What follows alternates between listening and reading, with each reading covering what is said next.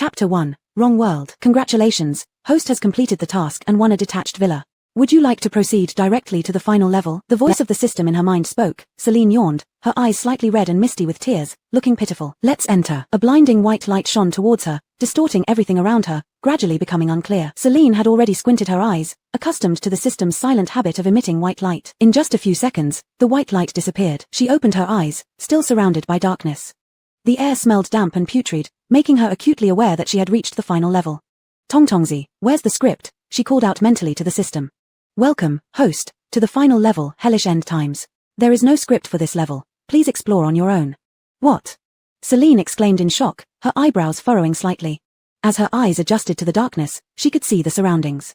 She was standing on a wide street, which wasn't empty. There were wrecked cars and zombie corpses everywhere, with black, foul-smelling, viscous liquid on the ground. On both sides lay ruins and rubble, tall buildings now looked dangerous, and there wasn't a single light for miles around. Only the full moon hanging in the sky was unusually bright and clear, appearing more sinister in this setting.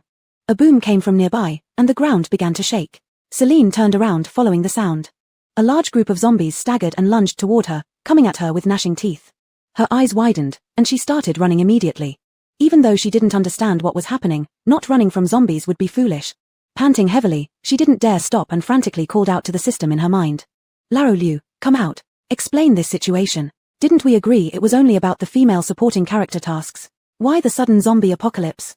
Please explore on your own. Don't bullshit me.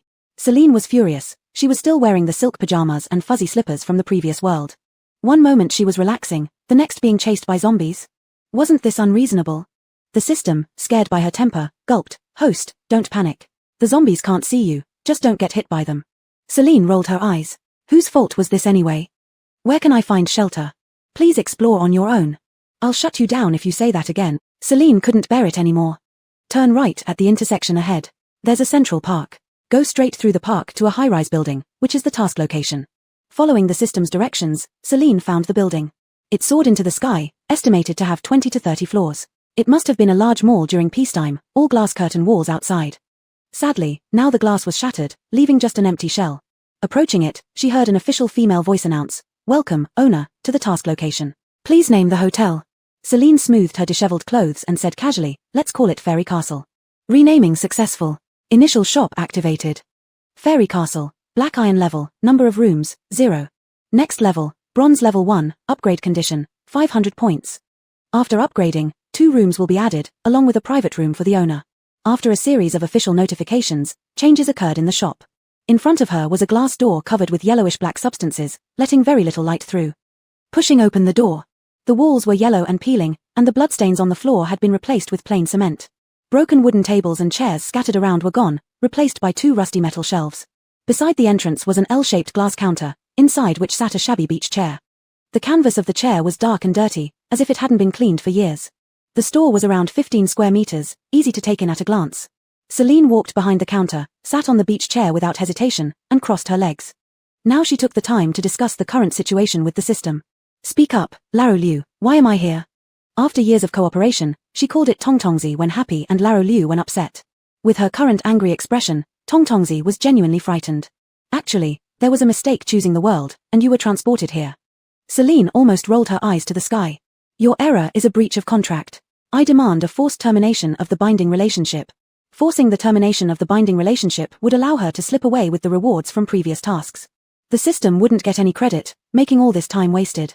Please don't. Let's discuss this. This world has no task penalties, so whatever you earn here can be taken back to the real world. With zombies everywhere, can there even be business? Definitely. It's the 9th year of the apocalypse. Zombies are rampant, and food resources are scarce. You have the only hotel, and it's a rare safe haven. What is a safe haven? It's a safety zone, an absolutely safe place immune to all external threats. Once bound to the owner, you will have supreme power within the store. Sounds promising. Celine nodded half-heartedly, showing understanding.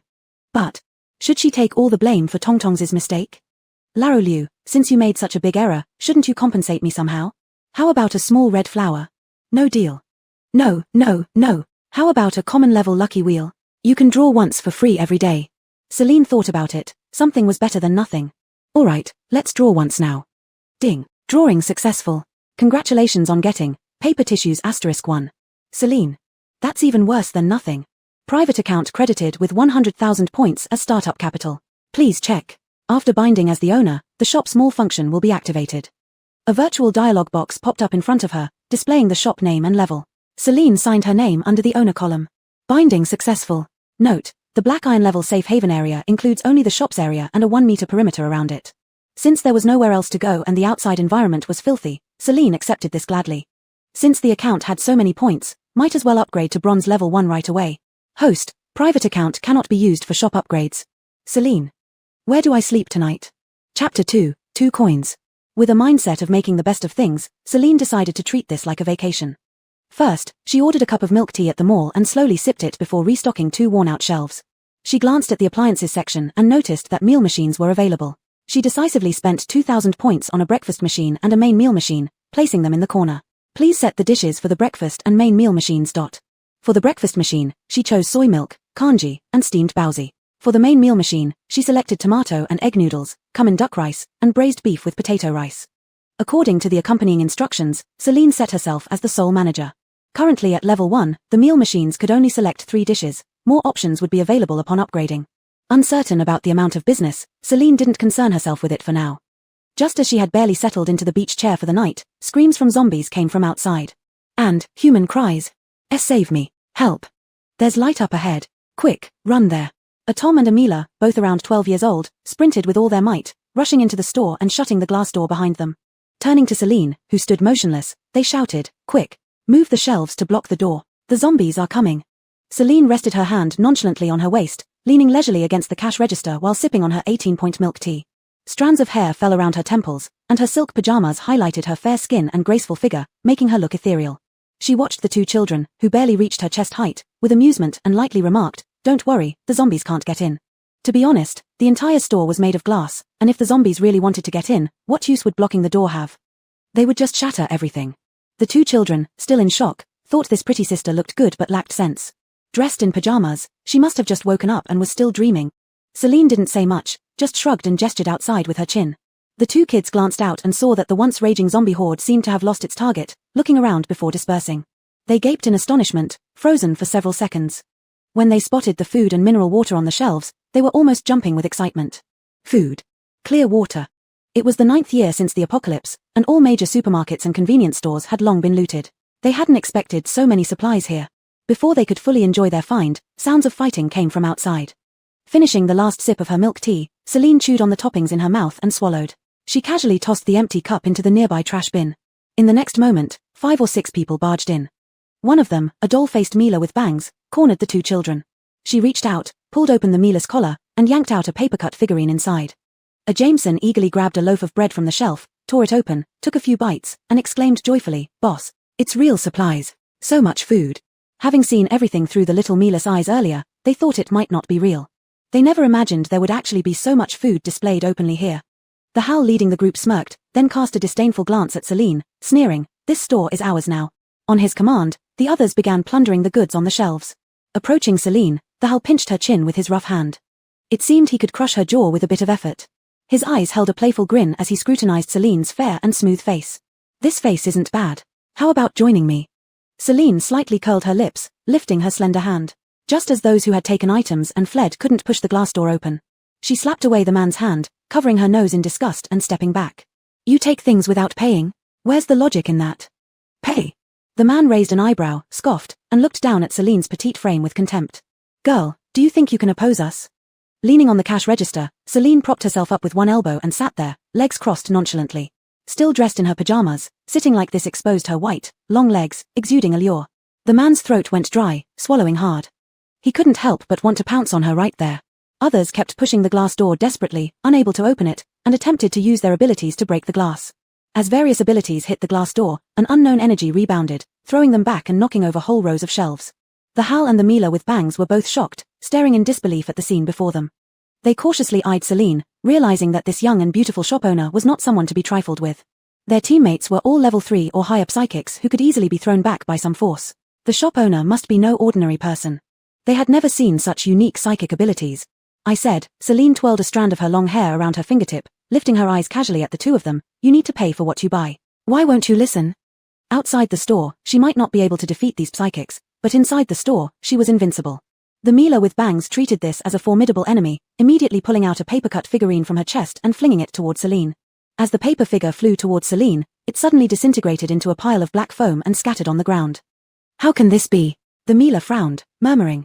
The Hal also attempted to attack Celine with his psychic powers. He swung his fist, which was enveloped in red flames. Before he could get close to Celine, he was knocked flying by a powerful energy. He slammed into the glass wall and fell to the ground, clutching his chest as he coughed up a pool of blood. Celine remained unperturbed, having played the role of a wicked female antagonist for so long, she was always the one being tormented in the end. Now, with this invincibility power, she could finally be a big villain with just cause. With a slight raise of her hand, the Hal and the Mila with bangs were enclosed in a bubble. The bubble looked fragile, but no matter how they attacked, it remained resilient without a single crack. Celine squeezed her hand, and the bubble quickly shrank, compressing the people inside. Then with a pop, it burst almost silently, and the two vanished. Only 2 coins remained suspended in mid-air. Celine opened her palm, and the coins flew into her hand.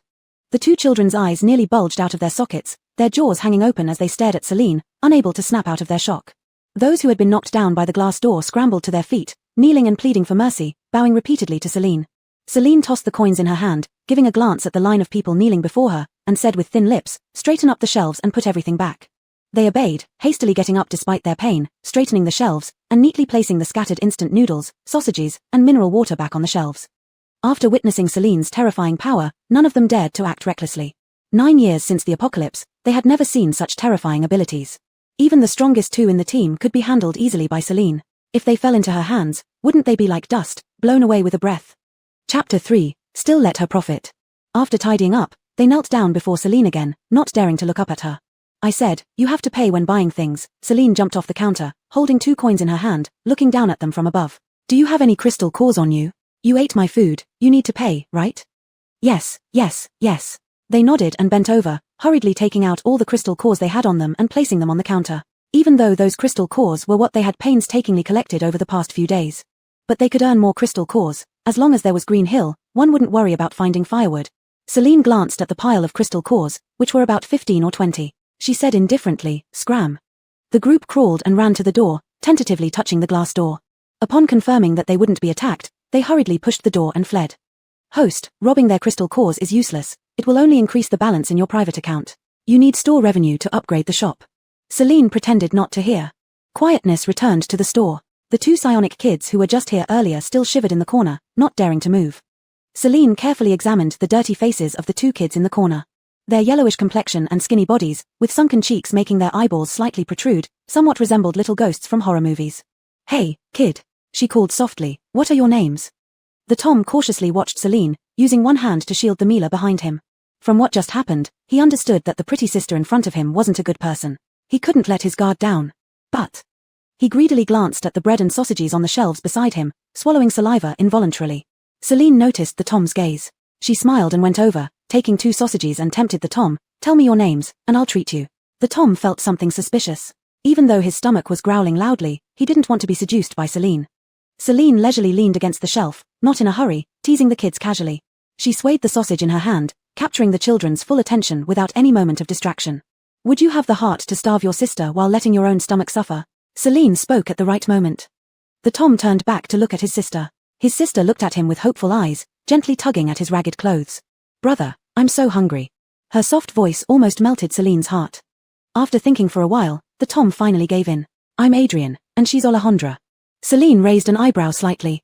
She handed over the sausages and also gave each of them a loaf of bread. The 2 siblings cherished the food like treasures, hugging it to their chests and bowing to thank Celine before trying to run away.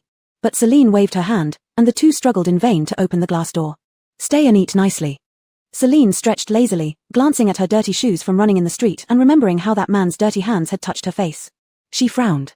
No private room, no bath, no change of clothes, this was torturing her. The 2 kids dared not object and sat down immediately, unwrapping the food and eating voraciously. Because of their parched throats, they almost choked. "Eat slowly." Celine was generous, giving them another bottle of water.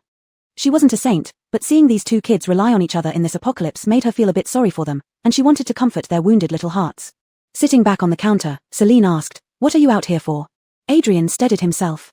Having eaten a piece of bread, his emaciated figure finally showed a small belly. He pointed at Alejandra beside him. "In our village, only the 2 of us have psionic abilities. The village chief sent us out to find supplies and to earn some crystal cores along the way. But on the second day we came out, We encountered that group of people. They forced us to be bait, luring zombies out so they could kill them and earn crystal cores. Those people included 3 level 3 and 2 level 4 psionics. They often grabbed low-level psionics to act as decoys, waiting safely in hiding until the zombies entered their killing zones before attacking. Adrian and Alejandra were unfortunate enough to be chosen as bait. The Mila with bangs had a hypnosis ability, attaching paper dolls to Alejandra, allowing her to see what Alejandra saw. This was how that group knew there were supplies here and stormed in to grab them. Celine nodded thoughtfully and asked again, "How many people are still alive now?" Alejandra answered truthfully, "There are still a dozen people in our village. To the south is the Ginza base, where many high-level psychics have gathered. There are even more people there. Those few people earlier should be from the Ginza base. With zombies rampant nowadays, many ordinary people sought refuge under the protection of bases. However, with so many people in the base, it was hard to get a share of food. Psychics were somewhat better off. They could earn crystal cores and protect themselves, contributing to the base monthly for some supplies. As for ordinary people, whom they called ordinary souls, they could only do cleaning jobs in the base and often did not receive any supplies." Celine tapped her fingers lightly on the table, then after a long pause, a mischievous smile curled at the corner of her lips. With people around, it was simple. As long as there were survivors, she could always make money. All right. She got up, walked back behind the cash register, rummaged through boxes, and found Anpoint's exchange machine, placing it on the counter. Brushing the dust off her hands, she sat down again on the chair. "You're here to find supplies, right? I have them, but you'll need to buy them with crystal cores." Alejandra was naturally simple-hearted. Embarrassed, she tugged at her dirty clothes and timidly approached the cash register, taking out the 2 level 1 crystal cores in her pocket. "Big sister, this is all I have. Can I exchange for a bucket of instant noodles?" Adrian was suddenly startled. Those were the crystal cores they had accumulated with great effort over the past 3 days. He rushed forward but couldn't stop her in time as Celine already tossed the 2 crystal cores into the exchange machine. The machine spat out a points card with Alejandra's name written in the lower right corner. She handed the card to Alejandra. "1 level 1 crystal core can be exchanged for 100 points. You now have 200 points on this card." She pointed at the pile of crystal cores she had just extorted and said, "These will also be given to you, but you need to exchange them for points here to buy things." The crystal cores were useless to her, but by giving them to these 2 kids, as long as they exchanged the crystal cores for points to buy supplies, wouldn't the money end up in her pocket? "Host, you're quite a little smart aleck. Or how could I be the wicked female lead?" Chapter 4, Bronze Level 1. Adrian was so shocked that he abruptly halted his steps, asking cautiously, "Sister, are all these crystal cores really for us?" "Yes, I only want points, not crystal cores," Celine replied definitively. "Thank you, sister." Overjoyed, Adrian transferred all the crystal cores on the table into Alejandra's card. Out of more than 10 crystal cores, only 2 were level 2, the rest were level 1. But calculated this way, it still amounted to 1,300 points, plus their own 200 points, they could buy a lot of supplies. Celine didn't explain too much, let the system automatically price all the items, then sat down on the beach chair, stretching lazily. With the 2 little guests gone, she could take a nap. The young guests sat cross-legged on the ground. Alejandra's spatial ability wasn't high, so she couldn't carry much. They were calculating what to buy to maximize storage capacity. After all this fuss, Celine felt a bit hungry. Opening the mall and entering the food section, she ordered some spicy noodle soup, boneless chicken feet, and paired it with a fruit tea. She ate delightfully, completely ignoring the 2 envious gazes attracted by the aroma. Alejandra swallowed her saliva and asked timidly, "Sister, do you have other things for sale here?" Celine supported her cheek with her left hand while holding chopsticks in her right, continuously eating the chicken feet. Her gaze lazily lifted and landed on Alejandra's thin face. "Whatever you want. Do you have porridge?" The child next door was only 5 months old, teeth not yet grown, unable to eat these fast foods. It would be best to take back a bowl of porridge, enough for the child to eat for 2 or 3 days. Celine pointed at the 2 strange-looking meal machines in the corner. "Over there, go pick for yourself." 2 strangely shaped machines stood there, Adrian protectively shielding his sister behind him. Upon lighting up the touchscreen, the images of 3 dishes displayed made Adrian drool. Looking at the prices, soy milk and kanji from the breakfast machine were both 3 points, steamed buns 7 points, noodles from the main meal machine 16 points, and rice meals 25 points. The prices seemed quite reasonable. Most importantly, this was the end times. In a world where having money didn't mean you could eat, Celine could conduct business so fairly. Was she sure she wasn't stupid? Alejandra bought 2 bowls of white porridge, and an additional 2 points were charged for packing fees. With plenty of points remaining on the card, seeing her brother eyeing meat and rice meals covetously, she ordered 8 boxed meals from the main meal machine, planning to eat them together with her brother on the way back and hide a couple for emergencies. Using the remaining points, the 2 embarked on a thorough scavenging mode, taking as much as they could until their space was packed. Alejandra's ability level was too low. Even with points, she couldn't bring much supplies back. Alejandra awkwardly rubbed her hands, not daring to look at Celine directly. "Sister, my space isn't enough, I can only buy this much, and the points on the card won't be fully used." She remembered that when Celine gave them the crystal cores, she said that they must exchange them into points and use them here. Now, exchanged into points but unable to use them all, she wondered if Celine would be angry. It's okay, you can use it next time. After finishing the boneless chicken feet, Celine wiped her mouth with a tissue and sipped the fruit tea again, mildly reminding, points cards can only be used by the owner. Using someone else's points card will result in an electric shock. Adrian thought for a moment before understanding the meaning of Celine's reminder. So, even if someone snatched Isabel's points card, it wouldn't work? Celine nodded. The two young guests beamed happily, satisfied with the amount of supplies they bought. After loading all the goods into the space, they waved goodbye to Celine. After locking the door, Celine checked her shop account, 540 points. Celine sighed in relief, barely enough for her upgrade, no need to sleep on the beach chair tonight. Tong Tong Z, upgrade now. Okay, deducting 500 points from the public account. The next second, an official female voice sounded in the store. Congratulations, boss has upgraded successfully, current magic castle level, bronze level 1. Added room count, 2 single rooms. Opened the boss's private room. Next level, bronze level 2, upgrade condition, 700 points. Rooms increase by 2 after upgrade, update store facilities, shelves, hot water dispenser. Some changes occurred within the store. The store became slightly larger, cement floors turned into aged floor tiles, and the yellow, peeling walls were repainted. In the corner where the meal machines were placed, an old-style hot water dispenser appeared. In the expanded area, a small square table and 4 stools were placed. At the back of the shop, a door appeared, covered by a curtain. Upon lifting the curtain, a short corridor could be seen leading to another room. Room 101 was on the left side of the corridor, room 102 on the right, and at the end of the corridor was a dark red wooden door with a sign hanging that read boss's room. Celine turned off the lights in the shop. The corridor was lit by only one dim yellow bulb, giving the environment an oddly eerie feel. She went to check the guest rooms. They were exceptionally tiny, with just a wooden bed laid out with a layer of cardboard atop it. The room was filled with a sour smell. Celine couldn't bear it for more than 10 seconds and quickly closed the door before returning to her own room. Her room, however, was much better, being a small single room of about 20 square meters. The single bed had a thick mattress and orange bedding set, making it look very comfortable. The bathroom was not large, but the faucet produced clear water, and under the sink was a drum washing machine. It was sufficient to meet her daily needs. Next to the bed was a double-door wardrobe, completely empty inside.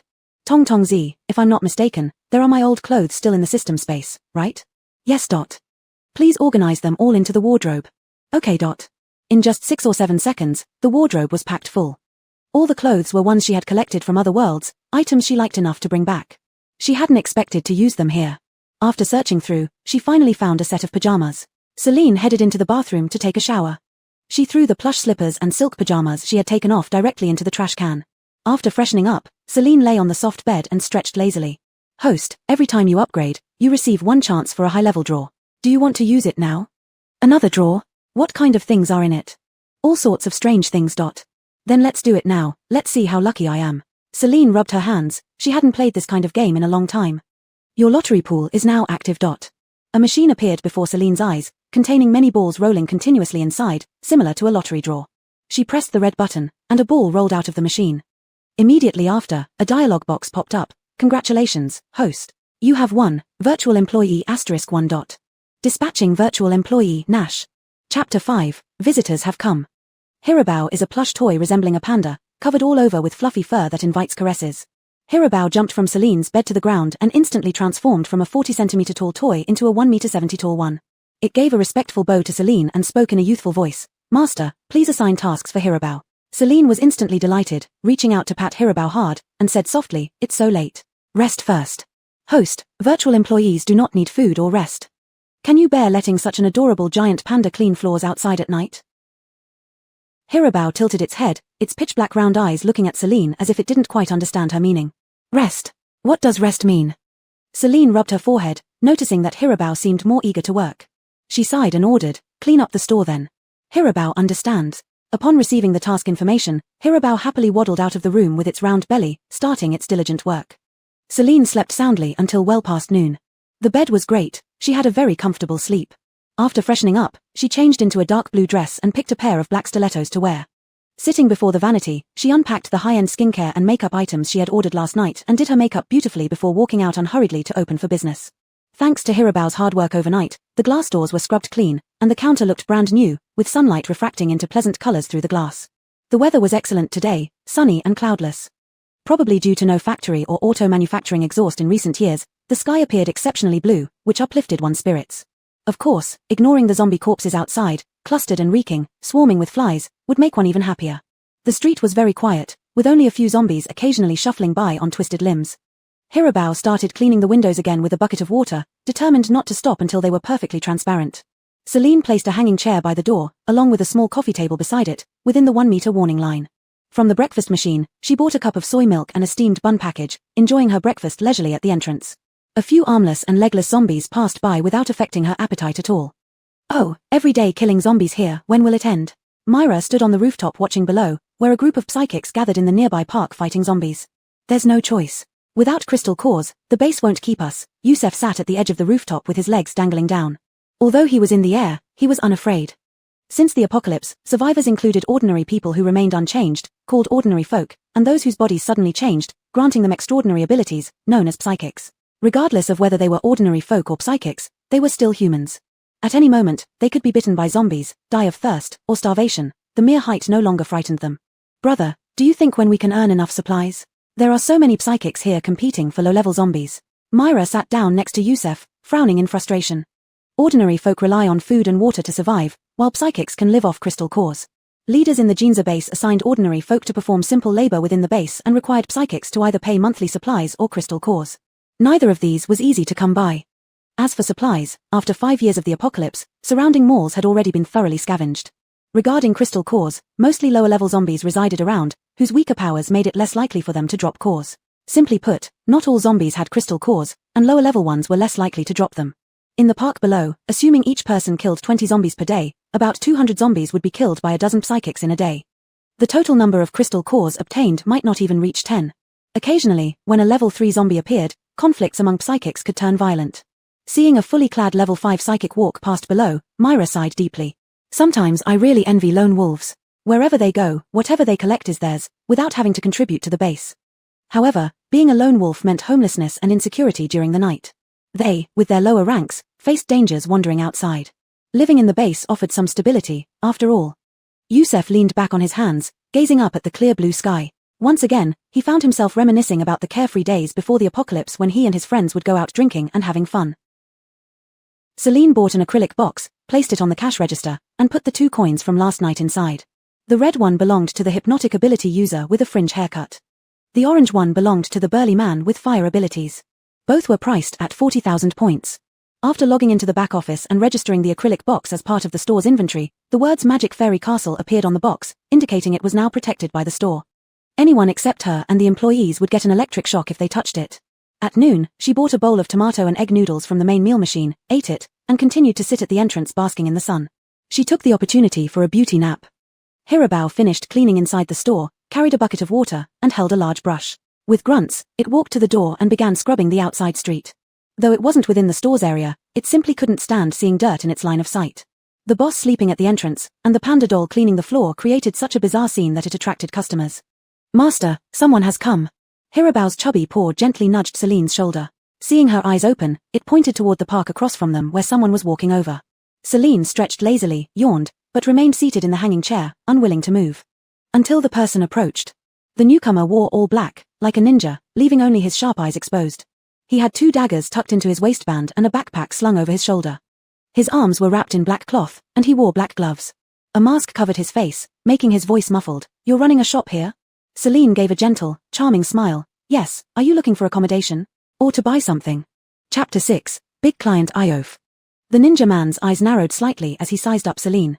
Logically, anyone who could sleep here so carefree must be quite powerful. Yet, he couldn't see her ability level. Since it was rare to have visitors, Celine naturally wanted to be welcoming. She got up with a flattering smile. It doesn't matter if you buy anything or not, you can come in and take a look first. Driven by curiosity, the ninja man followed Celine into the store. Seeing the wide array of goods on the shelves, he was instantly taken aback. From outside through the glass, he thought it might have been an illusion. But now that he could see and touch them, they couldn't still be illusions, could they? Was this woman crazy? Leaving so many supplies out like this, wasn't she afraid someone would rob her? As if guessing his thoughts, Celine leaned against the cash register and tapped on an acrylic box. Just a reminder, she said, some special items for sale here were left behind by people who tried to rob us yesterday. The ninja man walked over and looked at 2 coins, asking confusedly, what are these? Have you heard of ability cores?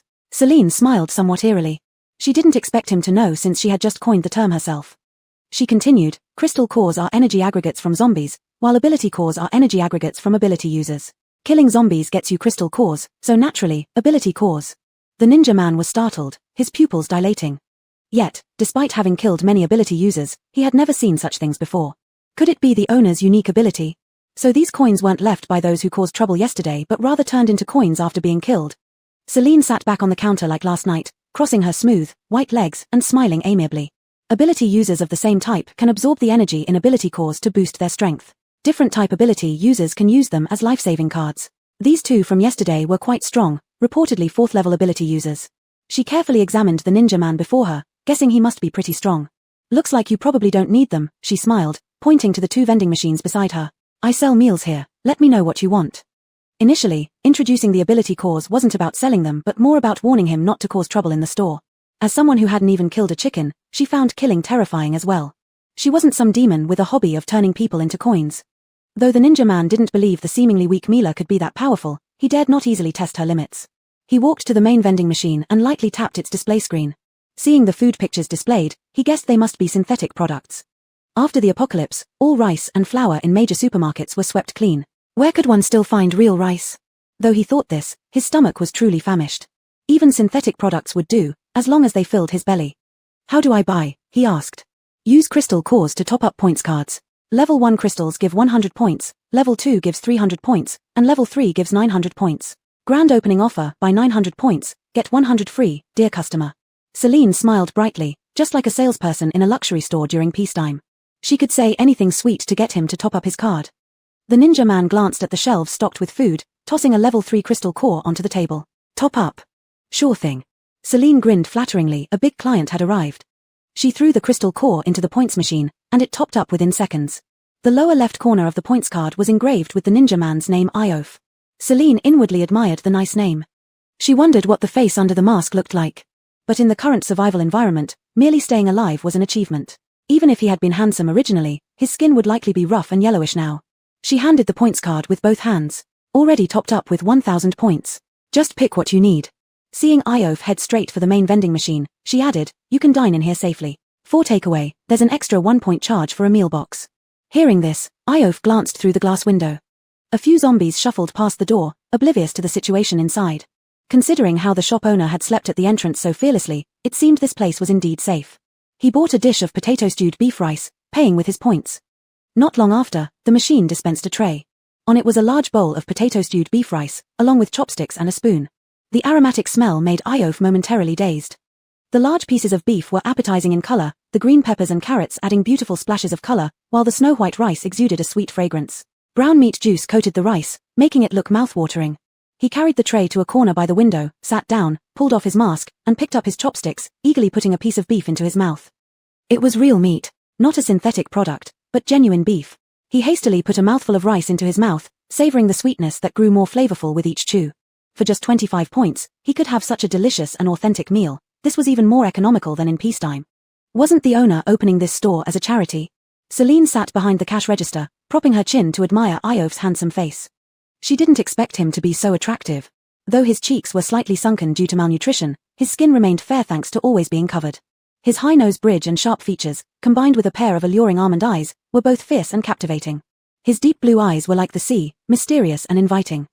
His lips were very sensual, but probably due to long-term dehydration, they appeared dry and pale. When her gaze landed on his parched lips, she felt a bit sorry and said, "Customer, there's a water dispenser in the corner, you can get a cup of water for free." She originally planned to charge 1 point per cup, but seeing how handsome Iof was, she dropped the idea.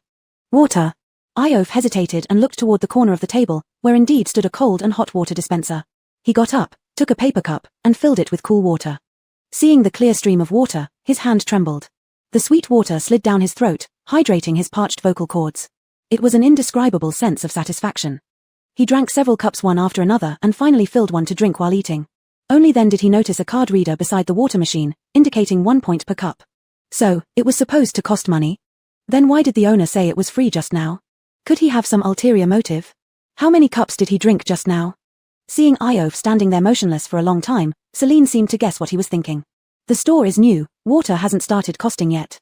She wouldn't admit she was captivated by Iof's beauty. Iof gave a faint hum and returned to his seat with a cup of water, resuming his meal. Suddenly, a loud bang came from outside, startling Celine out of her admiration for his good looks. She stretched her neck to look outside but saw nothing unusual. A few zombies had rushed to the left following the sound of the explosion. Io frowned, set down his chopsticks, pulled up his mask, and left a brief note. "Owner, don't clear my plate, I'll be back soon."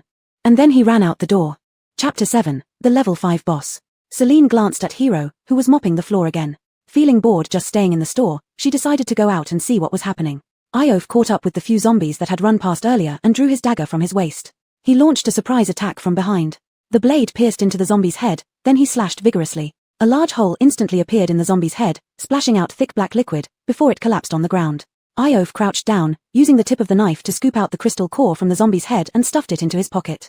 In just a few quick moves, he harvested a crystal core. Its color was clear, radiating a purple glow, a level 4 crystal core. Watching Iof's agile figure as he wielded his weapon with such dexterity, Celine was left speechless, cheering inwardly, how handsome. No wonder Iof rushed out without finishing his meal. These were level 4 zombies. At this moment, one could also see further away, a group of zombies chasing several people toward their direction. Iof twirled the knife in his hand, seemingly preparing for battle. "Iof, you don't intend to charge over there, do you?" Celine called out in surprise, stopping him. That was a horde of zombies. Even if Iof was incredibly powerful, it would be hard for him to beat them all by himself. What if he came back missing an arm or a leg? He wouldn't be so handsome anymore. Having not heard anyone call his full name for a long time, Iof paused momentarily, turning his head to meet Celine's slightly worried gaze. How should he describe Celine's expression? It held worry, but more so, it seemed like regret rather than fear.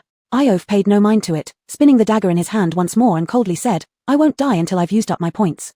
Celine choked on her breath, rolling her eyes wordlessly. The boss was indeed handsome, but his words were harsh. Such a man is not worth it. She sat down on the hanging chair, quietly watching the show unfold. She even ordered a bucket of popcorn, munching away while watching the scene of zombies getting dispatched one by one. Iof ran forward, waiting for those few humans to pass by him. Then, he hurled 2 daggers into the midst of the zombie horde. The daggers spun through the air, slicing through the front row of zombies before flying back into the middle of the horde. Finally, they pierced through the zombies from the front, returning to Iof's grasp.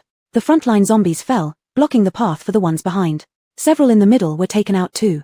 The speed of the zombie horde clearly slowed down. Crystal cores from the killed zombies floated in the air. There weren't many, only 2. He slid the daggers back into his waistband and reached out his hand. The crystal cores flew towards him like they were drawn by a magnet, landing in Iof's palm. The few survivors who were being chased had already escaped to the convenience store entrance, crouching down to catch their breath. Seeing Iof harvest a few crystal cores, envy filled their eyes. Even Celine was stunned. Just raising and flicking his hand, the crystal cores were in his grasp. Was this magic? Everett stared intently at Iof, muttering, as expected of a level 5 boss. Upon hearing this, Celine raised her eyebrows slightly. Level 5? No wonder he took care of the level 4 zombies so effortlessly. She quickly regained her composure, looking at the young people in front of her and smiling. "Customers, would you like to stay? Or perhaps need something to eat?" Everett turned his face warily towards Celine, then glanced around the shop. They all stared in shock. Magic Castle? When they came out last week to search for supplies, there was no store here. How did this place suddenly appear? And it looked clean and elegant. Then, they looked at the shopkeeper, with fair skin, beautiful appearance, and fashionable attire. Surely this couldn't be real. It's bread. Zaina, seeing the shelves filled with bread through the glass, her dirty face lit up only in her eyes. She eagerly pushed open the door, grabbing the bread off the shelves and storing it in her spatial pocket. Celine silently watched Zaina's actions, her smile disappearing, replaced by displeasure. She intended to run this business properly, but she had underestimated human nature in the apocalypse, always needing reminders, which was exhausting. Noticing the shopkeeper's displeased expression, Everett felt uneasy inside. Hastily, he went inside, grabbing Zaina's looting hand, frowning deeply. He whispered sternly, "What are you doing?" "Captain, it's supplies." Zaina's eyes shone brightly as she waved a few vacuum-packed breads in front of Everett. "Look, so much food. If we bring this back, our team won't need to come out searching for supplies for a year." Everett snatched the bread from Zaina and put them back on the shelf, his brows furrowing deeply enough to trap a fly. The sudden appearance of this convenience store in the city center must be suspicious. How can you act so impulsively? What's there to fear? Zaina rolled her eyes, thinking that the captain was worrying over nothing. "The 5 of us are psychers. Would we be beaten by a frail woman like the boss?" She had already observed that she couldn't see the shopkeeper's psyche level, which meant that the shopkeeper was an ordinary person. Even if the boss had some strength, the shop was surrounded by glass walls which they could easily break and escape using the captain's flying ability. Ignoring Everett's attempts to stop her, she continued to sweep all edible items on the shelves into her spatial pocket. Iof returned after managing to hold back the zombie horde. Before entering the convenience store, he glanced casually at Celine, who stood inside with an unfriendly expression. Following her gaze, he saw that the little Mila from earlier was rampaging on the shelves. It seemed she had upset Celine. He sat back down to continue his meal without saying a word to warn Zaina. This opportunity allowed him to gauge just how powerful the boss was. The other 3 members of the team stood by the door, too afraid to enter without their captain's order, unsure of the situation here. They anxiously waited outside for their captain to pull Zaina out so they could deliberate further. Zaina collected all goods on the shelf into her spatial pocket with joy, delighted that the boss hadn't interfered during this time, proving her assumption correct. The shopkeeper had no real power. It was only interesting that this safe house could be invisible to zombies. She smirked triumphantly at Everett and was about to leave. Just as she reached out to open the door, a powerful energy surged towards her, knocking her back. Zaina slammed into the shelf, screaming in pain. Everett's eyes widened in shock as he saw a blue barrier appear around the glass when Zaina touched the door. He tried touching the door himself but found nothing unusual. The barrier hadn't appeared, meaning he could leave the convenience store. But why couldn't Zaina?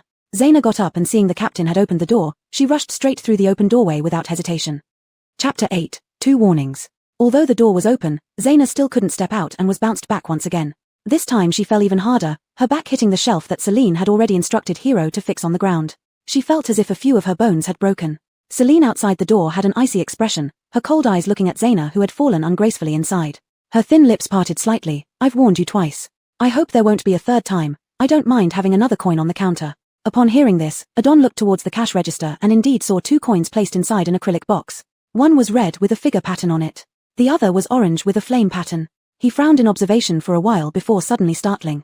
These were transformed from psychics. He went over to help up Zaina and sternly scolded, if you want to stay alive, quickly take everything out and put it back. Zaina gritted her teeth in pain, holding her waist as she stood up. Not daring to act recklessly anymore, she obediently shook out all the items from her spatial ring. Adon waved his hand toward the door, signaling for the team members to come in and help organize the merchandise back onto the shelves.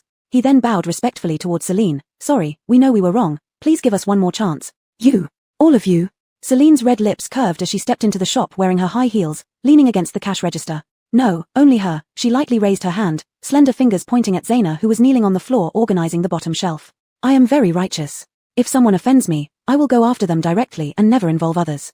Zaina swallowed nervously, hastening her movements to return the goods to their original places. Adon sighed inwardly, licking his lips before tentatively asking, Boss, can we buy some supplies to take back with us? Of course, my shop is open for business. Celine smiled, pointing to the sign on the wall. The exchange rules are on the wall, and the exchange machine is on the table. However, let me remind you, the third warning means you'll never leave this place again. Adon nodded repeatedly, helping his teammates clean up the shelves. Iof, who had been eating heartily and watching the scene, slowly drew back his gaze. It seemed this shop wasn't simple at all. Not only zombies couldn't see or enter it, but it also had a strong defense system to prevent anyone from causing trouble or robbing resources inside. No wonder the boss said earlier it was absolutely safe here, asking if he wanted to stay. Living here meant no worry about zombie attacks or human threats. Luckily, he didn't act rashly and test Celine's abilities earlier. Otherwise, he might have ended up as a coin lying in that box too. After Adon and the others finished cleaning up, they were attracted by the aroma of food. Seeing the leader enjoying such delicious rice and meat, which they hadn't seen since the apocalypse. Captain, it's already noon. Can we eat something too? Angelica asked earnestly, her stomach rumbling. The rest of the team was also drawn by the food, their stomachs growling. Adon swallowed hard, trying cautiously, Boss, can we eat here? You can, Celine agreed readily. Why not do business? She was hoping to earn enough money quickly to upgrade her shop and finish the mission so she could go home with 10 million. She pointed to the nearby meal machine, order here. Adon was ecstatic, fearing the boss would hold a grudge and not let them eat. He lit up the screen of the meal machine and noticed the unit of price was points. He remembered recharging was necessary to buy anything here. Following the exchange rules on the wall, he recharged using a first-level crystal core. It was specified that points cards could not be shared. So the team members queued up to recharge, obtaining cards written with their names before orderly buying meals. There weren't many seats, only 4 were available. Iof had taken one, the others sat on stools if available, otherwise directly on the floor. So delicious. Angelica exclaimed, the savory chicken leg mixed with sweet rice almost making her cry in gratitude. They were part of a relatively weak squad in the base, receiving little supplies each time, sometimes none at all. Even when they received supplies, sharing with family often left them unsatisfied. Sometimes it was half a stale bread, other times just instant noodle dregs. How long had it been since they ate a proper meal?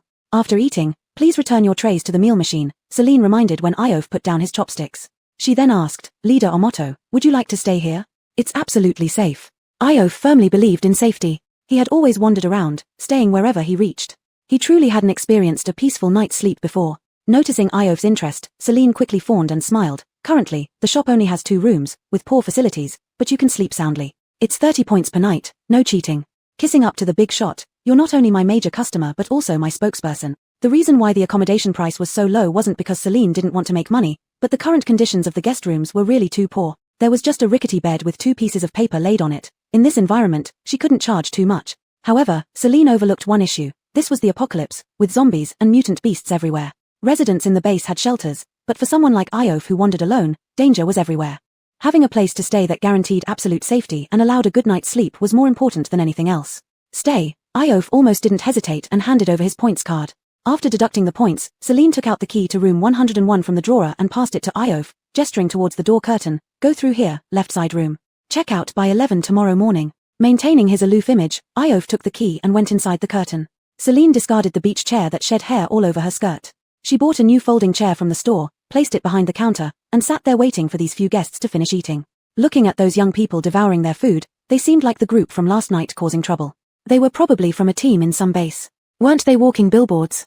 Celine noticed they were gulping down the food and reminded them kindly, there's a water dispenser over there, just 1 point per cup. Upon hearing this, Adon got up and swiped his card to fill a cup. Watching the clear water flow from the old machine, he was so excited that he almost thought this place might be heaven. After the apocalypse, all water sources were polluted, and among those who obtained psychic abilities, the ability to purify water, the water purification ability, was the rarest.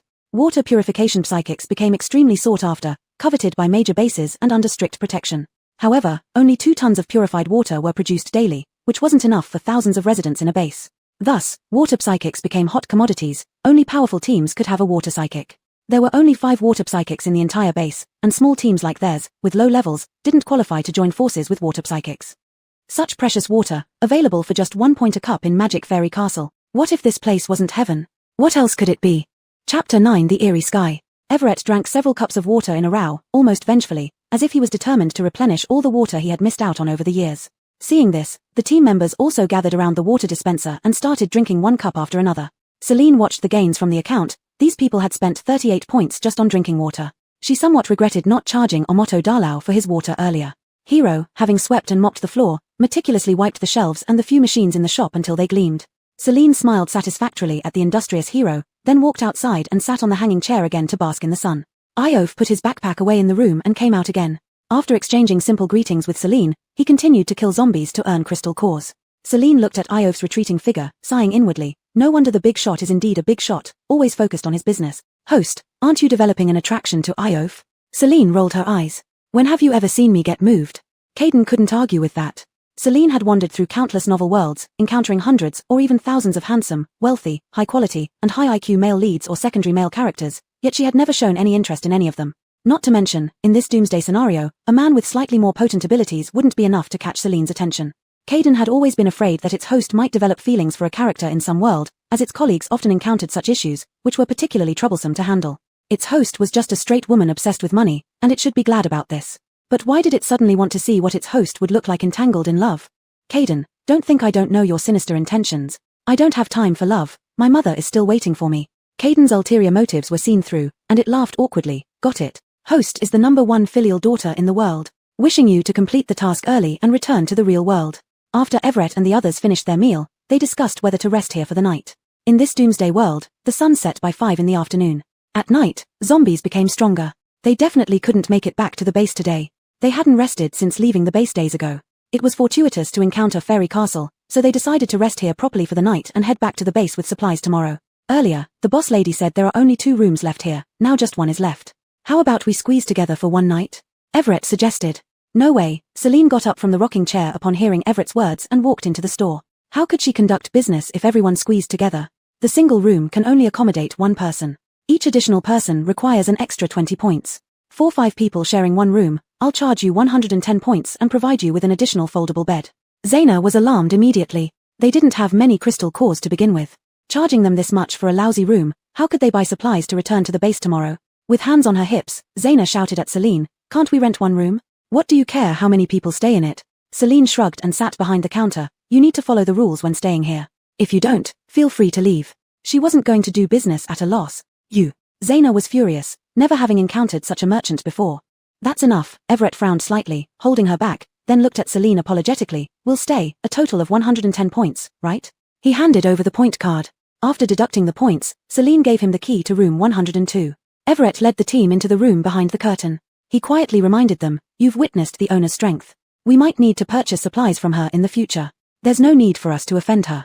Zaina pressed her lips tightly together, nodding ambiguously. Celine placed an order for a foldable bed on the mall and asked Hero to deliver it to room 102. Afterward, she went outside and sat on the rocking chair, looking around. It has to be said that Hero was very responsible. He cleaned up all the streets around the store entrance area. Without the zombie corpses swarming with flies and maggots, the air felt fresher. Planning to continue basking in the sun, she hoped to see if there were new customers who might buy something. However, within less than half an hour of sitting down, the sky, which had been clear moments ago, suddenly darkened. The sunset had turned the entire sky red, strangely red. The sun hanging on the horizon didn't resemble a yolk but rather appeared painted, blood red and perfectly round. Startled by the scene, Celine quickly got up and dragged the rocking chair and the coffee table inside the hotel. Within this short span of 10 minutes, the redness faded, and the city fell completely into darkness. Standing inside the store, looking at the eerie sky outside through the glass, she felt the true horror of living in this post-apocalyptic world for the first time. Tongtongzi, what time is it now? It's 5 in the afternoon. Celine was still reeling from shock. It was only 5 o'clock, yet dusk had fallen in an instant, followed by night. She turned on all the lights in the store, bought an electronic clock, and hung it in the lobby. She spent 100 points to make a neon sign and hung it outside the store. It read, business hours, 7 a.m. to 8 p.m. She certainly didn't want people to use her place as a shelter at night, making her shop dirty and chaotic. Back inside the store, she sat behind the cashier counter, ordered a stone pot bibimbap, and a free barley tea from the food section. Eating dinner slowly, she couldn't shake off a lingering unease. Everything in this world was too strange, the people with abilities, the unknown origin of the zombie virus, and the sky turning dark instantly. Even knowing she was absolutely safe inside the store, she still felt unsettled. Who could guarantee that there weren't any bizarre abilities that could kill her? Of course, she was only here to complete the task and had often died before. She was just afraid of dying too quickly without recouping her investment, and being sent back to the real world. Her life wasn't valuable, but her 10 million yuan was. Understanding Celine's thoughts, the system was speechless. Host, you are truly money obsessed. What do you expect? If I wasn't greedy for that 10 million, would I have signed the contract with you? Rest assured, host. For my KPI, I won't let you die easily. So, do you have any survival skills for me? Caden, don't do loss-making business either. Once you upgrade to silver, I'll give you a protective amulet. Silver. Celine opened the back end to check her personal information. It showed she was still at bronze level 1, needing to reach bronze level 3 and accumulate 3,000 points to unlock the silver level. To stay alive longer, she had to earn more money to upgrade the store level. Otherwise, if she couldn't return to the real world, how would she deal with her mother's illness? Chapter 10, Rhyming words always make sense. Just as she was eating, Iof returned from outside. Smelling the aroma of the meal, Iof cast a glance at the stone pot in front of Celine, his eyes flickering with surprise for a moment. Indeed, this store was no ordinary place. In an era of resource scarcity, the proprietress not only had plenty of fresh supplies but seemed capable of obtaining almost anything. Stone pot bibimbap, this kind of food was something one would only get to eat during peacetime, right? Not only was this store safe and well-stocked, it even had water and electricity, right in the heart of the city, truly baffling. Then he took another look at Celine's face, and Iof was momentarily lost in thought. He hadn't seen such a beautiful Mila in a long time. Her skin was smooth and fine, her features were excellent, her eyes lively, her nose high-bridged, and her mouth small. Even in peacetime, such beauty was rare. Noticing that the person in front of her hadn't moved, Celine looked up to meet those blue eyes, the corner of her mouth twitching into a smile. Is there something you need, Mr. Omoto? Nothing. Without giving it much thought, Iof went to the vending machine, bought a meal, sat down at a small table to eat, then purchased 2 instant breads and a bottle of mineral water before returning to his room. The room was quite dilapidated. Although it was called a hotel, it looked more like a refugee shelter. But at least it was safe and quiet, with barely any sound of zombies roaring on the streets outside. Besides, Nash had already cleaned the 2 rooms thoroughly. Although they were somewhat shabby, they were much cleaner than before. Originally, there had been a pungent smell, but somehow Nash had found an air freshener and sprayed every corner of the room, leaving behind a faint lemon scent now. Of course, Iof couldn't smell it, he could only smell the stench on himself. In room 102, Everett and his group still didn't feel completely at ease about the hotel. Although zombies couldn't enter, the proprietress, who possessed formidable powers, became their biggest threat.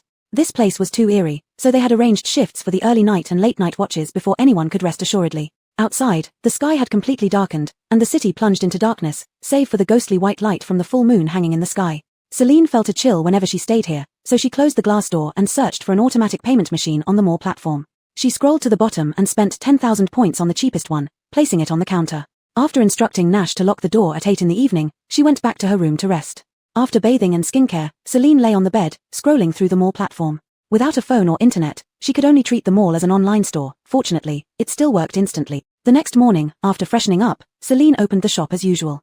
She ordered a soy milk and a steamed bun from the breakfast machine, sitting in the porch swing chair to bask in the sun. As the manager of Magic Fairy Castle, she didn't have to pay for food or lodging, but if she ate in the mall's food section, she would have to spend points. The points spent would eventually become Grady's KPI. Naturally, she wasn't willing to do that. Grady, host, are you really not letting me earn a penny? Celine, You don't understand, this is called frugality when necessary and extravagance where needed, making money to level up and return home sooner. Grady, it's quite rhythmic indeed, rhyming words always make sense. Everett's team sat in a circle in the room. They had passed the night uneventfully, sleeping soundly, even the night watchman fell asleep unknowingly due to the quietness. Now they had to discuss how to bring the supplies back to base. They had come out to find supplies and never expected that crystal cores could be used to purchase food and water. They only had a few first and second grade crystal cores collected on the way here, and half of them were already spent on lodging and meals. We only have 3 first grade crystal cores left. With the remaining points in our card, we can't carry much back, Zaina said worriedly. The amount they could buy wouldn't be enough for everyone at the base. Though it was just a small base, there were still over 1,000 people. Expecting them to divide what little they could bring back might not give each person even half a slice of bread. Angelica suggested, let's take some samples to let the higher-ups believe that there are sufficient supplies here.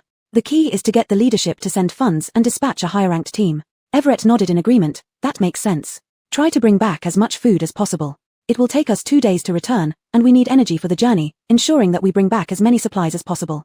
If they just traveled straight, they could reach the base in 1 day. Unable to withstand the numerous zombies nearby in the city center, and most of them were level 3 zombies, they were too low in level and couldn't defeat them. They would have to hide and dodge, which would take up a lot of time. After making the decision, everyone left their rooms to check out and purchase supplies. The boss wasn't around, only Nash was wiping the glass. Every time Angelica saw Nash, she found it hard to control her gaze from lingering on him. Mommy, Daddy, I see a moving toy. Nash, is the proprietress not here? Everett looked around but didn't spot the boss.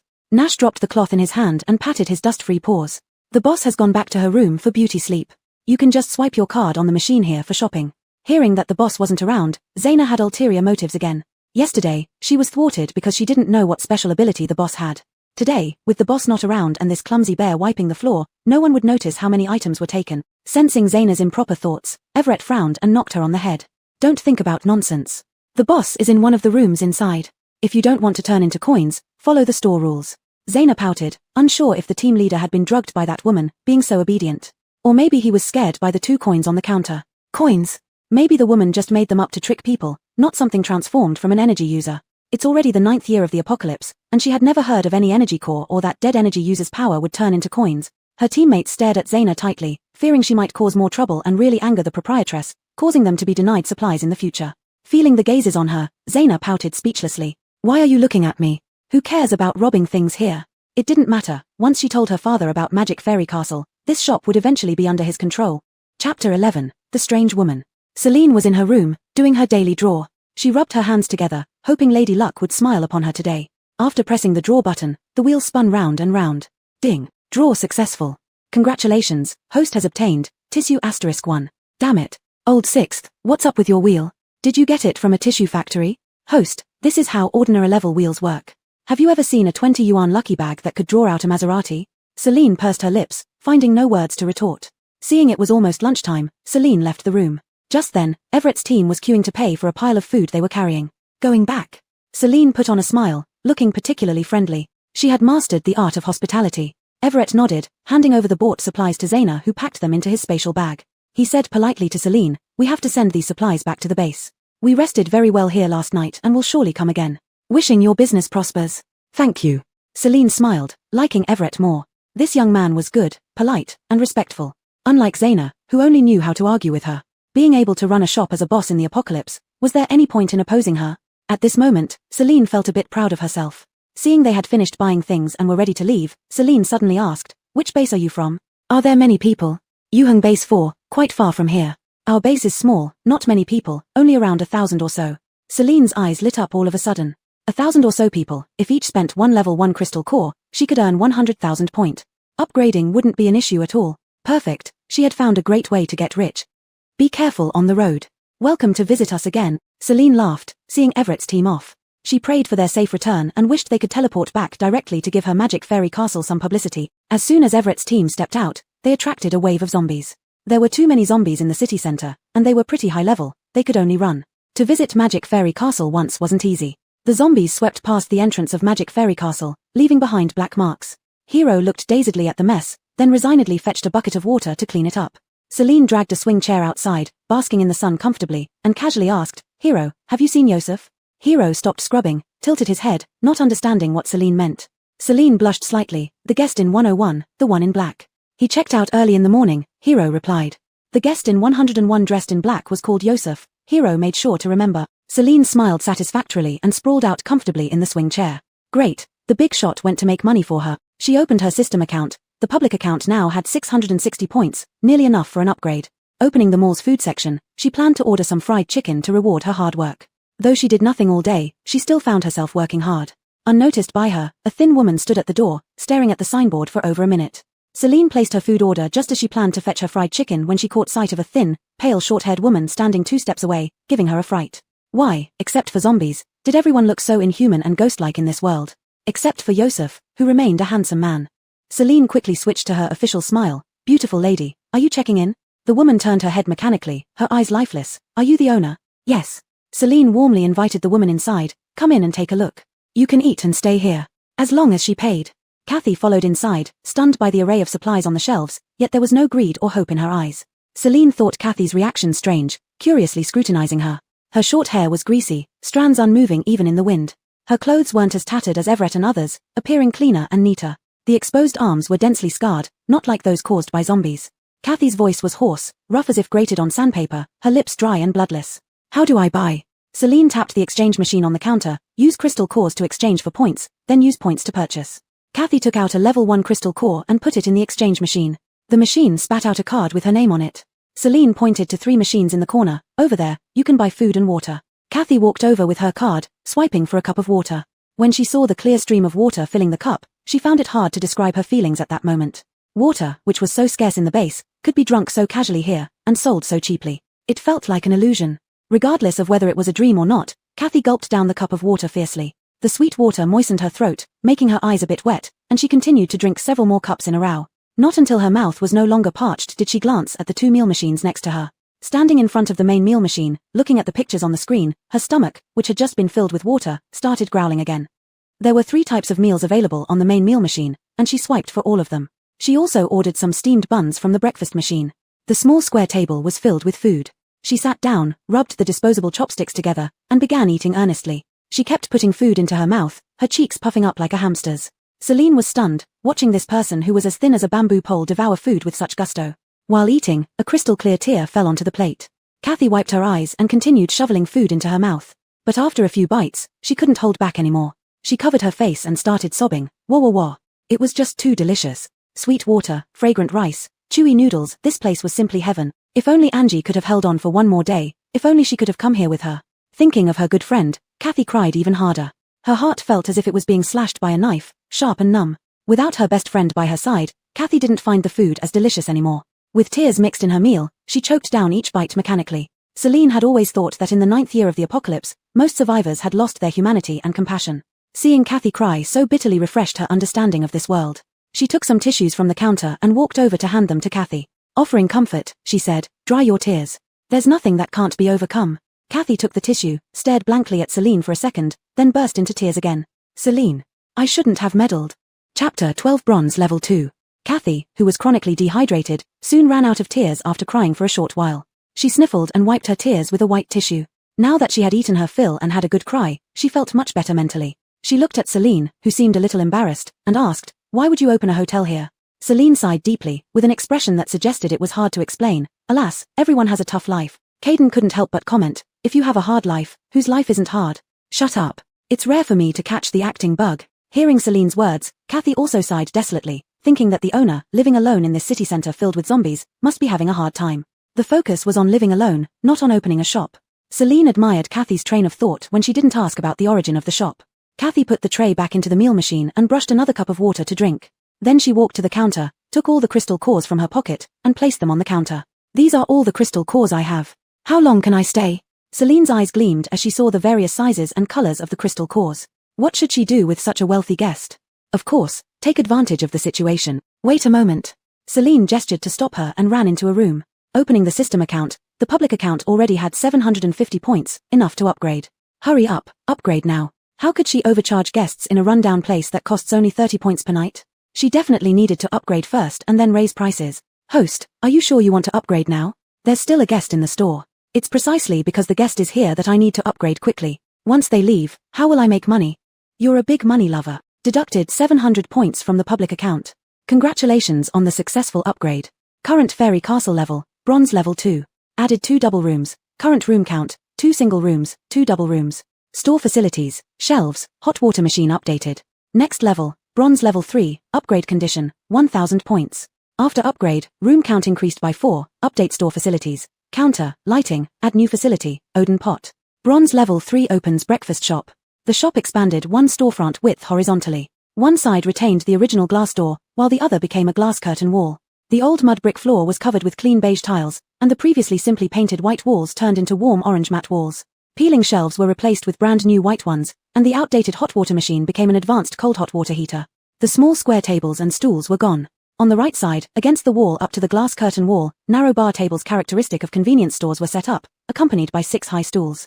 The corridor leading to the rooms became a wooden staircase, with an additional passage beside it. On the right, what was originally an unopened space became a laundry room, and the door to the owner's room was under the stairs. Although described as under the stairs, once inside the room, it was like entering another space. Still standing in the store, Kathy was so shocked that her eyes nearly popped out. She wondered if she hadn't woken up yet from a dream. What did she just see? This shop can transform. Celine came out of the owner's room with a smile, paused for a moment upon seeing the laundry room sign next door, then walked out and was stunned by the transformed store. This upgrade was way better than the last one. Suppressing her surprise, she walked calmly towards Kathy, her eyes smiling into slits. Sorry, the shop has been slightly renovated. Kathy was still dazed. Slightly? Wasn't it completely redone? Host, just reminding you, housing facilities have changed. The second floor has a shared bathroom, and the double rooms come with private bathrooms. Timed reminder, isn't this because I'm afraid you'll earn less, affecting my KPIs? Celine, 6, you're really a sharp one. Gradually coming to her senses, Kathy thought that given the owner's ability to run a shop in the zombie-filled city center, she must have very powerful abilities. In the post-apocalyptic 9th year, was anything really surprising? She pushed the crystal cores on the table. Boss, these are all I have. Can I stay for 2 nights? Such a beautiful place, it seemed zombies couldn't get in, it was safe, and there was food. Staying 1 night must be expensive, right? Enough. Celine laughed heartily and explained, there are single and double rooms. Single rooms cost 60 points per night, and double rooms cost 140 points per night. Double rooms have accompanying bathrooms, while singles use the shared bathroom and no shower. Only 60 points. Kathy was surprised. Celine was also surprised. By this reaction, the price was too low. A loss. Words spoken are water spilled, there's no going back or raising prices now. She nodded, her heart aching. Kathy picked through the pile of crystal cores, selecting a 3rd grade crystal core to recharge Themokine with, putting the rest away. A 3rd grade crystal core could be exchanged for 900 points, enough for her to stay here for a few days. Kathy stuffed the remaining crystal cores back into her pocket, while Celine watched with a twinge of envy. It didn't matter, as long as the customer was still in the store, the money would eventually end up in her pocket. I just need a single room, for 3 nights. Kathy handed her card to Celine. Putting customers first, Celine maintained an excellent service attitude, smiling throughout and deducting 180 points from Kathy's card. Handing back the card along with the key to room 201, she casually asked, deciding so quickly to stay for 3 nights, is there something else you need to do? Kathy's eyes darkened for a moment. With a heavy nod, she went upstairs. She needed to contact the base as soon as possible and figure out how to convey the information about the large quantity of supplies here. Only then might her teammates have a chance to survive this war. Lindsay was already dead, and she didn't want anyone else to leave her because of hunger or thirst. With no immediate business, Celine went upstairs to check out what the upgraded hotel looked like. Upstairs on the left were the single rooms, 201 to 202, and the shared bathroom. On the right were the double rooms, 203 and 204. The layout of the single rooms hadn't changed much, although they still had wooden beds, they now came with 10 centimeter thick mattresses. The walls and floors had been renovated, matching the downstairs decor, simple yet cozy.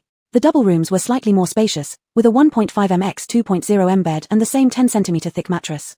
They also had a small bathroom. Small, but sufficient. In this era of scarce water resources, being able to take a shower was already a tremendous luxury. Satisfied with this thought, Celine closed the door to the double room and went downstairs. When Alton returned from hunting, she'd make another good profit. Delighted at the prospect. Chapter 13, Bandits were Shandia flew away. Isabel, hurry up. We're almost there. Adrian urged Alejandra, who was behind him, as they ran. On the 3rd day after leaving Morgian Castle, they were far away from the city. Passing through this forest would bring them back to their village. Their village was quite remote, with no one living around it, so when the zombie virus outbreak occurred, the village was not hit too severely, allowing a dozen or so people to live relatively safely even 9 years into the apocalypse. Originally, 3 young adults had obtained superpowers and formed a small team to go out in search of supplies for the village, but unfortunately, after going out on one trip last year, they never returned. That's why the responsibility of finding supplies fell on Adrian and Alejandra, 2 kids. Brother, I'm so tired. After several days of rushing non-stop, even with sufficient water and food, Alejandra began to lose her strength.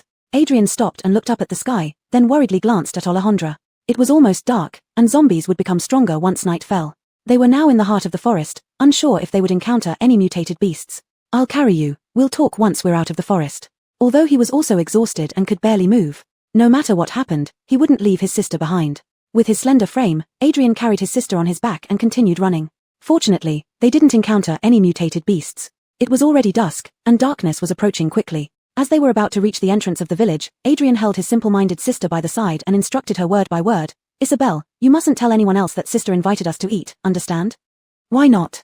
Alejandra asked innocently, her large, black eyes turning curiously. She wanted to tell everyone about the kind and beautiful sister they met. "Think about it, sister was nice enough to treat us to a meal.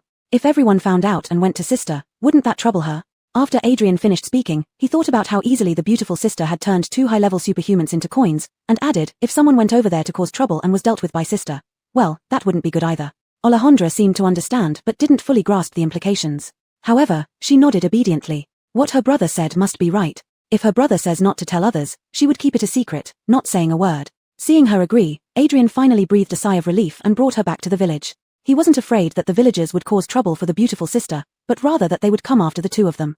The village's only two kids with superpowers were basically just tools used by the villagers. Without parents or relatives, even if they died outside accidentally, it wouldn't be considered a loss. If it were discovered that they indulged themselves by eating an entire bucket of instant noodles and returning with ample water, numerous accusations would surely be thrown at them. Ultimately, it would mean more trouble for themselves. The village had also been attacked by zombies before, leaving everything in shambles. Now, the remaining dozen people all lived in a relatively safe underground cave. After Adrian and Alejandra entered the cave, Adrian used his firepower to light up the haystack in the corner. "Xiao Qian and Isabel are back." The village chief, Aide, came forward, extending his shriveled yellow hand to pat the two children's heads. "Did you get anything useful this time?" Adrian glanced at Alejandra, who then took out all the food from her space ability. A total of 38 instant breads. Actually, there was more than this, but to be safe, Adrian had made Alejandra keep some supplies behind, in case something happened in the future and Alejandra might go hungry again. The villagers' eyes lit up with greed at the sight of food. Everyone scrambled to their feet and rushed forward to grab the items placed on the ground. They hadn't eaten for so long. To continue enduring this would mean death. Adrian and Alejandra were scared back a few steps by the frenzy of the villagers, thankful they hadn't brought out the water, boxed meals, and porridge, or these people might have gone insane.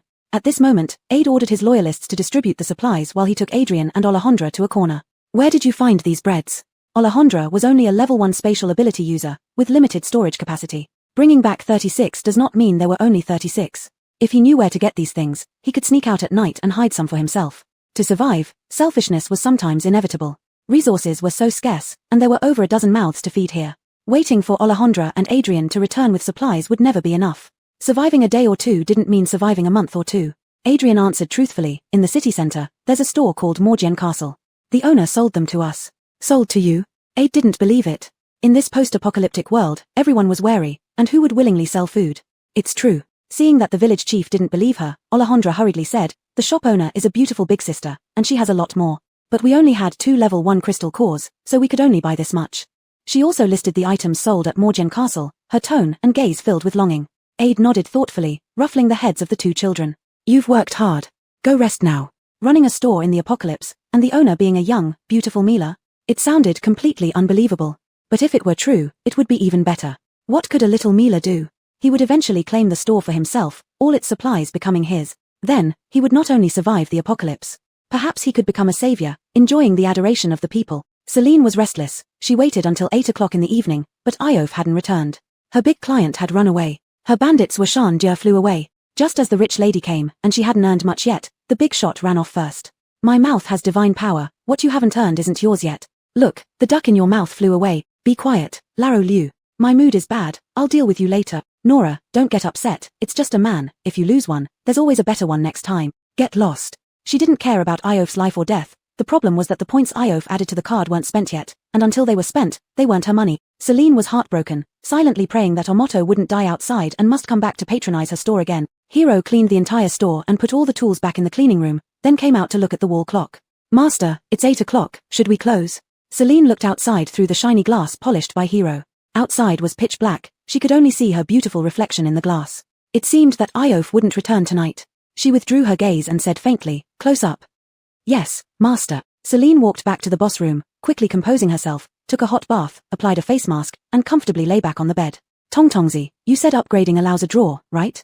Let's draw now." The prize pool has been activated for you. Still the rolling balls, Celine pressed the button, and this time a green one rolled out. Congratulations, host has obtained, small electric scooter *1. The advanced prize pool was indeed different, even an electric scooter could be drawn, unlike Larouliu's wheel, which always yielded tissues. Lulu, host, I heard you cursing me. Celine, cursing wrongly? If I draw tissues again tomorrow, I will suspect whether you've monopolized the tissue factory. The next day, Celine got up at around 6. After washing up and putting on a beautiful makeup, she began her daily draw. Congratulations, host has obtained, tissue *1. Celine, is there nothing else on this wheel besides tissues? Chapter 14, the service philosophy of making guests feel at home. There was a knock on the door, and Nash said from outside, Master, the guest in room 201 wants to buy something. Just use the card at the counter. Celine was still annoyed about the tissue issue. Why did she have to go out herself just for some purchases? She was here on vacation, not to work. Nash, she says she wants something that isn't available here. Celine's anger dissipated instantly. This was an opportunity to make money. She opened the door and went out, finding Kathy already sitting on a bar stool waiting for her. Seeing her come out, Kathy quickly stood up and asked, Boss, apart from food, do you have other supplies? Like, sanitary pads. Celine's eyes lit up instantly. She had discovered a new business opportunity. In this era, not only were food and water scarce, but women's hygiene products were also rare. Since she now owned a hotel with guests, apart from sanitary pads, there would definitely be demand for items like undergarments, toothbrushes, towels, and laundry powder. Yes. Do you want them now?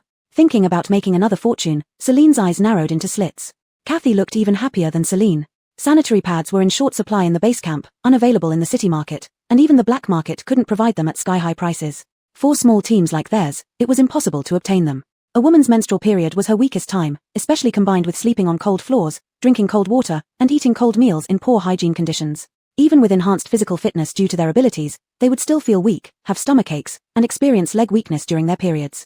If they could purchase a large quantity of sanitary pads here, it would solve a significant personal problem during missions. How much do you have? Can I buy in bulk? Sure, but... Celine sized up Kathy, asking, how will you take them away? Do you have storage space? I'll contact our leadership. Kathy responded confidently. Although she couldn't reach the base camp yet, she would find a way to ensure her team had access to these supplies. Celine wasn't in a hurry either. Business was guaranteed, and with endless supplies at her disposal in this resource-scarce post-apocalyptic world, earning money wouldn't be a problem. Let me know when you're ready. The stock is sufficient, don't worry about that. Great. With the answer she wanted, Kathy ran upstairs back to her room. She had to establish contact with the base as soon as possible. Nash, help me drag the lounge chair out. I want to bask in the sun. Celine raised her voice, instructing him while checking the breakfast machine. Apart from soy milk, kanji, and steamed buns, she was getting tired of eating the same things every day. It was time for an upgrade. Breakfast machine level 2, increase dish count by 2, upgrade condition, 1000 points. Upgrade. Celine confirmed. Upgrade successful. Please choose the dishes to add. Glancing over, what sold well wasn't important, what mattered was what she wanted to eat. In the end, she chose corn shrimp sausage and fried dough sticks. Selection successful. Current breakfast machine stats, 5 dishes, each category limited to 20 servings per day. Celine noticed the daily limit on each type of dish. But since the system reminded her, it indicated that later upgrades would increase the limits. No big deal. She also upgraded the main meal machine, adding shredded chicken rice and double pepper beef over rice. Afterward, she ordered a fresh shrimp crepe and a cup of soy milk, then sat on the lounge chair by the door, enjoying her breakfast in the sun. Master, lift your feet up. Nash held a mop, his big round eyes fixed on Celine. Celine obediently lifted her legs onto the chair, watching Nash hum and grunt as he cleaned, rubbing his round belly afterward. Done, master. Celine ate elegantly, feeling particularly pleased seeing Nash working hard. Nash. Yes. Aren't you tired? Nash isn't tired. Nash loves cleaning. Celine sighed, having such a treasure like Nash, what else could she ask for? She hated cleaning the most, and Nash took care of everything for her. Host, the weather is so nice today. Don't you want to go out for a stroll? Your little e-bike is just sitting in the space storage. No, I haven't gotten my protective charm yet. Although zombies couldn't see her, they could still approach her. If anything happened and she came into close contact with a zombie, it would mean an early exit for her. Moreover, zombies couldn't see her, but ability users could. The outside world was dangerous. She'd rather stay safe in the shop as the local king. Iof noticed signs of mutant beasts near the area yesterday. Logically, in the city center where people gathered, animals should be rare. So after the apocalypse, cities were mainly populated by zombies, while mutant beasts appeared in forests or desolate areas. However, the general level of mutant beasts is relatively high, so the probability of dropping crystal cores would naturally increase. He followed the trail but unexpectedly encountered a level 5 zombie. After a fierce struggle that nearly cost him his life, he almost depleted his energy to barely kill it. By then, it was completely dark, and he couldn't make it back to the magic fairy castle in time. So, he found a relatively safe place to stay for the night. Although he had been living this nomadic lifestyle for 9 years, he found himself somewhat unaccustomed that night. He longed for a full meal and a peaceful sleep. So as soon as dawn broke, he headed back toward the city center, killing a few zombies along the way. By noon, he should be able to have a meal. When he saw the signboard of the Magic Fairy Castle across the square from afar, he was momentarily stunned. Was he seeing things? Was that the Magic Fairy Castle? Uncertain, he took another look. What else could it be? Besides the Magic Fairy Castle, could there be another hotel operating here? He walked across the square, only to see Nash still sweeping outside, while the boss lady was still sitting on the swing chair by the door, basking in the sun. But wasn't this shop transformed a bit too much? Celine was restocking daily necessities at the mall, disposable toothbrushes, towels, laundry powder, soap, all arranged. She placed some items in the glass counter for display, storing the rest temporarily in her space. Time to label the prices. How much should she set them at? Her eyes flickered and caught sight of Iof, who looked travel-worn. He appeared very tired, even more haggard than the last time they met, as if he had barely survived a brutal battle. Mr. Omoto is back. Celine got up to greet him, with a gentle smile. Inwardly, she was screaming, my big client is back. Who can understand this joy and excitement of getting something back? Iof was slightly stunned, his ice-blue eyes sizing up Celine. Why did he feel like he was coming home? There was food to eat, a place to sleep, and someone even welcomed him at the door. Celine, this is natural. Making guests feel at home is the service philosophy of the Magic Fairy Castle. If you don't treat this place like home, how am I supposed to make money? Chapter 15. Come inside the hotel. Iof entered the store and went straight to the food machine to get a meal to fill his stomach. He noticed there were 2 new menu items and, after some thought, chose the shredded chicken rice. Though the shop had been upgraded, the price at the food machine remained the same at 25 points per meal. After getting a cup of water, he sat in the farthest seat and started eating. Celine sat back behind the counter, thinking about how to, not be lazy but optimize the business operation. Tongtongzi, how much would it cost to make a room-type introduction sign? 200 points. So expensive? Doesn't that mean I'll have to spend 200 points every time I add a new room type? Host, it's already very cheap, fair to all ages. Permanent free updates. Celine began to negotiate. How can I make money this way? My profit is your profit, my loss is also your loss. Okay, 10,000 points for a permanent one, which will be directly hung on an electronic screen. You might as well rob me. 1,000 sounds better. Negotiating half price is reasonable, but you're cutting down to just 10%. Half price, right? 5,000 points, not impossible. I was just saying. How can 5,000 even work? I'd lose too much. At least let me make some profit. Then make it 5,001. She meant it when she said a little bit. Caden was speechless. It had served so many hosts but never seen such an outrageous one. 8,000, no less. Celine wasn't happy. Her personal account wasn't flush with funds, they had just reached bronze level 3, and expenses would only increase from here. Let's meet halfway, 5,500, no more. You call this meeting halfway? Fine, 7,000, I'm really not making any profit. Celine agreed without hesitation. Deal. Caden, seemed like the host got the better deal again. After deducting points from her personal account, a liquid crystal screen soon appeared in Celine's space. Nash, come help me install something. Nash put down the mop and waddled into the store with its round belly. Entering Celine's space, it took out the screen directly. In an instant, it grew to 2 meters tall and affixed the screen to the wall, which softened like jelly, allowing the screen to fit seamlessly inside. When Nash pulled back its hand, the wall returned to normal, embedding the screen within it. Nash shrank back to 1.7 meters and obediently said, Owner, Nash has installed it. Yes, good job, Nash. Celine rubbed Nash's fluffy head. Nash seemed pleased and went back to work contentedly. Celine looked at the black advertisement screen. Tongtongzi, upload the room photos and prices. Alright. In the next second, the screen displayed the room introductions and pricing. Satisfied, Celine nodded. Now she wouldn't have to explain everything to each guest, saving her much trouble. Caden, you're quite skilled at being lazy. War, help, don't grab me, go away, a soft voice called out nearby, catching Celine's attention. A little Mila wearing a green feathered outfit was being chased by several zombies. A question mark popped up in Celine's mind. Is this a bird person? Walking to the door, she waved at the Mila. Hey, come inside the hotel. The Mila turned around, seeing the elegantly decorated hotel and the beautiful sister at the entrance wearing a white dress. She decisively ran towards the hotel. Inside, she hid behind a shelf immediately. After a while, hearing no sound of zombies smashing the door, she peeked out cautiously and found they were gone. Relieved, she then smelled something delicious coming from inside the store. Following the scent, she saw a man in black sitting there enjoying a meal. Food. Are you okay? Celine walked over with a smile, noticing the Mila's longing for food. Hey, business is coming. Alma gazed at Celine with her big, round eyes. Such a pretty sister, pale and delicate, dressed in a lovely dress and high heels. Sister, are you the owner here? Yes. Can I eat too? Alma pointed at the rice Iof was eating. It smelled so good, she was almost drooling. Celine smiled slyly like a merchant. You can exchange crystal cores for points to buy it. Alma quickly checked her feathers and took out 2 blue crystal cores, handing them to Celine. Excitedly, she said, I have crystal cores. My brother gave these to me. Come to the counter to recharge your points. Celine led Alma to the counter, teaching her how to do it. 2 level 3 crystal cores. 1,800 points were about to go into her pocket. Holding the exclusive points card, Alma hopped to the main meal machine and ordered a plate of beef stewed with potatoes. She carried the tray over to the counter table, introducing herself in a friendly manner to Iof. Hi there. My name is Alma. Iof glanced at her, not responding, and simply placed his empty tray in the recycling slot. Alma noticed the ability level above Iof's head. A level 5 expert. His gaze was terrifying. Whoa, brother, come quickly, I'm so scared. After returning the tray, Iof walked to the counter and looked up at the advertisement screen. Sure enough, after the store's facilities had been upgraded, the accommodation prices had risen accordingly. Would Boss Omoto like to stay? Our double rooms come with a bathroom. Celine smiled radiantly, promoting the room with a private bath. Noticing that Iof's eyes flickered, showing some interest, she hurriedly continued, You were so tired last night. A hot water shower will make you feel much better. Hot water? Iof was really tempted and promptly placed his card on the desk. Double room, for 5 days. With limited room availability, he feared paying day by day would lead to unavailability one day. Anyway, he still had plenty of crystal cores to cover his stay here for a while. Okay. Celine deftly operated the system, smiling foolishly as she deducted 700 points and returned the card to Iof. There are 174 points left on your card. If you need a top-up, you can do it at this machine. She patted the adjacent machine, indicating to Iof. Seeing him nod in agreement, she pulled out a key from the drawer and handed it over. Room 203 upstairs, wish you a good sleep. Iof took the key and went upstairs.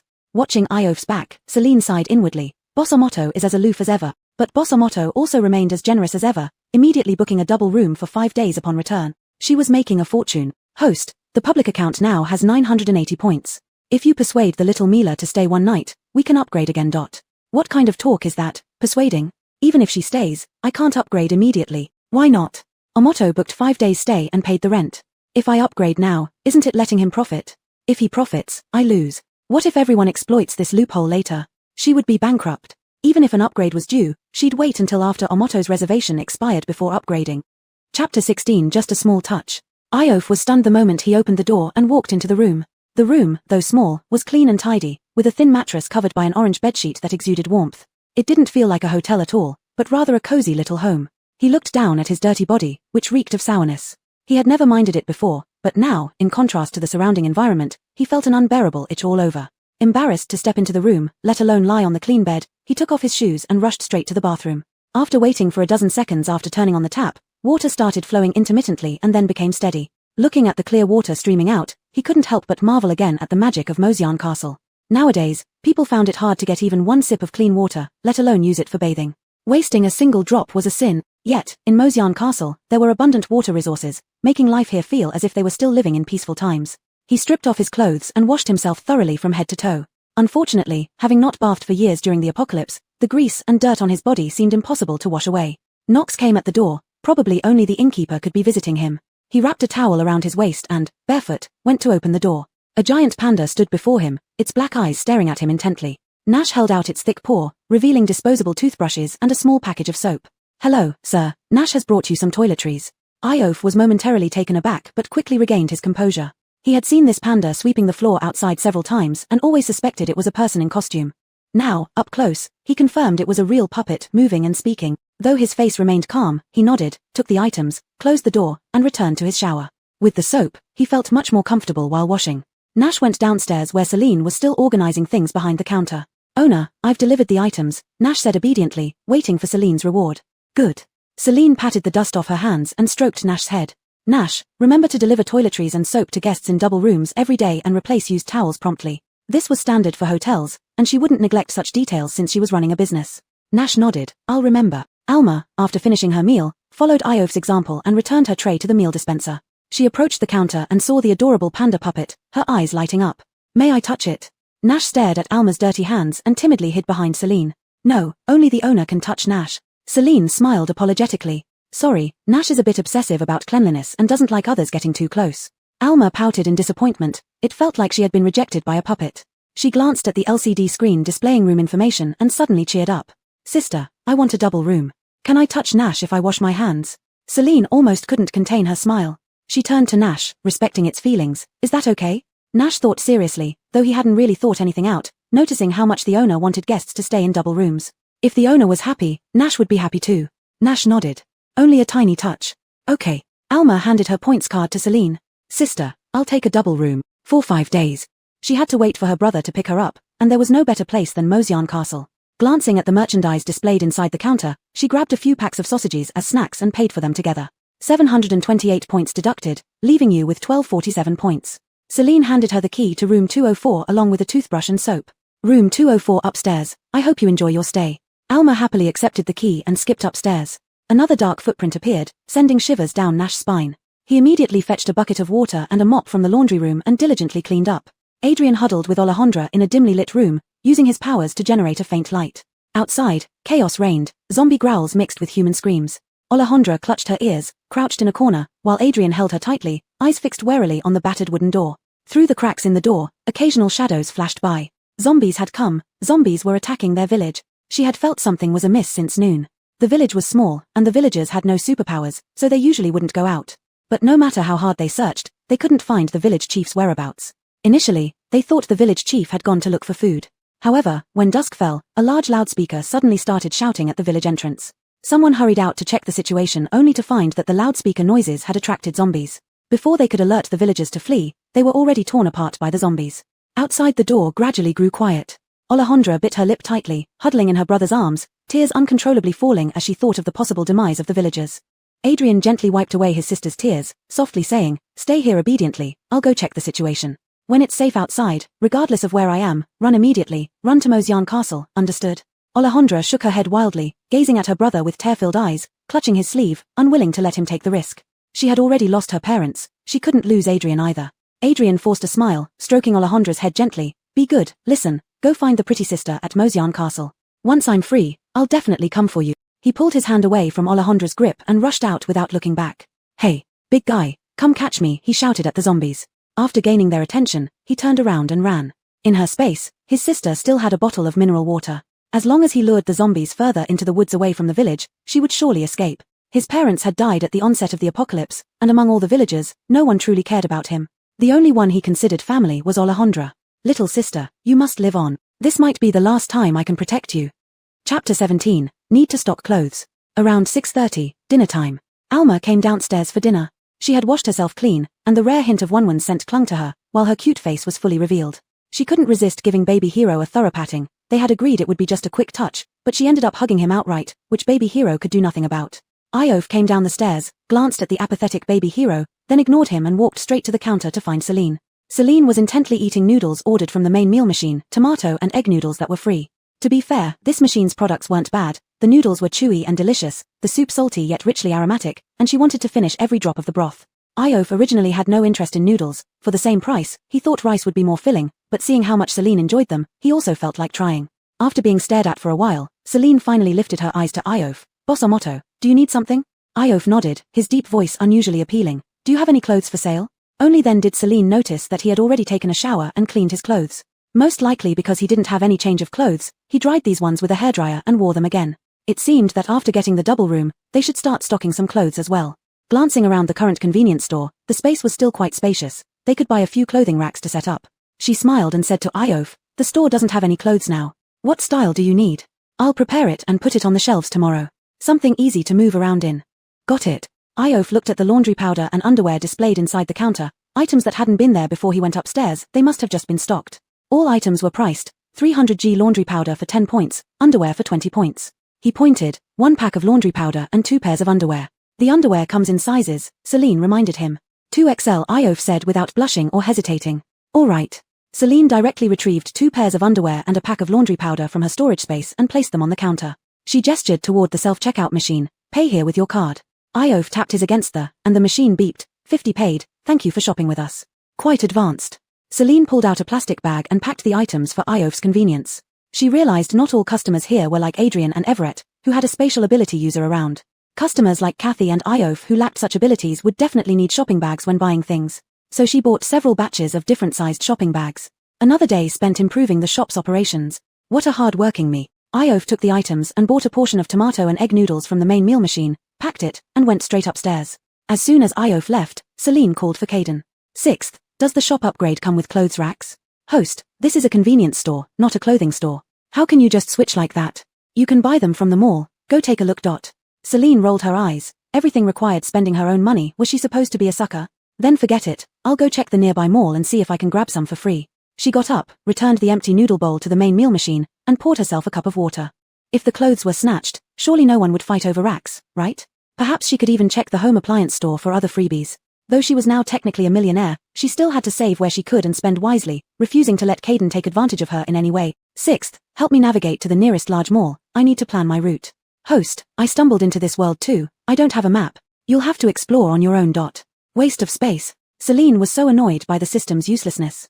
What good was it if it couldn't help at critical moments? Host, aren't you afraid of dying? How eager are you to go outside now? For the sake of my little shop and to improve customer experience, braving boiling water and scalding oil isn't too much to ask. Sounds so noble, but it's still for money, isn't it? Why else do you think I'm doing it? Celine considered that without a protective charm, going out still posed a certain risk. Plus, unfamiliar with the area, wandering around might make others covet her beauty, putting her in danger. Caden, ***. Celine decided to ask Iof the next day. As a powerful individual with extensive travel experience, maybe he could accompany her. Kathy also came downstairs looking for food, ordering 3 portions of rice as if she hadn't eaten for 9 years. She glanced at Alma beside her, who was neatly dressed and adorable, then looked down at herself, dirty and stinking. Feeling self-conscious, she moved a few seats away. She suddenly regretted not taking the double room. Not bathing for 2 or 3 months was common on the battlefield, but here in the magic fairy castle, being dirty made her feel like an outcast. Looking at the boss Celine with her elegant attire, and the clean, cute little Mila beside her, and observing the cozy, refined decoration of the store, she felt like a beggar upon self-reflection. Soon, Kathy shook off all feelings of inferiority. Her teammates were still fighting hard at the border. She was already very fortunate to eat hot meals and sleep well here. The crystal cores she had earned through hardships were not for her own enjoyment. Ultimately, Kathy conceded to reality. After dinner, she bought a set of toothbrushes, a towel, and a bar of soap at the counter. There was no bathroom in the single room, so cleaning up in the public restroom was better than nothing. Everett's team had been traveling for several days without rest and finally returned safely to the base. Their 4th base was a small, peripheral one with limited space where over 1,000 people crowded together. There were few psychics, and supplies were particularly scarce. The base facilities weren't great. Steel bars and iron sheets formed protective nets around the residential area. Living arrangements were also uneven. Powerful psychics lived on the outskirts, while ordinary people with no psychic abilities were concentrated in the center. Psychics were responsible for finding supplies outside and contributing to the base monthly, while non-psychics relied on doing odd jobs within the base to obtain supplies.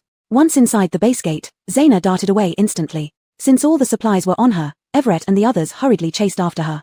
To ensure the safety of non-psychics, using psychic abilities was strictly forbidden within the base. Thus, Everett and the others had no choice but to chase Zaina on foot. Fortunately, the Toms ran fast and soon caught up with her. What are you planning to do?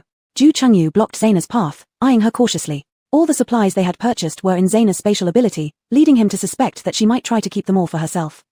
Zaina was shrewd. She immediately pulled them into a secluded corner and whispered, "We brought back so many things. If we hand everything over to the base, will we even get a share? Why don't we secretly stash some away first?" Chapter 18 Bowen's Ambition. Everett and the others exchanged glances, hesitating. Zaina was right. Their family members were all ordinaries. Living in this small base, they could only obtain supplies by working. But there were so many ordinaries that the available work was merely sweeping floors, mopping, or cleaning for leaders. Even the opportunity to work had to be allocated, and getting food was extremely difficult. Moreover, as a fringe squad with weak abilities, they were not valued by the base and received very few supplies. This time, they found so much stuff. If they could hide a boxed meal or a few pieces of bread, even if they didn't eat themselves, it would allow their families to have a slightly better meal. Seeing his teammates wavering, Zaina pressed on, "We bought so many boxed meals and a lot of bread. Each person can hide 1 meal and 1 piece of bread, just leave some things to hand over. As long as we can make the leaders believe that there's a store in the city center where we can buy food and water, isn't our mission accomplished?" Angelica and the others were convinced by Zaina, looking at Everett expectantly, waiting for their captain to speak. After considering, Everett also agreed with Zaina's suggestion. Whether the supplies were enough for everyone in the base wasn't something he should consider. He needed to prioritize taking care of his own family first. The 5 of them went to Everett's home first, hiding some food and a few bottles of mineral water before going to report to the leadership. There were 3 leaders in the base: the camp commander, deputy camp commander, and a minor director in charge of managing ordinaries. Being able to bring back so many supplies, they naturally delivered everything directly to the camp commander to increase their presence. Only when they were valued could their families enjoy better treatment in the base. Camp Commander Ayun, upon seeing the pile of supplies, immediately convened a meeting with all the remaining psychics in the base. "Everett, tell everyone about the hotel you encountered." Pushed forward, Everett faced a crowd of psychics who were far more powerful than himself. He spoke like a leader, feeling a bit proud inside. "We found a hotel called Magic Fairy Castle in the city center. There's plenty of food and water for sale there, and it only requires crystal cores to purchase. He pointed to the bread, boxed meals, and mineral water on the table and continued, "These are what we brought back. We didn't have many crystal cores, so we could only bring these." Angelica stepped forward and opened a boxed meal. Kept in storage space, it was still hot when taken out. Lifting the lid, the smell of mixed rice and dishes wafted through, bewildering everyone. Even Aryan greedily inhaled several mouthfuls of the fragrance, licking his dry lips. So fragrant. Truly fragrant. He wished he could stuff all the food into his mouth now. "TCH, I've been to the city center many times, and there's nothing but zombies there. Who would open a store there?" one of the psychics sneered disdainfully. In this hellish era, people were always on edge, barely able to get enough food. How could anyone run a store selling so much food? They must have been under an illusion, bringing this delusion back to the base, right? Deputy Camp Commander Alistair smiled at the psychic. "The items are right here in front of us, giving everyone hope. Don't throw cold water on this." The man shrugged nonchalantly, believing everyone was deceived by illusions. "I'm not wrong. There are many psychics here, quite a few of whom have been there. Has anyone seen a magic fairy castle?" Everyone looked at each other. Indeed, none of them had seen any hotels near the central square. The city center was the most prosperous area during peacetime. After the apocalypse, many people went there to search for supplies, almost completely scavenging it within 9 years. No supplies, but plenty of zombies. Not many people went there, and even if someone really did open a store, choosing the city center wouldn't make sense. Alistair's smile didn't fade. Raising his hand covered in yellow spots, a ball of flame rose, enveloping the psychic who spoke. "Ah!" After a painful scream, only a pile of ashes remained in his seat. Everyone gasped, looking at Alistair fearfully. Alistair still wore his benevolent smile. "I don't like alarmists. Whether this store exists or not, we'll know when we check." He turned to Aryan with a respectful demeanor. "Commander, what do you think?" Aryan was calm, seemingly unconcerned about Alistair casually disposing of a psychic. "Millimeter, Monroe, you and Nina go check the situation." He dispatched his most trusted lieutenants. If the result was positive, they would take over Magic Fairy Castle. "Yes," Monroe responded respectfully. After the psychics received a certain amount of supplies, the rest were handed over to the minor director to distribute among the ordinaries. The minor director, Bowen, was Zaina's father. Bowen was an ordinary, but he was skilled at flattering others, otherwise, he wouldn't have had the chance to become a minor director. The supplies that came into his hands were first halved, and what finally reached the ordinaries was only a few pieces of bread. Everett had anticipated this and was glad they followed Zaina's suggestion to hide some beforehand. The squad gathered at Everett's home, dividing up the hidden supplies. Each person got a boxed meal, a piece of bread, and a bottle of water. Combined with the previously distributed supplies, it would allow their families to have slightly better meals. Zaina took his share and hurried back home to find Bowen. "Dad, come here quickly." Seeing Bowen still putting on airs as a leader and assigning tasks to the ordinaries, Zaina couldn't wait any longer and dragged him into the inner room. Bowen was not satisfied with Zaina's impatient nature, nothing like himself who was steady and exuded leadership. Who did he inherit this from? "What is it? So urgent?" Bowen sat down in the chair under Zaina's urging, feeling somewhat unwilling. He was just assigning work, why did it have to be said now? Zaina took out the fragrant boxed meal from storage space, opened the lid, and handed it to Bowen. "Dad, look what this is." Bowen stared at the steaming cumin-flavored duck leg rice. The tender duck leg lay atop the white rice, with fresh green peppers and onions adding vibrant colors. He snatched the boxed meal, not even using chopsticks, and stuffed a handful into his mouth directly. So delicious. This was genuine food. "Where did you get it from?" He looked up at Zaina. All the boxed meals he had submitted had been divided among the psychics, so by the time the supplies reached Bowen, only bread remained, not even mineral water. Zaina recounted his experience in the city center again. Bowen's eyes lit up. "If we can get our hands on Magic Fairy Castle, forget being a minor director. The position of camp commander should be mine." Zaina was taken aback for a moment. She had only intended for her father to use this opportunity to gain some merit. Who would have thought he had such great ambitions?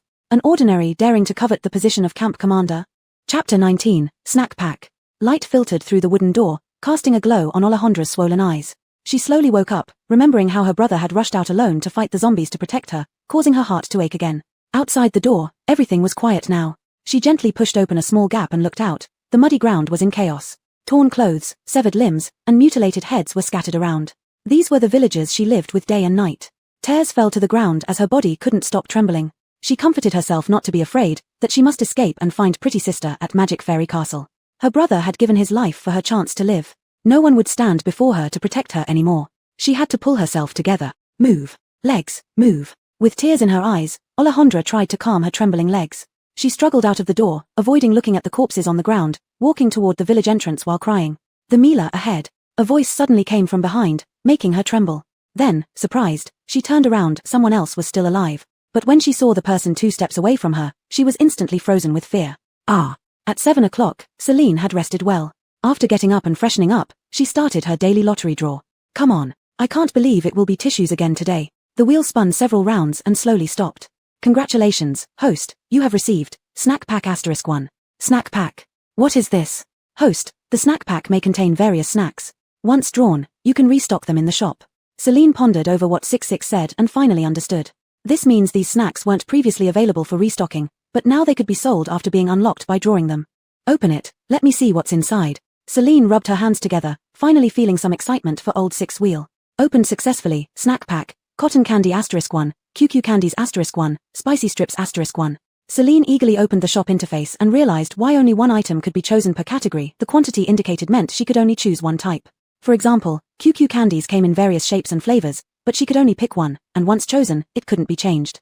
Celine carefully chose all her favorites, one box of each, and asked 66 to restock them on the shelves outside. She stretched and got up. Time to find boss or motto. Iof sat cross-legged on the bed, counting the clean crystal cores, wondering how long he could stay if he planned to settle down here. Rent plus 3 meals a day should cover 1 or 2 months. He stared at the translucent, yellow-glowing crystal core, hesitating. This was his first level 5 crystal core. If he exchanged this crystal core for points, it would be enough to cover more than a month's stay here, but, after hesitating, he stuffed the crystal core into his mouth, chewed, and swallowed it. A powerful energy surged from within, as if reshaping his muscles. His chest tightened, his heart raced wildly, and his blood flowed rapidly. After a while, his body gradually adapted to the transformation, and his muscles relaxed. He had leveled up. He tried to activate his ability to check the upgraded power but found he couldn't summon the energy within. Io felt strange. This never happened after previous upgrades. He glanced around. Was it because of Magic Fairy Castle? But if he couldn't activate his abilities here, how did those 2 coins on the convenience store counter come to be?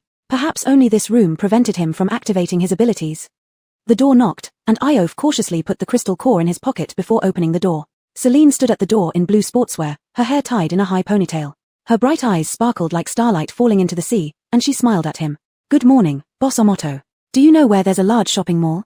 Iof was puzzled. Even if there was a large mall, it would likely be in ruins now. Why did the boss want to go there? With such abundant supplies, did she really need to restock from the mall? Moreover, the site of Magic Fairy Castle was originally the largest department store, now empty. Visiting another mall wouldn't yield much. And it was far away. Do you have time? Can you accompany me for a stroll? Celine didn't care what Iof was thinking. All she could think about was shopping for free. She offered an incentive. If we find suitable clothes, you won't need to pay. And when we return, I'll treat you to dinner, hot pot or barbecue, your choice. In the mall, clothing racks cost over 300 points for good quality ones. Inviting Iof to dinner would cost no more than 500 or 600. If this trip could yield some other valuable items, it would definitely be a profitable venture. The temptation of good food was immense. Iof nodded in agreement and turned back into the room to grab his backpack and gloves, tucking his dagger back into his waist. Let's go. The two descended the stairs together. Hiro was still crouching on the floor cleaning. After purchasing breakfast from the vending machine in the convenience store, they set off. Hiro, I'm going out for a bit. Watch the store. Hiro patted his palms, stood up, and bowed to Celine. Sure, master, be careful on the road. Celine pinched Hiro's cheek. Call me boss, not master. Sure, master. Hiro nodded obediently, looking quite innocent. Celine felt embarrassed and decided not to correct him anymore. Outside, Iof stood still, looking around. Celine asked curiously, what's wrong? It's quite far. Are you planning to walk there? How far? A 1-hour walk. Iof paused, assessing Celine's small frame, 2 hours. With his longer legs and faster pace, plus the strength from his recent upgrade, he figured an hour would suffice. For the boss with her delicate physique, it would likely take much longer. Celine felt discriminated against but couldn't argue. She had been thinking of getting some exercise since she hadn't moved much lately. 2 hours, though, maybe not. She summoned the electric scooter from her space. The sudden appearance of the scooter startled Hiro, who looked up at the boss standing outside and wisely carried the scooter out. His chubby hands held the scooter, causing his belly to bounce as he walked. He was truly innocent looking. Celine thought, is it possible that the scooter has wheels and can just be rolled out? Chapter 20, The Joy of Shopping for Free. Hiro parked the motorcycle in front of Celine and patted the seat. Boss, we're ready to go. Have a safe trip. Celine replied, and Hiro turned back inside to continue mopping. She looked at Iof. Can you ride? I can. Iof stared at the brand new green mini motorcycle in front of him, hesitating for a moment, but will encounter zombies on the road. Celine was about to say that zombies couldn't see them, then she suddenly remembered that zombies could only see Iof but not her.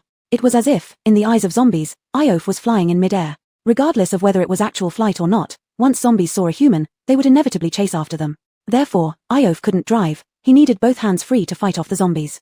All right, Celine reluctantly mounted the small motorcycle. Get on, I'll take you flying. Iof didn't speak, just climbed onto the back seat. Growing up, this was the first time he had been driven by a woman. It felt a little strange, yet oddly intriguing. On the way, Celine rode in front while Iof sat behind and fought zombies. Without time to harvest the crystal cores, he simply cut off all the zombie heads and controlled them, letting them follow behind them in a motorcycle. Riding through streets and alleys with severed zombie heads, it was a new life experience. The small electric motorbike was very powerful, with a top speed of 100 km per hour. They reached the shopping mall Iof mentioned, the Mingtai shopping center, within half an hour. Celine locked the bike with a remote control and turned around waiting there. Iof inserted his blade into the zombie heads and dug out the crystal cores. Not every zombie had a crystal core, the higher level ones had a higher chance of dropping cores. From dozens of zombie heads, he only found 2 level 1 crystal cores. Black viscous liquid mixed with a foul smell dripped all over the ground, making Celine pinch her nose and take a few steps back, slightly frowning. No matter how many times she saw it, it still disgusted her. Seeing this, Iof tactfully threw the remaining zombie heads further away, activating his ability to control the dagger to collect the crystal cores.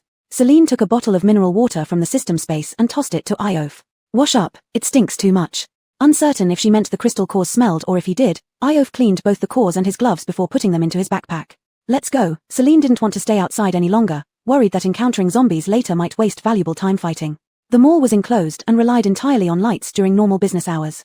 Now without any lighting, it was pitch dark. Iof couldn't do anything about it since he wasn't a fire-type ability user and couldn't provide light for Celine. Celine bought 2 powerful flashlights from the mall and gave one to Iof. Once the flashlight was turned on, everything became visible clearly. The mall was indeed empty. Or rather, messy. All the glass doors of the stores were smashed to pieces, clothing stores were in total disarray, while mobile phone stores were relatively untouched, except for a thick layer of dust after 5 years post-apocalypse. The floor was stained black, possibly dried blood or zombie bodily fluids. Decomposing zombie corpses and severed arms from unknown bodies were scattered everywhere, infested with maggots squirming around. The sight was truly revolting, and Celine covered her mouth, almost losing her breakfast. After thinking for a few seconds, Iof activated his control ability to move the decomposed remains aside, clearing a path for Celine. He had already used a lot of his energy coming here, so he shouldn't waste more. To an ability user, their power is like stamina to ordinary people. Excessive use poses a risk to life. But seeing Celine's discomfort, he softened his heart. Compassion had long been eradicated during the 9 years of the apocalypse, where every fight for survival nearly cost him his life countless times. Perhaps dying at the jaws of zombies, or being betrayed by others. Humanity had long vanished, and he chose to walk the path alone, which was ironically the safest option. Having no companions was the best way to survive. He no longer had compassion for anyone, even turning a blind eye to death, which was a way of self-preservation in the apocalypse. However, unusually, looking at Celine's angelic face and delicate skin, an urge to protect her unexpectedly arose within him. Celine followed behind Iof, noticing he kept using his ability to clear the path, sweat starting to bead on his neck.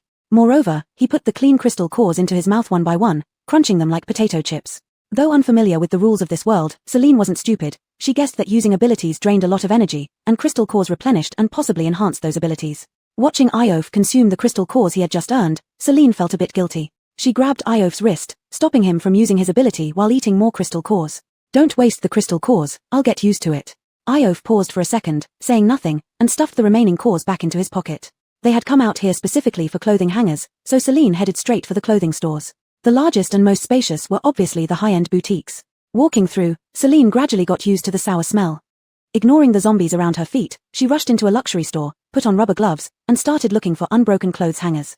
After searching several, she placed them into the system space. She also noticed some clothes that weren't damaged. Selling clothes usually required buying stock, but wouldn't it be better to get supplies directly from here? It would save a lot of money. Deciding to act immediately, she didn't bother looking at the clothes in the store, most were dusty or bloodstained. She headed straight for the warehouse. Her shopping desire reached its peak in this moment. Iof had no interest. He patted off the dust from the sofa and sat down, waiting patiently. In the warehouse were many unopened clothes, which Celine moved to an open area in the store, starting to pick carefully. These were clothes worth thousands each. Leaving them here would be such a waste. She opened one piece of each dress style and tried it on for size, picking suitable sizes for storage. Dresses were inconvenient for movement in the apocalypse, so she only took those for herself. As for the other clothes and pants, as long as they weren't damaged, she took all of them regardless of size to sell back at the shop. Iof sat there, shining the flashlight for Celine. Seeing her frantically trying on clothes in front of the mirror, he felt like he was in a peaceful era accompanying his Malafriend shopping. Big brother Omoto, Celine flipped through and finally found men's wear, tossing over a pair of suit trousers. Are these pants suitable? Iof unfolded the trousers and glanced at them. If you don't go out, they're fine. Meaning they were inconvenient for movement and could easily become open-crotch pants during a fight. Celine pursed her lips. No wonder there were still so many left. She tossed the suit trousers aside and shoved the rest into the space. She stood up, dusting off the dirt from her hands. Let's go, next store. Find a place selling sportswear. Chapter 21. Such a hidden treasure. The two then went to the adjacent sports brand store, and Celine headed straight for the warehouse. This warehouse was already empty. Clothes also fall under the category of supplies, presumably looted clean by someone. She shone her flashlight around and found a rusty pull handle on the ceiling. Omoto Darlau, can you come over and help? Being too short, she called for reinforcement. Alton followed the sound and came in. Celine pointed at the pull handle above. Can you try pulling that open? She didn't know if anything was hidden inside, but since they had come, they might as well thoroughly search it. Alton activated his ability. A purple electric light shot from his palm, winding around the handle. He pulled hard with strength. With a whoosh, a pile of clothes wrapped in transparent plastic bags crashed down. Who could do such great hiding? Celine clapped beside. What a cool boss. Alton stood aside, waiting for Celine to sort through. Although covered in clear plastic, the tags indicated gender and size. Celine picked up several black men's sportswear pants and tossed them to Alton. Everything else went into the spatial bag. Alton opened the packaging, measured against his waist, confirmed the length was enough, and stuffed them into the backpack. He then walked out and looked around. This store also sold sneakers. There should be inventory in the warehouse too. His Martin boots had been worn for many years, worn out beyond repair. Hardly washed, much dirt had dried on it. In the past, he hadn't considered replacing them. Everyone focused on survival, who cared about appearance. But now living in Magic Fairy Castle, befriending an owner who dressed beautifully every day like a flower fairy, he suddenly felt life shouldn't be so careless. If there's a chance to get new shoes, why miss it? A pair of comfy shoes would help him run faster during battles. Celine stretched and was about to leave, but saw Alton standing still, staring at the dirty, unidentifiable sneakers on the floor. These are easy to drop, and there are no more shoes in the warehouse, she spoke softly, bringing Alton back to his senses. When we came upstairs, I saw a shoe store downstairs selling short boots. Maybe we can go check later. It didn't matter to her. Dragging Alton out shopping couldn't let him return empty-handed. If he needed something, bring it along. Besides, she could sell the shoes, a sure profit. Alton nodded and continued accompanying Celine around. The fourth floor is an appliance city. There should be many undamaged items. Want to take a look? Sure. Celine visibly joyful, her eyes sparkled. Appliances were valuable. She must scout for some good ones. Host, in all these years, never have I seen you so happy. Could it be that you fancy Alton? Stop talking crap. How many years have I been playing my role, always pretending to be either a naive white lotus or cunning green tea? Could there be any happy times? Don't say that. You played the roles of rich family heiresses, frequented luxury stores where a single outfit costs millions, yet I've never seen you as happy as now. Are you proud of that? Every outing meant meeting the protagonist and antagonist, forcing me to act mean, slapping people just when I'm happiest. Celine silently ranted in her mind, even feeling more comfortable and joyful in this world with zombies than in previous challenges. As for Alton, what handsome man hasn't she seen? One could only say her aesthetic eye hasn't dulled. She wasn't from this world and naturally wouldn't develop feelings with anyone. Her goal was to earn money, then comfortably retire back in her own world. Alton led Celine upstairs. The escalator was filled with corpses. He could only use his ability to clear them away. As expected, the appliance store was less damaged compared to clothing stores, cleaner too. Most TVs were shattered, and large appliances like refrigerators and cabinets, which could hide bodies, were ruined beyond recognition. With the entire fourth floor being an appliance mall, Celine and Alton decided to split up to search for intact appliances. Celine went to the refrigerator section, managing to find 2 suitable units for cold drinks in convenience stores. After putting them into the spatial bag, she returned to look for Alton. Easy to find, in the dark space, only 2 beams of flashlight. Following the light, she located Alton. He seemed somewhat tired, leaning against a stove, a few air conditioners stacked beside him. Seeing her approach, he straightened up. Only these few units seem usable. Celine didn't comment, collecting them all into her spatial bag. The air conditioner instantly disappeared from its original place, and Alton still couldn't figure out what kind of ability Celine possessed. If she only had spatial abilities, could she have opened a store in the downtown area where zombies were most abundant? After all, among ability users, those with spatial abilities had the least combat power and could only serve as support. He didn't ask. As long as he knew Celine posed no threat to him, it was fine. This excursion had already taken 5 or 6 hours. In this post-apocalyptic world, night fell quickly, so they had to return as soon as possible. After going downstairs, they still went to the shoe store for a look. This time Alton also went into the warehouse to search, picking out a pair of comfortable Martin boots that fit well. The backpack was already filled with clothes and pants and couldn't hold any more shoes. I'll take them back for you, Celine said, walking out with a stack of showboxes. After checking that none were damaged, she put them into her spatial storage. She also placed the pair of shoes Alton chose into the spatial storage. Using her spatial ability, she ordered Hero to clean the 2 refrigerators and place them in the convenience store, wiping down the coat hangers and finding a spot to hang all the clothes up. They wouldn't be sold immediately, she would price them once she returned. Hero, okay boss, I'll wait for you at the store. Celine took out her car keys, made 2 clicks to unlock the car, and drove Alton back to Magic Fairy Castle. Again, they drove through streets and alleys, surrounded by zombie heads, leaving Alton quite exhausted. Without having dinner and continuously using his abilities, he couldn't even spare a hand to eat crystal cores now. Even a donkey from a production team wouldn't be pushed so hard. Leaning against Celine's back, she was startled. Alton, are you okay? For now, but later might be questionable. Celine inwardly scolded herself for being brainless. Alton had been continuously using his abilities and accompanied her shopping for so long that he was already tired. Now he had to keep using his abilities for another 40 minutes on the way back. How could he endure it? She found a relatively safe place, pulled over, and ordered 2 full sugar Grand Slam milk teas from the mall. In Alton's eyes, Celine just conjured 2 cups of milk tea out of nowhere. He poked open the milk tea and gulped down several mouthfuls. The cup was full of toppings. Although it couldn't fill his stomach, the sugar and carbohydrates helped to restore some energy. Sorry, I'll treat you to barbecue when we get back. Celine felt that it was her lack of consideration. When she noticed Alton was tired earlier, she just wanted to hurry back for a meal. She forgot that Alton would need to use his abilities on the way back. Why should you apologize? Alton looked at Celine in confusion. His deep blue eyes stared at her like an ocean. One slight distraction and you might fall into them. Chapter 22, Business is Here. To be honest, Celine had never seen such beautiful eyes. She had seen amber-colored pupils and pitch-black pupils, but never a pupil as captivating as Sapphire's. She liked Iof's eyes, the long, narrow eyes, the gemstone-like pupils, and the slightly piercing gaze. More attractive than any male lead or secondary male character she had seen in other dimensional worlds. Hey there. The host has fallen for someone. Celine suddenly came back to her senses. Fell for your grandma's leg. Detected an increase in the host's heartbeat. According to human physiological responses, this means you like it. You're just a pile of data that can't even choose the correct world. What do you know about liking? The host's words are so hurtful. Please, do you even have a heart? Celine remarked sarcastically, taking 2 sips of her bubble tea. Then she heard Iof softly say, I got a few sets of spare clothes this time out. We each take what we need, no need for apologies. It was the first time Celine heard Iof speak so many words at once, realizing he wasn't as aloof as he appeared on the surface. She shrugged and said nothing more. After finishing her bubble tea, they continued their journey. The sky turned completely dark, and flocks of unknown birds flew by with ear-piercing screeches. The streets were eerily quiet, illuminated only by the faint light of a small electric scooter. Brother, look over there. There's actually a light. Myra nudged the Tom next to her who was counting crystals, pointing toward the moving brightness at the intersection. Yusef straightened up and followed Myra's finger. Indeed, generating power required a lot of crystals. Who would be so extravagant? As the light approached them, Yusef finally got a clear view. It was actually a brand new small electric scooter, and a young Mila was driving it. A level 6 powerhouse sat behind her, and zombie heads floated at the rear of the vehicle. What a bizarre scene, like a post-apocalyptic tyrant CEO with his little darling wife. Myra squinted her eyes and muttered, that powerhouse. Wasn't he the one we saw near the park outside the base the day before yesterday? Did he level up again? Let's follow and see. After recovering his strength, Iof became more vigilant. His brows knitted into a vertical crease, and with his right hand controlling the zombie heads and left hand patting Celine's shoulder, he said, someone is following us. For a moment, Celine thought she misheard. Human? Or zombies? Human. Celine raised an eyebrow, a smile curling at the corner of her mouth. Business is here. Yusef and Myra, one with a running ability and the other with flying, kept close, 200 meters behind Celine. When they reached the central square, they stared at the brightly lit shops ahead, the sign reading Magic Fairy Castle. They were dazed, doubting if their eyes were playing tricks or dreaming. Someone was opening a store here, and turning on the lights. The small electric scooter stopped at the hotel entrance, and a giant panda doll walked out to welcome the previous Mila. Could the boss be a little Mila? No, it looked more like the level 6 powerhouse behind her. Brother, why is there a hotel here?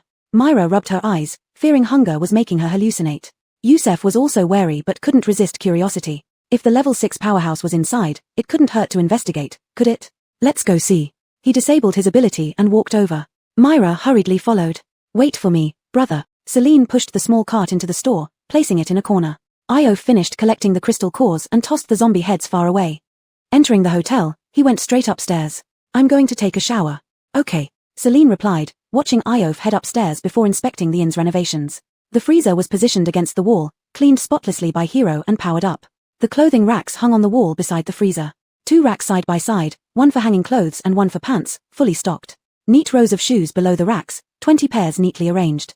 Good job, Hero. Celine smiled warmly, ruffling Hero's furry head.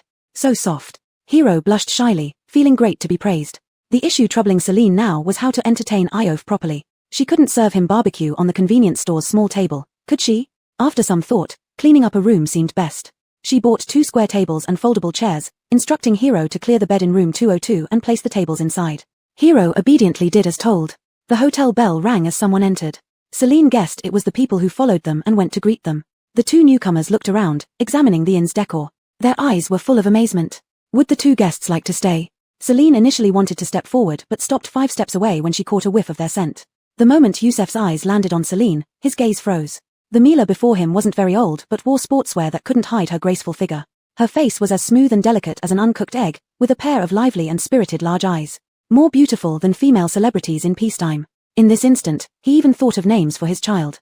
Myra tugged at the embarrassing Youssef and politely smiled at Celine. Boss, we're just curious that someone is still opening a store in these times, so we came in to take a look. Celine smiled and nodded to show understanding. But since they were already inside, how could she not make money from them? She stepped aside. We have food for sale here.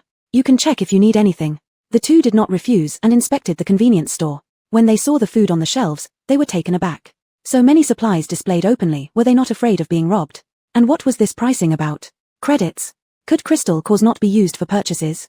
Leaning against the cash register, Celine explained, crystal cores can be exchanged for credits. One first-level crystal core equals 100 credits. Over there, we also have a main meal machine. A meal with meat and vegetables costs only 25 credits. Youssef was already captivated by Celine's beauty and immediately took out a second-level crystal core, saying he wanted to top up. Myra hurriedly intervened, dragging Youssef into a corner and whispering, "Brother, calm down. A second-level crystal core couldn't get us a bucket of instant noodles back at the base. Here, several meals for a first-level crystal core, it must be a scam." Being reminded, Youssef finally snapped back to reality. Indeed. Nowadays, with such scarce resources, many people starved despite having crystal cores. Such cheap prices here must mean something. Celine remained calm, took a sausage, opened its package, and leaned against the cash register eating it. The aroma filled Myra's and Youssef's nostrils, making them swallow saliva uncontrollably. It smelled so good, it shouldn't be poisonous, right? No, it definitely wasn't. The owner could run a store with such abundant supplies, why would she poison them? What could she gain? Crystal cores. In this era, are crystal cores more valuable than food and water? Top up. Must top up. Youssef strode over and threw the second-level crystal core into the top-up machine. Soon, a card inscribed with his name popped out from the machine, displaying, balance 300 credits. He grabbed the card and rushed to the corner, ordered a common roasted duck rice meal from the main meal machine, and got a cup of water, gulping it down. The sweet water. Tears welled up in his eyes with gratitude. Seeing her brother enjoying the meal heartily, Myra couldn't hold back anymore. "Brother, can I use your card too?" "Credits cards cannot be shared," Celine timely interrupted, knowing well once they were in, how could she not make money? Myra hesitated, then gritted her teeth and took out a first-level crystal core, exchanging it for a credit card. Then she went and ordered a shredded chicken rice meal. Real rice. Fragrant, steamed rice. Delicious chicken leg meat. So good. Woo-woo, mommy, I'm eating now. This must be magic. The boss understands magic. I want to stay in Magic Fairy Castle forever. Chapter 23, Reorganizing the Hot Pot. Hero finished tidying up room 202 and came back. Seeing the dirty floor, he barely suppressed the urge to wash it with a mop. Waddling with his big belly, he went to find Celine. "Boss, room 202 has been cleaned up." "Good." Celine glanced at the two guests who were enjoying their meal heartily. Her stomach also rumbled with hunger. "Go invite the guest from room 203 over to room 202. I'll be there shortly." "Yes, boss." Hero replied quickly, hurrying off. Another glance at the black shoe prints on the floor made him feel uneasy. He had to hurry to invite the guest from room 203 so that he could come down to clean. Celine entered her own room, took a quick shower, and then put on a pure white dress with pearl-embroidered white chunky heels. Without time to wash her hair, she sprayed some perfume before heading out comfortably. Youssef and Myra had finished eating, returned their trays to the diner machine, but still sat there, apparently waiting for her. Seeing her approach, they hurried over. "Boss, we want to stay at your hotel too." Youssef had just checked the price list, which included pictures of the rooms. Only now did he realize that the double rooms in the hotel included bathrooms, where one could shower, and since a level 6 powerhouse was staying here, the hotel must be secure. They wanted to get a good night's sleep as well. Celine kept a distance from the two. She had just sprayed perfume and didn't want them getting any closer. She said, "There is currently only one single room left, and it's in use. Consider it carefully. If you decide to stay, we can arrange the check-in later after cleaning it up." After saying what needed to be said, she clicked her heels up the stairs to find Iof. Opening the door to room 202, she saw Iof already seated inside, waiting. The room wasn't large. The bed had been removed and replaced with two small square tables pushed together, along with two chairs, a perfect fit. Not spacious, yet not cramped either. Hero had thoroughly cleaned it. It looked visibly cleaner than before, spotless even. Though late, Celine didn't say anything more. Sitting down, she asked directly, "What would you like to eat? Grilled meat? Barbecue? Hot pot? Or something more traditional?" "Anything, as long as there's meat," Iof said, not particular, mainly because he wanted more meat. It was rare to have such an opportunity to feast. Shouldn't he supplement his protein intake? "Let's go with hot pot then," Celine decided. Hot pot cooked fast, so they wouldn't have to wait long. In the food zone, she ordered a portable gas stove, followed by a bubbling yin-yang pot base, beef and mutton slices, and fresh red beef pieces, everything that a normal hot pot restaurant offered. Iof was used to this and even helped place everything neatly on the table. Celine brought out 2 sets of tableware and asked, "Do you want something to drink?" "Beer. Soda. Barley tea. Beer, please." A life lived drinking beer and eating meat was a happy life. Celine handed 3 bottles of ice-cold beer to Iof and got herself a chilled cola. Meatballs were ready. Just as Celine was about to tell him to eat without reservation, she saw that Iof really wasn't holding back. He picked up his chopsticks and started feasting. It was obvious that he hadn't eaten meat in a long time. Coupled with today's heavy physical exertion and energy consumption, it was clear that the Tom was starving. Celine didn't eat much. She was half full from the milk tea she had earlier. She sipped her cola and occasionally nibbled on duck intestines and duck blood, satisfying her palate. Finally, unable to eat any more, she began using the communal chopsticks to cook meat slices, transferring each piece to Iof's bowl once cooked, which he gulped down. Eat slowly, it's all yours. She placed a slice of beef into Iof's bowl. Thank you for today. Hero has cleaned your shoes for you, he will bring them up shortly. Millimeter. Iof responded with a stuffed mouth, nodding slightly. After swallowing, he added, if you need help next time, just let me know. Although this outing didn't earn him any crystal cores, he gained several sets of clothes and shoes and even enjoyed a hot pot meal. This deal was a sure win. Okay. Celine agreed, realizing from Iof's words that he likely intended to stay at the Magic Fairy Castle.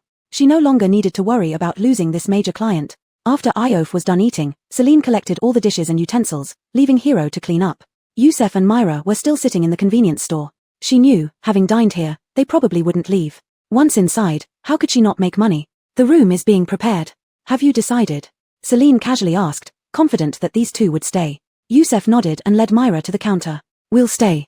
Even a single room was fine. They could use the public bathroom and manage basic hygiene like buying towels and soap. Besides, it felt safer here than at the base, and they wanted a peaceful night's rest. An extra charge is required for 2 people staying in a single room. How much? 40 points, and we'll provide an additional folding bed. That would be 100 points for 1 night. 1 level 1 crystal core. Stay. Yusef almost didn't hesitate. He immediately decided and handed over the points card to Celine. Celine raised her hand to indicate the payment terminal beside her. Payments here. You can also use this to pay for items in the store.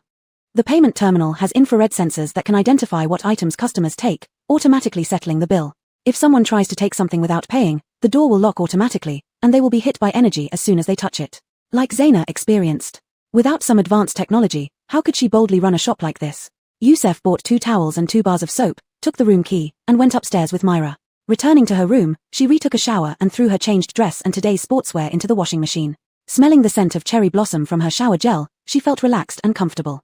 Sitting in front of the dressing table, she meticulously applied skincare products and put on an expensive face mask.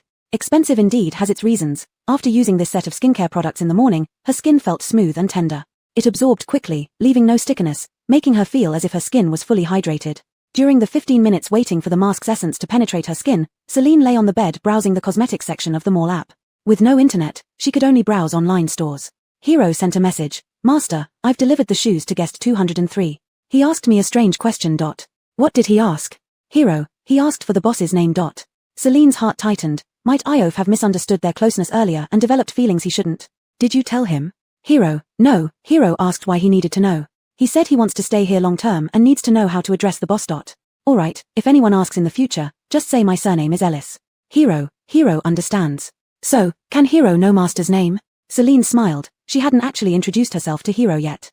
My name is Celine, the U from Feather, and the Zyan from Fairy. Hero, Master looks like a fairy, so from now on, Hero will call Master Boss Rona. Celine laughed even harder, causing wrinkles in her face mask. Alright, lock the door, turn off the lights, and rest. Hero, okay, may Boss Rona have sweet dreams. Chapter 24 Bronze Level 3. Celine made some calculations. Currently, the motel only had 4 rooms. If more guests came like tonight, there wouldn't be enough rooms. She would lose potential customers. She changed her mind. Upgrading was still necessary. At worst, she could directly inform the guests who had already paid that the room rate had increased and reduce their stay duration accordingly. Host, it's smart of you to think about making money. Duh, if more people want to stay, I can't just turn them away, can I? After pondering for a moment, Celine asked, how many points are required to upgrade to Bronze Level 3? 1,000 points, and now the shared account has 2033 points. Okay, let's upgrade at 2 in the morning. Understood, 1,000 points have been deducted in advance. A virtual dialog box popped up in front of her. Upgrading the motel to Bronze Level 3 will add 4 rooms. Please choose the type of rooms you need to add, single room, double room. Celine decided to add 2 of each type. She smoothed out her face mask and continued watching beauty tutorials. The next morning, a dramatic transformation occurred inside the motel.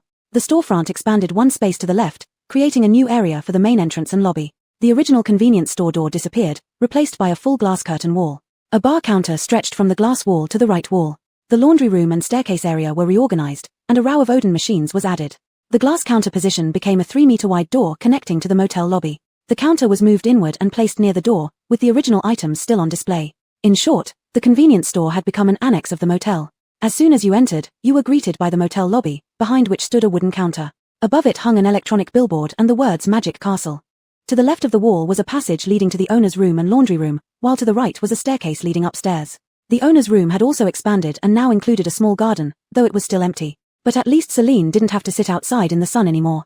The motel rooms were slightly larger, with the 10-centimeter thick mattresses upgraded to thick rubber ones. A shelf appeared in the corner of the single rooms. At the head of the double bed near the window, a small desk was added in the double rooms, and the bathroom space became more spacious. All the second-floor rooms were singles, with 2 public restrooms at the corridor's end.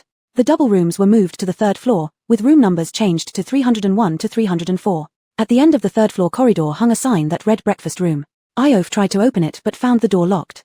He intended to ask the owner downstairs when he heard Hero's youthful voice from the hallway speaker. "Good morning, dear guests. Our inn has been renovated, and a breakfast room has been added on the 3rd floor. Guests wishing to dine should go there between 7 and 10 in the morning." Iof checked the digital clock hanging inside his room. It showed 6:59. As the clock struck 7, the breakfast room door clicked open. He locked his room and entered with his to explore. The breakfast room was as large as a double room. Inside, a 10-square-meter area was separated by a glass wall as a dust-proof room for placing meals, leaving only a food pickup window. There were only 2 long tables, with 4 chairs on each side, totaling 16 seats. Next to the dining area were 2 ordering machines displaying all available menu items, various buns, steamed dumplings, stir-fried noodles, soup noodles, kanji, soy milk, coffee, and more. Everything was freshly prepared, and prices were more affordable than the convenience store's breakfast machine. To order, guests needed to swipe their card at the ordering machine, and the robotic arms would prepare the meal. Another card swipe at the pickup window was required to release the meal. Next to the ordering machines hung a sign detailing the ordering and pickup process along with important notices. 1. Do not take meals out of the breakfast room. 2. Do not share cards. 3. Do not waste food. 4. Do not make noise or disrupt others. 5. Return your tray to the recycling station after dining. Violators would receive an electric shock punishment, and serious offenders would be sent on a self-selected map tour for a day. Iof ignored the penalties, finding the rules reasonable. He simply followed the procedures. Since he wasn't very hungry after having too much hot pot last night, he ordered a simple bowl of lean meat noodle soup and a cup of milk, then sat quietly in a corner to eat. After restocking the shelves in the convenience store, Celine slowly climbed upstairs in her heels to sample the quality of the breakfast room. On the 2nd floor, she met Youssef and Myra. "Good morning," Celine greeted with a gentle smile, appearing graceful and poised. "Heading up for breakfast?" "Yes," replied Youssef, his ears reddening uncontrollably. He quickened his steps towards Celine. "Let's go together." Celine responded with a smile and went upstairs together with him. She didn't speak, but Youssef was frantically searching for topics. "I haven't slept so soundly for a long time. Your motel is much safer than our base." Celine maintained her official smile. "Thank you." Youssef continued, "When I woke up this morning, I was startled. The entire room had changed." "How did you do it?" Celine naturally wouldn't reveal that she had an invincible system and just brushed it off, just a bit of special ability. Although her response was cold, Youssef didn't give up and asked, "I don't even know your name yet." Finally reaching the door of the breakfast room, Celine politely replied, "My surname is Ellis. Just call me Boss Ellis." Any further questions would be impolite. Having said that, she ignored Youssef and ordered a cup of coffee and a ham sandwich. To avoid being pestered by Youssef, she glanced around and chose to sit opposite Iof. Iof briefly looked up at her, only for 2 seconds before lowering his gaze, murmuring, "Your dress looks very nice." Celine was taken aback. She actually heard some praise from the aloof Iof. She was wearing a light yellow floral dress, its hem reaching just above her knees, paired with matching waterproof stilettos. "Thank you," she replied, avoiding any misunderstanding and choosing to eat more and talk less. Clearly, Iof didn't intend to continue this topic either, turning instead to the subject of rental prices. After the upgrade, are the room rates going to increase? Coins jingled, and Celine couldn't pretend not to hear. She sipped her coffee, looking seriously at Iof. "They will definitely go up. After all, the renovation cost me quite a bit. Do you think there's anything else we need to improve in the rooms?" She might have some insights into business management, but she had never actually run a business. She certainly needed more feedback from customers. Iof pondered for a moment, then commented lightly, "In the apocalypse, having safety guaranteed is already the best condition. If I must nitpick, it's that doing laundry can be a hassle." Washing machine. Celine suddenly realized how she hadn't thought of this before. She had a washing machine in her room but hadn't considered that the motel lacked one. Guests would naturally want to wash their clothes after a shower. The convenience store sold replacement clothes, but guests still had to hand wash their own clothes. Hand washing clothes also required time and effort to dry them properly. If there were a washing machine, it would be much more convenient, significantly improving guest satisfaction. Such details were key to making money. She rested her chin on her palm and gave Iof a charming smile. "Mr. Big Shot, do you have time today?" Seeing her suspicious smile, Iof knew what she was up to. I have time, he said, but I want to know your name. Celine's smile froze. Weighing between revealing her name and getting something for free, she decided the latter was more valuable. Using her slender fingers, she dipped them into her coffee and wrote Celine on the table. Iof, with his gloved hand, gently wiped over the words, leaving only a watermark on the table. A faint smile touched the corners of his mouth as he softly said, "It's a very nice name." Chapter 25, Entire Store Online. Iof finished his meal first, returned the tray, and left the breakfast place. Seeing this, Youssef came to bother Celine again. He sat directly in the seat Iof had just vacated. "Boss Ellis, can I stay here permanently?" He propped his cheek with his hand, and 2 wrinkles appeared on his face when he smiled. "As long as you pay." Celine took a bite of her sandwich without giving him a glance. She was running a business, and having a long-term customer meant more profit. There was no reason to refuse. Youssef laughed and asked again, "Does that mean as long as I have crystal cores, I can stay as long as I want?" Celine hummed an acknowledgement but didn't say anything else. She collected her tray and left. On her way back upstairs to her room, System Lulu finally spoke up. "Host, Youssef's eyes are practically sending hearts your way. Your charm with the opposite sex is truly great." "Nonsense, didn't you choose me for the contract because my face looked good? This face would be stunning in any world except maybe as a supporting female character in a tyrant romance novel. You sure are narcissistic. Old Six, you've been talking a lot recently. Since we came to this world, all you care about is gossip, don't you?" "Not true, I'm here to strategize for you. Let me hear your brilliant ideas. Iof isn't bad, handsome and capable. You two should get together, then no one would dare lust after your beauty." Celine rolled her eyes, logical, but problematic. "Everett isn't bad either. He has pretty features, just a bit younger than you. A little sister-brother relationship could be fresh. Just ask, and he'll agree." Celine nearly stumbled down the stairs at the thought. "Lulu, you're only fit for being a love story system. In this apocalypse, you'd better not speak unless necessary." Sure enough, the dating system only thinks about matchmaking, this man or that man. It's like without romance, there's no plot. Celine ignored Lulu and, passing through the hotel lobby, saw Hero diligently cleaning the glass. Each time she saw the fluffy Hero working hard obediently, she found it incredibly adorable. Much better than useless Lulu. "Lulu. Hero." She went over and ruffled Hero's head. "I'll be going out soon, so please take care of the store for me." "Yes, Boss Rona." Hero enjoyed being petted on the head, as if it symbolized the boss's approval and affection. "Please inform the guest in room 302 that the room rate has increased. Either they need to pay the additional fee or reduce their stay accordingly. Kathy only booked 3 days, which expired today. Only Alma needed to be notified." "Got it." Hero remembered obediently. Having indulged herself, Celine pushed the electric scooter to the door. Iof also came downstairs with his bag, still dressed in his usual outfit, tightly wrapped and exposing only his eyes. He glanced at the price list on the wall, noticing the prices had indeed changed. Single rooms were now 80 points, double rooms 180 points. "Boss Ellis," he called from the doorway, "renew the lease." There was no reason not to do business, so Celine quickly walked back and took the REN 2 grade 4 crystal cores from him. "How long? Can I rent long term?" "Yes, a 10% discount for monthly rent." "Then let's start with a month." Celine added the points from the cores to the card and did some calculations. The big client had paid for 5 days the day before yesterday, stayed for 2 nights, leaving 3 days worth of points, totaling 420 points. Now, with a daily rate of 180 points, the monthly rent would be discounted at 90%, minus the remaining 420 points. Huh? How much? Lulu couldn't bear it anymore. The host had only a pretty face, not a brain. Moon rental 90% off is 4,860 points, subtract 420 points, charge him 4,440 points. Right. Celine smacked her head, finally getting it. 2 grade 4 cores add up to 5,400 points, deducting the rent, there are 963 points left on the card. Iof tucked the card inside his clothing for safekeeping. Let's go. As always, Celine drove, with Iof trailing behind with the zombie head. Today's destination was farther. According to Iof, in peacetime, the city center was the most bustling and populated area. Therefore, during the virus outbreak when people started mutating, the area with the highest human traffic was the first to become infected by zombies.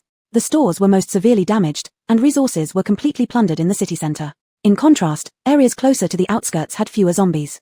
Many street-side electrical appliance stores and furniture stores suffered less damage and were cleaner than the department stores.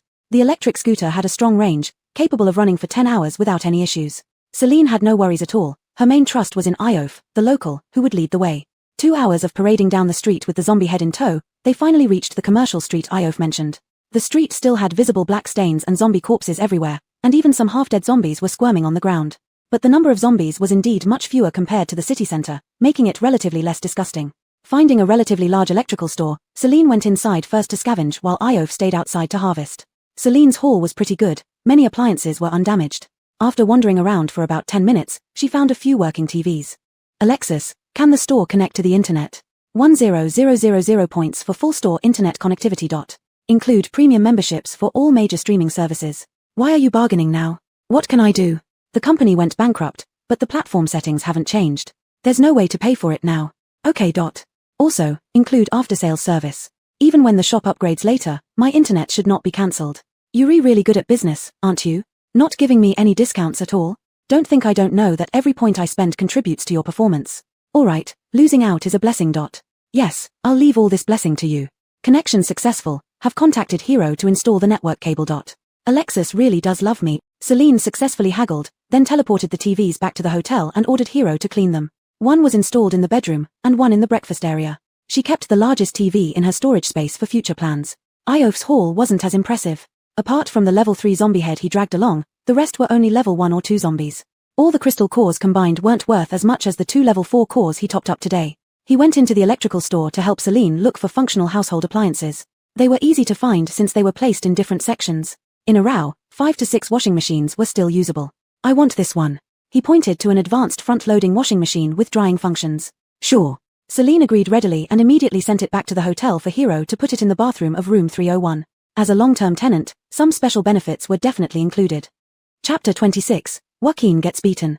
The other double rooms also had one each placed in their bathrooms, and there was one in each of the 2 public restrooms on the second floor. All chosen for their drying functions. The extras were still all collected into the system space. The commercial street shops were no less numerous than those in the shopping center. Celine and Iof continued forward to the home goods store. The sofa looked good, grab it. The hug pillow looks nice, grab it. The bed is pretty soft, grab it. The 4-piece set looks pretty, grab it. The dining table looks good, and it's solid wood, take it. The cups are quite unique in design, take them all back. Celine would put anything she found attractive and undamaged into the space, she'd use them sooner or later anyway. Iof was by her side, helping with the lighting. After yesterday's experience, he had seen the fighting spirit women displayed while shopping. Such a thin and frail Mila, unable to walk an hour's distance, could shop tirelessly for 3 to 4 hours without rest. And the more they shopped, the more energetic they became. He just couldn't understand. After cleaning out the appliance and home goods stores, it was already past noon. This time Celine was foresighted enough to bring along the small square table and folding chairs bought last night. They sat down in a relatively open area in the home goods store, bought 2 cups of fruit tea to relieve greasiness, ordered braised pork knuckle, stir-fried pig intestines, boiled beef slices, a dish of lightly stir-fried seasonal vegetables, and 2 bowls of rice. Let's eat first. Celine handed over a pair of chopsticks. She herself didn't really eat much but prepared everything for Iof.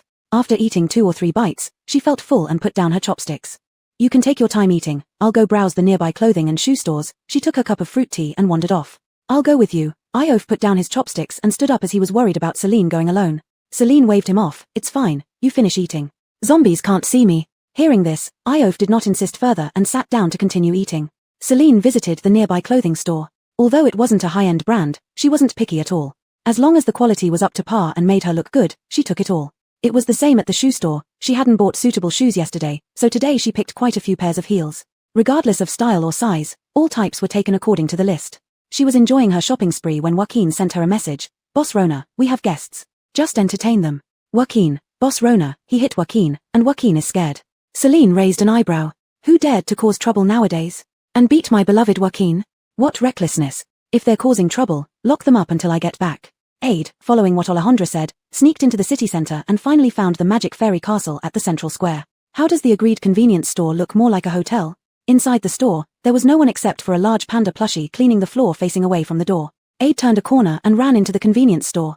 Seeing the dazzling array of food on the shelves, his eyes lit up, and he rushed over, snatching a bread loaf and tearing it open to stuff it into his mouth. Hearing the commotion, Joaquin quickly rushed into the convenience store. Seeing someone eating without paying, he panicked and hurriedly pulled the man. Sir, you haven't paid yet. Boss Rona told him to watch the store, and he couldn't let anyone take things without paying. What if Boss Rona found out and stopped liking Joaquin? What do I pay? Aide slapped Joaquin's forehead. A toy dares to tell me what to do. What kind of thing are you? Joaquin got beaten and cried pitifully. Yusef and Myra, who went downstairs to buy food, heard the sound and hurriedly rushed to the convenience store. They saw a Jameson in his 40s beating Joaquin. Yusef clenched his fists tightly, veins popping on his forehead, ready to stand up for Joaquin. They all knew that Joaquin was just an innocent storekeeper, loving nothing but cleaning and having little offensive ability. Taking care of this matter would not only help vent for Joaquin but also leave a good impression on Celine. Hey, brother, Myra urgently pulled Yusef back. Don't fight inside the store, it's no joke. Glancing at the acrylic box on the cash register, Yusef seemed to have realized something and loosened his fists. Hey, he shouted at Aide, what are you doing here causing trouble? Aid stiffened. The dead Mila Alejandra only mentioned the boss being a young woman, not any other men. Looking at the two clean young people, he suddenly tensed up and started playing the victim on the ground. Ouch. My stomach hurts. Your store's food is poisonous. Ouch. You must compensate me for medical expenses. Yusef snorted coldly and rolled his eyes. These days, there are barely any people on the streets, and yet you're still trying to pull off an injury fraud. Who's watching? Joaquin. Myra rubbed Joaquin's head. You contact Boss Ellis first. Joaquin nodded, his pitch-black eyes showing no emotion. After 2 minutes, having received a reply from the boss, it instructed Myra and Yusef to step back a bit. The next second, Aid was encircled by a rainbow-colored bubble and floated in the air. Aid kept tossing and turning inside the circle, clutching his stomach in pain. Yusef sneered, "Hey, open your eyes and take a look." Hearing this, Aid opened his eyes and found himself only an arm's length away from the ceiling. He tried to sit up, nearly hitting his head on the ceiling. What's going on? He was flustered, revealing unmistakable fear. Myra leaned against the door leading to the hotel and laughed. "Aren't you an awakener? How dare you be so arrogant without any abilities? Do you know what kind of place this is?" Aid's voice trembled with curiosity amid his panic. What? It's just an ordinary convenience store, isn't it? Myra pointed at the acrylic box on the counter. "Look, these 2 coins were once 4th-level awakeners. When the boss comes back, you'll be the 3rd coin." Ah! Aid was terrified, his face turning pale. A warm stream flowed from under him, soaking his pants. How come Adrian and Alejandra didn't tell him about this? They only said that it was a good place, with a beautiful boss and plenty of food. Who could have imagined it would be so terrifying? To turn a 4th-level awakener into a tiny coin. Not necessarily. Joaquin's young voice seemed to save Aid from the depths of despair, but then it added, the boss said awakeners would turn into coins, while ordinary people would become cards. Aid fell to his knees with a thud. Either way, he was still doomed. Tears streaming down his face, he bowed to Joaquin. "Grandpa Bear, I beg you to let me go. I'm just an ordinary person who knows nothing and offended you all. Please let me go." Joaquin ignored him, muted him directly, and calmly said, "The boss will deal with you when she gets back." Joaquin wouldn't let you off. Just because you hit Joaquin earlier, wait until Boss Rona returns to give you a lesson. Chapter 27, The Monk with a Machine Gun. After finishing her search for high heels, Celine ran back to find Iof. "Done eating? Let's get going if you are." "Yes." Seeing Celine hurriedly packing up, Iof sensed something was amiss. "What's wrong?" While putting away the plate, Celine said, "Someone came to the store and hit Hero. I have to go back and check on him." Fights at the store weren't a big deal, they could just be locked up. But since someone hit Hero, she had to see if her hero was hurt. Though it was unlikely for a doll to be hurt. Iof nodded understandingly, drew his dagger, and prepared for the journey back. They rode their small electric bike back to the hotel. There weren't many zombies on the road today, possibly because the area they visited was quite remote. Sitting in the back, Iof glanced at the sky. The blue sky was clear like the ocean, with white clouds drifting lazily. He pursed his lips and leaned forward, whispering into Celine's ear, "Drive faster, it's going to rain." Rain? Celine was puzzled. The weather seemed perfect, hardly any clouds, how could it rain? Silent for a moment, Iof speculated that Celine might not be from this world. Otherwise, why would she know nothing about the local climate? And how did she possess such powerful abilities?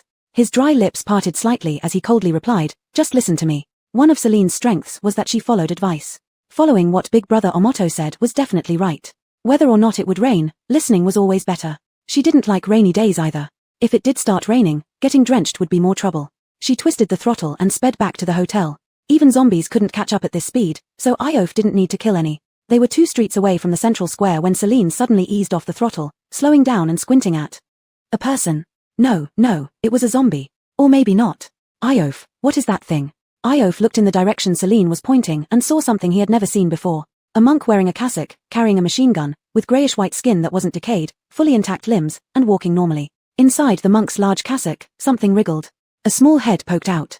The Mila waved excitedly at the sight of the small motorcycle and called out, "Pretty sister." Celine identified her. It was the little Mila who came to the store on the first day. She drove over and stopped next to them. Upon closer inspection, the monk retained human-like features, unlike the emaciated, slobbering zombies with gaping teeth. The monk held a machine gun in one hand and bowed slightly toward Celine. Celine couldn't tear her astonished gaze away from the monk's peculiar face. However, questioning on a busy street wasn't appropriate, so she pointed to the central square ahead and said, "Go through the central square to my store, let's talk there." The monk nodded, lifted Alejandra onto Celine's motorcycle, and smiled. "Please take her along, I will follow shortly." Dazed, Celine nodded and rode back to Magic Fairy Castle. None of her family members understood. A monk playing with a machine gun. Arriving at Magic Fairy Castle, Celine drove the motorcycle straight into the hotel lobby. After the upgrade, the lobby was somewhat spacious, so she fetched a set of sofas and matching tea table from her spatial bag. Hero came down from the 2nd floor, followed by Myra and Yusef. "Boss Jan, you're finally back." Hero rushed to embrace Celine, sobbing and rubbing his head against her neck. "War, someone bullied Hero." It's okay, I'll deal with him. Celine gently patted Hero's back to comfort him. Yusef and Iof stared at Hero, feeling a mix of envy and jealousy. They wanted to shout, "Let go of that Mila, let me come instead." Hero grumbled, explaining everything that happened. Celine's expression darkened instantly. She patted Hero and pointed to the sofa and tea table. "Clean these up, I'll handle the convenience store people." Obediently, Hero nodded and went to fetch a cloth to clean the tables. Wearing her small heels, Celine walked to the convenience store, looking at the man hanging mid-air, her expression unpleased. To dare bully my hero? Looking for death. Others also followed to watch. When Alejandra saw the man trapped in the air bubble, her expression changed dramatically. Village chief. Celine frowned, so this was the village chief from Ghost Village. Seeing Alejandra, Aide thought he found a savior and quickly pleaded, "Xiaoshan, please help me. Beg for mercy and let me off." However, Aide's voice was already muted by Hero, so no one outside could hear him. Alejandra tugged at Celine's skirt, her soft voice laced with resentment. "Sister, he is our village chief. He went missing at noon the day before yesterday. That night, our village was invaded by zombies, and uncles and aunts all died. My brother tried to protect me by luring the zombies away, and..." Thinking about her brother whose fate was still unknown, she started sobbing again. Everyone listened in silence, mourning internally. Though after the apocalypse, they had lost loved ones and friends, getting used to death. They also had many lives on their conscience. But the villagers were unarmed commoners who had never done anything wrong. To lose more than a dozen people at once, it would be heartbreaking for anyone. It was hard to imagine what Alejandra felt when she stepped out of her door and saw the bodies of her close relatives scattered everywhere. The atmosphere turned heavy. Hero came over and said that the sofa and coffee table had been wiped clean. Celine flicked her finger, and the bubble around Aide floated over to her. She turned and walked back into the hotel, with the bubble following closely behind until it stopped in the middle of the lobby. "Guests, please enjoy this show." She sat on the sofa, staring at the bubble in front of her, smiling sinisterly. Iof, being clean, sat to Celine's left. Yusef was about to take the seat on her right when he was shoved away by Hero's big bottom. Hero sat next to Celine, very close. Celine casually placed her right hand on Hero's leg, enjoying the fluffy texture. Frustrated, Yusef could only sit beside Hero. Alejandra was dirty and sat cross-legged on the floor. Just as Celine was about to deal with Aide, the monk arrived. The monk could see Magic Fairy Castle right in front of him but couldn't get any closer, as if an invisible barrier was blocking him. What the hell is that thing? Yusef fell off the sofa in shock, staring wide-eyed at the creature that wasn't human or zombie. Wearing a cassock and carrying a machine gun? This combination looked extremely bizarre. Chapter 28 Half-Zombie Man Unfeeling.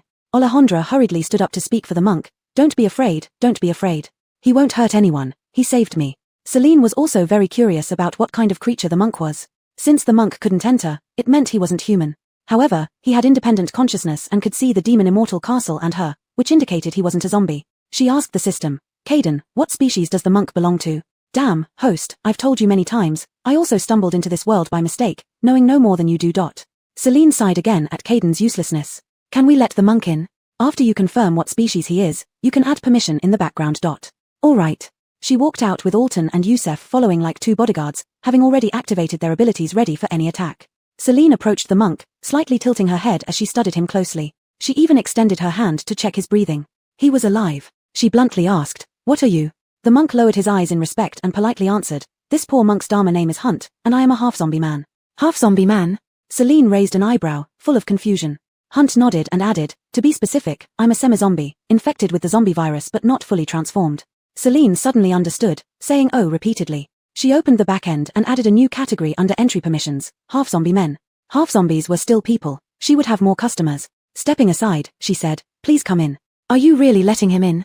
Yusef stared at Celine in disbelief. Without doing any checks or blood tests, how could she trust him so easily? He still held a machine gun in his hand. Wasn't she afraid he might start shooting once inside? Celine glanced sideways at Yusef, unconcerned as she shrugged. "Didn't he say he's a half-zombie man?" "What kind of half-zombie man? I've never heard of it." Yusef became frustrated, jumping up and down. Trusting strangers so easily, was this woman stupid? Celine blinked, turning her head to look at Alton standing beside her. "Boss Motto, have you heard of it?" Alton remained expressionless, slowly shaking his head. Celine's eyes twinkled, smiling gently. "Well, now you've heard of it." She looked at Hunt, her smile soft. "Please come in." Hunt bowed respectfully and entered. There was no barrier blocking him this time, suggesting that this lay sister indeed had some means. Yusef rolled his eyes, tightly following Hunt, staring intently at him. Alton also entered, seeing Celine's fawning smile and realizing this woman wasn't stupid, she simply wanted to make money. Alejandra hugged Hunt as if she had found a family member to rely on. Hunt affectionately patted her head, his eyes filled with gentleness. No matter how one looked at it, the monk seemed like a good person. "Come here." Celine sat back in her seat, watching Aide inside the bubble. Her smile disappeared. With a wave of her hand, a huge virtual screen appeared before them. Turning her face, she asked Nash, "Do you want to turn him into a small card or send him on a trip?" As soon as she finished speaking, 5 real-time maps appeared on the screen. The map showed zombies wandering everywhere. Ade's face turned pale with fright. Alton's eyes lit up. Level 5 zombies. Did the travel treatment have such good perks? Becoming a small card would only take a moment, perhaps too lenient for Ade.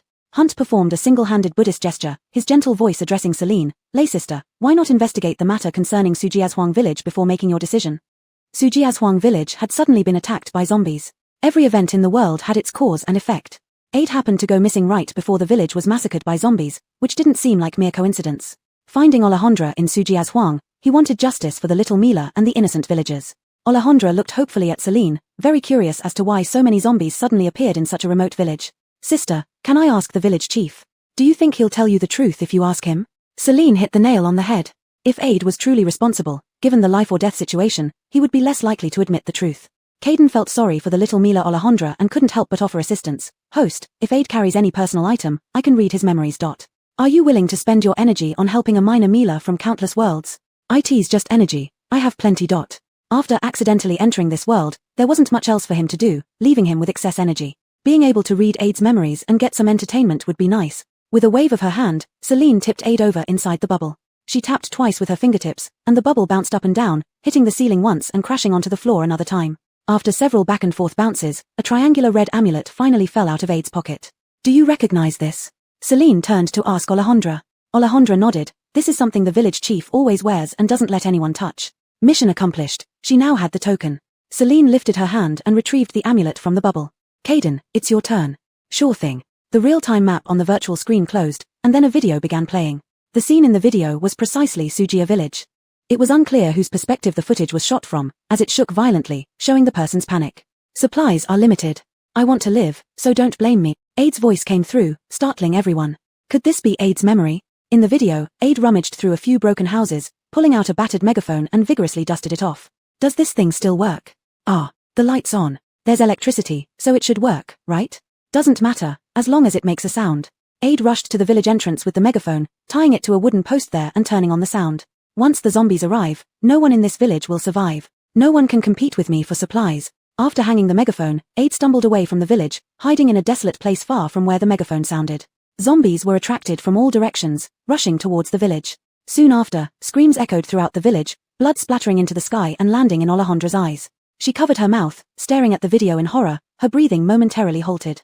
Shockingly, it was true. It was indeed the village chief who lured the zombies. Her brother, little Jinbao, just 2 months old next door. All because of the village chief. Chapter 29, Ade's End. The video had not yet stopped. Seeing all the zombies enter the village, Ade hurriedly ran into the woods. "Downtown. Magic Fairy Castle. Once I get there, all the supplies will be mine. What a load of rubbish this boss is. Just an insignificant stinky woman. The whole shop will be mine. I can survive. I will become a god in this world." It was clear that Ade had gone quite mad. A good-for-nothing who didn't even have any special abilities and relied on 2 kids to find food dared to dream of being a god. Celine twisted her wrist. She was now very angry. How dare Ade insult her? Coveting her hotel and hitting Hero? Unforgivable. Since he likes zombies so much, let's send him over to play. Celine showed no mercy. After turning off the video, she opened the real-time map. "Which one should I choose? One where there's no place to hide?" "Isabel, you pick one." She looked at the weeping child, giving her a chance for revenge. Alejandra wiped away her tears, thinking of her brother who sacrificed himself to protect her. Determination and ferocity gradually appeared in her eyes. She pointed to the third map showing desolate surroundings. "This one." Celine curled her lips. The little Mila had grown up. "Then let's send him in." A flash of golden light swept by, and the bubble containing Ade disappeared from the hotel. The screen zoomed in on the third map. Ade, who was just in front of them, had been teleported inside. A group of zombies howled and lunged at him, all level 4 zombies with fast movements. Ade, who hadn't exercised in years and had just walked several days to reach Magic Fairy Castle, had no strength to resist. He didn't even have time to beg for mercy before he was torn to pieces instantly. The scene was exceptionally bloody. Alejandra quickly covered her eyes with her small hands. Even Youssef and Myra winced, unable to bear the sight. Only Wuxing and Iof remained unperturbed. Celine waved her delicate hand, and the virtual screen vanished. Outside, it began to drizzle. She glanced outside. The sky was still azure blue, with white clouds floating lazily by, but the rain was significant, like silver needles falling from the sky, piercing the earth. The weather in this world was indeed strange. Due to the loud video, she hadn't noticed when it started raining. She wondered how Iof could judge that it would rain. "The show has ended, everyone go about your business." She stood up and stretched. Since it's raining, she might as well take a bath and sleep in. Sister. Alejandra looked up with pouting lips, gazing pitifully at Celine. What a pitiful kid. But she wouldn't take her in. Celine smiled gently and asked, "Want to stay? You can stay if you pay points." Yusef's lips twitched. What a heartless woman. Indeed, in this post-apocalyptic world, there was no room for compassion. Brother, it's raining outside, let's return to base tomorrow? Myra tugged at Yusef's sleeve. He didn't want to leave since they had hot meals here. Yusef pursed his lips and thought. He still had enough crystal cores to stay another night. They would really have to return tomorrow. Alright, let's stay in a double room tonight and take a shower. Hiro went to help Yusef and Myra check in. Alejandra looked at the room price list and took out her card from her spatial ring. Sister, I still have some points left from last time. Can I stay here? Of course. With money, anything can be settled. Celine glanced at Wuxing, who was still sitting cross-legged on the ground. Master Wuxing, do you want to stay? Wuxing stood up and bowed to Celine. Poor monk has no money. I humbly ask the benefactor to allow me to meditate here for a night. Celine frowned slightly. Monks need to pay too. It was raining heavily outside, and it was getting dark. He needed a place to rest. Celine sighed, just this once. Thank you, benefactor. Wuxing carried his machine gun and walked to a corner to sit and meditate. Host, why are you suddenly so kind? It's not that. Celine stared at Wuxing, her small eyes full of great confusion. Don't you think he's amazing? Amazing? Yes, 9 years into the apocalypse and there's still a monk. And he's neither human nor zombie, isn't that interesting? So you're keeping him for research? Not exactly research, but I do want to investigate. Alejandra also went to Hiro to check in and got a single room. After getting the key, instead of going upstairs, she bought 2 boxed lunches from the convenience store and found Wuxing to eat together on the floor. Celine talked to Hiro about today's hotel situation. Boss Rona, the guest in room 201 has extended their stay for 1 more night and says they need to talk to you about something tomorrow. Room 201 was occupied by Kathy. Celine had long felt that this rich woman was quite strange. Since moving in, she had rarely been seen, always staying in her room doing who knows what. She originally said she would stay for 3 days and then leave. She went out today, and now Kathy decided to stay an extra night, likely planning to discuss something important. Probably regarding supplies. The guest in room 302 paid additional rent and said she wants to wait for her brother to come pick her up. Alma was like a harmless little animal. How long she stayed or whom she waited for wasn't Celine's concern.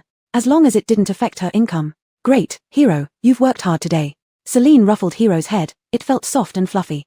Seeing Iof also go upstairs, she returned to her own room to take a shower. After her shower and applying a facial mask, Celine called Lu Suzy. Xiaotong, daily draw.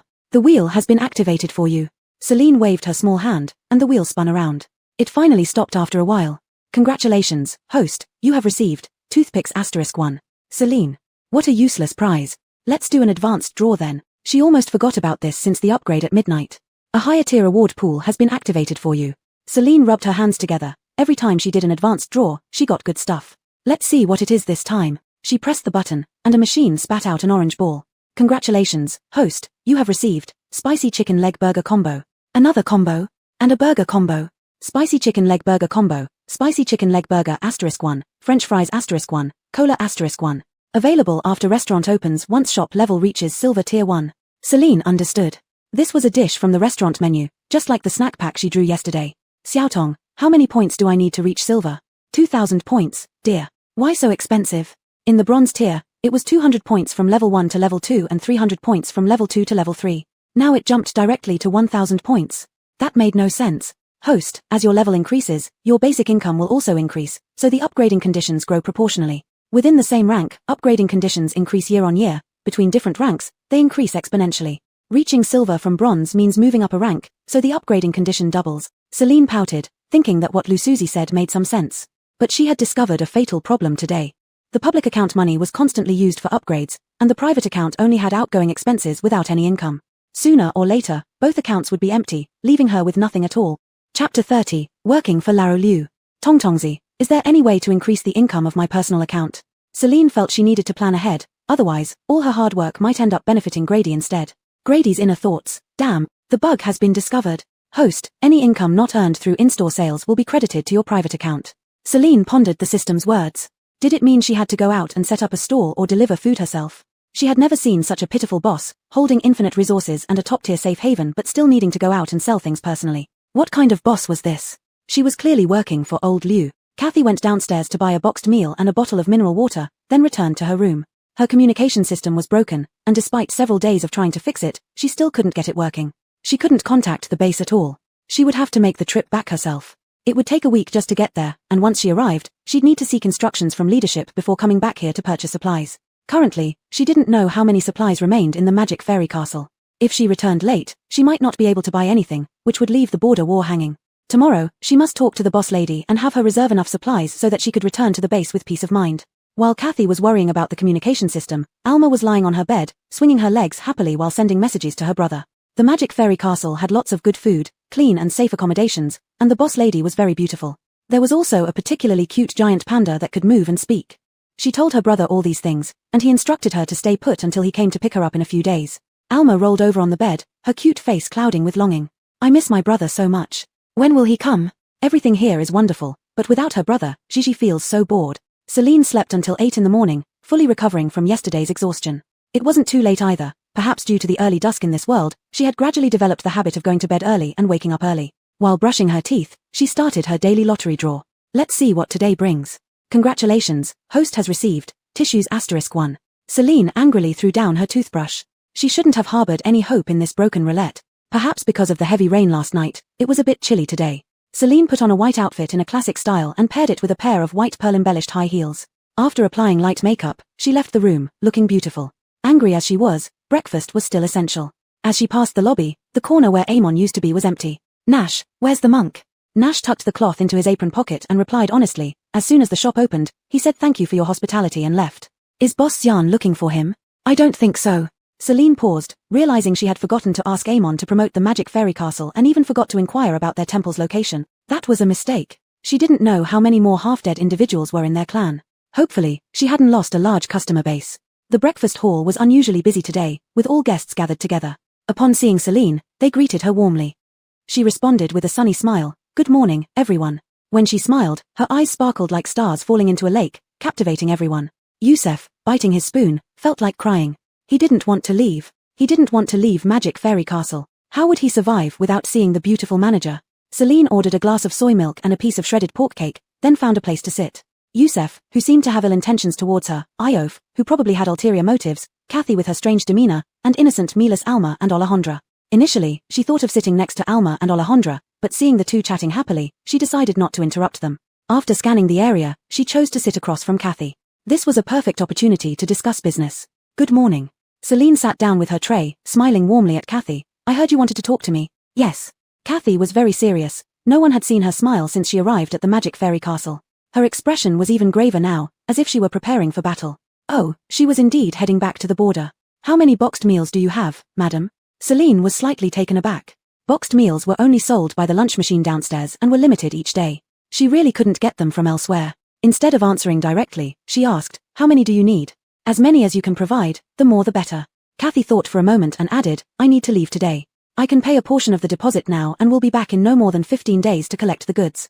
With 15 days to prepare, there was no way she would let this deal slip away. Celine nodded in agreement. Sure, do you need anything else? Sanitary pads and provisions. I hope you can keep as much stock as possible. I will definitely come back for them.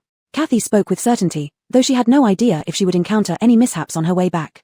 But for the teammates still guarding the border, even if she lost both legs, she would crawl back to report to leadership. The supplies must reach the border. Don't worry, we have plenty of sanitary pads and provisions, Celine assured, patting her chest. After breakfast, the two went downstairs together. Kathy recharged all the crystal cores she had into her, adding the remaining points, totaling 10,830 points, and paid them all to Celine as a deposit. Then, she went upstairs to pack her belongings and check out. Setting off on her mission. Celine could guess roughly what Kathy's identity was. Looking at Kathy's determined back, Celine finally understood that sentence. At any time, the country needs its army. Unfortunately, she wasn't from this world and didn't have much patriotic sentiment. So, she absolutely wouldn't give Kathy a discount. After sitting behind the counter for a while, Youssef and Myra also came down to check out. Youssef looked at Celine with teary eyes, saying slowly, Boss Ellis, wait for me, I will definitely come back. Celine smiled mechanically and waved at him without any emotion. Be careful on your journey, hope to see you next time. Myra felt that since Youssef arrived at Magic Fairy Castle, he had been disgracing himself every day. He pulled Youssef by the arm. Let's go, brother. Youssef turned his head every few steps, casting lingering glances at Celine, making it seem like a farewell between life and death. After exiting the gates of Magic Fairy Castle, the two activated their abilities and vanished from Celine's sight in an instant. Chapter 31, Silver Level 1. Celine crossed her legs, leaning back in the chair leisurely, and began to look through the account books of the past 2 days. The breakfast shop's revenue was fairly good, most likely due to Kathy who could eat as much as 3 people in one meal. The convenience store also had considerable income, thanks to Alma, who loved snacking on sausages, eating 5 or 6 packs a day. These 2 big appetites had indeed created quite a bit of wealth for her. After reviewing the income for these 2 days, Celine felt relatively satisfied.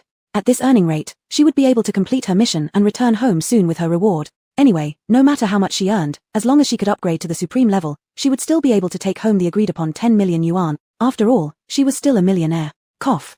Grady nervously came out to remind her, "Host, your 10 million has already been converted into points, which is your starting capital of 200,000. What?" Celine couldn't keep calm. She had indulged herself in delicious food recently, but it turned out that all the money she spent was what she had earned from doing task. And she had spent several times more than what she had earned. 10 million yuan converted into 200,000 points, and she spent over 1,000 points on a set of high-end skincare products. Wasn't that equivalent to over 50,000? Sixth brother, you really are something. You're tricking me out of my money, aren't you? Didn't I tell you? You didn't even say a word. Celine got anxious. She had to think of ways to earn back the money she had spent from her private account quickly. Don't worry, little fairy. You'll be even more worried later. Celine. What else have you kept from me? You'll see when the time comes. Honestly, Celine wanted to get rid of Grady right now. But what could she do? She was already on this ship, and jumping off wouldn't help her recover any of her losses. Iof came downstairs and saw Celine sitting there listlessly, as if she had lost hope in life. These days, just surviving was hard. She already owned such a large hotel and an endless supply of resources, so what was there for her to be disappointed about? Then Celine quickly perked up and greeted him cheerfully. Boss Omoto, are you going out? Yep, Iof replied indifferently. Be careful. Celine smiled radiantly. Seeing her warm greeting made Iof feel warm inside. Every time someone reminded him to be safe before he left, and when he returned to see Celine welcoming him with a smile, he felt hopeful about life. Although Celine was just a merchant who prioritized making money above all else. Still, he found a sense of belonging in Magic Fairy Castle. I'm going out, Iof responded unusually and went out. Celine was stunned for a moment. She felt that the aloof boss Omoto seemed different. Little fairy, based on my extensive experience in romance novels, Iof has definitely fallen for you. Celine rolled her eyes. There it goes again, Grady's lovey-dovey talk. Nash came out of the laundry room carrying a bucket of water and started mopping the floor. Every time guests walked by, they would dirty the floor, which it could not tolerate. So from opening in the morning until closing at night, Nash had been cleaning non-stop without a break.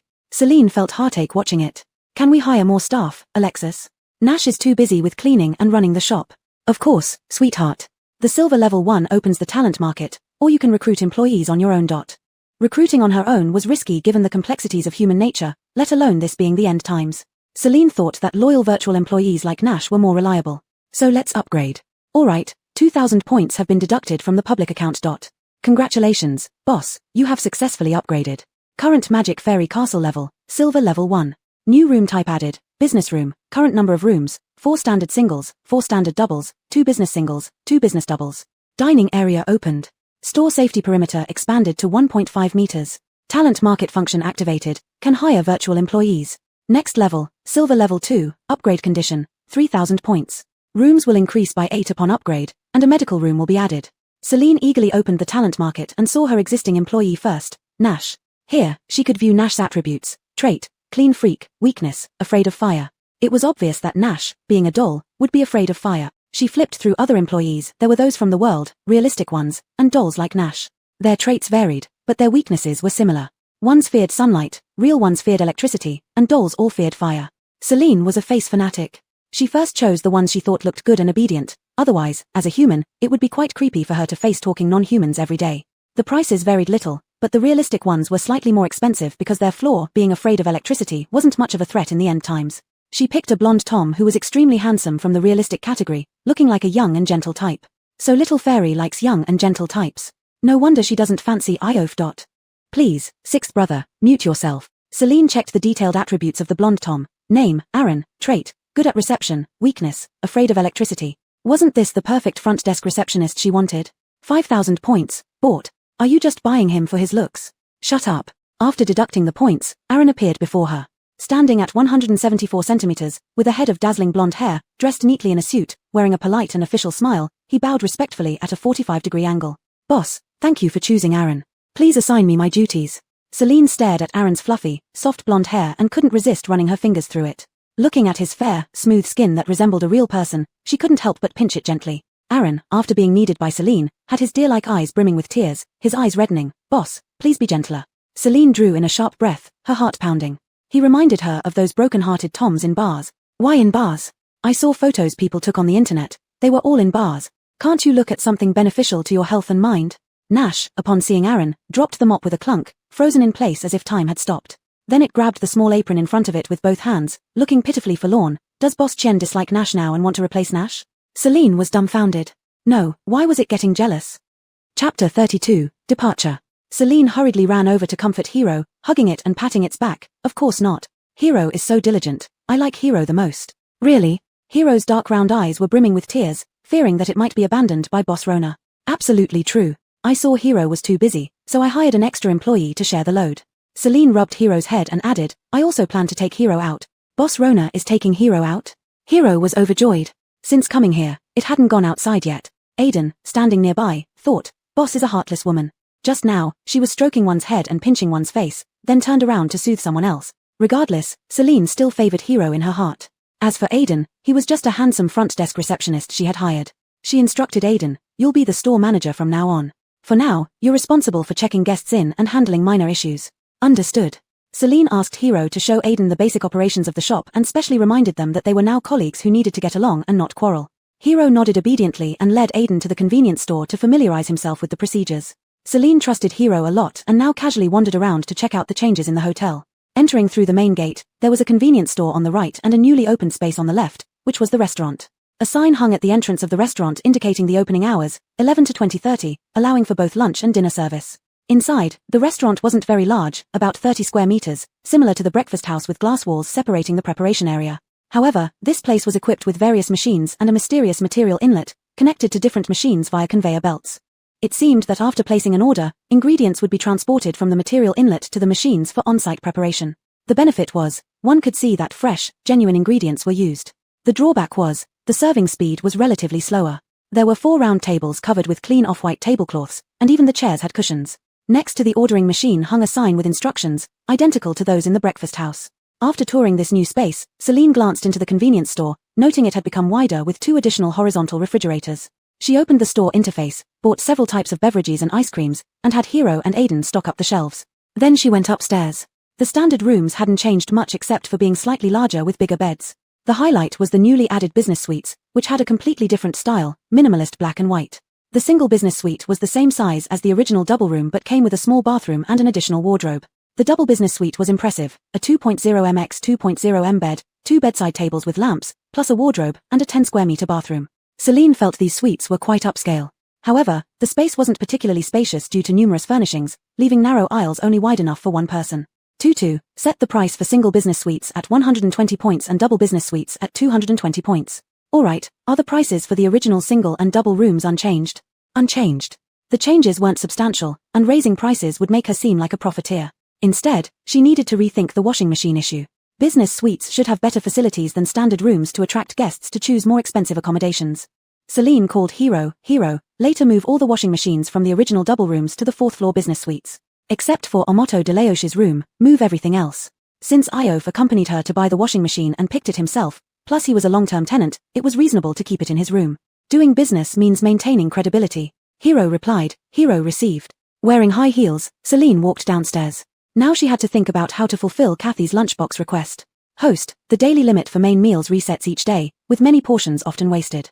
You can reserve them in advance, find a way to store them until Kathy comes to collect. Celine's eyes lit up.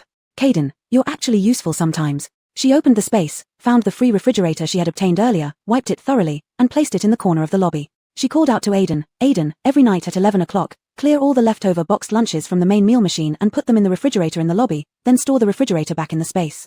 This way, it could ensure that the storage capacity of the space was not wasted while also ensuring the boxed lunches wouldn't go bad. What a clever idea. Caden, didn't I give you this idea?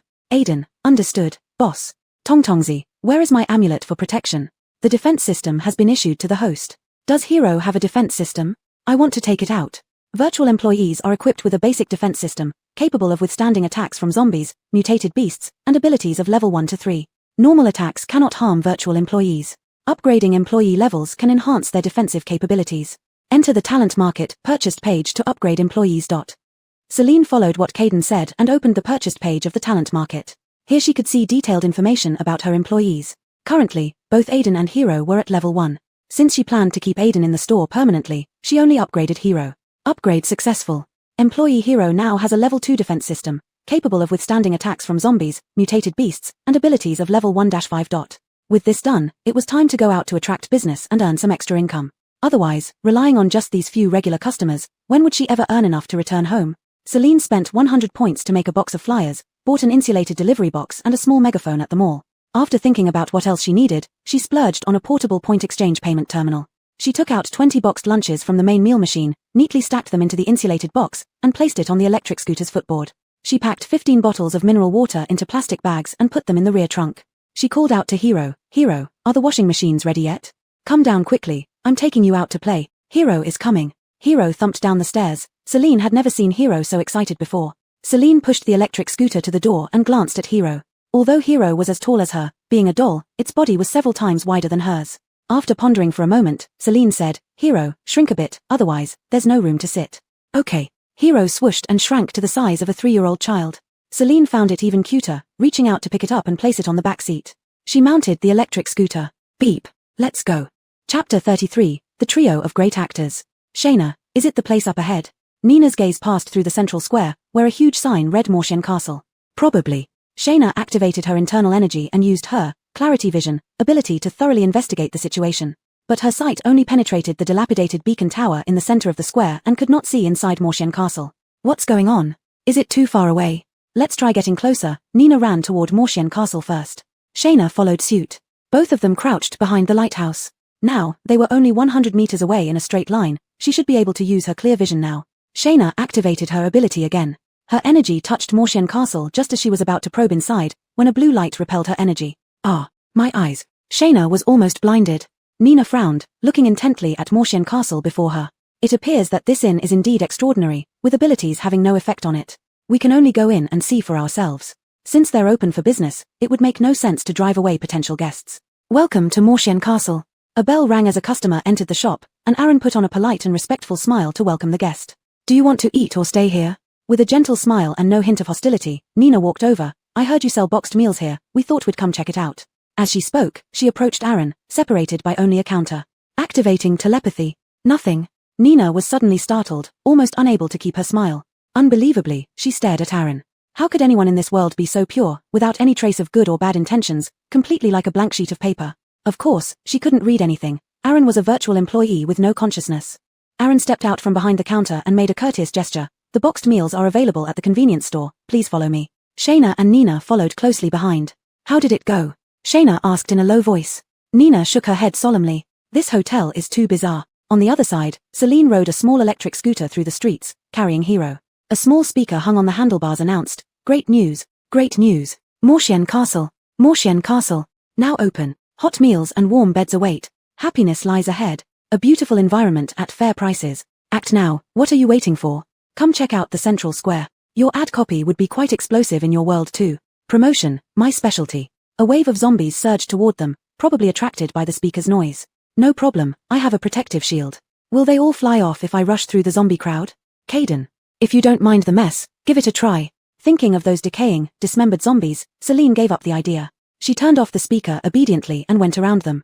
"Little fairy, there has been an attempt to breach the hotel using superpowers. See it." A virtual dialogue box appeared before her eyes. It showed 10:49 a.m. external defense wall attacked by clarity vision ability. 10:54 a.m. employee Aaron attacked by telepathy ability. 2 records, 2 different abilities. So, it seems 2 non-combatants came to probe information. Regardless, nothing serious happened. Maybe it would attract some customers. After passing through the wave of zombies, she reopened the speaker. "Great news, great news. Mortian Castle, Mortian Castle, now open." This attention-grabbing act not only attracted zombies but also caught the eye of certain superpowered individuals hunting zombies outside. "Holy shit, there's a beauty down there." Zhang Ziao pointed to the small electric scooter slowly crossing the road below. The 2 beside him clearly heard it too and peered over the edge of the rooftop. A lady dressed in Xiaowen-style outfit, with a teddy bear attached to her back, was riding a green electric scooter. Whose careless beauty came out alone, looking for trouble? Remy propped his chin, pondering whether to play the hero and rescue her. Soon after, Chad poured cold water on his dream. Looks like the zombies can't see her. Not only can't they see her, but zombies trailing behind the scooter were immediately repelled, smashing into piles of meat pulp as soon as they got close. What is she announcing with that speaker? Mortian Castle opening? Zhang Ziao became curious. Why don't we go down and ask? Chad activated his power, sending a bolt of lightning crashing down in front of Celine, blocking her path.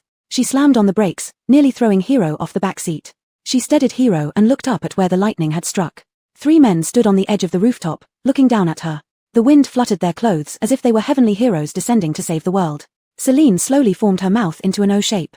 What a show. She picked up the small speaker and shouted upward, "Do you want to buy something? We have boxed meals and mineral water." Chad nodded without making a sound, afraid of attracting zombies. Celine glanced around and pointed at a broken-down barbershop at the next intersection. "I'll wait for you there." She turned off the speaker and drove her scooter over there.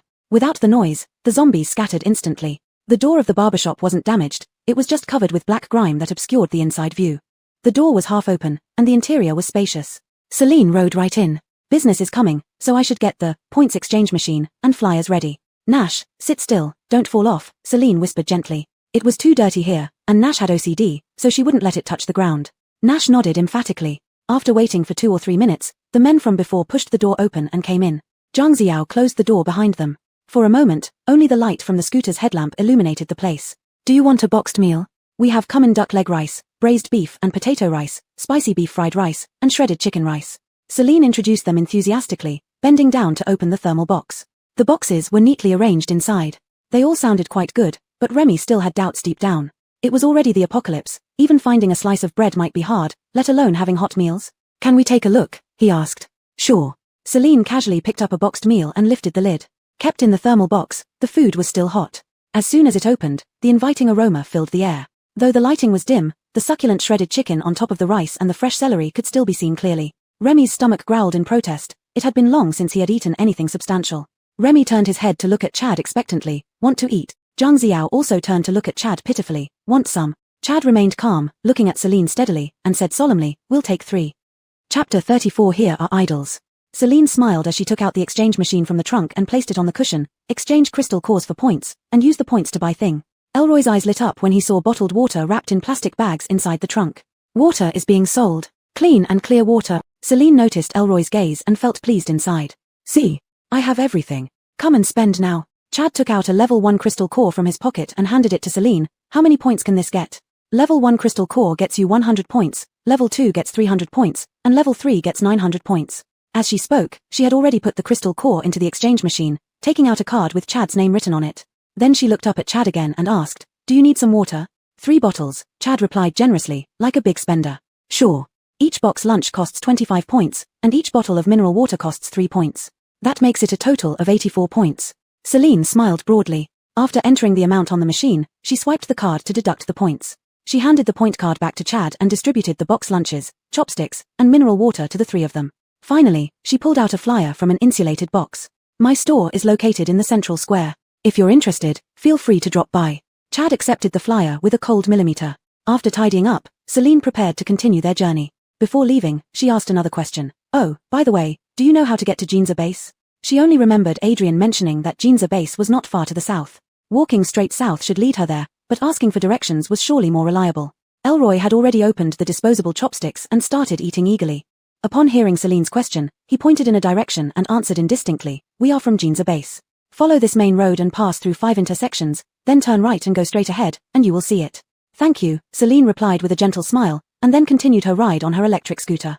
Chad and his group finished their meal at the barbershop before heading out.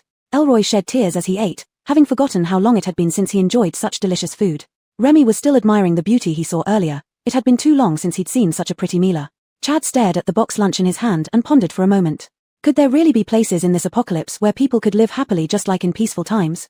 Finishing the box lunch and gulping down 2 mouthfuls of mineral water, the feeling of fullness made him momentarily feel as if he were living the same simple yet joyful life as before. He stuck the disposable chopsticks into the empty lunchbox and tossed it aside. Having finished his mineral water in a few gulps, he threw the bottle away too.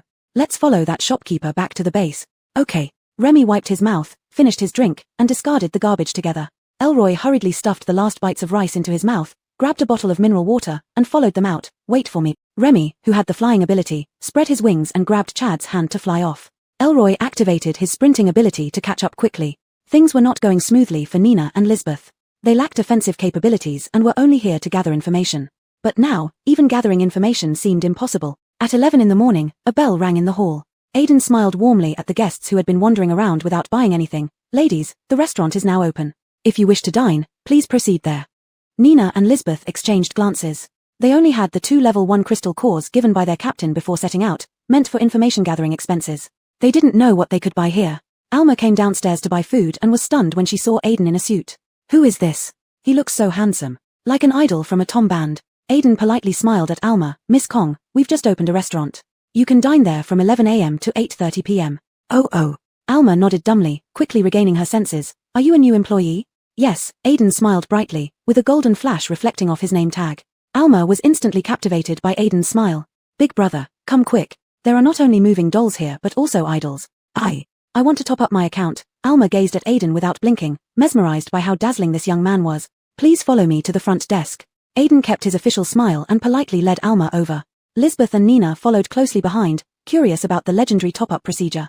Took out a card and placed it on the over-the-counter machine, then inserted a level 3 crystal core into the machine. The machine beeped. Recharge successful. Current balance, 1,043 points. How advanced. Shayna walked over, took out her only level 1 crystal core, and put it into the machine. The machine spit out a card with her name on it. Recharge successful. New user, Shayna. Current balance, 100 points. Aiden bowed slightly. Thank you for your support. The personal points card cannot be shared. Not being able to share meant that Nina would also need to recharge to make purchases here. Since it was all the camp commander's funding, Nina didn't hesitate and obtained her own points card. The two followed Alma into the restaurant. The restaurant was empty, with no food in sight. Shayna seriously suspected she had been tricked. But then she saw Alma expertly placing an order at the kiosk and swiping her card.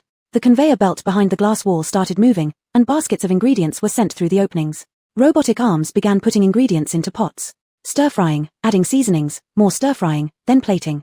Steamed dishes were sent to the steamer, plated, seasoned, and cooked. Once all the dishes were ready, they were placed on a tray and pushed to the serving station. Customer, Alma, your meal is ready. Please pick it up. Alma went to the serving station, and after swiping her card at the nearby sensor, the meal window opened.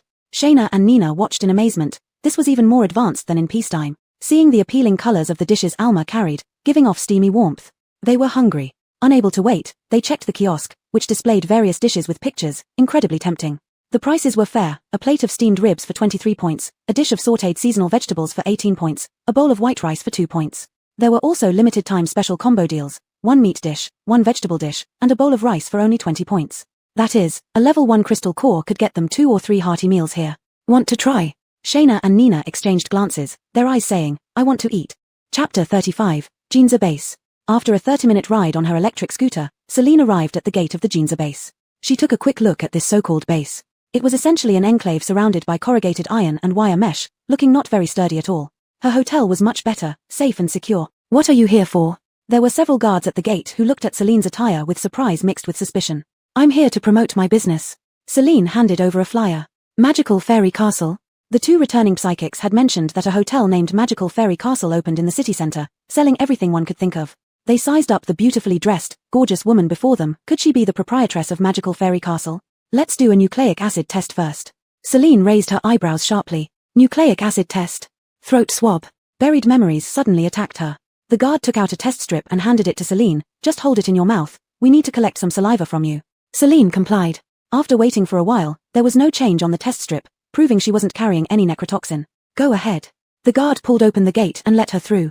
The small speaker was blaring as the electric scooter drove in, with its sound echoing, drawing curious crowds who came out to watch. The houses here were built from wood. If zombies really stormed the base, they would crash into ruins instantly. Nowhere to hide. Celine observed the surroundings and sighed. This will eventually become my business. After all, it's unsafe here. Once disaster strikes, at least half of these thousands of people would become her customers, wouldn't they? Wow. She could already see immense wealth rushing towards her. Hearing the announcement from the small speaker, Youssef immediately rushed out of the door, so thrilled he almost jumped down from the second floor when he saw the little electric scooter. He had just returned today, and the proprietress had come by. She must miss him. Beside him, Myra. Bro, have some self-awareness. Boss Ellis. Celine stopped her scooter and looked up at the second floor of the wooden building on the right where Youssef was enthusiastically waving at her. Meeting an acquaintance made things much easier. She smiled at Youssef and said, we meet again. I want to find the leader of your base, may I? Sure. Youssef hurried downstairs and approached Celine. I'll take you there. All right. Celine got off the scooter, letting Hero drive it. She took a stack of flyers and started distributing them to the crowd as she walked. Some people even grabbed for the flyers eagerly. Never had flyers been so popular. How did you specifically come by, Boss Ellis? Youssef asked. The hotel is in the city center, where there are more zombies. It's hard to attract customers. So, I had to come out and promote it. Celine tucked a strand of hair behind her ear, a small gesture that made Youssef daydream about his future children.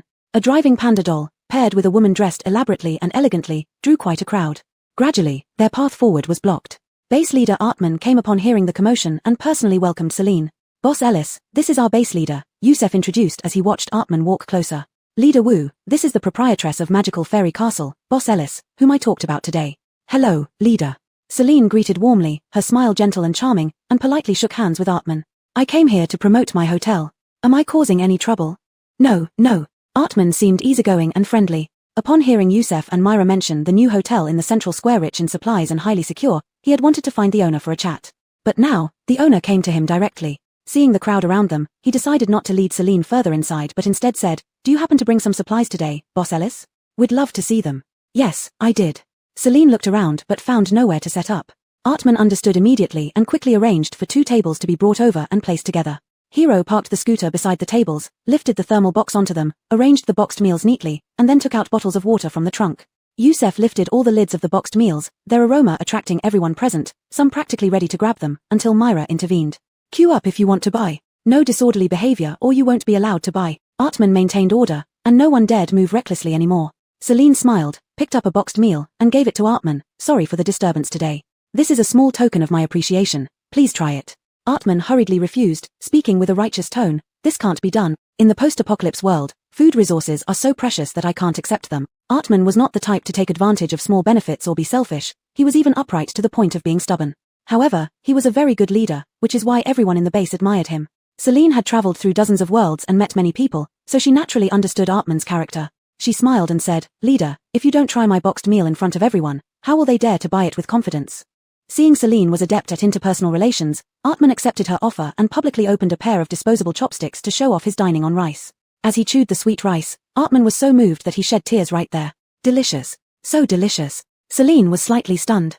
Beside her, Youssef whispered quietly in her ear, Brother Yi's daughter starved to death 4 years ago. He must be thinking about her. Celine nodded in understanding, feeling somewhat touched inside. After all, her mother was still lying in the hospital bed waiting for medical expenses.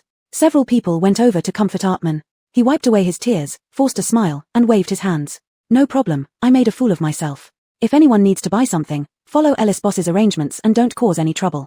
I need to step out for a moment. Saying this, Artman held the boxed meal and disappeared from everyone's sight. Everyone knew that Artman had been strongly supporting this base, and now it was time for him to relax and release his emotions somewhere. To buy things, you need to exchange with crystal cores. Those who have crystal cores can come over and queue up. Limited to 1 box per person. Celine shouted loudly. Only 16 boxes of meals were left, and everyone rushed to grab them. I have crystal cores. I want to buy first. I want the shredded chicken rice. Give me one. The beef one. Youssef and Myra helped maintain order. Hero was responsible for recharging and deducting charges, while Celine was responsible for boxing the meals. In just a few minutes, the boxed meals and mineral water on the table were all sold out. Celine let Hero go hand out flyers and said with a beaming smile, Those who didn't get anything, don't be disappointed. Everyone can take a flyer and see the address written on it. Not only does the shop sell boxed meals, but there's also a restaurant and convenience store. If you need anything, you can go there to buy. Chapter 36, Relocation Plan. Boss Ellis, it's easy for you to say that. Your store is located in the center of the city where there are a lot of zombies. Those with powers can go, but for us ordinary people, wouldn't we be asking for death if we went out? A dowdy old woman stepped forward, not because she was defiant, but hoping that Celine could find other solutions. Celine understood, but she did not support what the old woman said. The world had changed like this, and it has been more than 9 years since the apocalypse arrived. Survival of the fittest, those with powers could naturally adapt better to this era. Shouldn't ordinary people who don't have powers also strive instead of just waiting for others' charity? If one's ability isn't as strong as others and can't risk going out to search for supplies, then now with her shop right there, no longer needing to search for supplies elsewhere but merely earning some crystal cores to buy them, why can't they still make it happen? Unable to fight high-level zombies? Could a level 1 zombie be fought? If one cannot even defeat a level 1 zombie, wouldn't multiple people working together solve the problem? As intelligent beings, why should humans allow themselves to be taken over by mindless, instinct-driven zombies? Was she afraid of zombies? She was afraid too, for she feared dying in this world without being able to return home. But if her own world became an apocalypse with friends and family turning into zombies, she would also pick up arms and choose to fight, rather than wait under someone else's protection. I'm just running a shop. Whether they come, can come, or how they come, isn't something I should consider. Celine forced a smile that didn't reach her eyes, instructing Hero to pack up and prepare for their return. Chad and his team happened to return to the base at this moment and heard Celine's words. He looked at Celine standing in the center from afar among the crowd, and his gaze flickered. This woman is intriguing. Artman also heard Celine's words, and seeing her about to leave, he hurriedly walked over, smiling. Boss Ellis, if you're not in a rush, why don't you drop by my place for a chat? Celine hesitated. It would take some time, but Aiden was watching the store, so nothing big should happen. She nodded in agreement. All right. Maybe there was some big business proposal. Hero looked at Celine pitifully, its dark eyes almost brimming with tears, afraid of being left behind in this unfamiliar place to be gawked at. Celine patted Hero's head. Hero, come with me. Hero instantly cheered up, clinging to Celine's waist, wanting to stay close without taking a single step away. Yusef covered his mouth and cried. Having a level 6 powerhouse as a rival was bad enough. Now even a doll was competing for a woman. Artman led Celine into a small wooden house, lighting torches in the corners to illuminate the entire space. There were 2 other people inside waiting, apparently leaders of this base. Please take a seat. Artman tapped on an empty wooden stool, fearing Celine might be hesitant. Celine glanced at the torches in the corner, slightly uneasy, and turned to Hero. Hero, you stay here and wait for me. Hero seemed to understand her concerns, nodding and obediently standing outside like a guard. Celine slowly entered, sitting on the stool, looking at the 3. What do you want to talk about? Artman began introducing them. The man was Sheldon, his brother and the vice manager of the base. The woman was Zoe, responsible for resource allocation. After introductions, Artman broached the main topic. As such, Yusef and Myra told us about Mo Immortal Castle when they returned today. So, we wanted to ask, can your store meet the daily needs of all the people here? Celine crossed her legs, brushed back her long flowing hair, and spoke confidently as a boss. I have the resources, any amount needed, I can provide. Artman exchanged glances with the others, seemingly making up their minds. Before Celine came, they had already discussed this matter. Now, 9 years after the apocalypse, food and water resources couldn't be described simply as scarce. Without the monthly delivery of a purified ability beast from the government, they wouldn't have survived until now. Since a hotel in the city center could fully meet everyone's survival needs, they thought about moving the base into the city. Currently, the relocation plan was just their initial idea. Specific implementation would require the residents' consent and detailed planning. So they didn't rush to tell Celine about the plan. Only once she confirmed the adequacy of resources did they feel it worth trying. Artman chuckled humbly, then followed up with the next question. Boss Ellis, I wonder if you can arrange for regular shipments of supplies here? Once a week or even every 2 weeks would be fine. Since the relocation plan wouldn't be completed overnight, sufficient living materials were still needed during this period.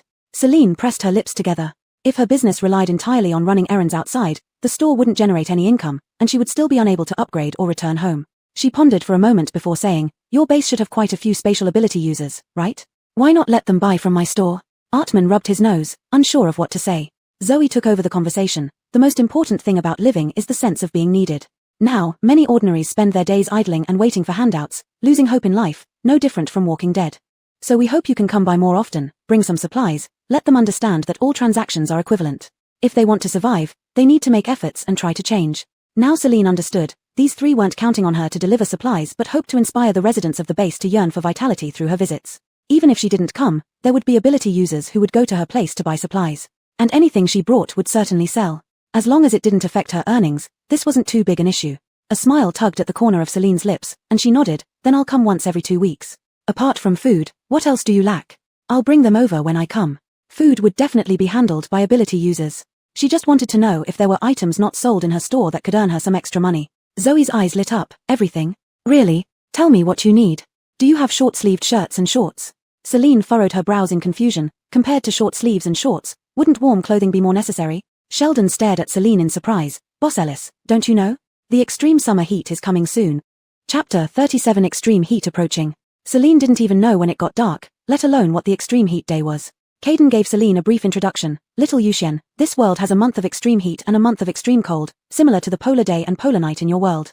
But because the weather here is rather abnormal with especially strong sunlight, the month without nights will be extremely hot, forming the extreme heat, and conversely, it becomes the extreme cold. Extreme heat usually occurs from late July to late August, and extreme cold from early January to early February. Every year, the extreme heat and extreme cold cause the deaths of many ordinary people.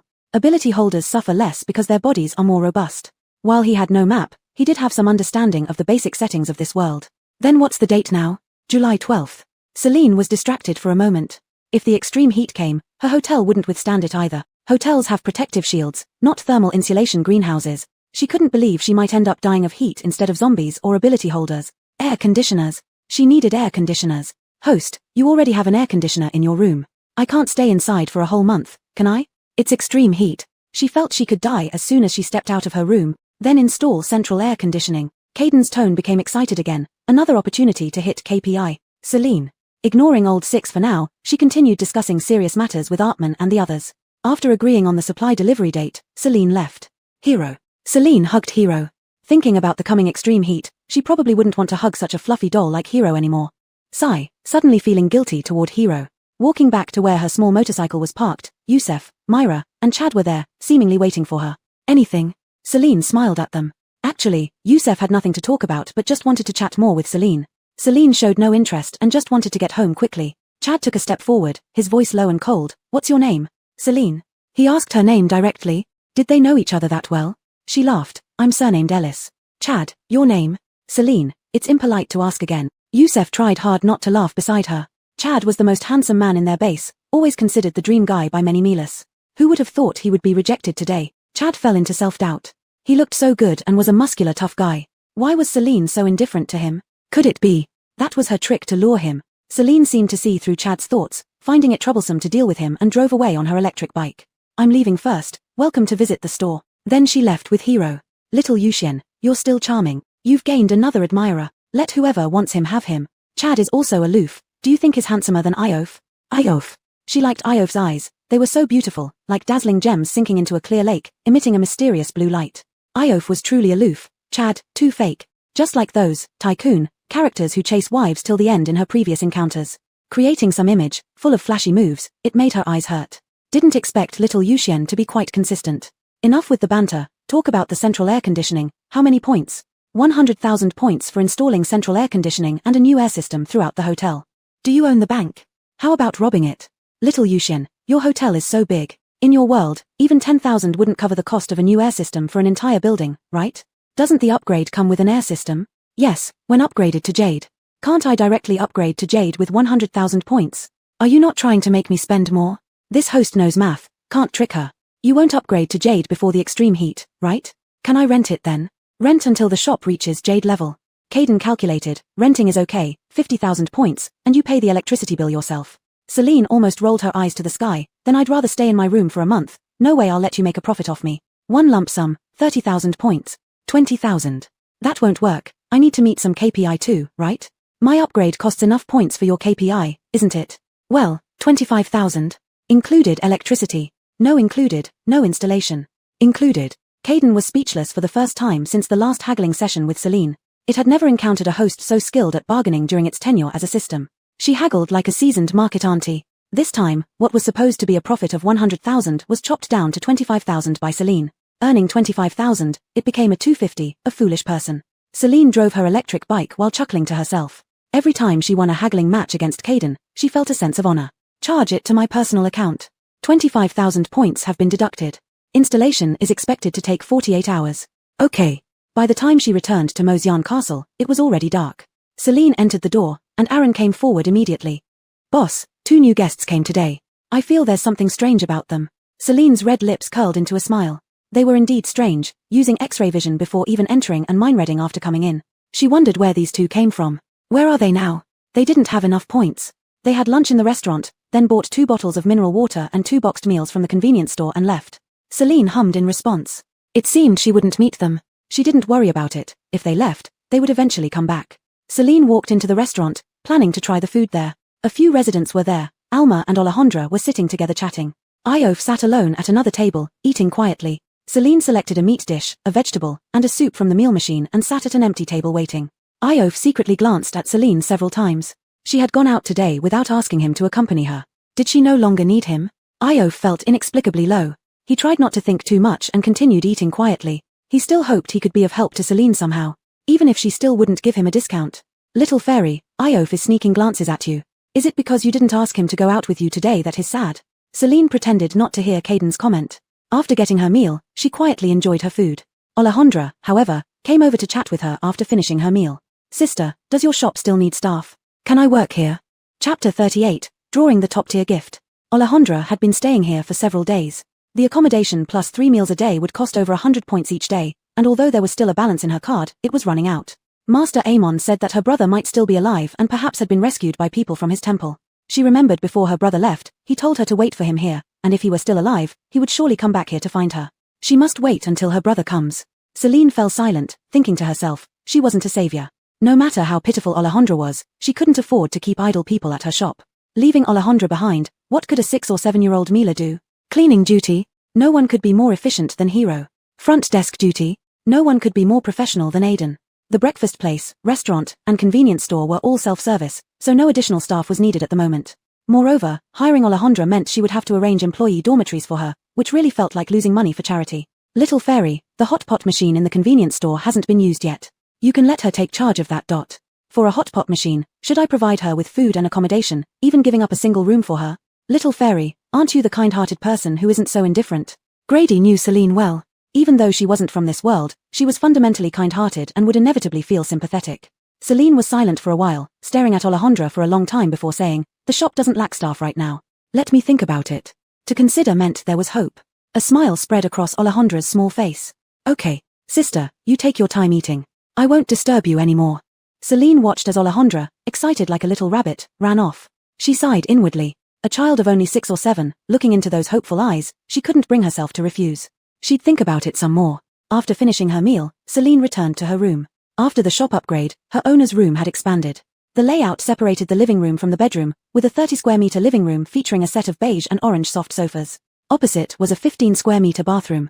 In the corner stood a corner wardrobe, and turning left led to the bedroom. A plush large bed faced the balcony with panoramic floor-to-ceiling windows. The initially bought hanging chairs and coffee tables were placed on the balcony. Looking out from the balcony, dense woods were visible, and birds chirped merrily, creating a lively scene. On the left side of the large bed was a bedside table, and on the right was a dressing table. Including the balcony, the entire owner's suite was around 70 square meters. After showering, Celine put on a face mask as usual and lay down, beginning to draw. Host lottery pool has been initiated. This time, a golden ball appeared. Congratulations, host draws the top-tier gift. Celine raised an eyebrow slightly. A top-tier gift from the advanced pool, indeed, the highest tier within the high. Let's see what good things are inside. Opening the prize, Regeneration Elixir *1. What does the Regeneration Elixir do? It performs cellular restructuring and regeneration, applicable to zombies not entirely zombified. It can reconstruct all bodily cells, restoring appearance and muscles to normal, making them indistinguishable from humans. Since it's full body cell restructuring, why can't brain cells be reconstructed? After complete zombification, the brain is completely consumed by zombie toxins. The so-called crystal core is actually the crystallized zombie toxin in the head, not part of the human brain anymore, so it can't be reconstructed. So, this elixir can only be used on half-zombies? Not exactly. As long as the brain has not formed a crystal core, any zombie can use it. However, they've already lost human consciousness, and after using it, they will be in a state of zero intelligence and amnesia.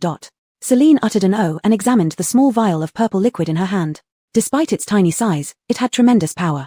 She temporarily stored it in her space. Such a good thing naturally deserved to be sold at a high price once she got to know more big customers. Celine suddenly realized that she had been spending money carelessly and hadn't checked her private account balance for some time. She opened her private account to check the balance. Tens, hundreds, thousands. Still 240,000. Celine was relieved. Fortunately, she didn't listen to Grady's advice. A price list for 10,000 and an air conditioner for 100,000. Otherwise, she would be penniless by now. Grady, making money from you is truly hard. Shayna and Nina returned empty-handed without noticing 2 people hiding in the shadows observing them. Dad, Shayna, and Nina left, seemingly having found nothing. Let's hurry, 2 more intersections and we'll reach the magic castle.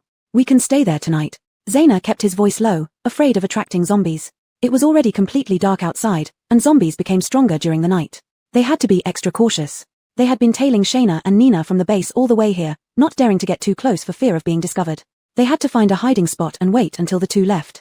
Shayna and Nina were already gone, but it would take 2 more intersections before reaching Magic Castle. There were too many zombies in the city center. Occasionally, they could see shadows of zombies passing by through door crevices. Staying here wasn't safe. They still needed to rush to Magic Castle to ensure a peaceful night's rest. Hurry up. You have an ability. Go check outside. Bowen patted Zaina's shoulder heavily and pushed her out to investigate. Zaina's heart raced like thunder. She was only a level 2 spatial ability user with no real combat power and was terrified of encountering zombies. Her father was right there beside her, and he was just an ordinary person. Hiding here wasn't a solution. Zaina had no choice but to force herself to open the wooden door slightly. Suddenly, a pair of bulging eyes appeared enlarged in front of Zaina, and a putrid stench rushed into her nostrils. Ah! Zaina was so frightened she fell backward as the zombie broke through the door and lunged at her. Bowen was terrified, hiding in a wooden cabinet and clamping his mouth shut to avoid making any sound. Dad, save me. Zaina struggled desperately, but no matter how she cried for help, there was no response. The zombie bit down on her neck, hot tears rolling down from the corner of her eyes. She looked at the wooden cabinet in despair and managed a bitter laugh, never closing her eyes even in death. Zaina understood human nature but couldn't believe her own father could be so cowardly, watching his own daughter die right in front of him without even attempting to fight for a glimmer of hope. Bowen's eyes were bloodshot, holding his breath, afraid of being discovered by the zombie. After what felt like forever, everything outside became quiet. He clumsily crawled out of the cabinet, only to find that Zaina had already died. He searched every pocket of Zaina's body and finally found her points card and 2 first-grade crystal cores sewn inside her collar. Bowen didn't feel sad about Zaina's death. With the points card and crystal cores, he could survive after arriving at Magic Castle. Don't blame Dad. Dad also can't help it. Dad also wants to live. Once I secure Magic Castle, I will find a way to bury you properly. Bowen thought this, gently brushing Zaina's face with his rough hand and closing her eyes. Chapter 39, Opinions can be offered, but not accepted. Everett noticed something was amiss. Since that day when they returned to the base and handed over the supplies, they hadn't seen Zaina again. He couldn't find anyone in the entire base. Over these 2 days, he had gone to Zaina's home and heard from the ordinary people that even Bowen was nowhere to be found. A throbbing pain suddenly struck his head, a sense of ominous foreboding spreading in his heart. Zaina and Bowen wouldn't have secretly gone to Magic Fairy Castle, would they? Meanwhile, Aryan and Alistair also noticed that Bowen had disappeared. They guessed that Bowen might have wanted to occupy Magic Fairy Castle before them for his own benefit. But since Lisbeth and Nina hadn't returned yet, it was unknown what the situation at Magic Fairy Castle was.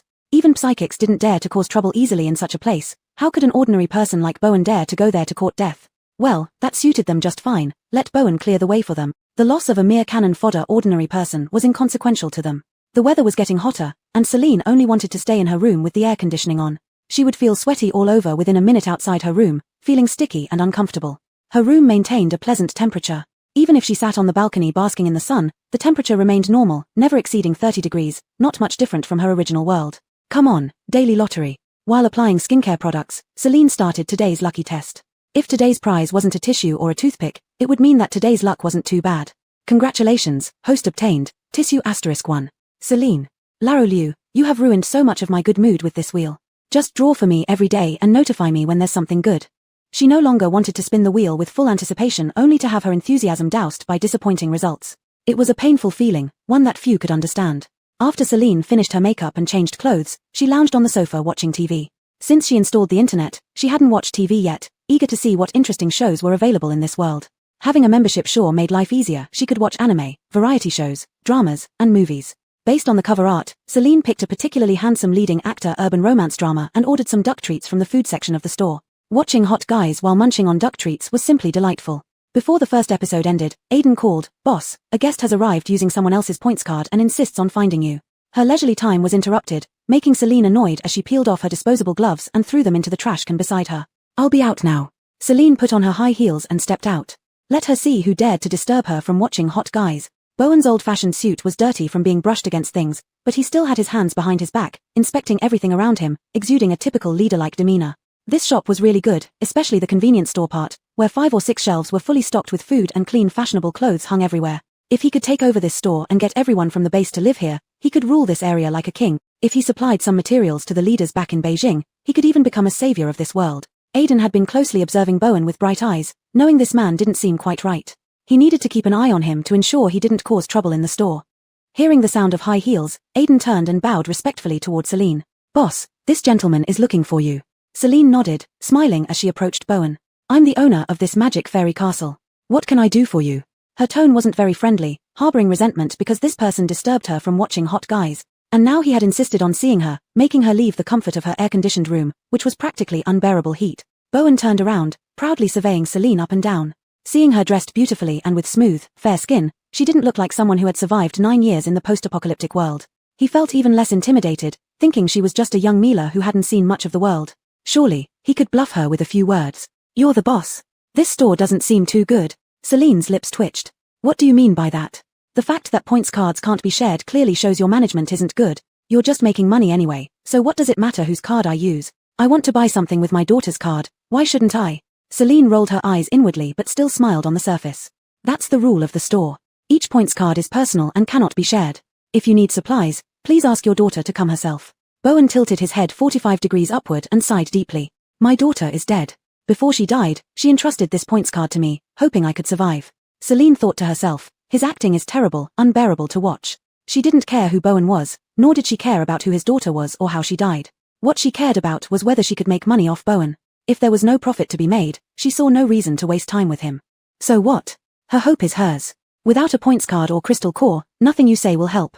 The pity act didn't work on Celine. Instantly reverting to his authoritative demeanor, Bowen pointed at the sofa set in the hall. He remarked, "Your management style is flawed. You have such a large space but only placed one sofa set. If you used tents instead, it would accommodate more residents. Also, your store should operate 24/7 to maximize earnings." Celine was already losing patience. Opinions can be offered, but not accepted. If you're here to spend money, you are very welcome. But if you're here just to criticize, please get lost. Wow, little fairy is so irritable today. Iof had just finished breakfast and was heading downstairs when he heard Celine's words.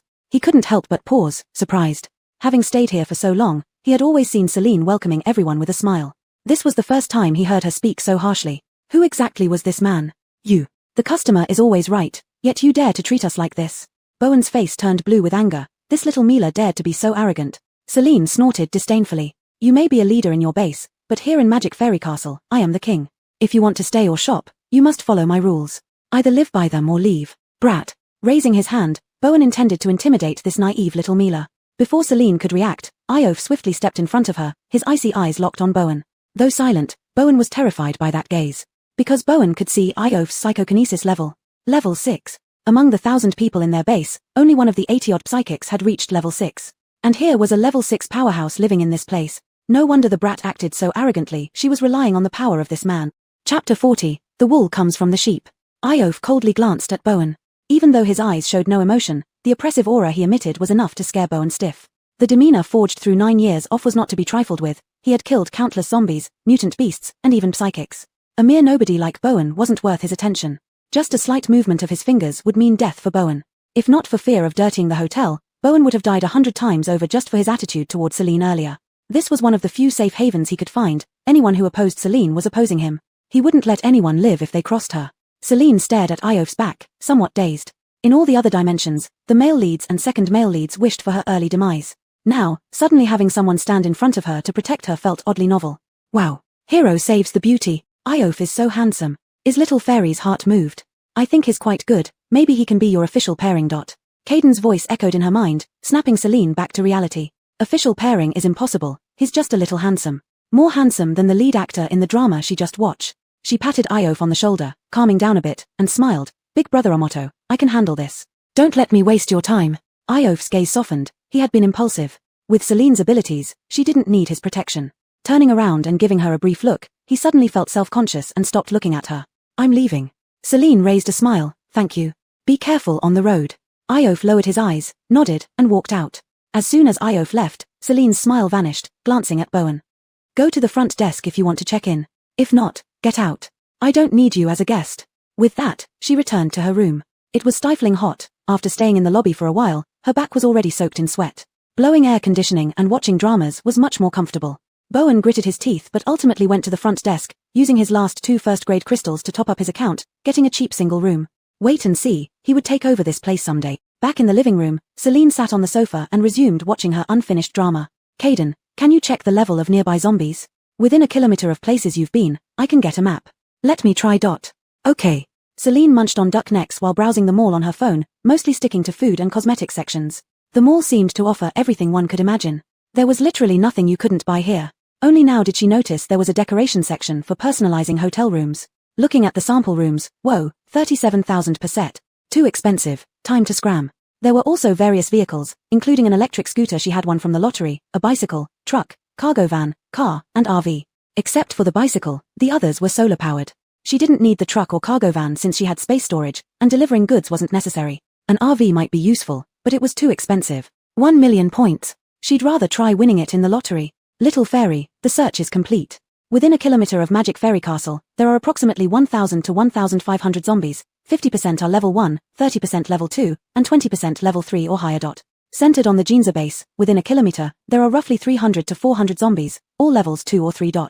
Here's something you might find interesting. Psychics can easily kill zombies lower than their own level, but it's difficult to defeat same-level zombies. Eating low-level crystals only replenishes physical strength and psychic power, making it hard to upgrade. Consuming a crystal from a same-level zombie will instantly boost one's psychic power to the next level. Now Celine understood. For a level 5 powerhouse like Iof, actually level 6, common level 2 or 3 zombies simply couldn't satisfy him. No wonder he was so excited when he saw a level 4 zombie last time. Celine rubbed her chin, thinking deeply. She had another idea for making money. Little Fairy, what brilliant idea do you have now? Open the zombie map temporarily. I don't think it's a great idea. Why? Celine chewed on a duck paw, blinking her eyes in confusion. You see, there are still so many zombies around Magic Fairy Castle, which is not good for your business. Wait until psychics have killed most of the surrounding zombies before you open the map. Not only can you clear out the zombies around for free, but more people will enter the map at that time, and you'll earn even more, right? Celine chuckled softly. This is where you don't understand. I'll only open the level 4 and 5 zombie maps, serving high-level psychics exclusively. Once the level 1 to 3 zombies around here are almost dead, I won't open the map anymore, and let them go clear out the level 3 and above zombies outside. Wool comes from the sheep. If I don't fatten the sheep, how can I harvest? Such an idea left Caden shouting 666 in amazement. It has to be you, little Xian. Celine curled her lips slightly. Making money was something she took seriously. But Iof had already gone out today, so she would notify him tonight and start the map tomorrow. Jean's base. Artman, Sheldon, and Zoe stood on the second-floor balcony, looking down at a crowd bustling below. Seeing enough people had gathered, Zoe activated her power, and a 1-meter radius light circle spread out from beneath her feet. Artman stood within the light circle and spoke to the crowd below. Residents, we've gathered everyone for this assembly because we have an important decision and want to seek your opinions. Everyone knows that food and water resources are now severely short, survival materials are dwindling. Psychics can survive on crystals, but the lives of ordinary people are in imminent danger. Yesterday, Manager Ellis from Magic Fairy Castle came to us and promised us that she has plenty of supplies to sustain all the people in our base. However, transporting these supplies is difficult, so we want to relocate the base to Magic Fairy Castle. At this, murmurs broke out among the crowd downstairs, immediately turning into chaos. They had lived here for 9 years, finally clearing out most of the surrounding zombies and could live in peace when they were suddenly asked to move near Magic Fairy Castle. Magic Fairy Castle was in the city center, with lots of zombies nowhere near safe. How many more people would die in such a large-scale relocation? Chapter 41, Hidden Achievement, Resonant Words. Artman and the other two exchanged glances. They had anticipated that there would be numerous objections once the plan was announced. But in order to survive, to obtain more living resources, it had to be done. Artman cleared his throat and, with the help of Zoe's sound amplification ability, his voice could be heard by everyone. Everyone, please quiet down and listen to me. 9 years ago, we established this base here for the sake of survival. Now, moving the base is also for the same reason. For our families, for our descendants, for a better tomorrow, we must make changes. Only by relocating near the Mortian Castle can we ensure no worries about food and water resources, allowing us to get through this disaster. A young man in the crowd raised his hand and shouted, I agree. I'm willing to go clean up the zombies. An old woman next to him shed hot tears, slapping him on the shoulder as she cried, You don't have any abilities. What are you getting involved for? This will just send you to your death. The youth looked ready to face his fate bravely, exclaiming passionately, Even if it means death, I volunteer. People shouldn't live like this, cowering in shells like turtles, waiting for the psychics to bring back supplies every day. Psychics are humans too, they're also risking their lives out there. Just because we lack abilities, does it mean we cannot fight the zombies? Even if we fight to the death, it's better than living without hope. The Mortian Castle is our hope for survival. These words resonated deeply with many of the younger generation, and they began raising their hands one after another. I volunteer. I do too. We don't have powers, but we can form teams to fight zombies together. Yeah. 4 or 5 people forming a team, surely we can handle it. If not, we can run away. We're strong and young. How can we not outrun those crippled zombies? Gradually, more voices joined in support, while some sobbed uncontrollably. Artman felt a lump in his throat, eyes misty, and said firmly, Good. Then let's rebuild our home together. He activated his light ability, and numerous light spots coalesced into a map, planning, taking Hope Road outside the Mortian Castle Gate as the upper boundary, extending downwards to Eliskming Road at the third intersection as the lower boundary, to Yutong Road on the left, and Yuxing Road on the right. This area is our goal. The psychics will continue clearing zombies in teams as before and be responsible for bringing supplies back to the base. Once the cleanup work progresses halfway, the ordinary teams will join in. Sheldon continued, Fellow citizens, this is a long-term plan and goal, which we must pursue with unwavering determination and courage. Those who wish to participate in zombie hunts can sign up with me. I believe we'll have a better life ahead. It will happen. After the meeting dispersed, Artman and the others held a brief session. Base relocation was no small matter. Detailed planning was essential. Considering that extreme summer would arrive in 10 days or half a month, Zoe sighed melancholically, saying, starting relocation now, it won't be completed within half a month. When extreme summer comes, countless people will die from heat and thirst. During extreme summer, temperatures soar to 49 degrees Celsius, claiming numerous lives each year, regardless of psychics or ordinary people. The month-long extreme summer also brings concerns over whether the newly cleared and rebuilt areas might be destroyed again by zombies post-summer. Artman was worried about this too, but they had no better solution. Delaying until after extreme summer would take too long, and hiding in the base under high temperatures wasn't feasible either. Their base was fully enclosed, relying solely on Artman's light ability for lighting. During extreme summer, the ground becomes scorching like a frying pan, making the base stuffy and hot. Many people might even die of dehydration despite staying inside the base. Ultimately, an alternative solution was needed. Sheldon suggested, Mortian Castle is truly amazing. It's like a loophole in this world with electricity, water, and food. Maybe we should ask Boss Ellis if there's anything peculiar that can protect against extreme summer. After pondering for a moment, Artman nodded and said, let's finalize the detailed plan for relocation first, then I'll find Boss Ellis for more information. Currently, Celine was still oblivious to everything happening at the Ginza base when a familiar official female voice echoed in her room. Congratulations, boss, for achieving the hidden achievement. Resonant words. Celine. What did she do? She was just watching shows. How did she achieve something? Xiao, what exactly is this hidden achievement?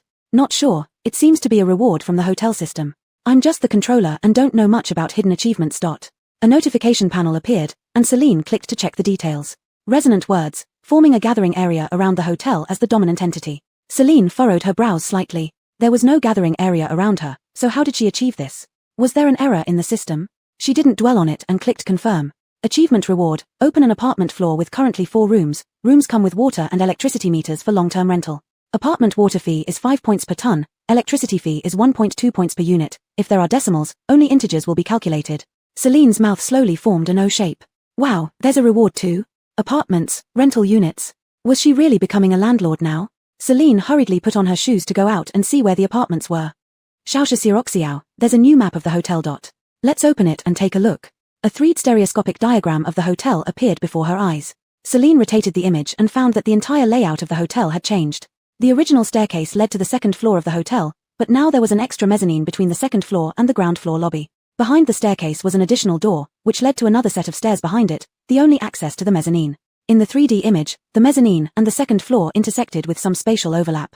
Celine walked in heels to the door behind the staircase, which turned out to be a smart lock requiring Ankard to enter. She opened it with her fingerprint, then went upstairs following the staircase.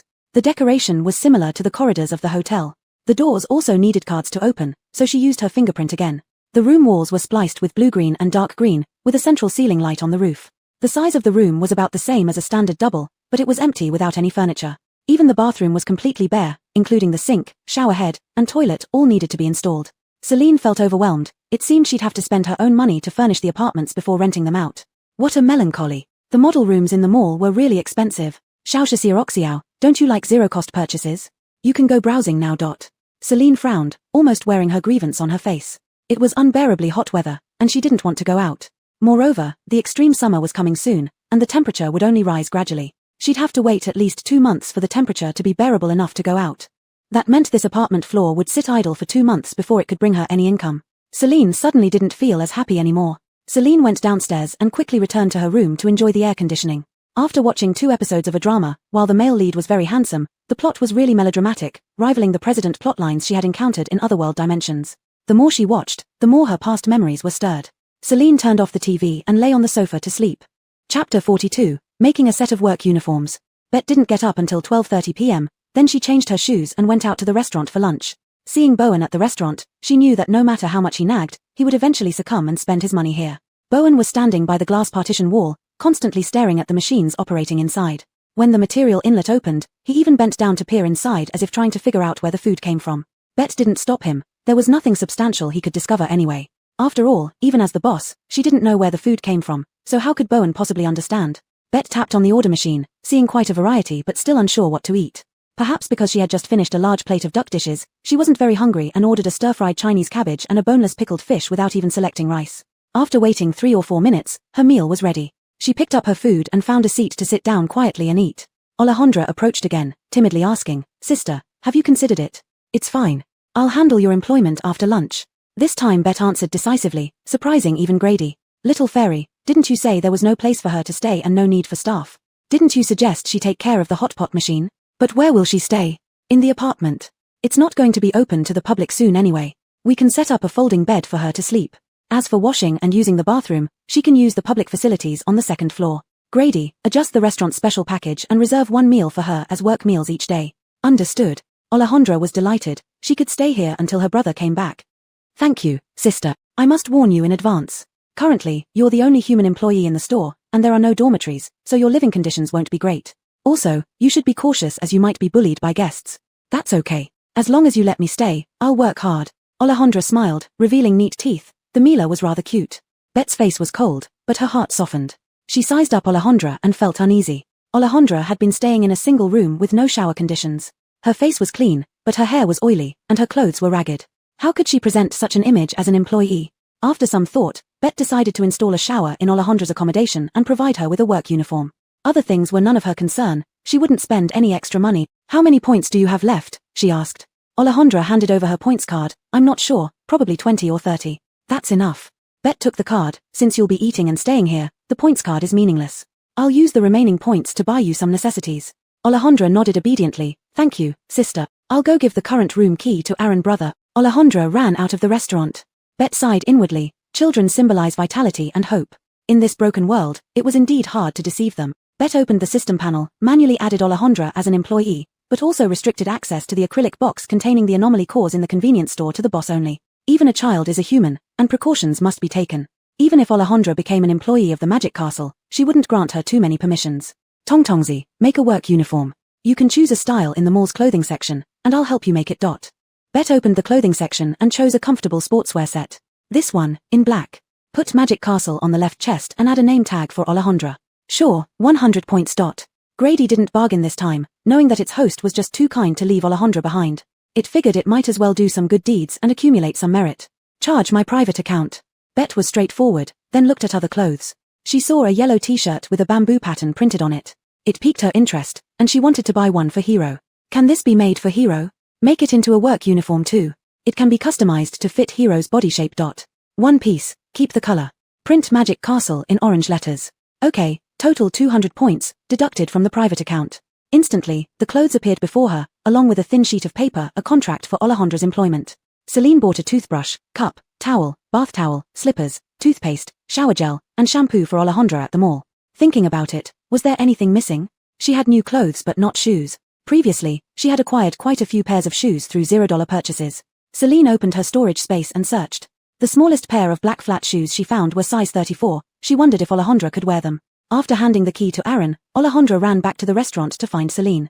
Celine returned her tray to the station, gathered all the items, and led Alejandra outside to sit on the sofa, pushing the contract towards her. Sign this agreement. Alejandra couldn't read, so Celine patiently guided her hand to write her own name, finally scribbling her signature on the contract. The moment the signing was completed, the contract vanished. Contract signed successfully. Alejandra has been hired. Her exclusive points card has been automatically cancelled, and the remaining 36 points have been transferred to the host's private account. Celine felt helpless. This was the first unprofitable deal she had made since opening Magic Castle. It wasn't much of a loss, but it hurt. Celine waved over Hero. Hero, go place a folding bed and a set of bedding in room D of the mezzanine. Sure thing. Boss Yuxian. Hero shuffled off to do it. Celine then took Alejandra to the convenience store. You'll be responsible for this hot pot machine and restocking the convenience store. When supplies run out, tell Aaron, and he'll provide them. Follow Aaron's instructions for more detailed tasks. Alejandra nodded, her smile never fading. Thinking about being able to stay here with a safe place to live, she felt uncontrollably happy. After going over the basic restocking procedures and how to operate the hot pot machine, Celine led Alejandra to the mezzanine. Employees can enter and exit the mezzanine and apartment directly. Celine used fingerprints, while employees used their employee ID numbers. The apartments were labeled with capital letters as door numbers. Celine assigned the innermost room D to Alejandra, ensuring that future operations wouldn't affect other guests' renting rooms. Hero had already placed a fold-out bed in room D, laid out sheets, and arranged pillows and blankets. Celine placed all the living essentials she had bought into the bathroom, noticing the empty shower stall. She had forgotten to buy a shower head. Chapter 43. It's truly good when everyone is good. Hero, Boss Rona, I just saw a lot of home furnishings in the space. Do we need to install them in the apartments? Celine frowned slightly. Was there such a thing? How did she not know about it? She thought carefully for a while and realized that indeed, she had gone to a home store with Iof last time and picked up quite a few things. Since most were undamaged, she kept everything, making her forget what exactly she had taken. Celine slapped her forehead and suddenly became cheerful. Yes, install them. Install a sink and a shower for Alejandra, and try to install as many as possible in other apartment. Sure, Boss Rona. Celine took the prepared work uniform and shoes from the space and gave them to Alejandra. Hero will come over to install the shower for you. Take a shower, change into your uniform, and then go to work. Alejandra accepted the work uniform Celine handed over with both hands, as if receiving an honorary medal. She has new clothes to wear. Thank you, sister. Hey. Celine corrected her. You should call me boss. Thank you, boss. As Celine was leaving, Hero arrived to install the sink and shower. Hero worked quickly. After installing in one room, he moved on to others, and Celine followed him, setting up simple decorations. First, she placed a bed in the corner, next to which could be a small table covered with a fresh plaid tablecloth, instantly creating a cozy atmosphere. The bathroom needed the standard sink, shower, and toilet. She didn't provide bedding. After all, this was a rental apartment, not a hotel room. She had to make some money. Electricity and water fees were Ilisaz's responsibility, but she only made money from rent. So, she didn't equip air conditioners, washing machines, or fans either. If anyone needed them, they could rent from her, generating another steady income. Eureka, I'm really a business genius. Except for room D, the other 4 rooms were fully equipped, and there were still many items left in the space, like cups and vases, items that look nice but aren't very useful. Celine decided to keep a few she liked for herself and sell the rest at the convenience store. Thank you, Hero. Celine hugged Hero, its fur wrapping around her.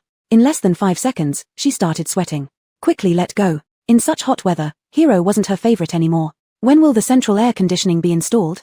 She felt like she was evaporating. Does Boss Rona have any other tasks for Hero? Hero didn't realize it was being rejected by Celine. It just felt happy to be hugged by Boss Rona. Suddenly feeling a bit guilty toward Hero, such a good pet, where can she find another one like it? She took out a set of clothes she had prepared for Hero from the space. Bow, here's a piece of clothing for you. Hero held the clothes smaller than its head and stared at it for a while, its eyes misting over. Hero also has clothes to wear now. Boss Rona is the best boss. Hero stretched the clothes horizontally, making it large enough to fit. It put on the clothes and touched the bamboo print, smiling broadly. Thank you, Boss Rona. Hero loves it. Celine patted Hero's head. It was too cute, I'm glad you like it. Sniff, sniff, I want to wear new clothes too. What new clothes would you wear with your pile of broken data? Little fairy, that hurts so much. Let me remind you again, you don't have a heart. Celine went back to her room and turned on the air conditioner. As soon as she entered, the cool air revived her. Romantic dramas were unbearable to watch, so she decided to watch a comedy variety show instead. The peak of summer was getting closer, and daylight hours were getting longer. Sunset time had shifted from 5 o'clock to 7 o'clock.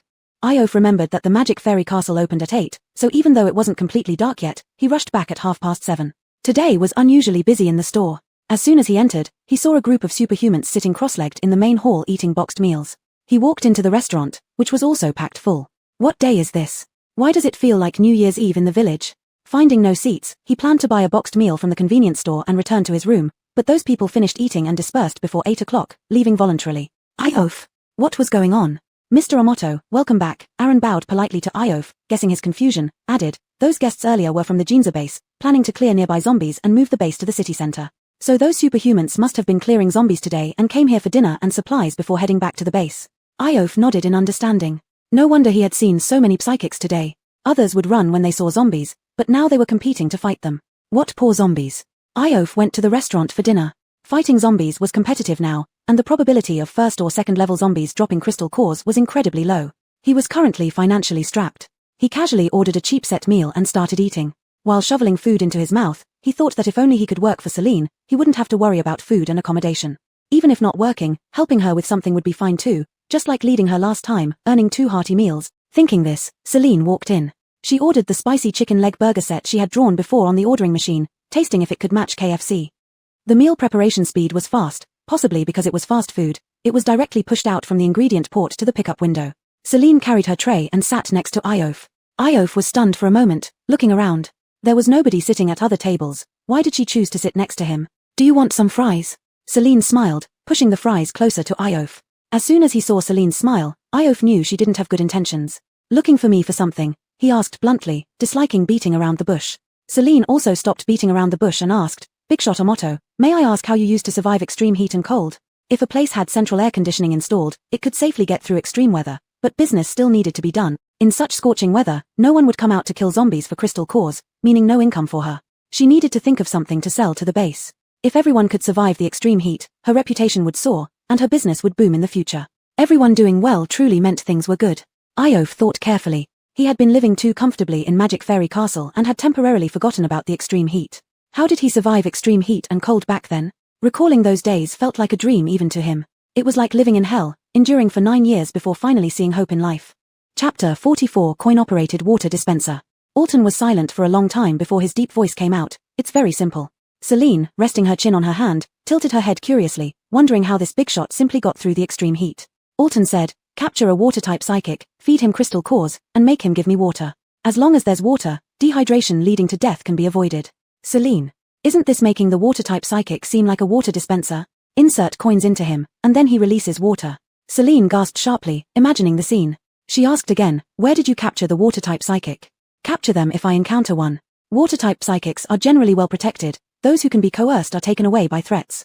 If coercion doesn't work, I turn his teammates into red beans.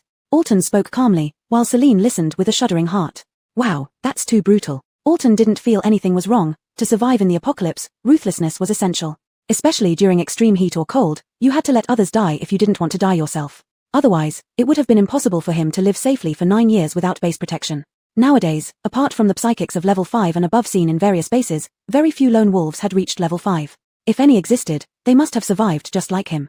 Celine was only momentarily astonished but not particularly scared. After all, no matter how awesome Alton was, he couldn't hurt her even a little bit. Knowing that water resources were the most critical during the extreme heat made it easy to handle, she could supply a large amount of water to the base then. Such a big base shouldn't fail to pay for water, right?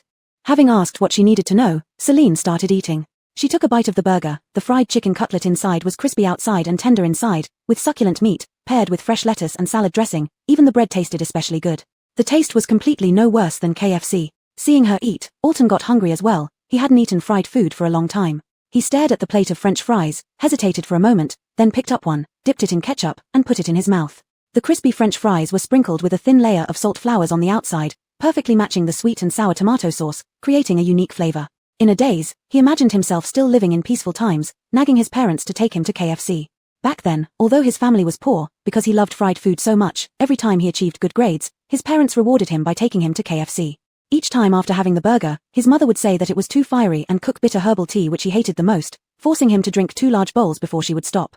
Later, when the zombie virus broke out, people in towns gradually became infected and mutated. One day, a zombie smashed the window glass and came in, biting him. His parents rushed out in time, pushed the zombie out of the door to protect him, locked the door tightly, and shouted loudly, reminding him not to go out.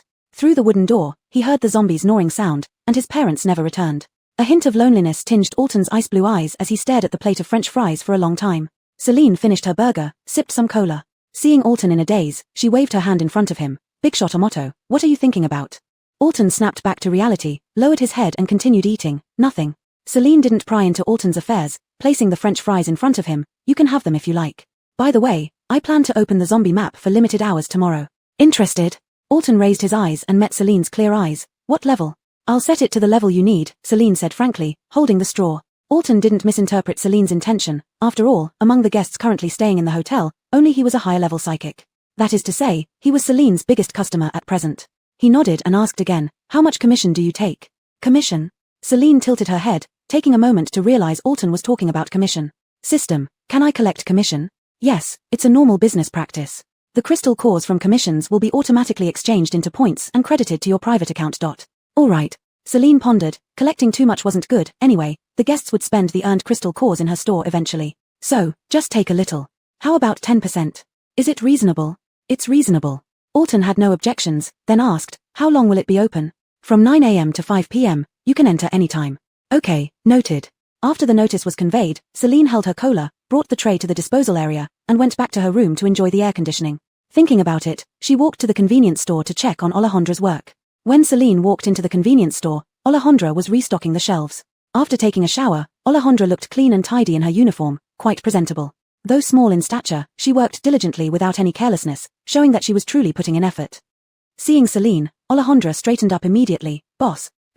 Celine smiled faintly and walked to the hot pot machine, picking up a paper cup to select some food. You continue working, you don't need to mind me. Okay, boss. Alejandra responded with boundless energy, seemingly full of enthusiasm. It was the first time Celine had seen someone so happy about being a convenience store clerk. Picking 2 large cups of hot pot skewers, Celine then went to look for snacks she could take back to her room to enjoy while watching shows. Snacks from different worlds seemed similar, only differing by brand. She wasn't sure which ones tasted better. Tongtongzi, which chips are good?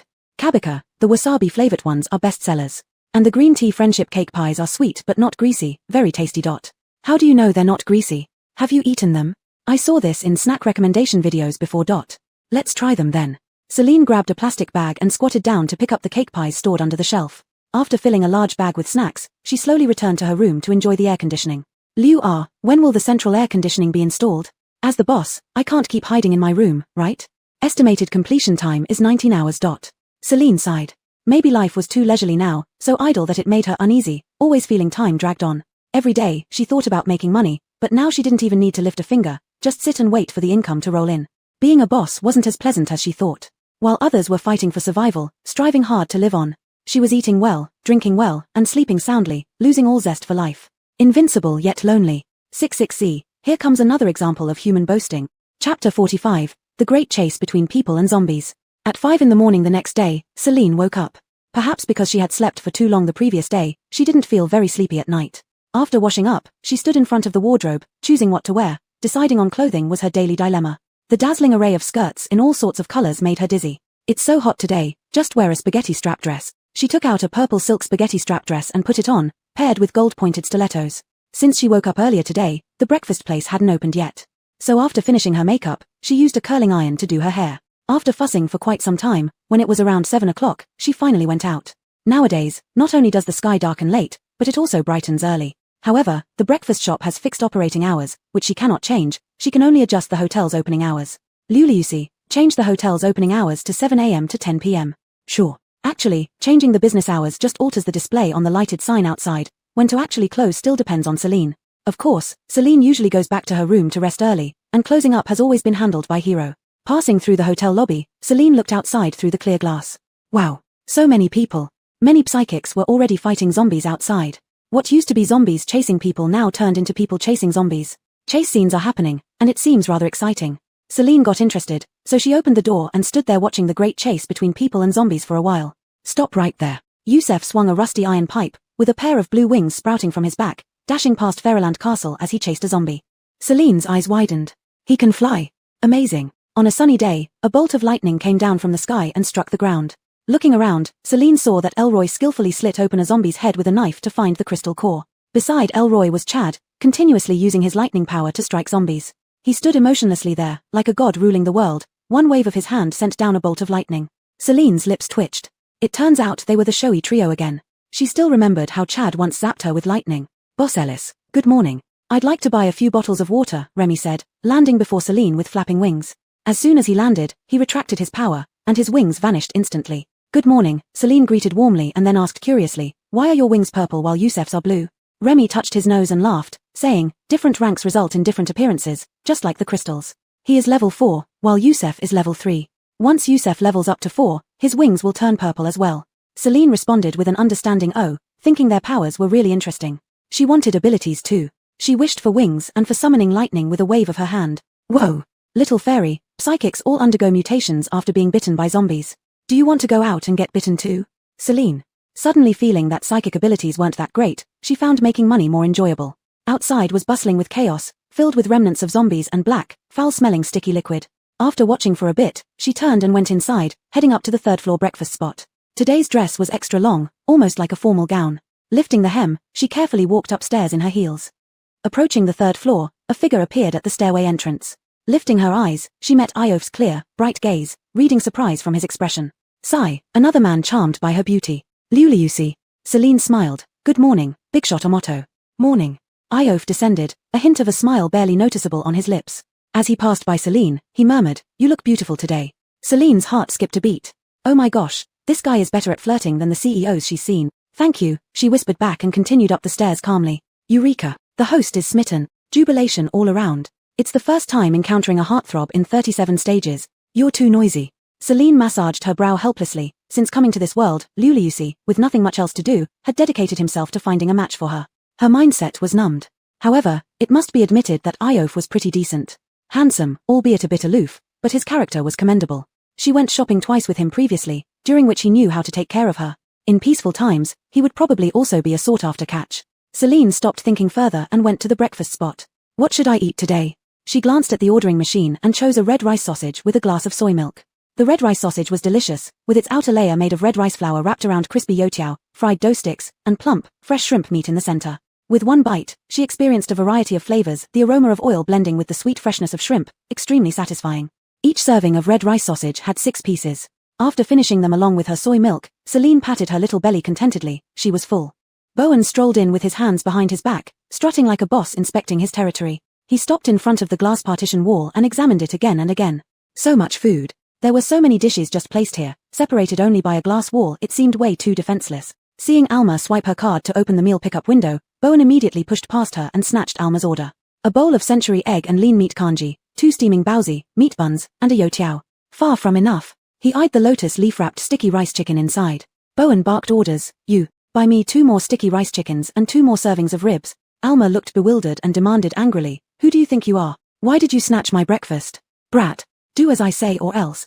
Bowen growled, feeling he couldn't offend the boss but could easily handle this little Mila who was barely in her teens. Alma was scared. She had always been well protected by her brother and had never encountered such a bully before. She pouted, almost on the verge of tears. Where, brother, someone is bullying me. Why are you crying? Go and get what I want now. Do you think I can't beat you up? Bowen raised his big hand menacingly, glaring fiercely, determined to teach this disobedient yellow-haired Mila a lesson. Celine shot a cold glance at him. What are you doing? Bowen turned and saw Celine, getting even angrier. Mind your own business. Finish your breakfast and scram. Celine's eyes turned icy, her fingers cracking loudly. It's over. Xiao Xingxin is really angry now. Another show to watch. Chapter 46, Bowen's Self-Destruction. Challenging the boss's authority, Celine always believed that enduring it was fine as long as money could be earned. However, this was the second time Bowen spoke to her like this. If she endured it again, she wouldn't be human. You caused trouble in my store. Do you think I can't handle it? She stood up and leaned against the table, watching calmly as Bowen made a fool of himself. Alma was terrified and ran behind Celine for cover. Having been a leader for so long, no one dared to speak to him this way before. These two reckless Milas really infuriated him. He had just seen that level 6 powerhouse leave and probably wouldn't return soon. Right then, he threw the tray in his hand at Celine, yelling, "Stop meddling, bitch." The scalding hot porridge flew towards Celine, making Alma shut her eyes out of fear. Unexpectedly, Celine didn't even blink. The hot porridge, along with the porcelain plates and bowls, were stopped by an invisible protective shield 10 centimeters away from her and fell to the ground, shattering into powder. Powder, not shards. Bowen's eyes widened in horror as his heart leaped to his throat. He threw the serving tray in his hand towards Celine. The plastic tray melted upon contact with Celine's protective shield. Bowen took 2 steps back. Just moments ago, he had been talkative, but now he couldn't utter a single word. Hiro received a notification from the hotel system and immediately rushed upstairs with cleaning tools. Boss Rona, should Hiro clean up now? Yes, thank you. Celine smiled and patted Hiro's head gently. With a graceful gesture, a bubble rose from beneath Bowen's feet, encasing him entirely. What the hell is this thing? Bowen floated mid-air, pushing against the bubble. Despite deforming it, he couldn't break through. Let me out. Do you know who I am, bitch? Inside the bubble, Bowen continued to curse, unrestrained. As the leader of Base 3 of Universe Constant, offending him would make it extremely difficult for Celine to do business in Universe Constant in the future. Celine completely ignored Bowen's shouts and muted him instantly. Turning around, she went to the ordering machine and selected the same meal, then handed it to Alma after picking it up. You were threatened here. This is compensation for you. Alma accepted the tray numbly. Thank you, sister. Celine walked out in her high heels, carrying the bubble containing Bowen. Alma stared at Celine's departing silhouette. What a cool boss lady. So beautiful and fierce. Loved it. Celine descended the stairs. Iof wasn't out today and was waiting on the sofa in the lobby. Seeing the bubble containing Bowen following Celine, Iof had a good idea what happened. Another show today. Celine waved her fingers, placing the bubble in a corner. She wouldn't deal with Bowen now. She'd wait until the store was most crowded at noon to make an example out of him. Celine grabbed 2 cans of cold cola from the convenience store, sat down beside Iof, and offered him one. Do you want some? Iof looked at Celine suspiciously, hesitating to accept. He felt Celine was up to something. Celine felt uneasy under his gaze. Why are you looking at me? Do I look like someone petty enough to refuse giving you a can of cola? Iof took the cola, opened it, and took a sip. The cold cola revived him on this sweltering summer day. He remarked leisurely, You're not petty, you just value money too much. Celine. Was she really that bad? Ha ha ha ha. Little fairy, he really understands you. Shut up. Celine didn't want to stay in the room anymore. It felt like she was growing mushrooms there. She asked Hiro to bring out the largest TV they had stored earlier and installed it in the lobby. The TV was mounted on an iron frame suspended from the ceiling. Celine found the variety show she watched yesterday using the remote control and waited with Iof for 9 o'clock. Brother, we can actually watch TV in the hotel. Elroy noticed Celine and the level 6 powerhouse sitting comfortably inside the hotel, drinking chilled cola and watching hilarious variety shows. Such a blissful life. He wanted this kind of comfort too. Chad glanced over at the hotel. Today, Celine had curled her hair into big waves and wore a sexy off-shoulder dress. Her side profile was breathtakingly beautiful, with smooth and fair skin. Today, she looked even more stunning than when they first met. Elroy whispered in Chad's ear, Brother, if you can charm the boss lady, won't we have whatever we want to eat and wherever we want to stay? Then Ellis Boss would become their boss lady, and Chad would be the owner of Mortian Castle. Chad's eyes flickered. He hadn't actually thought along those lines, merely finding Boss Ellis an interesting woman. Come on, let's go in and rest for a bit. He had been using his abilities non-stop, and with the heat being so intense, he was indeed somewhat tired. A refreshing cold drink inside would be just the thing. Sure thing. Elroy knew Chad well. Seeing his brother's state now, it seemed like he was quite smitten with Boss Ellis. He called out to Remy, and the 3 of them went in together for a break. The tinkling sound of the doorbell echoed as the trio entered, bringing in a wave of heat. As soon as Chad entered, his gaze immediately sought out Celine. However, Celine completely ignored him, not even glancing over once. She kept watching her variety show, smiling with her red lips curling up into a beautiful curve, revealing a row of white teeth. Even Iof, usually aloof, couldn't help but smile at some scenes from the show. Iof was staying in a double room. After showering daily and changing into fresh clothes, plus his good looks, sitting next to Celine made them look rather compatible. Chad clenched his fists silently, feeling jealousy rising within him. In reality, Celine and Iof weren't particularly close. There was enough space between them to fit another hero, yet it seemed intimate to Chad. "Brother, what do you want to drink?" Elroy turned around, noticing that Chad was still standing by the door, dazed. He dragged Chad into the convenience store. "Stop staring, brother. If you like her, just go for it. You're the base's acknowledged heartthrob and have the highest ability level. Chasing after a Mila should be easy." After Elroy's pep talk, Chad's confidence returned. He was a god-tier figure in the base, adored by many Milas who dreamed of speaking to him just once. So what if Celine was the boss of Mortian Castle? She was ultimately a woman. A little effort would win her heart. "Beep beep. Little fairy, it looks like Chad has designs on you." The way he looked at you and Iof almost sparked flames. 66 sat on its little stool, ready to watch the drama unfold. It was eagerly awaiting the classic scene of two men fighting over one woman. Celine rolled her eyes. She had finally managed to escape the cliché plot. Could these men leave her alone? "Don't worry, if Chad dares to bother me, I'll make him scram." "Yuri's so heartless. Why don't you treat Iof like that? Omoto Master hasn't done anything wrong, it's always me who seeks him out." "Stop imagining things." 66 tried to think, although it had no brain, and realized that was indeed the case. "Could my analysis be wrong? Maybe Iof isn't interested in you? Who knows? All I know is I'm not interested in him. Stop distracting me while I watch my show. If you're bored, help speed up the air conditioning installation." 66. Let's play dead then. Chapter 47, Release Level 5 Zombie Map. Chad bought a bottle of chilled sparkling water and was about to sit between Iof and Celine when the two of them got up. Celine walked to the blank wall beside the restaurant entrance, pressing her palm against it. A circle of light spread from her hand, forming an oval-shaped gateway of light. She took a step back, and within the light gate, a view of a devastated city appeared, occasionally showing a few level 5 zombies wandering by. Turning around, she gave detailed instructions to Iof. "This light gate will stay open until 5 p.m. Once you enter, you won't be able to find this gate again. If you're in danger, shout Mortian Castle to teleport back. After returning, you can re-enter but pay attention to the time after 5 p.m. The gate will close automatically, and you won't be able to return." "Understood." Iof pulled up his mask, checked the 2 daggers at his waist, and walked towards the light gate.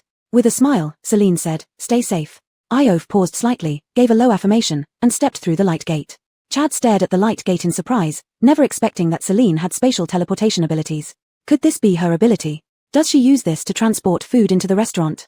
He approached and asked, "Where does this light gate lead?" "Unclear on the exact location, but it's definitely a map with mostly level 5 zombies." Celine shrugged, not knowing much about this world but only having the ability to send people to areas with more zombies. The level 5 zombie map primarily contains level 5 zombies, but not all zombies are level 5. Higher level zombies, when starving, would eat lower level zombies. Therefore, apart from the level 5 zombies, there were mainly level 3 and 4 zombies inside, occasionally even level 6 or 7 ones. That's why she warned Iof to return immediately if in danger. She didn't want to lose such a powerhouse like him. Having a level 6 top player staying at her place was akin to having the president visiting. After some thought, Chad turned to Elroy and Remy for a discussion. Currently, the zombies around Mortian Castle were low in level but numerous. One less person wouldn't make much difference. Instead, he could earn crystal cores inside the map, allowing the 3 of them to live comfortably at Mortian Castle and send more supplies back to the base. Remy agreed with this logic. Though acting alone wasn't ideal, if more crystal cores could bring more supplies back to the base, Artman wouldn't blame them. Elroy, of course, had no objections. He wanted his brother to get rich and take him along for a good life. After their discussion, Chad looked directly at Celine and said, "I'm going in too." He didn't want to be outdone by Iof in front of Celine and hoped she would also give him some nice words. Lifting her eyelids, Celine met Chad's calm yet intense gaze and asked, "This is a level 5 zombie map. What's your ability level?" She didn't want anyone to die on her watch. "Level 6. For every crystal core you earn, I'll need 10% as a teleportation fee. Acceptable?" "Yes." "Alright. Did you hear everything I told Omoto boss just now? Tell me again." "Celine. This guy is so troublesome." Celine repeated, "Once inside, if you need to return, shout Mortian Castle, and you'll be teleported back to the hotel lobby. You must come back before 5 p.m., or you won't be able to return." Though shorter and less patient in tone, it was still a repeat. Chad felt a bit annoyed but focused on earning crystal cores. Leaving. With that, he casually walked through the light gate. Celine didn't offer any parting words, merely stretching lazily. "It's so hot, better go back to the room and enjoy the air conditioning." Stepping through the light gate, Chad glanced back, seeing only empty streets with ruins everywhere. The light gate had vanished. Hearing the roar of zombies, he guessed Iof must be nearby. Instead of joining Iof, he chose a 3-story building, climbing to the roof. His ability wasn't suited for close combat, height was his advantage. Whenever he saw zombies pass below, he would release lightning bolts at them. Iof ran down the street, with 4 or 5 zombies chasing behind. He drew the daggers from his waist, unexpectedly turning around and launching them at the zombies. Higher-level zombies moved faster, and although a level 6 fighter usually overpowered a level 5 one-on-one, fighting multiple level 5 zombies wasn't easy. The 2 daggers spun through the crowd of zombies, only grazing a few arms. If this continued, it would waste both energy and stamina without much effect. Iof searched for a suitable combat spot and finally settled on a small alley. He ran into the alley, and the few zombies followed him inside. The alley was very narrow, only allowing one person to pass through at a time, and it was the same for the zombies. Now it became a one-on-one battle. He kept his distance from the zombies and activated his ability to take down the first zombie. Once the first zombie fell, it became an obstacle for the following ones, giving Iof a greater advantage. Even other zombies hearing the noise came rushing over. Iof didn't need to run elsewhere, staying in this alley was enough. Chad's lightning also attracted quite a few zombies, especially since he stood high up, making him an obvious target. Level 5 zombies had some intelligence and began squeezing towards the stairs, aiming to go upstairs to eliminate this guy who was recklessly firing lightning. Without Remy's flying ability, if the zombies rushed up, Chad would have nowhere to run. Actually, compared to Iof, Chad needed a position that was easy to defend but hard to attack even more. His lightning ability had a delay, and if the zombies moved during the activation, the lightning wouldn't hit. Unfortunately, Chad's wisdom was limited, and he didn't understand this principle. In his teens, instead of focusing on studies, he spent all his energy on basketball and physical training, hoping to become a basketball player, only for the apocalypse to destroy his dream. He brute-forced his way to level 6 with raw power, relying entirely on crystal cores from levels 1 to 4 to reach level 6 without ever fighting a level 5 zombie. Now facing a group of level 5 zombies, he couldn't win, really couldn't win. Chad jumped to an adjacent rooftop, trying to use lightning to block the zombies moving towards him. He killed a couple, their heads exploding, but the area was too wide, making it hard to control all the zombies' movements. He needed to think of another strategy. Iof fought until there were no more zombies left, collected the crystal cores, and wandered out, just in time to see Chad surrounded by a large group of level 5 zombies on the rooftop. He suddenly felt like watching the show. Chapter 48, Upgrade the main meal machine. Bloss deliberated for a moment and decided that making a profit from crystal cores was more important than watching a show. He gave up on enjoying the spectacle of Chad being surrounded. He ran over, luring away the batch of zombies that were climbing the stairs, and returned to the previous alleyway to continue harvesting.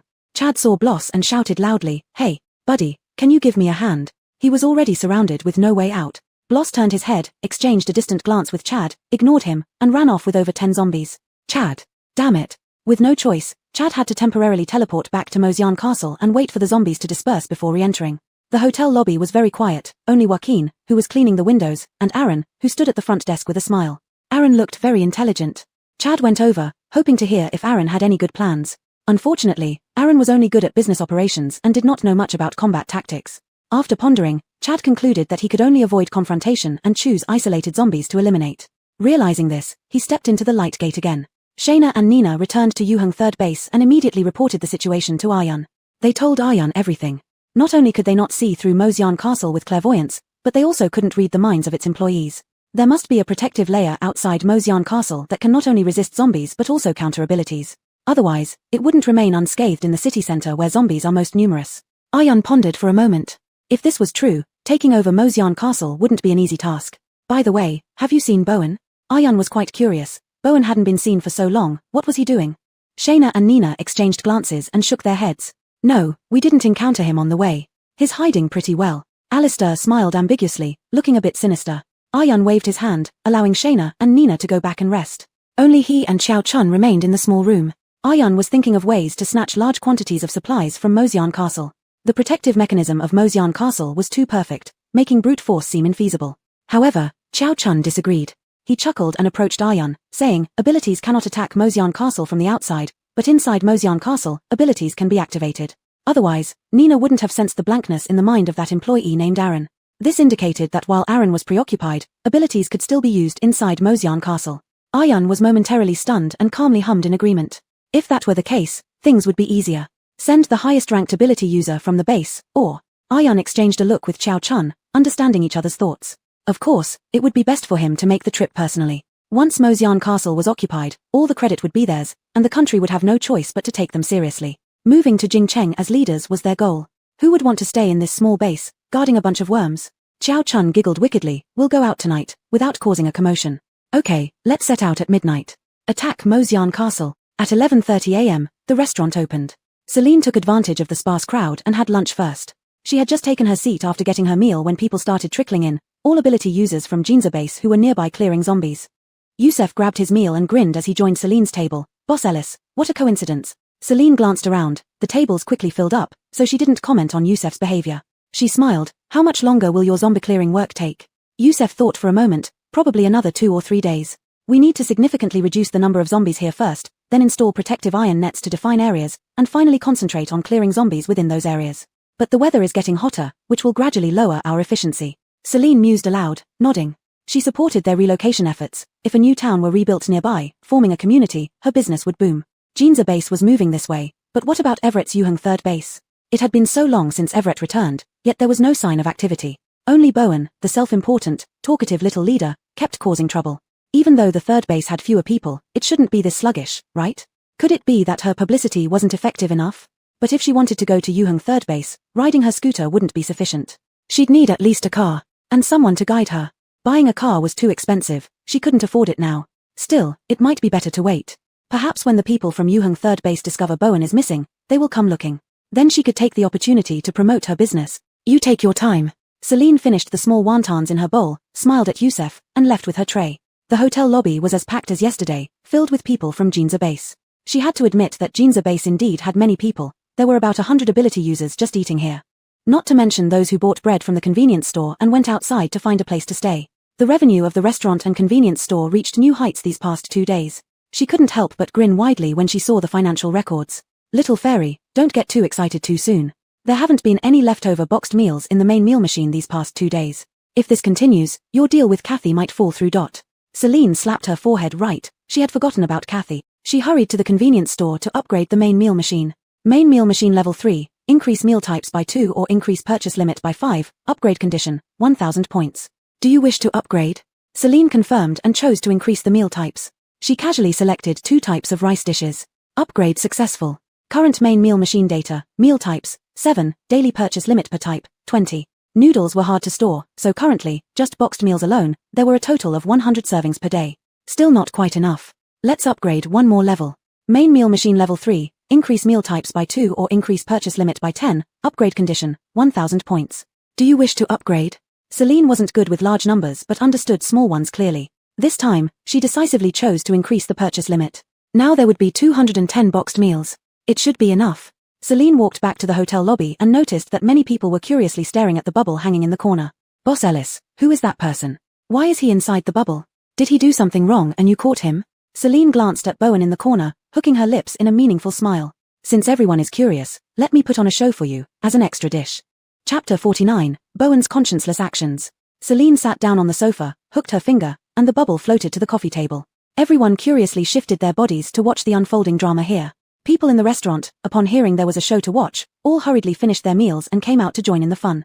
Her delicate hand rose slightly, and a huge screen appeared before her eyes, playing Bowen's actions this morning in the breakfast room. Seizing others' breakfasts, threatening and intimidating, attempting to hit people, insulting the boss, and assaulting the boss. 5 major offenses were clearly seen by everyone present.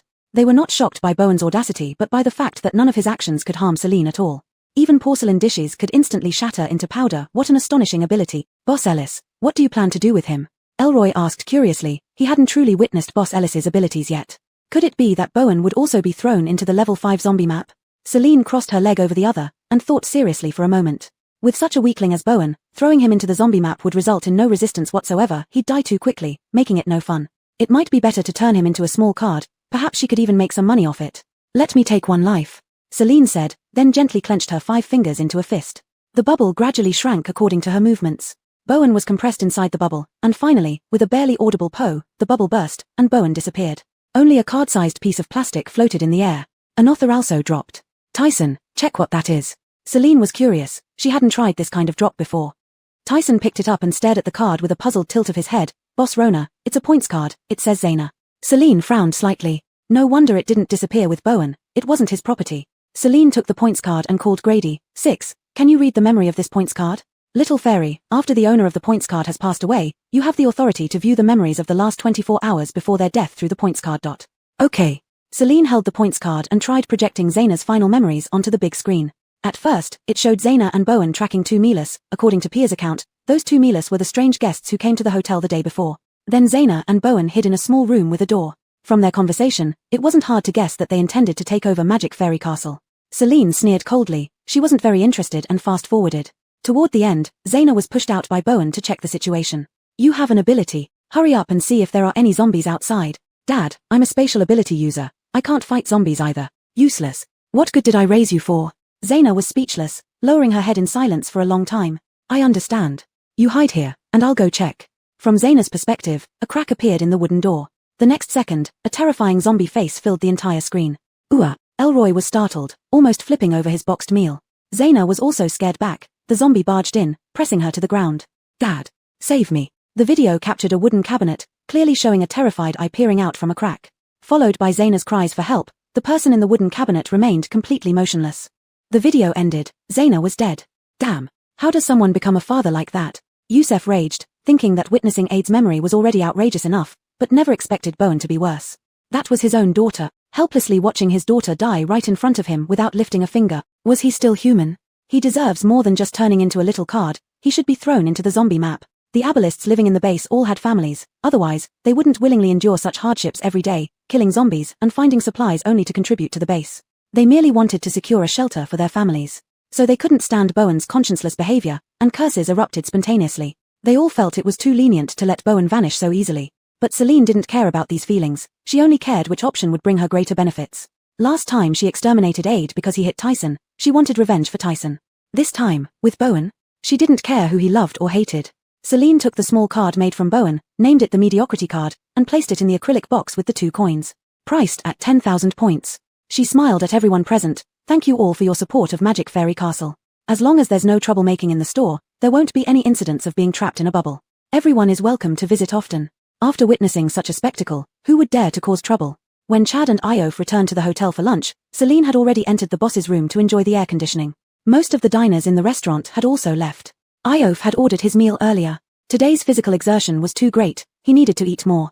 When fetching his meal, he filled 2 trays completely. Braised pork knuckle, red braised pork, roasted duck legs, along with some vegetables and 2 bowls of rice.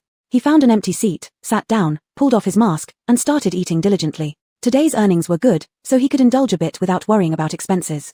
Chad casually ordered a set meal, carried the tray over, and sat opposite Iof, coldly asking, "Why didn't you help me just now?" Iof glanced at him from under his eyelids, then lowered his head to eat, completely ignoring him. Chad was furious, but remembering that they were in the store, he couldn't afford to conflict with Iof and risk making Celine laugh at him. Suppressing his anger, he decided to settle this with Iof once they returned to the map. Iof was never one to do favors. He felt no compassion, except for Celine. He found Chad's behavior amusing. They weren't very familiar, even meeting for the first time. Why should he help? If in danger, teleport back directly. If one insists on staying and enduring it, they deserve what they get. Iof ate quickly, clearing his plates in just a dozen minutes like a whirlwind. After returning the dishes, he bought a bottle of ice water from the convenience store and checked the time, 1 p.m. He decided not to rest and go for another round, planning to return at 4:30 p.m. for a shower and rest. With this thought, Iof re-entered the light gate. He first found a secluded corner to digest, holding the bottled water until it turned lukewarm before standing up again. The alley from this morning was already piled high with zombie remains, so he had to find a new spot. Suddenly, a bolt of lightning struck in front of him. Chapter 50, Silver Rank Level 2. Iof glanced around. Ah, it's Chad, that foolish dog. He pulled up his mask, not wanting to waste energy engaging with Chad. Activating his powers, he controlled debris and sand to gather in mid-air, forming stairs for him. Just as he was about to reach the rooftop, another lightning bolt struck down. He leaped, dodged the lightning, and grabbed the edge of the rooftop. At the same time, he drew a dagger from his waist and hurled it towards Chad. Chad was too busy dodging. When he finally looked up again, Iof was nowhere to be seen. Damn it. He got away. Iof flipped over to another block, searching for the next advantageous spot. However, when he saw an old, faded billboard on one of the buildings, covered in spiderwebs, he froze. This place feels so familiar. This was the city where the zombie virus first broke out. It was also where he was born. Iof descended from the building. Planning to revisit his old haunts, he inadvertently attracted a few zombies. Well, might as well get to work. Celine slumped on the sofa in her room, her legs crossed on the table. Tututuzi, did we draw anything good today? I forgot to draw. Want me to do it now? You draw, I'll see what you can spin out. Celine smiled, but Liuliuzi felt her smile was sinister, as if its life depended on drawing something good. The wheel spun, and fortune came. Ding. Congratulations, host has received a set of functional drinks *1. Functional drink set, sparkling water, peach flavor, lime flavor, lychee flavor, pomegranate flavor, coconut flavor. She could understand drawing sparkling water, but what did functional drink mean? What functionality does it have? The functional series can replenish an Esper's abilities. Besides functional drinks, there are functional meals and potions, depending on what you can draw. What if I can't draw them? You can unlock them using points. How many? Unlocking a functional meal costs 20,000 points, a functional potion costs 50,000 points. Celine's mouth formed an O. Expensive. Still, she had drawn something good today.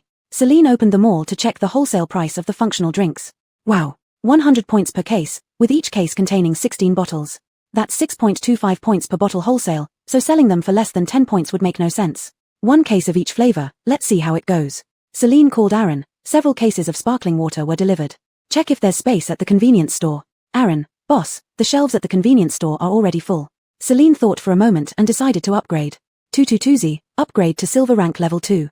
Alright, deducted 3,000 points from the communal account. Congratulations on your successful upgrade. Current magic fairy castle level, silver rank level 2. Increased room count, 8. Current room count, standard single rooms 6, standard double rooms 6, business single rooms 3, business double rooms 3, apartment 6. Convenience store added 2 beverage cabinets and 2 shelves. Medical room unlocked. Next level, silver rank level 3. Upgrade requirement, 5,000 points. After upgrading, room count increases by 8, and a self-service restaurant will be unlocked. Celine's room didn't change much, except the balcony became a courtyard. The newly expanded area was misty, presumably unexplored. Opening her door, she found herself in an office with a redwood tea table. It could be used to receive guests in the future. Exiting through another door led to the hotel lobby. The lobby size didn't change much, but the restaurant and convenience store expanded by half their original size. The restaurant now had 3 ordering kiosks instead of 1, 5 more tables, and a second serving window. The convenience store added 2 beverage cabinets and 2 shelves, with Alejandra restocking. Looking upstairs, the breakfast area expanded and now had 2 ordering kiosks. Standard and business room sizes remained unchanged, only the number of rooms increased. This upgrade unlocked the medical room. All rooms shifted upstairs, freeing the second floor entirely for the medical facility. It was divided into 4 sections: gastroenterology, external injuries, internal injuries, and miscellaneous. There were various complex instruments inside, which Celine couldn't understand. What intrigued her most was what this miscellaneous section treated. Miscellaneous isn't for treating illnesses. Think of it as a pharmacy where you can sell medicines like fever reducers, cold medications, cough syrup, and the regeneration potion you previously drew. A pharmacy is fine, no need to make it fancy. Change the name. Alright. The sign was changed from other to pharmacy. Ding dong. Little fairy, the central air conditioning for the hotel has been installed. Quickly turn it on, set it to 16 degrees and let it blow for a while. I'm about to die of heat. Finally, the air conditioning was installed. These past 2 days, the lobby had been crowded with people, and she always felt like there was a lingering body odor. With the new ventilation system activated to refresh the air, she could now watch TV in the lobby instead of staying cooped up in her room all day. Say, what time is it now? Since the air conditioning was installed, it must be getting late, right? It's 4:43 p.m. Celine nodded. Chad and Iof should be coming back soon. Time to go downstairs and collect rent. When she reached the lobby, Chad and his group were already sipping ice-cold cola. Seeing Celine, Chad immediately walked over and handed her 2 level 5 crystal cores, saying indifferently, "We collected 21 today." Good. Celine smiled brightly as she accepted them. Also, Chad handed over another core. "I want to top up my stay. You can do that at the front desk." "I want you to do it for me." Chad looked especially domineering. Celine's lips twitched, but she held back. Who wouldn't deal with money? She took the crystal core. "Come to the front desk." First, she topped up Chad's points card, then introduced him to all the room types, reminding him that additional charges would apply for extra guests. Except for apartments. Apartments didn't have air conditioning or appliances unless rented separately, and residents paid their own utilities just like renting in peacetime. They had to buy their own living supplies too. And they could only be rented by the month for 4,500 points each. Chad chose an apartment almost without hesitation, preferring the comfort of 3 people living together for support. As for utilities, they'd only use the air conditioning at night and take turns bathing once a day, so costs would be minimal. After deducting the points and registering their information, their cards could open the stairwell door and their room doors. Celine glanced at the digital clock on the wall. It was 4:58. "Aaron, has Iof come back?" Aaron shook her head. "Not yet." Celine frowned slightly and walked to the light gate, waiting for Iof. If Iof didn't return by 5, the next time the level 5 zombie map opened, she couldn't guarantee it would still be here. Chad saw how worried Celine was and felt a pang inside. "Do you care about him that much?" "Of course. He's my mountain eagle." "Host, it's 4:59. Celine was frantic. The light gate was shrinking, and Iof still hadn't teleported back. In the last second, Celine dove through the light gate. "Hey." Chad was shocked and lunged to pull her back, but it was too late. Chapter 51, Alton's Mother. Alton timed his actions perfectly. After dealing with a wave of zombies, he began to revisit familiar places from his past.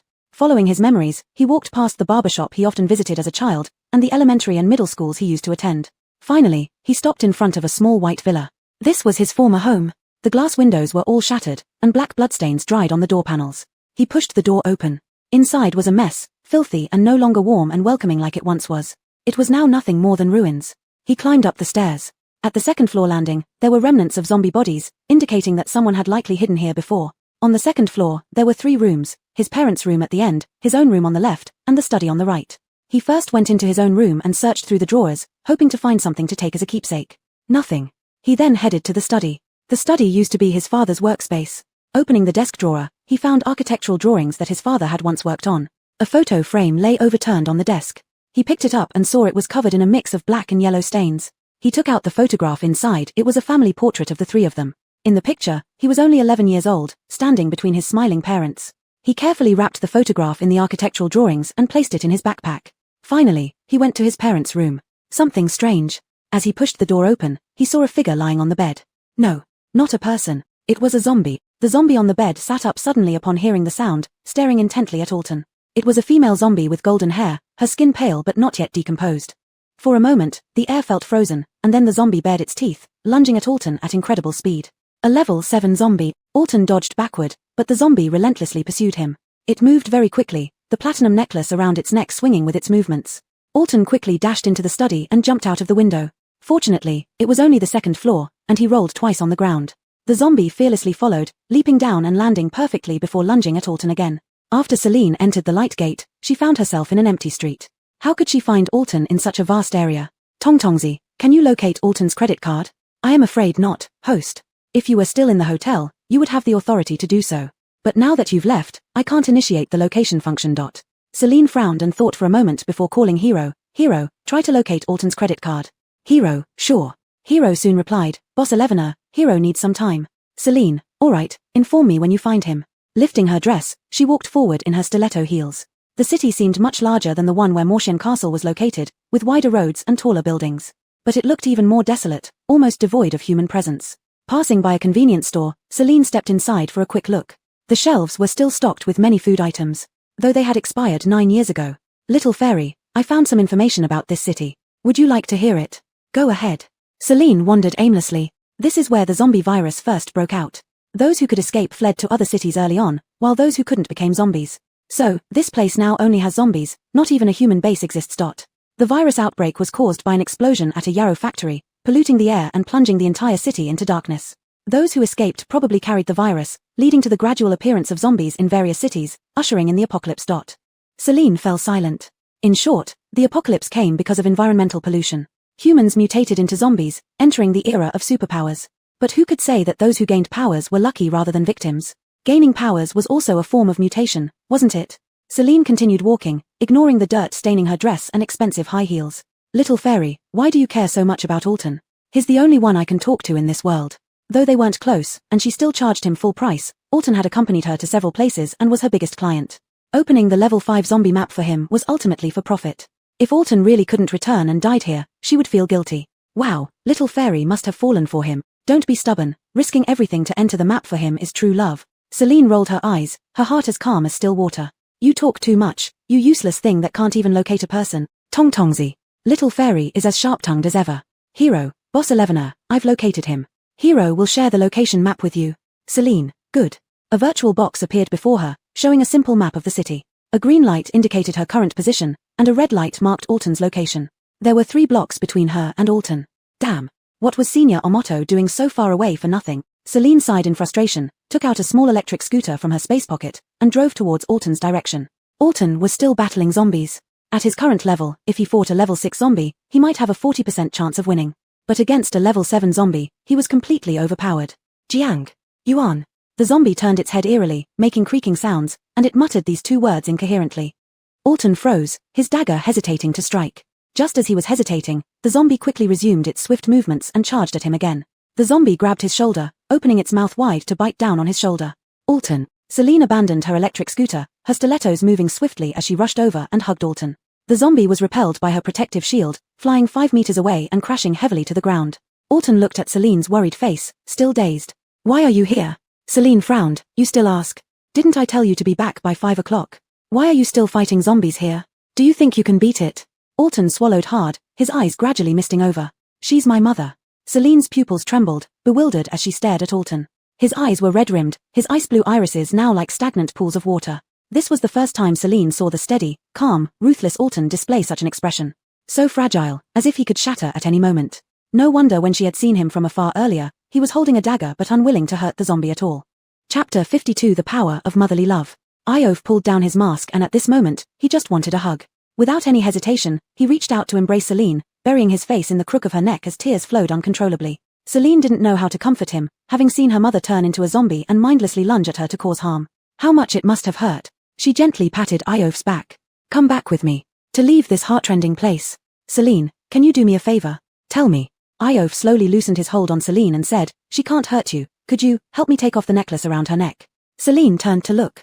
The zombie seemed to have been seriously injured by her protective shield, lying on the ground unable to get up for a long time. All right. As she walked toward the zombie, something strange happened. This zombie appeared to be able to see her. It made incomprehensible noises, saying, kill me, let Eduardo go. Celine froze. This zombie had already reached level 7, which theoretically should mean no human memories remained. Why was it still conscious? Perhaps all kinds of strange things happen in the world, and this might be the power of maternal love, keeping her memory of her son intact. But its body was already beyond control, only acting on instinct. During that brief return of consciousness, it would rather die than harm its own child again. Celine felt a lump in her throat, her eyes turning red. She approached the zombie, bent down, and gave it an embrace before taking off the necklace. He couldn't bear it either. Tears welled up in the zombie's eyes. Please. As soon as it finished speaking, it twisted its neck, the sound of cracking bones indicating it was losing control again. Celine turned to look at Iof and asked, she seems to be in pain, you. Iof wiped away his tears, lightly walking beside Celine, looking at his fallen mother on the ground. His hand holding the dagger was trembling. This was his dearest mother, his only mother. How could he bring himself to do it? The zombie managed a smile, gentle like the mother in photos. Jiang. Yuan, Mommy, loves you. Tears flowed endlessly from Iof's eyes. Consciousness quickly faded, and the zombie began struggling again, trying to bite Iof. Celine covered the zombie's mouth with one hand. With the power of the protective shield, it couldn't move at all. Celine asked Iof one last time, are you going to do it? If you can't, I'll teleport us back directly. Iof's gaze flickered, regaining resolve. He picked up the dagger and stabbed it straight into the zombie's forehead. In an instant, the zombie stopped struggling and fell silent. Iof lifted his mother horizontally, walking step by step back into the house and laying her on the large bed in the master bedroom. He carefully wiped the black blood oozing from her forehead and caressed her cheeks. Mom, I'm leaving. He embraced his mother one last time, then stood up and left the bedroom, closing the door behind him. After putting the small electric scooter back into the storage space, Celine stood waiting at the cottage door, gazing up at the clear moon, tears still brimming in her eyes. She missed her mom too, wondering how her mother's illness was doing. Hearing footsteps, she turned around to see Iof descending the front steps. Without a word, he hugged her again. Muffled sobs came from him. Celine couldn't hold back her tears anymore, they silently fell. Iof's tears soaked her long hair, and her tears wetted Iof's shoulders. Neither of them spoke. It was eerily quiet around them, only the sound of Iof's crying could be heard. Grady thought if this scene were in a romance novel, it would definitely be a hit. Why did this world lack such pairs?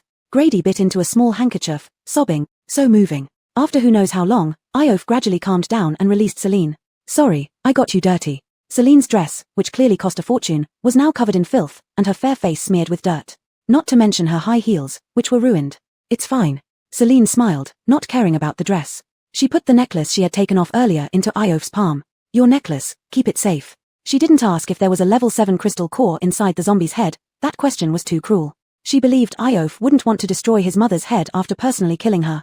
The narrow cut between the eyebrows was already the best way to preserve his mother's appearance. Even if there really was a level 7 crystal core, Iof wouldn't have taken it. Iof put the necklace on, looking solemnly at Celine. Celine, thank you.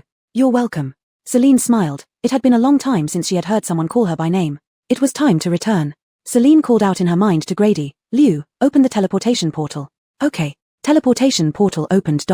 A gateway of light appeared beside Celine. She looked at Iof, let's go. She stepped into the light door first, and Iof glanced back at the small villa, looking up toward the master bedroom window on the second floor. Goodbye, Mom. He slowly withdrew his gaze and followed her into the light door. The light door vanished, and Celine and Iof returned to the hotel lobby. Boss Rona. Hero sobbed as he ran over, wanting to hug Celine. Celine immediately raised her hand to stop him. Bow, I'm dirty, let's wait until tomorrow for that hug. Iof's eyes darkened. He also wished someone would care about him for once. But sadly, no one would now. He unzipped his backpack and took out 5 level 5 crystal cores, handing them to Celine with a faint expression, commission, and thanks. Celine accepted them without hesitation. Aqua, worried sick, had been sitting in the lobby sofa waiting after taking a shower. When he saw Celine returning covered in dirt, he angrily stood up and grabbed Iof by the collar. "Why didn't you come back on time? And you made Amila take such risks for you." Iof's eyes turned cold, glancing at Aquila with disdain. "What's it got to do with you? I haven't even considered holding you accountable for your unwarranted attack with your abilities yet.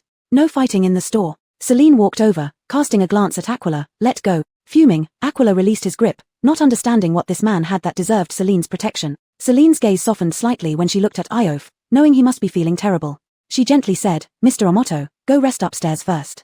The hotel has been upgraded, so your room has moved to the 3rd floor." Iof gave a cold nod, lowering his eyes and walking straight up the stairs past Aquila. Enraged, Aquila grabbed Celine's shoulder, demanding, "Is this how much you like him, risking everything for him? Do you know how worried I was?" Celine frowned slightly. What kind of dramatic love story is this?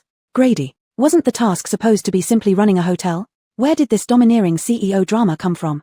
Chapter 53, drawn a 60% off coupon. Celine struggled a bit, but to no avail, as Chad showed no intention of letting go. She gritted her teeth and said, "If you don't let go now, I'll send you into the bubble." Chad reluctantly released Celine but continued to look at her with a hurt expression as if he loved her so much. After taking a bath and changing into new sportswear from the convenience store, Chad's athletic figure was evident through the fabric. His facial features were quite defined. Indeed, he could be categorized as a handsome guy. But Celine wasn't impressed. What kind of handsome guys hasn't she seen? At this moment, she thought to herself, such terrible acting. Has he been watching too many dominant CEO dramas? She reiterated emphatically, "First, there's nothing between me and Iof. Second, whether there is or isn't anything between us has nothing to do with you. Finally, please abandon your petty thoughts. Otherwise, beware of being put into the bubble." These 3 sentences stabbed countless daggers into Chad's heart. Ignoring the pain, he hugged Celine tightly into his arms. "Why are you so gentle to him and so cold to me? Am I not even worthy of knowing your name?" "Her." The final "her" made Celine feel extremely creeped out. Goosebumps covered her body as she quickly pushed Chad away. "Just go to sleep, everything will be in your dreams." She curled her lips in disdain and turned back to her room. A classic 2 men competing for 1 woman drama. Go ahead and fantasize. Stop talking nonsense, I need to establish some store rules. Celine took off her dress and high heels, tossing them into the trash bin, then grabbed a set of pajamas and went into the bathroom to shower. Put up a sign on the entire board. Sure, right next to the front desk sign, where it's obvious. Okay, tell me what you want, and I'll help you with it. While showering, Celine listed down the store rules. After showering and drying her hair, her stomach growled. She realized she hadn't eaten dinner yet. She changed into mules and walked out wearing pajamas. The lobby was empty except for Nash, who was cleaning, and Aaron, who was organizing today's accounts. Celine went to the convenience store, grabbed a plastic bag, and started filling it with snacks. Matcha cake puffs were really good, and the mustard-flavored chips were tasty too. 2 salted chicken legs and a few skewers of hot pot snacks. Glancing at the energy drink section, it seemed like nobody had bought any yet. She picked up a regular soda water and a peach-flavored energy drink, then walked out. "Aaron, did Boss Omoto come down for dinner?" The dining area had already closed. If Alton came down, he could only buy a boxed meal from the convenience store. "He came down earlier to ask if we sold photo frames. I told him no, and he went back up." Celine's sweat dropped. Did he plan to starve himself? She opened the mall app, found a search option, and chose an acrylic photo frame. After purchasing it, she placed it along with the energy drink at the front desk. "Bring it up to him later and say it's a gift for our long-term residents." "Got it. Little fairy, aren't you being a bit too nice to Alton?" Celine's eyes darkened. "I just feel that we share similar plights." "Six Lucy, how is my mother doing?" Six Lucy paused for a moment before replying. "Don't worry, in the planar world, 1 day for you is just 1 minute there. 37 levels, 37 years. It had been 9 days. Celine felt slightly relieved. She was just missing her parents a bit. Alton lay on the bed, staring at the photo. Upon hearing a knock on the door, he tucked the photo under the pillow and went to open it. Aaron stood outside, smiling respectfully. "Mr. Omoto, this is a small gesture from our shop for our long-term residents. We hope you have a pleasant stay." Alton was momentarily taken aback, accepting the soda water and photo frame. "Good night, sweet dreams." Aaron delivered her lines and left. Alton closed the door, sat back on the bed, and stared at the acrylic photo frame in his hand absent-mindedly. He knew this wasn't given because he was a long-term resident. It was from Celine. She found an excuse to give it to him, not wanting to get too involved with him and also not wanting him to misunderstand too much. Alton retrieved the photo from under the pillow and placed it in the acrylic frame, setting it on the bedside table. He glanced at the bottle of soda water. It was a brand he hadn't seen before, with an upscale package featuring a white peach illustration. Though he wasn't particularly interested, it was still a gesture from Celine. He unscrewed the cap and took a couple of sips. The taste was quite nice, not overly sweet, with a light scent of white peach. Alton took a few more sips and felt his blood circulation improving, his stamina gradually recovering. He didn't feel as tired as before and didn't even feel hungry anymore. Perplexed, he examined the soda water in his hand. There was no ingredients list or brand label, as if it were a product with no origin. He examined the bottle thoroughly and finally saw 3 engraved characters at the bottom, Mosyan Bao. So, this was another high-tech product from Mosyan Bao? Celine put on a face mask and lay on the bed. 6. Draw a prize for me. A premium prize pool has been activated for you. Celine remained calm because she always got good things from the premium prize pool. There was no need to worry about getting strange items. She casually tapped, and a white ball rolled out. Congratulations, host has obtained, discount coupon *1. Celine suddenly became alert, springing up from the bed with glowing eyes. What kind of discount? How much off? Get a 60% discount on any item in the store. It becomes invalid after 1 use. A 60% discount. Celine immediately thought of the motorhome. She still wanted that motorhome. With it, she could travel everywhere. No, explore new maps and develop new business district. However, motorhomes were very expensive. Even with a 60% discount, it would still cost 600,000 yuan, not 60,000. She couldn't afford it. She never thought that Celine, who had enjoyed prosperity and wealth in the planar world, would one day worry about a vehicle. She decided to keep the 60% off coupon for now. Maybe when she saved more money, she could buy it. Tonight was really tiring. Celine sat on the sofa watching variety shows and eating snacks, and before she knew it, she fell asleep. The next morning, her waist and back were sore, as if she had been beaten. After washing up and applying light makeup, she wore a simple outfit today, a dark green acetate blouse tucked into high-waisted jeans, paired with a pair of mules. On her way to have breakfast, she met Alton at the door of the breakfast shop. Alton had regained his composure. Seeing her, he seemed a bit embarrassed, lowered his eyes, and said good morning. Morning. Celine wasn't bothered by yesterday's incident and smiled, sticking to the principle of guests feel at home. Alton paused for a moment and then said, sorry for overstepping boundaries yesterday. Also, thank you for the drink and the photo frame. You're welcome. After all, I've earned quite a bit too, Celine replied with a smile and entered the breakfast shop first. She didn't have time to care about Alton's internal struggles. She needed to figure out how to make money and buy a motorhome. Chapter 54 Hidden Achievement, A Gathering of Talents. Alejandra also had an employee meal in the morning. If it did not exceed 10 points, she could choose freely. Today, she took 2 meat buns and a cup of soy milk. Seeing Celine, Alejandra stood up abruptly. Good morning, boss. Celine was almost amused by this little mealer. She waved her hand. Sit down, there's no need to be so excited. I don't eat people. Oh. Alejandra pursed her lips and obediently sat back down to continue eating breakfast. Celine struggled with the order machine, unsure what to eat, as if suffering from a choice phobia. She glanced at Iof, who was also ordering food nearby. A basket of dumplings, a basket of beef balls, a dish of egg-fried noodles, a bowl of pork bone congee, and a cup of soy milk. Celine was shocked. What a big eater. Was he making up for last night's missed meal? She hesitated and then ordered a bowl of pork bone congee, which was enough for her. After getting the meal, she found a place to sit down. Alma came in and sat opposite her with excitement. Sister, my brother is coming to pick me up the day after tomorrow. Really? Celine smiled. This Alma was quite cute. I've heard you talk about your brother so many times, I'm really curious now. Alma pouted and said coyly, when he comes, I will be angry at him. He promised to come in 3 or 4 days and let me wait for so long. Celine chuckled softly. There are so many dangers outside. Perhaps something happened that delayed him. Alma pursed her lips, her eyes twinkling as if seriously pondering this. Yeah, maybe. Then I won't hold it against him. Sister, you're too kind. This way, you might get cheated by men easily. Celine. This innocent little peacock, thinking someone like her, who has been through countless romances, would be easy to deceive by men. How strange does that sound? Ha ha ha ha. Little fairy, she really overestimates you. With your nature, it's hard to even have a man. Celine. You don't speak, and no one will think you're mute. Celine sipped some congee and asked Alma, aren't you afraid of being deceived by men? No way. My brother is very good to me and very gentle. He won't deceive me, Alma said firmly. Listening to this, Celine felt something off. This brother didn't seem to be a biological brother but more of a lover. Turns out, the clown was me all along. Thinking further, just like the saying the peacock flies southeast, pausing every 5 miles, wasn't this supposed to refer to a lover? Where is he taking you? Celine asked. To the cave dwellings in the east. Before the scorching heat arrives, we go there to avoid the heat. Many people go there to escape the summer heat, right? People with animal-type abilities usually find cave dwellings for cooling off. It's a great place. The caves have wild grass that we can live on. But carnivorous animals need other foods, though their stronger constitutions make them more resistant to extreme heat and cold. Celine nodded thoughtfully. There were actually still places where wild grass could grow. It seemed the post-apocalyptic world wasn't entirely barren. After finishing breakfast, she didn't chat much with Alma and went upstairs to the pharmacy. The pharmacy was currently empty and needed to be stocked before opening. She opened the store and bought various medicines, which cost her a total of 8,000 points. Such a huge expense. Little fairy, the pharmacy needs employees. Celine sighed inwardly and opened the talent market again to select suitable employees. Currently, the store had a realistic employee named Aaron, a doll employee named Hero, and a human employee named Alejandra, but it still lacked a 2-dimensional character. Let's choose a 2-dimensional one then. She looked around, trying to pick one that didn't look too bizarre. She saw a young Mila dressed in a nurse outfit with twin tails, who looked quite demure, not as scary as she imagined. She checked the profile. Name, Judith, strength, familiar with medicine, weakness, afraid of sunlight. Since the pharmacy doesn't require going outdoors, being afraid of sunlight wasn't an issue. It's settled. 5000 points deducted. Congratulations, host, you've acquired an employee, Judith. A light spot condensed in front of Celine, gradually forming a two-dimensional figure.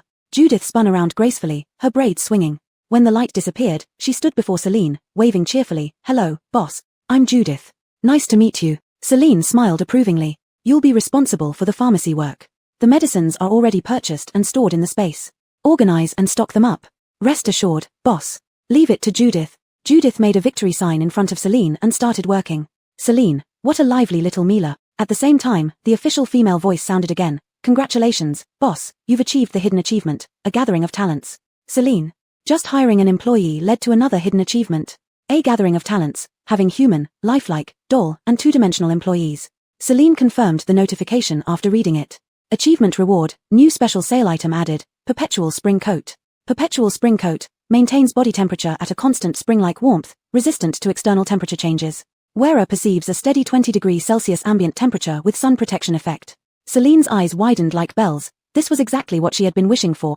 The extreme heat was approaching, and the Perpetual Spring Coat would surely be a big hit. With the Perpetual Spring Coat, she wouldn't have to worry about the heat when going out, and she could delay purchasing an RV for a while longer. She opened the mall, where a new special item section had been added. Currently, it only contained the Perpetual Spring Coat.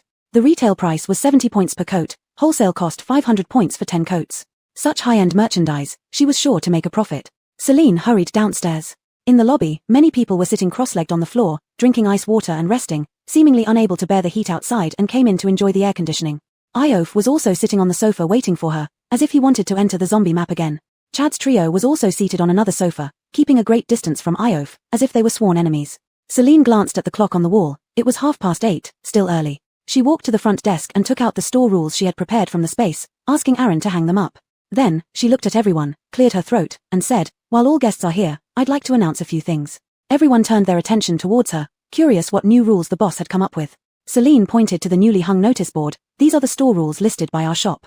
Please familiarize yourself before shopping, as violations will result in penalties.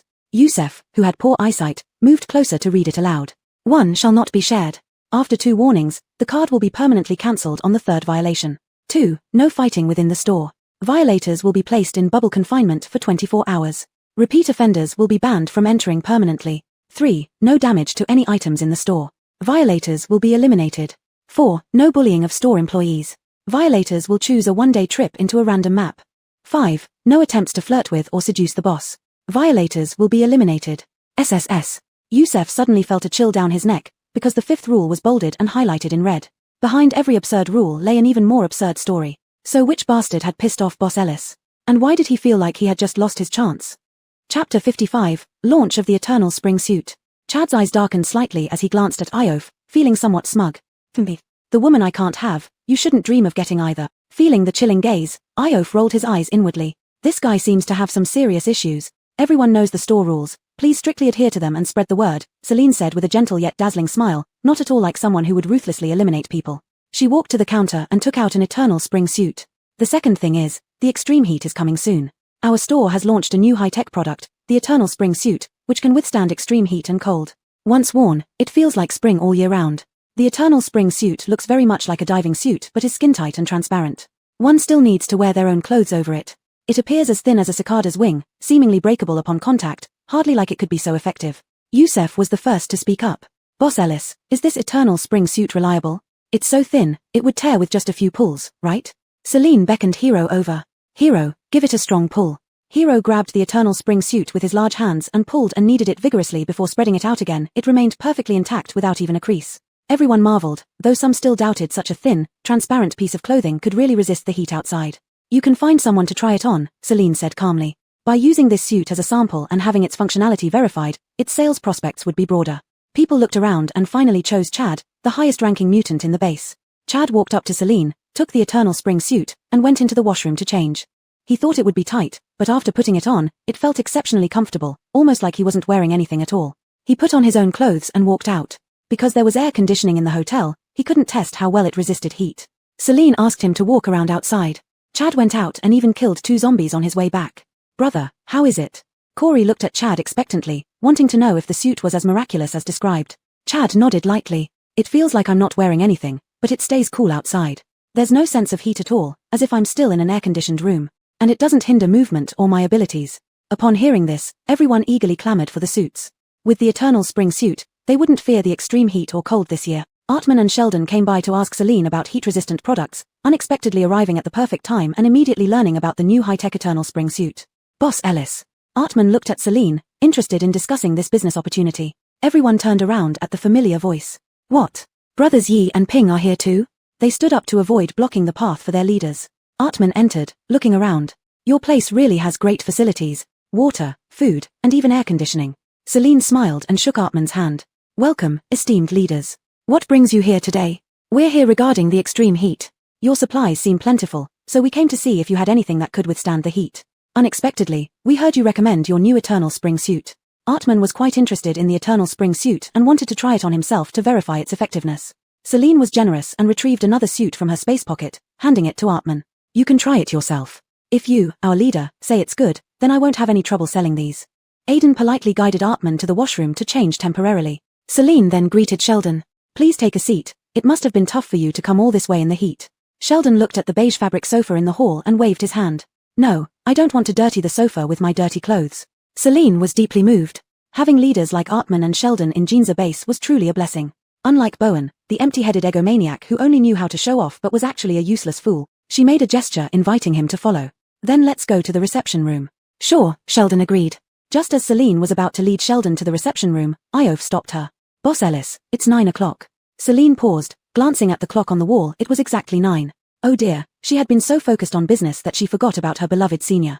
Just wait a moment, she smiled at Sheldon and then walked to yesterday's door switch position. Her palm pressed against the wall, silently thinking, level 5 zombie portal. The light circle expanded, and Celine took a step back. The light circle transformed into a light door, revealing a map that was no longer of yesterday's city but an old rural-like area. Sheldon's pupils dilated instantly. What kind of power is this? How amazing. Iof slung his backpack over his shoulders and calmly stepped into the light door. Celine waved her hand, adding a layer of blue barrier in front of the light door to prevent people of level 5 or below from accidentally entering. Sheldon walked up to the light door, curiously looking around, investigating just what kind of ability this was. The only ones who can teleport through space are teleportation abilities, but they don't look like this. He turned to ask Celine, Boss Ellis, where does this lead?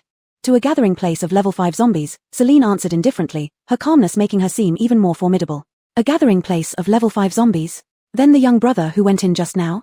A guest of the store. He goes to kill zombies for crystal cores. This light door is provided for guests. After entering, I take a 10% commission on the crystal cores earned, the rest belongs to the guest.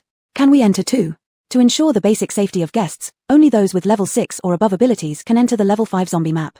Sheldon nodded understandingly. It sounds quite impressive. By the time he finished speaking, Artman had already changed and come out.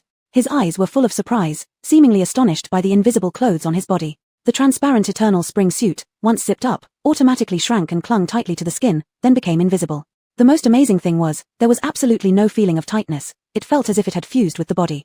Artman looked at Celine for permission. Boss Ellis, can I go outside wearing this? Of course you can. Celine smiled warmly as she watched Artman leave. Sheldon was still more interested in the light door, and he tentatively put his left foot inside. Hey. Celine quickly pulled him back, reminding him, don't be in such a hurry. Sheldon was confused. Wasn't it said that level 6 can go in? Celine smiled helplessly. I'm afraid you won't know how to come back after entering. You can't find the light door inside. Shout magical fairy castle to be automatically teleported back. I'll give it a try.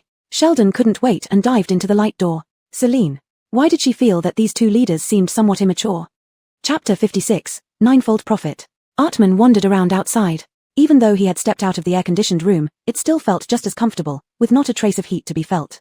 As he meandered along, he came across 2 level 1 zombies drifting about. He ran up to them, gathered light points in his hand, and fired a beam of dynamic light towards the zombies. The zombies were momentarily blinded, hit directly on the forehead by the light beam and fell dead instantly. Withdrawing his hand, Artman looked down at himself. This Changle suit was indeed very convenient to wear. It did not restrict movement at all nor suppress his abilities. Most importantly, it made him immune to the seasons. If everyone in the base could be equipped with one, they wouldn't have to worry about extreme heat or cold anymore.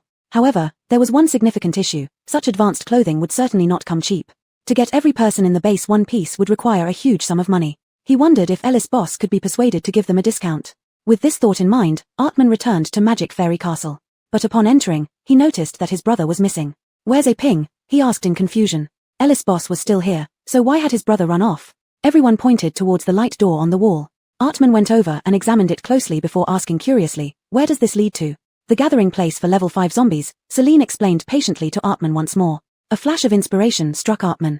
If he could enter the level 5 zombie map, he could surely earn many level 5 crystals. Then, the funds needed to buy Changle suits would be covered. Seeing that Artman had similar thoughts, Chad promptly stood up and took out 5 level 5 crystals from his waist and handed them to Artman. "Brother Yi, I went in yesterday and got these. Not many, but enough for the daily purchase of food and water for the base." Artman looked admiringly at Chad, patting his shoulder. "Good job, continue earning funds. With division of labor, our base will definitely become better." A flash of light appeared and Sheldon was teleported back.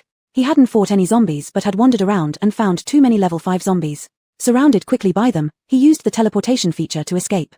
Seeing both leaders return, Celine smiled and led them to the guest room. The guest room also had air conditioning, making it cool to sit. The sofa was made of red sandalwood, so they didn't need to worry about staining it, just wipe it clean afterward. Celine sat at one end and started boiling water to make tea. It was freshly bought Chim Marrow foam tea, not particularly expensive. She herself wasn't much of a tea drinker, buying a small can only for such occasions as today to entertain guests. After the water boiled, she followed the 7 steps of brewing tea, warming the pot, placing the tea, rinsing the tea, waking the tea, steeping, serving, and tasting. Though forgotten where she learned these steps from, she remembered them firmly each time she brewed tea. Artman and Sheldon watched in awe. This seemed way too refined, almost like the skill set of a well-bred young lady. "Please enjoy." Celine poured hot tea for both of them, her bright eyes filled with shrewdness. She certainly had the makings of a boss. Artman sipped the tea, finding it richly aromatic and sweet, without a hint of bitterness. It had been a long time since he'd tasted such good tea. From this, it was clear that this young woman before him, barely in her 20s, was someone respectable. Even entertaining such dirty and ragged people as them, she still used such fine tea. "How do you think our shop is?" Celine changed the topic casually, aiming to lighten the atmosphere. "It's great. Everything here is amazing," Artman answered honestly, his eyes full of admiration. To manage such a big hotel with so many advanced facilities, who would have thought the boss is just a young Mila? Celine chuckled lightly. She couldn't have done it alone, she had Tegan after all. Tegan, so touched, little immortal still remembers me. Celine then turned to the main topic. "Currently, we still have many undeveloped advanced items. Tell me what you need, and I'll see if I can provide it." By undeveloped, she meant not yet drawn. She herself didn't know what powerful items would appear next, after all, she didn't even know what hidden achievements awaited. Without beating around the bush, Artman said they had come today to solve the problem of extreme heat. Since the Changle suit was available now, everything could be handled easily. He finished his tea, pondering carefully. Ellis Boss's new Changle suit is indeed impressive. "May I ask the price?" Celine sipped the hot tea calmly. "I've invested a lot of capital into developing the Changle suit, and the cost is extremely high. Please don't blame me for pricing it expensively. I've set the price at 500 credits per piece. As it's newly launched, I plan to offer it at a slight discount of 450 credits per piece." "Wow, little immortal, you're ruthless. I thought a 50-50 profit was already absurd, but you actually went for ninefold. You don't understand. This is called riding the wave of the times. Plus, this is a monopoly business. With extreme heat approaching, even if I raised the price to 1,000 credits per piece, there would be no shortage of buyers. Who taught you business? You're way too sharp, aren't you? My teachers are all the CPS you've fanmelet over countless times. Having immersed herself in tycoon novels for so long, how could she not have gained something?" Artman and Sheldon exchanged glances. They had anticipated that the Changchun suit wouldn't be cheap. But hearing the quoted price still shocked them. It was far beyond their means. Artman felt it was worth negotiating further, so he asked, "Can you make it a little cheaper?" Celine slightly frowned, appearing a bit reluctant. "Let me be honest with you. Researching and developing the Changchun suit cost hundreds of millions. The material cost alone is 300 credits per piece. I'm not even sure if this pricing will recoup my investment, so 450 is already the lowest price I can offer." Both Artman and Sheldon frowned, looking quite serious. There were 1425 people in the base. At this rate, it would take 641,250 credits for each person to get one suit. When would they ever earn that much? Sheldon recalled the level 5 zombie map and asked, "Boss Ellis, how many credits can a level 5 crystal core exchange for?" 5,400.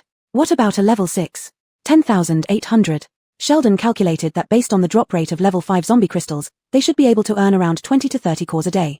To reach 641,250 credits would require roughly 119 level 5 crystal cores. If both of them worked together, they should be able to gather enough money before the extreme heat arrived.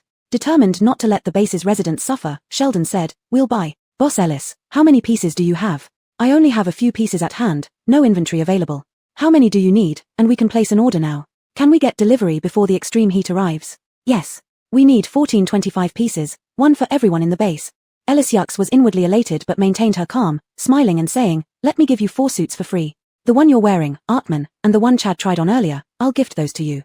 I'll also send 2 more for Sheldon and leader Zoe who didn't come over. Balancing things evenly. Artman was pleasantly surprised and hurriedly waved his hands. No, no, no. That wouldn't be right. Last time you gave me a lunchbox, and I already felt guilty. The Changchun suits are too valuable. You're supporting my new product, and I appreciate it greatly. Besides, if your base moves nearby, won't my future business rely on your help? It's us who will depend on Boss Ellis for our daily needs. Let's consider this making friends. It's going to be a long-term partnership, Celine smiled, refilling their teacups with hot tea. This deal secures the entire base's business, and I've made out like a bandit. Chapter 57, A Terrifying Person. After leaving the reception room, Celine asked Aaron to fetch 2 more Changchun suits, one for Sheldon and one to take back. Sheldon immediately changed into his suit and entered the level 5 zombie zone with Artman. Chad also followed them. The number of people in the hall instantly decreased. Although it was comfortable with the air conditioning, they still had to get down to work. Celine sat on the sofa in the hall and began watching TV. She calculated in her mind.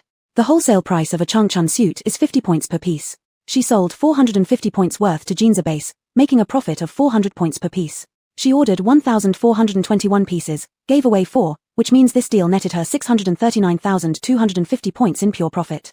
Nice. Time to fly. Once the payment is credited, she could buy the camper van right away. Xiaoxian, you're really a negotiation genius. I thought you were only good at haggling prices, but you're also excellent at setting prices. I've proven my business talent. Making money isn't a dream now. Now that she had Changchun suits, she wasn't afraid to go out anymore. Tomorrow, she could drive her electric bike to visit the third base of Yuheng, doing some minor advertising.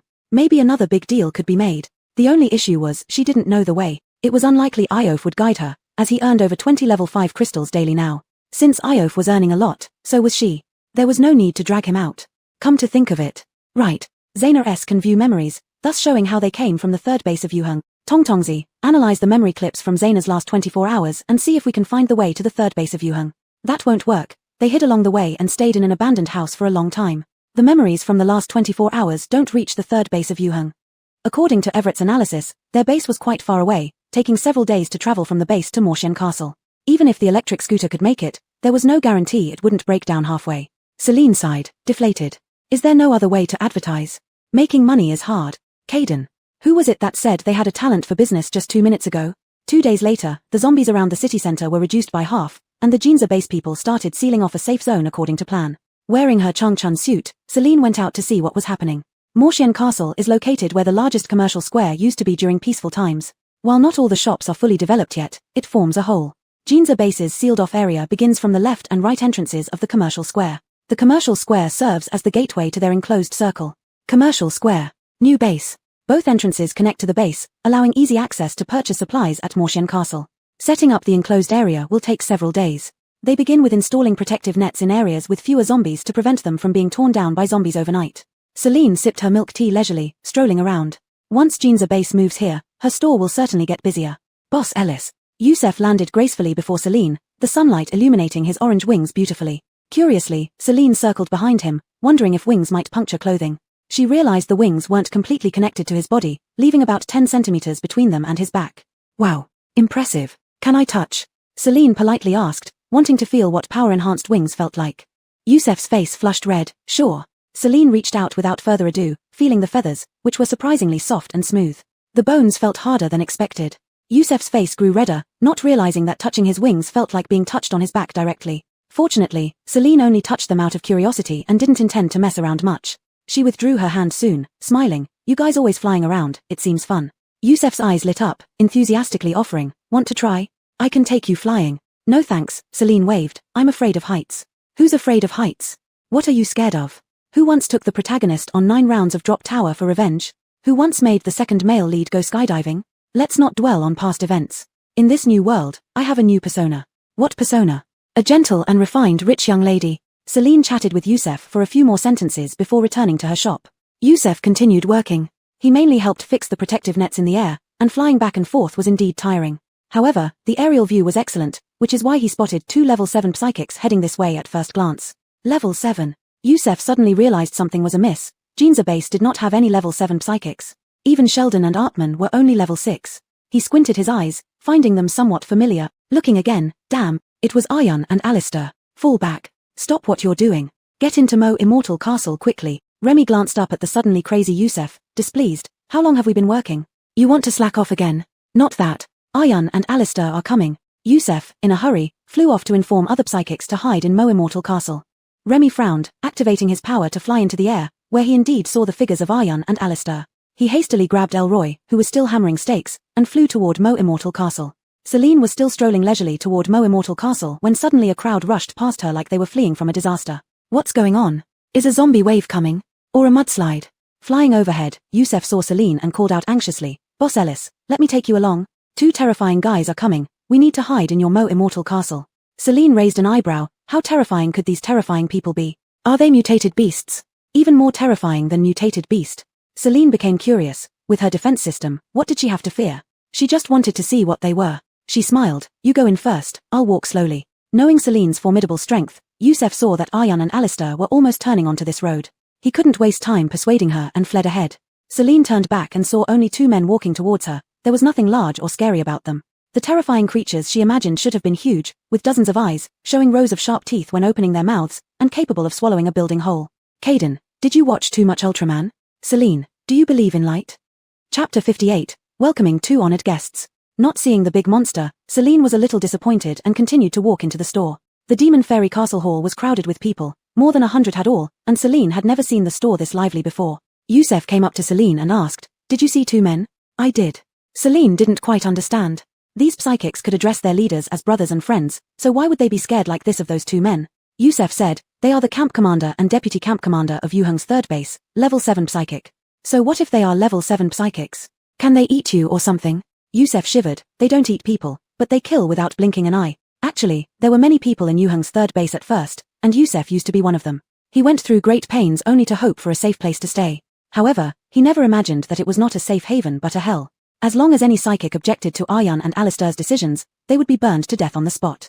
Aryan and Alistair destroyed the entire base for their selfish desires. He was terrified, not just him, but many psychics were frightened, which led them to transfer to Jinza Base. Jinza Base originally was a small place with about 100 people, established by villagers gathering together.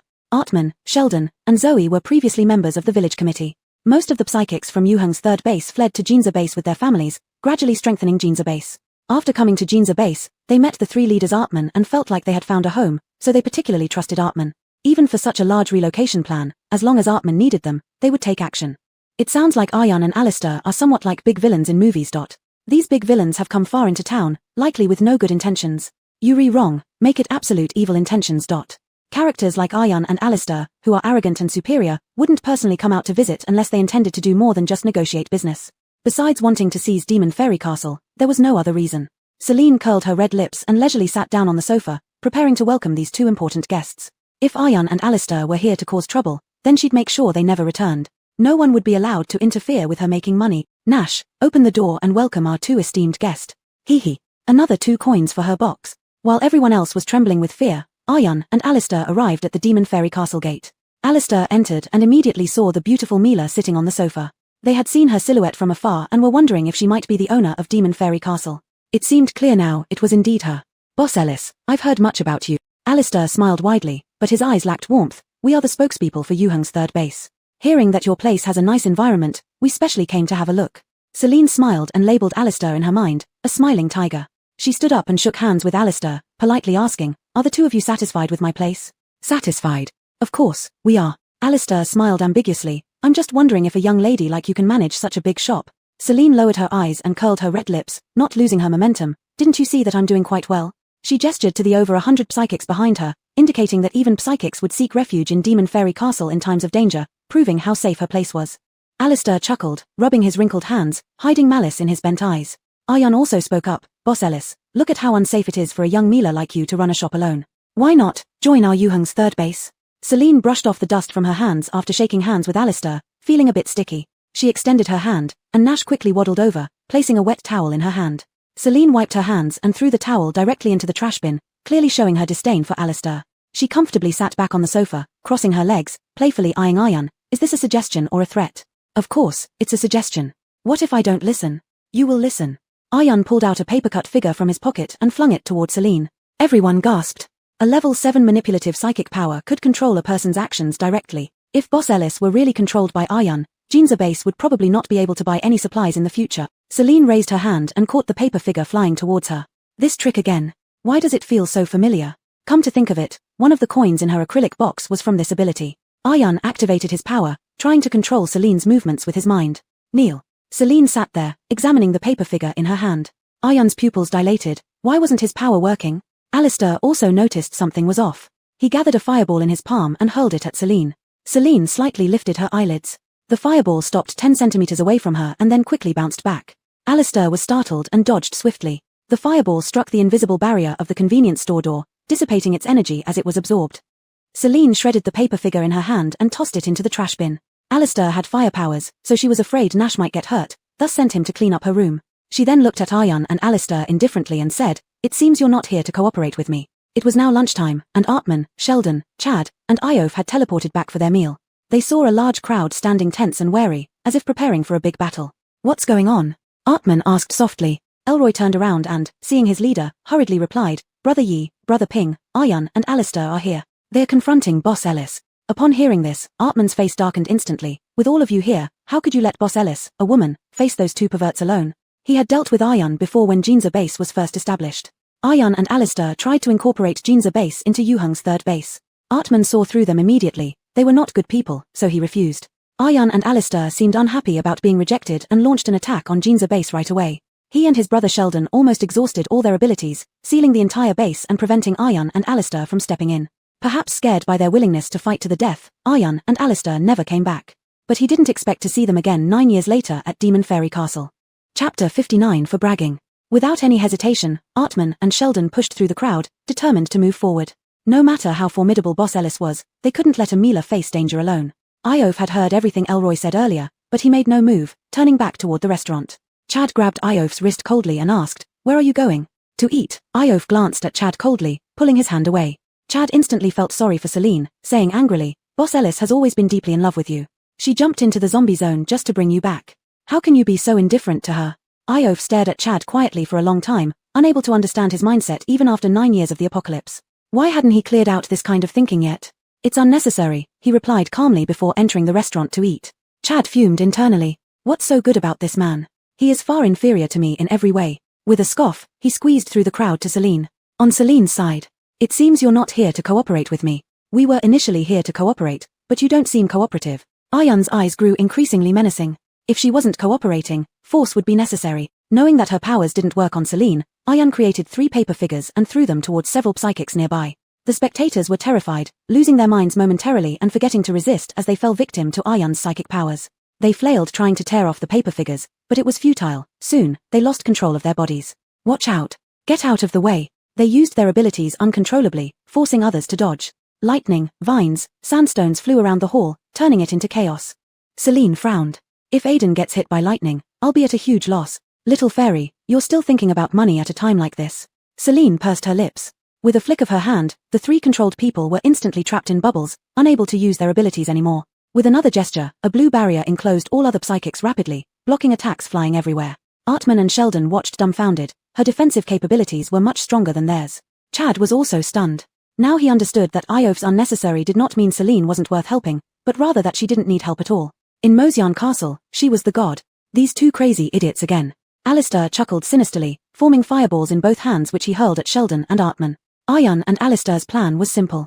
Since they couldn't touch Celine, they'd destroy Mosian Castle's reputation. 100 psychics dead inside Mosian Castle, nobody would dare shop here. Without business, Celine would have no choice but to cooperate. Being the sole customers and partners, they could get any resources. Their dream was great, reality harsh. Celine blocked Alistair's attack swiftly, causing it to bounce back. The rebound sent Alistair flying up, crashing into the ceiling, then falling heavily to the ground. Celine raised her hand slightly, and 2 bubbles rose from the floor, trapping Alistair and Aryan. The bubbles floated mid-air as they frantically pounded on the walls, discovering them to be resilient despite their thin appearance. Alistair pulled out a small knife, stabbing at the bubble wall. As the knife pierced, the bubbles stretched, nearly breaking. Everyone held their breath. Unexpectedly, no matter how hard Alistair tried, the bubble remained unbroken. "Well, choke on that." Celine crossed her arms, observing them contemptuously. "Looks like you 2 don't know the store rules. Disturbances inside result in instant elimination." Alistair dropped his usual smiling mask, staring fiercely at Celine. "What exactly are you?" After 9 years of the apocalypse, he'd never seen such an outrageous ability. Absolutely invincible. Celine slyly smiled. I'm the woman you can't afford to offend.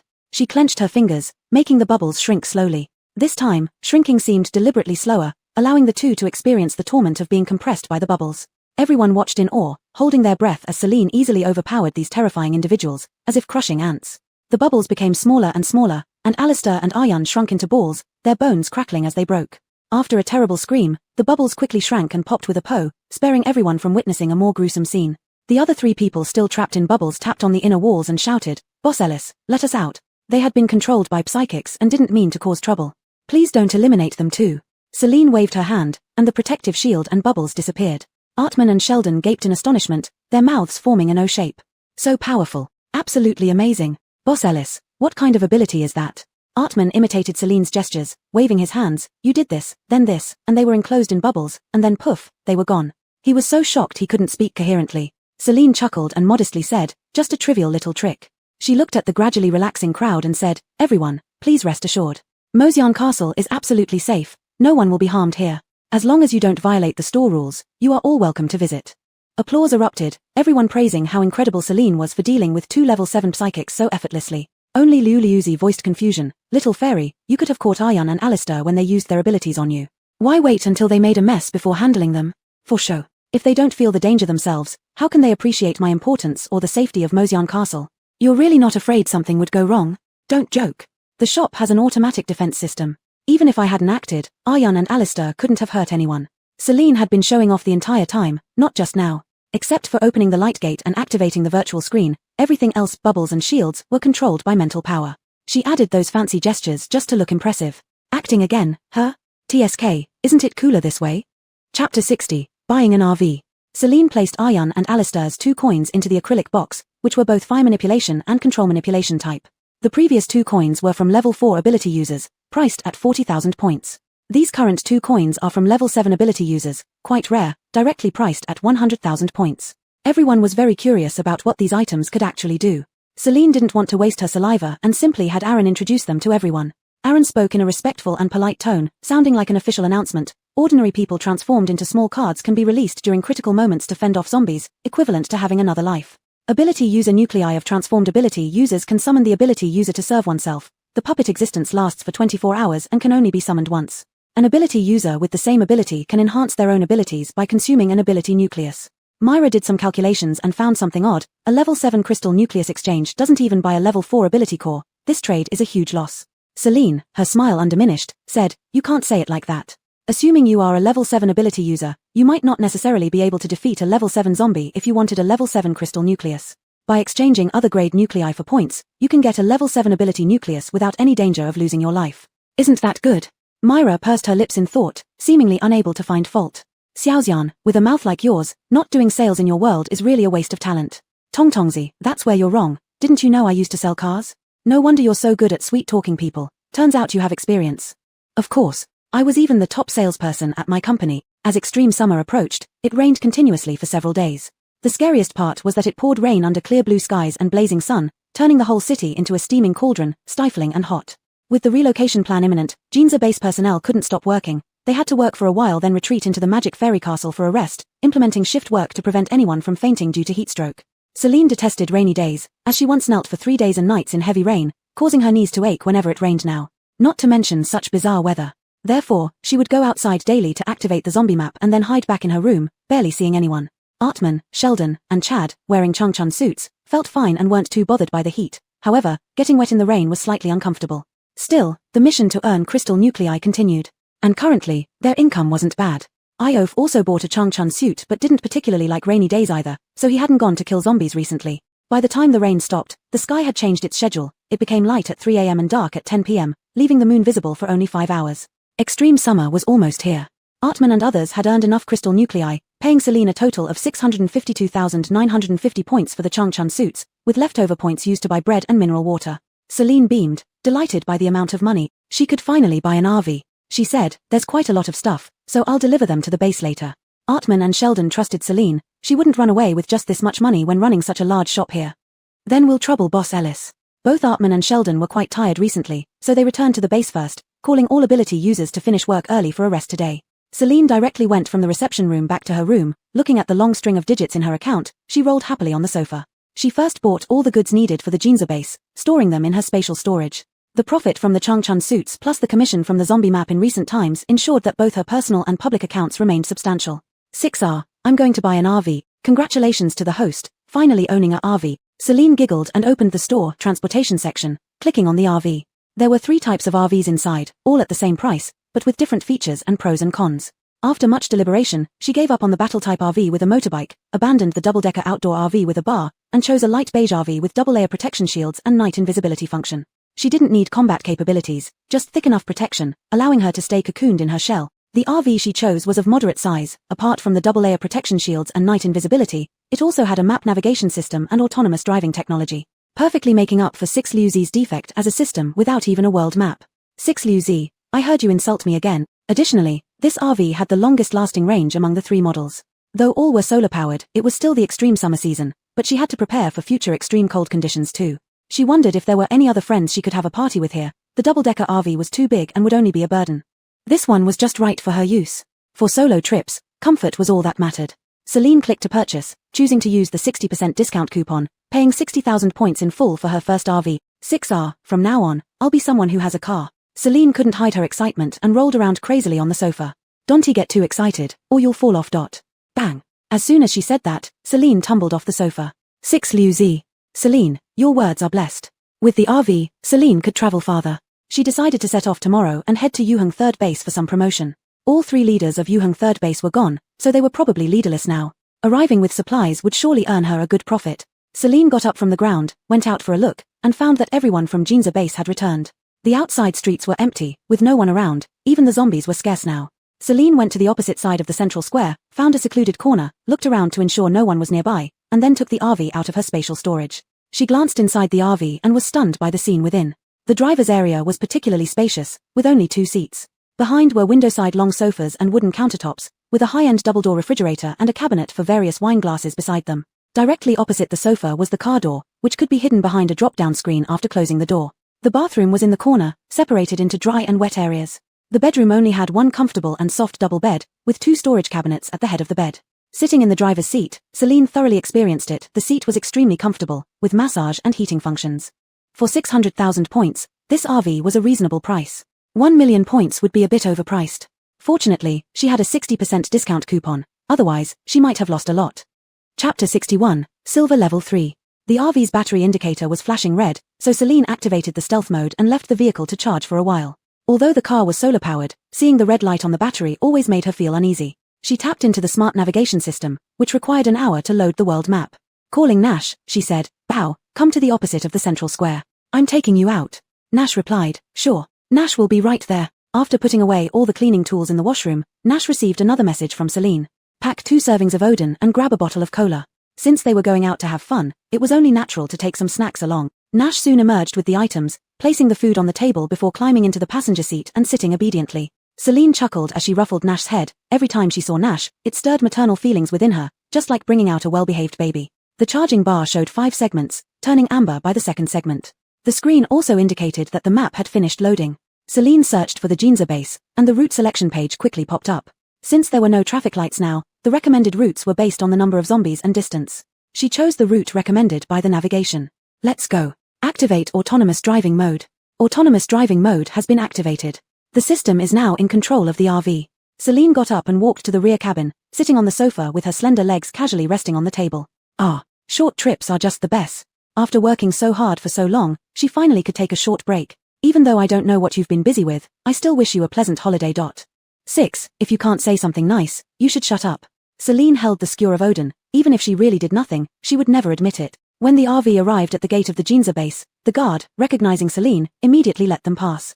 The RV drove boldly into the base, causing quite a stir. In this era, power generation relied on crystal cores. Their base was declining and couldn't afford electricity, relying on Artman's light ability and Sheldon's fire ability to barely illuminate at night. But what kind of place was Mosyan Castle? Having a small power pack was one thing, but to have such a large RV? Artman, Sheldon, and Zoe personally came out to greet them. When the RV stopped in front of them, they were also stunned. The door opened, and Celine slowly stepped down from the RV, her long black hair exuding elegance. She wore a white short dress and silver heels, looking too beautiful to be real, more like a fairy from a comic. Compared to the broken-down wooden houses around her, she stood out like a sore thumb. Celine smiled and went over to shake hands with Artman. Leader Artman, I've come to deliver supplies. Thank you, Ms. Ellis. It must have been very hot coming here just for us. No trouble at all. Celine turned to look inside the RV and instructed Nash to unload the supplies ordered by the engsub base. The supplies were stored in the space dimension, so Nash first took them out from there before moving them out of the RV, avoiding discovery of their infinite resources. Though they were protected by a shield, attacks couldn't harm them, but being maliciously detained would still cause trouble. The Changchun suits for the engsub base had already been provided to a batch of psychics beforehand, and what needed to be delivered now were for the ordinary people. The Changchun suits were very thin and could be folded into small cubes, fitting thousands of suits into a cardboard box. The rest included instant bread and mineral water. After unloading them, Zoe was responsible for checking and counting the items, then arranged for distribution. Sheldon organized the residents to queue up for collection, while Artman chatted with Celine nearby. Ms. Ellis, as you know, we're building a new base and need a lot of construction materials.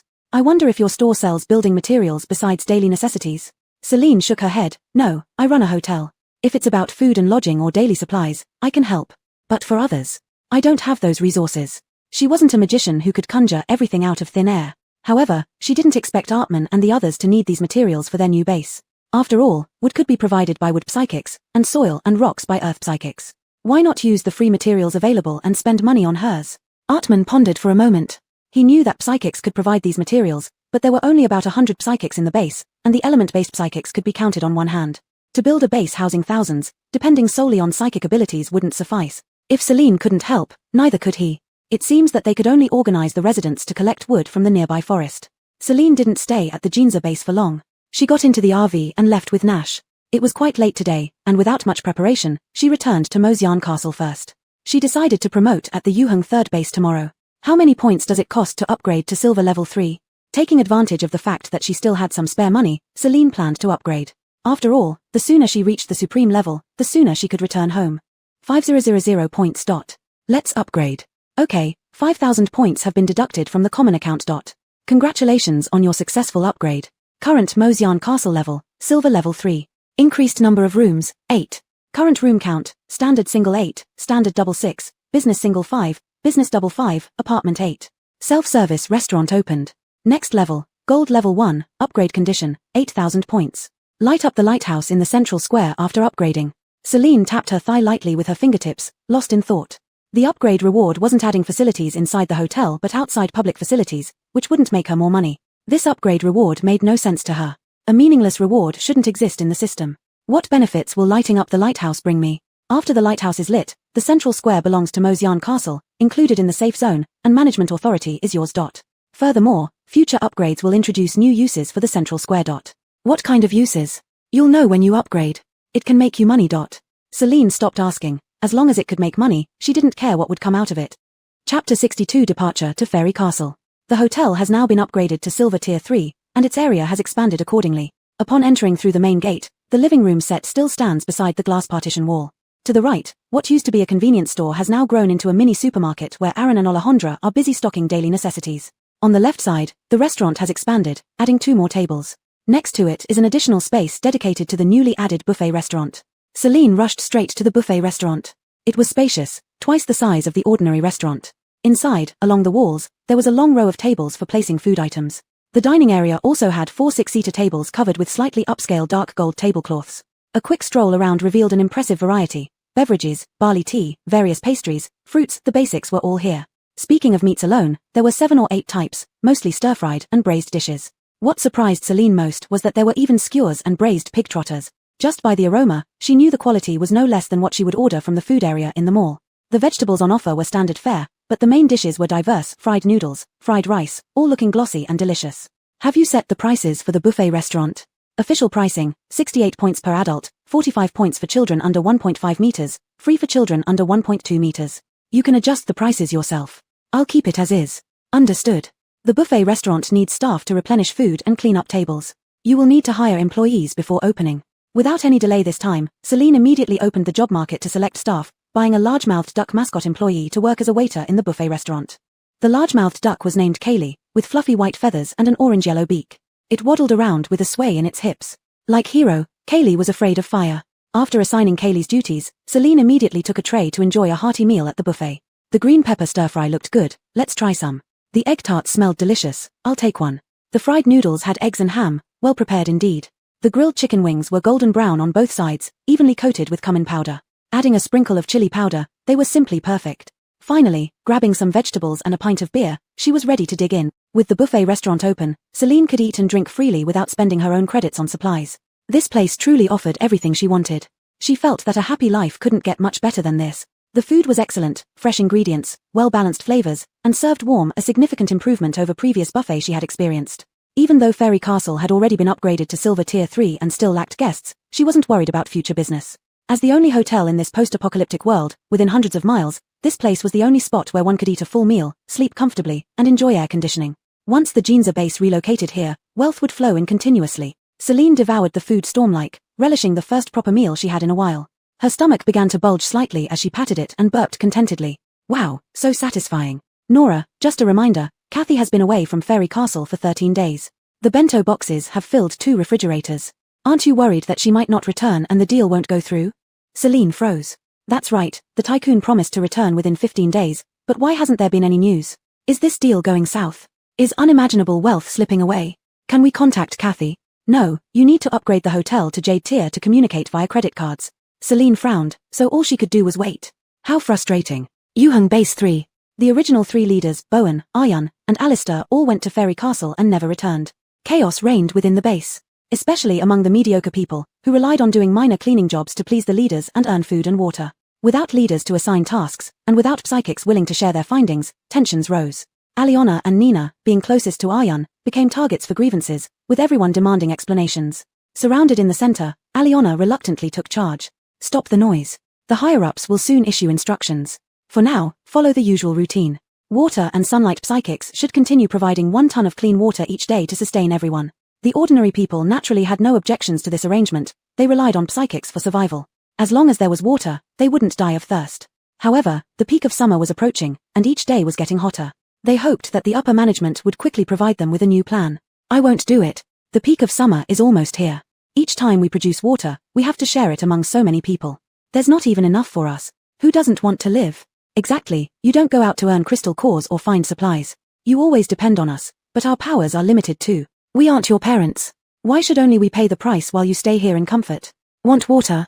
Trade crystal cores for it.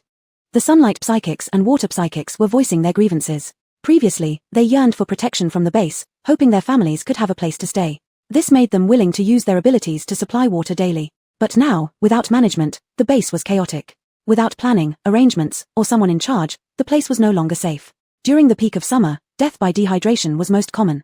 They needed to ensure their own and their family's safety first. Who cared about the base's fate? After this exchange, other psychics also began to protest. They could kill zombies to obtain crystal cores to trade for water, but they didn't want to keep supporting the ordinary people. They risked their lives working outside every day. Why should they still share with the ordinary people? Adon and her teammates stood together, exchanging glances, unwilling to get involved. They had another path, going to Fairy Castle. Once at Fairy Castle, their living expenses wouldn't be an issue. With their abilities, they could earn some crystal cores and bring their families to Fairy Castle, ensuring their safety without worry. Surviving through the peak of summer was currently the most urgent and important task. Go back and discuss with your families. We can't stay here any longer, we need to set out for Fairy Castle. Those who wish to go, gather at the base entrance tomorrow at dawn, Everett instructed. Angelica nodded in agreement. All right, I'll go ask my grandmother. My mother will likely agree. See you tomorrow, Bergen said before running home. Ju Chungyu hesitated, feeling uneasy about leaving the base rashly. Captain, it's so hot now. It takes 3 to 4 days from here to Fairy Castle. Without water, we might die of thirst along the way. Everett frowned, exuding a captain's authority. Staying here means certain death. We might as well set out early and seek a chance to survive. Chapter 63, The Abandoned Third Base. Before Everett's team could assemble and set off, the message from the upper leadership arrived first. The main base decided to abandon the third base. All residents could seek help from other bases or choose to go solo. In short, it was leaving the people in the third base to fend for themselves. When Shayna received the message from the main base, her composure was somewhat shaken. When she relayed this news to the other residents, it caused an uproar, especially among the non-empowered. They thought they had found a place to settle down, only to be abandoned like this. They had no abilities. Once they left the base, encountering zombies would mean certain death. Everett's team, who were about to depart, also felt disheartened by the decision of the main base. Seeing their fellow residents who they had lived with for years look as if they were already dead on their feet, Everett finally stepped forward. Everyone, the base can no longer protect us. We are setting out for Mortian Castle now. It's not only safe, but also has abundant water and food. You can choose to go with us or find other bases for shelter. Other bases might not accept them, but as long as they had crystal cores, they could survive in Mortian Castle. With Aryan and Alistair having secretly slipped out of the base to Mortian Castle, it was enough proof that Mortian Castle was a safe and wonderful place. Empowered individuals had crystal cores, so they preferred going to Mortian Castle. Since the empowered chose Mortian Castle, the non-empowered, who needed more protection, naturally wanted to follow them. Shayna and Nina couldn't handle the situation either. Their abilities lacked offensive power, so their best choice was to follow the majority. Standing at the forefront, Everett began to assign tasks, dividing the empowered into small teams to escort the non-empowered to Mortian Castle. And the travel routes needed to be spread out. If hundreds of people started together, they would become too conspicuous. In case of a zombie wave, it would be easy to get scattered and unfavorable for hiding and counterattacking. Mortian Castle requires points to purchase supplies. Those with crystal cores should bring them along, and those without should take valuable items to see if you can exchange for points. Teams 1, 2, and 3 will set out first, and teams 4, 5, and 6 will follow an hour later to avoid clustering. After arranging everything, Everett organized her team again, instructing the non-empowered, Angelica and I will lead the way, Bergen and Ju Chungyu will guard the rear. Stay in the middle, don't fall behind, and follow orders. If you fall behind, we have no obligation to save you. There were only 20 to 30 empowered in the base but 4 to 500 non-empowered. Dividing into 6 teams meant 4 to 5 empowered had to protect 80 non-empowered, which was quite challenging. They couldn't possibly take care of everyone. The non-empowered nodded one after another, not daring to complain much, promising to follow Everett's arrangements. Everett, leading the first team, set out first. Just as they walked out of the base gate, they saw a beige car slowly driving toward them. Needless to say, in the post-apocalyptic world, only Boss Ellis from Mortian Castle could afford to drive. The car stopped in front of them, the door opened, and Celine got out, stepping down on high heels. Where are you all heading with such grandeur? Celine had a better impression of Everett, so her tone was gentler. The daylight hours had extended, and dawn came as early as 2 o'clock in the morning, robbing her of sleep. She decided to drive out early for a drive. Little did she expect to encounter Everett and her group migrating. Boss Ellis, our 3 leaders have disappeared, and the main base is abandoning us. So we plan to go to Mortian Castle, Everett explained briefly, hoping Celine might offer some assistance. But they were wrong. Celine was only interested in making money, indifferent to whether they lived or died. Celine pulled up her long hair with a gentle smile. I was planning to come here for promotion. Since you're heading to Mortian Castle, I'll wait for you back there. Seemingly surprised by Celine's coldness, Angelica hastily asked, Sister, we have too many non-empowered. Could you give them a ride? Private car, no passengers. Without mercy, Celine paused for a moment and then added, but I can give you a direction. Ginza base is moving closer to the city center. Take Oil Road, where there are fewer zombies. Everett was slightly stunned. Was Ginza base also relocating? They all knew that Ginza base was independent, well-managed, and solidly fortified. Any internal troublemakers would be decisively expelled to ensure residents' safety. Ginza base could be described as mature and powerful. Why would it be relocating now? Could it be due to the extreme heat? Everett didn't ask further and politely said, Thank you for the reminder, Boss Ellis. There were too many ordinary people among them to all move into Mortian Castle. If Ginza base was moving closer to Mortian Castle, then perhaps they could join Ginza base in the future, seeking shelter there. Be safe, I'm off. Celine got back into her car, checking the time on the screen. It was only 9 in the morning. Adon and her group would be walking to Mortian Castle, and with such a large crowd, even if they wouldn't encounter zombies on Oil Road, it would still take 2 days to get there. She glanced at the map. Staying at the hotel was boring, where should she drive? She recalled that Kathy seemed to be from Shangjing Base. If only she could go to Shangjing Base to find her. Checking the navigation, it would take 25 hours to drive there. Hiss. Better prepare thoroughly before setting out. Celine chose to return to the hotel to binge-watch shows. Iof and Chad were sitting on the sofa waiting. Today, Elroy and Remy were also there, apparently planning to explore the map together. When Celine returned to the hotel at exactly 9, she opened the map for them since there wasn't much else to do. After setting up the boundary for the map's gateway, Celine went back to her room to sleep some more. With only 3 hours of night per day, she couldn't keep up this schedule or she might suddenly drop dead in this world. After leveling up to Silver Tier 3, the room layout hadn't changed much. However, the originally foggy terrace now had a new area, the Rose Garden. It required 3,000 points to unlock, and she had paid last night. It would take 24 hours to complete construction. The progress bar wasn't even halfway loaded yet, so Celine felt rather dispirited, changed into comfortable clothes, and lay down on the bed. 6 Liozzi, how is the extreme heat outside related to my room? Why does the sun come out in my room when it's sunny outside? How am I supposed to sleep with such brightness? Host, the weather on your room's terrace changes according to the outside world. Only after upgrading to gold can you control it autonomously.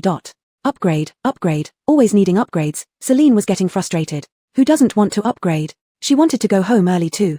The problem was lack of money. Not being able to upgrade shouldn't mean poor sleep quality either. Celine checked her account balance. Private account balance, 200,012 points. Public account balance, 634 points. The initial capital had been earned back, but the public account was nearly empty. Sigh. Though she had fully paid for the RV, wasn't she essentially still a car slave in some sense now? Chapter 64 Intermediate Turntable Triple Draw. Alma had been eagerly waiting in the hotel every day, and finally, her brother came to pick her up.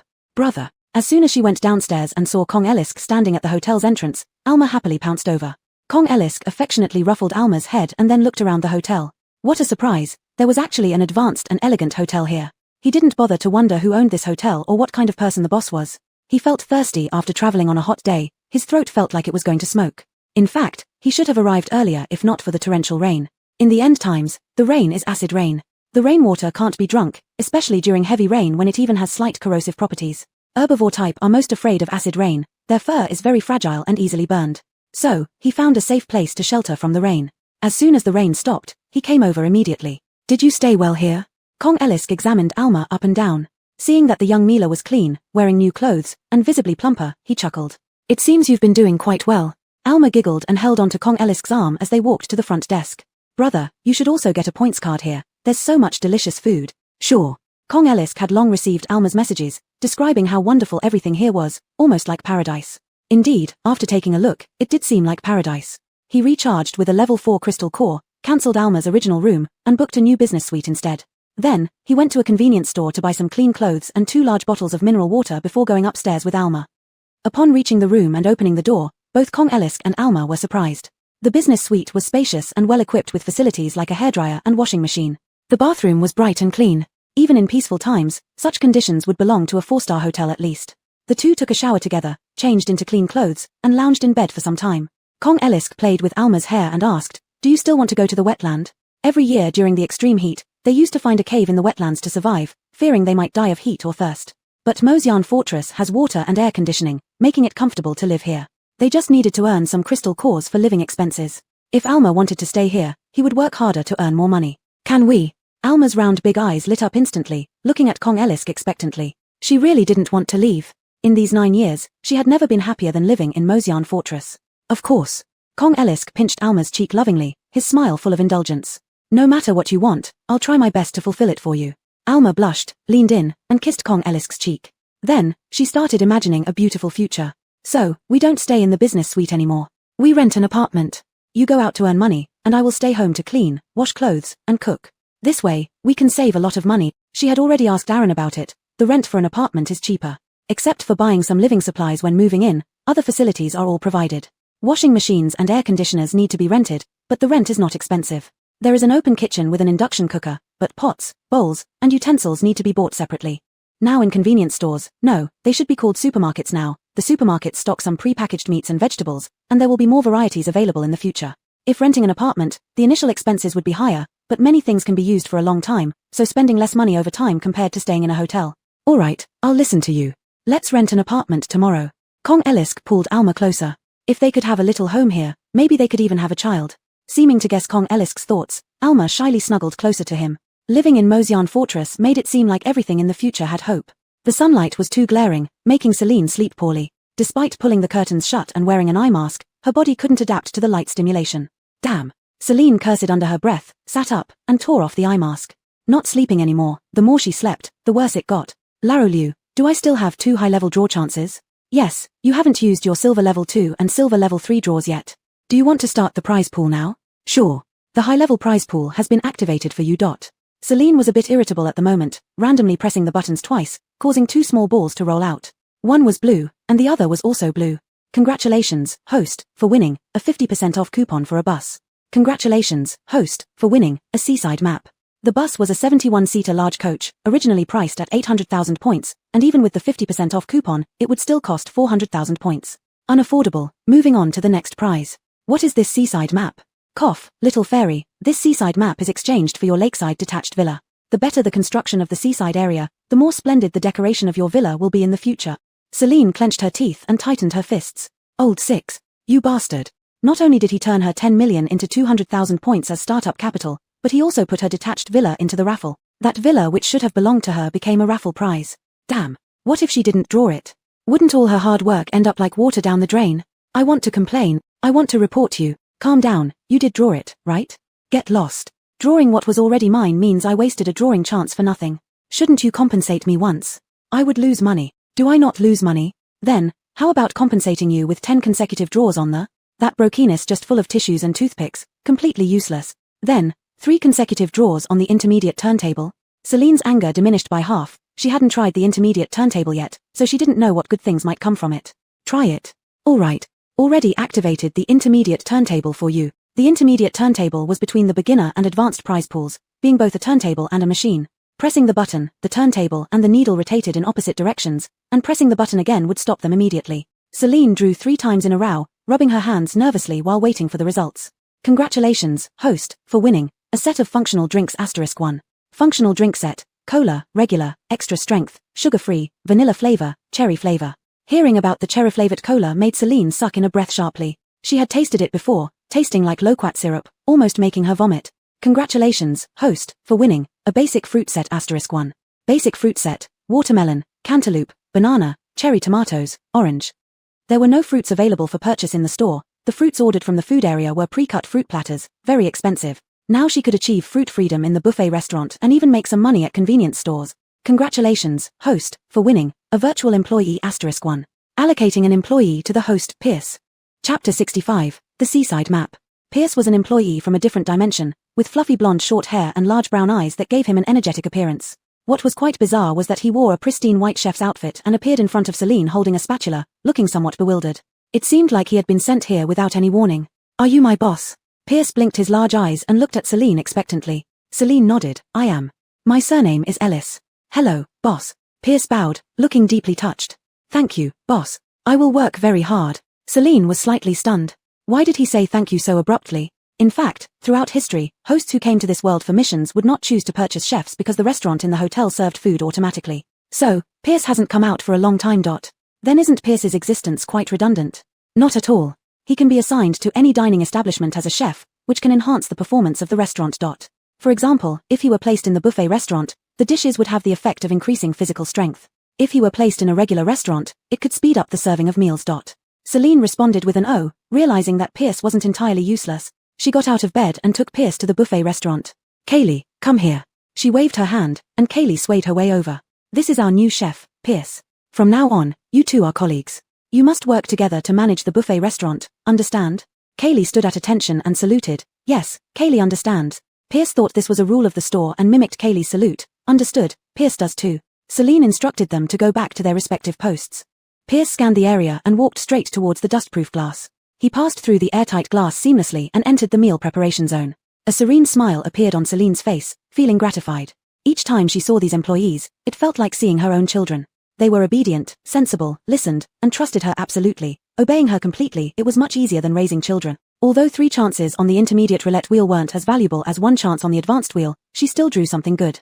Celine didn't want to quarrel with Laro Liu over this. Alexis, thank your majesty for your grace. Having eaten a bit too much for lunch, Celine only went to the buffet restaurant for some fruit for dinner.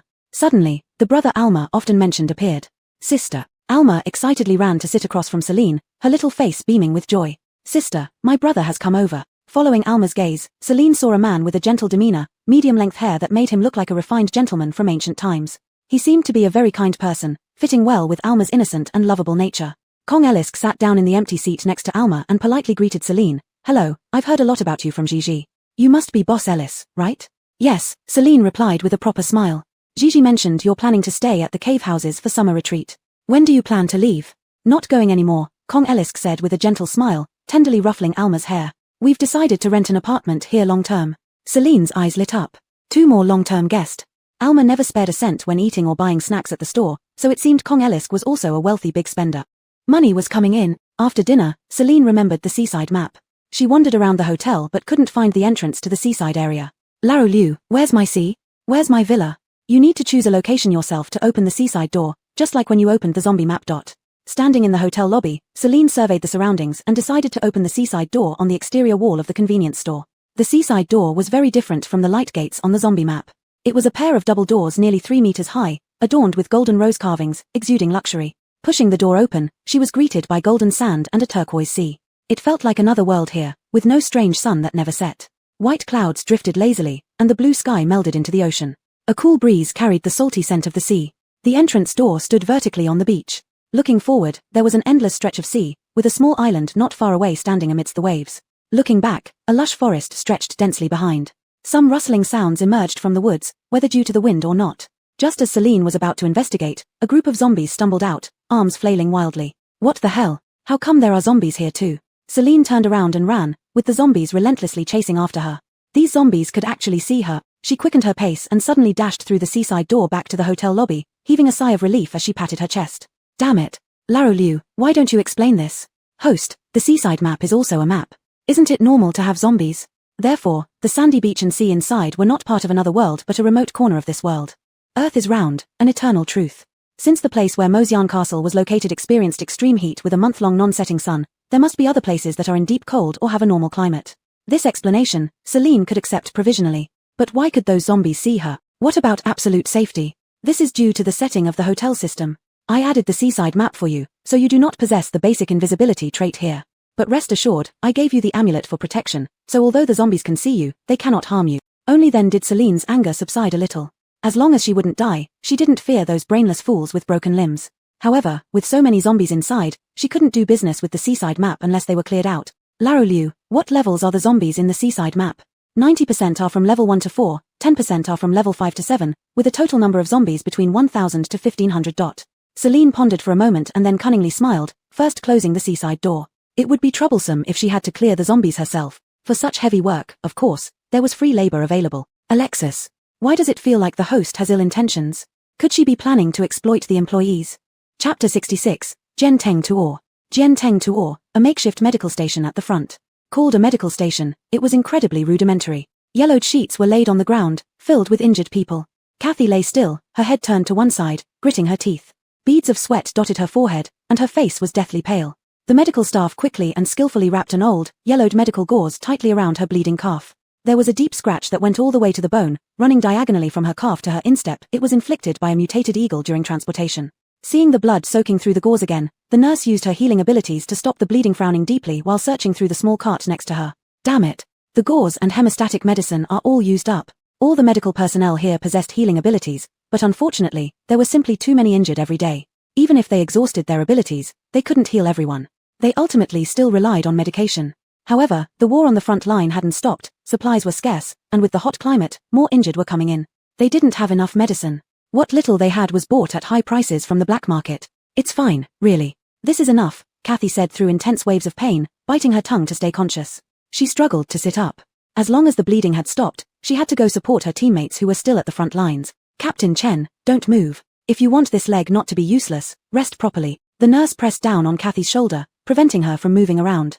No, my teammates are still fighting on the front lines. I can't leave them. Kathy broke free from the nurse's hand, struggling to stand up and firmly walked out. What support? Your teammates are lying in the next room. Frustrated, the young nurse stomped her foot, grabbed Kathy's arm, and forcibly dragged her into the neighboring wooden house. Look, they're all right there. No need to rush around. The nurse pointed to several injured people with black-red smudges on their faces in the corner, then left to continue assisting others. These past few days had been disastrous. The entire medical station only had 5 healers, 3 of whom were transferred away by the higher-ups, yet more and more injured kept arriving. Medical supplies were insufficient, and they were so busy they couldn't catch their breath. In the dark corner, 5 injured sat cross-legged. Some had their arms bandaged, others had gauze wrapped around their heads. They sat there lifelessly, turning their heads slowly towards Kathy when they heard the nurse's voice. Their hollow eyes gradually focused, silently staring at Kathy. Captain. Seeing this scene, Kathy felt an intense pain in her heart. Injuries were commonplace on the battlefield. She quietly counted her team members and realized only 5 were here, 13 were missing. Those 13 are still at the front lines. You rest and recover, I'll go support them. Ignoring the severity of their injuries, Kathy thought of the 13 still fighting and grew increasingly anxious. Captain, don't go. There are only us, Tasha pulled on Kathy's pant leg, her eyes full of sorrow. Others couldn't help but well up with tears, silently shedding them. What? They're gone, Captain. Kathy felt dizzy, seeing everything turn red. It was like the sky had collapsed. She stumbled back a few steps, falling to the ground. All 13 of them? How could this? It's all my fault, if I had been here. Captain, it's not your fault. It's not related to you. Don't blame yourself. Yes, Captain, the battlefield changes in an instant. It's not your fault. Losing 13 close comrades was hard to accept, not just for the captain but for them as well. But such is war. From the moment they stepped onto the front lines, they were prepared for life or death. So, who could they blame? Captain, where's Oriella? Didn't she come back with you? Tasha asked. Initially, the superiors assigned Captain and Oriella to find supplies while the other 18 stayed behind to fight against the mutated beasts. The captain returned with a severely injured leg. What about Oriella? Oriella. Kathy sniffled, sorrow spreading throughout her heart, making her choke up, ashamed to face her teammates. Seeing her like this, the others could guess the outcome. In this end times, it wasn't just the battlefield that was dangerous. Anywhere could mean certain death. The atmosphere was heavy and silent. Kathy wiped her tears, pushing aside her sorrow. Wait here, I'll get you some food and water. Wait for me. Now wasn't the time to mourn. 5 teammates were waiting for supplies to survive. She had to go get them. Outside the logistics management department, Kathy was stopped by someone. The person said that the minister was in a meeting and asked her to wait. Kathy stood straight with her back, gazing firmly ahead, embodying the unwavering determination unique to hardened soldiers. The sun shone brightly, and the temperature soared abruptly, with waves of heat undulating in the air. Despite the heat, Kathy remained standing straight. The pain in her leg seemed unable to disturb her thoughts. For her teammates, she must not collapse here. In the scorching heat, even the wind was hot. Sweat poured from Kathy's body, soaking her clothes, and the scars on her legs felt as if salt had been sprinkled on them, causing sharp pain. As her consciousness wavered, snippets of voices drifted into her ears from inside. Brother Mohammed, who would have thought they were so tough, with a few still alive. Do you think we should arrange for their team to go to the battlefield again? Yeah, while that fool of a captain is away, I'll. The voice dropped lower, making the rest of the words inaudible to Kathy. Kathy's eyes suddenly sharpened. Her intuition told her that what was being discussed inside was related to their 9th squad. The term fool of a captain most likely referred to her. It was Mohammed who arranged for her and Oriella to leave the front line to search for supplies. She had thought that being assigned other tasks meant their squad was cared for by the higher-ups. Upon returning, she discovered that out of the 18 teammates left behind, only 5 remained. Worse still, the woman talking to Mohammed inside was her arch-rival, Ruby. A surge of inexplicable anger rose in her heart. She walked forward and knocked on the door, then pushed it open without waiting for a response. Who? Mohammed turned around in panic, looking toward the door. Kathy. When did she return? So it's Captain Chen. You've come personally. Did you find some leads on the supplies? Mohammed clasped his hands together, smirking at her. Kathy glanced at Ruby, her lips pressed tightly together, then turned to look at Mohammed. Minister, I've come to ask for some food and water. My teammates urgently need them. Ruby rolled her eyes and scoffed. You couldn't handle the task given to you and still have the nerve to ask for supplies. Captain Chen, your face is thicker than those mutated beasts. Kathy glared coldly. Is this any of your business? If you're so capable, why don't you go find some supplies yourself? Chapter 67 Escaping from Jiang Teng 2. Ruby, being reprimanded, was furious and wanted to engage Kathy in another round of confrontation.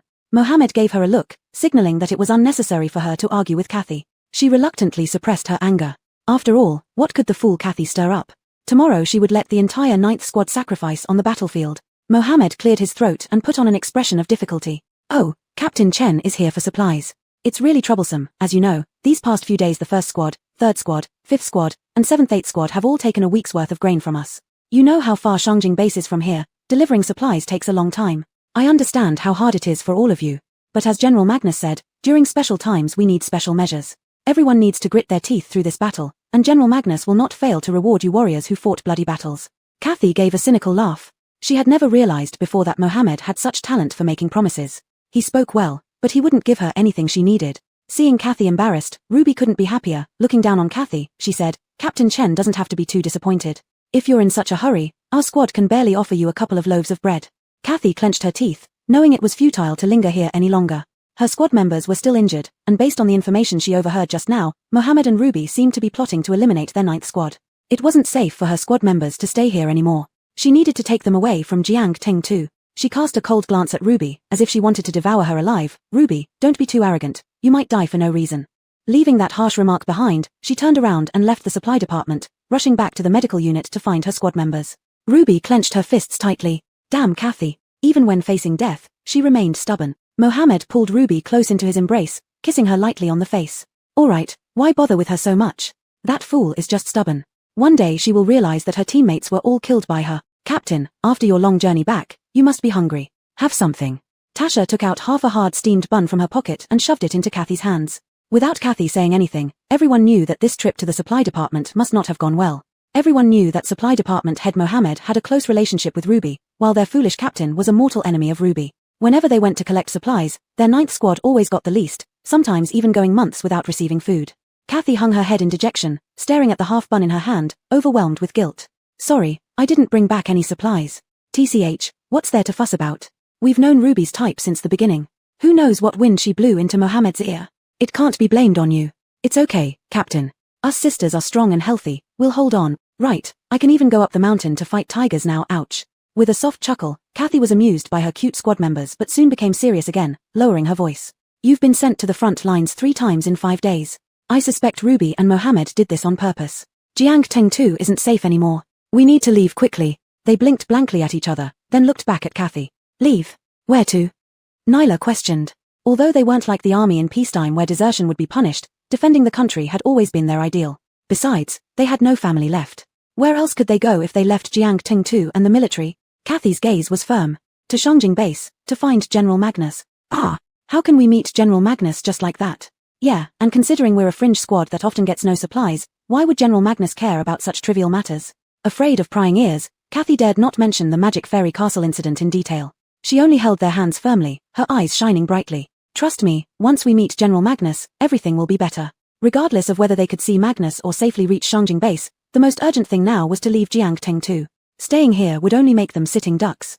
If they were set up by Ruby and Mohammed to go to the front line one more time, the 9th squad would surely be wiped out. Okay, Captain, I believe in you. Suzanne tore off the wooden splint used to stabilize her bone and retied the bandages tighter. Let's rest up and leave Jiang Teng 2 during the shift change of medical staff. She would exhaust her powers and risk her life, but she would definitely get the captain to Shangjing base. Yes, let's go together, to Shangjing. We still have strength left.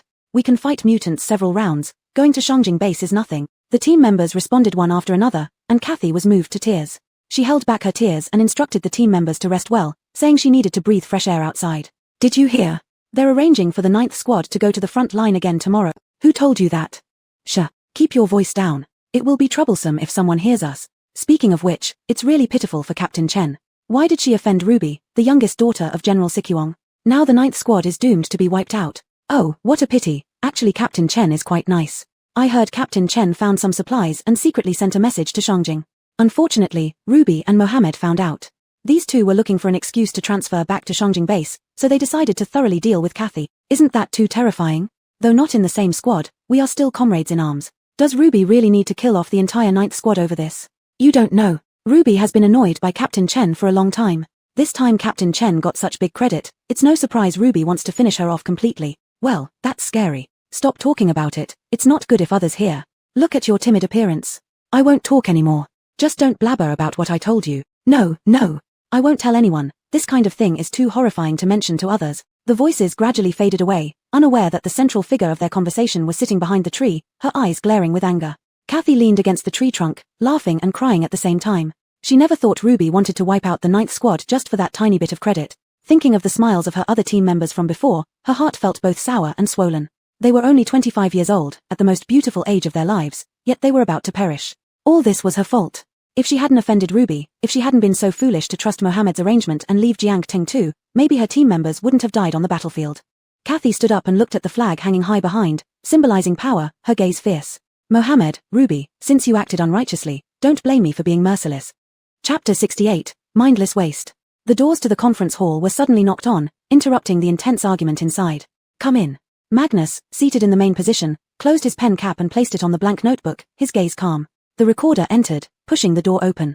His cheeks slightly flushed, he looked apologetically toward Magnus and said, General Kale, someone outside is looking for you, saying they have urgent news to report. What urgent news? The front lines are so tense right now. Could there be anything more urgent than this? Bring that person in here to see me. How dare they? The middle-aged man sitting to Magnus's right slammed his notebook shut and hurled it onto the table, eyes glaring with thick eyebrows arching upwards, emanating a fierce aura. TSK. As if not sensing the heavy atmosphere, the young man opposite him with a gentle appearance sneered coldly, spitting out sarcasm. I'm telling you, little how, next time when your power upgrades, get an upgrade for your brain too. General Kale hasn't even spoken yet, and you're already acting all courageous here, dealing with things so recklessly. Aren't you afraid others will mock you? What did you just say? You freak. Trying to pick a fight. The middle-aged man stood up, slamming the table, viciously kicking apart his chair, and rolling up his sleeves to reveal solid muscles, as if ready to devour someone. Everyone panicked, scattering away. Not one dared to intervene, their gazes subtly carrying excitement. Beat this ambivalent, neither here nor there Stefan to death. They've disliked him for ages. Stefan raised his brows slightly, his eyes scrutinizing from the other's eyebrows to his lips, curving his lips and calmly spat out, a mindless waste with developed limbs. The veins of the middle-aged man visibly bulged, his eyeballs instantly filled with bloodshot fury, wildly swinging his fists in rage. Just as the air whirled into a sharp storm, about to engulf the notebook on the desk, Magnus pressed down on his pen and notebook, speaking coldly, sit down.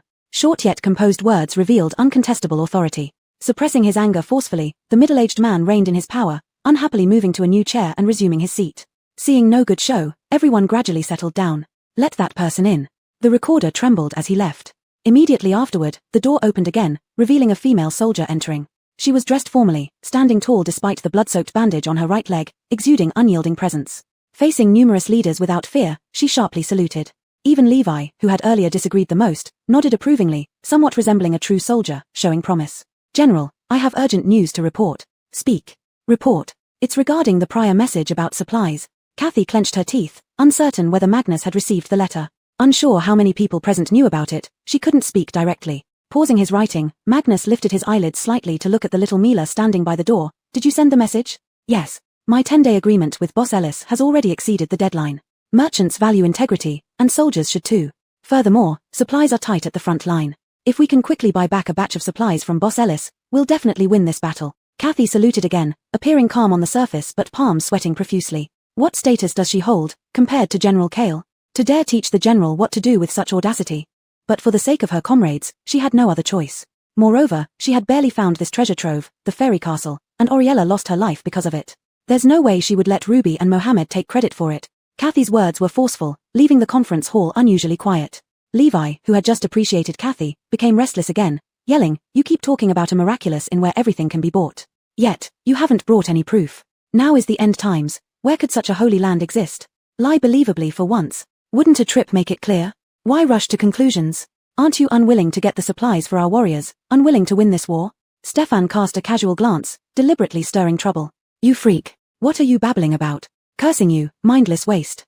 The two started quarreling again, making Magnus's ears ache. He scanned the faces around him, expression unreadable, and spoke calmly. "Whether it's true or not will be clear after a visit.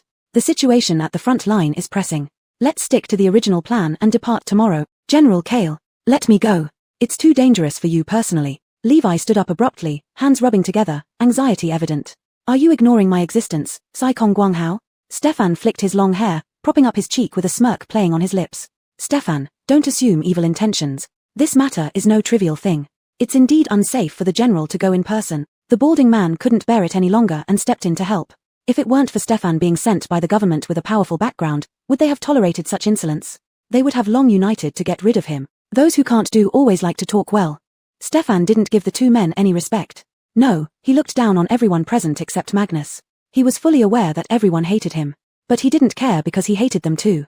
A bunch of brutes, knowing nothing but honor and righteousness, a pile of rigid rules and regulations, relying only on force to solve problems, all brainless waste. What era are we in now? Just relying on patriotic spirit, how much could be accomplished? The enemy is mutated beast. In peacetime, those are monsters that only appear in superhero comics. Monsters lack intelligence, so do they, just relying on brute strength to fight. What a waste of their human brains, their abilities make them seem more like the mutated beast. Seeing the group about to argue again, Magnus's eyebrows furrowed slightly, his tone heavier. "Everyone, time is tight." Stefan smoothly added, "Even the general thinks you're talking too much." Magnus gave him a warning look, and Stefan raised his hands in mock surrender, shutting up obediently. "We depart at 6:30 tomorrow morning. Stefan will go with 7. Yes. Stefan provocatively surveyed the crowd, made a few sarcastic grunts, and went out first, leaving everyone staring at each other in silence. Sai Kong Guanghao wanted to say more, but Magnus pinched the bridge of his nose, clearly unwilling to discuss further. Meeting adjourned. No one dared to speak, leaving silently one by one. Chapter 69, Kindness is the most useless thing. The spacious conference hall was now left with only Kathy, and the room was so quiet that even the sound of a pin dropping could be heard. She frowned, feeling a viscous liquid flowing down her leg. As the pain gradually intensified, beads of cold sweat trickled down from her forehead, and her body started to shiver uncontrollably. "Report here at 5:30 tomorrow morning." "Yes." Briar began tidying up the documents on the table. Noticing Kathy still standing there hesitantly, he furrowed his brows subtly. "Anything else?" Kathy took a deep breath, mustered up her courage to meet his indifferent gaze, and spoke in an official tone. "General Gong's son, please approve a batch of supplies for Squad 9. Go to the logistics department." "I did, but they refused to provide us with food." Knowing well that Briar wouldn't have the patience to listen to the intricate matters between her, Ruby, and Mohammed, nor could she directly state their conspiracies, she cut straight to the point. "My teammates have been sent to the front lines 3 times in 5 days without any food. Now they are seriously injured and can't get even a single grain of rice or a drop of water. If it wasn't for sheer desperation, I wouldn't dare disturb you. Please help us." Kathy deeply bowed. She genuinely admired Briar from the bottom of her heart. Briar, a core figure in the military, was a retired soldier during peacetime who continued to lead the charge into battle even during the apocalypse. Many had witnessed him fighting on the front lines, where piles of bodies covered the ground, standing atop the carnage with his face smeared with dark red blood, yet his gaze remained firm and incredibly brilliant. If not for her absolute trust and admiration for Briar, she wouldn't have chosen to travel thousands of miles to reach the capital base, reporting beyond her rank. Briar sized up Kathy carefully before withdrawing his gaze, picked up a notebook, and stood up to leave, saying just before he exited, "Go back." The door slowly closed, and Kathy, head lowered, held back tears that fell onto her shoes. Still no supplies. How useless she was. Couldn't she even protect the remaining 5 members of her squad? Kathy straightened up, her eyes falling on the chair Briar had occupied, a symbol of power. People in high positions always had the power to decide others' life and death with a word.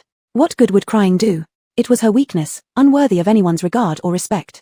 Kathy wiped away her tears. She knew what mattered more, dignity or the lives of her teammates. There was still a chance. Even if she had to kneel until her knees bled, she had to secure the supplies. Kathy abruptly pulled open the door and grabbed the first person she saw, asking, "Where is General Gongsun?" "In his office."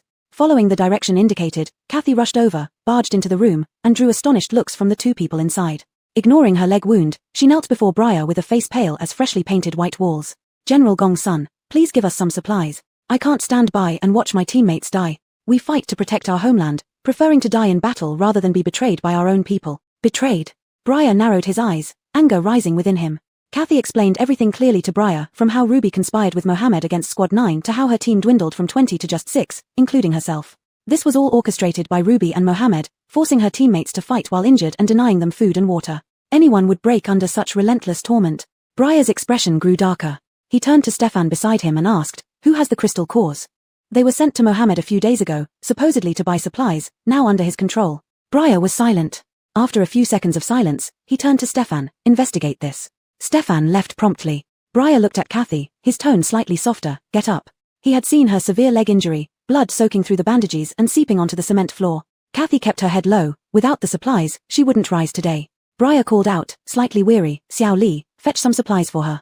Footsteps echoed from outside, growing fainter. Kathy gratefully got to her feet. "Thank you, General Gongsun. You're a soldier, don't kneel easily." Briar wrote something on paper, tore it off, folded it, and handed it to Kathy. "Take this note to your teammates. Be on time tomorrow." Kathy approached, took the note with both hands, and safely tucked it into her pocket. At this moment, Xiao Li entered carrying a bag of supplies. Kathy accepted it, thanked Briar again, and then turned to leave. Exiting the door, she unfolded the note, which read, "Special approval for all squad members to rest and recuperate within the base. Return to the front lines after recovery, Briar." Kathy felt a bittersweet relief. For this pile of supplies, they had almost lost their lives, and she had to lower herself and abandon her dignity to beg on her knees. If she had been stronger, would Squad 9 have received more respect? Would no one have dared to bully them? Every tear she shed these past few days was proof of her incompetence. In this moment, Kathy realized that in the end times, everyone was struggling for survival, and human hearts were hard to fathom. Only by being strong could one live well and protect those they cared about. All right, she understood. Kindness was the most useless thing. Stefan soon returned with his investigation results, giving Magnus a definitive answer. Upon confirming that Ruby and Mohammed indeed conspired to harm their own kind, Magnus's face turned as dark as ink. During such critical times of war, they dared to betray their comrades, forcing the wounded to fight continuously and withhold food.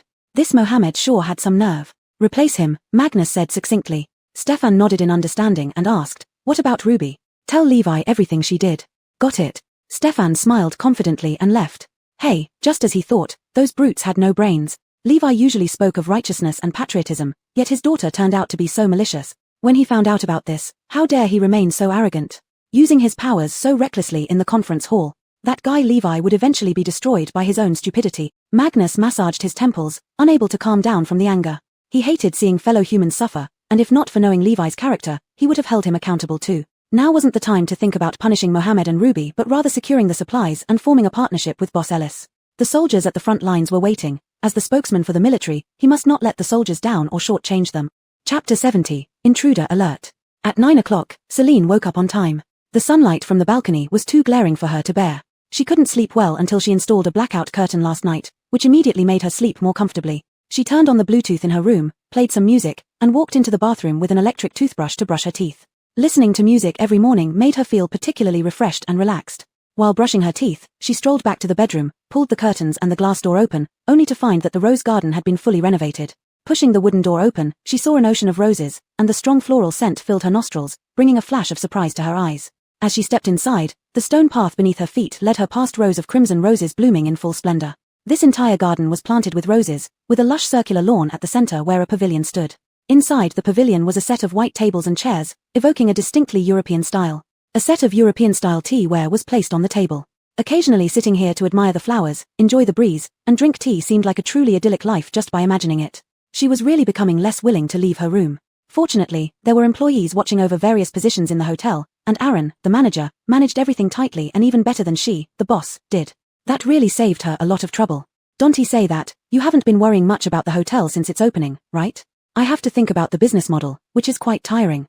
Okay, you're tired. Caden was powerless to comment and suddenly felt a data fluctuation, reminding her, Nora, someone is trying to intrude. What? Who's so bold? I am not sure. Should I directly expel them? Expel? Don't expel them too far. Treat all guests with respect. What if they are big clients? Just expel them to the front door, I'll go check what's happening. Alright, expulsion successful. In a place she couldn't see, Stefan abruptly opened his eyes, feeling extremely terrified and cursed. Damn, what the hell? Everyone's faces instantly turned grim. General Kale, we can't teleport directly to Teresa Castle. Moreover, the space-time tunnel has been distorted, we must land immediately. Stefan clenched his teeth and forcibly increased the output of his abilities. The next second, the space-time tunnel lost the external pressure and returned to normal, allowing Stefan to feel a sudden relief as he landed safely. What just happened? It felt like being kicked by someone. After the space-time tunnel disappeared, the gaunt man looked around at the beautifully decorated hotel in front of him with undisguised astonishment. Are we here? Hearing this, the others also turned their heads to look. A towering skyscraper stood before them, with a precarious-looking top floor, but only the bottom 4 floors were elegantly decorated. Above the main entrance hung a huge sign reading Teresa Castle. Through the clear glass, one could see a small supermarket filled with goods and a mysterious dining area, with plush sofas arranged in the lobby where people dressed neatly were leisurely watching TV and eating watermelon. Kathy, is this the place? Yes. Even Kathy was shocked. She rubbed her eyes to confirm it wasn't an illusion. She had left Teresa Castle only 10 days ago, but the changes exceeded her expectations. Stefan pushed the door open first, and the cool, comfortable temperature inside dissipated the heat from their bodies. Welcome, would you like accommodation or dining? A blonde teenager greeted them, followed by a panda holding a disinfectant spray, spraying a few times around them. Kathy recognized Hirabao and confirmed that this was indeed the Teresa Castle she had visited. She asked, where is Boss Ellis? I need to see her urgently. Aaron glanced at the men behind Kathy and respectfully asked, are you Ms. Kathy who reserved a large number of boxed meals with a deposit? Yes. The boss has been waiting for you for many days, but she's still in her room. If you need anything, please tell me. Aaron's posture and demeanor were indistinguishable from a real person, with his hands folded neatly over his abdomen. Can you please? Kathy, check in first. Magnus interrupted her, giving Stefan a look. Stefan immediately reacted and took out 2 grade 2 crystals from his pocket. Sorry to trouble you, 1 standard double room and 1 business double room, please. Aaron counted the number of people, 1 person couldn't book 2 rooms. He tactfully recharged the crystal cards of Magnus and Stefan separately and checked them into rooms. He then asked Kathy, Ms., which 2 gentlemen will share a room with you? I don't need to. Please give me a standard single room. Kathy handed over her crystal card and a grade 2 crystal. Aaron swiftly recharged and swiped the card. Kathy observed her surroundings. The overall warm-toned decor hadn't changed, but the size had increased significantly, especially with the addition of a restaurant and a buffet area. The others were so astonished that they couldn't speak, their gazes sweeping over every corner of the hotel, automatically ignoring the LCD TVs and convenience store, and focusing on 2 different signs. Restaurant. Buffet. Even the most luxurious hotels in Beijing Base wouldn't dare claim to have a buffet. Was this just a gimmick by Teresa Castle? The only one who remained relatively calm was Magnus. Earlier, he had carefully reviewed the materials Kathy submitted regarding Teresa Castle and had discussed with other leaders, concluding that Teresa Castle likely had powerful backing. According to Kathy, Teresa Castle wasn't short of water, electricity, or food, and could guarantee safety at night, making it an ideal place for all psychics to aspire towards and support. It was highly probable that countless psychics had painstakingly built this hotel for a common belief. This place was like a dream come true for people outside Beijing Base, with better decoration, arrangement, and facilities than Beijing Base. Teresa Castle emerged out of nowhere, its background unknown. Magnus personally came here with 2 purposes, to establish long-term cooperation with Teresa Castle and to investigate which force was behind it. Ms. Ellis. Good morning. Celine greeted the group sitting on the sofa with a smile, then, without delay, opened the portal to the level 5 zombie map as usual. Hearing the voice, Magnus slightly turned his head to look at the young woman dressed in a snow-white dress and wearing stiletto heels. For a moment, his expression faltered imperceptibly. She was the owner of Teresa Castle? Isn't she too young? Celine watched Iof, Kong Elisk, and Chad enter the map and set up the portal barrier before turning her gaze to the 5 waiting guests. Her face wore a smile, but her tone was icy, asking bluntly, were you the intruders earlier? Stefan stared wide-eyed in disbelief. Was it your doing? He had never encountered any distortion in the space-time tunnel before. How powerful must this young woman's psychic ability be to affect his space-time tunnel? Chapter 71 Advanced Medical Room. Magnus glanced at Stefan and warned him not to be rude. The latter obediently shut his mouth and took a half-step back. Celine subtly scanned them quickly. Seeing their neat attire and vibrant spirits, she guessed they must be from the Shangjing base. From the actions of these few people just now, she understood that the man named Magnus, standing at the front, was their leader with absolute authority. The aura of a superior person revealed itself fully through his concise and clear words and his sharp gaze. Aiden, have you arranged accommodation for the guests? Aiden bowed slightly. It's done. Kathy pulled herself together and said to Celine, Boss Ellis, do you remember our 15-day agreement? I came late due to some reasons. I wonder if the agreement is still valid. Celine smiled. It is. Kathy visibly heaved a sigh of relief, but her still unhealed leg wound made her face as pale as paper.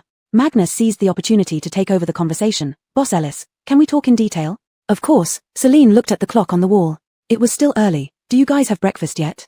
Our little shop has a breakfast area open from 7 to 10 in the morning on the 4th floor.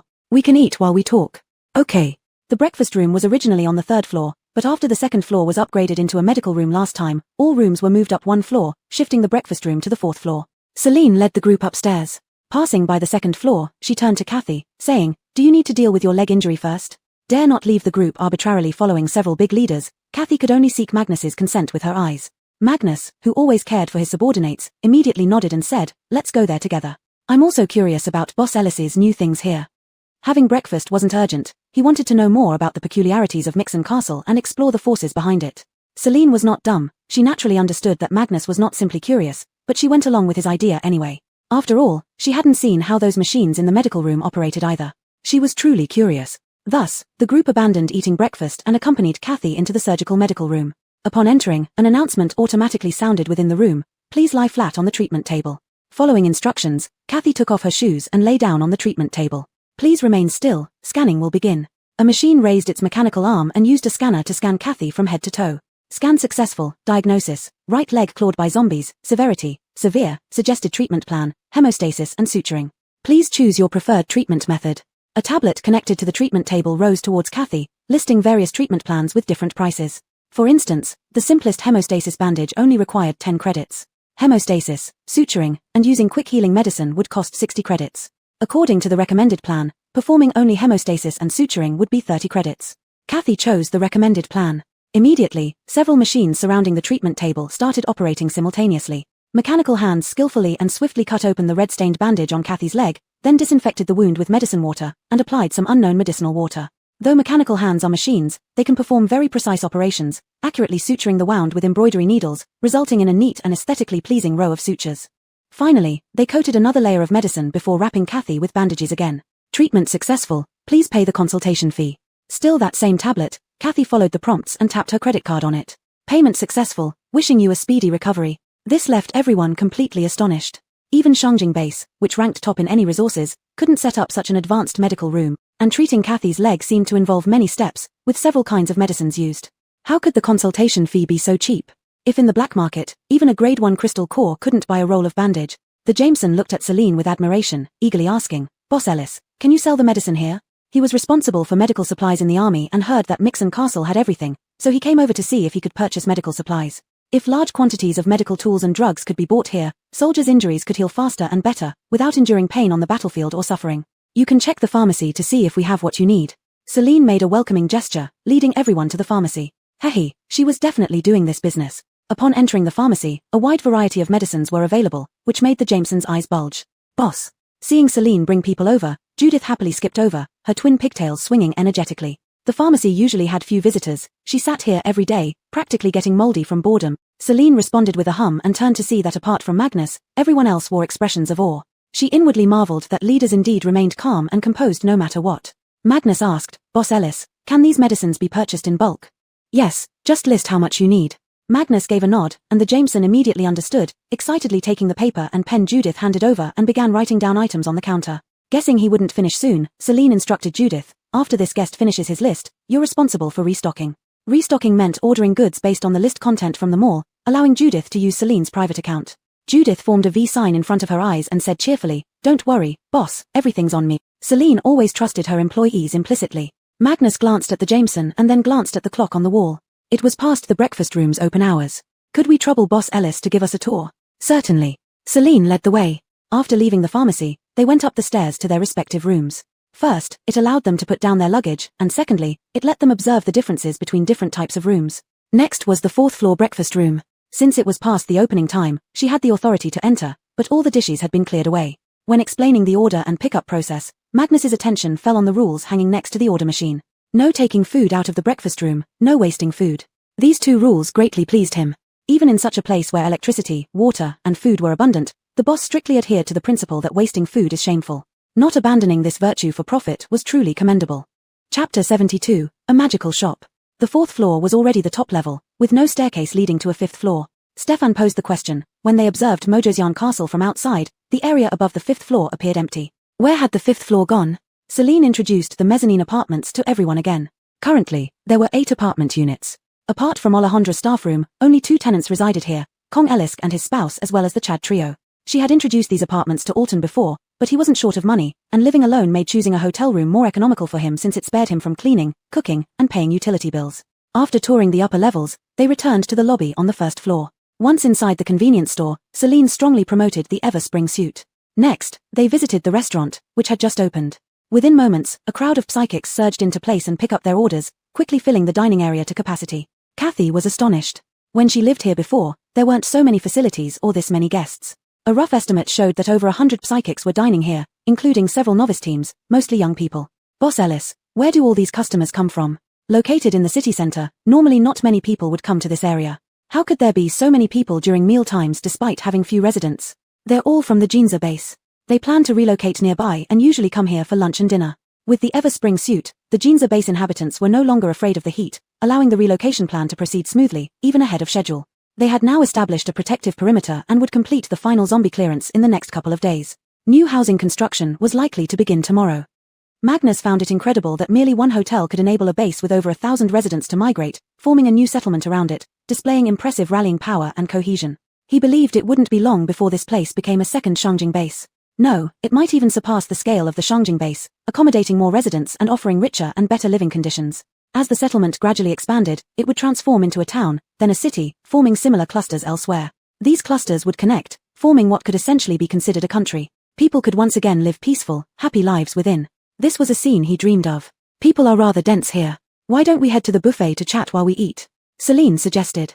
Sure. Arriving at the buffet, Kaylee came over holding a tablet to collect points from Chi. Magnus gave a signal, and Stefan promptly intervened. We can pay ourselves. Celine pretended. How can I let you pay? You've come all this way, it's my treat. How can we impose on you since we're here to seek help? While Stefan spoke, he had already handed over the points card and completed the payment. Celine said some formalities but essentially went along with their wishes. It was logical for them to buy things themselves rather than her footing the bill, especially since business should always be smooth and courteous. These people were rich enough anyway, so no need to be overly polite. Stefan originally assumed the buffet would offer basic items like porridge, pickles, fried rice, and salted meat, as preservatives were easier to store. This was the case in the largest restaurant at the Shangjing base as well. Fresh vegetables, white rice, and noodles were available, but expensive and scarce, requiring great effort by psychics to produce. These were considered special supplies, unavailable to ordinary families. Thus, when he saw the long dining table filled with fresh meats, vegetables, fruits, beverages, and little cakes of various kinds and aromas, his narrow eyes widened in surprise. Upon hearing Kaylee say each person only needed 68 points, he almost couldn't believe his ears. What kind of magical shop was this? Everyone, come in. Take what you want. The buffet is all you can eat, just don't waste food. Celine gently reminded them, handing out plates one by one. Magnus was the first to recover, thanking her before calmly picking up his food at the serving station. Only then did the others realize, following Magnus with their trays. Kathy, recovering from shock, loaded her plate with meat without hesitation. Her leg, having just been treated, was less painful, and she planned to indulge herself to replenish her strength. Celine casually picked some food, got a glass of soy milk, and sat at a long table. At this moment, Magnus also approached with a tray of assorted dishes, seemingly sampling everything. Don't you want something to drink? We have drinks and beer, take whatever you like. Magnus instinctively wanted to tell what he would like to drink, but then realized that Celine wasn't his subordinate. So, he naturally got up, went to the beverage station, took a cup, and poured himself a cup of barley tea. Stefan sat down at Magnus's right side with his tray, and the rest followed suit as they found seats. Celine had only gone to fetch some fruit, yet when she returned, she saw an assortment of meats filling the table. A plate of braised pork knuckles, 2 plates of pepper-salted lamb chops, a plate of red braised ribs, and an entire roasted chicken. It was as if they aimed to empty the buffet entirely. No problem, food here had no cost. As long as they could finish it all, every bite was pure profit for her. Move over. Kathy came over with a large platter of steak, urging others to move the other dishes so there would be space for the steak. Thud. The platter landed heavily on the table, and the top steak slipped off, but Kathy was quick to stab it with her chopsticks and shove the whole piece into her mouth, her face showing sheer satisfaction. Meat. Full of protein. It was tender and smooth, leaving a lingering taste of rich sauce in the mouth. Magnus took a sip of barley tea and gave a glance as if these people hadn't eaten in years and were ravenous wolves just released from prison. How often did they get such a sumptuous meal? Let them indulge a little. Without much ado, they exchanged glances, acknowledging that eating before discussing business was fine once Magnus had settled down, so they started eating without further words. Eat first to gain strength. No, they were mere assistants. They wouldn't speak at important occasions. Their job was to eat, while General Kale handled the talking. They devoured the food like a storm, clearing most of it away. Kathy displayed an astonishing appetite, not pausing even once as she stuffed meat into her mouth non-stop. Seeing them enjoying their meals, Celine also felt her appetite grow. Only when her small stomach warned her not to eat any more did she stop, sipping some soy milk. Soon, Magnus also put down his chopsticks and refilled his cup with barley tea. The steaming barley tea emitted a light fragrance, perfect for quenching thirst and reducing greasiness. Magnus blew on it gently, took a small sip, and began the main discussion. Ms. Ellis, besides boxed meals, can we pack and take the food here? If possible, the price is negotiable. General Kale intended to buy this food to take back. A few heads lifted, eyes burning with hope as they looked between Magnus and Celine. If they could take the food back, their families could also enjoy the meat. Chapter 73, Brothers and Sisters. Celine put down her cup. Sorry, only boxed meals can be taken away at the moment. Both the restaurant and the cafeteria are for dine-in only. She wanted to make this deal too, but rules were rules that could not be broken. Otherwise, if she broke them once, there would be a second time, and how would she continue running her business? Little Fairy, just a reminder, Platinum Level 3 unlocks takeaway service. If that was the case, it would be possible to do this business. Later on, our little shop may offer delivery services, but it will still exclude the cafeteria. Boss Ellis, although this is a cafeteria, you are the boss here and can decide everything.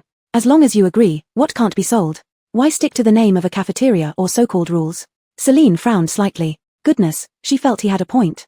This Magnus was truly formidable. After pondering for a moment, she smiled. It's true that I set the rules of the shop, and everything is decided by me. But if I break these rules today to accommodate your request, who would still respect these rules in the future? As a leader in the military, you should understand better why rules must not be broken. This wasn't about money. Once the rules were breached, it wouldn't just affect the cafeteria, it would undermine all regulations in the hotel. As the authority here, losing credibility and respect would eventually result in losses despite her absolute power. Seeing that Magnus couldn't refute her, Celine smiled. Boxed meals are a good choice. Hearing this, the few people sitting beside her grabbed more meat from their plates and stuffed it into their mouths. Eat fast. Eat more. Who knows when they would eat meat again? Fine. Seeing he couldn't persuade Celine, Magnus changed the subject. Earlier, Boss Ellis mentioned delivery service. Is there any distance limit? Celine placed her hands naturally on the table, appearing calm and composed. Old Six. Get out here and explain. There's no distance limit. Meals can be ordered via card, delivered within 5 seconds. Having received the answer, she opened her lips. Currently, my idea is to have no distance limit. No matter where you are, you can order through an card to achieve ultra-long distance food delivery. 66Z, you're even showier than Chad. Stefan and Kathy were shocked. No distance limit. Order wherever as long as you have an card. How fantastical is that? Magnus thought similarly. He seriously doubted that Boss Ellis was just making this up to appease him. But looking at the setup in the Mystic Fairy Castle, everything was already fantastical enough. Seemed like nothing was impossible here. Boss Ellis has great ideas. I look forward to it.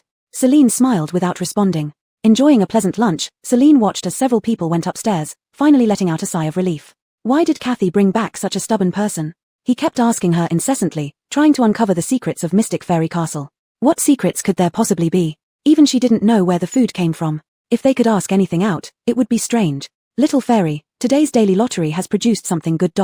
Oh, you've made progress, eh? Tell me. Obtained functional potion set, efficient hemostatic potion, wound heals within 3 seconds after use, ability enhancement potion, half additional ability increase after use. Can restock from the mall's pharmaceutical section. Celine opened the mall's pharmaceutical section and clicked on price sorting. Indeed, the most expensive items were functional potions. Efficient hemostatic potion, 500 points per box, 10 vials per box. Ability enhancement potion, 500 points per box, 10 vials per box.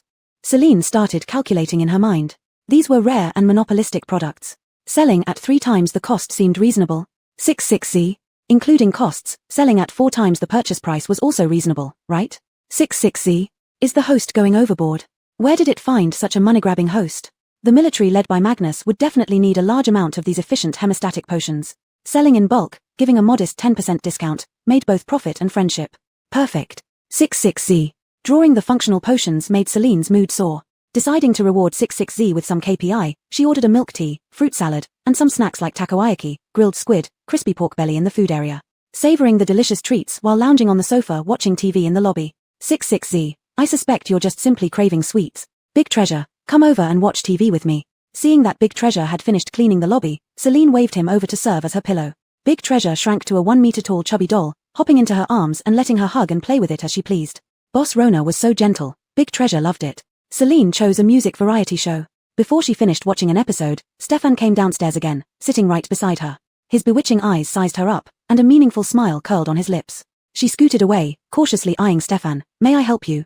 Stefan also moved closer, even familiarly hugging her arm. Oh, don't be so formal. Celine felt a chill down her spine, and the little hand of Big Treasure in her arms smacked Stefan's wrist fiercely, but as a plushie, it lacked any real power. Its fluffy paw seemed like it was just tickling him. So cute. Stefan rubbed Big Treasure's head, finding this protective toy novel. It wore a yellow outfit with bamboo patterns, making it look even cuter. Celine blushed, pulling her hand away from Stefan and said coldly, have you carefully read the shop rules at the reception? Stefan paused for a second, then grinned nonchalantly. You misunderstood. I saw your dress is pretty and wanted to know where you bought it. Celine was somewhat confused and re-evaluated Stefan. He had a delicate appearance, with long black, silky hair. He wore a clean floral shirt, showing that he was quite particular about his looks. To ask her where she bought her dress, could it be that he was actually a sister? Seeing Celine's expression, Stefan put his index finger to his lips, shushing her. I can't wear dresses, but I'd love to buy some nice clothes. Do you have a way? Living among a group of men in the military, these rough guys already didn't approve of him. If they found out about his orientation, who knows how they would treat him. So even though he thought women's clothes were beautiful, he never considered wearing them. Despite being called effeminate, he had to maintain his identity as a man, otherwise, working together would be difficult later. Celine found Stefan quite attractive, so after realizing he was a sister, she wasn't as resistant to his proximity. These are all my personal outfits, we don't sell them here. Look at what you're saying. Convenience stores sell clothes too, they're just not as stylish as yours. Surely you have a way. Could you buy me a set? I trust your taste, whatever you pick will definitely be good. This was the first time Celine met a male sister, giving her a strange feeling. Yet, she reluctantly agreed.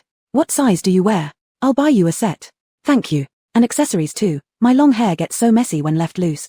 All right. Stefan smiled brilliantly. He felt that Boss Ellis was smart and much easier to get along with than those rough guys. Chapter 74, The Androgynous Sprite. Stefan hadn't watched TV for a long time either, so he lingered in the hall for a while and even snatched Hero into his arms. Celine was embarrassed. If not for Stefan being male, his demeanor and disposition truly resembled that of a second-generation rich Platon from a novel. Except he was gay. Iof returned from the zombie map and saw Celine sitting with another person watching TV. From behind, they looked like two good sisters. Only when he walked to the front did he realize this long-haired beauty was a man. When did Celine get so close to men?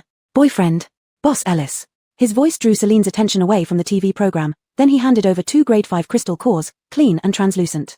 Celine took the cores and smiled brightly. Mr. Omoto, you're back early today? Yeah, it rained there, Iof said indifferently before entering the convenience store. Stefan's eyes followed Iof closely, as if glued to him. So handsome. Who is this guy? Look at that strong and tall body, perfectly toned muscles, deep blue eyes, fair and smooth skin, and short neat hair. Moreover, he's a level 6 ability user, a top-notch handsome guy in a million, a guest staying at the shop. Celine sipped her milk tea nonchalantly, thinking any normal woman would be attracted by Iof's face. Seeing little hearts in Stefan's eyes and a flush on his fair face, she couldn't help but remind him, if you don't want a beating, don't provoke him. Our Mr. Omoto has caught water ability users for years to serve as water dispensers, he's not easy to provoke. Not to mention. Celine turned her head and glanced at Stefan. This one is an androgynous sprite. There's no way he'll show mercy toward someone like him. Oh yeah, I know. Stefan flicked his fingers, then quickly put his hands down, chuckling awkwardly. I'm going back to Shangjing tomorrow, no time for that. If only Iof could be persuaded. No, invited to join them. Shangjing needs people, especially someone as capable and composed as Iof. But he had a maverick's pride and wasn't easy to recruit. Moreover, a level 6 expert wouldn't lack money, living comfortably here. Who would be willing to work for others? After evaluating internally, Stefan finally gave up on this impractical idea. Iof came out after buying a bottle of sparkling water, and Stefan didn't stay long, heading upstairs shortly after. Celine watched the two walk upstairs, squinting her eyes. Hero, do you think Stefan will get beaten up? Hero rolled his black eyes innocently. Boss Rona, fighting is forbidden in the store. Ah. Celine sighed, rubbing Hero's head. Sometimes I really envy you, being so naive. Hero pouted. He wanted to tell Boss Rona that he wasn't naive. Hero knew Boss Rona liked to sleep late, eat snacks, and loved earning points. She enjoyed drinking milk tea while watching TV, and her favorite celebrity was a tall man with a mole at the corner of his eye who sang beautifully. Hiro also knew Boss Rona didn't like rainy days, which made her legs ache and feel numb, lying in bed looking out at the rain, looking melancholic. She didn't like getting involved with customers, only caring about making money to go home, though Hiro didn't know what home was, but he knew what a mother was because Boss Rona always mentioned wanting to see her mother, her dearest and closest person. Boss Rona said her mother was the gentlest and most beautiful woman in the world. Hiro didn't know what she looked like, but in his heart, Boss Rona was the gentlest and most beautiful person. After watching some TV, Celine lost interest and fell asleep. Hiro jumped out of Celine's arms, instantly grew taller, then carried her horizontally to her room. Gongzi Yao, where did you go? Bought some new clothes. Stefan touched his nose guiltily, speaking barely above a whisper. Magnus didn't mind Stefan's private intentions, maintaining a calm expression, tell them not to use their abilities in the store and follow the rules. Yes. Stefan quickly walked over and sat next to Magnus, casually tossing his shoulder-length hair behind. General, Boss Ellis said she has newly stocked special medications, including highly effective blood-stanching drugs that heal wounds in 3 seconds and enhancing drugs that can restore half of one's abilities instantly. They were just placed on shelves in the pharmacy. Shall we check them out? Magnus rubbed his throbbing forehead. Have Gustav take Kathy there to try them out. If they work, buy what you need. All right. Stefan responded and went out. Magnus sighed. He really had to say, Stefan was indeed noisy, chattering incessantly in his ear every day with all sorts of things. Moreover, he would start a fire at the slightest disagreement, often wanting to fight with Levi. Fortunately, he hadn't brought Levi this time. Otherwise, these two troublemakers would cause such a ruckus that they might not even get into Mosyan Castle. Magnus replanned in his mind. All the facilities of Mosyan Castle exceeded his expectations. Even if placed in a peaceful era, they were extremely advanced and ideal. It was hard to imagine how many people would go crazy if everything in Mosyan Castle were revealed to all ability users. In short, Mosyan Castle was currently the most habitable place. Even Shangjing City, which was far ahead of other major bases, couldn't compare. This was a safe haven in the post-apocalypse, as well as the only paradise for the masses. Celine didn't know about Magnus's plans. When she woke up from hunger, it was already 10 o'clock in the evening. She rubbed her sore head, kicked off the quilt, and got out of bed, pulling open the curtains. The glaring sunlight outside was just like midday, making her squint uncomfortably. She then closed the curtains again, shuffled in slippers to the living room. The unfinished snacks were all covered by Hiro and put on the coffee table. She smiled, feeling warmth in her heart. Her treasure was the best. Entering the bathroom intending to remove makeup and take a shower, she found her face already clean. Needless to say, it was thanks to Hiro. After taking a shower, she changed into pajamas, applied a hydrating mask, sat back on the sofa, and searched for TV programs. She also ate some snacks as a makeshift dinner. Aiden, boss, it's closing time, but there are many people outside the door. Should we let them in? Celine calculated the time, guessing that Adon, Lan, and the others must have arrived. She stuffed a small dumpling into her mouth and mumbled, let them in. Change the business hours to 24/7. Those who want to check in can do so, anyone causing trouble will be put in bubbles. Aiden, okay, the zombie map portal has been closed. Boss, you should rest early. If Aiden hadn't mentioned it, Celine would have forgotten about the portal. Indeed, entrusting the hotel to Aiden was the right decision. She could rest assured. Chapter 75, red and lively, yet confused. Lobby of the hotel. The moment the doors opened, hundreds of people surged in instantly, crowding the place. The noise level spiked, making it as chaotic as a bustling market. Aaron tried to maintain order, but his voice was drowned out by the excited exclamations rising from the crowd. Air conditioning is actually on. It's so cool in here. There's food here. And mineral water. So many things. Grab them quickly. A group rushed into the convenience store. Alejandra couldn't hold them back at all. Nash hurriedly set up a barrier at the entrance and sealed those who had already rushed inside in bubbles. Seeing the floating figures, everyone was astonished, terrified by this bizarre ability. They worried they might be dropped to their deaths. Aaron cleared his throat and raised his voice. Everyone, please calm down and carefully read our store rules. He tapped on the notice board hanging on the wall, his usually smiling face showing a rare hint of displeasure. At this moment, Everett and others also snapped out of their shock over the sudden transformation of the hotel. They yelled to organize everyone, insisting on order, no more clamor or seizing supplies, and remembering the store regulations. Nash let Alejandra off duty for rest while it became the security guard. Aaron spoke in front, and it stayed alert at the back, ready to seal away anyone causing trouble. After ensuring everyone had finished reading the rules, Aaron continued, those needing lodging, please queue at the reception with crystal cores.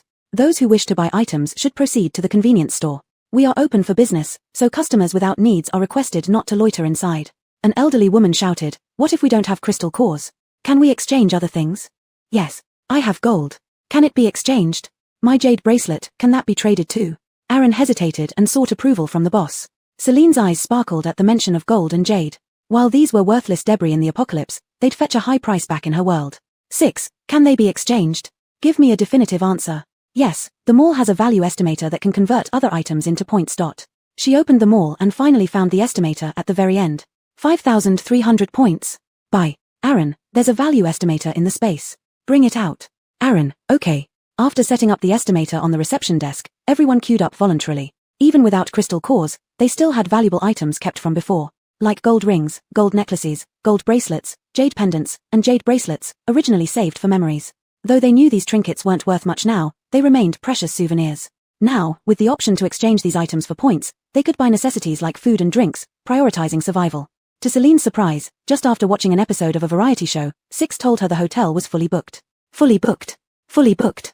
Completely packed. Even the apartment suites filled up first. Checking the shop records, she confirmed it was indeed fully occupied. Moreover, within an hour, the convenience store generated 10,000 points in revenue. Nash was replenishing stock madly as people rushed to purchase. Wow. Are people from the third base of Yuheng so rich? Celine was still stunned but soon realized it was due to the estimator. Items valued highly in peaceful times yielded high points. Even a single gold ring could exceed the value of a tier 3 crystal core. Not to mention jade bracelets, high-quality jade often sold for tens of thousands. Even with the conversion rate, they fetched several thousand points each. Celine was overjoyed. Awesome. Making 4,000 to 5,000 points in one night. Little fairy, some guests still haven't checked in. Do you want to upgrade now? No, I'll do it tomorrow after sending Kathy and others away. Why? Magnus isn't simple. He might now assume the Mortian castle is backed by a powerful force and dare not act rashly. If he witnesses the rapid expansion, he might linger or even see me as a threat. It's better to keep partners rather than create enemies. It wasn't that she feared Magnus, but she disliked unnecessary complications. People like Magnus with intelligence, power, authority, and status were dangerous when drawn into too much attention, inviting trouble. Little Fairy has changed, becoming cautious. You're no longer the money-hungry Little Fairy I once knew. Begone. As the climate reached its extreme summer heat, Ginza Base benefited from its evergreen suits and started rotating shifts for round-the-clock work, continuously building their new home. Upon learning about the Mortian castle's 24-hour operation, those on night shifts were thrilled. Rest time meant heading to the castle to enjoy air conditioning and grab cold drinks. Meanwhile, Celine was troubled by the 24-hour operation, realizing she needed to hire more staff. Currently, the store only had Alejandra, a human employee who needed rest. The other virtual employees were robots that didn't need to eat or sleep. However, Celine wasn't a heartless boss who exploited her staff. She couldn't really deny Nash and others any breaks. Besides, the rooms were now fully booked with people from the third base of Yuheng and Golden Base gathering here. Only Aaron and Nash were managing the lobby, which was clearly overwhelming for them. The convenience store actually didn't need someone to watch it, but she wasn't sure what else to assign Alejandra to do. Plus, she occasionally took Nash out to play, leaving the store short-handed. Celine opened the talent market, thought carefully, and then bought 4 more simulated employees. With too many names to remember and their similar appearances, she renamed them Hong Hong, Hua Hua, Huang Huang, Hu Hu. Those last 2 names don't sound good. Let's call them Gigi Li Li instead. After sending Hong Hong, Hua Hua, Gigi Li Li to report to Aaron, Celine brushed her teeth and went to bed. Tomorrow, she still needed to discuss supplies with Magnus. If she didn't rest well, she might get tricked by this general. She would cry if she made a losing deal. Waking up at 8 in the morning, Celine's eyes gleamed like light bulbs. A good rest made all the difference. She suddenly thought of a way to make huge profit. Six remarked, "Your brain cells are only used for scheming. How can Magnus possibly outwit you? Old Six, I heard you insult me. How could I? My beautiful, intelligent host. Stop your insincerity. I asked you, is the water from the dispenser free? Yes, what do you want to do?" Celine chuckled slyly. Make money, of course. Six felt its host was plotting something mischievous. Sure enough, the next second, its dear host bought 10 large boxes of mineral water bottles from the mall. Alright, it knew what its host was planning. Saving on the cost of buying mineral water wholesale, not letting it earn even a bit of KPI. Chapter 76, Wearing New Clothes. After Celine finished washing up, she applied a light makeup and stood in front of the wardrobe, carefully choosing a butterfly print halter dress to wear. She sprayed herself with neroli perfume and put on strappy high-heeled sandals, holding a gift box with high spirits as she went out. Today was a good day. It was the day she would become fabulously wealthy. Good morning, boss, Aaron greeted politely with a bow. Morning. Celine smiled warmly and then turned to Hong Hong Talyalali, instructing, go to the water dispenser at the convenience store and fill all the empty bottles we have. Yes. Celine walked up the stairs to find Stefan in the business room on the 4th floor. Knocking on the door, it was indeed Stefan who opened it. Seeing the box in Celine's arms, he instantly understood and stepped out, closing the door behind him. Is this for me? Not give, but sell. Okay, I didn't say I wouldn't pay. Stefan frowned unhappily. Did he look poor? Celine handed the box over to him. The whole set cost 780 points. Stefan didn't quite understand the concept of points. Anyway, he had plenty of crystal cores and wasn't short of money. He excitedly took the gift box and opened it. On top was a redwood hairpin shaped like wings, exquisitely crafted, not one of those cheap $19 items from street stalls during peacetime. Beneath the hairpin was a black shirt with hidden butterfly patterns, with 3 golden buttons lined down the collar, shiny and smooth, the fabric silky. Picking up the shirt, the milky white cotton long pants at the bottom were thin yet opaque, with excellent drape, not prone to wrinkling, indicating good material quality. Beautiful. Your taste is indeed impeccable. Stefan, like a happy 3-year-old, held the clothes up against his body. The length was perfect, and the style suited him well. The door behind them suddenly opened, freezing Stefan's smile. He felt as if icy eyes were piercing his back. Magnus merely glanced at him before turning to Celine. Boss Ellis, good morning. If you're free now, let's discuss the supplies. Sure. Celine barely suppressed her laughter, patting Stefan's shoulder and whispering, remember to pay, go downstairs to settle with Aaron. Once Celine and Magnus walked away, Stefan sighed in relief. Phew. Scared me stiff. He was terrified of Magnus, not just because he was a renowned hero on the battlefield but also because Magnus possessed both strength and intelligence. A person of both wisdom and courage naturally deserved respect. He could only match wits verbally with those muscle-bound fools, but when it came to General Kale, he felt uneasy deep down. Stefan returned to his room and started wearing the new clothes. At this hour, the breakfast area was quite busy. The guests from Yuheng had traveled for days and weren't awake yet, but other guests were already present. Chad's trio sat at one table, Kong Elisk's couple sat together flirting, Iof sat alone in the corner eating, and Jinza Base's night shift workers also came for breakfast. Finding an empty seat was a challenge. Big sister. Alma waved enthusiastically at Celine, pointing to the empty seat next to her. Sit here. Celine looked at Magnus beside her. If you don't mind, shall we have breakfast first? We can talk in detail later in the guest room. Fine. Magnus wanted to try the breakfast house's food to see if it matched the quality of the buffet restaurant. Following the instructions, Magnus selected his meal on the ordering machine, paid the points, and waited at the pickup point. Celine also ordered, not wanting too much for breakfast, she chose steamed dumplings and soy milk. After fingerprint identification, she joined the queue at the pickup point. The dustproof room displayed a variety of hot and fresh pastries and freshly cooked noodles, with robotic arms diligently preparing the meals and delivering them to the pickup window. After swiping for identity confirmation, the pickup window opened, and the meal was pushed out, the aromatic smell making Magnus momentarily stunned but soon regaining his composure. He carried his tray to an empty seat and picked up his chopsticks, placing a shumai from the steamed basket into his mouth without waiting for Celine. The outer skin was chewy, with soft and glutinous rice inside mixed with the savory oiliness of sausages, bringing joy to his taste buds. Unexpectedly, even breakfast served piping hot food. He sipped his coffee, enjoying the rich aroma of freshly ground beans, unique to real coffee, not instant. The ingredients were fresh, the taste outstanding, and the price reasonable. Magnus couldn't help but wonder if Moxiangbao really had such powerful backing to support such an advanced and distinctive hotel, or whether Boss Celine had some unknown capabilities. There was no time for further thought. Whatever secrets Moxiangbao might be hiding, one thing was clear, this place would be a paradise in the end times. Considering both its strength and future needs, the best plan without doubt was to reach a long-term cooperation agreement with Boss Ellis. The two finished their breakfast silently and moved downstairs to the guest room. When the rest hurried over after washing up, Celine was already seated gracefully at the main position, brewing tea with the elegance of a young lady from a scholarly family, which made them appear overly anxious in contrast. Magnus held a pen, listing the supplies they needed on paper. The army was most lacking in medicine, and Gustav had already provided the list of required medicines to Xiaoqi's shop for yesterday's delivery to the medical room. What he now needed to think about were food, water, and other essential living supplies. He had heard Kathy mention that there were quite a number of female soldiers in the army who suffered severe menstrual pain and weakness during their special periods each month. Sanitary products were thus very important to them. Magnus didn't feel embarrassed as a man to consider these issues. He wrote sanitary pads down in the first row straightforwardly. Boss Ellis, besides boxed meals, can we purchase large quantities of mineral water and fruits? Yes, what else do you need? I will arrange for Xiaoqi to supply. Upon hearing this, Stefan plopped into the seat beside Magnus, saying, those energy drinks in the convenience store, are they any good? If they weren't useful, I wouldn't dare sell them at such high prices. Celine chuckled and offered Stefan a cup of tea as well. Energy drinks are the highest selling item in the convenience store. They can quickly replenish physical and mutant abilities but only eliminate fatigue. Their effectiveness can't match mutant ability enhancement drugs. If energy drinks were so powerful, her pharmaceuticals wouldn't make money. Magnus listened quietly, writing down in the second row without speaking, energy drinks, 300 boxes. Chapter 77, Credit.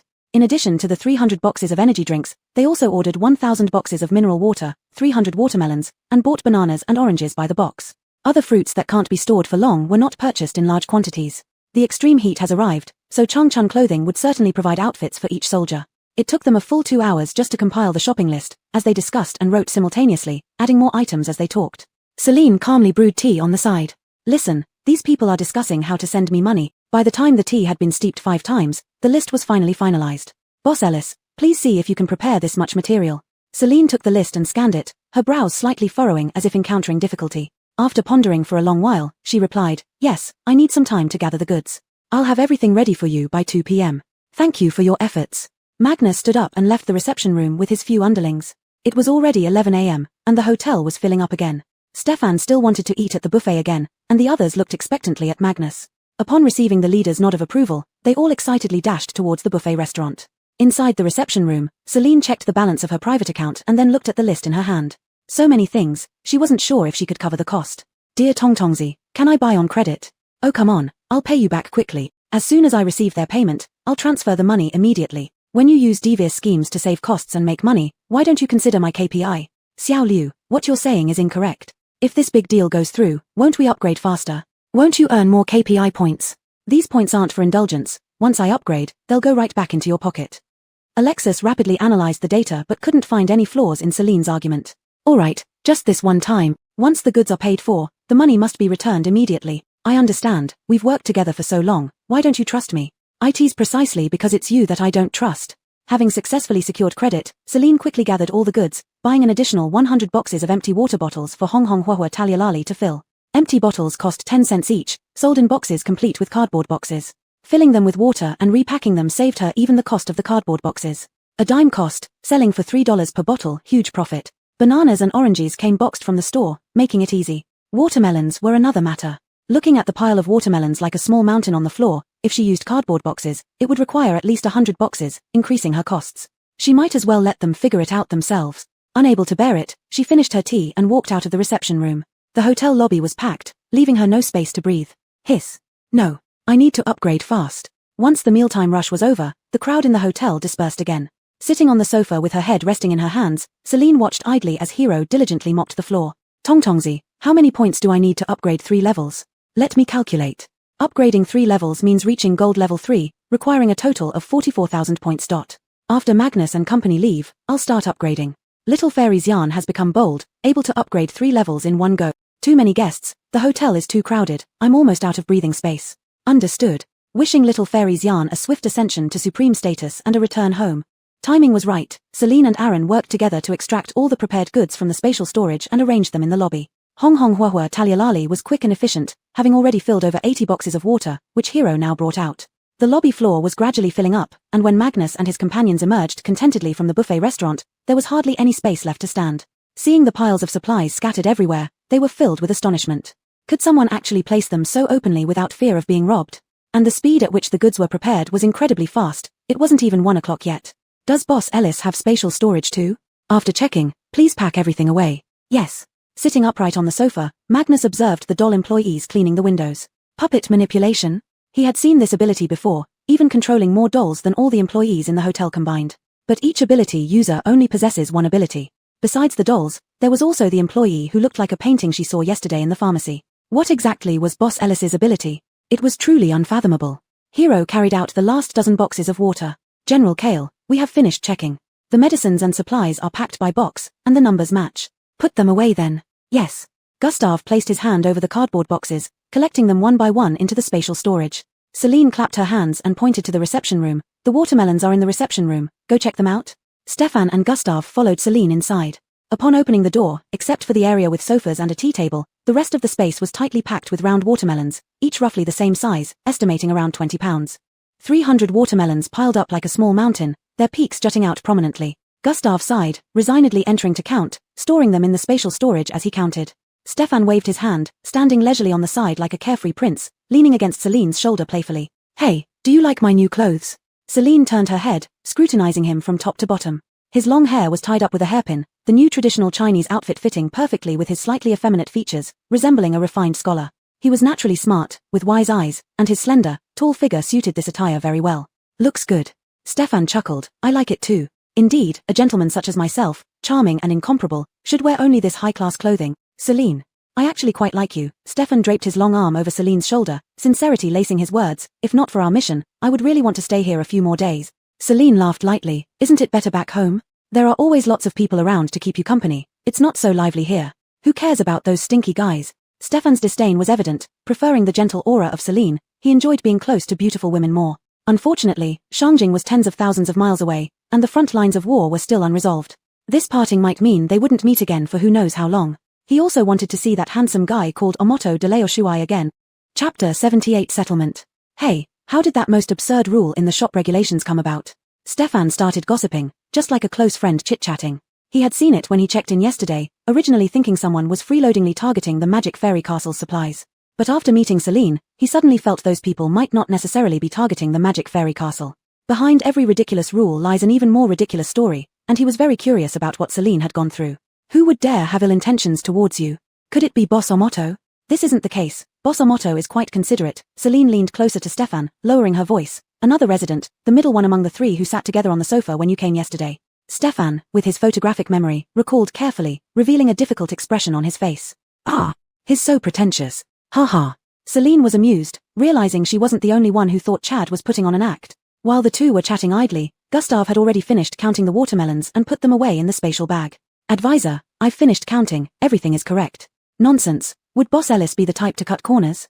Gustav rolled his eyes sarcastically. You're impressive, you're aloof, your sisterhood with Boss Ellis, all the work falls on me. Now we are still missing. Celine glanced at the checklist in her hand, ticking off the inspected goods, just the boxed meals. She turned around and led the two outside, instructing Hero to bring out all the freezers containing the boxed meals from the storage space. 3 horizontal freezers were lined up, displaying various types of neatly arranged boxed meals, packed tightly enough that the glass doors could barely close. There are 1732 portions here.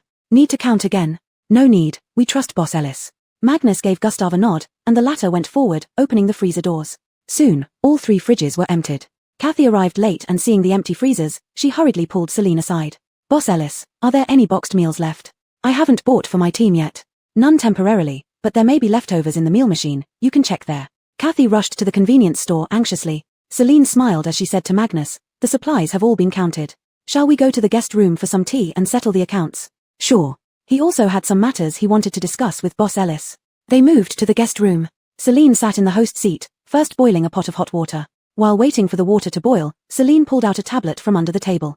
Let's start with the medicines. Ordinary hemostatic drugs, 3,000 boxes, efficient hemostatic drugs, 1,000 boxes, antipyretics, 3,000 boxes, bandages, forceps, scissors, and other basic medical instruments, 5,000 sets. Total price, 306,000 credits. A receipt popped out on the left side of the tablet, listing the unit price, quantity, and total price of each medicine. Celine handed it over to Gustav. Mr. Dong, please verify it. Gustav took it and examined it carefully. At this point, the water boiled. Celine skillfully warmed the teapot and poured tea, serving a cup to everyone present. It's correct. Gustav passed the bill to Magnus. Celine picked up the tablet again. Eternal Spring suits cost 500 credits each. You ordered many, so we'll give a 10% discount. For 5,000 pieces, it comes to 2,250,000 credits. Boxed meals total 1732 portions, no handling fees added, 25 credits each, which totals 43,300 credits. Sanitary napkins, 1,000 boxes, bread, 1,000 boxes, functional drinks, 300 boxes, mineral water, 100 boxes, watermelons, 300, bananas, and oranges, 200 catties each. In total, 2,430,100 credits. Rounding down, the actual amount owed is 2,430,000 credits. She handed the bill to Magnus. Please confirm the bill. Magnus took it and casually passed it to Stefan beside him. Such accounting tasks were naturally best handled by the intelligent representative of advisors. Stefan quickly scanned it. General, the accounts are correct. You can take the crystal cores to the front desk for payment. Yes. Stefan fetched a pouch of crystal cores from Gustav and left. Celine continued to pour tea and serve it gracefully, a faint smile lingering on her lips, seemingly unperturbed by such a large transaction. Truly remarkable and youthful. Magnus raised his teacup and sipped lightly. This superior tea, even a military leader like him seldom gets to taste. With so many heroes gathered here, and given Boss Ellis's outstanding strength, do you have any plans to establish your own base? General, you're joking. I just run a small hotel business with no grand ambitions. I merely wish to earn some credits by maintaining this hotel. Heroes are merely my guests. What they want to do and where they want to go is not something I can interfere with. Has Boss Ellis never thought about establishing her own force? I'm lazy. I hired so many employees for the hotel just to be hands-off. How could I have the leisure to manage a base? Celine's words were watertight, leaving Magnus no room to probe further. Upon reflection, Boss Ellis seemed to lack nothing and indeed had no need to gather people and create trouble for herself. He ceased his questioning and proposed that he wished to reach a long-term cooperation agreement with Magic Fairy Castle. With ongoing border conflicts, sustained supply of materials was necessary, ideally with a transaction once a week. Why would anyone refuse such an opportunity for business? Celine readily agreed.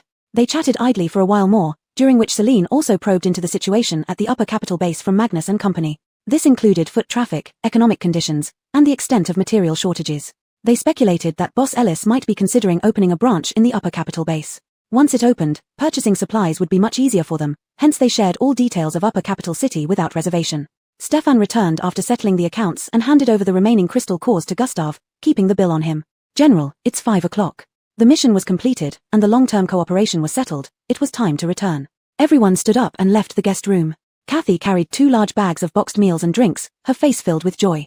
Aiden mentioned earlier that the 1,000+ leftover boxed meals were purchased by General Kale, so the 10,830 credits she had paid previously had been refunded to her credit card. She found that there were still leftover boxed meals in the meal machine, all of which she brushed out. She also emptied the fridge of its 40 bottles of functional drinks. Warm food and cold drinks, her teammates would surely be very happy. Magic Fairy Castle has a barrier set up. Choose nearby landing points when you teleport here in the future, Celine reminded gently. All right, farewell. Magnus spoke indifferently and walked out of the gate first. Stefan followed last, turning around to give Celine a flying kiss. Bye-bye. Drop by to play if you have time. Celine watched as they left the hotel and walked to the central square. Stefan closed her eyes and made a swift gesture with her hand. A blue circular magic array appeared on the ground, emitting light beams that shot up into the sky and instantly enveloped everyone. In the blink of an eye, the 5 people vanished with the light beam. The imprint of the magic array gradually faded and disappeared completely within seconds. Celine sighed in relief. Finally, she had seen off these troublesome individuals. Tongtongzi, settle the accounts and upgrade. Sure thing. Chapter 79, 3 consecutive promotions. Except for the income from the Changchun garments and medicines which must be credited to the public account, all other earnings went into Celine's personal account. Caden used the public account to cover the amount Celine owed for her purchases and deducted 44,000 points for the upgrade. Congratulations, boss, on your successful upgrade. Current level of Magic Fairy Castle, Gold Tier 3. Current room count, 15 standard singles, 10 standard doubles, 12 business singles, 8 business doubles, 15 apartments, 6 capsule rooms. Square lighthouse lit up. Mihoon restaurant opened. Hot pot restaurant opened. Next level, Platinum Tier 1, upgrade requirement, 50,000 points. Quest after upgrading, open Jiang Teng Tuor branch. Celine sat leisurely on the sofa, but seeing the drastic changes inside the hotel, her eyes and mouth gradually formed circles. The hotel area expanded backward, now covering the entire building's original footprint, with shops divided into 4 areas, east, west, south, and north. At the center stood a cylindrical elevator that could accommodate 30 people at once, accessible through doors on either side. The hotel reception was right in front of the elevator.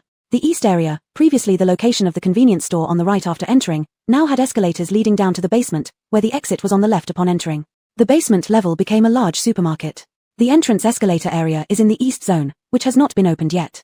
The supermarket exit was in the south zone, where restaurants and the buffet remained in their positions. Breakfast place also moved here. Mihoon restaurant and hot pot restaurant are located here. Currently, it appears that the south zone will serve as the food court. The shops of the Mihoon and hot pot restaurants were not small, but they looked extremely simple, likely needing renovation later on. In the west zone, walls separated the space into a hall equipped with tea tables suitable for guest meetings. A storefront in the corner served as a laundry room, next to which was the door to the boss's room. Her room existed in another dimension, so the area in the south hall was mainly occupied by the meeting room and laundry room. The north zone, like the east, remained unopened, with over 20 storefronts having closed glass doors and misty interiors, making it impossible to see clearly inside. On either side of the elevator doors were 2 spacious entrances, southwest and northeast doors. Celine tried them, but they wouldn't open, and she wasn't sure what they were for. To put it simply, the layout was west zone, north zone, SW door, elevator, NE door, south zone, main entrance, east zone. The area of each zone is large. Imagine the hotel as large as a big mall. The vastness made the sofa set in the lobby look somewhat lonely. Celine decided to have Hero move the sofas and TV to the meeting room. She took the elevator upstairs. The second-floor medical room had expanded by half, becoming more like a large clinic but still only occupying half the floor, leaving ample space for adding other services. A virtual dialogue box popped up in front of her. After reviewing it, she decided there wasn't much to do just yet, so she started a hair salon.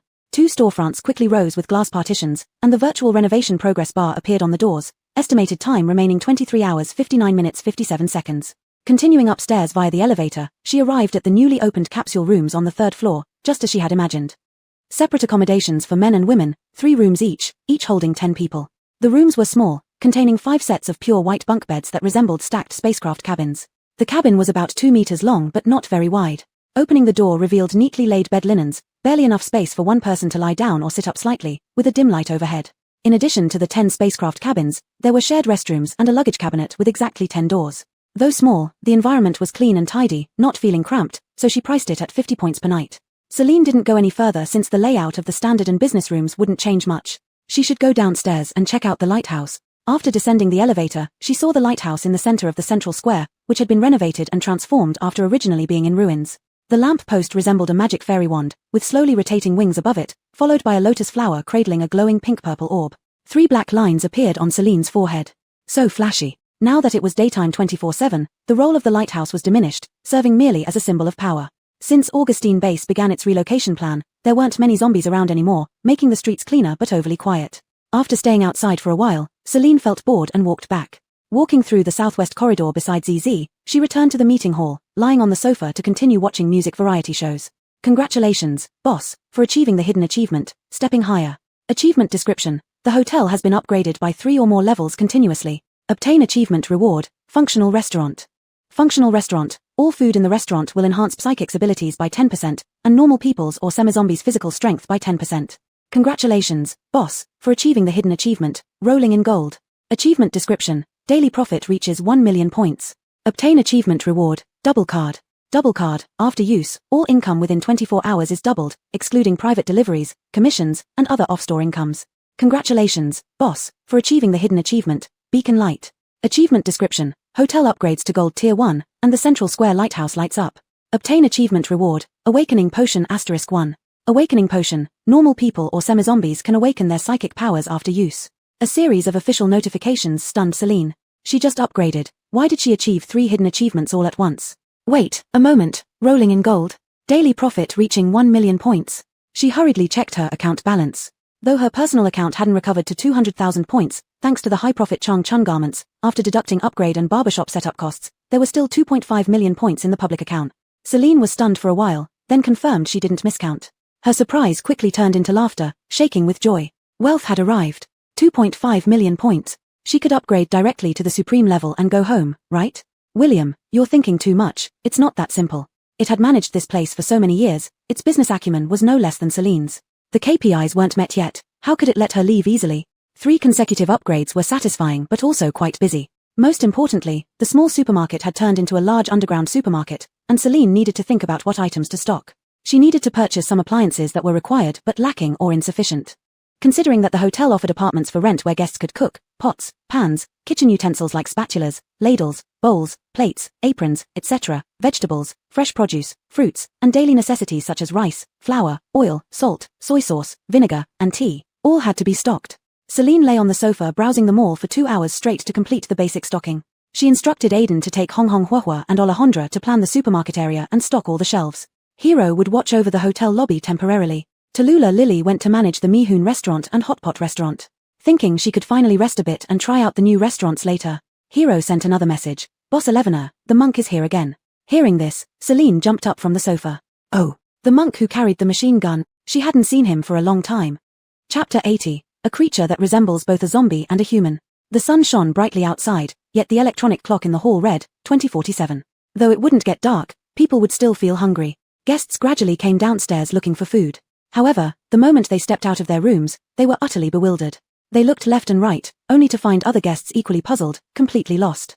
Walking half a lap around the corridor, they were surprised to discover an elevator. The Ginza base construction team also had the same expressions when they finished work and went to Teresa Castle for dinner. Every eye met with astonishment. Through the glass, one could see the significant changes that occurred inside. The entire commercial plaza was now occupied by Teresa Castle, no longer the original small hotel.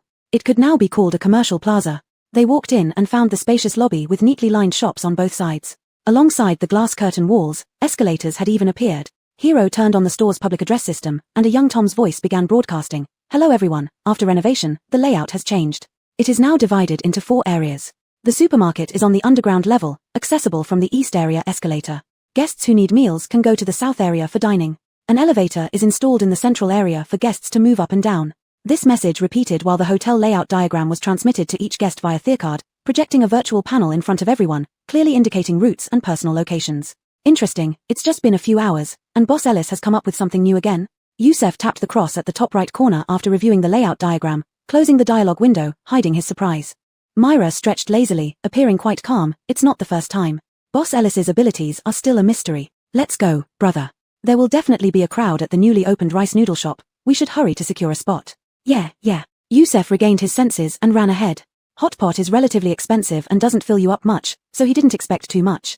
But rice noodles could be worth trying. They might be cheap and delicious. Seeing the two sprint into Teresa Castle, others reacted similarly, dashing off to snatch a seat.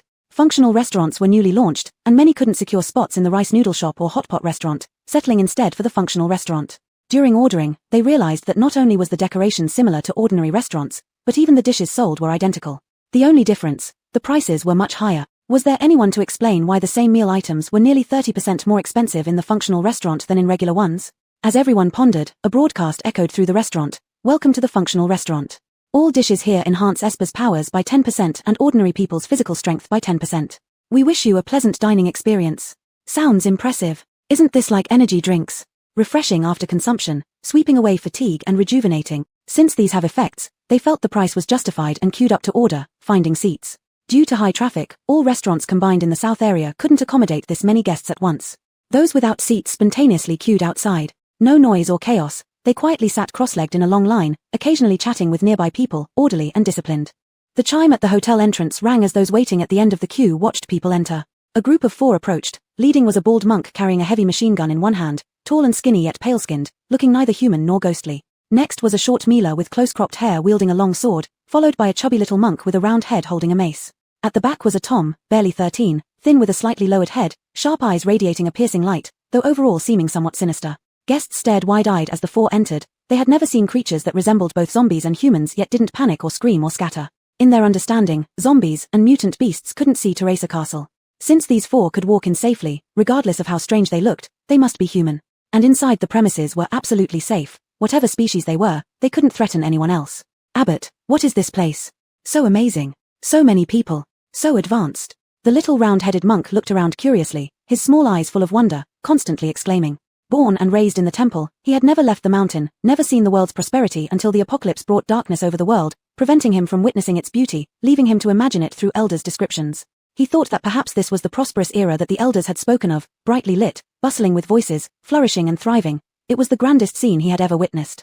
The woman with a buzz cut pressed her lips tightly together, appearing calm and composed, yet she could not completely mask the surprise in her expression. The outside world was barren, where roosters didn't crow and birds didn't defecate, experiencing extreme heat and cold each year. Many places had turned into deserts, lacking water and food, let alone electricity. Yet why did this place remain as if it were still in a time of peace, bustling, lively, and vibrant? Amon's expression remained indifferent.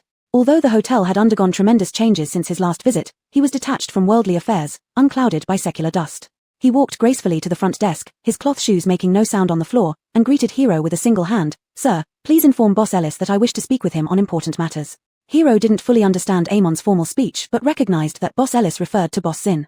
It immediately informed Boss Zinn that the monk had arrived. Arjux looked around, noticing that most people were congregating in the dining area, while other parts of the building were empty and quiet, with hardly anyone passing by. Abbott, didn't you say Isabel is here? Calm yourself. Amon spoke emotionlessly, and Arjux fell silent accordingly. Moments later, the sound of high heels echoed through the empty hallway, growing louder as someone approached. Master Amon. Celine greeted with a gentle, serene smile, clasping her hands together in a respectful gesture. It has been a long time. Seeing Celine, Arjux's eyes suddenly lit up, and he peeked out from behind Amon, delighted. Sister, do you remember me? Celine glanced at the little Tom. He looked rather clean, though not particularly ruddy, yet he appeared spirited. He wore a patchwork robe that had been washed until it was almost white, but his eyes sparkled with shrewdness. She smiled. Of course, Arjux, my first young guest. Chapter 81 Exiled Immortal Grass. Big sister, you remember me? Adrian was both surprised and excited. With so many guests coming and going in the store every day, he thought Big Sister wouldn't remember someone like him. Are you here to find your sister? She's downstairs at the supermarket. Let Hero take you there. Celine glanced at Hero, who instantly understood and walked out from behind the counter to lead Adrian down to the basement. Jesus, please come this way. Since there were 2 new faces, it was clear that Jesus had not just come to help Adrian find his sister. There must be other matters to discuss. Jesus gave a slight bow, following Celine without a word along the path she had taken. The little monk with the round head turned to look at the panda toy leading Adrian away, then looked back at the manager who had taken the abbot, feeling a bit lost. Ms. Ellis. Celine stopped, turning to see the small monk and the short-haired woman still standing there, looking quite constrained. She smiled and said, both of you, please come along. What about the front desk? Who will watch it? Don't worry. Our guests are all considerate and know their limits, there won't be any problems. She realized as she spoke that the hotel had grown too large now, and they still didn't have enough staff. They needed to buy a few more robots soon. They arrived straight at the reception room. Celine led the way to the tea table and gestured with her hand, please, sit. The little monk and the short-haired woman were stunned, their eyes fixed on the TV playing programs, hesitating to move towards the tea table. If they sat at the tea table, they couldn't watch TV anymore. Jesus sat opposite Celine and, seeing the two lagging behind, said coolly, "Eliskjing, Vicky, don't be impolite." The two pouted, lowering their heads, and shuffled over to the long table reluctantly. Celine found it amusing. The short-haired woman was fine since she didn't seem to be a nun. But this little monk named Eliskjing was quite amusing, clearly not entirely detached yet, as he was drawn to the TV program. She waved her hand, completely unconcerned, and said, "Let them stay there and watch TV. It doesn't matter, Jesus. We can talk alone."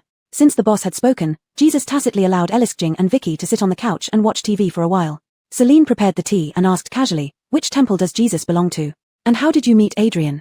"I am a monk from Zhongguang Temple. When the zombie virus outbreak occurred, even though Zhongguang Temple is built on a mountain peak, it could not avoid disaster.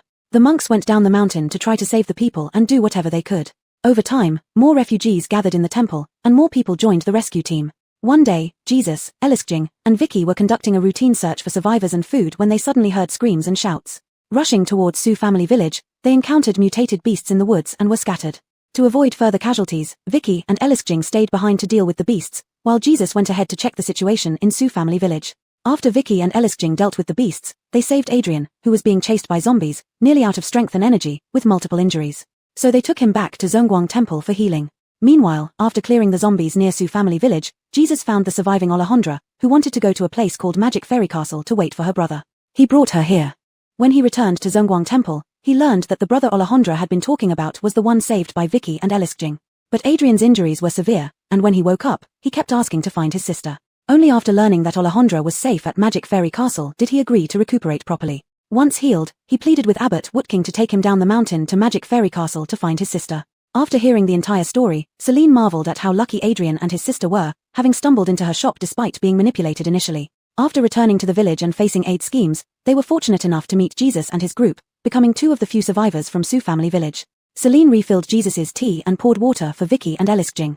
The water used for brewing tea here came directly from a filtered water dispenser, much better than bottled mineral water from the store. "Thank you, Ms. Ellis." Vicky and Eliskjing hastily stood up, clasping their hands in gratitude before accepting their cups. Celine sat back down and continued the conversation with Jesus.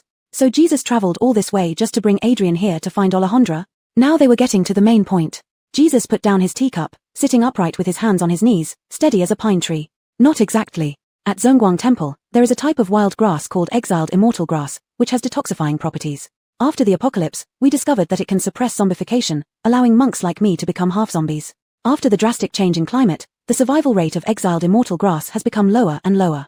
Nowadays, it's nearly impossible to find even one plant on an entire mountain. The grass used for treatment is all that was harvested and stored before. However, after the government learned of its medicinal properties, they took part of it for drug research. With the temple's continuous relief efforts over the years, the exiled immortal grass is now almost depleted. The last time we met, you performed miracles beyond the reach of ordinary people. I sincerely ask for your help in growing exiled immortal grass." Saying this, Woodking carefully took out a plant with long, plump leaves from his crossbody cloth bag, as if it were a priceless treasure capable of saving the world. Celine carefully examined the palm-sized little grass. It truly was very beautiful. No wonder it's called exiled immortal grass. But no matter how beautiful it was, she couldn't grow grass and had no place to do so. "Jesus, as you can see, I can handle eating, sleeping, and shopping here, but where am I supposed to find land to grow this grass for you?" Woodking's calm eyes revealed a hint of disappointment, his tone becoming more earnest. "You have great power, Master Ellis. Surely there must be a way." Celine sighed wearily. This wasn't something a few compliments could fix. Whether or not there was land available wasn't up to her but 6-6. Moreover, she just wanted to take it easy and slack off until she earned enough money to go home. Who had the time to tend to plants? To be blunt, whether this world lived or died didn't matter much to her. 6. What do you think? Moved by your words, little fairy, you're actually asking my opinion now? Yes, once you finish speaking, I'll know which thoughts to discard. Just kidding, tell me. I think this is feasible. Didn't he say the government took some exiled immortal grass for drug research? If you have it, you can make a big profit from the government. Celine thought seriously about it. 6-6 did have a point, but the main issue right now wasn't that. I don't know how to grow it. Hire someone who does. The store has a plant encyclopedia too. Where's the land? Ah, that was indeed a good question. Chapter 82, Planting Project. The ancient well watched Celine expressionlessly, noticing her conflicted look. He knew that this matter would likely not come to fruition. Indeed, where could one find a place to grow things in this post-apocalyptic world? Although the Demon Fairy Castle had ample energy and abundant resources, it was, after all, just a hotel. How could it possibly conjure up a piece of land out of thin air? This request was indeed quite challenging for Master Ellis. Just as Amon thought there was no hope, Celine's troubled expression turned into a smile, and she cheerfully agreed.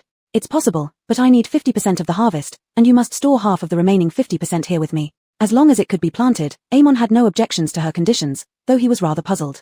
Why? Yeah, why? Caden also didn't understand Celine's move. Storing items here required careful handling before placing them into spatial storage. It would waste manpower and resources. You provide the seedlings, I provide the place, and we need to spend time and manpower cultivating. Of course, there's a reason for my request. Do you agree or not? A faint smile appeared at the corner of Amon's lips, like ripples on a calm lake, serene yet gentle. Since Master Ellis is willing to help, this poor monk has no objections to the terms. Thank you for your assistance. Celine offered him a cup of hot tea. Master Amon, you're too polite. I'm a businessman. How can I refuse something that benefits me? She couldn't bear his gratitude. If she were to be placed on a moral high ground because of assistance, it might cause endless trouble in the future. Being a greedy opportunist was far more comfortable. With matters settled, Celine's stomach growled. Though she knew monks didn't have much money, guests were guests. Even if it was just a formality, she should invite them for a meal. They left the reception room and moved towards the noodle shop.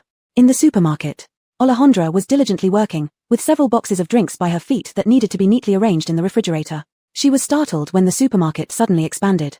However, this meant she had more work to do and wouldn't feel useless anymore. Bending down to pick up a can of cola from the box, a pair of bronze-colored hands suddenly appeared in her field of vision.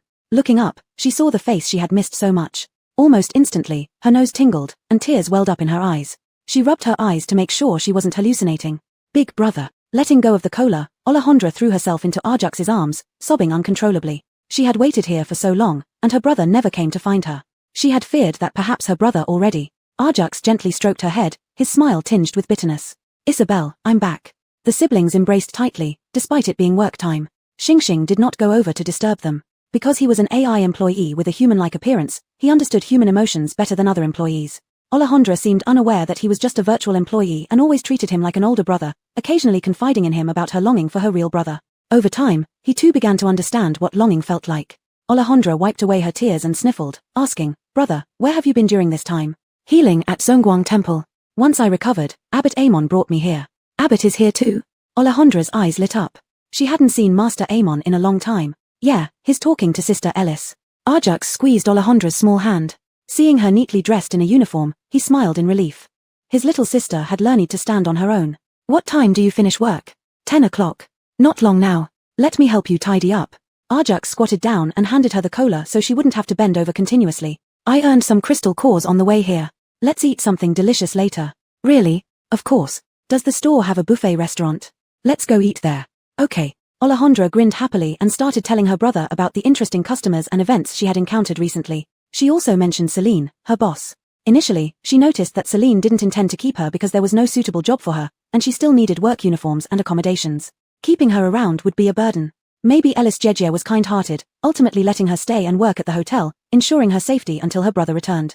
Ellis Jejia had helped her 3 times already. The first time was when she and her brother were used by others and accidentally entered the Demon Fairy Castle. Not only did Ellis Jejia solve the problem with those bad guys, but she also gave them food and many crystal cores. The second time was when Abbot Amon brought her over, and Sister Ellis caught aid, allowing her to understand how the village met its calamity and avenging both her and the uncles and aunts of Sioux Village. The third time was taking her in, providing her with a job and a place to stay. In the future, once she grew up a bit more, she would definitely repay Sister Ellis well. Alejandra thought to herself. Celine, naturally, had no idea what Alejandra was thinking in the supermarket as she only felt that the eggplant in front of her at the rice noodle shop was very delicious. Coming to the rice noodle shop for a meal, firstly, she wanted to try the taste, and secondly, because monks didn't eat meat, dining at any restaurant didn't seem sincere enough. She decided to come to the rice noodle shop and order them vegetarian dishes, served with roasted eggplant and dongpa tofu, which were absolute delights. And, it was cheap. Though the boss eating here didn't need to pay. It must be said, these 3 were truly quiet during meals, not uttering a single sound. Even the young monk, whose mind hadn't fully settled, ate neatly and properly when faced with rare white rice noodles, without eating hastily without regard for appearance. Celine slurped the rice noodles, too hungry to think about chatting. After swallowing a bowl of clear broth rice noodles, she felt like she had come back to life. Following a quiet meal, Abbot Amon and his companions stayed at Demon Fairy Castle. When they arrived, fighting zombies and mutated beasts left them with some crystal cores. Amon and Elisjing each recharged with 1 first-grade crystal core, while the rest were all added to Vicky's card. They rented the cheapest capsule rooms and planned to use the remaining points to buy supplies tomorrow to take back to Zongguang Temple. Arjux dined heartily with Alejandra at the buffet restaurant until their bellies were round and full before they put down their chopsticks with satisfaction. Brother, can you take me with you? Alejandra looked at her brother expectantly. She didn't want to be separated from him again. Arjux showed a troubled expression, gently holding Alejandra's small hand. I've decided to go on rescue missions with Abbot Amon. It's too dangerous for you to follow. Stay here. Hearing that she was being left behind by her brother, Alejandra's face scrunched up like a bun, and she burst into tears, 2 streams of tears streaming down her cheeks. No, I want to go with brother. Be good. Arjux cupped Alejandra's face with both hands, gently wiping away her tears. The outside world was far too dangerous, and he didn't know when he might no longer be able to protect his sister. Only by staying in Demon Fairy Castle could she live safely. Chapter 83 Special Employee. After taking a shower and lying on her bed in the style of GEU, Celine opened the talent market to look for an employee who could cultivate. Nora, have you decided where to plant the Zhejian grass? Rose garden. In the entire hotel, only her rose garden could grow plants. Ah, are you going to uproot roses and plant wheat, prioritizing money over romance? Impossible. Those are all Bulgarian roses, very expensive. Roses cannot be uprooted, but grass can. All the lawn at the center of the courtyard was removed and replaced with Zhejian grass. Anyway, they're all grass. What does it matter which kind? Caden, indeed, it's the Nora I know. Celine searched through the talent market and finally found a simulation personnel employee named Terry who knew cultivation. After purchasing him, she bought an encyclopedia of plants and handed it to Terry, instructing him to take the Zhejian grass and slowly study it in the rose garden. She still had to continue looking at the talent market. After all, the current hotel was seriously understaffed, and both the rice noodle shop and hot pot restaurant would need more waiters later on. Hey, Nora, you haven't even drawn lots after leveling up 3 times. Why don't you try your luck and see if you can draw some good employees? Sure. Opening the advanced prize pool for the host. With her hands together, Celine wished for an employee as capable as Pia. After pressing the button 3 times, 3 differently colored balls rolled out, one of which was golden and another silver. Wow, 2 good things at once. She checked the golden one first. Congratulations, host, you have obtained a top-tier gift package *1. Top-tier gift package, luxury cruise ship *1. A 3D image of the luxurious cruise ship appeared before her, leaving Celine staring in amazement. A 3-story cruise ship with bright lights. Zooming in on the picture, she could see the interior decoration, a huge bar on the first floor, wine cabinets filled with various red and white wines. On the second floor, there were card rooms and billiard tables, reminiscent of an upscale venue where influential figures of high society would gather. Owning such a luxurious cruise ship meant that she could experience the life of the upper class, didn't it? The yuan sign popped up in Celine's eyes, the opulence finally fell upon her. She couldn't wait to open the silver ball. Congratulations, host, you have obtained new employee gift package. New employee gift package, special employee blueprint, available for purchase in the talent market. Celine, isn't it supposed to give me employees directly? Why do I still have to pay? Could it be something so special that it requires increasing my cost further? She clicked into the talent market and saw that the top 5 candidates all had the word new marked in the upper left corner. But after seeing their pictures, she wasn't particularly interested in buying them. Liu are you serious? This is a surprise I've carefully prepared for you after watching the whole series. Don't you like it? Should I like it? These are all special employees specially created by this system, each with additional skills. You'll definitely love them. Though somewhat at a loss, Celine took a closer look at the specific bonuses for these 5 simulation personnel employees dressed in costumes from specific TV dramas and holding props. The first one, name, Kirag, features, strong charisma, flaws, afraid of electricity, special skill, teleportation. The second one, name, York, features, omnipotent, flaws, afraid of electricity, likes to argue, special skill, time stop. Celine frowned slightly. What was this about liking to argue? Were these special employees' character settings really based on the characters in the shows? Caden, you guessed right. Name, amorous, features, loves doing housework, flaws, afraid of electricity, will quarrel with York, special skill, growth magic. Name, Genie, features, absorbs negative energy, flaws, afraid of electricity, afraid of little blue, special skill, cloning. Name, Heartbreaking Morshing, features, seer, flaws, afraid of electricity, special skill, 100% accurate divination, requires setting up a divination shop. Celine thought the least useful one was Heartbreaking Morshing. If she bought Heartbreaking Morshing, she'd need to find a location and spend money again to build a divination shop. Now everyone couldn't even afford food, earning crystal cores just for lodging and meals here. Who would waste money on divination?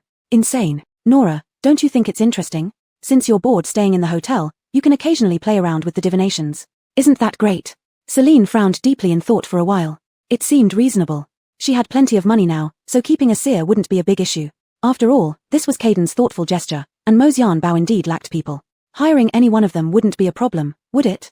She ended up buying all 5 of them, along with 3 more anime-style employees, renaming them Mai Chi, Mai Shui, and Lily. Well, now the Magic Fairy Castle had a full roster of staff. The newly purchased employees would report to the store manager Pia in the lobby. She then opened the last small ball. Congratulations, host, you have obtained 2 boss room model suites. Model suites for the boss's room? That meant she could change her room's decor at will. Where do I look? Open system panel, personal room, to view. Following Caden's instructions step by step, Celine indeed saw 3 different model suites. One was the current one in use, and the other 2 were the ones she just drew. They were black and white style and green meadow style respectively. Which one should she choose? Of course, she'd rotate them. She first changed it to the black and white style. After using it for some time and getting tired of it, she could switch to the green meadow style. Perfect. After changing the room's decor, Celine lay down to sleep. Little did she expect that she would be woken up by Nash the next day. Opening her eyes and seeing Nash standing beside her bed with a dazed look, Celine sat up, rubbed her sleepy eyes, and yawned. Nash, what's wrong? Boss Rona, there's a fight outside. Celine. She instantly became alert, quickly washed up, put on clothes and pants casually, slipped into her mules, and went out with Nash. The lobby was bustling today. As soon as she walked out of the West Hall, she heard voices. And these voices were eerily familiar. Eula, you're ruining my plans again. Ha ha ha ha. Black Crow, you can only blame your inferior skills. Ha ha ha ha. Eula, stop messing around. This matter has nothing to do with you and you. Seeing the familiar costumes and faces, Celine felt like her head was splitting. Her hotel seemed to have suddenly turned into a film city.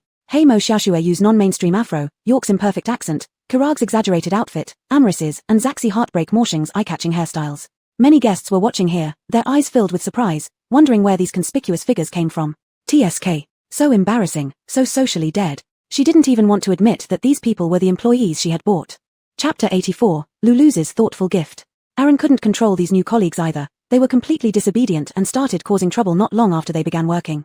Boss, I really can't handle it anymore. Celine sighed and patted Aaron on the shoulder. It's been difficult for you. She pondered in her mind that she still had to separate these few people. They tended to cause trouble when gathered together. SSS. What positions should she assign them to? Wu Elisk, Yoni's, and Elisk Jing got up early and saw Celine scolding a few oddly dressed employees at the unopened southwest gate. Ms. Ellis. Wu Elisk walked over, clasped his hands together, and bowed slightly. Is something wrong, Ms. Ellis? You seem quite agitated this early. Celine waved her hand, not wanting to talk about hiring these troublesome employees, and asked Wu Elisk, Master Wu Elisk, are you returning to Zhongguang Temple today? Yes, I will set off after purchasing some supplies. Zhongguang Temple must have quite a few people, so the amount of supplies bought would likely be substantial. Celine's eyes twinkled as she thought of a plan. If it's convenient, I'd like to ask about the current situation at Zhongguang Temple. Master Wu Elisk, could we chat in the reception hall? Of course. Wu Elisk agreed and signaled Yoni's and Elisk Jing to go buy food first. Celine gave a stern look to the 4 from the Devil Fairy Castle, warning them to stay put until she returned, then led Wu Elisk to the reception hall for tea. Boiling water in a copper kettle, she warmed the purple clay teaware before adding a spoonful of tea leaves. After rinsing the tea, she brewed it, with the first brew being the most fragrant and tasty. After serving tea to Wu Elisk, Celine leisurely asked, Master Wu Elisk, yesterday you mentioned that the number of people at Zhongguang Temple is increasing. What's the approximate situation? Are the resources you usually find sufficient to sustain so many people? When discussing supply issues, Wu Elisk lowered his head slightly, took a sip of hot tea, and showed a hint of helplessness and sorrow. Currently, 40% were elderly, women, and children who lacked fighting capability. They had nowhere else to go and no ability to resist zombies, so they could only stay at Zhongguang Temple doing simple work. 30% were injured. Ability users didn't mutate when hurt by zombies or mutant beasts, they just needed time to heal. Those who hadn't recovered yet were experiencing internal changes, and there wasn't enough Zetian grass in the temple to suppress the zombie transformation. The remaining 30% were capable of conducting rescue missions and finding supplies, including Zhongguang Temple's disciples, totaling around 190 people. Buddhism preached compassion, but now Zhongguang Temple was overcrowded with numerous injured, and he almost couldn't support everyone's basic needs. Do you not have any crystal cores left after killing so many zombies and mutant beasts? They were all used for the injured ability users. Consuming crystal cores helps enhance their abilities and speeds up wound healing. Moreover, only if the ability users' levels were higher could they better protect everyone at Zhongguang Temple. Crystal cores in everyone's hands weren't useful for anything else, so they simply gave them all to the ability users, leaving nothing stored now. The crystal cores used to buy supplies here were all obtained on the way yesterday. Celine touched her chin, pondering deeply. Crowded. Strong ability users. Then her business has potential. Master Wu Elisk, I have a plan. I wonder if you're interested. I'm all ears. Celine smiled faintly and refilled Wu Elisk's tea. The tea soup was bright and clear, white mist swirling above the cup, rising and dispersing into the air, gradually fading, the tea cooling down slowly. Their secret discussion came to an end. Wu Elisk smiled, his bright, pure gaze looking at Celine, praising her without reservation. Ms. Ellis is truly resourceful to come up with such an idea. Celine poured out the cold tea and brewed a fresh pot, serving Wu Elisk again. She said calmly, just a businessman's tricks. After finishing the tea, Wu Elisk stood up to say goodbye. Thank you for the tea. I'll wait for your good news. Take care. Celine stood up, watching Wu Elisk leave the reception hall, then sat back down to enjoy her own tea. This tea was indeed excellent, its aroma refreshing and sweet, almost making her fall in love with tea. Seeing Wu Elisk gone, Grady piped up, Little fairy, why do you want to help them? This plan benefits me too, right? But you could have easily ignored them. Celine put down her teacup and smiled. Let's consider it an act of kindness. Actually, she did not believe in the saying good deeds will be rewarded with good karma. However, her mother was still lying in bed, critically ill. Even if they were not in the same world, she prayed that doing good would bring blessings to her and her family. After cleaning the tea set, Celine left the reception hall to find the few people who were standing as punishment. Xiao Lan and Yu Le were covertly competing again. Upon seeing their boss coming, they quickly stood straight. Each time Celine saw these people, she felt exhausted. She sighed and said, Marion, you will be in charge of managing the hot pot restaurant. Xiao Lan, you'll do the room cleaning. Yu Le, you'll handle the rice noodle shop. Precious, you will go back with Abbot Wu Elisk later. Whenever they need to come over to purchase supplies, you'll be responsible for teleportation. Okay, boss. Precious had no objections and agreed with a smile to this arrangement. The others also accepted their assignments and went to their respective workstations. What about me? Geraldine looked at Celine cautiously. Was she going to lose her job just after getting one? You come with me. Celine took Geraldine upstairs and spent 10,000 points on the farthest store to add a fortune-telling house as her workspace. The construction of the fortune-telling house was quick because it was simple. Inside, 6 chairs were placed against each wall to form a waiting area, separated by a curtain from the middle. Behind the curtain was the fortune-telling area with 2 chairs facing each other before a table holding the fortune-telling crystal ball and a tarot deck. The entire interior was decorated in purple with some wall hangings to enhance the atmosphere, nothing else. Geraldine visibly rejoiced. The boss really built her a dedicated fortune-telling house. Boss, would you like me to tell your fortune? What should I ask? Love, career, wealth, or family can all be asked. Can you tell the fortune of my family's well-being? Sure. Hearing this, Celine sat down dubiously at the table. She wasn't sure if Geraldine could still accurately predict in different timelines, but there was no harm in trying. Geraldine took her seat, hands hovering over the crystal ball, eyes closed as she started chanting, Barara energy, mani mani hum. Why does it seem so unreliable? Geraldine opened her eyes, and an image appeared inside the crystal ball. Celine's eyes widened as she stared at the scene within the crystal ball, her eyes suddenly reddening. Her mother was lying on the hospital bed, wearing a respirator, her hair fallen out due to prolonged radiation therapy, leaving her gaunt and skeletal. Her father sat beside the bed, wiping her hand with a wet towel, his temples streaked with grey, looking much older. Hot tears rolled down, and Celine sniffled. It turned out that Geraldine, who seemed the least useful, was actually the most thoughtful gift from Grady. Chapter 85, Platinum Level 1. Geraldine could see the scene inside the divination ball clearly. Seeing Celine in tears, she picked up the tarot cards again, shuffled them, and laid them out in a fan shape in front of Celine. Boss, draw 3 cards to divine your family's health condition. You need to keep a sincere heart to connect with the tarot. Celine now truly believed in Geraldine's ability. Thinking about her parents, as if guided by an invisible hand, she selected 3 cards from the deck. Geraldine looked at the card faces one by one, explaining them to Celine. Finally, she concluded, your parents are not in good health, but there won't be any immediate emergencies, and there's a high chance of improvement. Hearing this, Celine's anxious mood finally calmed down somewhat. She stood up and left the divination house. Grady sensed her emotional fluctuations and comforted her. Little fairy, don't worry. This is the last stage. After completing the task and returning, only 10 days would have passed there. Celine responded faintly with a hum. 10 days, it already felt long. Her mother wasn't in good condition, and anything could happen at any time. She had told her parents that she needed to leave for some time to raise medical fees, and then she followed Grady through various dimensional worlds. Even though it was just 10 days, her parents must have been quite worried not being able to contact her during that time. Tongtongzi, upgrade. Another upgrade? You just advanced 3 levels yesterday. I want to go home as soon as possible. Sigh. Okay. Deducted 50,000 points from the public account. Congratulations on your successful upgrade. Current level of Magic Fairy Castle, Platinum Level 1. Current room count, 20 standard singles, 15 standard doubles, 15 business singles, 10 business doubles, 20 apartments, max reached, 10 capsule rooms. Side quest activated, Jiang Tungdua branch. Quest duration, 10 days. Quest description, are you content staying in this small place? Don't you want to explore the outside world? Don't you want to expand your business and earn more money? Open a branch. Wealth beyond imagination will be within your reach. Go to Jiangting City and find suitable premises to open a branch. Next level, Platinum Level 2, upgrade requirements, 80,000 points, additional 2 shops. Unlock Eastern District shops after upgrading. Celine. What a flamboyant quest description. The hotel didn't change significantly after the upgrade except for the increase in room numbers. What was absurd was that the next upgrade required not only points but also other hard conditions. What did additional shops mean? Here's the thing. Breakfast places, restaurants, self-service dining areas, functional eateries, supermarkets, and infirmaries are considered hard facilities of the hotel. The others, like the rice noodle shop and hot pot restaurant that were opened upon the previous upgrade, including your hair salon and divination room, are considered soft facilities. Soft facilities fall under additional shops, which can be renamed at your discretion, but they come with operational costs. If you feel they aren't performing well, You can close them and reopen different ones.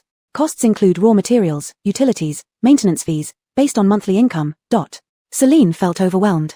So, opening shops means no rent but all other costs still apply? I've already invested money into these shops. Why do I have to pay for setup fees?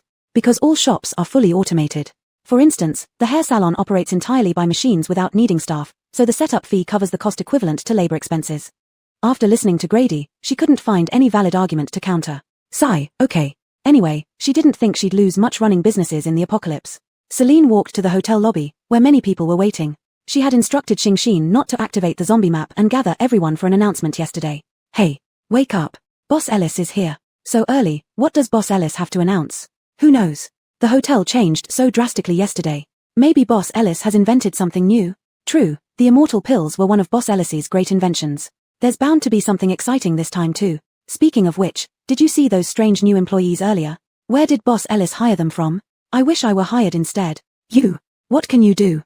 Don't look down on me. I work efficiently too. That's not as impressive as the hotel's staff. Look at Nash. It can change size instantly and works 24/7 without sleeping. Can you do that? Celine stood in front of the counter, cleared her throat, and said with a gentle smile, I'm sorry to take up everyone's time today. I've gathered all of you here to talk about something and to show you a new map. What new map? Elroy was curious, but he received a harsh reprimand from Remy as soon as he opened his mouth. You should ask what the matter is, Remy said. Celine looked in the direction of the voice. There was Chad, always acting cool as usual, and Iof, the ninja man who invariably stood at the edge of the crowd. The moment their eyes met, it seemed that Iof knew exactly what she was about to say. He turned and left with Chi. Big Boss Omoto, it's a new map. Not interested. She called out to stop him. Iof paused slightly. He was only interested in zombies, but since Celine had asked him to stay, the new map might have something to do with zombies. Without holding back any longer, Celine went straight to the point. Starting today, the level 5 zombie map will be suspended. As soon as she said this, the lobby became instantly noisy with everyone discussing why it would suddenly stop when everything had been going well. Many high-level psychics relied on entering the zombie maps daily to earn crystal cores so they could eat well, drink well, and live comfortably in Magic Fairy Castle. For those from Ginza base, the zombie maps were the only way to support the entire base. Boss Ellis, why are you suddenly stopping the zombie map? Yes, we can earn crystal cores, and you can earn points too. Everyone, please calm down, follow me, Celine spoke, and the surrounding noise subsided. She slowly walked toward the Eastern District, and people made way for her, then followed her into the Eastern District. She stopped in front of a shop on the outskirts of the Eastern District, placed her hand on the glass door, and with a swoosh, the glass door transformed into an exquisite seaside gate. Pushing the door open, golden sands and boundless ocean greeted them, the pleasant sea breeze bringing a refreshing sensation. Turning around, she smiled at everyone. This is the new map I wanted to show you, Seaside Beach. Chapter 86, Team Formation. The scene beyond the door was like stepping into another world. Everyone followed Celine, walking in slowly while looking around with amazement. Sunlight, sea, and beach. This place was a vacation paradise. Could Boss Ellis's new map opening be adding a seaside resort area? Then they would have to earn more crystal cores eagerly to enjoy this new lifestyle here. Before the exclamations had even died down, unusual movements came from within the woods, causing everyone to instinctively become alert. What appeared next were zombies and mutant beasts that had burst out of the wood. A large group of zombies and mutant beast. They gathered their special abilities, preparing to resist. This time, Celine was well prepared. She waved her hand, and a protective wall stood between the woods and the beach. The zombies and mutant beasts clawed and hit against the barrier fiercely, but it only created ripples as if stones were thrown into water. As you can see, there are many zombies and mutant beasts here, making it the new map for everyone to earn crystal cores. Entering here to kill zombies requires a participation fee of 100 points per person, and all the crystal cores earned belong to you. However, after entering, your safety is no longer the responsibility of our shop. If you encounter danger, you can return to the hotel through the seaside gate, but re-entry will require paying the entrance fee again. Celine spoke in a cool tone, emotionless. Iof scanned the zombies and mutant beasts blocked by the protection wall, quietly calculating in his mind. Most were low-level zombies, with just a few level 4 and 5 ones among them. Mutant beasts were rare, mostly being at level 4. Though earning crystal cores here would be much less than in the level 5 zombie map, considering his ability level, he could almost do as he pleased here. He turned his head to observe the surroundings again. Not far off was the clear blue sea, and beneath his feet lay clean sand. In such beautiful scenery, there was an 80% chance that Celine intended this place for business purposes. Treating this place as a zombie map was likely to eliminate security threats without sending in troops and could make some money along the way. In short, all present were merely tools for Celine's profit-making. Not only did they have to work hard, but they also had to pay extra. It was a clever move. Io figured out Celine's intentions but didn't care much. If she aimed to clear all the zombies and mutant beasts to use this place for business, then once all of them were killed off, she would open up the level 5 zombie map again. Speeding up her goals would speed up his own goals. With the zombies outside mostly cleared away and lower-level ability users unable to enter the level 5 zombie map, having zombies and mutant beasts of all levels here made them eager to try. When will it be open, Boss Ellis? Yusef asked enthusiastically, barely containing his excitement. At 3 in the afternoon, it opens punctually. Celine looked at her watch and said, now it's 11:08 a.m. Everyone can go have lunch and prepare. Several ordinary people from Yu-Hung 3rd Base gathered to discuss. They now used valuable items to exchange for points, which would eventually run out. If they couldn't earn crystal cores by killing zombies, it would be a matter of time before they faced death. Why not take advantage of the opening of the seaside map when there were many ability users to practice? Higher-level zombies they couldn't handle, but a few lower-level ones should be manageable, right? Looking at how Augustine Base had many ordinary people in their usual zombie-clearing teams. If others could fend for themselves, why should they sit idly waiting for protection when they had hands and legs? Let's form a small team too? A man in his 40s suggested. I think it's good. We have no experience, so we can find an ability user to lead us. How about asking Boss Omoto? He's the most powerful ability user in the shop. We'll share the crystal cores we earn with him. He's aiming for higher-level zombies, able to wipe out entire groups alone. He might not be happy leading us, who could be burdens. Why not ask? The man named Dekori was pushed forward to negotiate with Iof.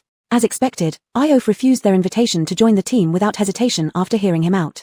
Dekori felt disheartened. The Great Master was indeed too aloof, not wanting to play with them. Hey, you guys are looking for someone to team up with? Find me. Yusef saw the whole process and immediately offered himself. You have no experience, let me take you flying. Dekori's face lit up with joy. Level 3 ability user. Killing not so high-level zombies was perfect for bringing them along. Moreover, beside Yusef was another level 3, Myra.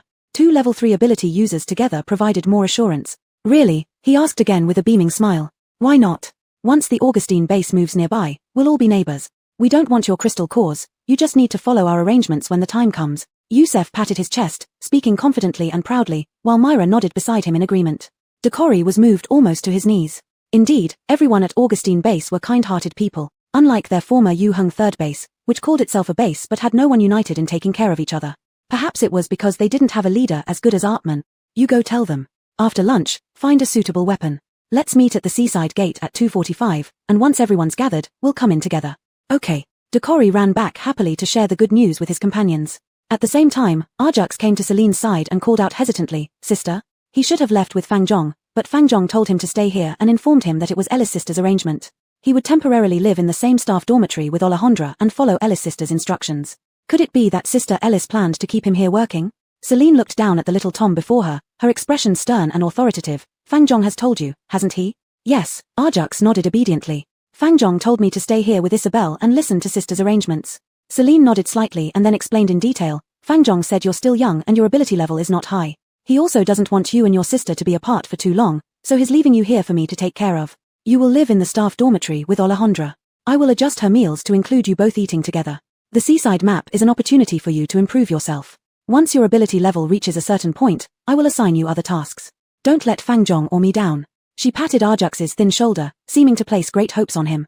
The Tom nodded, his eyes resolute. He was no longer the frightened, shrinking child who had mistakenly wandered into Mo Immortal Castle. I won't disappoint Sister Ellis and Fangjong. Celine left the seaside area and walked towards the West Hall. 6 Liu Zi, change Alejandra's employee meal to a 2-person portion. Okay. Little Fairy is really beautiful and kind-hearted. She is indeed beautiful, but kindness isn't quite it. She's not Mother Mary, she doesn't have time to deal with human suffering. Then why did you leave Arjux behind? Need a bodyguard when going out. Chapter 87, Update the Points card. 6 Uzi did not quite understand Celine's thoughts. If she needed bodyguards, all she had to do was ask. Many high-level psychics would willingly serve her. Let's not even mention Iof, the level 6 Lone Ranger, and Aqua, the president with a penchant for romantic illness. If Celine were in need, Artman and Sheldon would likely also be willing to protect her. After all, as long as she lived, Demon Fairy Castle would live on, and so would the entire Ginza base. She had so many powerful figures at her disposal, yet she chose to capture a level 1 child, spending time, money, and effort on raising him from young. Children are easier to control than adults. A piece of candy can win their loyalty for ages, let alone saving him and his sister's life. Cultivating him from young will make him emotionally attached and guarantee his absolute loyalty. This way, I can prevent others from luring him away with better offers in the future. Wow. 6 Uzi sighed, marveling at the complexity of human society, which remained baffling even after ruling for centuries. Leaving Adrian behind to cultivate a bodyguard was not merely talk for Celine. Though she had a protective charm that could shield her from any attack after leaving Demon Fairy Castle, hiding like a turtle in its shell was not always wise. Occasionally striking back would add more deterrence. She lacked psychic abilities outside, thus needing a powerful bodyguard to act as her weapon. Others she couldn't trust, Upon deliberation, nurturing a child seemed more reliable. Returning to her room, Celine headed straight for the rose garden. The lawn in the center of the courtyard had already been cleared.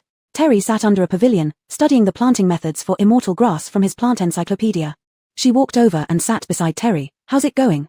Terry laid the encyclopedia open before her and pointed at the section on planting methods. "Boss, it's a bit tricky. Immortal grass needs morning dew, but there is no dew here in the rose garden." The rose garden did not follow the climate changes of the world outside. Instead, it was an anomaly space created by specific data, akin to a picture drawn using data in a computer that remains unchanged whenever viewed.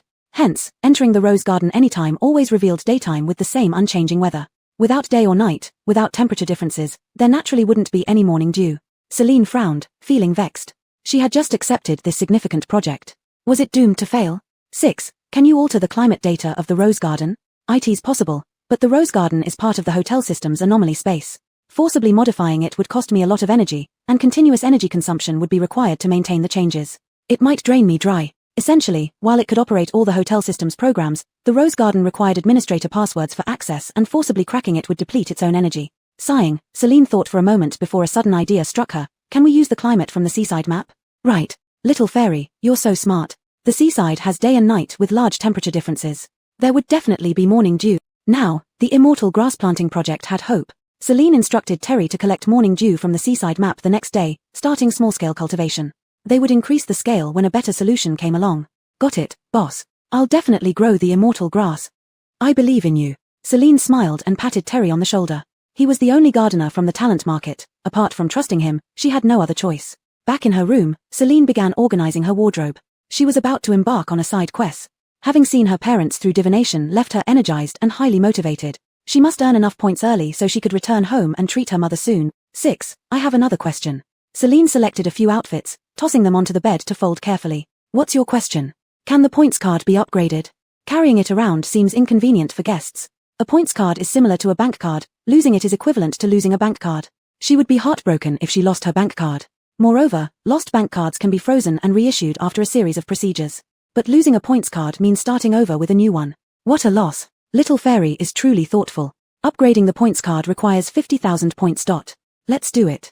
So straightforward. You're not the Little Fairy I used to know. Raising customer satisfaction means earning more. Convenience for everyone benefits me too. Anyway, she had plenty of points now. Okay, 50,000 points deducted from the communal account. Users can update their card to an accessory form through the card itself, choosing either a ring or an earring style. All payment systems within the hotel will be changed to a scan recognition mode. Once worn, the accessory card cannot be forcibly removed by anyone except the wearer, who can take it off at their own discretion. After updating to an accessory card, users can tap on the card to open their personal information panel, allowing them to recharge, order meals, if takeaway services are available, ISWA cards for others, and more. It sounds pretty advanced. Users can recharge themselves and even help others get cards, saving Shinshing a lot of trouble. Let's announce it. Okay. 6 Uzi sent the update announcement to all customers via the card. In the South District dining shop, everyone saw the familiar virtual pop-up window appear simultaneously in front of their eyes.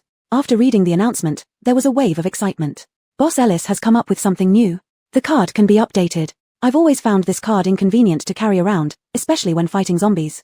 I'm always afraid it would fall out. It's my lifeline. You can choose the style yourself. Let's try updating it right now. A man clicked on the update option, and 3 choices appeared before him. Ring, stud earring, hoop earring. He chose the ring, and like a spread-out card, a row of different ring styles was displayed. He counted 10 different options. Each of the 10 rings had gemstones engraved with patterns representing his psychic ability. All these designs look so cool, making it hard to choose just one. At the same time, several top leaders in the Shangjing base also received the announcement. They were in a meeting when the virtual dialogue box suddenly popped up in front of them, giving them quite a scare. Initially, they thought it might be a psychic attack or a challenge letter from some faction. After reading the long text, they realized it was Boss Ellis's new initiative. The announcement mentioned that once the takeaway system is operational, meals could be ordered through the card. Magnus's eyes narrowed. At first, he thought Boss Ellis was just casually mentioning it to placate him, but now receiving this notice from thousands of kilometers away proves that unlimited delivery range takeaway service might not be impossible. Stefan didn't care whether the takeaway service would start. As long as he wanted to eat, he could open a spatial tunnel to Demon's Fairy Castle anytime. What he was curious about now was what styles would be available after updating the card. Getting an extra beautiful accessory would make him very happy. Chapter 88 Departure to Jiangtang City. Celine packed her luggage in a hurry, eagerly looking forward to this trip. She was curious about what kind of place Jiangtang City was and how her branch store would turn out. Taking out the recreational vehicle, RV, and placing it in the yard, she directly started loading things into the car. She had to bring all her pretty clothes, 2 sets of pajamas for changing and washing would suffice, a few pairs of high heels for matching outfits, and a pair of flat shoes just in case the road conditions were unknown. Skincare products and makeup were necessities, and she decided to bring a curling iron too since she wanted to stay beautiful every day. Perfume was also indispensable, so she picked 2 bottles. This was about it for the luggage. She also needed to prepare some food. Celine said, "My treasure, take out the RV and put it at the entrance of the hotel." Having become familiar with the guests in the hotel and surrounded by people from the Ginza base, she no longer needed to be discreet. Hiro asked, "Where is Boss Yan going?" Celine replied, "We're going on a trip." Hiro asked excitedly, "Can I come along?" Celine answered, "Of course." Overjoyed, Hiro immediately dropped everything and returned the cleaning tools to the laundry room. He quickly walked out of the hotel, took the RV out from the storage space, and obediently got in, turning on the air conditioner as he waited for Boss Yan. Celine went to the buffet restaurant to get some food. She took a plate and put a few steaks on it. The grilled skewers smelled good, so she added some. Remembering that the pepper salt lamb chops tasted excellent last time, she took a whole platter. Fruits were necessary. Since they were free here and already cut, it saved her a lot of trouble. She took a platter of each kind. She wasn't interested in the main courses. She still wanted some vegetables, taking a little bit of each type. Her favorite pumpkin filled a large platter. As for drinks, although she didn't want to spend any money, beverages were hard to carry, so she skipped them. Instead, she raided the supermarket for a pile of packaged cold drinks. Cola, yogurt, beer, sparkling water, and juice were all available. Plus, she packed a big bag of snacks to keep herself occupied during the journey. You're not traveling, you're moving.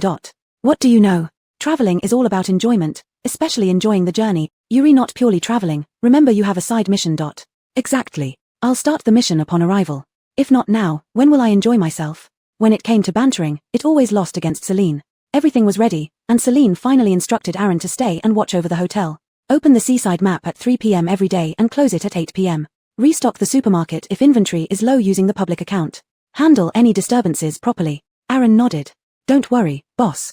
I know what to do. Celine trusted Aaron but added cautiously, keep an eye on those show-offs.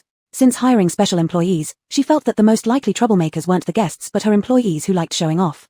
Aaron pursed her lips, agreeing reluctantly, "Okay boss, I'll try my best." Sighing, Celine added, "Let me know if anything happens." Sure thing. It was close to 3 o'clock, and many people gathered in the lobby waiting for the seaside map to open. Seeing the RV parked at the entrance, everyone knew Boss Ellis was setting off on another trip. "Boss Ellis, where are you going?" "Jiangtung City," Celine replied with a smile, not hiding her destination. "Jiangtung City?"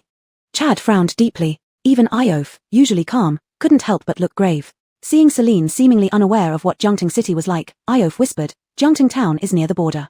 We are still fighting mutated beasts there. Though Jiangtung City is surrounded, a frontline breach could flood the city with mutants. It's unsafe for you to go." People looked at Celine with concern, clearly not wanting her to leave Morshian Fort for such a dangerous place. Celine waved her hand lightly, responding calmly, "Don't worry, zombies can't hurt me." As everyone watched Celine leave, their eyes showed reluctance. They prayed silently that Boss Ellis would return safely, for where else could they find a paradise as happy and secure as Morshian Fort? Unable to remain composed, Chad rushed out, stopping Celine just as she was about to get into the car. "I'll go with you." What if Hiro, lacking combat ability, couldn't protect her? Tilting her head, Celine retorted, "Do I look like I need protection?" Aqua was at a loss for words. He thought of her terrifying ability. She could easily eliminate a level 6 ability user with just a flick of her hand. It seemed she really didn't need anyone's protection. Seeing that he had nothing more to say, Celine glanced past him into the hotel. All guests were watching her, their eyes as if they were sending her off to battle. Her gaze met Iof's icy blue eyes, void of any emotion. As the seaside gate opened, he slowly withdrew his gaze and entered the seaside area first. Still that aloof Omoto big shot. Celine also turned and got in the car, closed the door, and set off for Jiangtung City. After she left, the guests gradually entered the seaside area, and upon stepping through the seaside gate, the entry fee of 100 points was automatically deducted. Except for Adrian. His level was too low, he hadn't even learned how to skillfully control his ability, making his strength no different from an ordinary person. He needed someone to take him under their wing. He fixed his gaze on Bloss, who went all out as soon as he entered. Little Shan told him that Bloss had a good relationship with Sister Ellis and was the strongest among all the residents. If he could be apprenticed to Bloss, his abilities would definitely make a significant leap. With determined steps, he approached Iof, completely unafraid of the intimidating aura around him. He asked, "Mr. Omoto, can you accept me as your disciple?" The twin knives spun in the air and finally returned to Iof's hands. He turned to look at the little Tom who barely reached his waist and was silent for a few seconds. This child wasn't old, but his eyes carried a sharpness, his voice young, yet an eerie chill surrounded him. It was hatred and resentment, reminding him of himself back then. He didn't rush to answer, pointing at a level 1 zombie rushing towards them. He coldly said, "Deal with it, and I'll consider it." Adrian turned to stare at the zombie, his eyes instantly becoming serious as he faced this test. Activating his ability, Fireballs slowly formed in his hands. Just before the zombie reached him, he threw the fireball at its head. The zombie's forehead took a heavy blow and fell backward onto the ground. Unfortunately, it lacked pain sensation and quickly got up, pouncing at Adrian. A hint of panic flashed across Adrian's eyes. He couldn't dodge in time as the zombie's mouth opened wide about to bite him. An arm extended from beside him, and a dagger accurately stabbed into the zombie's temple, killing it instantly. Adrian looked up at the towering Iof, filled with admiration. But he only received a faint evaluation from Iof, brave but reckless. Chapter 89, Little Zombie. After Iof finished speaking, he ignored Adrian and walked deeper into the jungle. Adrian pried open the zombie's head but didn't see any crystal core. He hurriedly caught up with Iof and pleaded, "Boss Motto, just take me as your disciple. I will practice diligently." Iof ignored him and manipulated his dual knives to kill a nearby level 4 zombie. Beside him, Adrian kept nagging, "Boss Motto, I want to get stronger so I can protect my sister and repay Marco and Sister Ellis. Please teach me. I can't find a better master than you." The level 4 zombie moved faster, but it still couldn't fight against the level 6 Iof. It soon fell to the ground, its brains splattering out. Iof walked over, picked up the crystal core wrapped in black sticky blood, wiped it on his clothes twice, and put it in his pocket. He continued to search for the next prey. Adrian trotted along behind Iof, unwilling to give up. "Give me one more chance, I can do it." Annoyed by the kid's constant chatter, Iof finally stopped his long strides and pointed at the little zombie hiding behind a tree, secretly peeking at them. The little zombie was a Mila who looked about the same age as Alejandra. She shivered timidly, unlike a brainless zombie that only followed instincts. Adrian looked at the little zombie, then at Iof, clearly being told to kill this little zombie. He clenched his fists. The terrified look of the little zombie was very similar to his own sister. He truly couldn't bring himself to do it. But if he didn't kill the little zombie, Boss Motto wouldn't agree to take him as a disciple. His power condensed in his hands, and step by step, Adrian approached the little zombie, feeling heavier-hearted with every step. Sensing danger approaching, the little zombie took a few steps back, turned around to flee, but accidentally tripped over a rock and fell to the ground. A shadow loomed over her, and she twisted her head to fearfully look at Adrian, who was now beside her, making incomprehensible noises, trying to speak yet unable to make any sound. A fireball condensed in his hand. Looking at the panic-stricken little zombie, Adrian felt compassion and closed his eyes, firing the fireball at a nearby tree. "I can't bring myself to do it." The little zombie always reminded him of his sister, and he simply couldn't bear it. Moreover, it seemed like this little zombie still had some human consciousness. Without a word, Iof walked over, unstrapped his backpack, opened the zipper, threw it in front of the little zombie, and coldly said 2 words, "Get in." Fear was written all over the little zombie's eyes. She flailed her hands, babbling as if trying to say something, seemingly begging Iof to let her go. Iof glanced at the people coming this way and indicated to the little zombie, "Are you sure you want to stay here?" Seeing the overwhelming crowd of humans, the little zombie realized this man was helping her, so she obediently crawled into the backpack. Iof zipped it up and tossed the backpack to Adrian. "Hold it, let's go back to the hotel." Adrian carried the backpack, still a bit stunned, and followed Iof absent-mindedly. Wasn't he supposed to kill the little zombie? Why did they end up taking the little zombie away? No, letting him carry the bag means he's willing to take me as a disciple. Boss Motto was too aloof, his thoughts unfathomable. He didn't dare guess anymore and closely followed behind the boss. "Iof, what's in your bag? Take it out." Chad blocked Iof's path. He had seen a little zombie hide into the backpack just now. It must be a top-level zombie that Iof wanted to keep private. Why should it concern you? Iof gave him a cold glance. He always thought there was something wrong with Chad's brain. He always liked to oppose him. So, he likes Celine. If he has the guts, why not pursue her directly? Having the intention but lacking the courage, why does he always come after me? It doesn't usually matter, but what are you hiding a zombie for? Do you plan to bring it back to the hotel and cause chaos? Chad's voice wasn't low, everyone around heard it and started discussing Iof. Those with clairvoyant powers even used their ability and saw the curled-up little zombie inside the backpack. It really is a zombie. What? Why would Boss Motto take a zombie away? Boss Motto and Boss Ellis usually seem to have a good relationship. Who would have thought he'd be so hypocritical? Maybe he wants to create chaos in the hotel for an opportunity to take control. Boss Motto, let the zombie out now, and we'll act like we never knew. Boss Ellis is kind-hearted, don't make another mistake. Listening to the voices around him, Chad sneered inwardly. He had always disliked Iof. Here, without the protection of the hotel, even if Iof got beaten to death, Boss Ellis wouldn't interfere. Iof didn't want to waste words explaining. He drove the power within him, and the dual knives spun rapidly in his hands. Upon seeing this, the crowd immediately dispersed. That's a level 6 boss. Fighting them would be like swatting zombies, so easy. Aqua also activated his psychic power and shouted for the last time, "Iof, are you willing to harm your fellow humans just to protect that zombie?" Iof didn't bother with Aqua's nonsense. He used his daggers to cut down the trees on either side, blocking the other's view. "Go find Aaron." Adrian hesitated for a moment before realizing Iof was speaking to him. Without further ado, he held the backpack and sprinted towards Seaside Gate. The rest of the group kept their eyes on Adrian, a level 1 psychic ability user who they could easily deal with. "The zombie is with him, stop him fast." In an instant, fireballs, ice spears, lightning bolts, and rocks rained down on Adrian. He didn't dare look back and rushed blindly toward Seaside Gate. A psychic speedster appeared in front of Adrian in just a few seconds. He slammed on the brakes, hugging the backpack tightly. This was entrusted to him by Master Omoto. It absolutely couldn't be taken away. Suddenly, a fierce wind swept from behind, kicking up dust and making everyone squint. Adrian raised his hand to shield himself, and in the next second, he felt himself being lifted into the air. He looked up to see a flying psychic. Yusef held Adrian by the collar and flew towards Seaside Gate while shouting, "You guys bullying a kid, aren't you ashamed?" Remy unfurled his wings to give chase. "Yusef, you traitor. Bringing a zombie back to the hotel won't get you blacklisted." Yusef sneered disdainfully. "Do you think Yosef is stupid? The security measures at Mozyanbao are so tight. If this zombie isn't special, would Yosef take it along? Besides, do you really doubt Boss Ellis's trustworthiness? A little zombie causing chaos in the hotel? Naive. Foolish. You. What are you gonna do about it? With your 3P brains, it's no wonder you can't figure it out. Who doesn't know Aqua has had it in for Yosef for days? Now you're trying to use us as pawns for revenge?" Below, Myra, who was fending off other psychics, silently gave Yusef a thumbs up. That speech was truly spot on. Previously, in the level 5 zombie map, every time Aqua saw Iof, one or two of his lightning bolts always seemed to miss their mark. Now, planning to use the zombie to gang up on Iof clearly showed his personal vendetta. Chapter 90. No matter how harshly Yusef spoke, Chad didn't plan on letting Iof off the hook today. The large tree blocked his view, but he couldn't afford to worry about that. Activating his power, countless bolts of lightning descended from the sky, striking behind the large tree. Iof quickly dodged, and with a swift movement, 2 trees in front of him shot forward at an astonishing speed. After the lightning cleared, dust filled the air, giving him the opportunity to leap onto a nearby tree trunk, moving through the forest as agilely as a monkey. Chad soon spotted him, with bolts of lightning chasing after him, but due to the delay of the lightning, it never struck its target. On one side, Iof and Chad continued their duel, while on the other, a group of psychics chased Arjux, with Yusef both leading and resisting for dear life. Ordinary people retreated to the side, watching this psychic battle unfold. Smoke billowed, sand flew everywhere, and the entire coastal area fell into chaos. The struggle between these big shots was something they wouldn't dare to get involved in. Not only ordinary people, even zombies and mutated beasts kept low at such a scene. It would only lead to getting beaten up. Yusef dropped Arjux at the entrance of the coastal gateway. "Get out quickly. I'll have to pay points if I come back inside after leaving." He certainly didn't want to waste 100 points without earning a single crystal core. "Thank you, brother." Arjux hugged his backpack tightly and ran out of the coastal gateway. Just as Yusef was about to turn around to help Myra, Remy slammed him to the ground with a move called soaring like a rock. It wasn't that painful, except for getting a mouthful of sand when face down.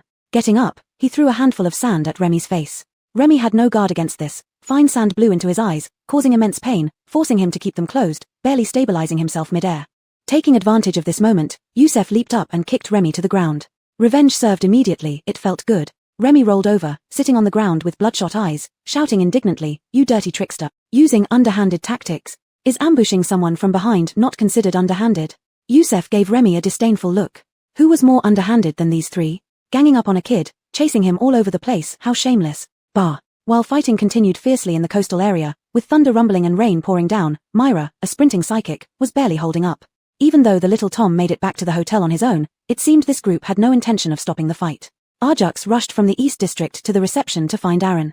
The little zombie in his backpack almost got seasick from the bouncing, looking dazed when finally out of the darkness. Barren saw the little zombie huddled in the backpack, skin grayish-white but not decaying, large black eyes staring at him, looking pitifully helpless. He took the little zombie out and placed it on the counter. The little zombie waved its arms in the air, babbling incomprehensibly. With the boss absent, what should he do with this little zombie? Best to consult the boss. Barren, boss, Mr. Iof and young Arjux found a little zombie in the coastal map. It seems to have human consciousness and is now back at the hotel. What should we do? Celine, what? She had just left for a short while, and already something bizarre happened. A little zombie with human consciousness like Iof's mother. Barren, it's babbling, and I can't understand it. Celine, bring it to the medical room for testing. If it's a semi-human, keep it here temporarily and arrange a room for it. Otherwise, put it in isolation. Barren, okay, boss. One more thing, because Mr. Iof insisted on bringing the little zombie back to the hotel, other psychics are fighting with him in the coastal area. Should we intervene? Celine rubbed her forehead. What was happening? She put down her iced cola and looked at Hero in the driver's seat. Bow, let's turn back. Hero was puzzled, everything had been going smoothly, why turn back to the hotel? Still, following Boss Yan's orders, Hero turned off the navigation, adjusted the steering wheel, and turned back toward the fairy castle. Celine instructed Barren, go stop the fight, I'll be there soon. Barren, got it, boss. 6. Pull up the coastal map surveillance. Sure. The screen began playing all events in the coastal area since the team entered the coastal gateway at 3 o'clock. Celine clicked on fast forward to review the entire incident. Damn. Chad, this madman, stirring trouble for nothing, ruining her perfect trip. Aaron asked Gigi to take the little zombie to the medical room for tests while he went into the coastal map to quell the fighting. Stepping into the coastal gateway, he was shocked. The sky was filled with people who could fly, run on the ground, and leap from trees, all psychics, while zombies and mutated beasts were hiding out of fear. The sky was overcast with dark clouds, lightning bolts ready to strike, and not far from the beach, tornadoes and sandstorms raged. Vines curled up and crept along the sandy shore. It resembled the end of the world. Oh no, this was already the apocalypse. Everyone, please stop. Aaron's voice was drowned out by the ongoing chaos, so he simply used a protective barrier to separate everyone. The powers hit the protective barrier and their energy was quickly dissipated. This familiar feeling made everyone turn to look at the entrance. Aaron stood there, hands crossed in front of him, wearing a smile as always, polite and respectful. Only when the sky cleared and the dust settled did he calmly say, "Everyone, the little zombie is highly likely to be a semi-human and has been sent for testing. Brawling is prohibited in this inn. Please remain calm and wait for Boss Ellis to handle this matter." Upon hearing that Boss Ellis was returning, everyone retracted their abilities, revealing fear in their eyes. What should they do? The inn rules strictly forbid fighting. They thought it would be fine within the coastal map, but now Aaron had intervened, and Boss Ellis was on her way back. This indicated that things had escalated too much, and none of them would get off easily. Perhaps the most panicked was Chad. He had instigated the conflict. Given that Boss Ellis had some connection with Iof, she might have turned back specifically for Iof's sake. Now he would not only tarnish all his good impressions but also face punishment. Truly a case of losing more than gaining. Iof leaned against a tree branch. Chad's relentless attacks consumed much of his psychic power without inflicting any harm. Leaving one leg dangling casually, Iof's expression flickered. Celine was coming back, and Chad was in for a show. With an hour left on the return trip, Celine couldn't wait any longer. She asked 660 to activate teleportation, directly flashing back to the hotel lobby. She jumped out of the car and marched angrily toward the East District. Her peaceful vacation disrupted, she was furious now. One by one, none of them should be allowed to live. Chapter 91, Will he explode? Boss. Aaron, seeing that the boss had returned, bowed and then left to return to his post. Mr. Ellis, please let us explain. Remy wanted to say they acted to prevent zombies from entering the hotel but was stopped by a raised hand. There's no need for further explanation, I already understand what happened. Celine's face was as cold as frost, devoid of her usual gentle smile. The icy atmosphere around her seemed like it could push everyone into the zombie zone. I only said that our hotel isn't responsible for any safety issues arising during your fights with zombies or mutated beasts, but I never said you were allowed to fight here. Are there not enough zombies and mutated beasts for you to show off? Do you need to be sent into the level 7 zombie zone to prove yourselves? Her words were delivered indifferently, leaving everyone slightly bowing their heads, too guilty to speak. Truthfully, as the hotel owner, Celine didn't have much authority over her customers. But having her trip interrupted after less than 3 hours, she was seething inside and needed an outlet for her anger. After scolding them, she took a deep breath and said, "The seaside zone is under the jurisdiction of Magic Fairy Castle, where fighting is strictly prohibited. Since you weren't aware of this rule beforehand, we will give a lighter punishment this time." Turning to Nash, who had been following her, she instructed, "Record the names of those who instigated and attacked others. They are barred from participating in activities within the seaside zone." "Yes, Boss Jan." She then addressed everyone else, "The seaside zone will be closed today. Please leave now." The crowd did not linger, accepting the punishment without objections, gradually departing. Chad approached Celine, attempting to clarify and salvage some goodwill. "Please don't misunderstand. I just worried that bringing zombies into the hotel would harm its business. That's why I tried to stop it." Celine glanced at him coldly, her expression impatient. "Do you think I'm stupid, or do you think Alton is stupid? If that little zombie was truly a zombie, do you think it could have escaped through the seaside gate?" When Aaron told her that Arjux had brought the small zombie back to the hotel, she already suspected it was likely a semi-zombie. Sending it for testing was merely for the guest's peace of mind. If Chad had tried to stop Arjux instead of chasing Alton with lightning, perhaps she might believe him more. Clearly, this was intentional provocation. He should be grateful that Alton didn't retaliate but simply evaded the attack. Otherwise, she would have thrown all participants into the level 7 zombie zone. Chad's motives were transparent, leaving him unable to justify himself further as he left the beach guiltily. Alton emerged last, looking unexhausted despite being the target of attacks. His demeanor remained calm yet distant. Celine looked at him curiously, asking, "Why didn't you fight back?" Even though Chad's lightning caused considerable damage to the trees, it never forced Alton to retaliate. His tolerance was indeed remarkable. To everyone's surprise, Alton responded calmly, "He's quite foolish. Foolish to the point that he didn't deserve Alton's effort in retaliation, destined to fail on his own eventually." Ha! Celine couldn't help but chuckle. Sometimes, the Great Omoto's words were brutally honest. Arjux waited outside the east zone. Seeing Celine and Alton emerge, he rushed forward. "Big Sister Ellis, Great Omoto." Celine patted his head, praising, "Well done this time." Arjux beamed, then eagerly looked at Alton for approval. Alton cast a brief glance before retracting it. What did he mean? Was Alton taking him as a disciple or not? Confused, Arjux received another clarification. The master-disciple relationship ends with this event. This meant Alton agreed to take him on. Arjux's eyes sparkled like stars as he made a 180-degree bow. Thank you, master. Only then did Celine realize why Arjux associated with Alton. The young Tom had wisely chosen one of the most powerful psychics in Magic Fairy Castle. Smart and skilled, Arjux would surely learn a lot under Alton. Perhaps when she returned from Jiang Ting 2, he would have made significant progress. Alton pulled out a level 4 crystal core from his pocket and tossed it to Arjux, a gift. Arjux held the crystal core reverently. Astonished, it was his first time seeing a level 4 crystal core. Thank you, master. I will cherish it. Eat it. Alton was brief. You're too weak. I don't want to bring you along. Arjux rubbed off the dirt on the crystal core and swallowed it.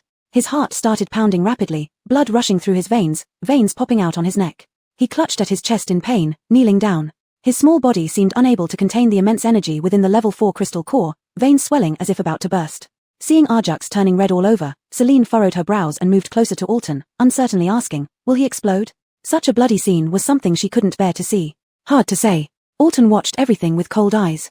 He had gone through this before. How painful it was to consume a crystal core several levels higher than himself, he knew that feeling well. If one had strong willpower, they could absorb all the energy from the crystal core, boosting their level drastically. If one couldn't endure, they would be counteracted by the crystal core's energy and die violently. He believed Arjux could do it. Celine squinted her eyes, her facial features twisting together. Finally, she couldn't bear to watch and covered her eyes with her hand. Horrible.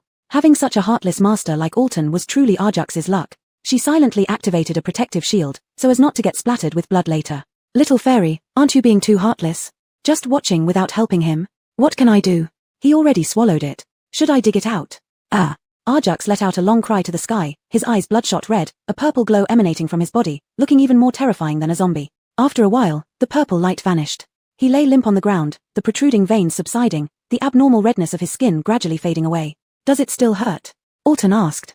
Arjux took a deep breath. Strangely, he felt drained just now, but after a few seconds, his body was filled with energy again. His pulse was robust, his bones as if shattered and remolded, becoming even stronger. It doesn't hurt anymore. It feels like I can feel the energy surging inside me. You've leveled up to level 3. Chapter 92, It's my blessing to have you. Adrian looked down at his body, still not fully comprehending what had happened. All the pain from before had completely vanished, so thoroughly that he could no longer remember how excruciating it was. He only knew that he had been in great distress just now, but now he felt a surge of powerful energy coursing through his entire body. So this is what upgrading feels like. Seeing that he was fine, Celine finally lowered her hand from her eyes and took half a step back to maintain distance from Alton. She turned her head to look at the tall man beside her, thinking to herself, this man is really ruthless. But she said, little Qian apprenticing under you, and you giving such an expensive gift for the first meeting, how can I bear it? I'm also considered little Qian's guardian now, I should repay you for the apprenticeship gift somehow. Celine never let others take advantage of her, nor did she enjoy taking advantage of others. Reciprocity was the way to get along in the world. Alton didn't mince words and directly put forward a condition, how about treating me to dinner? It was nearly dinner time, and this request wasn't unreasonable. Celine nodded in agreement. What do you want to eat? Buffet. This worked even better for her since buffet restaurants involved minimal cost. It would merely be a loss of 68 points, nothing too significant. Moreover, Alton had given Adrian a level 4 crystal core, which was worth hundreds of buffet dinners. In the end, she still came out on top. For the buffet, she wouldn't bring Adrian along and sent him to have dinner with Alejandra instead. Celine and Alton crossed the lobby straight to the southern area's buffet restaurant. Perhaps due to its slightly higher price, the foot traffic here was always less compared to other places. Kaylee, holding a machine to collect points, approached, but Celine waved her away. They each picked up a plate and went to choose their food.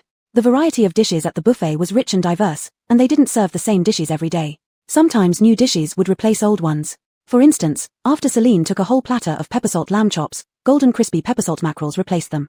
Though it lacked the satisfaction of eating red meat, it was protein-rich, and Alton loaded up quite a bit, occupying almost a third of his plate. Meat was a must, so he added 5 or 6 pieces of braised pork ribs and some simple stir-fried meat with green peppers until his plate was piled high. Then he went to find an empty seat. After placing his plate down, he fetched a cup of barley tea, which helped cut through the richness and allowed him to eat more meat without feeling too full. Celine wasn't very hungry and simply took some pastries and fruits, sitting opposite Alton. Looking at the mound of meat on his plate, topped with only 2 strands of vegetables, she couldn't help but sweat, finding the few greens rather pitiful. She took a sip of tea and found a random topic. Are you getting used to staying here? Who wouldn't get used to enjoying delicious food, cold drinks, and air conditioning during the extreme heat? Not only that, Fairy Castle was clean and tidy. If the room got messy after a few days, one could leave the service light on outside the door when leaving, and by the time they returned, housekeeping would have cleaned the room. The bedding wasn't plain white like in hotels during peacetime but a warm orange yellow, giving off a homely feel. Many people probably considered this place home by now. Did you come to Jungtung 2 just for tourism? Alton stuffed a piece of meat into his mouth. He thought Celine seemed quite idle in the hotel, but driving so far to the front lines didn't seem like mere boredom. I plan to open a branch in Jungtung City. Is business good over there? It should be, right? There are many people, and they're fighting mutated beasts, so there must be plenty of crystal cores. Alton nodded in understanding, not pressing further as he buried himself in his meal. Both remained silent. When they were done eating and ready to leave, the usually reserved and taciturn Mr. Omoto unexpectedly warned her, "Be careful." Celine was momentarily stunned before smiling and saying, "Got it." Rest assured while staying at Fairy Castle. Alton's gaze flickered but he didn't explain much, merely responding with a faint hum. What worried him wasn't the safety of Fairy Castle but Celine's well-being. Saying he liked her sounded too shallow. She was the only person who could converse with him in these 9 years of the apocalypse. They weren't friends, yet there was a connection between them. Celine, of course, had no clue about Alton's thoughts. After satisfying her hunger and leaving the southern area, she needed to set off again. "I leave little Chen in your care, master." "Sure, safe travels." Celine turned around and sat in the RV parked in the lobby, instructing Hiro to drive out of the hotel gates. Watching the car disappear, Alton withdrew his gaze, walked towards the elevator, and headed upstairs to rest. "Nora, why do I always feel Alton looks at you with a tinge of regret? Human emotions are complex. With all your data, you can't analyze anything substantial. Nora, your words are so hurtful. I know I don't have a heart, but I still feel deeply wounded. But Nora, you've been too nice to Alton, which is not like you at all. If you think there's something wrong with you, go update your data." Inviting him to dinner was for Adrian's sake. What's so out of place about that? I am not talking about that. Your attitude towards him is worlds apart from how you treat others. Celine thought about it seriously and realized she did have double standards, but there were reasons for them. Alton is probably the only normal person I've met in the 37 years since I started missions with you. The rest were all like Chad, a bit off in the head. Either crazy men or crazy women. It was hard to find someone who could truly communicate normally. Celine opened a bottle of red wine, poured herself a glass, and leaned back comfortably on the sofa. The car was set to autopilot, and she called Hiro over to be her cushion. Hiro loves hugs. Alas, I have no physical form, so I don't know what a hug feels like. After all these years of running the system, you can't even create a phantom body. You make it sound easy. I've also encountered plenty of crazy hosts, which didn't get me much KPI points, but caused lots of trouble that I had to clean up, using up my energy. Celine laughed unkindly. She sipped her red wine and said proudly, "So, stop complaining about my cleverness. Be grateful for having me as a host who follows the rules and completes tasks efficiently. Yes, yes, yes, it's my blessing to have you." The journey was long. Celine snacked and watched shows, occasionally chatting with Grady, making the trip not too boring. However, just before reaching Jungtung 2, the RV was attacked by a level 7 mutated beast. Chapter 93, Encountered a Living Monster. Boss Rona, up ahead is Jiang Teng Tuochuo. Celine, slouched in the passenger seat sipping her milk tea, took off her sunglasses and sat up to look into the distance. Elsewhere, it was sunny with clear skies, but the sky over there was covered in dark clouds, flashing with lightning and thundering. Is it pouring rain? Little Xianxian, those are mutated beasts. What? Celine's pupils suddenly constricted as she scrutinized closely, realizing that the dark clouds were indeed composed of many moving little dots. Flying mutated beast. Where exactly is Jiangtung City? Hiro pointed toward a chimney-like structure standing on the ground in the distance and said, "Boss Rona, according to the navigation, it's 10 kilometers away. It should be there." Celine rested her cheek on her hand against the armrest, deep in thought. Her expression did not show any joy about arriving at their destination. Can this godforsaken place even get business for a new branch? Little Xianxian, I've checked the information of this world. Jiangtung City is 100 kilometers from the frontline battlefield, and it is populated by advanced psychics who are all soldiers, so the demand for supplies must be quite high. Jiangtung City is specifically set up to resist mutated beasts, preventing them from threatening the Shangjing base. So the city wall is nearly indestructible. You needn't worry too much. Celine nodded understandingly. In that case, she would see if she could make a big deal out of this. Move forward. She gestured forward and approached Jiangtung City. Suddenly, there was a bang as if something had smashed onto the roof of the car, making the vehicle shake violently. It startled her. She steadied herself as Hiro stopped the car. What happened? Muttering under her breath, Celine pulled aside the curtain on the window but saw nothing. Suddenly, a blood-red gaping mouth stretched down from above and roared at Celine. Wow. Frightened, Celine flinched backward, yet her eyes sparkled with excitement. It's a monster. She finally got to see a live monster. This is a mutated beast. Not a monster. I told you there are, Ultraman, in this world. The mutated beast jumped from the top of the car to the front. Celine saw its true form. It had a pair of huge wings, and when its mouth opened, it seemed as tall as a building. It had 2 feet, which looked like chicken claws, screaming into the sky while flames spewed from its mouth. Those are eagle claws, not chicken claws. Whatever kind of claws they are. Celine sipped her milk tea, her eyes glowing excitedly as she stared at the mutated beast. Hey, 6, why can it see our RV? Don't we have invisibility? You didn't turn it on. Celine looked at the row of buttons on the dashboard. Oh, indeed, she forgot. Hehe, it was her first time seeing a mutated beast. Little Xianxian, this is a level 7 mutated beast. You should have some sense of crisis and respect your enemy, okay? Level 7? No wonder it's so huge. Celine patted Hero's head beside her. Stay in the car, don't come out, I'll go check it out. Hero nodded obediently. Boss Rona had protection, so safety wasn't an issue. Celine, holding her milk tea, pushed open the door and hopped out, closing it behind her before approaching the mutated beast. She inspected it thoroughly. It seemed to be derived from an eagle, but she barely reached its legs. She reached out to touch the fur on the mutated beast's leg. It was so hard, like steel plate. 6, can a level 7 mutated beast see me? No.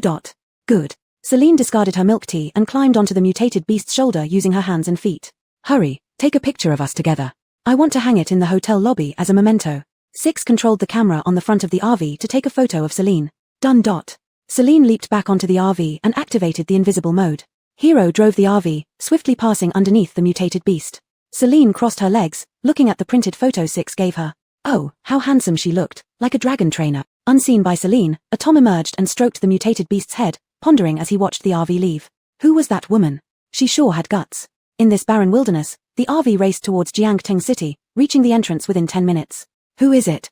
Seeing the RV, the guard immediately entered a defensive state, activating his psychic abilities. He cautiously approached the driver's side window, raising his voice. Get out. Cooperate with the inspection. The car door opened. It was the passenger side. His attention instantly shifted to the other side, where he saw a beautiful woman standing before him, heightening his alertness further. The water ability in her hand formed into an ice blade as she coldly asked, "Where are you from? Why are you here?" Celine approached the guard with a smile, raising her hand to show the platinum ring on her middle finger. This was a gift from Stefan before he left, saying that as long as it was for Shangjing, whether Jiangteng City or Shangjing City, this ring would make things much smoother. My surname is Ellis. I'm the owner of Morshiang Castle Hotel. Counselor Stefan sent me. The guard had heard of Morshiang Castle. Recently, supplies sent to the Shangjing base were said to be purchased from there. Moreover, since this woman had Counselor Stefan's ring, it should be credible. He retracted his abilities and respectfully said, Ms. Ellis, the front line is at war now, and it's not safe here. What brings you here urgently? Oh. Celine glanced up at the city wall towering about 40 to 50 meters high, casually saying, I plan to open a branch here. The guard frowned, suspecting this woman might be insane. Why choose such a dangerous border area for business? Even if she wanted to open a branch, shouldn't she go to the Shangjing base? However, as this woman could be considered Counselor Stefan's friend, he didn't dare offend her and could only say, we need to inspect your vehicle for entry. Please cooperate. Celine nodded, seeing no need to trouble the gatekeeper. She waved toward the driver's seat, and Hero jumped out of the car. The gatekeeper brought 2 companions to thoroughly check the RV. They found no suspicious items, but when they opened the fridge, they saw it fully stocked with icy drinks, making them quite envious. They also inspected Celine, confirming she carried no zombie virus, and then allowed her passage. The RV slowly entered the city gates, while a few guards were whispering among themselves. Who exactly is this Ms. Ellis? It's been 9 years into the apocalypse, yet her vehicle can still run. Isn't that too advanced? Not just that. She has a few bottles of red wine in her car, along with a fridge and a screen TV. How sophisticated. Does it use electricity? That must consume a lot of crystal cores, right? What do you know? I heard from the medical staff that their head went to Morshiang Castle to purchase supplies. Everything is abundant there, no lack of water, electricity, or food. Treatment rooms are fully automated. No doctors are needed to treat injuries. More than that, recently, injured people weren't taken back to the medical department. I saw it myself. They applied new medicine on wounds, and they healed within seconds. So miraculous. If Morshiang Castle really opens a branch here, it would be great. We could see it ourselves. Chapter 94, Jiangteng City. Jiangteng City truly lived up to its name as a city, far surpassing the Jinza base that Celine had seen before in terms of scale, architecture, and foot traffic. The roads within the city were spacious, with most buildings constructed from earth and stone. Even the wooden houses were built more precisely than those in the Jinza base, appearing much sturdier. It had been years since anyone had seen a vehicle, so many people stood by the roadside watching. Sitting inside the vehicle, Celine felt as if she was parading down a flower-lined street. This was slightly too ostentatious. Nash, stop the car, let's walk from here. Sure thing, Boss Rona. Before getting out of the car, Celine first opened the talent market to upgrade Nash. With all high-level psychics here, Nash's protective shield wasn't strong enough, and she was somewhat worried. She spent over 10,000 points to directly upgrade Nash's shield to the maximum level, then pushed open the door and got out. Nash followed her out and put the RV into his storage space. Nora, after the next intersection, take a right turn at the following one, and you'll find the side mission point there. Little Lulu has grown up. You're no longer the person who just made me find mission points on my own. That's because I got scared after being scolded by you last time. Celine led Nash towards the mission point, overhearing people's discussions along the way. They mostly wondered who she was, where she came from, and why she had come to the border. The city was filled with soldiers wearing tattered but neat clothes. Everyone appeared spirited and determined, their eyes showing resilience. There weren't many shops in the city, concentrated in the center, mostly selling weapons and armor. As for food and water, they seemed to rely entirely on supplies from the Jingcheng base. Initially, Celine thought someone from the upper management would come to greet her, just like in Jinza base. However, even upon reaching the mission location, she saw no familiar faces. The mission site was 2 storefronts, roughly 30 square meters, empty and dusty, unlike a newly opened store which would be clean. Upon entering, the official female voice rang out as usual. Welcome, boss, to the side mission point. Please proceed to the district office in the central area to register your shop. Next to the mission point was a weapon shop selling knives, swords, halberds, and spears. The shop owner was a short-haired woman who looked bold and efficient. Celine greeted her. Hello, could you tell me where the city hall is? The short-haired woman gave her a fierce look, turned around, and went into the back room, ignoring her completely. Celine awkwardly touched her nose. Was everyone here this unfriendly? After all, it's the border. These are warriors who have braved life and death on the battlefield. It's normal for them to be a bit aloof. Plus, you're an outsider, dressed so elegantly, so they might be a little envious and guarded. Thinking about it, Celine realized these female soldiers lived tough lives to defend their homeland, often hungry and poorly clad. Her elaborate appearance here could indeed make people feel unbalanced and biased. She sighed inwardly, realizing she'd have to find it herself. Xiao Kinkin. The familiar yet cheesy nickname sent shivers down Celine's spine. Turning around, she saw Stefan, her male sister. Stefan still wore the outfit she had picked for him, with a green earring in his right ear, clearly crafted from points cards. He strode over quickly, his hairpins falling loose, letting his long hair flow gracefully. With his naturally feminine beauty, he looked like a celestial being descended from the heavens. When Stefan reached her, Celine smiled. Aren't you supposed to be in the Jingcheng base? How did you get here? The messenger reported seeing an RV heading towards Jiangting City, so I knew it was you. Of course, I hurried over. Stefan casually draped an arm around Celine's shoulder and whispered, I should be asking you. Didn't you say you were going to open a branch in Jingcheng? Why did you come here? Branches need to be opened one by one. Jingcheng has a large population and many shops. I need to plan carefully. Rushing in would lead to losses. Celine said this seriously, but Stefan laughed, knowing well that the Magic Fairy Castle wouldn't have such business worries. Forget about that. Do you know where the district office is? Could you take me there for registration? Registration is simple. Let's open the shop first, and I'll take you to complete the procedures later. Besides, I can give you a tour of Jiangting City. Stefan spoke confidently. As chief advisor under General Kale, he held considerable influence in the military zone, second only to the general. Handling something as trivial as shop registration was certainly within his power. Seeing this, Celine didn't protest. She also didn't want to go through the hassle of walking around. She stepped into the mission point. Tongtongzi, open the store. Opening the branch in Jiangting City requires 100,000 points. Please confirm. A virtual dialog box appeared before her, and Celine clicked to confirm. 100,000 points have been deducted from the shared account. Starting from where Celine stood, light gradually spread outwards, transforming the space dramatically wherever the light circle passed over. First came the creamy white floor tiles, followed by orange-yellow matte walls, and chandeliers with exquisite and atmospheric design hanging from the ceiling. Along the perimeter of the ceiling, recessed lighting was installed, casting a warm glow that made the entire space feel incredibly cozy. Next, a 10 square meter dust-free dining area was sectioned off in the corner, featuring 2 long tables that could seat 8 people each. Simple yet elegant. Finally, a sign slowly materialized above the store entrance, Magic Fairy Castle. The lights flickered on, making the 3 characters Magic Fairy Castle particularly eye-catching. Stefan, standing outside the store, was stunned speechless, his eyes as wide as his mouth, left gaping at the transformation that had taken place within just 1 minute. General Kale had once suspected that the Magic Fairy Castle was backed by powerful forces or that Boss Ellis herself possessed strong psychic abilities to create what seemed like a paradise on Earth. Now, it looked like it wasn't about psychic abilities at all. This was clearly magic. Not only was Stefan shocked, but everyone around him, shopkeepers and passers-by alike, were equally astounded by the transformation of the Magic Fairy Castle. Just moments ago, the shop space was completely empty, and in the blink of an eye, it was fully decorated. And so beautifully. The short-haired woman who had earlier ignored Celine heard the commotion outside and came out to take a look. Initially thinking it was due to Chief Advisor Stefan's arrival, she followed everyone's gazes to the adjacent space and her pupils dilated instantly. When did this new store appear? Chapter 95 Dream Lover. Celine pulled open the glass door and walked out, looking at the gathered crowd with a radiant smile, saying, My surname is Ellis, and I'm the owner of Morshian Fort. A few days ago, General Kale and Chief of Staff Cash came to the main store to purchase supplies. I learned about the shortage of supplies at the front line. To ensure that every soldier can have a hot meal, I've decided to open the first branch here in Jiangting City. You can use crystal cores to exchange for points and then spend them in the store. Welcome everyone. At this remark, everyone was astonished. General Kale and Chief of Staff Cash had been to the main store of Morshian Fort. So those breads and boxed meals issued recently were from Mortian Fort? And this young and beautiful woman before them is the owner of Mortian Fort? That's amazing. What extraordinary ability must one possess to set up a branch in an instant and produce so much food? Someone in the crowd asked, how do we exchange crystal cores for points? How many points can we get? Is it expensive to eat here? Can a level 2 crystal core buy us a meal? Celine smiled gently, it's not expensive. My employee, Hero, will explain the specific exchange rules. She dragged Hero over and said, I need to go complete the shop registration procedures first. Those who wish to apply for a points card can queue up and find Hero. Suddenly, everyone rushed forward, surrounding Hero. No matter how many points they could exchange, it would be right to try out this magical store by spending some crystal cores. Celine extracted herself from the crowd, feeling the intense gazes on her. She looked up and met the eyes of the short-haired woman next door. She smiled brightly as if the previous incident didn't bother her at all. Hello, please take care of each other as neighbors. The short-haired woman suppressed her surprise, nodding slightly with a touch of embarrassment. My name is Denise. I'm surnamed Ellis, and they call me Boss Ellis. All right, Denise responded coolly, glancing at the crowd outside the Mortian Fort entrance, wondering how long the queue might be. Seeming to understand her thoughts, Celine didn't interfere further. Matters related to points cards would be handled by Hero. She didn't want to give anyone special treatment. Cash, let's go, take me to the office. Sure.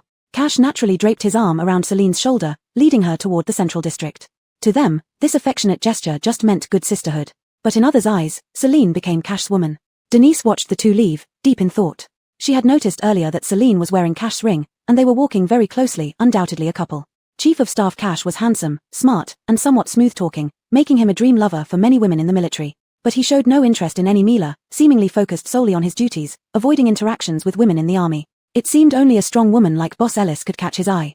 These two actually suited each other quite well. Denise put away her thoughts and turned back into the store to continue crafting weapons. Arriving at the office, the staff, seeing that it was Chief of Staff Cash bringing someone, quickly processed all the paperwork, leaving Celine to just sign off. Cash strolled around nearby with Celine, introducing her to the situation in Jiangting City. Since this is the front line, every resident here is a warrior, rotating shifts to go to the battlefield. Therefore, there aren't many shops here, mostly weapon stores. If you ever get a chance to visit Jiangting City, you'll see a lot more variety. When that time comes, I'll take you out to enjoy. Okay, Celine agreed softly, glancing at the long hair falling over Cash's shoulder. Why don't you tie your hair up? Well, it just falls out whenever I pin it up. Let me teach you.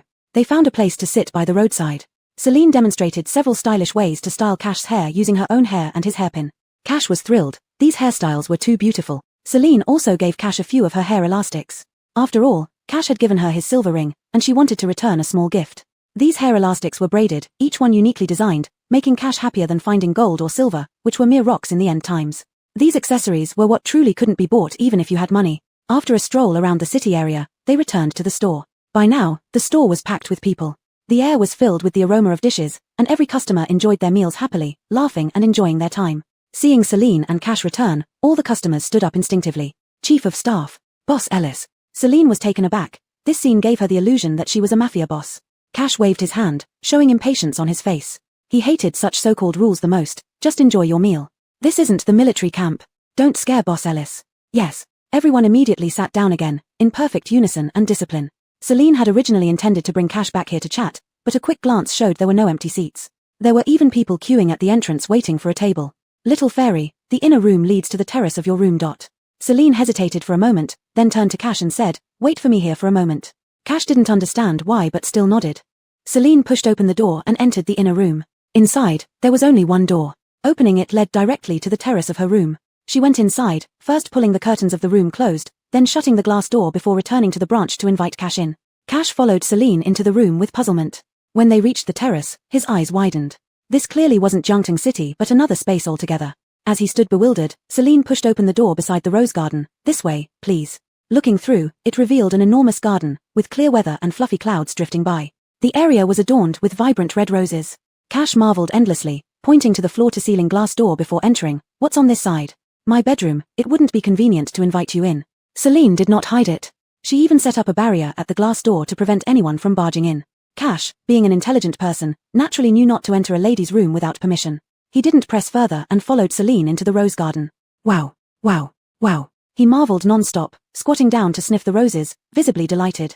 Xiao Ellis, this place is just too beautiful. I never thought you'd have such a large garden. I'm so envious. A tall man over 6 feet, dressed in a dazzling attire, ran around the garden like a butterfly.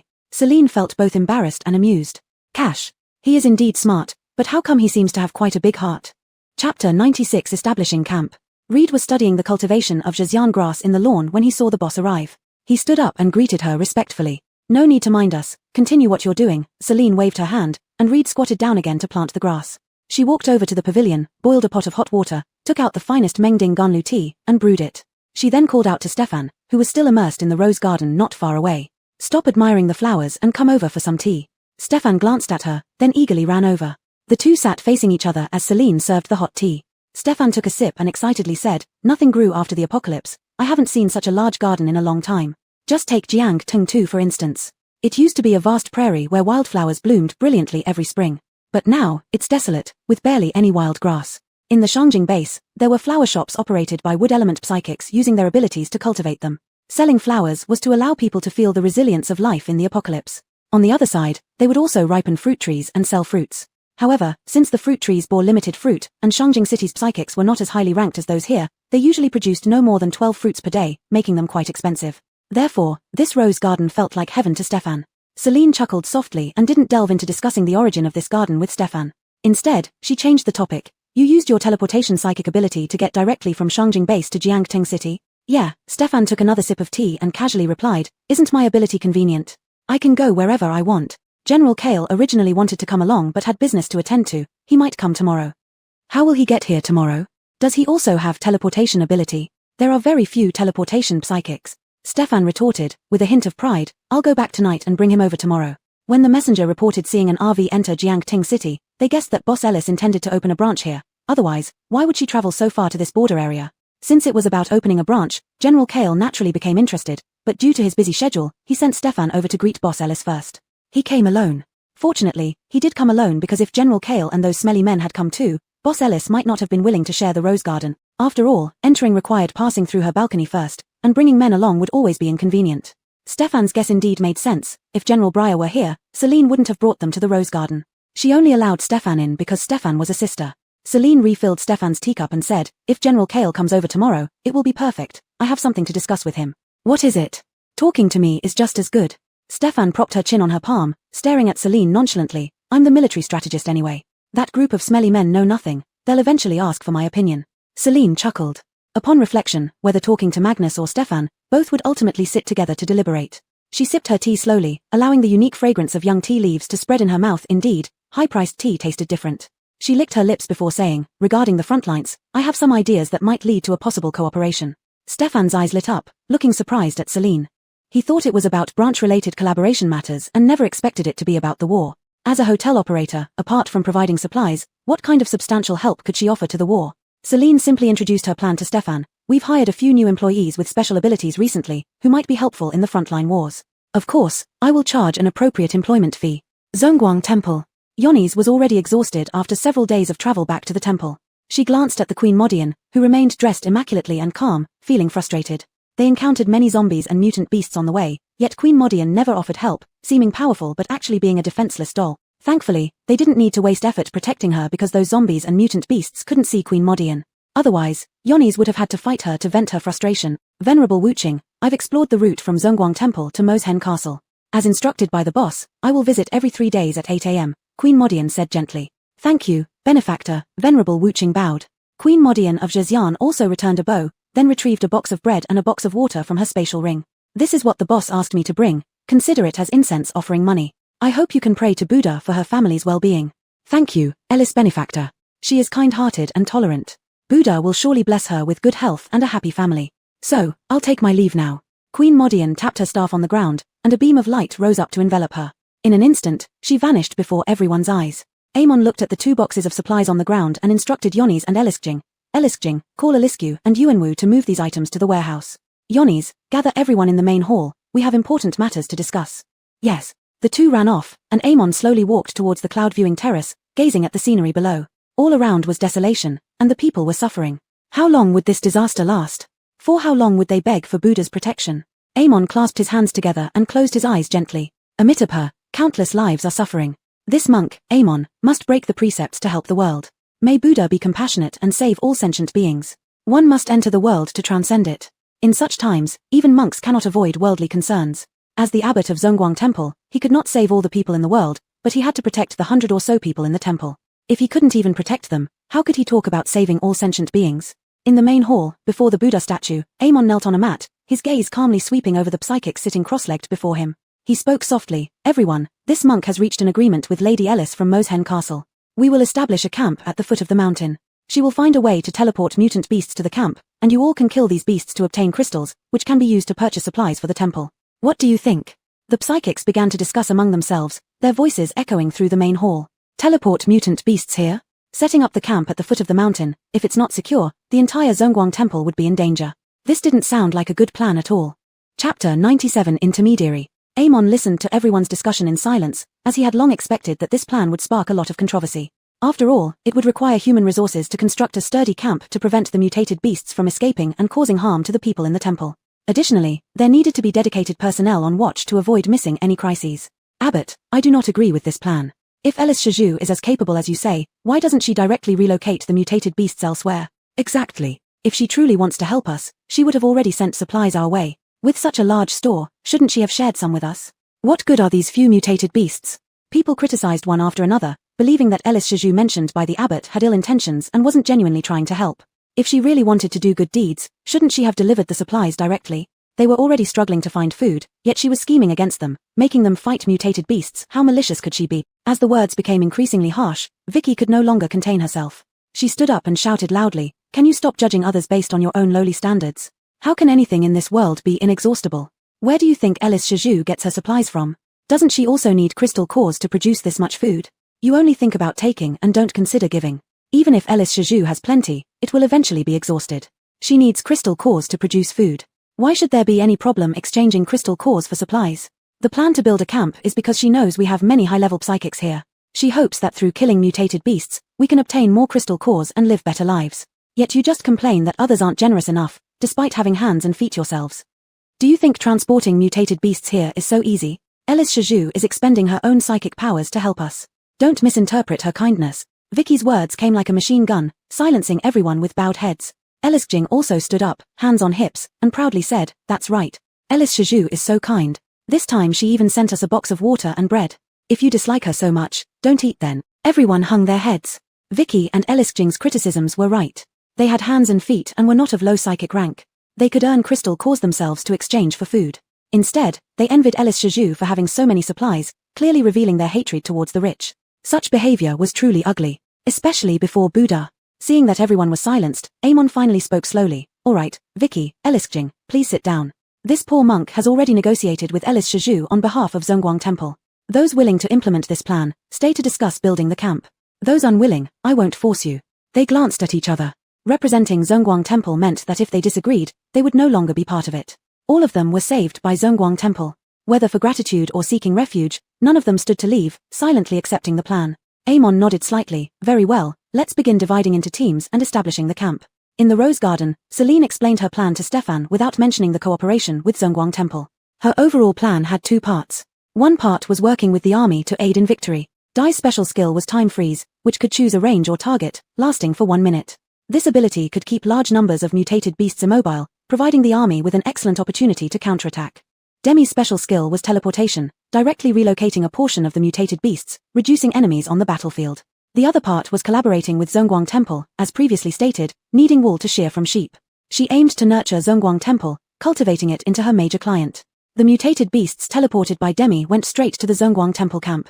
In the end, she seemed to be helping both sides, but in reality, she was a middleman profiting from both ends. Oh, what a shrewd businessman she was. Stefan rubbed his chin, deep in thought. Celine's proposal was excellent. The time freeze ability was something he had never seen before.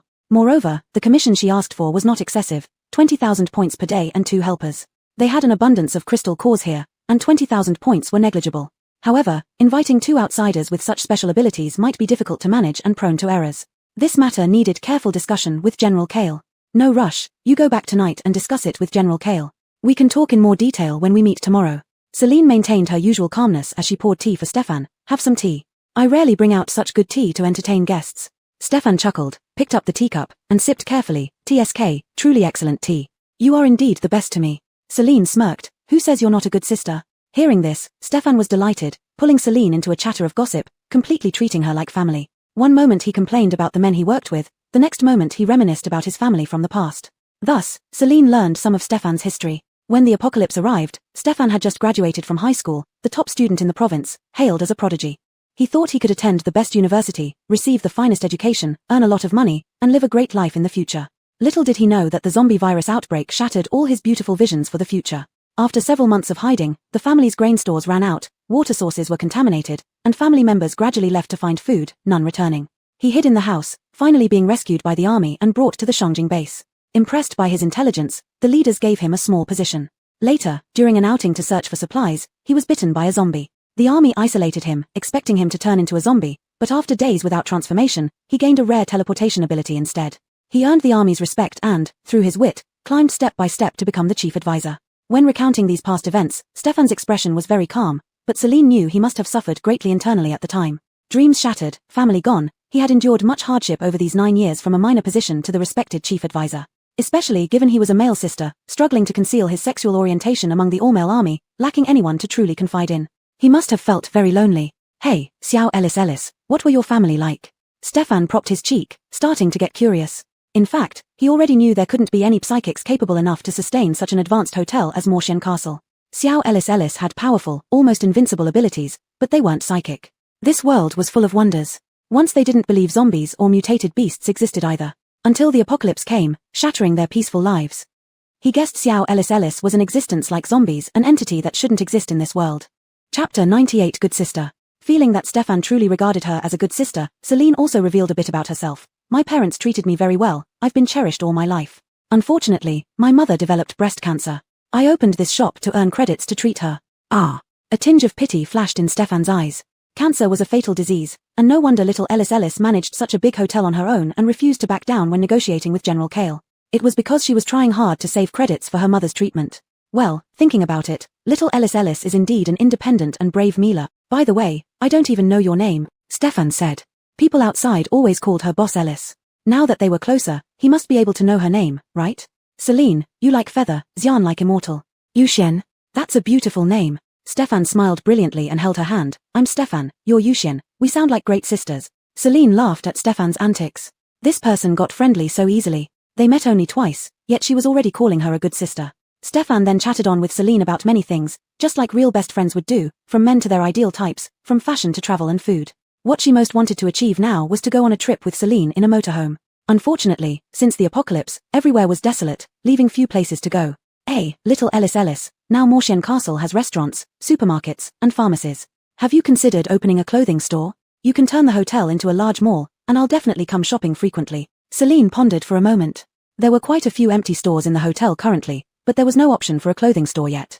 So, she couldn't say for sure. Let's see how it goes. First, we need to improve the dining and accommodation business before considering other options. Millimeter. Stefan nodded vigorously. If you ever open a clothing store, make sure to notify me first. Sure. They kept chatting until it grew dark outside. Liu reminded Celine of the time, making her realize it was already past 7 o'clock. She took out the leftovers from her space and finished them with Stefan. After dinner, they cleaned up the dishes, and Stefan had to return to the Shangjing base. Celine escorted Stefan to the branch entrance. Wait for me, little Ellis, I'll find you tomorrow morning. All right. Celine smiled and watched Stefan activate her ability, disappearing from sight. She turned around and instructed Hero to keep watch over the branch, then returned to her room. Nora, what do you think of Stefan? Can you trust her? She approached me with intentions, but she also showed sincerity. Do you mean she has ulterior motives? She's smart enough not to get close to me without precaution during our first meeting. But didn't you tell her about your family? Saying that wouldn't make her realize you don't belong to this world.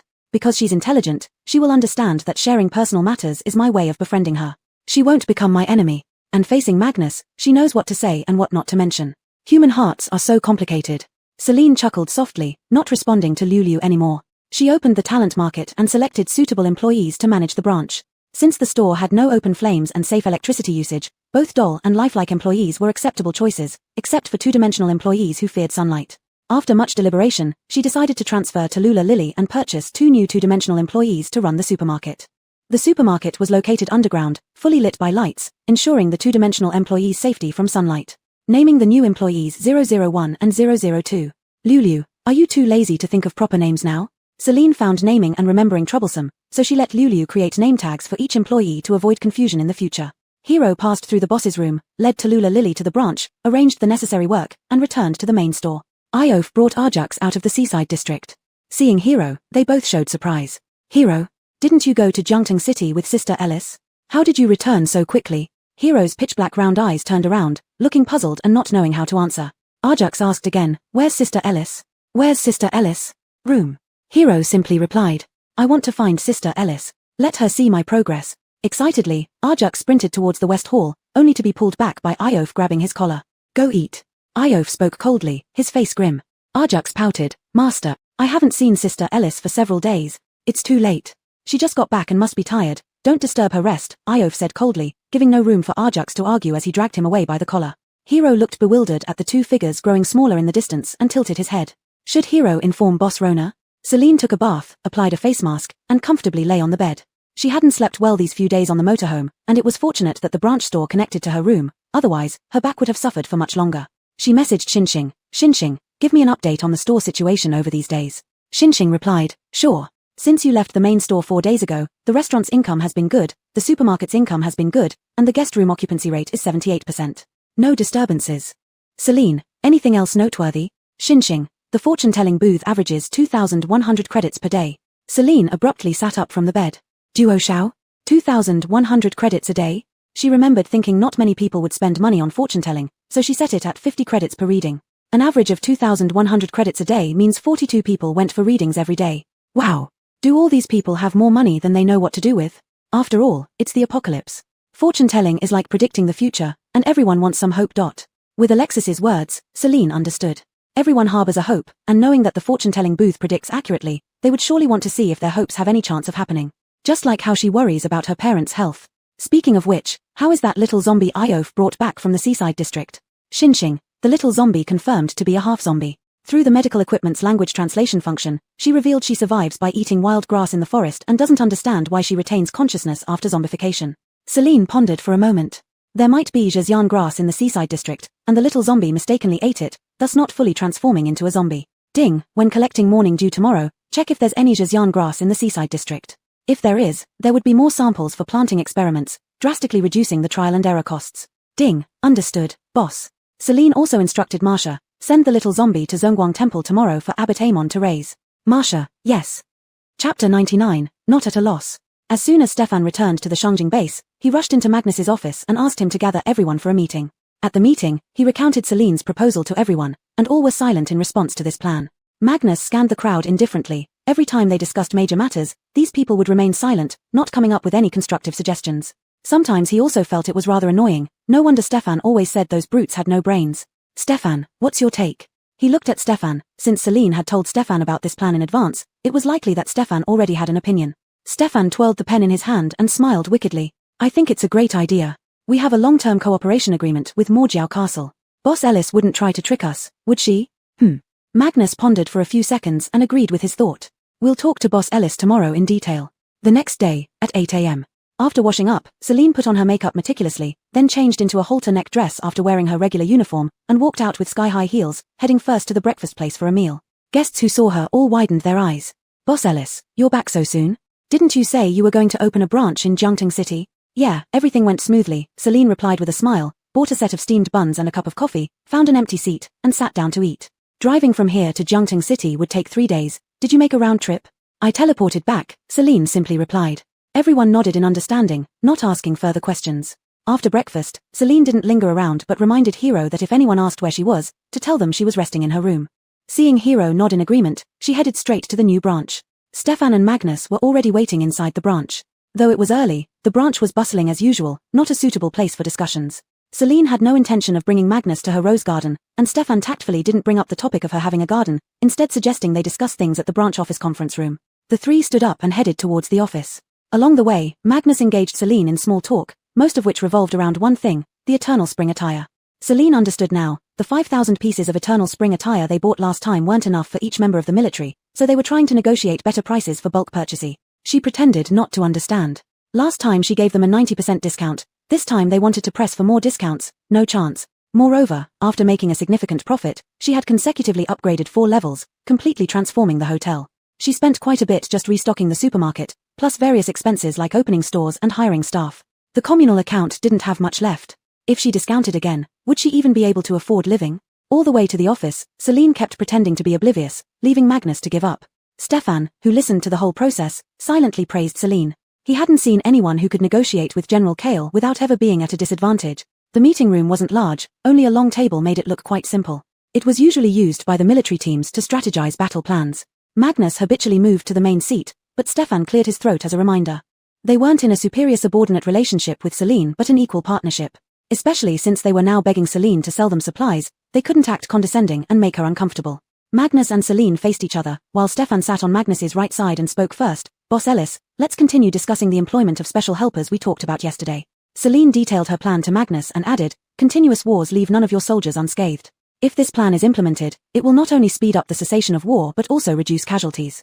Her fingertips lightly tapped the table, producing a doo-doo sound. After thinking for a long while, Magnus finally said, Boss Ellis, your plan is indeed good, but I don't understand what you can gain from it. Just lending your employees to us and charging us 20,000 points daily? By spending 20,000 points per day, there would be fewer injured, thus requiring less medicine. And after the war ends, the demand for drugs would plummet. The amount they saved far exceeded the points spent on hiring helpers.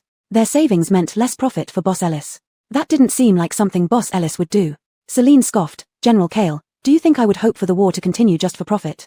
Compared to earning money from your supplies every week, I'd rather have your soldiers come to my store happily for meals. Her words sounded righteous, but in fact, she had already calculated everything. The mutated beasts attacked based on instinct, with no organization or discipline. The war could never be completely extinguished, it was only possible to temporarily eliminate one wave of mutants, and soon another wave would come. Thus, the border would always need troops, and naturally, medicine and living supplies would also be needed. However, the pressure on soldiers would be much less, and shifts could allow soldiers who had left the battlefield to patronize Moxiao Castle. With a steady stream of customers, she could still ensure an income of 20,000 points per day, which was not a bad deal at all. Magnus naturally did not know Celine's calculations, but her previous words were impressive. Despite his lingering concerns, he couldn't press any further. He agreed, fine, I agree to this plan. Please arrange for us to meet the 2 special employees you mentioned. We need to verify their abilities before cooperation. Sure. Celine readily agreed. I will take them to the Shangjing base in a few days. Waiting for your news. Celine courteously invited the 2 to Moxiao Castle for a meal, but Magnus declined, citing busy affairs, and teleported back to the Shangjing base with Stefan. Celine stretched lazily. Sigh, another big deal done. Little fairy, the side mission is completed. Do you want to stay here any longer? No, there's nothing interesting here. Let Talyalali watch the store. Fortunately, her room could teleport to various places. If she was bored, she could check on the branch without driving for long distances. Celine walked back to the branch, intending to teleport back to the main store. As soon as she reached the door, she heard clattering noises from the neighboring weapon shop. Curious, she peered in and saw Denise being pushed to the ground by several tall, muscular men. The weapons in the shop were in chaos, scattered around Denise. What's going on? Domestic violence? Or debt collection? Chapter 100, Forcibly Abducting a Civilian Woman. Arabella, it's your luck that our captain likes you. I advise you not to be ungrateful. The bald leading man kicked at the sword scattered on the ground, creating a crisp sound.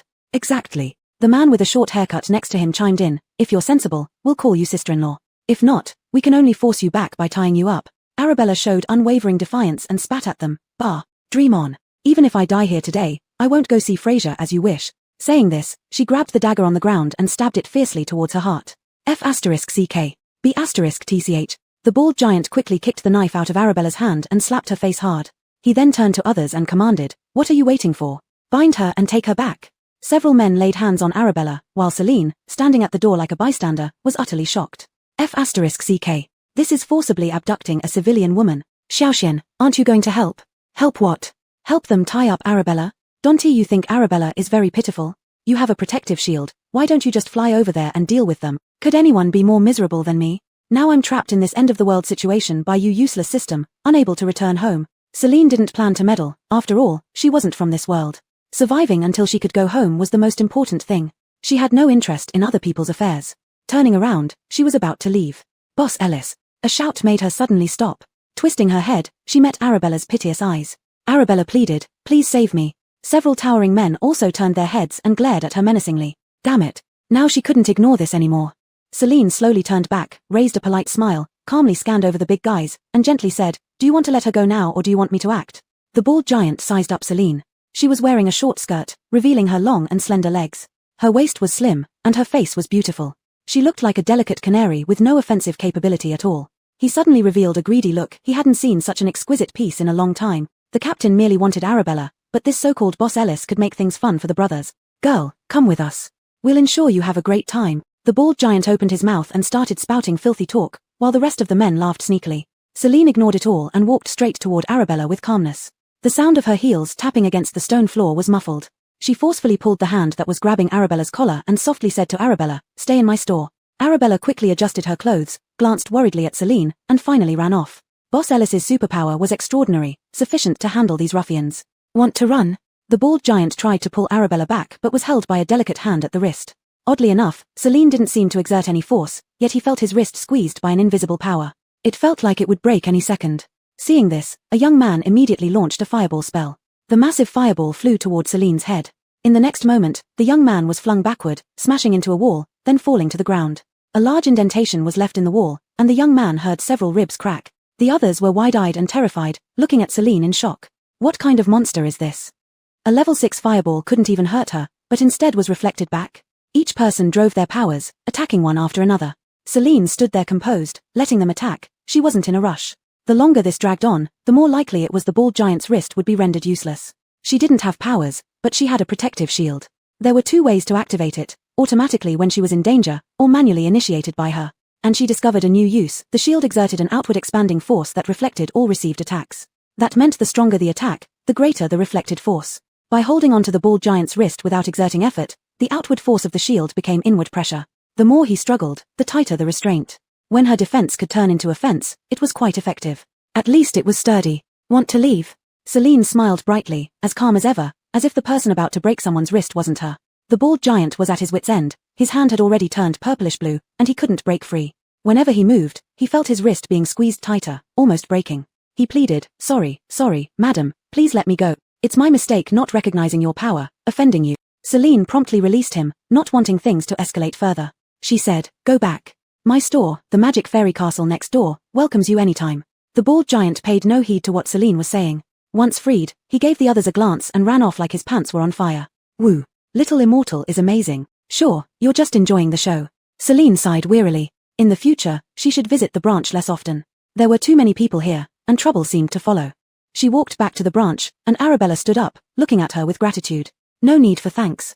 Come here if you encounter trouble in the future. Magic Fairy Castle will protect every guest who enters."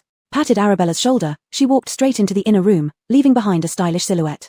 Back in her room, Celine lay down, comfortable knowing that Hero and Aaron were watching the main store, and Tallulah and Lily were guarding the branch.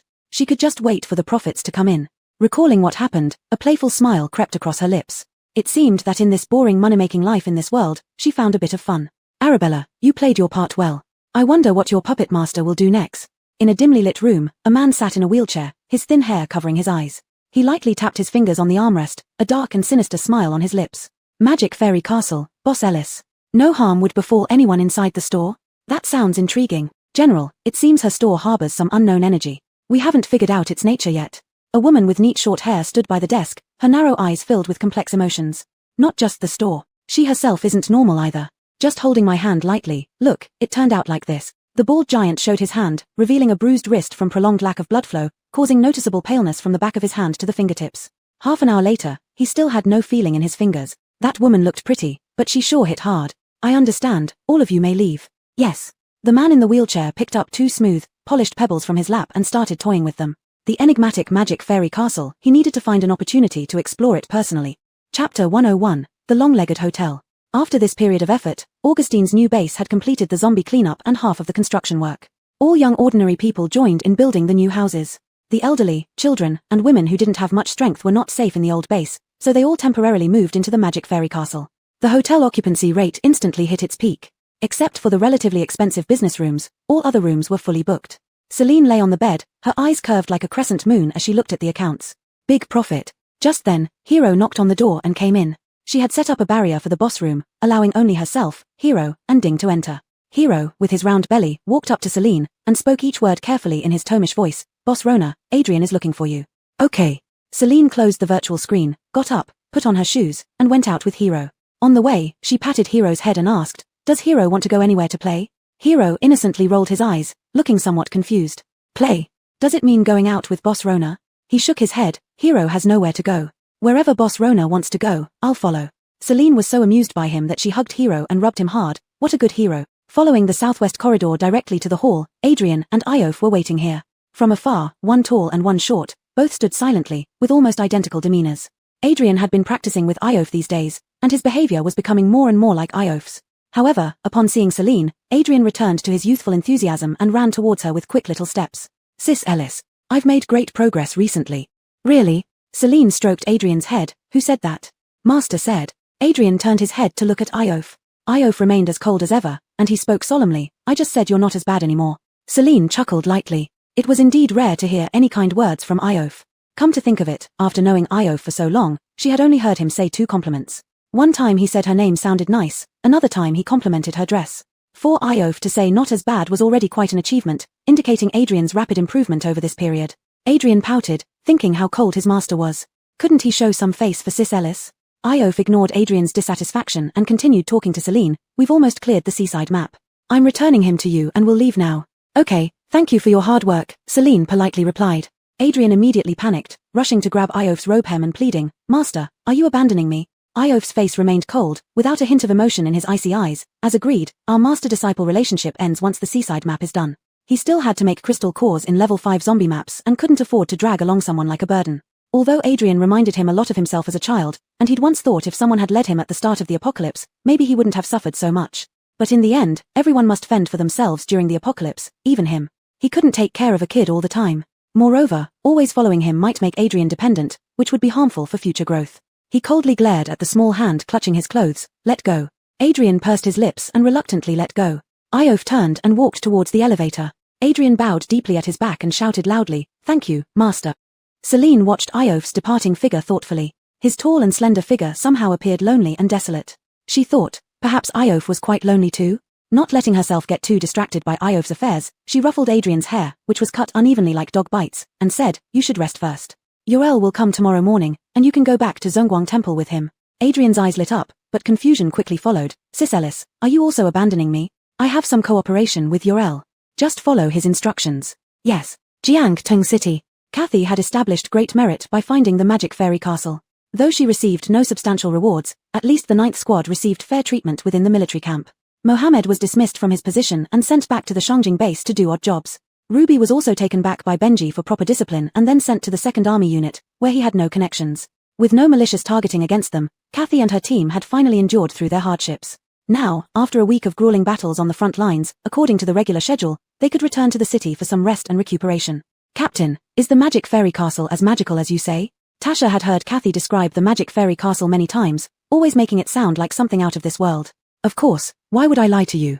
There was a hint of pride in Kathy's eyes as she continued, the boxed meals you eat are just the basics. The magic fairy castle has a buffet restaurant with real meat. The taste is amazing. We should all go there for a meal sometime. Suzanne's eyes sparkled with envy. There's a buffet restaurant too? I envy that so much. I want to eat meat too. It would be great if the magic fairy castle could open a branch here in Jiangteng City. Nyla glanced at her disdainfully. Do you think that hotel has legs and can run? Maybe we should hope for an end to the war so we can leave Jiangteng City and visit the magic fairy castle. It's not. The magic fairy castle seems to have real legs. Tasha stared at a newly opened store ahead. Its golden signboard with 3 huge characters, bigger than an ox, caught her eye. She nudged Kathy and pointed towards it. Captain, is this the magic fairy castle you were talking about? Kathy obviously noticed it too. The eye-catching sign and familiar, warm decor left no doubt it must be the magic fairy castle. But how did it get here? Could it be that Boss Ellis's business wasn't going well on the other side, so she moved it to Jiangteng City? Let's go check. She took the first step, her pace quickening involuntarily. The others hurried to follow. Outside the store, there were over a dozen chairs, and many people were sitting there waiting for seats. Inside, it was bustling with activity, packed full of patrons. However, the size was much smaller compared to the magic fairy castle Kathy knew. It was even smaller than Boss Ellis's reception room. Tallulah came out, greeting them respectfully. Welcome to the first branch of the magic fairy castle. Currently, there are many diners, so if you want to eat inside, you will need to wait for a table. First branch. The magic fairy castle already had a branch here? What does eating inside mean? Shock and confusion mingled on Kathy's face. Can we take it to go? Chapter 102, Alric. Tallulah said respectfully, our shop can pack the food for takeaway, but an additional packaging fee will be charged. This was different from the restaurant in the main store. It felt more like an independent eatery, offering services typical of a regular restaurant. Tasha hadn't seen such a beautiful diner in a long time. She shook Kathy's arm. Captain, since we have time, let's wait. I want to see the magic castle you mentioned. All right. Kathy agreed and asked Tallulah, we'll dine here. How do we get a number? Tallulah replied, "You can open your points card system panel and select this branch for queuing." Okay. Kathy immediately opened the system panel on her ring. A beam of light projected from her ring, revealing a virtual panel. After clicking into Jungting City branch, 2 options appeared, self-service queuing and pickup or takeaway. Choosing self-service queuing and selecting the number of people, a queue number appeared. Number 32. It was only at number 16 now, so they would probably wait a while. Let's go back first, clean up and change clothes, then come back to enjoy the meal, Kathy suggested. Sure. Captain, I also want a points card. Suzanne looked at Kathy's ring, which had an exquisite design, tiny yet advanced. Which Mila could resist the temptation of beautiful accessories? Me too, me too, me too. Kathy recalled that when the points card upgraded, an announcement was made, suggesting she could help others get cards through her own card. After opening the personal page, she indeed found that function. It required filling in the recipient's information, capturing their image via a visual scan, and finally placing the crystal core on her points card. A bubble emerged from the ring, gradually expanding to reveal a points card. Suzanne eagerly took the card, and instantly saw the upgrade announcements and operation steps for the card. She couldn't wait to upgrade, finding not just rings but also various styles of earrings available, allowing her to choose her favorite. These special earrings didn't require ear piercings. Just aim the silver needle at the earlobe, and it easily passed through without pain. Removing them left no piercing behind. Kathy helped the team members one by one obtain their points cards. The Milas were overjoyed, dancing down the street. These little accessories were gorgeous, even more delicate and advanced than those seen in peacetime. A shout of "General" interrupted the sisters' joy. Kathy thought it was Magnus arriving and prepared to greet him.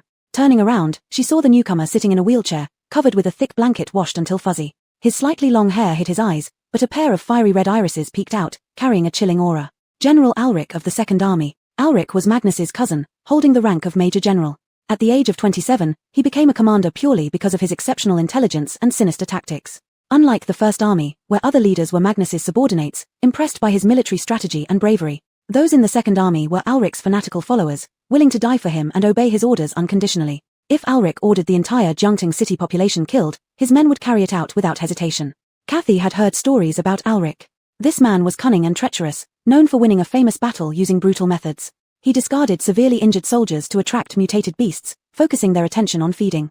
Once the beasts were distracted and even fighting among themselves, he concentrated firepower to eliminate thousands of them. Using wounded soldiers as bait to feed the beasts was a tactic that the First Army despised. But he justified it saying, since they're seriously wounded, saving them would waste valuable medicine.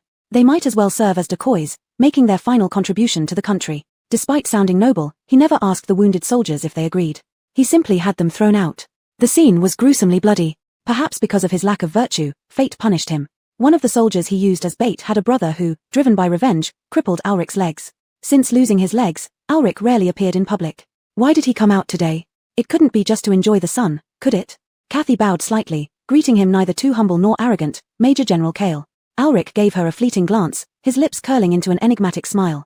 His pale lips, tinged with coldness, uttered a sentence. Kathy from the 9th Squad of the First Army, I heard it was you who discovered Magic Castle.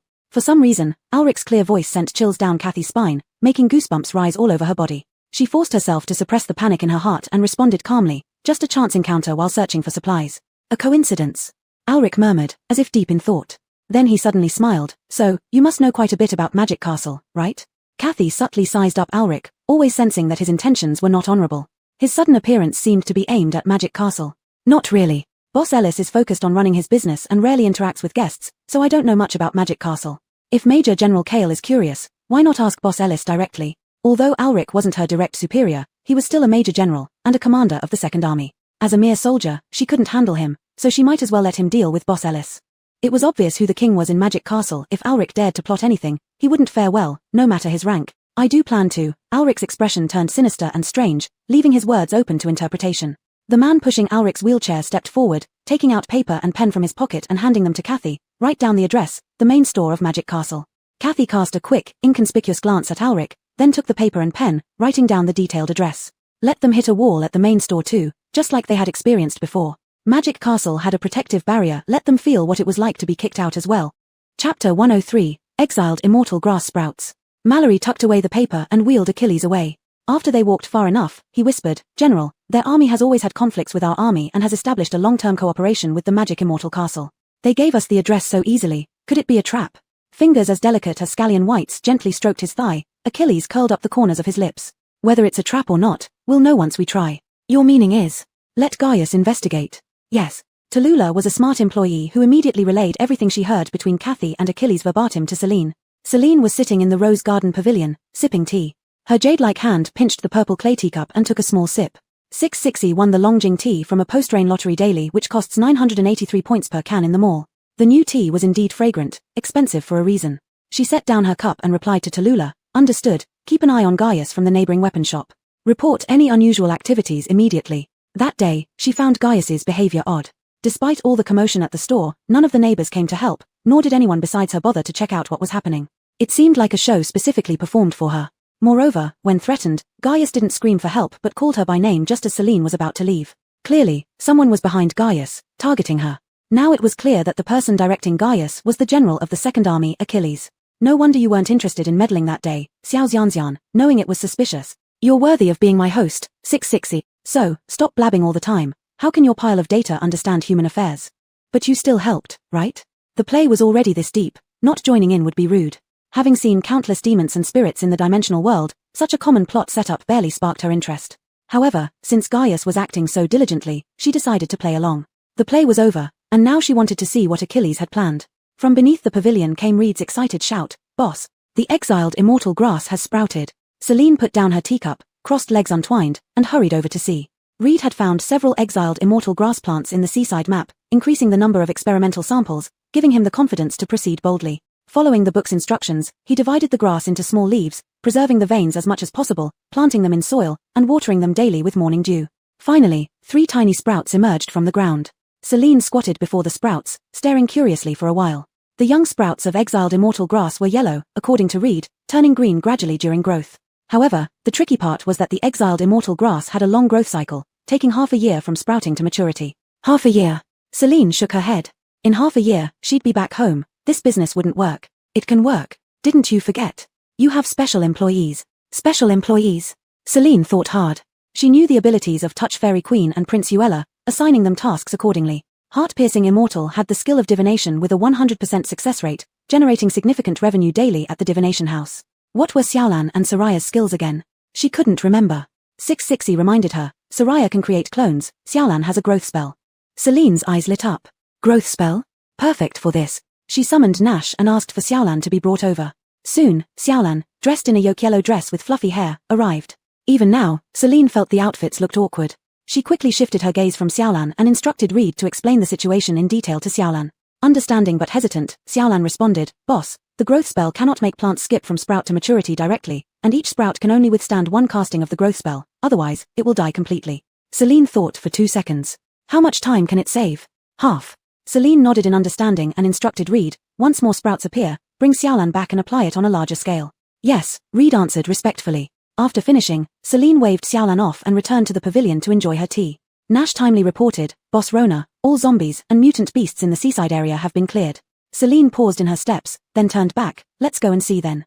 Setting up the seaside villa area would make her business boom, and the luxury yacht could finally be put to good use. The seaside area was already free of zombies, and the guests who came out of it were now gathering in the hotel lobby. They all wanted to know when Boss Ellis's zombie map would reopen, or else they wouldn't have anywhere to earn crystal cores. Especially the trio led by Chad, they had been banned from entering the seaside area to earn crystal cores due to a fight earlier. With no income of crystal cores during this period, they were just helping the base with construction every day. If this continued, they wouldn't be able to pay rent.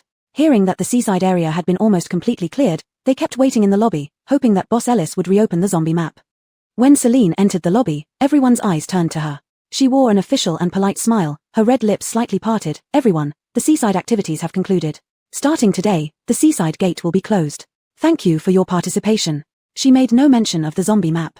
Elroy hurriedly raised his hand to ask, "Boss Ellis, what about the level 5 zombie map? Will it reopen?" Celine remained calm and composed, saying lightly, "The zombie map is time-limited. When it will reopen is yet to be determined." These words caused a wave of commotion among the guests. They started discussing. Opening the zombie map only required Boss Ellis to lift her hand, and she herself would also profit from it. Why did she suddenly become unwilling? They hadn't offended Boss Ellis recently either. At the edge of the crowd, Iof turned silently toward the hotel's main door after hearing Celine's words. Since the level 5 zombie map wasn't reopening, there was no point in him staying here pondering.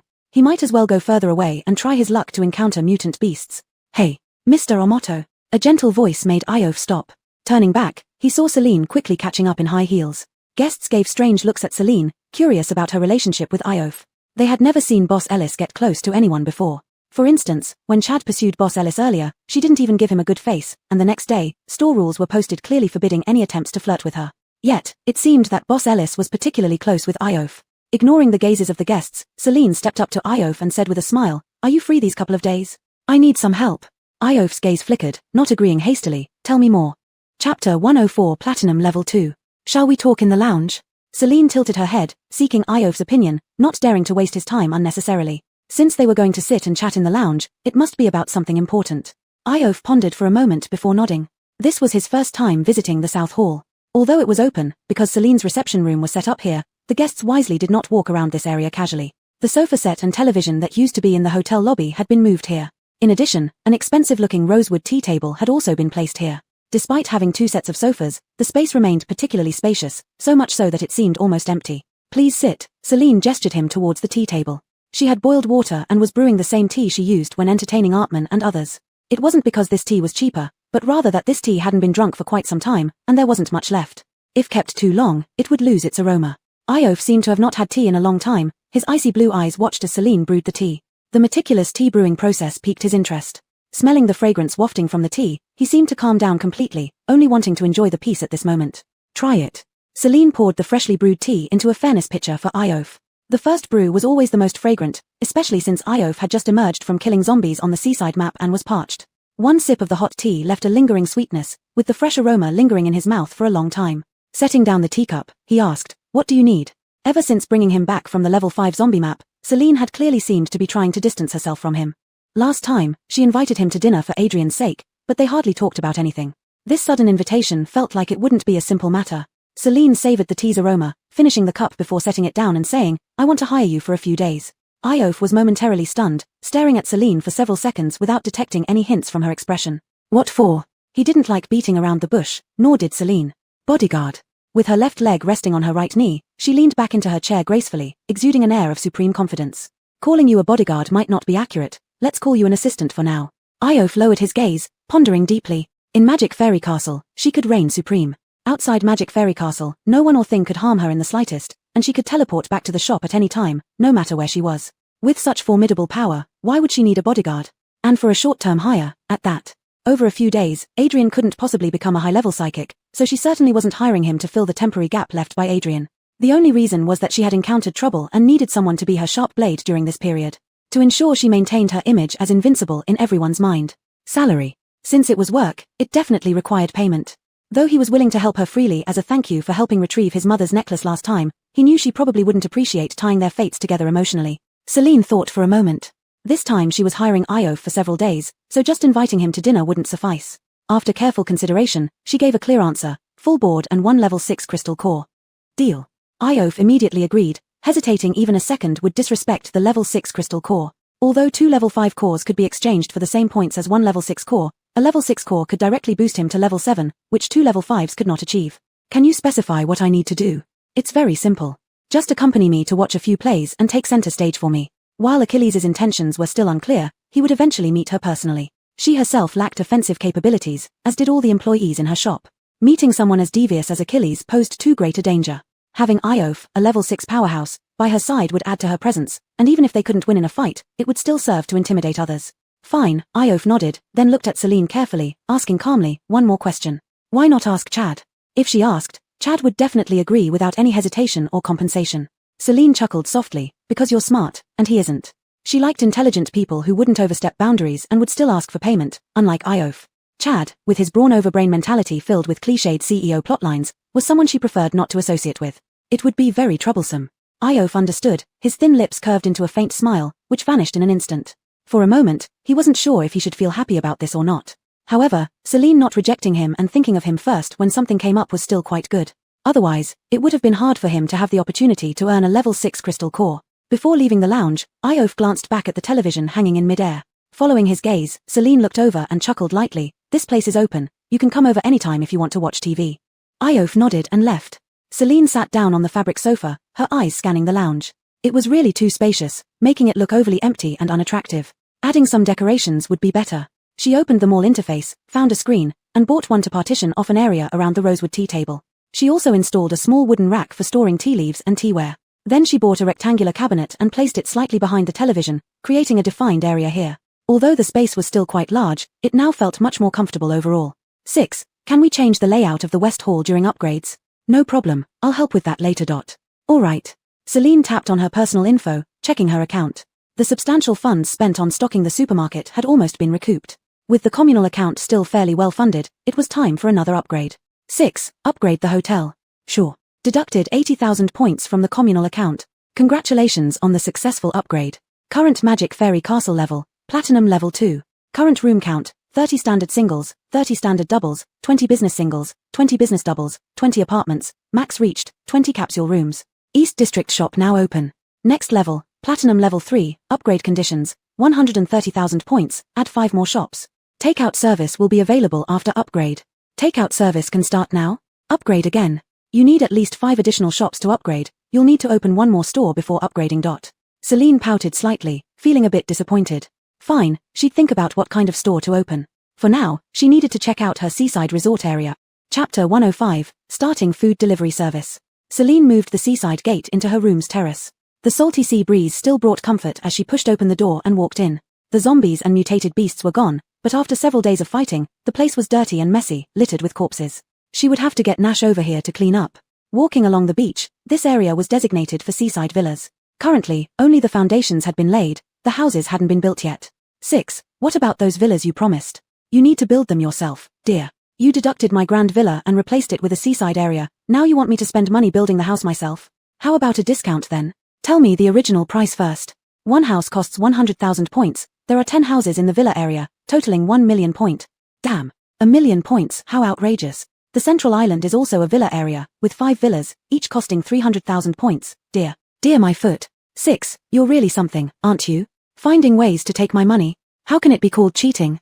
Little fairy, trust me, I won't rip you off. Once this resort is built, your income will definitely multiply several times over your investment. Celine rolled her eyes. It had been 9 years since the apocalypse. Where could rich people be found? Here, she only accepted crystal cores. People who were rich in peaceful times might have become poor, while the poor became rich by killing zombies for crystal cores. But over these 9 years, whatever crystal cores they earned were used for food to enhance their abilities. Who would have saved up enough crystal cores to buy a house here? There are still some, don't worry, little fairy. Just focus on building, and I'll handle the clients for you. Really? Celine doubted, was her 6 so kind-hearted? Of course. You forgot you have the all-valuation device. Not everyone rich has crystal cores. Upon hearing this, Celine thought it made sense. She almost forgot about that. So, let's start with the 10 villas by the seaside. What discount are you offering? 9% off. These villas were originally mine, so you're asking me to pay to build them, and only giving a 9% discount. Then, 8% off. 50%.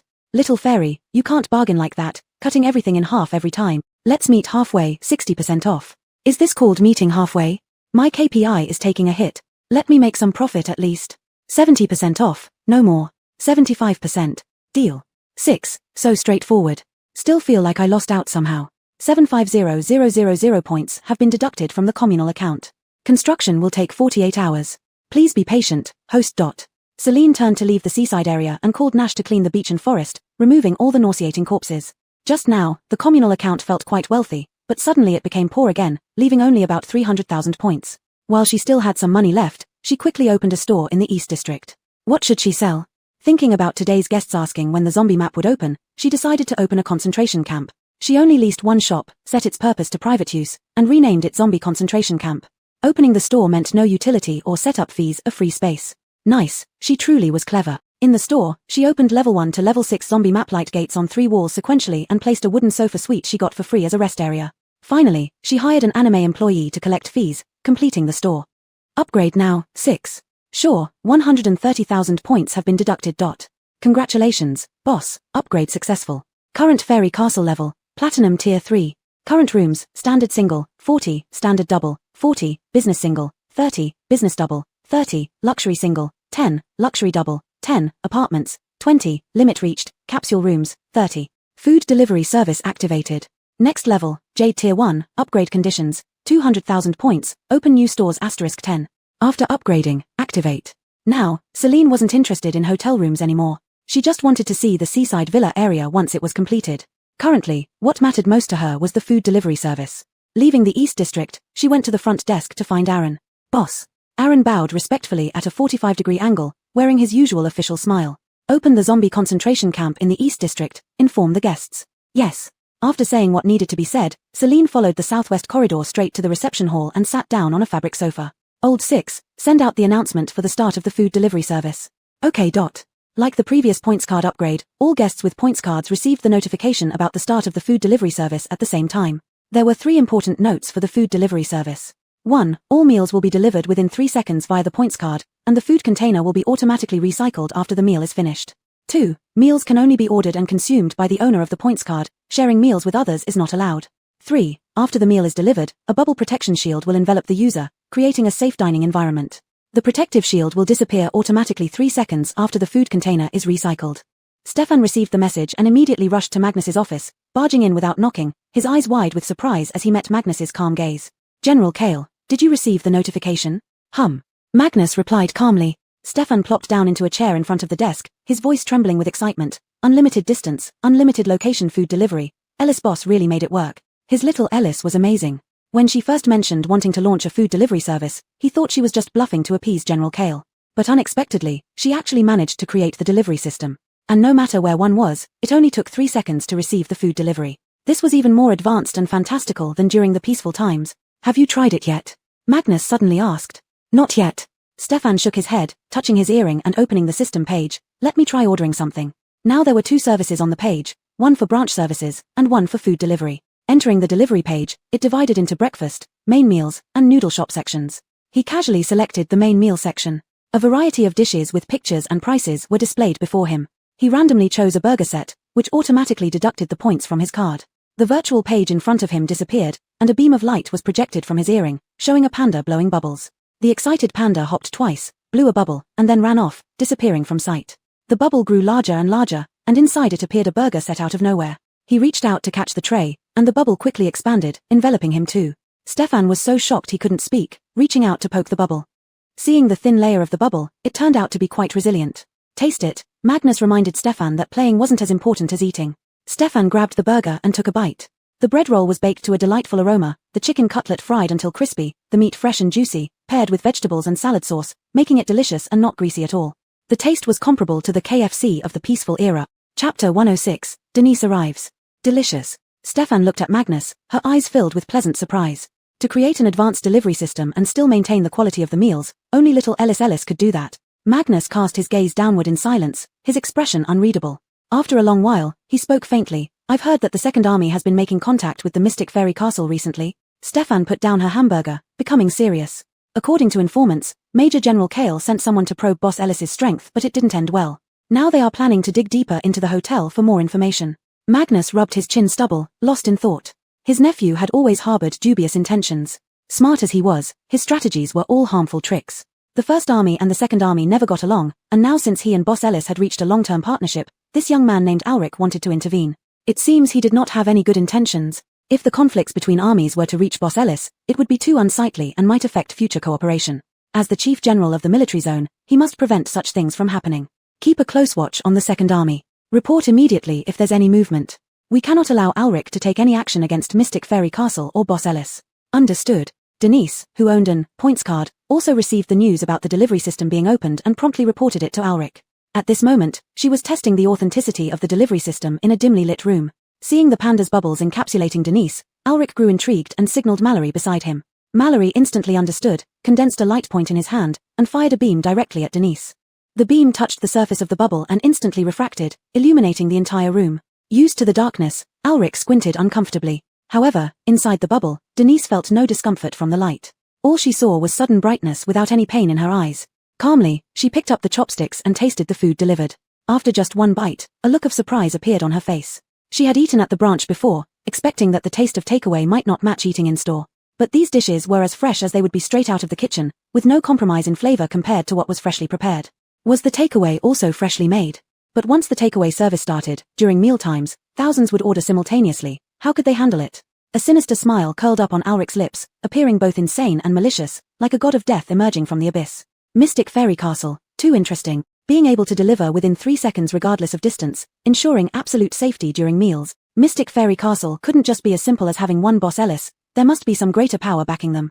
He needed to know what that unknown energy in Mystic Fairy Castle really was. Denise set off to the main store of Mystic Fairy Castle immediately. I want a detailed report within 3 days. Finishing her meal, Denise bowed 90 degrees to Alric respectfully. Yes. Meanwhile, Celine opened her space, found the multiplication card she drew previously, and clicked to use it.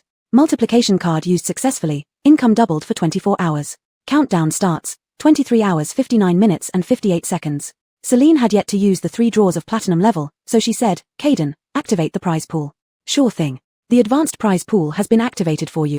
A lottery ball cylinder appeared before her eyes. Celine pressed the button 3 times, producing 3 green balls. She frowned slightly. Why were they all green? Could they be the same type of items? Congratulations, host obtained, replication card. Replication card, can replicate any item, usable only once. Congratulations, host obtained, shopping card. Shopping card, limit 10,000 points, usable for any item in the mall. Congratulations, host obtained, 1 auditory blue sapphire platinum necklace. To think jewelry could come out of the advanced prize pool. A gift box appeared before her eyes, and she reached out to catch it, opening the lid to reveal a beautiful necklace inside. The platinum necklace, intricately crafted, gleamed with a cold white luster. The heart-shaped blue sapphire pendant was crystal clear, like the vast ocean. Away from home for so long, presenting this necklace as a gift to her mother would be perfect. Deciding, Celine closed the lid and stored the gift box in the drawer under her wardrobe. So moved, you actually thought of your mother. I thought you'd get excited and put it on right away. You, lacking data on mothers, how could you understand what filial piety means? Caden, Nora is getting more and more hurtful. Hey, Laroliogia, how far am I from the supreme level? IT's already half done. Work hard to earn points, and soon I can go home. Celine was delighted. To complete half the progress so quickly meant she wouldn't take long to finish her mission. She was full of fighting spirit, starting to ponder her next money-making plan. There was a knock on the door, and Hero poked his head in. Boss Rona, a strange person has arrived. Celine furrowed her brows slightly, asking with confusion, what kind of strange person? Hero has seen her in Genting City. She is the owner of the weapon shop next to the branch store. Celine was suddenly startled. Was it Denise who came? In such a short time, Denise must have teleported over. It seemed that the people behind her were planning something. Did she come alone? Yes, after she came in, she wandered around the supermarket for a long time without buying anything. She also went into all the restaurants in the South District but didn't eat. Finally, she booked a deluxe double room and went upstairs. Hero reported Denise's movements in detail to Celine. He always felt this female guest was odd. If she wanted to eat, why not eat at the branch? If she wanted to buy things, why did she browse the supermarket without buying anything? To travel from Genting City all the way to the main store, surely she didn't come just to experience the hotel room, right? Celine pondered for a moment. Of course, she knew Denise hadn't come with good intentions. But as long as she was in the hotel, she couldn't cause much trouble. She asked, did Denise inquire about me? Yes, Hero told her you were resting in your room. Hero answered obediently. Celine smiled, rewarding Hero by ruffling his head affectionately. Hero is great. If she looks for me, bring her to the reception room and then let me know. Hero understands. Celine pinched Hero's cheeks gently, finding them soft and cuddly, making her reluctant to let go. After indulging herself enough, she instructed, go tell Boss Omoto to come to the West Hall in half an hour. Tell him I'm inviting him to dinner. Okay. Hero will go now. After Hero left, Celine closed the door, sat at the vanity table, and touched up her makeup. Little fairy, what do you plan to do? Denise came all the way from Genting City. Of course, I should give her a grand gift as a welcome host. Chapter 107, The Beauty Trap. After dressing up beautifully, Celine pulled open the door and went out. Iof was sitting on a soft sofa, watching TV as he waited for her. Hearing the sound, Iof turned his head and was instantly captivated by Celine, his pupils dilated dramatically. Her jet-black curly hair cascaded over her shoulders, with just a touch of makeup accentuating her fair and smooth complexion. She wore a light blue off-shoulder long dress that outlined her elegant figure. On her feet were a pair of silver high heels. With each step she took towards him, Iof's heartbeat quickened. Nora, it seems Iof has fallen for your beauty. I think if you used this beauty trap on Alric, he might not stand a chance either. What beauty trap? I don't use such low tactics. She smiled and sat down beside Iof, turning to ask gently, what would you like to eat? Let me treat you to a nice meal. Iof pressed his lips together, lowering his gaze to hide his emotions, taking a deep breath to control his rapid heartbeat. Regaining his composure, he said lightly, why did you call me here? For dinner, of course. Celine answered matter-of-factly, already browsing through the food section of the mall to pick their dinner. What do you want? How about pickled cabbage fish? The look in Iof's eyes was unclear. He cast a suspicious glance at her and said, so you're not planning to give me the level 6 crystal core? Celine. It seemed Mr. Omoto was indeed a professional, not swayed by beauty, his mind only focused on the level 6 crystal core. She exchanged 10,800 points from her personal account for a level 6 crystal core and handed it to Iof. Here, I really did invite you for dinner. The translucent crystal core glowed with a blood-red hue. Iof took the core from Celine's palm and swallowed it whole, crunching it down effortlessly. A surge of powerful energy erupted from within, reconstructing his muscles. His heart pounded wildly, and his blood raced through his veins. After a while, his body gradually adapted to the transformation, and his muscles relaxed. Celine watched in amazement. Arjux had gone through a lot of pain when he upgraded, and she thought Iof might have exploded at any moment. But seeing how easily he controlled the energy from the crystal core, could it be that top-tier individuals really were different?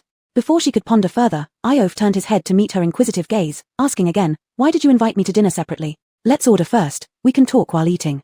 "Pickled cabbage fish sounds good, right?" Celine looked away. She was very hungry and wanted to eat right away. They ordered a large portion of pickled cabbage fish, a plate of mouth-watering chicken, a dish of preserved vegetable braised pork, and some shredded bok choy, along with rice and plum juice to cut the richness. Tonight's dinner was truly sumptuous. Let's dig in. Celine didn't hold back and started eating. Seeing her like this, Io figured she must be really hungry. The aroma of the dishes made him hungry too, so he stopped questioning and dug in as well. The pickled cabbage fish tasted authentic, with tender fish slices and crispy pickled cabbage. The mouth-watering chicken looked spicy but tasted fragrant. The preserved vegetable braised pork was made of fatty yet non-greasy pork belly, and the preserved vegetables absorbed the meat juice, making it especially appetizing. Io finished one bowl of rice in 3 bites and ate 3 bowls in succession. By then, Celine was also half full and finally free to speak. "Mr. Omoto," Celine was about to reveal her plan when suddenly Iof covered her mouth. His entire body remained on high alert, whispering, "Someone's here." And whoever it was meant no good, he could clearly sense their hostility. Celine's bright phoenix-like eyes darted around, pulling away Iof's hand with a captivating smile. She raised her glass of plum juice and clinked it with Iof's. "Mr. Omoto, I owe you a great deal of gratitude. Otherwise, my little shop wouldn't have thrived this much." Iof paused for a moment before understanding her intentions. This dinner was staged to set up a scene. The person outside watching them was the reason she had suddenly hired him as a bodyguard. Realizing this, he took a sip of the plum juice and cooperated. "You've managed it well. If someone else ran it, the business probably wouldn't have been so successful." Celine chuckled inwardly. Mr. Omoto was quite skilled at acting. Calling on him for help was the right choice. He was smart. Others might not have reacted as quickly to understand her intent. Placing her delicate hand on Iof's hand, Celine leaned closer, her voice sweet and alluring. "Isn't it thanks to your trust? A weak woman like me wouldn't have survived in this post-apocalyptic world without your protection." Even knowing it was an act, Iof's muscles still tensed up, swallowing involuntarily, and asked in a low voice, "What should I do?" Celine curled her red lips, finding Mr. Omoto rather easy to tease. "Hold me." Iof complied, putting his arm around Celine's shoulders. Recalling a line from the TV drama he was watching earlier, he repeated it verbatim. "You're my woman, I can't let you be wronged." "Ah, you two are so mushy." The awkwardness of this scene made even Liuliuzi cringe. This was more domineering and awkward than any novel it had ever seen, to the point that its data formed a 3-bedroom apartment. "Shut up." Celine didn't want to do this either, but since Alric went through all this trouble to get information from her, she would give him some information. Just that, it would all be misinformation. As for whether there were forces behind Fairy Castle or if she was really the boss or just a puppet, let him guess. Denise, lurking outside the door of the West Hall, narrowed her eyes, taking in everything happening inside. A level 7 psychic. The general was right indeed. Fairy Castle was not as simple as having only one boss Ellis. There must be a more powerful force backing up this hotel. The level 7 psychic inside might be one of those behind the scenes. If even the people who come out have such high ranks, who knows how powerful those who manipulate everything from the shadows might be? Who? Celine looked alertly towards the door, raising her voice. "What are you skulking around the door for?" Seeing that she had been discovered, Denise had no choice but to walk in, pretending to be calm. "Boss Ellis, it's me." Celine maintained her vigilant posture but forced a smile on her face, her eyes like needles staring at Denise. "Weren't you in Jouting City? Why did you come to the headquarters?" "The general heard that the headquarters here has abundant supplies, so he sent me over to buy some things." Denise's eyes swept casually over the man sitting on the sofa, her pupils dilating instantly before returning to their calm state. She made up an excuse casually. "I came down for dinner, smelled the food, and thought the restaurant was here. I got the wrong way." "Oh." Celine relaxed slightly, laughing lightly. "I'm having dinner with my bodyguard here. The restaurant is in the South District. Turn right after exiting and go straight. I won't disturb you then." Denise bid farewell and turned to leave the West Hall. Bodyguard. Sure enough, Boss Ellis was just a figurehead put out in the open. Those behind the scenes were all hiding their identities. Perhaps not all the people staying in this hotel were guests. But that man just now. Chapter 108 Lover. Watching Denise walk away, Celine heaved a sigh of relief. She smiled at Iof. "Big brother Omoto, you did a great job acting." It seems she really believed it. Iof drank some plum juice in silence and glanced at her, asking, "Who is that woman?" Hearing something about generals, could she be from the military camp? He remembered that someone from the army had come by not long ago. The general named Magnus seemed to have already reached a long-term cooperation agreement with Celine. Why would they send someone to investigate again? Celine crossed her legs and spoke frankly. "Someone from the Second Army. General Alric must be planning something, so he sent Denise to check on things at the main store. If he wanted to talk about cooperation, he would approach me openly. This sneaky way of doing things likely means he has no good intentions. Therefore, she also played a few tricks, stirring things up to confuse Alric, making him uncertain about who the true owner of Magic Fairy Castle was. Even if Alric found out that only she owned Magic Fairy Castle, there was nothing he could do to her.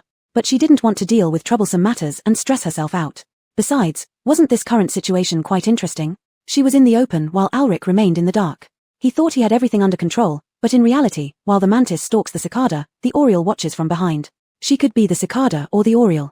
Tricking the supposedly clever Alric would definitely result in an amusing expression when he discovered the truth. Iof nodded in understanding and asked, "What do I need to do next?" This 6th grade crystal core wasn't obtained for free. Celine couldn't possibly have no requirements. Seeing Celine hooking up her lips into a radiant smile, she leaned her head on her hand and stared at him intently, which seemed somewhat malicious. "You can do your own business and occasionally accompany me in performing a few acts." "What kind of act?" "Play as lovers." "All right." Iof agreed without hesitation, then stood up. "No other matters, I'll go back now."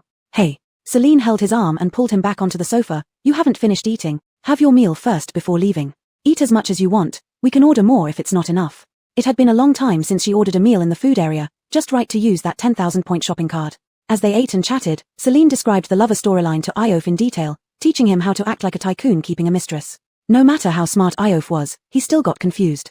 He couldn't understand where such seductive skills were learned by Celine, a beautiful Mila with fair skin. She mastered the art of flirtation and ambiguity perfectly. Within an hour, he felt like he had learned something extraordinary. After the meal, after seeing Iof off, Celine cleaned up.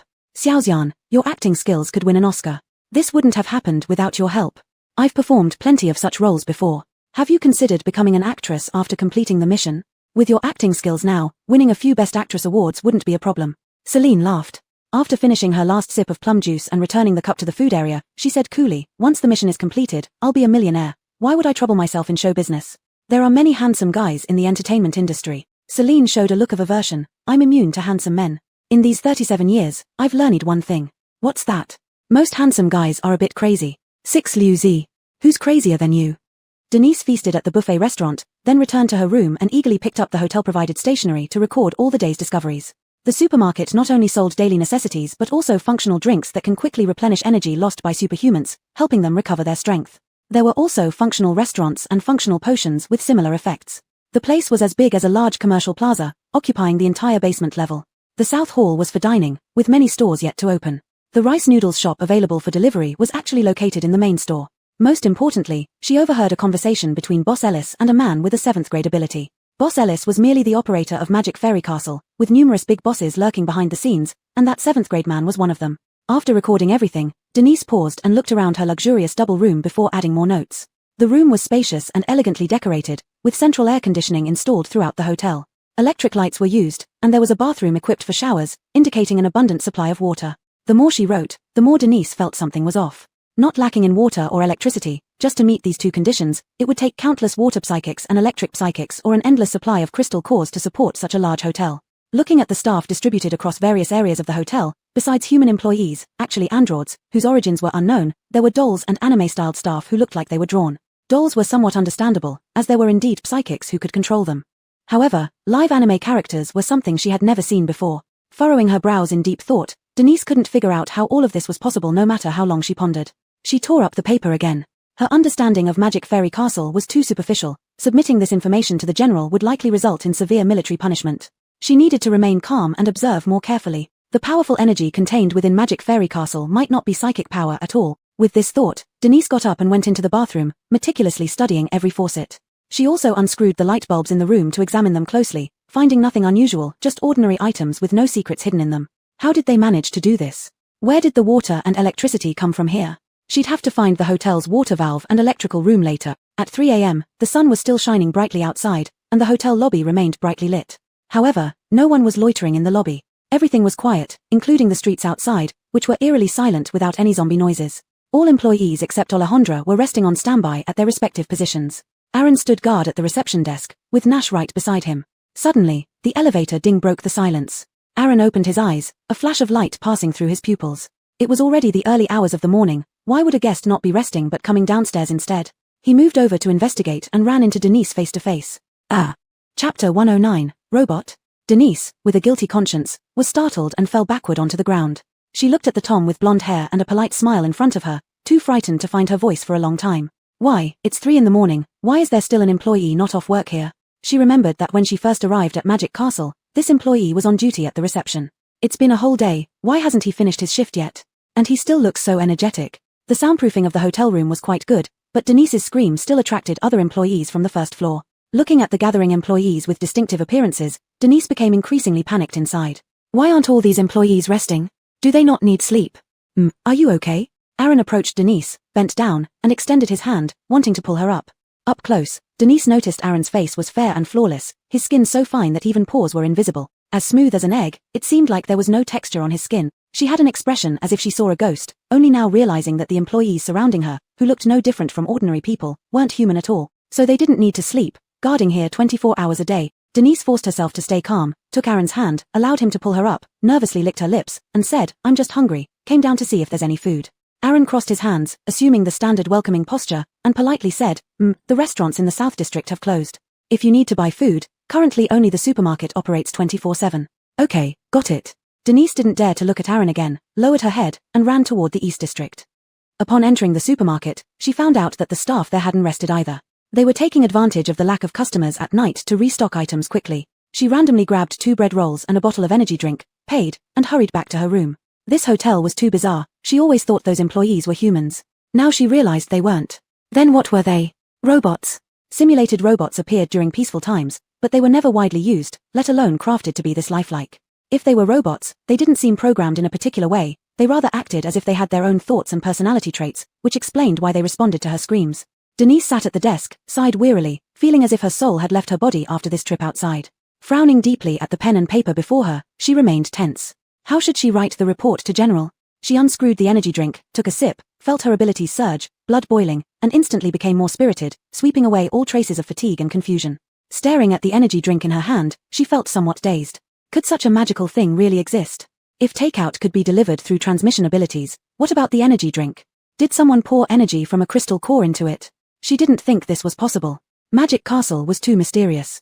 The energy stored here was so profound that even if the entire military force of psychics attacked, they couldn't breach it.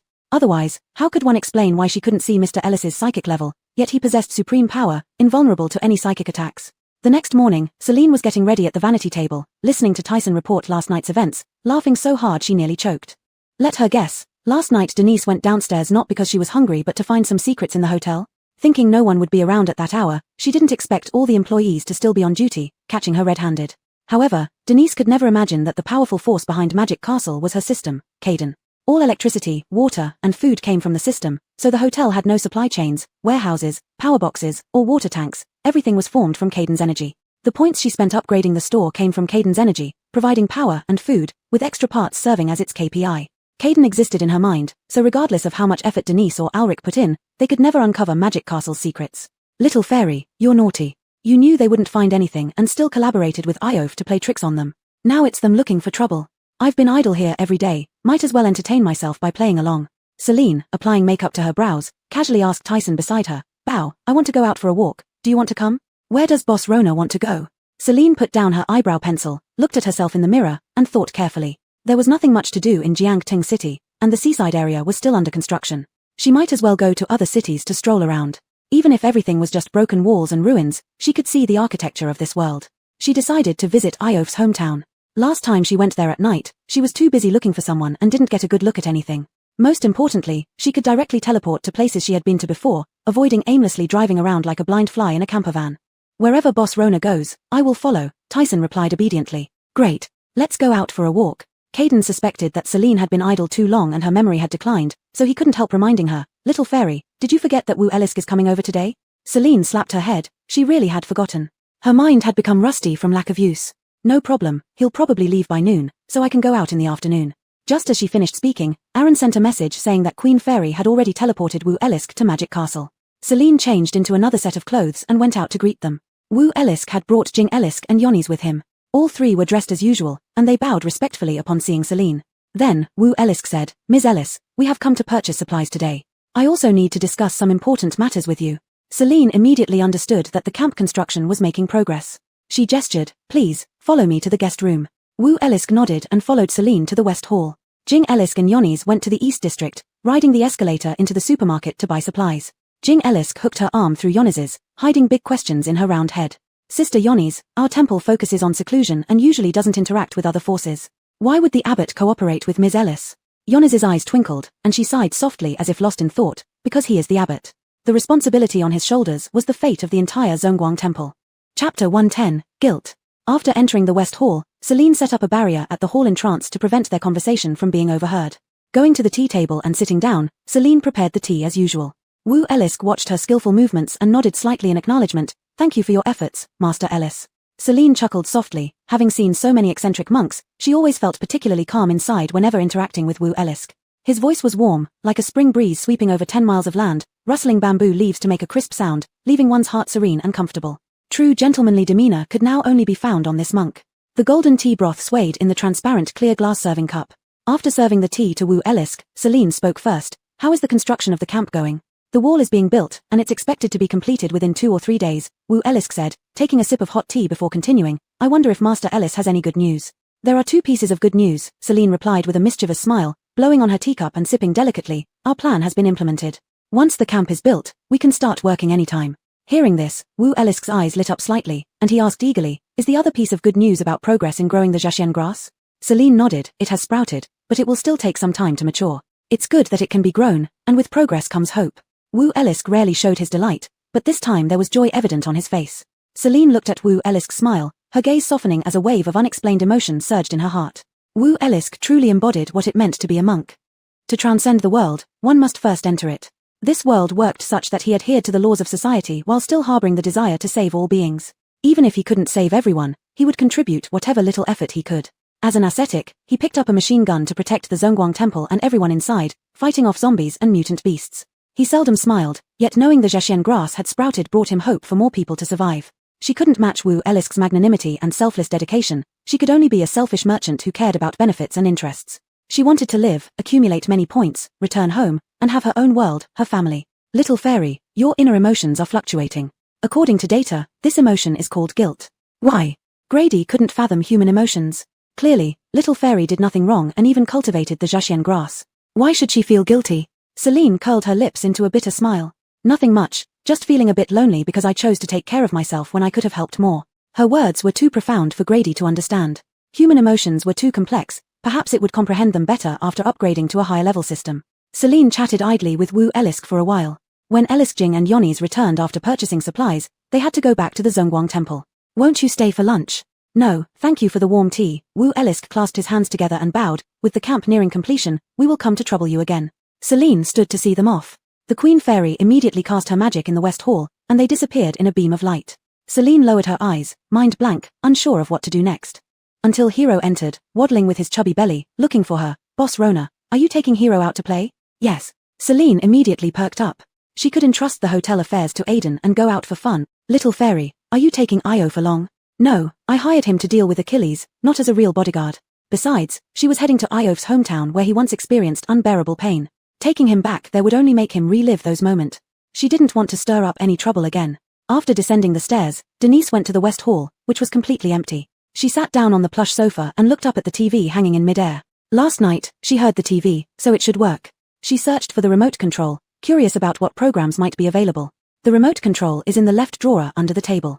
A cool voice interrupted her search, causing Denise to turn abruptly toward the door. There stood the man from last night, dressed in black, half his face covered by a mask, leaning casually against the door frame. His ice blue eyes revealed through the mask were like gems or a calm lake, showing no ripple. She immediately stood up and explained, I haven't seen a TV in so long, I was just curious and came in to take a look. Nothing else. No problem, the West Hall is open. Except when Master Ellis entertains guests, anyone can come in at other times. Iof straightened up and asked another question. Did you see Master Ellis? No, Denise shook her head, indicating she knew nothing. Iof glanced at her as if evaluating, then indifferently withdrew his gaze and turned to leave. Denise patted her chest. She had always acted uprightly, but this mission assigned by the general almost scared her into a heart attack within 24 hours. Knowing now that the West Hall was open, she wasn't as nervous anymore. She sat back down, found the remote control, and turned on the TV. All the TV dramas, movies, and variety shows from the peaceful era could be watched here. And they used various video software from the peaceful era, each with a VIP account. Denise was slightly confused. During the apocalypse, watching TV still required paying for membership. Who was making money from it? Meanwhile, Iof, not seeing Celine in the West Hall, went to the front desk to ask Aaron. Aaron was still calculating the occupancy rates for different types of rooms. Hearing Iof asking about the boss, she looked up at him with innocent eyes. Boss took Hero out to play. Is there anything you need? Should I inform her? Frequently people would ask where the boss was, but Iof, who had stayed here for so long, often behaved like an invisible person, coming and going alone and seldom talking to them, the employees. No need, it's nothing important. Seeing Aaron's expression, Iof knew that Celine had many things that the employees didn't know about. Actually, he didn't have any pressing matters with Celine either. She had agreed to hire him and given him the crystal core, but then hadn't asked him to do much. She even went out to play with Hero. He felt like he had no place to use his skills. Iof didn't think too much about it. Since Celine wasn't around, he could move freely now. To the zombie concentration camp to earn crystal cores. Chapter 111, Resurrection. Celine activated the teleportation light gate on the terrace and entered with Hero. She took out her long unused electric scooter from the storage space and rode around with Hero. The street views were desolate along the way, but one could still faintly see the prosperity of the past from the buildings. This place must have once been a thriving city. The nearby buildings were uniquely designed, including an old pedestrian street where neon signs had fallen off. Although some walls had crumbled, it was clear that this area used to be bustling. There were small stalls selling hairpins, necklaces, and other accessories. Jewelry was scattered all over the ground. Some of them, made with high-quality materials, hadn't faded at all.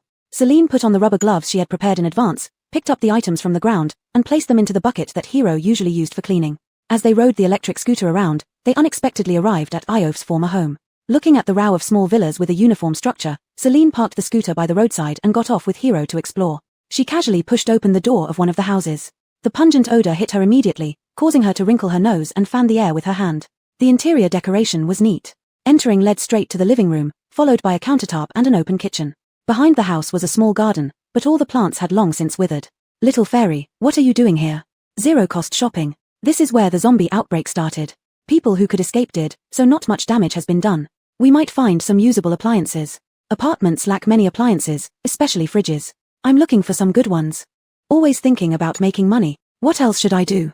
There's nothing much to buy out here. Shouldn't come back empty-handed, right? Celine ignored Caden and focused on scavenging. Hero also put on gloves and started working. There wasn't much valuable left in these residences. People had the chance to escape and would have taken valuables or jewelry with them. However, there were quite a few intact pieces of furniture and appliances remaining, which Celine stored in her spatial pocket for decorating the seaside villa later. They searched house by house and found quite a few useful items. When they came to a familiar door, Celine hesitated as she looked at the white villa. It was Iof's old home, and entering felt somewhat impolite. Forget it, let's go to the next one. Just as Celine was about to leave, she heard strange sounds coming from inside. What was that? Could someone else be scavenging like her? But this city had become a dead town, no one should be here. Thinking of Iof's mother lying in the bedroom, fearing someone might dig out her crystal core, she pushed the door open cautiously to check. Thankfully, she didn't enter without hesitation. The moment she pushed the door, she came face to face with a zombie. Holy **T. Celine jumped back several steps while the zombie was flung far away by her protective shield and landed on the countertop. After calming down, Celine carefully identified the zombie. It was the same level 7 zombie that had previously trembled with Iof, his mother. Jiang. Yuan. The zombie made garbled sounds and slowly rose from the countertop. Earlier, Celine would have marveled at the greatness of maternal love, but now, the zombie felt eerie, like a restless vengeful spirit. Iof had stabbed the zombie in the head before, and now the narrow scar on its forehead had vanished. Celine slammed the door shut, stepping backward down the stairs, staring wide-eyed in disbelief. What was happening? It should have died. Why had it resurrected? 6. Can you explain this to me? Caden seemed puzzled too. Wait, I'll check the world's rules and see if there's any clue. Standing in the middle of the road, Celine kept her eyes on the white villa. She didn't want to hurt the zombie, yet it could still see her and move. After a while, Caden replied, I found it. Level 7 zombies or higher that possess crystal cores have self-healing abilities. As long as the core isn't extracted, they remain alive and can even regenerate limbs. Celine frowned. So this zombie has a crystal core in its head, and unless I destroy its skull to get the core, it will keep suffering like this. Yes. Little fairy, are you going to do it? Celine hesitated, recalling that broken Io from that night. She couldn't bring herself to do it. Maybe living like this wasn't so bad after all. Although she had become a zombie, her self-healing ability ensured that her body would not rot. And human consciousness still existed. Maybe there was a chance for her to return to normal one day. Celine decided not to interfere with this matter and also lost the mood to scavenge around here. She rode the small motorbike and took Hero to a farther large mall. There were more items here compared to the zero-cost shopping mall she had been to before. It was much cleaner and tidier. From the first floor to the 4th floor, they collected a lot of clothes, shoes, jewelry, and accessories, leaving with a full load. This city was large, and today's exploration had been quite extensive. By now, it was already lunchtime, and she was somewhat tired, deciding to visit other malls next time. After teleporting back to the West Hall, Celine stepped out of the light gate and saw Iof sitting there watching TV. Her steps paused momentarily, an inexplicable feeling of guilt welling up in her heart. Her lips moved slightly, hesitating for a long time but ultimately did not tell him about his mother. Iof, seeing Celine's indecision, thought she had encountered something and couldn't help but soften his tone. What's wrong? Nothing. Celine pulled the corners of her mouth into a smile, shaking her head, and asked in return, have you eaten? Not yet. Wait for me a moment, I'll change clothes. Okay. Celine entered the room, leaned against the door and breathed a sigh of relief. Little fairy, you didn't do anything wrong, why are you nervous? I don't know, just feel like if Mr. Omoto finds out his mother is still alive, he might go crazy. She was afraid that knowing this would confine him back in the past. He was living smoothly and comfortably on his own now. After a quick shower and a change into clean clothes, Celine had already calmed down enough to face Iof composedly. Stepping out of the room, she smiled at Iof. Let's go, eat at the buffet restaurant. Having agreed to pay for meals, and being her assistant, naturally, it was better for him to join her, mainly because the buffet wouldn't cost her any money. Besides, Denise was still in the hotel, she should let her see them together more often so that their relationship as lovers would seem more credible. Chapter 112, Flirting. Upon arriving at the cafeteria, the guests saw Celine and Iof coming together, and they started murmuring quietly. In recent days, Boss Ellis has been getting close to Alton. Could it be that good things are about to happen? Chad heard those words, and the chopsticks in his hand snapped in half. He had always known that Iof put on an act of being noble and aloof, but in reality, he was doing everything he could to seduce Boss Ellis, wanting to live off her. Now he had even advanced directly to level 7. It must have been Boss Ellis who gave him the crystal cores, otherwise, everyone earned crystal cores daily in the zombie map together, so why did only he level up so fast? No matter how hard he thought, he couldn't figure out where he fell short compared to Iof. He had a better physique than Iof, a more handsome face, and almost equal strength, so why did Boss Ellis fancy Iof? Could it be just because Iof met her first and believed in the rule of first come, first served? If Celine knew what Chad was thinking right now, she would surely curse him as mad. She took her food and found an empty seat to sit down.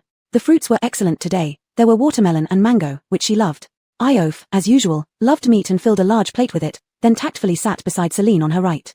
Things were different now, since they were putting on a show, they couldn't afford any slip-ups in the details. Celine thought, Boss Omoto is pretty savvy, did he binge-watch some drama to prepare? In public, they didn't talk much, focusing instead on their meals. Suddenly, a big hand climbed onto Celine's waist, shocking her into tensing up. When had Boss Omoto learned such tricks? She glanced up, noticing from the corner of her eye that Denise, who was picking food, kept looking over here.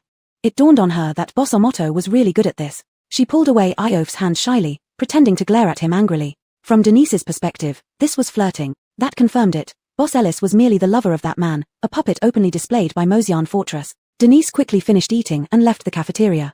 Celine watched the hurried figure depart, a sly smile playing on her lips. She turned to Iof and whispered. Boss Omoto reacted quite quickly. Did I scare you? A little. It shows your acting isn't as good as mine, you need more practice. Celine was speechless. Boss Omoto was truly someone who remained silent until he surprised everyone with his remarks, always catching people off guard. Iof's acting skills indeed improved dramatically. In just one day, he had reached a flawless level. Thus, Denise encountered all kinds of scenarios. In the reception room, shadows of the two intertwined behind a screen, appearing very intimate. Inside came Celine's soft breaths, sweet and seductive. Bad Tom, you're going to kiss my mouth swollen. Followed by Iof's deep voice, incredibly alluring. Whose fault is it for having such soft and sweet lips? Be quieter, we continue. In an unopened corner of the northern area, Iof cornered Celine against the wall, trapping her in his arms. From Denise's angle, it looked like they were kissing. Iof's large hand covered Celine's slender waist, rubbing it and gradually moving upwards. Celine bashfully tapped Iof's chest. I don't like this, not here. What if someone sees us? Iof's voice was raspy, hiding barely restrained desire. No one will come here. Denise couldn't bear to watch any longer and turned to run away. Too daring. Considering what she had seen earlier in Jiangteng City, Boss Ellis's close relationship with Stefan, she concluded that Boss Ellis had more than one lover. It must be through her bewitching men that she became the boss of Mosian Fortress. However, unbeknownst to her, once she left, Iof immediately let go of Celine. Leaning against the wall, Celine's eyes sparkled playfully. Guess how she'll report to Ignatius? Iof adjusted his collar, his voice returning to normal, saying you relied on men to rise to power. Celine raised an eyebrow. Sounds nice. I quite enjoy being the bad Mila. Iof's lips curled slightly, observing her curiously. I wonder how you can come up with such strange plots. From TV dramas, Celine grinned mischievously, stretching lazily. Alright, that's enough for today. Let's go eat. Later, we'll pack up and head to Jingcheng tomorrow. You're going to Jingcheng? Yes, I need to find Briar for something. Taking me along? Sure, Ignatius will likely follow me. Iof pressed his lips, understanding. Celine had matters to discuss with Briar in Jingcheng, and knowing this, Ignatius would definitely try to join her to get closer to her. So, taking him along would serve as her blade. Don't you want to go? Celine turned her head to ask Iof. No, I'm fine. You pay me to get rid of troubles for you, just give orders. Iof had no complaints. After all, he didn't have to spend money on food following Celine and even got her level 6 crystal cores to upgrade to level 7. It was only proper for him to accompany her on this trip to Jingcheng.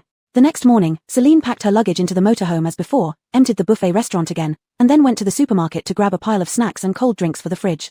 The motorhome was parked at the hotel entrance.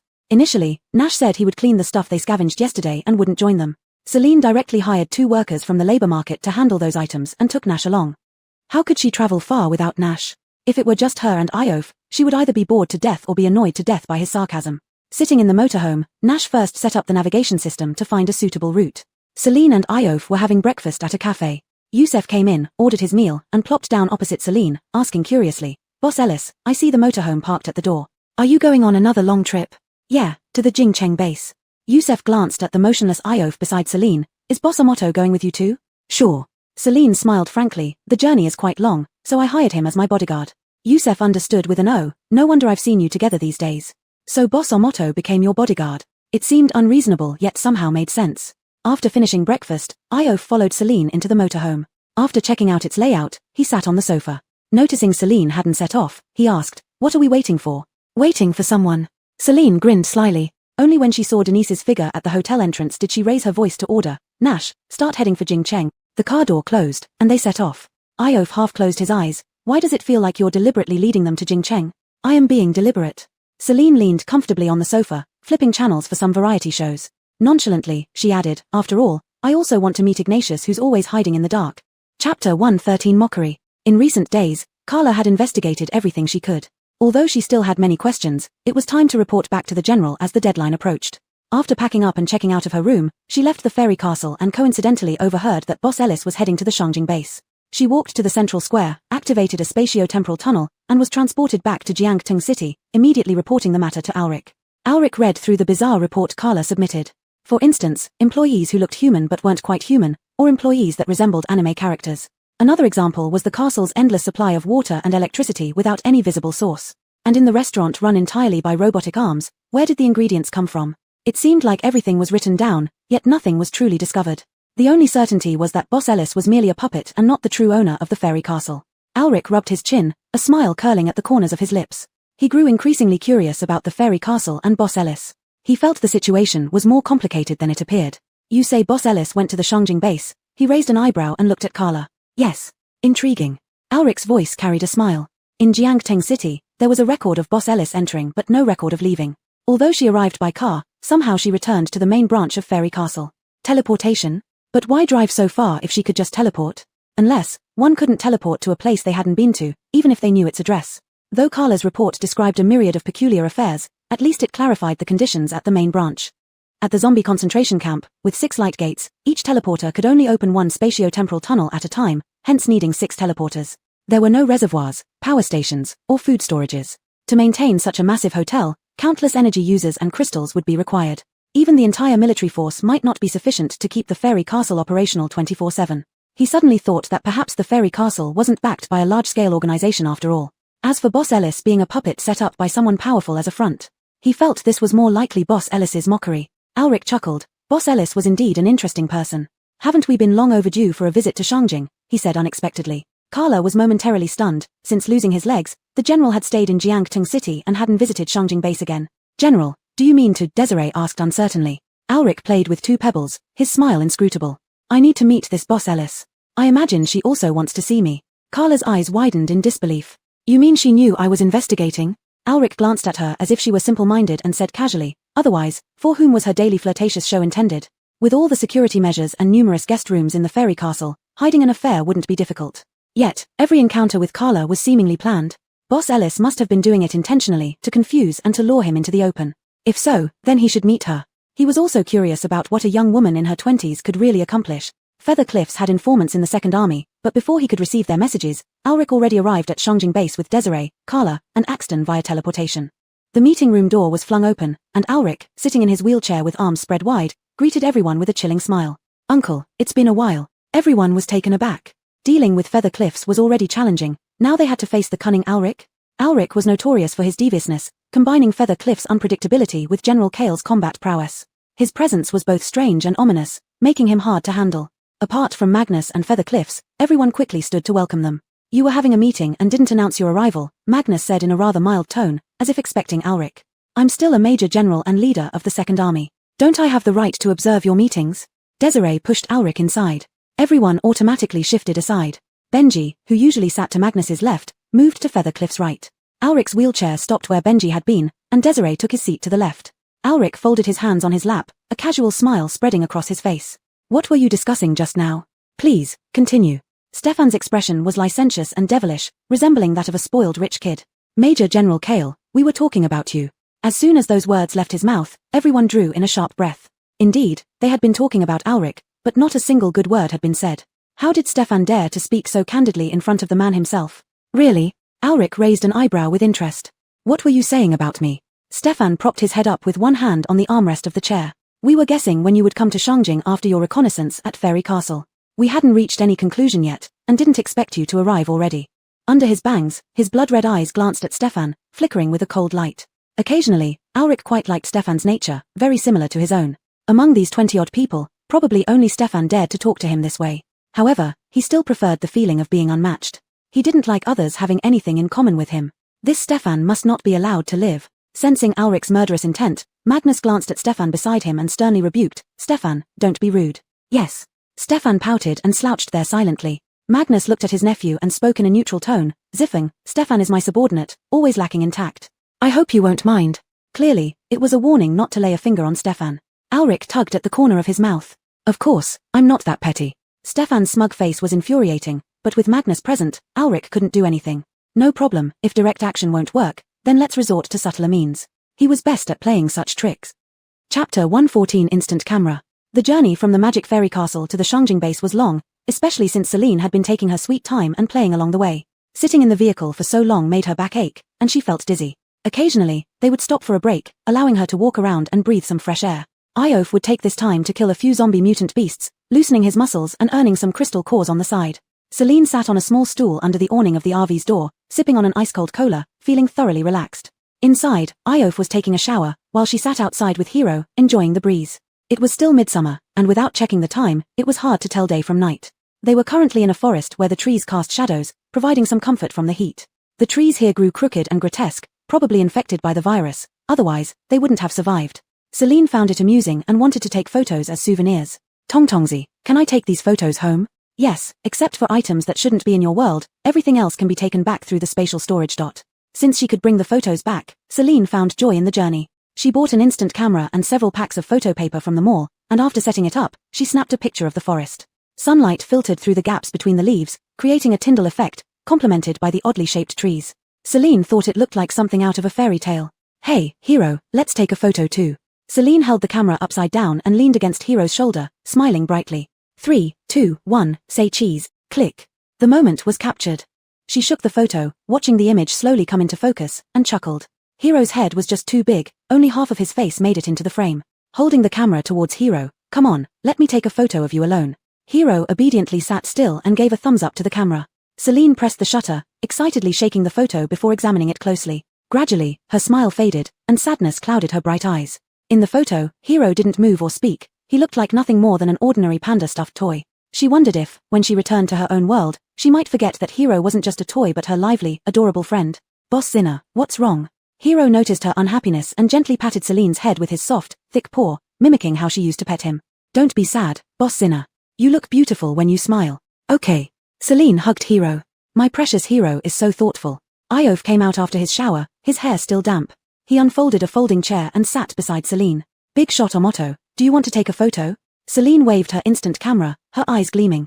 Iof hesitated for a moment, then turned away indifferently. What's worth taking a photo of? It was obvious he wanted to. Celine moved closer and grinned. Come on, take one with me. Iof, though reluctant verbally, looked at the camera when Celine counted down from 3.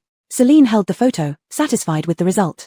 With these photos as mementos, she wouldn't return from her 38-year mission completely empty-handed. At least until now, she still liked the people and things in this world. She put away the camera, thinking she should definitely take more photos with Stefan when they got to the Shangjing base. Stefan would surely be delighted if he knew she had an instant camera. Little Zinxian, you seem a bit off. What? UVE developed feelings for the people in this world. Celine's heart skipped a beat. Indeed, in the previous 37 worlds, she had only focused on completing her missions and left without hesitation, never feeling any regret. She smiled faintly, lowering her gaze. Maybe it's because the people here are just too lovable. Not mischievously cute, but genuinely deserving of love. Each person had their unique charm and personalities that made her want to be friends with them. Iof stared at the photo in Celine's hand for a long time but didn't ask for it, finding it embarrassing to do so. Forget it, it's just a photo. What's the point when they see each other every day? Feeling hungry, let's have a late-night snack. Celine asked, not waiting for Iof's response as she opened the mall to buy ingredients. Of course, camping in the wild meant having barbecue with beer. Iof rested his cheek on his palm, watching silently as she pulled out various ingredients. It wasn't costing him any points, so let her be. At worst, he'd grill, and she'd eat. He was right, Celine's interest didn't last long. After enthusiastically grilling a chicken wing when the charcoal was lit, she gave up within 10 minutes due to the heat and tossed it to him. Sipping on his icy beer, Iof rolled up his sleeves with no complaints and became the chef. Celine propped her cheek in her hand, watching him leisurely for a while before casually remarking, "Never thought I'd see the day when the aloof Omoto big shot would wear an apron." Iof didn't find anything wrong with it. After all, he had never deliberately cultivated that aloof persona. Now, since Celine was paying him and had bought all the ingredients, it was only natural for him to work. Besides, he would be eating too. Hiro was afraid of fire and didn't dare approach the grill, so he swept away nearby leaves with a broom to prevent sparks from starting a fire. Celine brought out the car's sound system and put on some light music. Music knows no boundaries, songs from this world were pretty good too. As she listened to the music, she felt the occasional breeze blowing through the woods. How comfortable. Suddenly, a loud boom came from the mountains. Iof abruptly looked over in that direction. Celine was a bit bewildered, turning to ask Iof, what was that? It sounded like a landslide. Iof's face remained as cold as frost as he placed the uncooked skewers on a nearby plate and drew the dagger from his waist. It's an Earth-type mutant. Someone is coming. You stay here, I'll go check. Hey. Celine stopped him, saying nonchalantly, who's going to cook if you leave? Let them be gods or ghosts, they'll show themselves eventually if they're after us. She wasn't afraid at all. She had her protective talisman, and Hiro's shield was set to the highest level. Apart from its fear of fire, nothing else could hurt it. And Iof, being a level 7 mutant, was quite rare. Even if the heavens came down today, they wouldn't stop her from enjoying her barbecue. Chapter 115, 8th level mutated bear. Seeing that Celine was so calm, Iof decided not to go over. He put the dagger back in his waist and continued to grill the skewers. The sounds in the forest grew louder, coming one after another, gradually approaching this side. Celine, with her leg crossed over the other, leisurely took a sip of icy beer. The coldness made her squint, then she sighed longingly, refreshing. Iof glanced at her, helplessly curling his lips. She usually acted mature and intellectual in the hotel, but this trip certainly let her be herself, an evidently 20-something Mila whose mentality had yet to settle. Gradually, two voices were heard from the woods. What the heck is this thing? Mutated bear. Run fast, we two are not enough to fill its teeth gaps. I know that's a mutated bear. I'm asking what's that thing up ahead? The companion squinted to take a closer look. Smoke was rising in the road ahead, leading him to suspect there might be something wrong with his eyes for a moment. That seems like a vehicle, and people. How could there be people in such a desolate place? Ruby waved towards the campervan, shouting loudly, "Hey, there are mutated beast. Run quickly." Celine stood up to greet the two who were getting closer, also seeing clearly the beast chasing them. It was as tall as a 2-story building, with scarlet eyes and large buck teeth. Its black fur looked thicker than iron sheet, resembling Kong from the movies. Only Kong was a gorilla, while this was a bear. She tilted her head and asked curiously, "Such a big one, how many levels must it have?" Knowing she couldn't see the ability level, Iof replied, 8th level. Celine was stunned, her eyes widening into circles and her mouth opening into an O shape. 8th level? 9th level was already the top, and this huge bear was actually 8th level? Then, Iof can't fight it either. Noticing she was somewhat dumbfounded, Iof asked calmly, "Run?" Celine pursed her lips, turning to meet his gaze and asked in return, "Do you want to try?" Iof chuckled softly, shrugging helplessly, "Can't win it. Don't be a chicken, just give it a try." Celine enjoyed watching the show. Iof sighed, once again putting down the skewer in his hand and drawing the dagger to activate his power.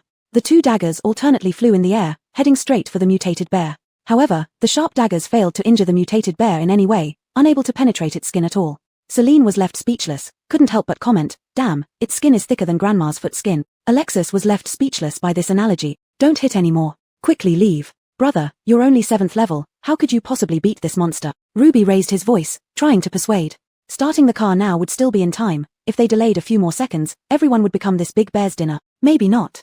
Celine muttered, looking at Iof and raising her eyebrows slightly. "Want to do it?" "Conditions?" She curled her lips. "Help me run my business, of course." Whoever came before her was a customer, no matter who. Iof nodded understandingly, "Deal." Celine stretched lazily, stretching her limbs, then walked straight past Ruby and the others, heading for the mutated bear. Ruby suspected whether this woman was crazy, daring to confront an 8th level mutated beast without any ability. They couldn't afford to worry about that anymore, they needed to save their own lives first. Running up the road, they planned to get into the RV and drive away, but were stopped by a stuffed bear. What the hell? Ruby, in a rush, reached out to move Hiradao away but was repelled by an unknown force. It felt like being electrocuted. The companion, Cyrus, pulled on his clothes from behind, dazedly saying, "Seems like we don't need to run." What nonsense. Ruby turned sharply, stunned by the sight before him. The young woman he saw earlier walked straight towards the mutated bear, which was directly knocked flying. The 7th level brother used his power to control the dagger, stabbing fiercely into the eye of the mutated bear. The mutated bear screamed in pain, holding its injured eye and falling to the ground. It quickly got up again, with blood gushing out of its eyeball. Seeming not to have completely lost its vision, it charged at the young man on all fours. The young man moved swiftly, dodging and then retreating behind the woman. The mutated bear seemed blind to the woman, charging madly in that direction. Unsurprisingly, when it was about to hit the woman, it was sent flying by an invisible force. Following this opportunity, the young man gripped the dagger with both hands, leaped high in the air thanks to his incredible jumping power, and thrust the dagger fiercely into the forehead of the mutated bear. Struck at its vital point, the mutated bear instantly fell silent, lying on the ground. Above the 7th level, mutated beasts had self-healing abilities. The higher the level, the faster they healed. Celine was afraid that the mutated bear might suddenly wake up while Iof was taking out the crystal core. She walked over, crawling onto the mutated bear's body, and plopped down on its neck. Hee, it won't wake up now, right? Iof was amused by Celine's peculiar actions. He walked over, split open the mutated bear's forehead, and dug out the 8th level crystal core inside. The white crystal refracted the sunlight, emitting a rainbow of colors. Beautiful. Celine couldn't help but exclaim in admiration. Seeing her appreciation, Iof wiped the crystal core clean with his shirt and handed it to her. Celine paused for a moment, then smiled and waved her hand. "You keep it. We had an agreement. Besides, the crystal core is of no use to me. It would just be a pretty decoration." Iof lowered his gaze and remained silent for a moment, not insisting. He put the crystal core in his mouth and chewed it like a chip. Thump thump, his heart beat fiercely, once, then again after a second, more intense this time, pounding as if it wanted to burst through his chest, each beat growing more forceful. Iof clutched at his chest, kneeling on the ground. Veins bulged all over his body, and the blood inside could be seen flowing rapidly. All energy converged towards his heart, making him feel like it was inflating, ballooning bigger and bigger, almost ready to explode. Even when he had tried eating a crystal core 4 levels above his own as a child, it had never been this painful. He gritted his teeth, almost grinding them to pieces. Celine also noticed something was wrong with him, worse than when Adrian consumed the crystal core before. She jumped off the mutated bear quickly and squatted beside Iof, anxiously asking, "Hey, Iof, are you okay? You're not going to die, right?" Iof found even breathing difficult now, but he still managed to reply, "Go farther away. You don't want blood splashing on you." Startled, Celine hastily moved back a few steps. Suddenly feeling that she shouldn't leave him alone, she reluctantly edged closer to him again. Her hand gently touched his back, only to find that his muscles were all tensed up, as hard as steel. Ruby and Cyrus watched from afar, both shaking their heads sorrowfully. An 8th level crystal core contained incomparable energy. Even an 8th level psychic would need much time to adapt to such a core. Not to mention that Iof was only 7th level. They had seen several people try to consume an 8th level crystal core beyond their level before, all resulting in their bodies bursting, leaving not a trace behind. This young man probably wouldn't survive either. Chapter 116 The Unscrupulous Merchant. Omoto, Alton, Big Brother Omoto, don't scare me like this. I haven't had my barbecue yet. Elisu Xian was extremely anxious. She really wished she hadn't urged him to fight the mutated bear just now. If he died, she would lose more than 10,000 points per month. At a time like this, you're still thinking about money. 6. Yes, 6. Do you have any ideas? What should we do if I feel he can't survive? I can't help either. How about you try using your protective shield to consume part of his abnormal power inside his body? He'll explode with even the slightest movement now. How can I do that? Alton let out an anguished howl. In that moment, his ice-blue eyes turned white as if the energy within them were trying to break through the barrier. Elisu Xian remembered what he said before, that if his body couldn't withstand the energy of the crystal nucleus, he would bleed from 7 orifices and die suddenly. Was he really going to die? She was at a loss. Now all she could rely on was Alton's own willpower. Should she say something to encourage him? Well, Alton, you've already made it through 9 years, haven't you? You finally got to live a comfortable life. Don't just die like this. And, well, Elisu Xian licked her lips. She didn't really know much about Alton. What could she say? His mother. Yes. Alton, your mother isn't dead, and there's still a chance for her to return to normal. Don't die now. What will happen to your mother if you die? Ah. Alton screamed heart-rendingly towards the sky, his muscles bursting through his clothes. The bones in his body shattered and reshaped themselves, making his figure even stronger. Blood and tears slid down from the corners of his eyes, and his pupils gradually returned to ice blue. PTO, a mouthful of blood spurted from his mouth. He clutched his chest and fell weakly to the ground. Hey, Alton. Elisu Xian shook him, her frown deepening. You can't really be dying, right? Don't die yet. You haven't used up the points in the card. The man on the ground faintly curled the corners of his lips and muttered breathlessly, not dead yet. Shake me any more and I'm gonna vomit again. Ellis Yuzian immediately withdrew her hand, giving him an annoyed glare. If you don't wake up soon, I'll be the one scared to death. Are you feeling better? My chicken wings are going to burn. After catching his breath heavily, Alton sat up, wiping away the blood and tears on his cheeks. An 8th grade crystal core, a bit beyond my expectations. As he regained his breath, he felt full of energy. He could easily handle another 2 mutated beasts now. He stood up, taking off the cracked shirt and casually tossing it aside. Ellis Yuzian glanced at his 8-pack abs, pouting. Leveling up did improve his physique. With broad shoulders, narrow waist, long legs, and a handsome face that could withstand beating, if it were during peacetime, he'd have no less than 1,000,000 fanmilas. She calmly retracted her gaze and walked towards the RV, saying indifferently, I'll get you some new clothes, not free, payment is required. Beautiful boss Ellis has a black heart, you have the makings of an unscrupulous merchant. TCH, wear it if you like, I don't care. Ruby and Cyrus were stunned. They had never seen anyone who could survive after consuming an 8th grade crystal core. How strong must this young man's willpower be to endure it without being overwhelmed by the crystal's energy? With the mutated beast taken care of, they needed to host guests now. Ellis Yuzian took a brown short-sleeved men's shirt from her storage space and threw it to Alton. It was a size larger than his previous shirt and should fit well. This shirt is expensive, 90 points. Don't forget to pay later. Alton took the shirt and bent over to enter the RV, replying without turning back, got it, unscrupulous merchant. Ellis Yuzian pursed her lips and left him alone, turning around with a smile to welcome Ruby and Cyrus. Would you like some barbecue? Hearing this, Ruby looked around and noticed the barbecue grill and beer bottles on the low table beside them. The water droplets hanging on the beer bottles showed they were chilled. They didn't feel thirsty just now, but staring at that icy bottle of beer now, their throats felt parched. Is it okay? Cyrus swallowed, his desire for a hearty meal reaching its peak. Of course. Ellis Yuzian smiled slyly like a cunning beauty. As long as you have crystal cores, you can buy barbecue and cold drinks. Crystal cores. Cyrus mumbled as he rummaged through his pockets and then searched Ruby's pockets, only finding 3 3rd grade crystal cores and 1 4th grade crystal core. He handed them to Ellis Yuzian, looking at her pitifully. This is all we have. The energy generated by these cores wouldn't even suffice to chill a single beer bottle. They could only hope the boss would show mercy and give them a discount. Ellis Yuzian entered the RV, took out a portable point exchange machine from her storage space, and passed it to Cyrus so he could put the crystal cores in for recharge. Cyrus did as instructed, and as soon as he got the points card, a style conversion pop-up window appeared right in front of him, scaring him so much that his whole body trembled. What is this thing? Virtual screens like this were only seen in science fiction movies. Could it really appear in the post-apocalyptic world? Could this be a new technology developed by the nation? He casually chose a ring style and put it on. Done. Ellis Yuzian smiled warmly and introduced, barbecue chicken wings are 20 points per skewer, other meats are 15 points, vegetables are 8 points. Beer and energy sparkling water are 15 points per bottle, cola is 8 points, mineral water is 5 points. What would you like? Please pay first before eating. Cyrus exchanged glances with Ruby. There was quite a variety of food available. They weren't very hungry at the moment, but they desperately wanted to drink something. The weather was unbearably hot, and after running all the way here while using their abilities, they felt exhausted. A sip of ice-cold water would surely be a delight. Not bothering to think about where the owner had gotten these supplies from, Cyrus waved his hand and said, 2 bottles of ice-cold beer first. Sure. Ellis Yuzian smiled pleasantly, giving Hero a signal. Hero immediately went to fetch them from the RV. At this moment, Alton came out after taking a quick shower and changing into fresh clothes. The 8th grade crystal core had taken him directly from level 7 to 8, and he had consumed over 10 6th grade crystal cores, successfully upgrading to level 9. According to the ability grading system, he was now at the max level. However, ability levels were divided based on zombie levels. For example, if one could easily kill a 4th level zombie and barely fight evenly against a 5th level zombie, they were classified as a 5th level ability user.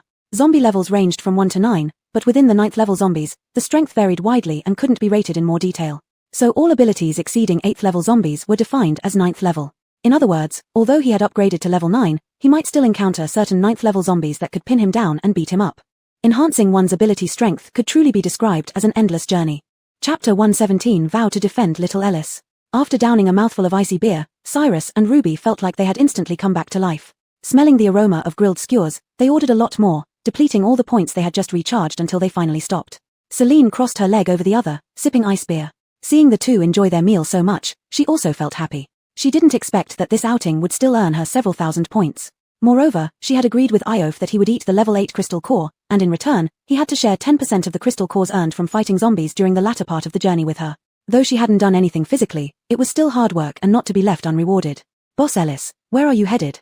Seeing the boss lady dressed so beautifully and having so much food in the car, Ruby couldn't help but be curious about who this boss lady really was. To Beijing, for some business talks.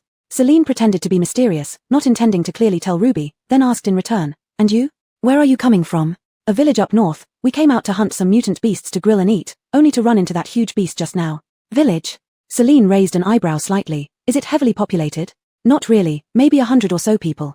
When talking about the village, Ruby sighed slightly. In the past, our village was one of the richest villages within the city, getting hundreds of thousands of dividends every year. But when the apocalypse came, the money in our hands turned into waste paper, and those antiques and gold at home became junk. Food and shelter were problems. Who would bother to appreciate art pieces anymore? Upon hearing this, Celine's eyes lit up immediately. Antiques. Gold. In this apocalyptic world, they indeed weren't worth much, but if she took them back to her world, they could be quite valuable. She beckoned Hero to bring a hotel brochure, grinning flatteringly as she said to the two men, I run a hotel that is absolutely safe to stay in, with restaurants and supermarkets. Bring your villagers there, and objects of value from the peaceful era can be exchanged for points. You can be wealthy again even now. Ruby and Cyrus looked at the photos on the brochure, which would undoubtedly have been a 5-star hotel in the peaceful era. Could there really be such a luxurious and beautiful place still existing in this apocalyptic world? After resting well, Celine continued her journey. Ruby and Cyrus decided to return to the village to find other psychics to check out the magic fairy castle first, confirm the news, and then tell the villagers. Sitting in the passenger seat, Celine leaned the backrest down, comfortably crossing her legs while humming little tunes. Wow, if everyone from Ruby's village brought antiques to stay at the magic fairy castle, she would make a huge profit again. 3 more days passed, and they finally reached the Beijing base. This time, the guards at the gate did not ask Celine to get out of the vehicle for inspection. They had received notice to let the motorhome pass directly. Thus, Hero smoothly drove the car into the city. The news of the motorhome entering the city quickly spread to the Military Strategic Research Institute located in the city center. Magnus wasted no time, putting aside his affairs to head out to welcome her. Cash naturally accompanied him. General Kale, shall I open the time tunnel directly? But we cannot let Ulrich see Boss Ellis first. Who knows what that crazy man will do? Ulrich's craziness was known by all, and Cash didn't want Celine to be bitten by that viper right after entering the city. He vowed to defend little Ellis to the death. Magnus seemed to agree with him, nodding slightly in approval. The rarely seen Ulrich specifically came from Jiangtungdua to Beijing for Celine, so he would surely make a move. More precautions must be taken. With permission granted, Cash immediately activated his power, opening the time tunnel, and transported Magnus near the city gate. A beam of light fell, and when the brightness faded, Magnus saw the 2 people who had already met nearby, clenching his teeth tightly inside. It's too late. Curiously glancing at the wheelchair-bound man before her, Celine curled her lips upward, guessing his identity roughly. Arabella stepped forward and introduced voluntarily, Boss Ellis, this is the commander of the Second Army, General Ulrich. There was a hint of pride in her tone. So what if Boss Ellis was the mistress of Magic Fairy Castle? In this post-apocalyptic world, wasn't she still dependent on military protection to live? Without the army, high-level mutant beasts flooding the border would leave Magic Fairy Castle nowhere to hide. Pretending not to understand the contempt and satisfaction in Arabella's eyes, Celine stared straight into Ulrich's eyes and greeted politely, so it's Colonel Kale, nice to meet you. On the wheelchair, Ulrich touched his chin, sizing up Celine with a playful look. She did look good, with smooth and tender skin like a porcelain doll, but she didn't seem like someone powerful enough to be the boss of Magic Fairy Castle at all. Boss Ellis, long time no see, he said indifferently, then glanced at the man and bear behind her. I heard that Boss Ellis's hotel is quite far away. To come such a long way to the capital, what business do you have? Doing some business. Celine looked at Ulrich lazily and asked in return, I heard that General Kale has been staying in Jiangtungdua and rarely shows up. Why are you here in the capital? To meet someone. Their eyes met, and it was as if there were lightning and thunder between them. Both could tell that neither was an ordinary person. Iof stepped forward just in time and stood beside Celine, assuming a protective posture. This man was not easy to deal with, devious and wicked. It was hard to say whether he had any sinister plots against Celine. He was now at level 9, he should be able to handle these few people. The bald man also moved forward, facing Iof eye to eye, as if warning him not to try anything, or there would surely be consequences. The situation remained deadlocked when Stefan hurried over and stood between the 2 groups, shielding Celine behind him. He grinned awkwardly and joked to Ulrich, General Kale, if General Kale has something to discuss with Boss Ellis, you wouldn't be interested, right? I'll take Boss Ellis away first, and we can talk later if you have anything. These words were not at all polite, clearly telling Ulrich to scram. So what if he was a general of the Second Army? He was only a major general. Could he compare to General Magnus? Celine chuckled, truly living up to being a good friend. This mouth could fetch tens of thousands of points on its own. Is it your turn to speak? Desiree stepped forward, glaring fiercely, his power already activated. If Stefan said one more word, he would drive a laser through this bastard. Stefan had always been carefree and fearless. He stepped forward again and stared straight into Desiree's eyes, repeating every word deliberately. I said, we have an appointment with Boss Ellis. If you have anything, General Kale, we can talk later. Chapter 118, Intent to attack Mortian Castle. Blasphemy. Mallory shouted in anger, gathering a laser in his right palm and shooting it towards Stefan. But at that very moment, a beam of light enveloped Stefan and the others, and with a whoosh, they vanished from before him. Mallory clenched his fists tightly, squeezing out a hateful sentence through gritted teeth. Damn, he got away. He originally intended to force Boss Ellis to take action so that the general could personally assess her capabilities. Who knew this Stefan would pop up and directly lead the person away? Alric smiled enigmatically. This boss Ellis really had many people protecting her. Not only did she have a level 9 Psi as a bodyguard, but even an army unit intervened to protect her. Should one hair of Boss Ellis be harmed, there's no telling what a fuss that army unit might cause, leaving everyone unable to sleep soundly. However, not being able to harm Boss Ellis doesn't mean he couldn't make a move against Mortian Castle. Axton, Denise, take the 3rd Squad and 5th Squad to pay Mortian Castle headquarters a visit.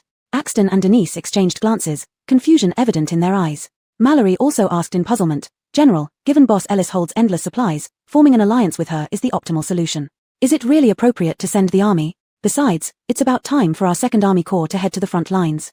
Suddenly losing 2 squads will be hard to explain to the Chief Commander. Yes, General, Denise echoed, Mortian Castle has strict defenses, its strength unfathomable. A hasty attack might result in heavy losses on our side. She had been to Mortian Castle before. When she was directly teleported inside, some unknown energy twisted the spatial tunnel and forcibly kicked her out of Mortian Castle's range. At that moment, she understood that there was a powerful barrier around Mortian Castle, making external invasion impossible. Plus, the employees there were neither human nor ghost, and their special abilities were yet unknown. Rashly leading the army there would likely result in severe casualties. I never need to justify my actions to anyone, Alric said lazily, his expression inscrutable. If brute force won't work, there must be other ways, right? Of course, he knew it would be far better to cooperate with Boss Ellis rather than antagonize her, but in any cooperation, one needed to maintain control. As the leader of a national army, he wouldn't be as foolish as Magnus, begging Boss Ellis to sell supplies to the military. What he wanted was for Boss Ellis to come pleading for cooperation with their 2nd Army Corps. Then, Mortian Castle would, invisibly, fall into Alric's hands, supplies available in whatever quantity he needed, with the army under his command. Kang Yuxian, whom Stefan had brought to the city center Military Strategic Research Institute, was completely unaware of Alric's schemes. She let Iof and Hero wait outside while she followed Stefan into the meeting room to meet Magnus. Magnus stood up to welcome her, acting quite politely, contrasting sharply with Alric's attitude. Boss Ellis, we've been waiting for you. General Kale, it's been a long time. Kang Yuxian sat opposite Magnus, asking knowingly, General Kale, why did you urgently ask Stefan to bring me here? What do you want to discuss? Magnus interlaced his fingers on the table, relaxing somewhat from his stern demeanor. With his raspy voice, he said, Naturally, we're discussing the plan you mentioned last time. I'm not exactly in a hurry, but considering Zifeng's odd temperament, I feared he might offend you, so I specifically ordered Stefan to fetch you. Zifeng? Kang Yuxian raised an eyebrow slightly, pretending not to know. Magnus went along with her act, explaining, That's the man in the wheelchair you just saw, the general of the 2nd Army Corps Alric, also my nephew. Oh, his General Kale's nephew. Kang Yuxian feigned realization, sighing softly, such a pity. I heard he used to be an outstanding battlefield commander, now reduced to a cripple. Stefan chuckled inwardly but kept silent due to Magnus's presence. Unwilling to dwell on Alric's troubles, Magnus cleared his throat and returned to the main topic. Boss Ellis, you came all this way for the previously discussed plan, right? Shall we finalize the details before moving on? Sure. Magnus asked Stefan to invite other leaders for the meeting, while Kang Yuxian informed Precious to bring Dai to teleport over. After a 2-hour-long meeting, the relevant cooperation details were finalized, and Magnus made an advance payment of 1 month's higher fee. Precious and Dai would not stay in Shangjing base but would teleport directly to the Jiantengduo front lines every morning at 8 o'clock to join the army. With matters concluded, Magnus still had much to attend to, so he instructed Stefan to entertain Kang Yuxian and show her around the city. The implication was that they hoped Celine would open a branch in Shangjing City after becoming familiar with it. When leaving the meeting room, Magnus glanced meaningfully at Iof, who was standing by the door. In the end, he couldn't hold back and walked over to ask, Brother Omoto, are you interested in joining the military? Level 9 Psi users were extremely rare. If Iof were willing to join the army, there was a good chance he could replace Alric's position. Iof coldly replied, not interested. Magnus nodded thoughtfully, saying no more as he returned to his office. In this end world, everyone was on edge. It was rare to find a sanctuary like Mortian Castle, allowing for a stable life. Not wanting to return to a tumultuous lifestyle was understandable. Stefan walked out with Celine, glancing at Iof several times. So handsome. Every time he saw this man, his heart raced. Now that the other party had leveled up to level 9, his physique was even more robust, radiating explosive charisma. The more he looked, the more he loved him. Seeing Stefan's eyes full of little hearts, Celine quickly covered his eyes and whispered, if you keep looking like that, watch out. Omoto boss might gouge your eyes out. Stefan chuckled awkwardly and pushed away Celine's hand. Don't worry, I know my limits. For someone like him, with such exceptional talent, I wouldn't dare provoke him casually. How do you know he has exceptional talent? Look into his eyes, Stefan said matter-of-factly. Seeing Celine's puzzled expression confirmed to him that she wasn't from this world. He explained, those who gain psi abilities have their appearance change if their body has inherent advantages. The most obvious change is in the color of the pupils. Like Iof, with his ice blue eyes, indicating excellent physical condition capable of withstanding the energy of an 8th-level crystal core. For others, this would have been fatal long ago. Take Alric, for instance, with his fiery red eyes, showing that he developed heightened intelligence, making him much more resourceful than ordinary people. Although his intelligence was often used for underhanded tactics, people with exceptional talent are hard to come by. Iof is only the second one I've seen in 9 years. Celine nodded in understanding, which is why Magnus asked Iof about joining the military earlier. Chapter 119, an incident occurs. Rarely coming to the imperial capital, Celine asked Lucy to teleport York and Iof, as well as Hero, back to the hotel. She decided to stay and stroll around with Stefan. Hero hugged Celine's waist and whined, "Boss Fairy, are you not going to take Hero along to play?" Celine. Who could resist such a cute and cuddly giant panda acting coy? She ruffled Hero's head. "All right, Hero can follow me." She glanced at Iof and said, "Big shot or motto, our contract is over, go back to the hotel with them." Bloss silently nodded without objection or reply. "Boss, we will leave first then." Lucy respectfully finished speaking, tapped her staff on the ground, and summoned a beam of light. In a whoosh, they disappeared before Celine's eyes. Celine asked Hero to shrink and sit on her shoulder. Following Stefan, she admired the scenery of the imperial capital. The imperial capital was much busier than Jiangting City, with all sorts of shops lining the streets, from furniture makers to blacksmiths crafting various tools, flour and fruit vendors, and silk merchants. Celine curiously entered a silk shop, looking around left and right. The products here were exquisitely made with intricate patterns. It indeed didn't look like something that would exist in the post-apocalyptic world. Stefan explained beside her, "These silk goods are made by spider ability users. Animal ability users make up the smallest percentage of all ability users, so these things are relatively rare and expensive." Celine blinked her big eyes and curiously asked, "How expensive?" Stefan leaned close to her ear and whispered, "A silk scarf costs 4 level 5 crystal cores. 4 level 5 crystal cores equated to 21,600 points. Indeed, quite pricey." Stefan pursed his lips. He only received 5 level 5 crystal cores per month as allowance. If not for the high prices, he would have bought plenty of nice clothes and scarves for himself long ago. Fortunately, meeting little Ellis Cheen meant having beautiful yet affordable clothes to wear. Besides daily necessities, there were also shops selling snacks that Celine had never seen before. According to Stefan's introduction, several ability users produced materials together and made them into snacks for sale. These snacks were specialties of the imperial capital, selling well in peacetime but becoming rare after the apocalypse, making business even more prosperous now. As a good host, Stefan bought some for Celine to taste. After tasting them, her eyes lit up. What a fragrant sesame pancake! Golden brown, crispy, thin as paper, it was crunchy without feeling too hard on the teeth, with the rich aroma of black sesame lingering between her lips. Truly delicious. Now conditions are limited, but in peacetime, the snacks sold were even better. Stefan said this with a hint of pride, seemingly proud of his hometown. Celine chuckled and thought for a moment, then asked, "Stefan, do you look forward to the end of the apocalypse every day?" Caught off guard by the sudden change of topic, Stefan took a while to respond. After some thought, he said, "Too many people have died since the apocalypse began. Every day countless lives are lost or turned into mutants. There's no one who wouldn't hope for an early end to the apocalypse. But..." He paused, tilting his head 45 degrees to gaze at the clear blue sky, seemingly envious of the free-floating clouds. After a long pause, he sighed deeply. "Once the apocalypse ends, we ability users, who were once heroes saving the world, will become the remaining monsters in this world." Celine was stunned. She had never imagined such an answer. Indeed, once zombies and mutants vanished from this world, ability users would become outcasts, regarded as monsters and threats. All soldiers in the military were ability users. After eliminating all zombies and mutants, the next to be eliminated would be them. No one would remember their contributions. To ordinary civilians, their existence represented an immense danger. The state would not allow ability users to live alongside regular people. Society would surely fall into chaos. Wow, how cruel is that? How can this be justified? These soldiers have worked so hard. When the war and the apocalypse end, they are to be exterminated. Isn't this just cutting off the bridge after crossing it? Six Liozzi indignantly protested, while Celine understood such actions. She sighed helplessly. This is humanity, this is human nature. Rich people and poor people can't even be equal, let alone ability users and commoners. Sacrificing the small self to achieve the greater good, it seems like a warped truth that never changes in any world. Celine didn't want to dwell on this slightly sad topic and pulled out the newly bought Polaroid camera from her space. "Look, I bought a new camera, let's take some photos together." "Sure." Stefan hugged Celine's arm, his eyes curved into a crescent moon with happiness. "I haven't taken photos for so long. Let's go to the North Gate, it's so beautiful outside the city walls, perfect for photos." Stefan dragged Celine along with Hero, rushing towards the North City Gate. The two of them and the bear took numerous photos, using up an entire roll of photo paper. Celine had always thought women went crazy over taking photos, but she never imagined that male siblings could be even more formidable. She was already exhausted, yet Stefan still insisted on going back to change clothes for more photos. Celine waved her hand. "You go ahead and change. I can't walk anymore, I'll wait for you here." Stefan gave her a look of exasperation, but considering she had no superpowers, was a Mila, and was wearing heels, it was understandable that she was tired.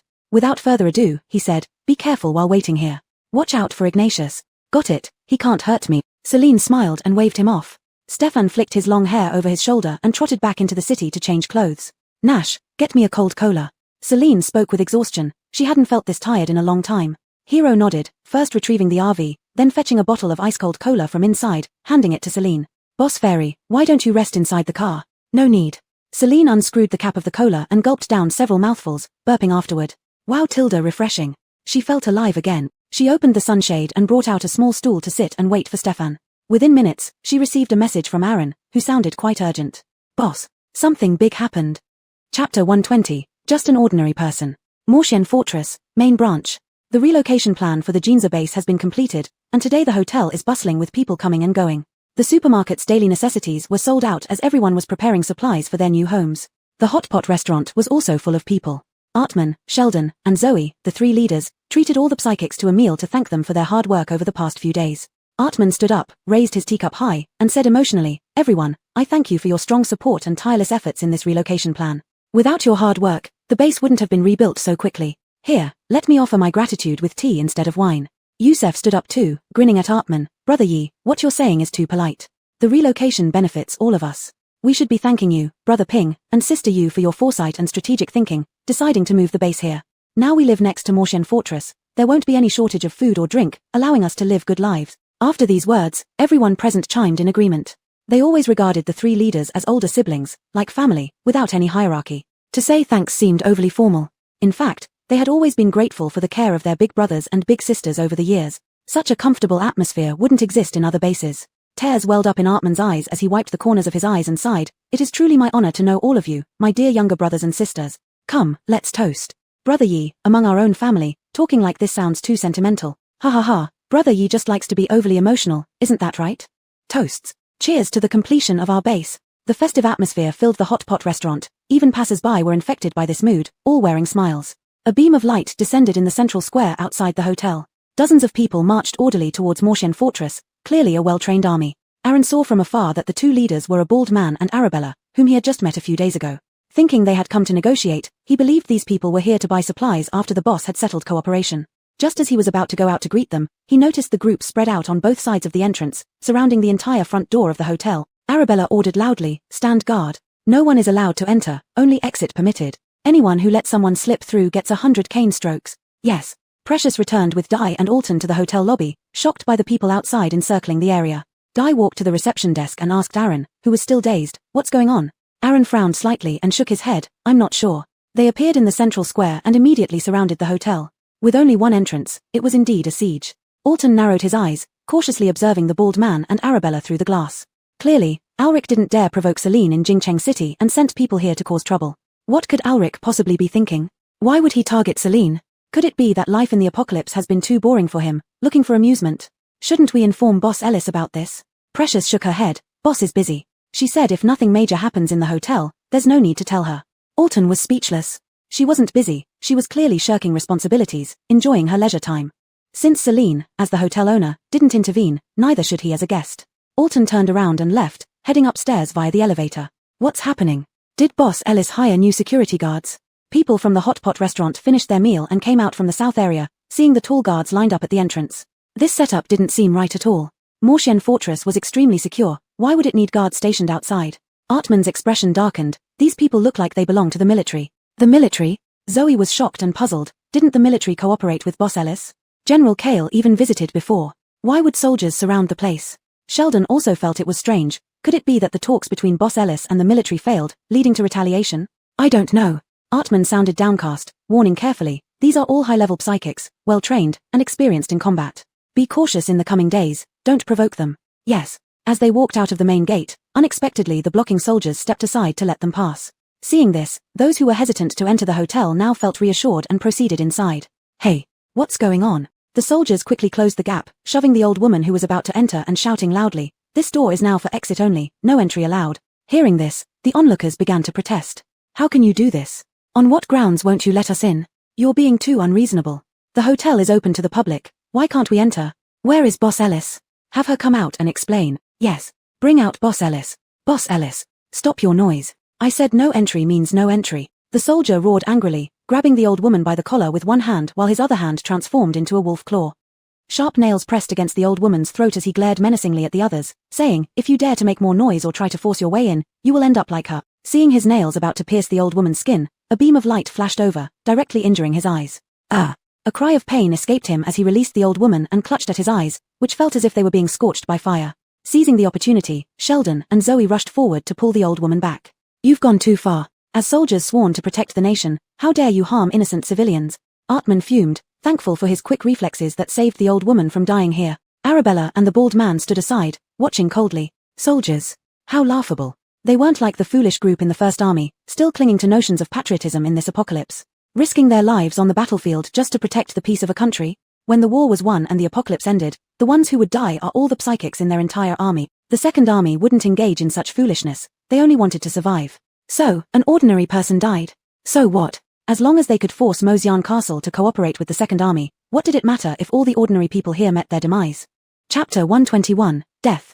Attacking the military, that's a serious crime. The bald man walked forward with a wicked smile, looking at Artman and his group as if they were mere ants to be crushed anytime. He raised his hand and curled his fingers slightly. All the soldiers assumed combat stances and prepared to attack Artman and the others using their abilities.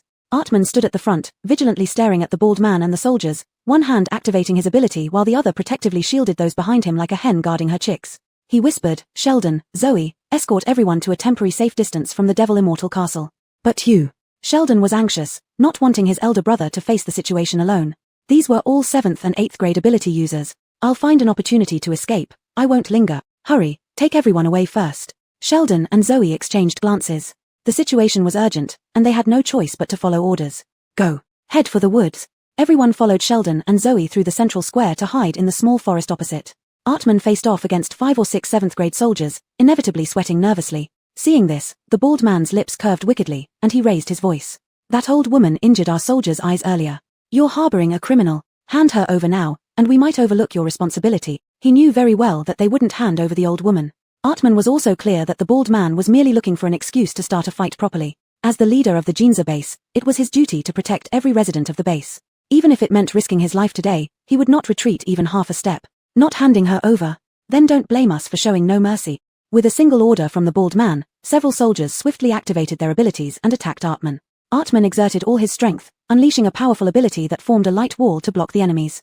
The blinding light outshone the sun in the sky, seeming to ignite hope, yet also like a fleeting bloom before death. Chad, hiding in the small woods, couldn't hold back any longer. It was fine for ordinary people to hide, but he was an ability user, and one of the highest ranked in the base. Why should a real man cower here, letting Artman face those unreasonable vipers alone? No way. We can't let Brother Yi face them alone. I need to help. We'll go with you. Elroy and Remy stepped forward. They three had sworn that though they didn't seek to be born on the same day, they wished to die on the same day. Even if they couldn't defeat the well-trained soldiers, at least they could fight together, better than being cowards here. I'm going too. Yusef stood up, glaring angrily at the bald man standing in the central square. You dead bald head, daring to scheme against our Ginza base, time to teach you a lesson. Let's go. With so many of us, what do we have to fear? Even if we can't win, at least we'll strip a layer of skin off them. More ability users stood up. They all knew how kindly Brother Yi treated them.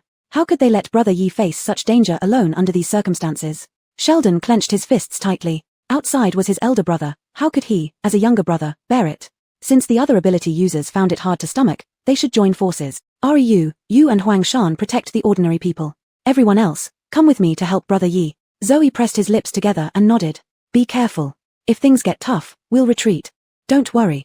Boss Ellis should return soon given the magnitude of the event. We just need to hold out until he gets back, and everything will be resolved. Sheldon patted Zoe's shoulder, as if offering comfort or bidding farewell before facing death. His steps were steady as he led a group of ability users out of the woods with unwavering determination.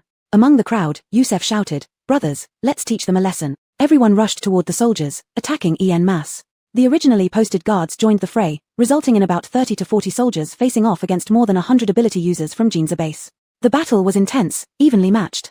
On the 4th floor of Devil Immortal Castle, Iof stood by the window, watching the chaos below indifferently. Only when he saw the group of ability users rush out from the woods did he close the window and retreat into his room. Various skill clashes echoed deafeningly. Aaron sensed the situation escalating uncontrollably and hurriedly informed Celine. Boss, something major has happened. What? Celine sipped her ice-cold cola calmly. If they're causing trouble outside, just isolate them in bubble rooms. There's no need to notify me. Aaron, Arabella arrived with military personnel, surrounding the hotel entrance. Now they are clashing with people from Ginza base. Because the fight wasn't happening inside the hotel, he had neither the right nor the power to stop it, only reporting to the boss. Celine furrowed her brows slightly. What on earth was going on? The Second Army's people going to Devil Immortal Castle clearly meant trouble. But why did it involve Jinza base? I know, I'm coming back now. She replied to Aaron and instructed Hiro to put away the RV. Grady, open the teleportation portal. Sure. Cash changed into a pretty outfit and saw a portal of light appear in front of Celine from afar. Nora. He hurried over, stopping in front of Celine, bending over to catch his breath. Are you heading back? Something came up, I need to go back. Celine was brief and somewhat serious. Without asking, Cash could guess, it's about the Second Army? Yep. I'll go with you. Let's go. The two and the bear entered the portal, arriving directly at the hotel lobby. As soon as they stepped out of the portal, Celine was about to ask Aaron what had happened when she heard a scream from outside. Brother Yi. Turning around, she saw the light sword that had pierced Artman's heart dissipate into specks of light in the air. Artman's eyes were wide as if they would pop out, blood trickling from the corner of his mouth. His legs gave way, and he crumpled to the ground silently. Dead bald head. I'll kill you. Yusef's eyes were bloodshot, spreading his wings and holding a sharpened spear, he lunged straight toward the bald man. The bald man remained calm, raising his hand effortlessly, sending a wave of light that easily knocked Yusef flying. The ability level disparity was too great. One could say everyone from Jinza base could be easily dominated by the bald man. Celine stared at the silent Artman on the ground, her pupils trembling slightly, her fists clenched tightly at her sides. She turned to look at Cash, her face cold and grim, seemingly able to freeze the surroundings. Magnus is the army commander, right? The Second Army killed someone outside my store, affecting my business. You go ask him if he can handle this. If not, we'll have to reconsider our future cooperation. Chapter 122, Overwhelming Odds. Celine's eyes were truly terrifying. Stefan did not dare to jest anymore and replied seriously, I will immediately inform General Kale and give you an answer as soon as possible. He did not linger any longer. Fairy Queen Chanel approached in time and teleported him back to the Shangjing base. Celine suppressed her anger and walked towards the entrance. This farce should end here. Everyone stop, she yelled coldly. Everyone turned their heads to look at her and stopped fighting. Yusef ran over to Artman, kneeling down beside him. Tears blurred his vision as he shook the person on the ground with trembling hands. There was no response. Brother Yi, it's all my fault, all my fault. He choked up, regretting his actions. If it wasn't for Brother Yi saving him just now, the bald head wouldn't have had the chance to stab from behind, and he wouldn't have died. Celine glanced over. Stop crying, quickly take him to the second-floor medical room, there might still be a chance. Right. Yusef suddenly came to his senses. The hotel had advanced medical facilities, there must still be hope. Myra jogged over, helping Yusef lift Artman up. Elroy and Remy also hurriedly came forward to lift Artman's legs. The four of them carried Artman towards the hotel. Hey. The bald man blocked their way, apparently determined that no one would enter the magic fairy castle today. He turned to Celine and grinned slyly. Boss Ellis, the rules clearly state no troublemaking in the store. But matters outside the hotel, you have no authority to intervene, right? Yusef was so anxious that his eyes seemed about to bleed. He gritted his teeth and glared at the bald man, cursing, you damned baldy, move aside. You've done so many despicable things, your hair and conscience have both fallen out completely. You haven't finished settling accounts for attacking the army yet. How can you just run away like this? The bald man sneered indifferently. Today, he intended to create a scene at the hotel's entrance to embarrass Boss Ellis. As for a few deaths, what did they have to do with him? Yusef nearly crushed his molars. Myra looked at Celine pleadingly. Boss Ellis, this. Celine lowered her eyes slightly, hiding her thoughts. She spoke coolly, you're right. Matters outside the hotel are indeed beyond my jurisdiction. Upon hearing this, the people from the Jinza base were shocked. Was the usually friendly Boss Ellis really going to let them die? After all, those military personnel standing here were all targeting her. Was she really going to swallow her anger and do nothing? While everyone was in turmoil, Celine beckoned, Hiro, take Artman to the medical room for emergency treatment. Got it. Hiro strode forward, picked up the person carried by the four of them, and walked toward the hotel. The bald man clenched his fists, looking at Hiro with venomous eyes. So what, you dare to stop my employee too? Celine curled her lips and watched the bald man calmly. The bald man gritted his teeth and moved aside. Of course not. We mainly came here to discuss business with Boss Ellis. Ha, quite the business talk. Prince Yulei brought out a chair and placed it right in front of the entrance. Celine sat down, crossed her legs, and smirked at the bald man. Her voice was indifferent. Alric wants to talk business with me but sends you to cause trouble outside my shop. That doesn't make sense, does it? Boss Ellis is joking. It's because Jinza base people attacked the army that we retaliated. There's absolutely no intention to target Magic Fairy Castle. Is that so? Absolutely. We came here mainly to reach a friendly cooperation agreement with Boss Ellis. Why would we deliberately upset you? The bald man smiled cunningly, meeting Celine's eyes directly, though his sincerity was questionable. Celine chuckled sarcastically. What a nice talk. This was the first time she realized what it meant to want to play the harlot and yet maintain virtue. Alric Shaw had plenty of tricks up his sleeve, trying to force her into submission. Unfortunately, Celine had never been one to bow to threat. Xiaoxian, what do you plan to do? Artman means a lot to everyone in the Jinza base. If this matter isn't handled well, doing business with the Jinza base might become impossible in the future. Celine understood these implications. Moreover, offending the army and causing innocent customers to lose their lives, only to let it go unresolved, such news could damage her business relationships with everyone. How much capital is in the public account now? WIVE made good profits from food delivery recently. There's now 2,305,400 points in the account. Upgrade. Xiaoxian, we don't have enough stores to upgrade yet. Then open more. Open until we have enough. What kind of stores should we open? Whatever. It was clear that she was very angry now. William didn't dare to be careless. He quickly deducted the points and took over the shop, then proceeded to upgrade the hotel. Upgraded to Jade Level 1, safety range extended to 2 meters outside the store. Celine glanced at where the bald man was standing. It was just a little bit short. She put on a smile and said, I wonder what kind of business your second army wants to discuss with me. The bald man chuckled. This boss Ellis was indeed a merchant, smart and sensible. He stepped toward Celine. Naturally, it's better business than what we're doing now. Without any hesitation, he walked right into the trap set by Celine. As the bald man got close, Celine's red lips curled up, and her finger twitched slightly. Bubbles rapidly rose from the ground, enveloping the bald man. The bald man reacted swiftly, sensing something was wrong, and instinctively activated his ability to attack Celine. Unfortunately, it was too late. The light beam hit the bubble's inner wall and was immediately dispelled. Denise gaped in shock and rushed forward, as did the other soldiers. But before they could get close to Celine, they were already trapped inside Bubbles, suspended mid-air. The bald man pounded against the bubble but couldn't find even a crack, and more importantly, his abilities seemed to be sealed, unable to be activated. Boss Ellis, didn't you say you don't care about anything outside the store? What are you doing now? Celine stood up, crossing her hands in front of her, smiling sweetly. You have entered the jurisdiction of my store and attempted to attack me. There are so many witnesses here, so don't even think of wriggling out of it. Yusef quickly caught on and shouted, right, I saw it. You tried to use your ability to attack Boss Ellis just now. Fortunately, Boss Ellis reacted in time, or else she would have been hit by your skill. Right, we all saw it. They rushed towards Boss Ellis with bad intentions. That's why they were locked up. Under the fervent accusations, Celine laughed openly and devilishly. At this moment, she deeply understood the meaning of one phrase, strength in numbers. Chapter 123, Too much talking. Damn it. I didn't attack you at all. You did. This is a deliberate frame-up. The bald man angrily pointed at Celine, initially thinking she was just a little woman, but never expected that in the end he would fall for her trick. Bit. You slander me. You set a trap for me. Celine's expression instantly turned cold, speaking slowly and deliberately. Even if it is a deliberate entrapment, so what? Daring to cause trouble at Devil Fairy Castle is akin to seeking death. Alric sent you here to threaten me, so naturally, I need to make an example out of you as a substantial gift back to him. You. The bald man's face flushed with anger, veins protruding from his neck. In this world, there were actually people as treacherous and evil as General. You talk too much. Celine raised an eyebrow and made a gesture to shut up. The bubble rapidly shrank and disappeared in an instant, leaving only a coin. Not just the bald man, but the other soldiers met the same fate. Only Carla's bubble remained intact.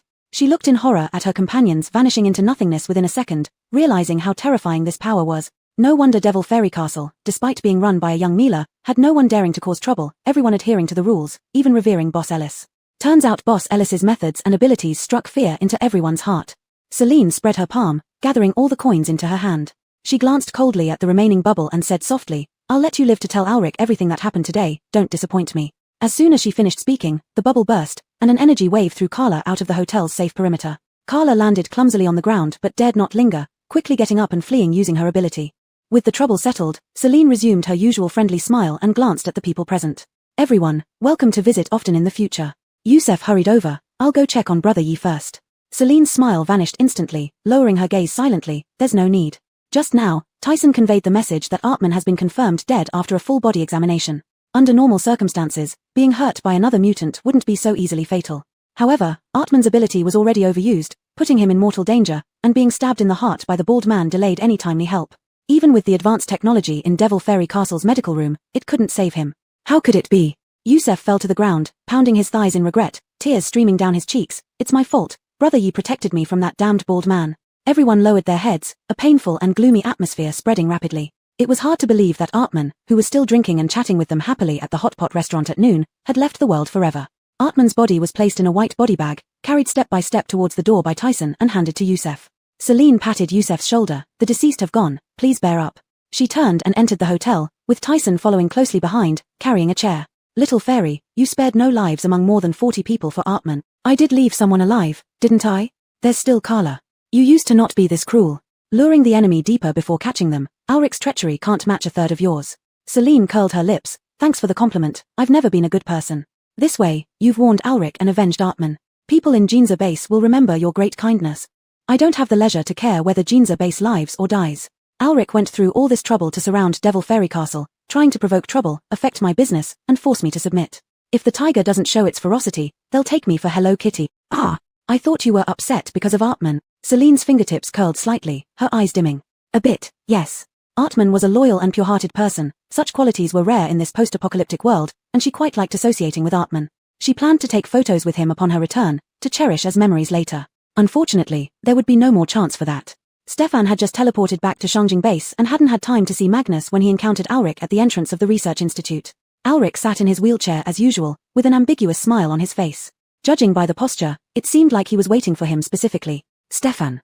Alric slowly uttered these two words, lifting his eyelids to look at the other person. You're a smart man. Are you interested in joining the Second Army? Ha. Stefan gave a cold laugh. Thank you for your appreciation, General. Unfortunately, I am too proud and refuse to associate with despicable people. How dare you? How do you speak to the General like that? Desiree, full of anger, pointed at Stefan's nose and scolded. Even if you are one of Magnus's men, you're just a small advisor. The General is giving you an opportunity. Don't be ungrateful. Stefan laughed mockingly as if he had heard the biggest joke in the world. A small advisor? I am the chief advisor of the army. In the end, the future of the Second Army depends on just my words. What qualifications or identity do you have to talk to me like this? You. Desiree was even angrier. Having failed to beat up Stefan in the morning, he now felt even more pent-up frustration. This time, he would not let this bastard get away. Alric raised his hand, forcibly stopping Desiree's action. He looked at Stefan with what could be called an appreciative gaze but always laced with some ill intent. Stefan, I appreciate talent. You are brilliant and have exceptional intelligence. You should understand that once the apocalypse ends, we mutants will become the common enemies of the world. To survive, we must transform this world into a mutant's world. His words were heartfelt and left no doubt about his intentions. Transforming this world into a mutant's world, how easy is that? Even after 9 years of the apocalypse, at least 80% of the surviving humans are still ordinary people. Perhaps this ambition doesn't require wiping out all ordinary people, but achieving complete mutant rule will inevitably lead to another massacre. After the apocalypse, everything is already in ruins. Another round of slaughter would result in bloodshed and chaos. When would it be possible to rebuild a beautiful home and restore peace? Stefan lowered his eyes, revealing a bitter smile filled with irony. His family died from the zombie virus. Although he gained powers, on some level, he was just another infected mutant. Occasionally, he hated his own powers. If the apocalypse could end and the world return to peace, perhaps his family could rest in peace too. General Kale, no one knows when the apocalypse will end. Talking about these things now is premature. However, one thing is certain, you will never succeed in dragging Boss Ellis into your schemes. Chapter 124, Dealing in Arms. Alric was not convinced, he was determined to take over the Mystic Fairy Castle. If this didn't work, he had other methods to make Boss Ellis submit. The Mystic Fairy Castle was too mysterious, but honestly, it truly had a lot of treasures. Once he brought the Mystic Fairy Castle under his control, his vision would definitely come true. You underestimate Boss Ellis, Stefan said, seeing through Alric's thoughts and secretly laughing at his ignorance. She's not someone who would easily give in. You sent troops to besiege the Mystic Fairy Castle. Right now, she's probably thinking about how to retaliate against you. Retaliate? Just because a few insignificant people died. Although he hadn't received replies from Axton and Carla yet, as they were dispatched by Alric himself, he knew that some lives would be lost, though he wasn't sure how many. But it didn't matter, as long as they died outside the Mystic Fairy Castle, Boss Ellis couldn't escape responsibility, and business couldn't continue as usual. Stefan curled his lips and clearly explained to Alric, you really don't understand her. She values making money more than anything else. If you put a knife to her throat, she'd still let bygones be bygones when you next meet. But if you interfere with her business and affect her profits, she won't let you off easily. You should never have targeted the Mystic Fairy Castle. I wouldn't be surprised if she sends you a big gift soon. After saying this, Stefan gave Alric a deep look, walked past him, and entered the research institute. Alric's face turned cold, and the hand resting on the armrest clenched into a fist. This Stefan speaks so disrespectfully. He should have been eliminated earlier. Desiree's eyes flickered, pondering for a moment before leaning down to ask, General, do you think what Stefan said is true? We'll know once Carla reports back. Understanding, Desiree wheeled Alric back to his residence. Just as they entered, Carla returned, her expression terrified and her steps hurried. She knelt before Alric with clasped hands. Alric glanced at her indifferently. Where's Axton? General, Axton is gone. Gone? What does that mean? Carla kept her head low, her voice trembling in fear. According to the plan, we surrounded the Mystic Fairy Castle and got into a conflict with the neighboring base, killing an ability user. Boss Ellis arrived just in time and then locked all of us inside bubbles. With a wave of her finger, all the bubbles shrank instantly, and everyone disappeared, turning into small coins. In the blink of an eye, over 40 people vanished silently before her eyes. She didn't know how to describe such terrifying power to the general. Previously, during the staged event at the weapons shop, no matter how they attacked Boss Ellis, although their attacks were deflected, Boss Ellis never retaliated. Unbelievably, this operation revealed Boss Ellis's frightening skills. They had underestimated her too much. Alric's thin lips pressed tightly together, his fingers rubbing the armrest of his wheelchair. She left you alive just to tell me these things? Yes. Leaning back against the chair, Alric sighed heavily. Stefan hadn't lied to him. Provoking the Mystic Fairy Castle was even worse than provoking Boss Ellis. Over 40 people perished in an instant, their very bones swallowed up. This was Boss Ellis's response. He had lost, thoroughly. Didn't you say everyone turned into coins? Where's Axton's coin? It's still with Boss Ellis. Alric sighed softly. Axton has followed me loyally for so many years. Even without his remains, at least set up a memorial tablet for him. Desiree, take some crystal cores. When Boss Ellis cools down tomorrow, go to the Mystic Fairy Castle again with Carla. Apologize or offer a large sum of money, just bring back Axton's coin. Desiree clenched his teeth and replied respectfully, yes, I won't let you down, General. Thinking further, Alric waved his hand. No, no, no. I should go personally. This incident started with me, so I must go in person. Without knocking, Stefan barged into Magnus's office, disregarding etiquette. The middle-aged man with graying temples was busy with official duties, unperturbed by the intrusion. Stefan's rudeness was nothing new to him. Heard that Boss Ellis took you out for photos? Why did you come back so quickly? Magnus asked without looking up, his voice indifferent. Something happened. Alric sent the Second Army's people to surround the entrance of Mystic Fairy Castle's main store, which led to a conflict with Augustine Base, resulting in a death. Boss Ellis was very angry and asked me to inform you that since the Second Army is under your jurisdiction, if this matter isn't properly resolved for her, all cooperation will be off the table. Stefan got straight to the point. Even though he and Celine were on friendly terms, he couldn't intervene in this matter. The death of a guest outside the hotel was a serious incident, and Celine was genuinely furious this time. If Alric and the Second Army couldn't be handled appropriately and a satisfactory explanation wasn't given, it could indeed lead to a cutoff in supplies the military desperately needed. Magnus pondered for a long while, seemingly contemplating something. He twirled the charcoal pencil in his hand, showing no sign of anger or worry. The army purchases a large quantity of supplies from Mystic Fairy Castle every week. He didn't believe that Boss Ellis would abandon this business deal over one life. By sending Stefan back to deliver the message, she was probably trying to use this opportunity to negotiate for better terms, pushing him to offer more concessions. However, this situation didn't harm him. Even if Ellis Boss made a bit more money, it was still better than purchasing supplies from the black market. Has the conflict been resolved? He asked. Stefan glanced around, then replied, seeing that someone had died, I came back immediately. However, Boss Ellis has already returned to the hotel and by now, she should have dealt with the Second Army people. Magnus gave an ambiguous response, falling into silence again before continuing after some time. Visit Alric's residence and find out the outcome of the matter. Also, observe his current attitude. Alright, I'll go right away. After the hotel was upgraded to Emerald Level 1, 5 new empty storefronts became available. Celine pondered what would be best to put in them next to her other shops in the South District.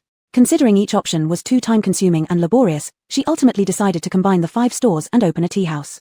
This way, she could do morning tea business, serve regular fried and cooked dishes during lunch and dinner hours, and provide a spacious venue for gatherings from Augustine Base or other bases. Given the size of the new shop, construction would take longer, needing about a week to complete. Celine returned to the reception room and called Demi over to give her some instructions. You go to Zhongguang Temple tomorrow and hand this to Abbot Wusheng. She handed over a folded small note. Demi respectfully took it, nodding in acknowledgement. Okay. Once Demi left the reception room, Lulu eagerly poked its head out. It knew exactly what was written in the note. Little fairy, why are you looking for arms? Could it be you want to blow up Alric? Celine leisurely brewed a pot of tea, poured herself a cup, and savored the aroma. Blowing him up would be such a waste. Since I have arms, they're definitely for making money. How can arms make money? You run a hotel, not a battlefield, and your guests have abilities. Who would buy them? Celine curled her red lips in a mysterious smile. Wait and see, soon there will be someone who needs them. Chapter 125, in the act of seizing. The weather on the bedroom terrace could now be manually adjusted.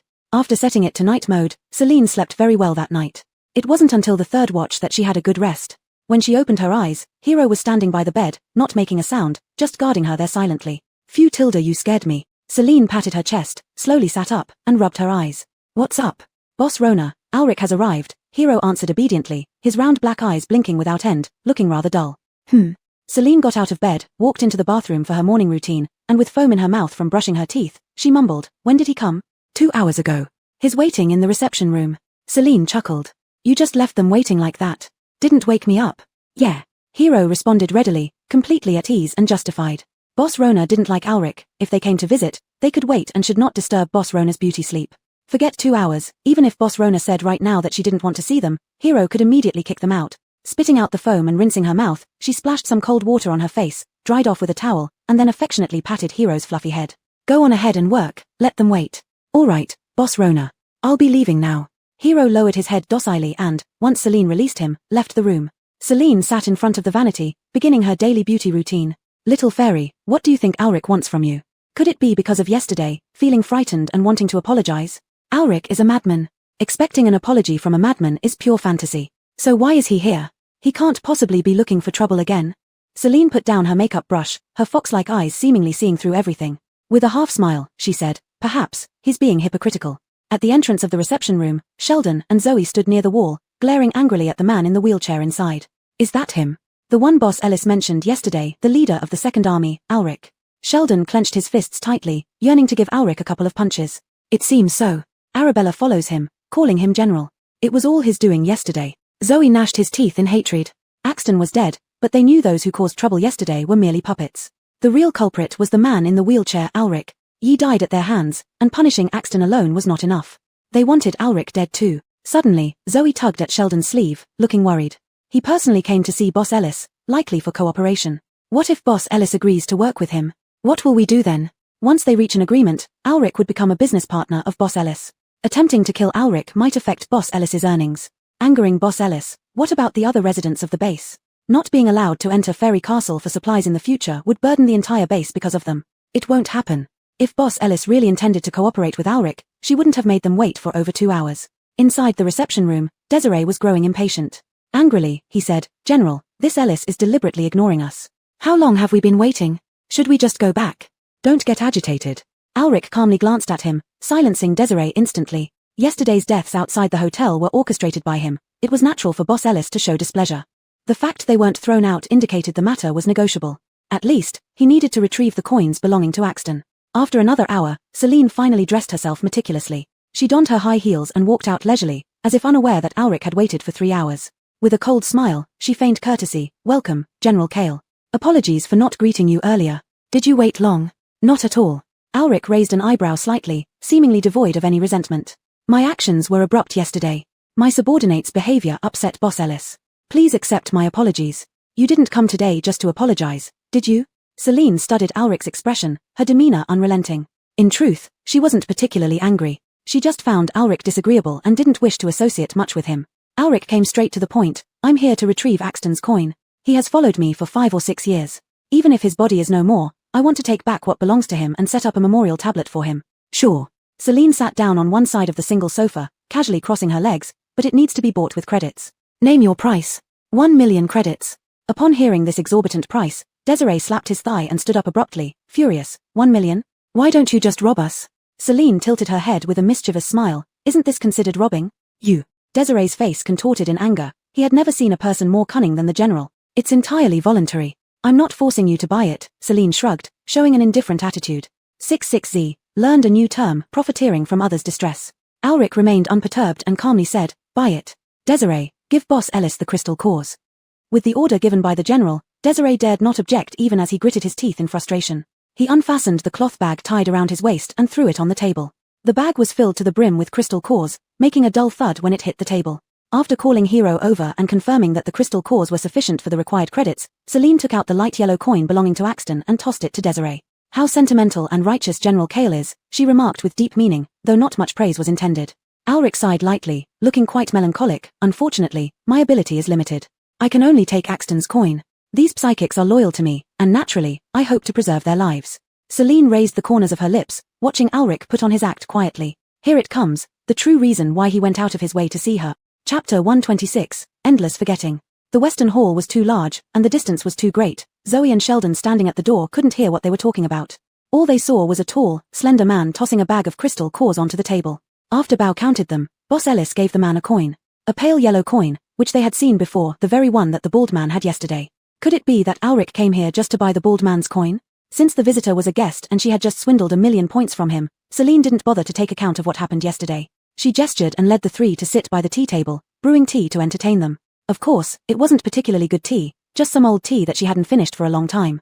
However, for Ulrich and his companions, this was already top-notch treatment. How long had it been since they had tasted such sweet and fragrant tea? Cut to the chase, say whatever you have to say. You sent the army to surround my hotel, and now you personally come here. What do you really want? Celine lowered her head to brew tea, asking nonchalantly as if she wasn't particularly concerned about Ulrich's intentions. She accidentally wandered into this world.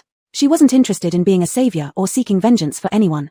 Once she had earned enough points, she would immediately return home.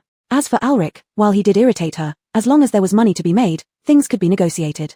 Iof had aptly described her once. He called her a shrewd businessman. How could someone with conscience be called a shrewd businessman?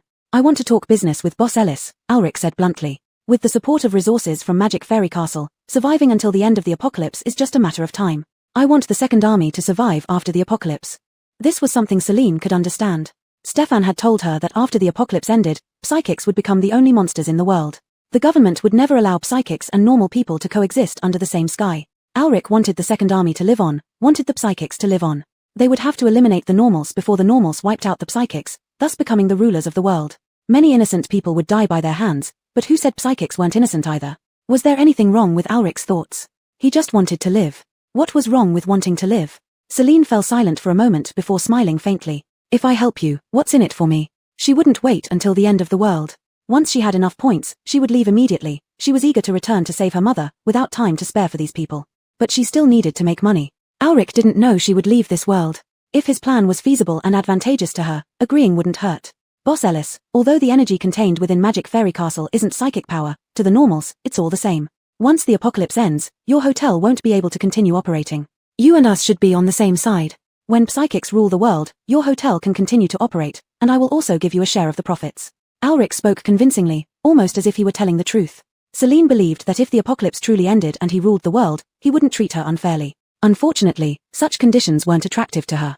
Based on the current level and daily income of Magic Fairy Castle, it would take another 3 or 4 months for her to earn enough points to return home. Why should she play Kingmaker games with Ulrich? Sorry, no interest.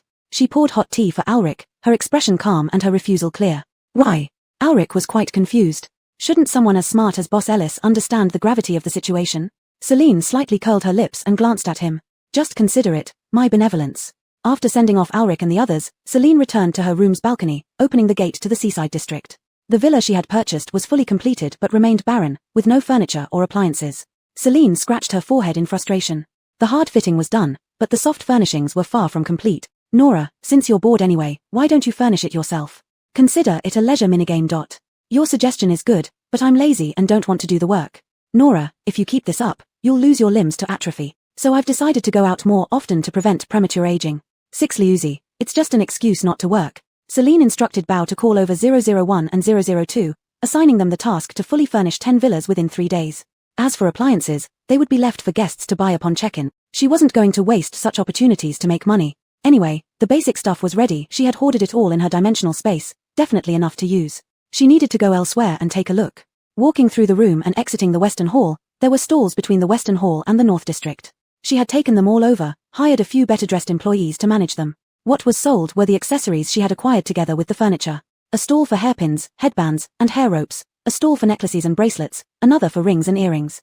Neatly organized, with 2 small lights illuminating them, the accessories sparkled under the lights, appearing exquisitely beautiful at first glance. 6 Liuzi, does one stall count as an additional store? It counts. Great. Celine was delighted and went upstairs again with great enthusiasm. The divination house was here, with one more stall left next to it. She also took it over and opened a nail salon. 6 Liuzi really couldn't understand this move. Was it for her own enjoyment that she wasted points here? Nora, can you make any business from this kind of shop? This is where you don't get it. Throughout history, women's money has always been the easiest to earn. Celine didn't want to explain too much to 6 Liuzi and turned into the divination house. She hadn't returned to the main store for several days and hadn't done any divinations in a long time, wanting to see how her parents were doing. Unexpectedly, during lunchtime, there were still customers queuing up. She immediately saw Kong Elisk and Alma hugging each other. Alma stroked her belly, leaning against Kong Elisk's chest, with a happy smile on her face. Celine's gaze swept over the other guests and saw the same smiles on their faces. Recalling every guest who first came to Magic Fairy Castle, their eyes were all hollow, and the castle seemed like the last straw they grabbed while drowning in the vast ocean. Now, everyone looked spirited, with light in their eyes, reflecting contentment with the present and anticipation for the future. At this moment, Celine realized that this hotel, built just to complete a task, was the last sanctuary for many people in their lives filled with pain and hopelessness. To Tongzi, if I finish the task and leave, what will happen to Magic Fairy Castle? What will happen to these people? 6 Liuzi sensed Celine's compassion and sighed slightly. They will forget everything here and wait for the next mission taker to enter this world and build a new hotel. Endless. Until the end of the apocalypse. Chapter 127, The artifact to end the apocalypse. Celine sighed silently. Come to think of it, these were all pitiful people. The author had created this world with ink and brush, and the people living in this world experienced hardships with their flesh and blood. After completing her mission, she could leave this place, return to her own world, and live a normal life. These people, however, would remain here, having no hope of survival as long as the apocalypse did not end. Nora, don't overthink it. Since the beginning of the apocalypse 9 years ago, every year there have been hosts who opened hotels here, but they forgot, and this world forgot. Celine lowered her eyes and bit her back molar. It's better that they forget. Without experiencing joy, there will be no sorrow. Caden remained silent. It couldn't comprehend human thoughts, but after collaborating with Celine for over 30 years, it seemed to understand a little bit. Humans are emotional beings. Even the coldest-hearted person has a soft spot inside. Humans refer to this soft spot as soul. The soul is precisely what distinguishes entities like it, which exist through data, from humans. It sensed Celine's tender soul. Celine was the most uncontrollable yet happiest among all the hosts it had worked with. She was strong, independent, kind, and lovely. Caden didn't know if such a description was accurate because it had no soul. It just expressed its feelings through data analysis. Alma looked up and saw the woman standing at the door, smiling more brightly. She greeted excitedly, Sister Ellis. You're here too? Aha. Celine put on a smile, and other guests also smiled and greeted her one by one. Boss Ellis, come sit over here. The divination house was packed with people queuing up. Kong Ellis stood up voluntarily to make room for Celine. Without refusing, Celine walked over and sat beside Alma. She glanced at her abdomen with kindness and asked gently, pregnant? Yeah. Hope shone in Alma's eyes as she looked down at her belly, the lively Mila exuding a touch of maternal grace. I went to the medical room just now and confirmed I'm pregnant.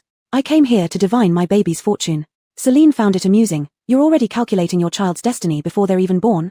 That's right. We don't know if we can wait until the end of the apocalypse. I just hope he can. Alma smiled gently, hoping that her child could be born and grow up safely and healthily. The curve of Celine's lips dimmed slightly. The day the apocalypse ends, she wouldn't be around to see it. Once she left, Mortian Castle would disappear, and the people here would forget its existence, returning to a life barely making ends meet, waiting for an unknown next host who would open a hotel. For a fetus that had yet to take shape, how could it possibly be born peacefully and grow up healthily? By the way, Boss Ellis, do you know the abbot of Zongguang Temple? Kong Ellis asked politely. I do. Why? We want to go to Zongguang Temple to pray for blessings for the baby. Can you give us directions? That's easy. Demi will be going to Zongguang Temple tomorrow morning to bring the abbot over, and I can give you a ride. Thank you, Boss Ellis. Kong Ellis thanked her politely and took out a first-grade crystal nucleus from her waist, handing it over. This is for the travel fee. Celine stared at the green crystal nucleus for half a second and couldn't help laughing. What kind of person do you think I am? There's no need to pay for something so trivial. Since Demi was using teleportation anyway, taking 2 more people wouldn't change anything. She wasn't that greedy, was she? She pushed the crystal nucleus back and said softly, Gigi needs more nutrition since she's pregnant. Once the baby is born, there will be plenty of expenses. Keep it for yourself. If there's anything you need that can't be bought at the supermarket, feel free to ask me directly. Thank you, Sister Ellis. You're so kind. Alma hugged Celine's arm, affectionately clinging to the beautiful woman. After leaving the divination house and returning to her room, Celine had a new idea to make money. There was no way she could end the apocalypse by herself, but maybe she could do something else and make a fortune along the way. You've thought of another bad idea? TSK. What do you mean by a bad idea? I'm a money-making genius, so naturally, I have a brilliant plan to fill my coffers. Why don't you tell me about it? I want to organize an auction. Auction? What will you sell? Of course, things that can't be bought with money. The guests attending the auction must be very wealthy, right? Apart from Magnus and Alric, where else can you find tycoons? That's where you're wrong. With demand comes market. Connections aren't needed much, just having Magnus is enough. Celine gloated, starting to calculate where and when to hold the auction. The more people attend, the higher the price would be bid, and the more she could earn. She might as well wait until the seaside area opens. Caden had said it would be responsible for the customers in the seaside area. At that time, there would definitely be wealthy and prestigious people. Holding the auction then would definitely yield more profit. Your abacus beads are hitting my face. This is what you agreed to, no going back on your word. Celine already had a preliminary plan in her mind. She needed to wait a bit longer, so she put this matter aside for now. 6. Draw the lottery pool. Okay, I have opened the advanced lottery pool for you. Celine watched the balls of various colors rolling in the gacha machine for several seconds before pressing the button, releasing a small black ball. A vivid black, shimmering with iridescent light. What is this thing? Congratulations on drawing the supreme package. This is the highest level package. Celine raised an eyebrow slightly. The highest level package must be better than the regeneration potion she previously drew, right? Hurry up and open it to see what good things are inside. Opening the award, supreme package, golden egg *1. A golden egg appeared in front of her, which Celine picked up and examined closely. It felt and shone like real gold, but in terms of weight, it was definitely not solid. What use is this rotten golden egg? With her current assets, buying a solid one would be easy, Yet the supreme package only yielded a hollow one? Old Six, you're not trying to trick me, are you? This is the reward from the in-system. If it were to trick you, it wouldn't be me doing it. Do you know what this is used for? According to the usage rules, there are 2 supreme packages in the lottery pool. The golden egg is one of them, and the other package contains the golden hammer to open the golden egg. Both items are required to obtain the prize. Do you believe me if I smash you to death? I'm really not to blame. Do you know what the prize is? I asked the colleague who previously managed this world, but it's also unclear. After all, no host has ever drawn this over so many years. It is rumored to be an artifact that can end the apocalypse. Chapter 128 Activation of the Messaging Function. Divine Artifact. Celine's eyes lit up, exclaiming in shock. A divine artifact that can end the apocalypse directly is sure to fetch a high price. When the time comes and they make a hefty profit, the people here will be able to survive the apocalypse, and she'll have enough points to go home. Isn't this a 2 birds with 1 stone deal? Don't get too excited yet, Nora. No host has ever been able to gather both items. Let's stay calm. The higher the hope, the greater the disappointment. You don't understand. There are always more solutions than problems. I can definitely bring out the golden hammer. How? I haven't figured it out yet. Grady suddenly remembered that after upgrading to Jade Rank 1, there were still many things that had not been communicated to Celine. Right, Nora, let me send you the upgrade notification so I don't have to explain everything one by one. Okay. Current Magic Fairy Castle level, Jade Rank 1. Current room count, 50 standard singles, 50 standard doubles, 40 business singles, 40 business doubles, 20 luxury singles, 20 luxury doubles, 20 apartments, maximum reached, 35 capsule rooms. Messaging function 4 has been activated. Next level, Jade Rank 2, upgrade condition, 400,000 points, add 15 shops. New feature upon upgrade, underwater rooms. Underwater rooms. Sounds great. They must be located in the seaside area, within the sea, like living in an aquarium. Growing up, she has never been to an aquarium before. She must try staying in an underwater room once. Let's introduce the messaging function. Messaging function via, not only can you send messages to guests through the, but guests can also sign up for message packages to contact each other. Message packages, 5 points per month for adding 5 contacts, 10 points for 10 contacts, and so on. After hearing this, Celine understood. This is similar to paying phone bills, except the limit is on the number of contacts, not the frequency of messaging. What if the recipient hasn't subscribed? It can be unidirectional. Your messages to the guests are unidirectional. I see, meaning I can find them, but they can't find me. That's pretty good. Now, with quite a few guests at Magic Fairy Castle, especially those using the delivery service in the tens of thousands, if anyone could send her a few messages, wouldn't she be overwhelmed? Let's post an announcement about how to subscribe and operate the messaging function. Sure thing. Shangjing City, Military Strategy Research Institute. In the meeting room, a pin drop could be heard. The silence was eerie, heavy, and solemn as if it were the calm before the storm. Magnus sat in the main seat, flanked by familiar faces he saw daily. His expression was neutral yet carried an inherent air of authority. The subordinates did not dare to speak. They all knew about the 2 squads from the Second Army going missing, clearly orchestrated by Alric. They were well aware that General Kale and Alric had never gotten along, but Alric was still the general's nephew. Even though he committed a grave mistake, without the general speaking up first, who dared to report him? Today, we are here to discuss Alric's unauthorized dispatch of troops to besiege Magic Fairy Castle, the killing of innocent civilians, and his provocation of our important military supplier. What do you all think? Stefan asked the question lazily on behalf of Magnus, malice laced in his tone.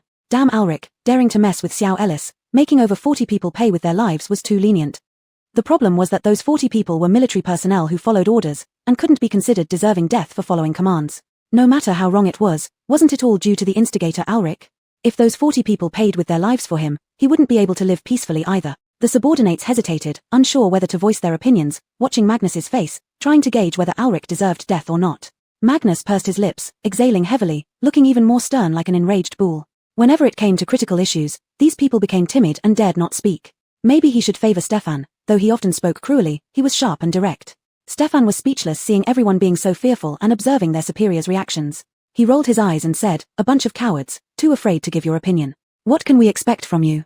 Adonis slammed the table indignantly and declared, "In my opinion, Alric has gone too far this time. 40 brave soldiers died innocently, and he angered our military supplier, Ms. Ellis. If he disrupts our supply chain, his death would be insufficient. TCH. Rude, always talking about death and killing." Stefan sneered with disdain, not bothering to hide his contempt. "What did you say?" Adonis, like a firecracker, exploded at the slightest provocation. He stood up abruptly, slamming the table and pointing an accusing finger at Stefan's nose, shouting furiously, "Alric violated military regulations by dispatching troops without authorization, resulting in the deaths of over 40 soldiers. That alone warrants his death. You all are just brainless brutes. Alric is at least a major general. Despite his mistakes, it doesn't reach the point of capital punishment." Stefan twirled his pen, glancing over indifferently, "You may be stupid, but the leadership isn't." "You damn sissy. Who are you calling stupid? Who else but you, brainless waste? Stefan, you have no sense of gratitude. If it weren't for General Kale's favor towards you, you would have died countless times over. That's right, because I'm smart, I am favored. Unlike you, with an empty head, what good is brute strength? You. Provoked so thoroughly, Adonis could no longer tolerate it. The wind around him whipped into a frenzy, and today he was determined to finish off this insolent punk. The tornado slowly formed. Just as Magnus was about to speak to stop it, a virtual message box popped up in front of everyone. It was an announcement regarding the activation of the messaging function via. Since the delivery system opened, everyone present had obtained Ancard, as besides Magic Fairy Castle's main store, only Jiaoting City had a branch. To get a hot meal in Shangjing City, one could only do so through food delivery. Not only them, but many residents of Shangjing City had also signed up for cards. In just one day, this could generate tens of thousands of revenue for Magic Fairy Castle. Conversely, tens of thousands of residents in Shangjing City relied on Magic Fairy Castle for survival, and the frontline army depended on Magic Fairy Castle supplies. If Alric offended the owner of Magic Fairy Castle, affecting their cooperation, chaos might ensue at the Shangjing base and in the military. Since this matter needed resolution with Boss Ellis, Alric's punishment must not be lenient. Chapter 129 Stefan's Proposal. General Kale, please give us a definite answer. How do you plan to deal with Alric? Adonis retracted his abilities and stopped arguing with Stefan. After calming down and thinking carefully, Stefan had always been General Kale's right-hand man. Since he said this, it must also carry the meaning of what General Kale thinks. Magnus's eyes flickered slightly, casting a faint glance at Stefan but remaining silent. Stefan instantly understood and lightly said, I have a suggestion. This time Alric has violated military rules and committed a serious crime. However, considering his past contributions and being a major general, we might strip him of his major general rank and take away his command over the Second Army, and that should be the end of it. What does everyone think? As the chief of staff and confidant of General Magnus, this proposal naturally represented Magnus's intention as well. Besides, it was obvious now that Magnus wanted Stefan to speak for him. Rarely did people challenge Stefan. Instead, they agreed one after another. I think it's fine. After all, Alric has made significant contributions in the past. Too harsh a punishment would make us seem ungrateful. I agree too. Since Alric mobilized troops without authorization, stripping his military rank and command is enough, there's no need to utterly destroy him. Yes, after all, we've worked together for so many years. Let's keep some face. I support Commander Stefan's suggestion.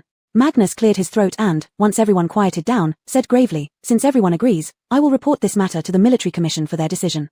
While everyone is here, let's activate the message function on our cards and add each other as contacts. Yes. Stefan touched the earring on his ear, projecting a screen before his eyes. As the chief of staff, he often needed to contact various department heads, so he immediately activated a 30-credit package, adding Magnus first. Others did the same. Several dozen credits per month were trivial to them, and everyone present exchanged contact information. The messaging function was quite advanced, like social media in peacetime, allowing private messages and group chats, and anyone who activated it could speak in the group. Magnus created a group for everyone there, making future meeting notifications much easier. Nothing else today. Dismissed. With his order, everyone rose and left the conference room one by one. Finally, only Magnus and Stefan remained in the meeting room. Magnus closed the notebook before him and asked solemnly, where is Alric? Stefan's eyes rolled around. He went to Mortian Castle's headquarters early this morning with Denise and Desiree. He'll probably stay there for 2 days. Magnus lowered his gaze, lost in thought. Jinza base was next to Mortian Castle, and during the army's siege on Mortian Castle, a small leader from Jinza base died. Now Alric had gone into Mortian Castle, there might be many who wanted him dead. You go to Mortian Castle tomorrow and relay the decision of the meeting to Boss Ellis. If she has any other demands regarding the cooperation agreement, try to meet them. Yes. After the announcement through the messaging function, Celine lay on the bed feeling bored, deciding to take a beauty nap. Just as she closed her eyes, Kaylee sent a message. Kaylee, boss, as you instructed, the note has been delivered to Abbot Amon. He hand-drew a map. Should I send it to you now? Celine yawned. You go by the map. I'll sleep for a while. Once you get there, tell me, and I'll teleport over. Kaylee, okay, hope you have sweet dreams. Celine turned over in bed, hugging the blanket and falling asleep shortly thereafter. In the hotel lobby, several unfamiliar faces came in. They looked around in shock. What kind of place was this? Luxuriously decorated, brightly lit, bustling with guests, it was like a large mall in peacetime. The guests all wore clean clothes, their faces full of health, not showing any signs of having endured the post-apocalypse hardships. Seeing new guests, Aiden stepped forward politely to greet them. Welcome to Mortian Castle. Is there anything we can help you with? Ruby steadied himself, swallowing hard, and said, a boss surnamed Ellis introduced us to come here. Could you tell us who owns this shopping mall? Aiden smiled and respectfully replied, this is a hotel, not a mall, or rather, a large safe haven. We have restaurants, supermarkets, clinics, and living quarters inside. The boss is resting now. I am Aiden, the store manager. You can tell me if you need anything. So, the Ellis boss we met is the owner of this place? Yes, Boss Ellis is the sole decision-maker of Mortian Castle. Ruby and Cyrus were filled with astonishment. They had met Boss Ellis, and indeed, she was a master whose strength was hard to fathom. They just didn't expect that this seemingly fragile little Mila could run such an enormous hotel in the post-apocalypse world. As for the psychics they brought along, their eyes nearly popped out from shock. 9 years into the apocalypse, they had never seen such a magnificent hotel. Even the hotels in Beijing City did not have everything like Mortian Castle did. Not only psychics but also many ordinary people frequented this place. The fact that they could come and go safely here must mean that this store's security was not to be underestimated. So, what do you think? Do you trust this place? Ruby turned his head to look at the others. He had witnessed Boss Ellis's abilities. Since this store was owned by her, it must be safe. Hansen was still somewhat wary. In the post-apocalypse world, the sudden appearance of such a large hotel raised questions about whether there might be some secrets behind it. After a moment of consideration, he said, "How about we stay here for a couple of days first, familiarize ourselves with the environment, and then bring the villagers over when we're ready." "All right," Cyrus agreed, also wanting to see what made Mortian Castle so special. Seeing that they had reached a consensus, Xinxing led them to the front desk to get cards, complete the registration, and check in. "Nash, take them to the guest rooms." "Okay." Nash obediently came over, his round belly bouncing up and down as he walked, looking endearingly silly. "Please follow me." Ruby and the others exchanged glances and followed Nash, still looking around to observe the interior decoration of the hotel. Until Nash took them into the elevator. The elevator could accommodate 40 to 50 people, very spacious, with each floor button labeled with the facilities on that level. At this point, they were already dumbfounded. Mortian Castle was too advanced. There was even an elevator. In the peaceful era, elevators that could hold 40 to 50 people weren't easy to find either. Now it was the post-apocalypse world. How could Mortian Castle be like a bug in this world, completely unaffected? Stefan's proposal. Chapter 130. The elevator arrived at the 5th floor, where all rooms were business suites. Nash led the group out through door number 2 of the elevator, which was specifically marked by Celine to help guests find their rooms more conveniently. Exiting from door number 2 brought them closer to the double rooms. Ruby and his party of 6 had booked 3 rooms. The standard rooms on the 4th floor were fully booked, otherwise, they would have stayed there for 2 nights without wasting additional points. 3 rooms have been arranged close together for you, Nash said as he walked to the end of the corridor and handed the room cards to Cyrus, who was closest to him. Rooms 524, 525, and 516 opposite. This corner is quieter, so please rest well. If you need any housekeeping service, press the service light in the room, and a staff member will come over.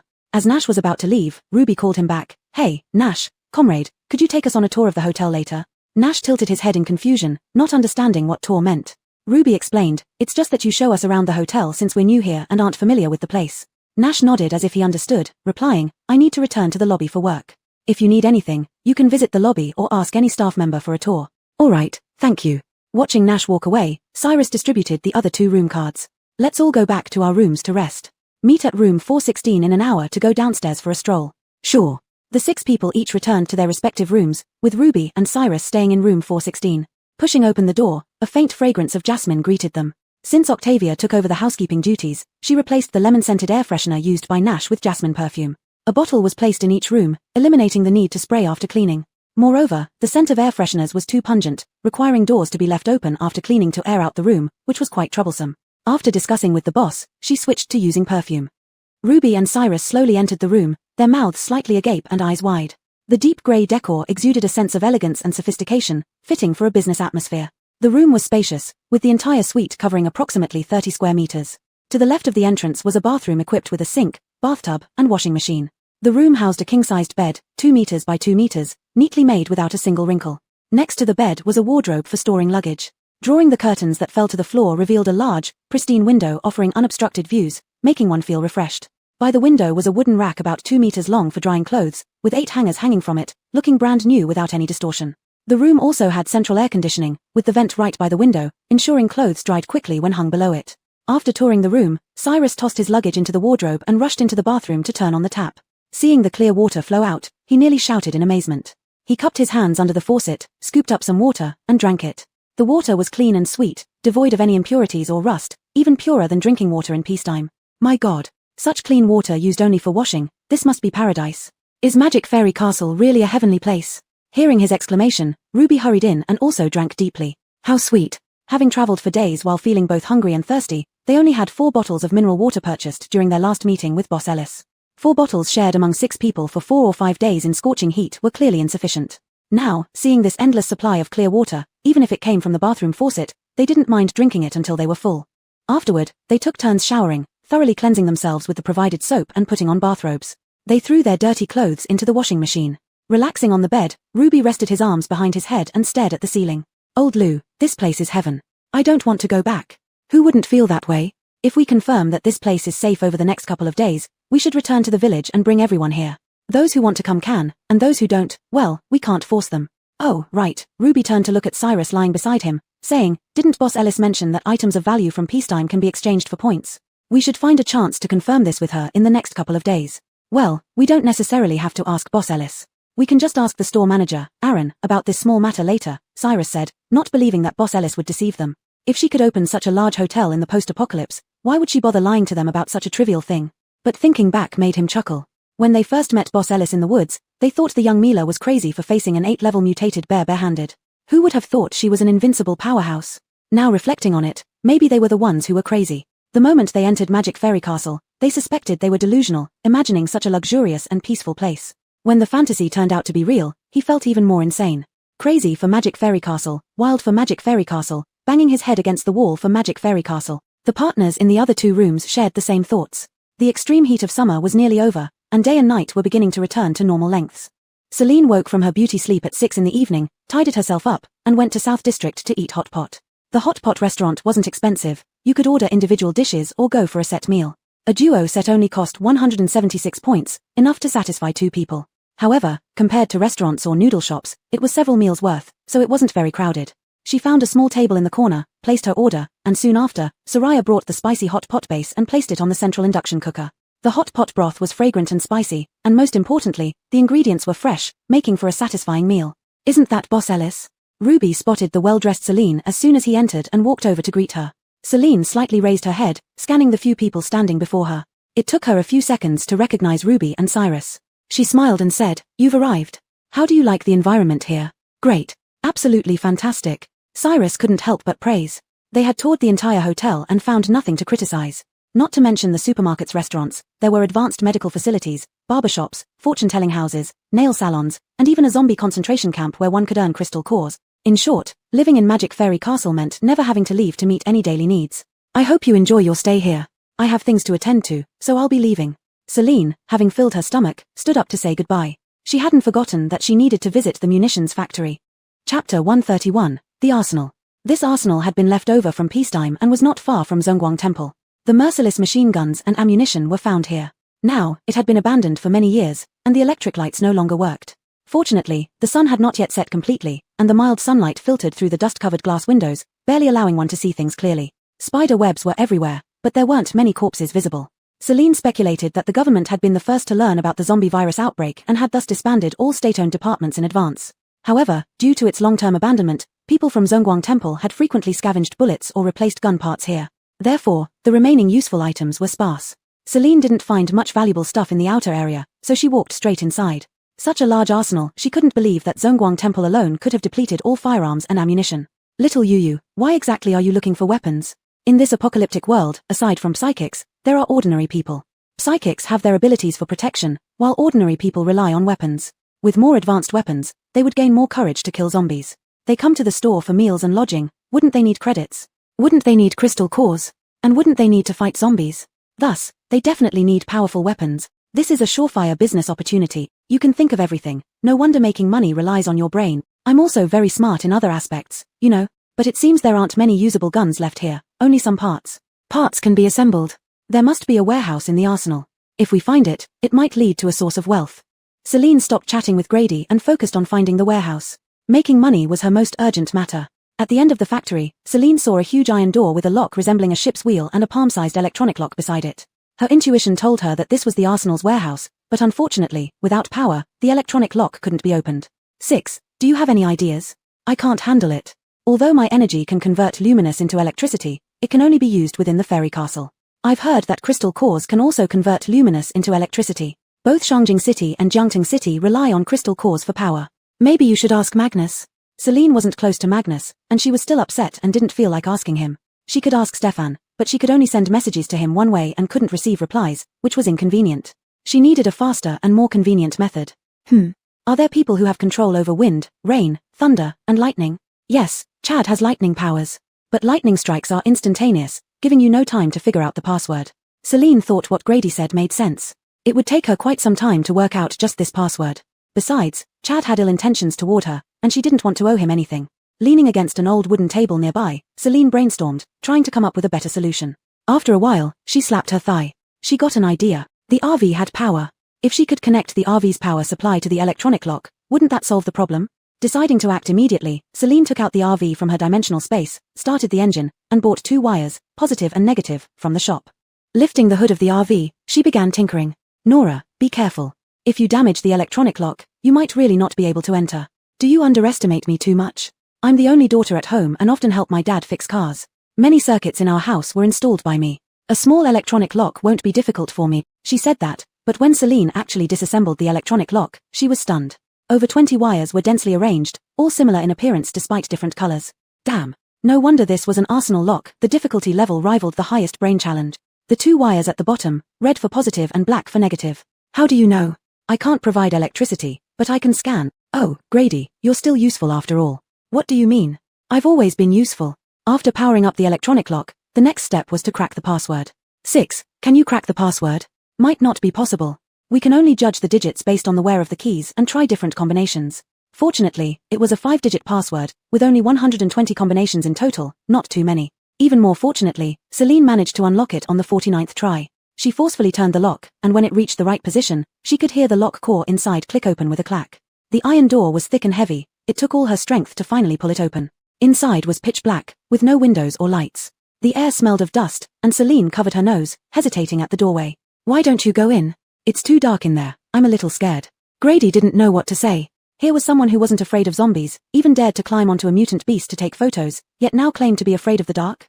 It sounded a bit ridiculous. The mall you went zero shopping in was also dark, with dead bodies everywhere, and you weren't afraid then. But there were people with me then. Call Nash over.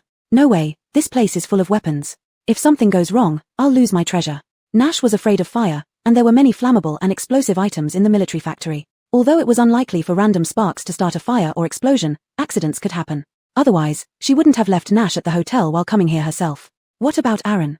He's the store manager, and it's busy at this time. He needs to stay and guard the camp. If all else fails, call Iof to accompany you. That would be even worse. Iof is a guest. I'm making money from selling weapons. How can I let outsiders know about such business opportunities? Isn't Iof considered an outsider? A few days ago, you asked him to travel to Upper Jing City with you, living together in the RV. Didn't you build some comradely feelings? Back then, he was my employee. Now he isn't anymore. Celine felt that Iof could be considered her friend, just not one she could become overly close with. Given her relationship with Stefan, she thought it was possible.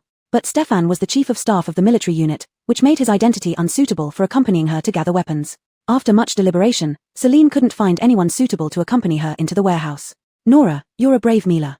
Believe in yourself, face the darkness. Think about how many points you can earn from these weapons. Think about your sick mother on the hospital bed. Don't you feel filled with courage? Celine, your encouragement sounds so hypocritical. Chapter 132, Hygiene Issues. To make money, Celine finally chose to overcome her fear and go inside herself. Turning on her powerful flashlight, she could see large wooden crates piled up inside. Swallowing hard, she cautiously stepped forward. She kept muttering to herself, I have always been kind and virtuous, received higher education, and firmly believe in science. I am a new generation woman and a materialist. Despite the self-talk, fear still gripped her, especially given how unfamiliar this place was, with the military factory located in a remote mountainous area, far from civilization. Her heart nearly pounded out of her throat. Daring not to look at what was inside the boxes, for fear of seeing something she shouldn't, she quickly stored everything into her space, not wanting to stay a moment longer. After clearing the warehouse, she hurriedly ran out, drenched in cold sweat. She locked the warehouse door, restored everything to its original state, folded up the RV, and teleported back to the hotel. That night, Celine didn't dare to turn off the lights while sleeping. At 8:30 the next morning, Aaron knocked on the door to wake up Celine. What's wrong? Boss, something has happened. Guests found cockroaches and centipedes in the porridge at the breakfast cafe, and they are all making a fuss now. Celine frowned, not even changing her clothes, wearing only a pair of mules as she quickly followed Aaron to the breakfast cafe. How could there be cockroaches and centipedes in the hotel? I've already checked, and it's true. The first thing that came to Celine's mind were the 3 people Ignatius who had stayed at the hotel last night. If anyone would cause trouble in Mo Xiaobao, it would be Ignatius. Surrounding Mo Xiaobao and deliberately causing a murder incident to force her cooperation. After the plan failed and realizing they couldn't forcibly attack Mo Xiaobao from outside, he pretended to give in and moved in, only to secretly undermine her reputation from within. Aaron initially thought the same but added, Boss, Ignatius, Mallory, and Denise haven't come downstairs today or visited the breakfast cafe. Not them. Celine's frown deepened. If not Ignatius, who else could it be? The commotion in the south area was loud and intense, especially in the breakfast cafe where the noise level was deafening. How can there be cockroaches and centipedes in the porridge when everything in Mo Xiaobao is spotlessly clean and the ingredients are fresh? Who knows? We've never seen the kitchen either. Maybe they're afraid we'll see how dirty things really are. That makes sense. We've been staying here for so long without knowing where the ingredients come from. They might look fresh but could actually be filthy. TSK, Boss Ellis only said it was safe here, that zombies couldn't get in, but didn't say other creatures couldn't. Now we've found cockroaches. Don't talk like that. I trust Boss Ellis's character. Look at how meticulously every corner of Mo Xiaobao is cleaned. There shouldn't be any hygiene issues. But there are now, right? Everyone saw those cockroaches and centipedes in the porridge. It can't be fake. Maybe someone is trying to frame Boss Ellis by putting them there intentionally. With zombies and viruses everywhere outside, finding a few unmutated live cockroaches isn't easy. Celine's eyes swept over the few people loudly criticizing Mo Xiaobao's hygiene. She quietly instructed Aaron, note down those people, mark their identities and backgrounds, and give me the list. She wanted to see who dared to cause trouble in her establishment. Boss Ellis is here. Someone in the crowd shouted, and everyone stopped talking, their eyes focusing on Celine, still in her pajamas and without makeup. Celine pushed through the crowd, approached the center, and inspected the bowl of porridge on the table. Indeed, a cockroach and a centipede floated on top. Whose breakfast is this? A nearby woman stepped forward. Boss Ellis, it's mine. Celine sized up the woman, recognizing her. This was Shay, Inigo's mother, from the third base of Yuheng. Before Celine could speak, Shay explained, when I arrived today, it was already crowded. As usual, I queued up and ordered a century egg and lean meat porridge at the ordering machine, then waited at the serving counter. At first, I didn't notice much since the porridge usually has ingredients, but as I ate, I found a cockroach, which scared me. Then others gathered around, and we discovered a centipede in the porridge. Celine pursed her lips, remaining silent. Shay sized up Celine's expression and hastily added, Boss Ellis, I believe in your character and trust that such issues can't happen at Mo Xiaobao. It's very likely someone is trying to frame you. I feel comfortable living here and have no intention of leaving, so I would never cause trouble or try to harm you intentionally. Celine smiled and patted her shoulder. I know, thank you for your trust. I will thoroughly investigate this matter. Such noble words. Boss Ellis, your hotel is so big with so many restaurants. There must be a kitchen, right? How about showing us the kitchen? Maybe there really are hygiene issues. Exactly. The ingredients might not be clean either. Without seeing it, who knows what you're feeding us? Following the voices, Celine noticed that it was two of the people who had been vocal earlier. The other guests also seemed to have doubts, staring at her, eager to know where their daily food came from. After all, they planned to stay long-term at Mo Xiaobao, and now that food safety concerns had arisen, they needed to be assured about the food sources to live more comfortably. The air fell silent for a moment. Celine organized her words and said, there is no kitchen in the store. All ingredients and the ready-made foods you see are converted from energy. How is that done? Let us see. Celine gave them a cold glance. You don't need to know that. TCH. Rubin rolled his eyes. You must be afraid the food source isn't clean, so you're just making up an excuse to fool us. Rubin. What nonsense are you talking? Boss Ellis is not that kind of person. Angelica stepped forward, glaring at Rubin. Boss Ellis almost always eats breakfast here and frequently visits other eateries. If the ingredients were unclean, she wouldn't eat here as the owner, would she? Barren echoed, right. I believe Boss Ellis's words. These items are indeed converted from energy. Otherwise, where does the water and electricity come from in the hotel? You've been staying here too long and forgotten what the outside world is like. In this post-apocalyptic era, finding clean water is difficult, yet you dare to doubt the cleanliness of Mo Xiaobao's food? Chapter 133 Business Suspension for Rectification. Rubin was speechless, and those who had doubted Celine just now lowered their heads guiltily. Barren was right. In the 9 years of food scarcity during the apocalypse, what hadn't they eaten? Expired instant noodles, moldy bread, unidentified mushrooms and wild fruits, rats caught from ditches? Now, they were fussing over a cockroach and a centipede. Truly, living well too long made one forget how things really were outside. If there were truly ingredients available outside, they would have been claimed long ago. How could Ellis Boss still use them for business? Ellis Boss is competent. Magic Fairy Castle is mysterious, possessing many things only seen in peaceful times and even some that never existed. They didn't lack water or electricity, yet they had no power station or reservoir. Without kitchens, nothing was strange at all. With such abilities to create facilities on such a grand scale that can change at will, why give them unclean food? Ellis Boss isn't stupid. If she's running a business, why ruin her own reputation? They preferred to suspect Ellis Boss as a dishonest merchant rather than doubt the food's quality in Magic Fairy Castle. She's the boss, you guys shouldn't be so easily fooled. If the food is really not a problem, then where did these cockroaches and centipedes come from? Seeing he couldn't argue with Angelica and Barren, Rubin shifted the topic back to the issue itself. Ellis Boss, without seeing how the food comes in, how can we be reassured? The customer is king, you won't refuse such a simple request, right? Or are you too guilty to let us know? His provoking words pressed upon Celine step by step, attempting to uncover Magic Fairy Castle's hidden secrets. Celine slightly curled her lips, eyeing Rubin with an unrivaled demeanor. You're wrong. In Magic Fairy Castle, I am God. You. Rubin felt embarrassed, almost exposing himself. The words he wanted to curse stuck in his throat, stifling him. Seeing he had no reply, Celine calmly looked at Shay. I'm very sorry for giving you an unpleasant dining experience. Our store will compensate you with 1,000 credits as compensation for mental distress. It will be directly transferred to your credit card later. Ah! Shay was somewhat flattered. Honestly, considering her past life, now eating kanji mixed with cockroaches and centipedes got her 1,000 credits. It seemed a bit excessive. But she didn't know that this matter couldn't be treated trivially. Celine must make a big deal out of it to show her seriousness to all guests. This way, she could warn the mastermind behind and alert other guests. She said confidently and righteously, I guarantee that there will be no hygiene issues in any of our restaurants. To prevent further disturbances by any unseen hands and ensure everyone's food safety, all dining establishments within the hotel will suspend operations until we get to the bottom of this. During this period, if you need meals, you can order takeaway. A protective shield will be generated during mealtime, ensuring no one can tamper with it. Everyone believed Celine and supported the decision to suspend operations for investigation. The few people who had stirred up trouble earlier hid in the crowd, afraid to raise objections. Barren quickly tallied the list and handed it to Celine. Looking at the list in her hand, Celine surprisingly found that these people were all from Yuheng's third base, and they were all psychics. This was peculiar. She had a good relationship with Inigo and Angelica from Yuheng and hadn't harbored deep enmity with Yuheng. It couldn't possibly be someone seeking revenge for Yuheng's previous 3 ruthless leaders, could it? There's one more thing, Aaron interrupted her thoughts. Mr. Stefan has arrived and is waiting for you in the reception hall. Is he alone?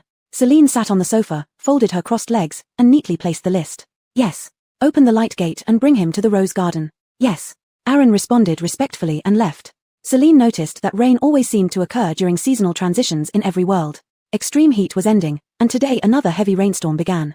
Due to the heavy rain, the weather started cooling down, clearing away the city's stuffiness. She picked a long-sleeved white chiffon blouse paired with a burgundy body-hugging long skirt from the closet and matched it with white high-heeled sandals. After quickly putting on light makeup and grooming herself, Celine entered the rose garden through the terrace. The weather in the rose garden was always clear and sunny, regardless of the dark clouds and lightning outside. Her gaze first turned towards the pavilion but saw no sign of Stefan.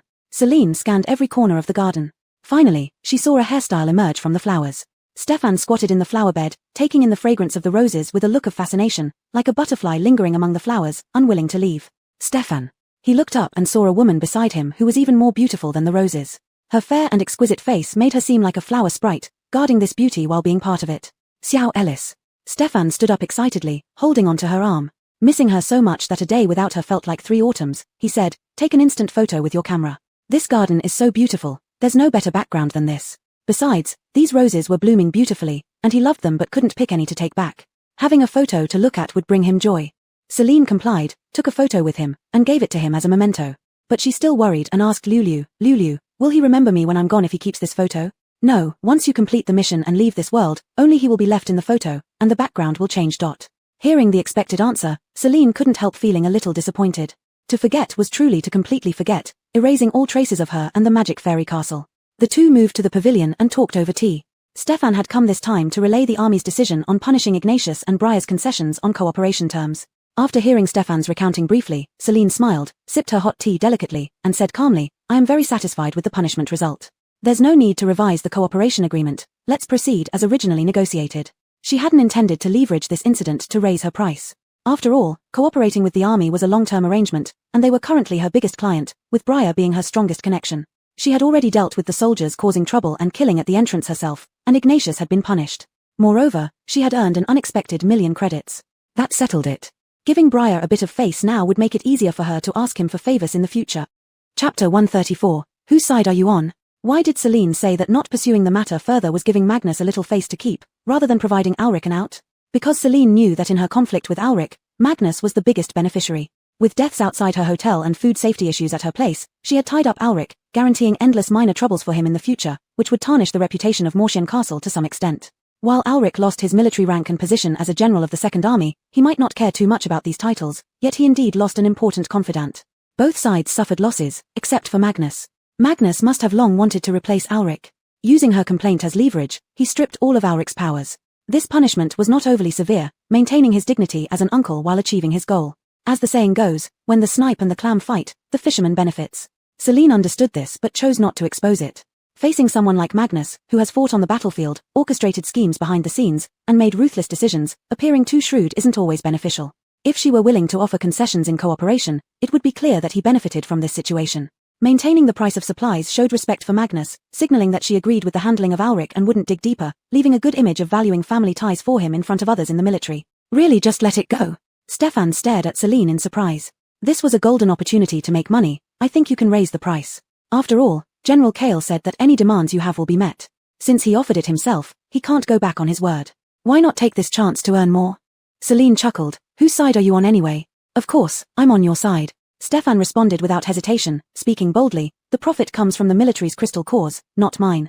You're my best friend. I'll definitely help you. Listen, the military has plenty of crystal cores, so feel free to raise the price. General Kale gave me authority. Whatever you ask, I agree. Celine smiled even wider, thinking Stefan was like an employee who would exploit the boss as much as possible without mercy. Since he couldn't get the military's crystal cores directly, he decided to help her do so. Aren't you trying to save points to treat your mom? Stefan suddenly said this, causing Celine's smile to freeze instantly. He sighed lightly. My family is gone, so I hope you can protect your parents. Because he once endured the storm, he wanted to hold an umbrella for her. Celine's eyes flickered, staring at Stefan for a long time before slowly revealing a gentle smile. Thanks, but not now. Just wait and see, we'll surely make a big score soon. Meanwhile, Ulrich naturally already knew the news.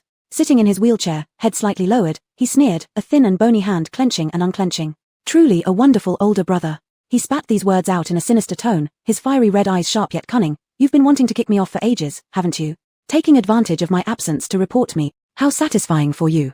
Boden and Denise stood in front of him, daring not to speak a word. They knew Ulrich well. Right now, he was plotting revenge against Magnus, ready to stab anyone who crossed him. If they spoke up now, it would mean certain death. Ulrich kept his eerie smile, contemplating in silence for a long time before finally looking up at Boden. Strategist, any good suggestions? Boden nervously swallowed, knowing he had to choose his words carefully. One wrong word could cost him his life.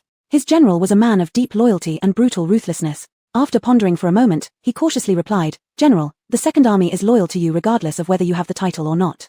In fact, the rank may have limited many of your actions. Why not use this opportunity to lead the Second Army out? With half the troops suddenly missing, the border defenses will surely fail, making Magnus, as Commander-in-Chief, responsible. Ulrich seemed somewhat indifferent, nodding lightly. Go on. Encouraged by his approval, Boden grew bolder. If someone questions Magnus's handling of you and forces him to reinstate you, it will embarrass him publicly. If no one opposes, your people remain yours. Leaving the military would give you freedom to command without constraints. Either way, you have nothing to lose. Ulrich placed his hands on his thighs, rubbing them together. He pursed his lips and slowly nodded. Very well, the two of you go back to Jungtengduo and handle this matter. Aren't you coming back? Lu Mudu was surprised. Since he had followed Ulrich, he had never left his side even for a moment. Why was he now sending him off to handle things while staying behind? Ulrich propped one hand on the armrest, supporting his cheek with a smile that was merry yet malicious. The show has just begun. Since I set up the stage, of course, I have to stay and watch the performance to the end. Stefan couldn't help but stop in front of a new jewelry stall. She picked out over a dozen items, necklaces, bracelets, rings, and chose two simple yet elegant hairpins. Initially, Celine offered to give these to Stefan as they were practically free, but she insisted on paying. Even good sisters should keep clear accounts. Don't worry about it, I've got plenty of crystal cores, so don't be too polite. Stefan insisted on paying, and Celine found a pretty little bag to pack everything for her. Upon introducing her to a newly opened nail salon, Stefan's eyes lit up. She excitedly pulled Celine straight to the elevator. Once at the second-floor nail salon, she browsed through the stylebook, finding many designs ethereal or refreshingly unique, which she adored, though she couldn't apply them. She settled for a simple hand treatment and a coat of clear nail polish. After the session, her nails looked neat and shiny, making her feel more beautiful. Finally, she entrusted Celine to buy her 2 new outfits. All restaurants in Mortian Castle had closed down, otherwise, they would have definitely gone for a lunch buffet before heading back. After seeing Stefan off, Celine lounged back on the sofa in her room, carefully examining the list she had. It contained 5 names: Rubin, Xylan, Dan, Rusty, Victoria. All 5 were male ability users from the 3rd base of Yuheng. Celine lightly tapped her fingertips on the names repeatedly. Let me guess, who will be the one to make the move? Chapter 135, Surveillance. In a room used for meetings in the Jinza base, Sheldon, Zoe, Youssef, Myra, the Aqua trio, and the Huangshan team gathered here. The oil lamp in the corner cast a dim light, barely illuminating the entire room. They formed an operation team and convened to discuss a secret mission to assassinate Ulrich. Ulrich's target was Boss Ellis, and he had no hostility towards the Jinza base. Yet their pillar Artman died in this senseless conflict for no reason. Everything stemmed from Ulrich. Perhaps Ulrich didn't even know Artman's name, and no one in the Second Army would remember him. This sudden disaster not only injured most of their psychics but also took the life of someone they cherished the most. This enmity could not be left unavenged. They could not let Artman's sacrifice go unexplained and unrecognized. His soul would not rest easy otherwise. I've inquired from Marion, the store clerk. Ulrich is the backbone of the Second Army. The entire Second Army disregards military orders and follows only him. He has cunning thoughts, distinguished himself on the battlefield, and is a level 9 manipulator psychic, making him not easily dealt with. The man beside him is called Zahir, a level 7 light psychic, also a formidable opponent. Just us few may not be able to defeat both of them.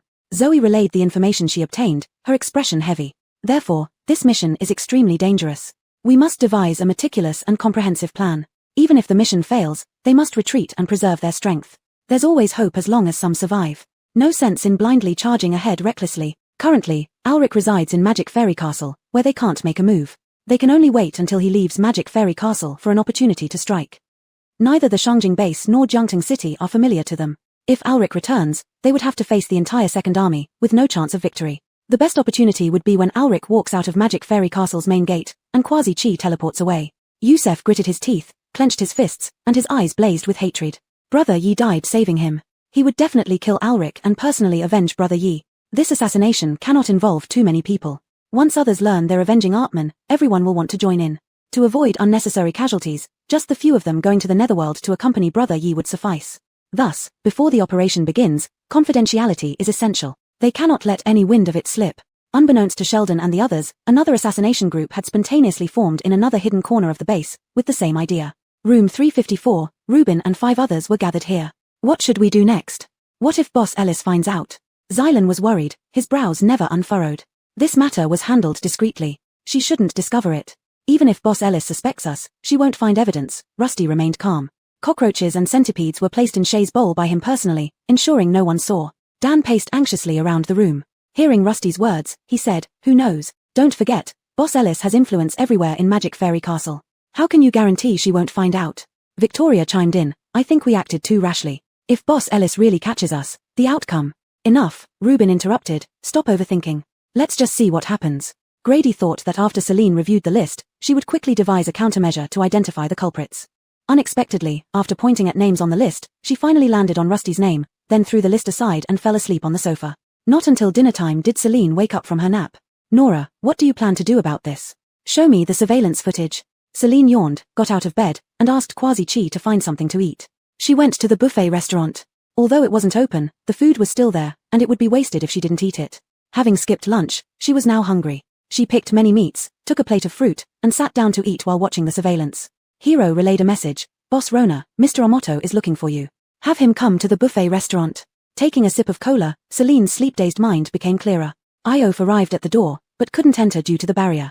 Celine waved her hand and deactivated the barrier. "Come in." Iof entered.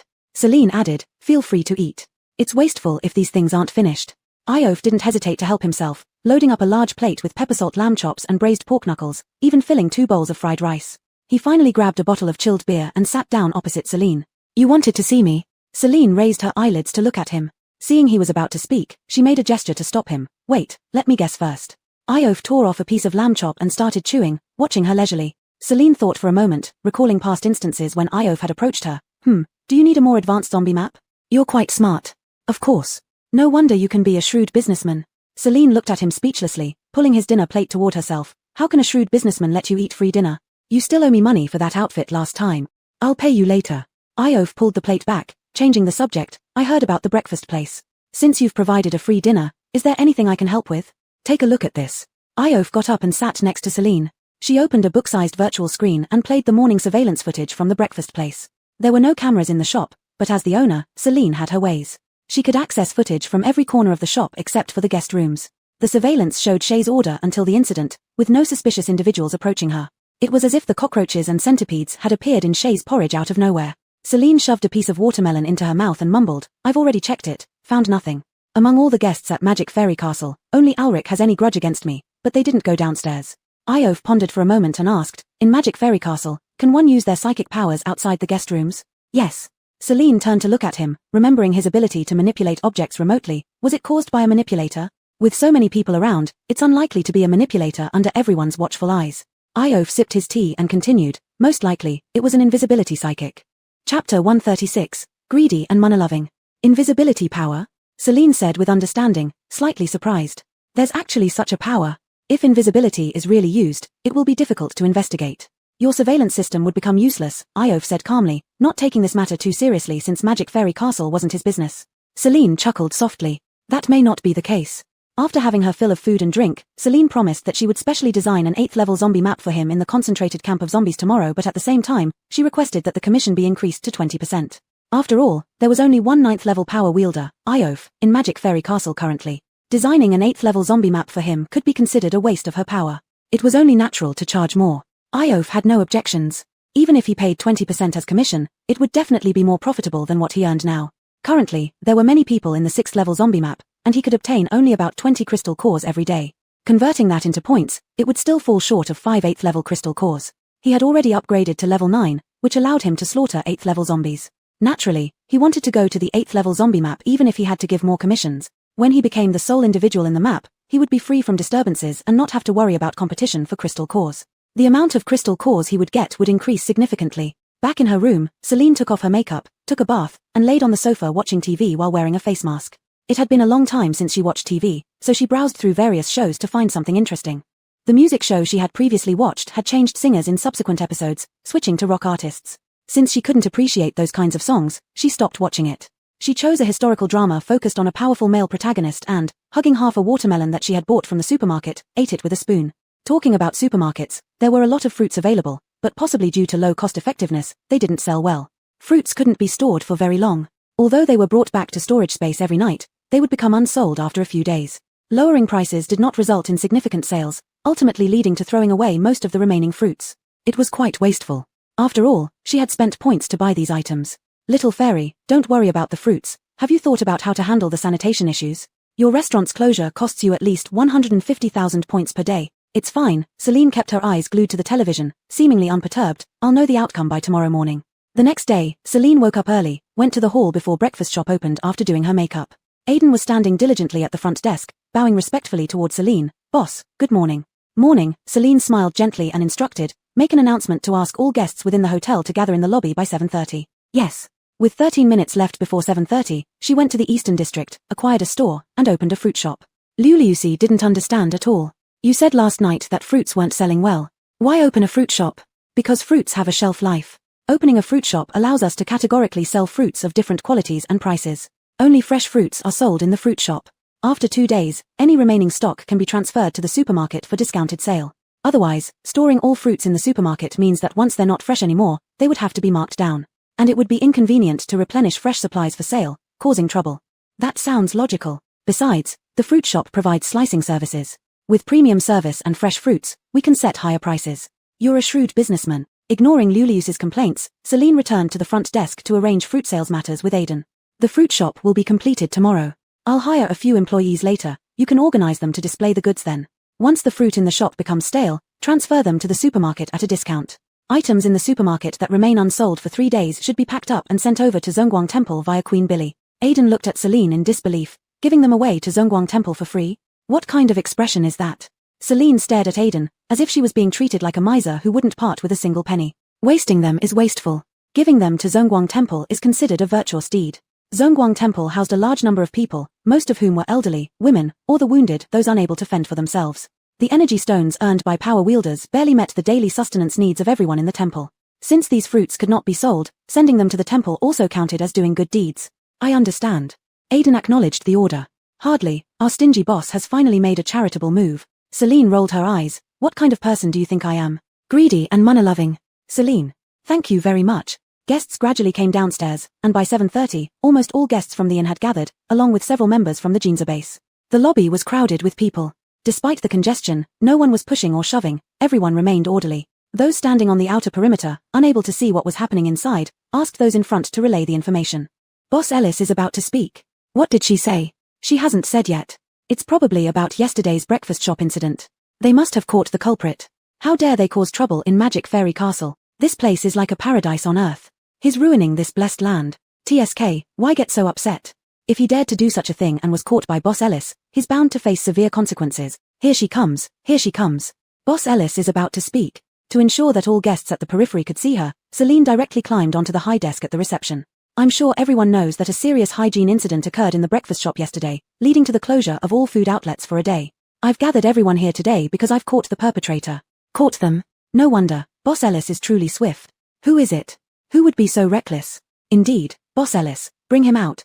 Because of this person, I missed out on the buffet yesterday. Iof walked over from the elevator, not wanting to crowd in the front, and stood in the corner, watching Celine's back. He was also curious. With the invisibility power, it would be almost impossible to catch any evidence, even the surveillance couldn't see anything. How did Celine manage to catch the perpetrator? Everyone, please don't be impatient. I'd like to show you something first. Celine smiled calmly, waving her pale hand gently. All the lights on the entire ground floor of the hotel went out, making the environment somewhat dim. Strangely, the whole space was bathed in a light blue glow, like floating mist in the air, and this layer of light was flowing. Not only was the air filled with blue mist, but every person present emitted a layer of mist around them, in different colors. The higher the level of the power wielder, the brighter the light mist, while ordinary people had none. What is this? Everyone, please stay calm, Celine smiled and explained, I just made the invisible energy visible as mist to show everyone. Chapter 137, The Despicable Achilles. Energy. Is this what energy looks like? Ruby cautiously touched the brown mist surrounding Cyrus, feeling nothing at all. Mr. Ellis is truly amazing, turning energy into a visible form. Cyrus was utterly astonished, his admiration for Celine growing even more profound. Hansen looked up at the blue mist floating in the air. So, does this entire Mortian castle brim with unknown energy? And all this energy originates from Mr. Ellis? That's too much. Such a large hotel entirely dependent on Mr. Ellis's energy to function, she must be a level 9 paranormal ability user or higher. Don't you know? Mr. Ellis isn't even a paranormal ability user. Not a paranormal ability user. Yet she's so powerful. Could she be some sort of chosen savior? Hearing the discussion below becoming increasingly exaggerated, Celine, who didn't want to be called a savior, hurriedly interrupted, don't spread rumors. I'm just a businesswoman. Showing you this is merely to thoroughly demonstrate the criminal's method. She retracted the energy, and the lights in the hotel came back on. Then, she turned on a giant virtual screen. Ladies and gentlemen, please look at the big screen. The footage playing was naturally yesterday's surveillance. Iof couldn't see the screen from where he stood. Curious about whether today's surveillance would reveal anything that hadn't been apparent last night, he took a few steps closer, standing at the edge of the crowd where he could barely make out the images on the screen. This footage differed significantly from yesterday's clips, now showing recordings from outside room 354. Room 454, right next to his, was occupied by people from Yuheng's third base named Victoria and Rubin. Around 7 o'clock yesterday morning, Rusty, Zylan, and Dan entered room 454. Shortly after, roughly 10 minutes later, the door opened again, and Zylan, Dan, along with the original occupants of room 454, Rubin and Victoria, came out. However, Rusty was nowhere to be seen. Just as everyone was wondering why one person was missing, a figure made of mist appeared, closing the door. Soon enough, someone realized and exclaimed, it's an invisibility ability. Yeah, I remember Rusty has the invisibility ability. Celine waved her hand, signaling for everyone to calm down. The video continued, showing Rusty remaining invisible from when he left room 354 until he reached the breakfast area. His method was revealed without any ambiguity. He had taken advantage of Shay being preoccupied with choosing food and not looking down at her tray to slip pre-prepared cockroaches and centipedes into it.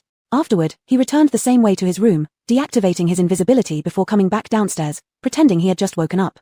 But he overlooked one detail. He initiated his invisibility in Rubin's room and then deactivated it in his own. Based on this alone, Rusty couldn't refute the authenticity of the surveillance footage. Really, Rusty? This disgraces our Yuheng. Aunt Lan always takes care of us. What did Rusty hope to achieve by doing this? What else? He wasn't targeting Aunt Lan but attempting to frame Manager Ellis. Manager Ellis is kind-hearted. She never had any grudges against him. Why not live peacefully in Mortian Castle? Why plot and scheme? He was probably incited by someone else. Everyone thought of Achilles, who was still staying at the hotel. The confrontation between the 2nd Platoon and Jinza Base at the hotel entrance was witnessed by everyone, and the leader of Jinza Base, Artman, had died at the hands of someone from the 2nd Platoon. Everyone knew that the 2nd Platoon was merely using Jinza Base to create trouble for Celine. This time was likely no different. The person harboring ill will towards Celine wasn't Rusty but Achilles. Rusty was merely another tool chosen by Achilles. The strategy of using someone else as a weapon was quite clear. Rusty, don't bother trying to escape. You can't leave. Celine's gaze shifted to the hotel entrance, and everyone followed her line of sight but saw no sign of Rusty. Until a bubble rose from the ground, revealing Rusty inside it. He knelt toward Celine, continuously bowing his head. Boss Ellis, I know I was wrong, Boss Ellis. It was all Achilles' orders. Please forgive me this once. Just because he told you to do it, you obeyed blindly. Do you have a dog's nature? Someone in the crowd angrily cursed. It was Yusef. Artman's death caused Jinza Base to harbor deep resentment toward Achilles. Anyone who did favors for Achilles was despised by them.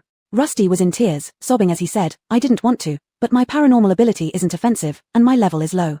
He said if I didn't agree, he would throw me into the zombie map to kill me. Celine pondered for a moment, then with a flick of her finger, 4 more bubbles rose in the lobby, capturing Rubin, Zylan, Dan, and Victoria, the 4 accomplices. Her tone was playful. It wasn't that simple, right? Rubin panicked, quickly trying to distance himself from the blame. Boss Ellis, we did nothing at all. It was all Rusty. You saw the surveillance yourself. Everything was done by Rusty alone. The sudden betrayal left Rusty with bloodshot eyes, and he pointed at Reuben, yelling furiously, "Reuben, you bastard! It was you who were bought off by Achilles first, and then dragged us four into this, right?" Dan stepped forward and accused, "It was Reuben. He became Achilles' henchman and persuaded us to work for Achilles." Selene crossed her legs and looked over with interest. "Oh? Go on." "Achilles said that once the apocalypse ends, all paranormal ability users will die. Only by joining his ranks and killing all ordinary people can we have a chance to survive." This statement caused a commotion among those present. Kill all ordinary people?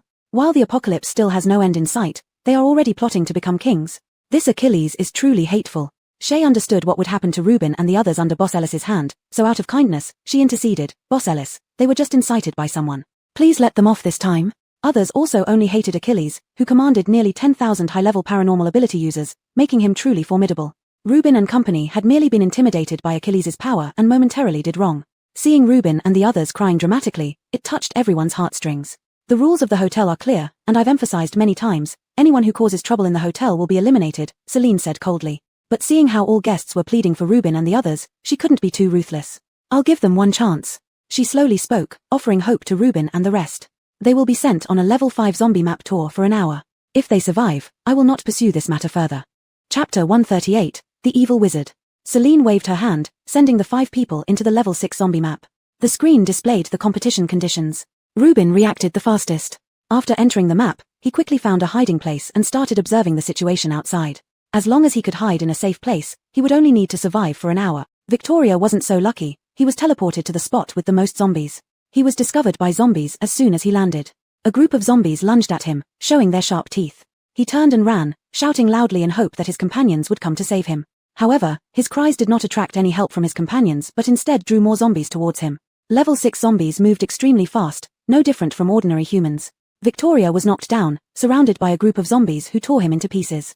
Wailing echoed through the sky. Not far away, in a nearby building, Xylan hid in the dark, watching coldly. He cursed inwardly, "Idiot. If Victoria hadn't shouted, maybe he would have gone out to help." Victoria was torn apart by zombies, leaving not even bone fragments behind, just a pool of blood on the ground. The scene was bloody, so Xylan turned away, climbed up the building, and searched for a safer hiding place. Sherry had found a perfect hiding place from the start. It was high up, allowing her to see other areas clearly while making it difficult for zombies to find her. With her invisibility ability, she could basically avoid the zombies' sight. "Pia, save me." A cry came from the adjacent building. Sherry turned her head and saw Dan stumbling toward her. Behind him, a large group of zombies rushed up the stairs, relentlessly chasing him. Sherry's location was 1 floor higher than the top of the neighboring building, and she hesitated about helping Dan. "Pia, pull me up quickly." Dan was getting desperate as the zombies closed in on him, reaching out to Sherry for help. Ultimately, Sherry decided to help Dan. She leaned over the edge and extended her hand downward. Dan grabbed Sherry's hand and struggled to climb up. The zombies were right behind him, one of them reaching out and clawing his calf. The pain made him lose strength, nearly falling into the crowd of zombies. "You should use some force to climb up." Sherry exerted all her strength, veins popping on her neck. Suddenly, a zombie leaped and pounced onto Dan's back, startling Sherry. Fearing that the zombie would climb up, she immediately let go. With a after, Dan fell into the zombie horde, blood splattering onto Sherry's face. She stood there in shock, eyes filled with panic, witnessing the zombies tearing chunks of flesh from Dan's body and swallowing them. So terrifying. After having their fill, the zombies looked up at Sherry fiercely. Sherry snapped back to reality, startled into sitting on the ground, then hurriedly got up and ran to the rooftop along the stairs, curling up in a corner and shivering. In just 20 minutes, 2 out of the 5 people had already died. Watching the live broadcast in the lobby, the guests couldn't help but feel anxious for Reuben, Sherry, and Xylan. At this rate, none of them would make it back. Selene watched the bloody scenes indifferently, her expression calm, showing no pity or remorse. Like a god of slaughter. "Little fairy, aren't you afraid?" Liu thought it was somewhat cruel, never expecting the host to be so calm. Back when she first arrived in this world, Selene was chased by zombies, scared enough to swear profanities while running. Now she seemed like a heartless demon, unmoved by the gruesome deaths of humans. "Let's treat it like watching a movie." She set the rules and punishments. If she felt compassion now, how would she manage the hotel properly in the future? The survival contest continued. Selene lost interest and went to the breakfast area to eat something. Io followed her, hesitating before asking, "Do you plan to let them return alive?" Selene stared at him for a few seconds, puzzled. "What are you talking about? Am I someone who breaks promises?" After eating a bit, Selene went to the East District zombie concentration camp and activated the level 8 zombie map for Iof. Returning to the lobby, the life and death competition hadn't ended yet. Reuben was in a small room where zombies continuously slammed against the door. The rusted security chain on the door was about to break. He still held out in resistance. Just as the zombies were about to break through the door, he turned and jumped out the window, landing safely after rolling twice on the ground. The zombies crowded around the window and prepared to jump down to continue pursuing him. Reuben activated his power, creating lightning balls in his hands and throwing them at the zombies. He electrocuted the zombies by the window one by one, taking out each as it appeared. Once there were enough zombie corpses piled up by the window, slowing down the actions of the following zombies, he turned and ran, quickly hiding in another place. After watching Reuben's actions, Celine had to admit this man did have a bit of sense. A level 4 Psy couldn't defeat a level 6 zombie, he had to use his wits to survive. Much smarter than Victoria and Dan. No wonder Alric chose him. Looking over at Xylan, he had found a very safe place, an underground passage of a house. The fire power lit up the dark passage. Here, he wouldn't be discovered by zombies. He just needed to wait for an hour until time was up, then he could return safely to the magic fairy castle. Unfortunately, his curiosity was too strong, so he walked deeper into the passage. At the end of the darkness, there was some movement. He suddenly stopped, throwing a fireball far into the distance. As the fireball moved further away, the visible range also extended. Suddenly, a dark shadow swiftly dodged the fireball, sprinting towards him at an incredible speed and knocked Xylan to the ground. Xylan was greatly startled, quickly casting fireballs to attack the shadow. Despite the short distance, the shadow easily dodged the attacks. At this moment, he finally saw clearly that the shadow was a zombie. This zombie looked different from others. It wore a tattered black cloak and seemed like an evil wizard. Its eyes shone with a sharp and fierce light, as if it had its own thoughts. "Human, did you come here to die?" the zombie spoke. Xylan was almost scared to faint. He looked fearfully at the sunken eye sockets and yellow teeth before him, lips quivering but unable to utter a sound. A warm stream flowed out from under him, soaking his pants in a large wet patch, emitting an unpleasant odor. The zombie lowered its head to look at his pants and laughed mockingly. "Human, scared to pee your pants?" Humans are indeed timid and weak creatures. So-called human civilization is not even 1,000th as great as our zombie civilization. Chapter 139, Jade Level 2. Xylan's whole body was trembling. He had never seen a zombie that could speak. Not only had Xylan never seen one, but all the guests in the hall were witnessing such a special zombie for the first time. It had a language system, autonomous consciousness, and moved with lightning speed, completely exceeding the physical limits of normal humans. Judging by the speed of that zombie just now, even a runner mutant might not be able to keep up with it. 6. Can you see this zombie's level? Ordinary zombies or mutants would display LV. Number above their heads, but this zombie's level is flashing in garbled code. A fake zombie? No, it's possible its level far exceeds the defined range, many times stronger than the highest level 9. Celine's expression was solemn as if she had discovered some unknown secrets of this world. She felt this post-apocalyptic world was more like a game world. And the zombie dressed like an evil wizard in the scene was the big boss behind the scenes. The situation was getting more complicated, giving Celine a headache, so she decided not to think about it anymore. All this had nothing to do with her, she could leave after completing her mission. Don't be nervous. The zombie's demeanor was extremely sinister, looking at Xylan as though he were a toy. I won't kill you. I want you to become one of my own. It extended its finger, the nails caked with filth, and gently poked Xylan's neck. All I need is to open a slit here, mix my saliva into your blood, human, and you will become my messenger. Just as it was about to forcefully cut Xylan's neck, silently, this person vanished from its control. The zombie suddenly looked up, still seeing no trace of Xylan. Who had stolen its toy? Xylan thought he was going to die, to turn into a zombie, and wailed incessantly. Stop crying. You're safe. Hearing the voice, he stopped crying, slowly opening his eyes to find himself floating inside a bubble, back in the Magic Fairy Castle's hall, with people around him looking amused. Apart from him, Reuben and Rusty had also returned. His gaze found Boss Ellis, and he fell to his knees with a thud, knocking 3 loud heads on the ground. Thank you, Boss Ellis, for saving my life. I truly know my mistake. I won't cause trouble in the store again. I didn't save you, Celine said flatly. As Xylan raised his head in confusion, she pointed to the countdown timer on the screen that had reset to 0. It's because time was up. Xylan wiped away his tears and respectfully said, Thank you, Boss Ellis, for sparing my life. Celine slowly withdrew her gaze, not bothering to look at him, warning the other guests coldly, From now on, while I can protect everyone's safety in Magic Fairy Castle, if anyone dares to cause trouble here, regardless of being instigated or not, I won't let it go. The guests nodded, none of them foolish enough to provoke Boss Ellis. Wasn't living peacefully in Magic Fairy Castle good enough? Why risk their lives? With the drama over, Celine waved her hand, sending the 3 bubbles toward the elevator lobby. She said coolly, You're too dirty. I'll take you to the door, don't dirty my place. Especially the one who wet himself out of fright. As the guests dispersed, Celine went to the East District and opened a shop. She was selling weapons now. The guns she had scavenged from the arms factory hadn't been assembled yet. She wasn't very knowledgeable about firearms, and there was no staff in the talent market who knew about this either. So, she sent a message to Stefan, asking him to come over and help. Stefan, although the chief of staff in the military, seemed quite idle, and arrived within half an hour. Xiao Ellis Chin, I'm here. Stefan lunged at Celine. Celine hurriedly reached out to stop his movement, afraid of being knocked down. Stefan stopped, seeing gun parts scattered around Celine's feet, squatting down to examine them curiously. Where did you get these? Secret. Celine also squatted down, asking, Can you assemble them? I can, I've used them before. Stefan took various components, sitting cross-legged on the ground to start assembling. When I first joined the military, I didn't have any powers, so they allocated guns. Later on, when I developed powers, ammunition gradually ran out, so guns became rare. Celine mimicked him, following his steps to assemble the guns. Besides machine guns, most were pistols. The two chatted as they assembled the guns in the weapons store, spending over 3 hours processing those boxes of components. Celine locked the store door and took Stefan to eat. Come on, let me treat you to a buffet. It was still early, and there weren't many customers in the buffet restaurant. They chose a corner table and sat down. Stefan finally got to enjoy the buffet he had been craving, looking at the large plate of meat in front of him, rubbing his hands together and digging in. Celine was calculating in her mind whether the conditions for upgrading were met. Little Fairy, currently with 16 additional shops, an upgrade is possible. Let's upgrade.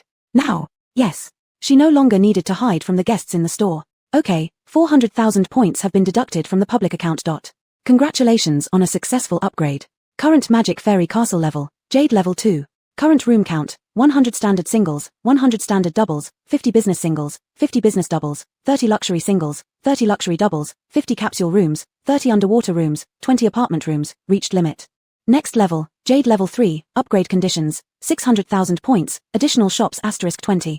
New branch store mission unlocked after upgrade. Can I open a branch in Shangjing City now? Surely that would bring in heaps of profit. Little Fairy, the underwater rooms are in the coastal area, and your 10 villas have been set up. Okay, how many points are left in the account now? Private account, 230,360 points, public account, 14,862,700 points. Thanks to the food delivery system, the earnings were quite substantial. If the Shangjing City store opens, wouldn't she be making even more? Xiao Elisjin, why aren't you eating? Stefan didn't know what Celine was doing, holding a cola and sipping it absent-mindedly. Celine withdrew from the conversation and smiled at him. Nothing much, just thinking about opening a branch in Shangjing City. Really? Stefan's eyes suddenly lit up. Although he could now order hot meals via delivery, nothing could beat the comfort of dining in person. Can we open a buffet restaurant in Shangjing City? I want to eat there every day. Celine chuckled. With such huge appetites over there, I'm afraid I might go bankrupt. Stefan pouted. Alright, a regular restaurant would do too. Celine stared at him, pondering for a few seconds before pulling up the scene from the level 6 zombie map. Take a look at this. Chapter 140, Underwater Room. Stefan finished watching the extracted clip, his expression heavy. He had never seen a talking zombie before, and he couldn't see this zombie's level either. If all zombies evolved to move swiftly with linguistic ability and independent thought, humans would likely be replaced. Simply put, they wouldn't stand a chance against such zombies. Even a level 9 Psychia might not be its match. Where was this found? I'm not sure. It was just a randomly opened level 6 zombie map. Celine wasn't unwilling to help Stefan screen, she genuinely couldn't assist. The locations of the zombie maps were always random. She didn't know how many level 6 zombie maps there were in total, so she couldn't help him search one by one. Stefan nodded understandingly. This matter had nothing to do with Celine. Finding and eliminating this zombie was what their military should do. Thanks. I'll report this to General Kale. Celine took a sip of cola, put down her glass, and started eating. Today, there were her favorite sweet and sour pork ribs and braised duck wings. She had picked up quite a lot. Stefan fell silent, focusing on eating with a full mouth as if he were preparing for a final meal, planning to die stuffed. After eating his fill, Stefan wiped his mouth, drank some barley tea, belched, and patted his belly contentedly. You've got it good here. I'm thinking of quitting my job and moving in. Celine chuckled softly and pushed a small dish of oranges in front of him. Eat some oranges to aid digestion. Living here isn't out of the question. You can teleport, so the only slight inconvenience is traveling back and forth every day. True. Stefan's eyes lit up, staring straight at her. Great idea. Teleportation is quick, and with air conditioning here, living will be comfortable. If I finish work early occasionally, I can even come over for a buffet dinner. There's food available even if you finish late. There's a newly opened tea house that operates until 4 a.m., Celine added.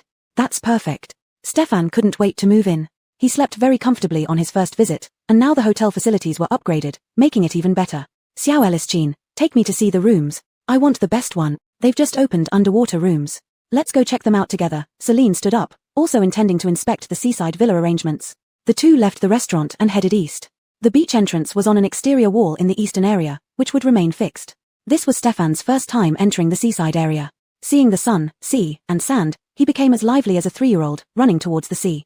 Xiao Elisjin, you're not nice. You have such a great place but never brought me here. Celine slowly followed behind, smiling. Want to see the underwater world? Stefan turned around, sunlight shining on his fair and delicate face, highlighting his bright smile. Follow me, Celine beckoned. Stefan hurriedly ran over. There was a scallop-shaped entrance at the beach, leading directly to an elevator that could reach the underwater passage. Stepping out of the elevator, Stefan's eyes widened. This passage was a completely transparent tube, allowing clear views of the blue underwater world. Sunlight penetrated the water, casting a soft glow, like stars sprinkled across the seabed. Following the tube inward, they arrived at a large platform shaped like half a sphere, much like SpongeBob's house. From here, the underwater world could be seen clearly, with coral, starfish, and occasional schools of fish swimming by. The platform was spacious. Apart from 20 doors, the rest remained transparent, similar to an aquarium. Celine casually opened a room, turning on the lights inside for Stefan to tour.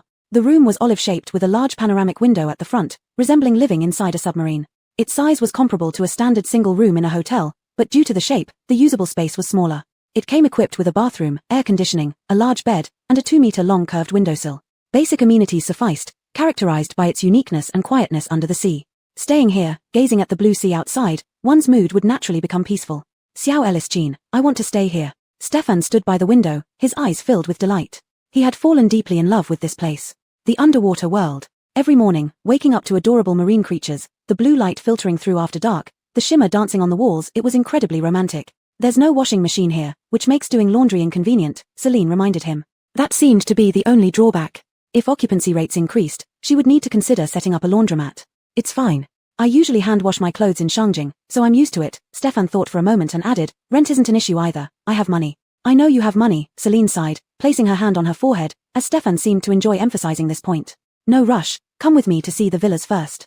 There are villas too. Stefan's interest piqued immediately, pulling Celine along. The scallop-shaped door was to the right of the beach entrance, while the villa area was on the left.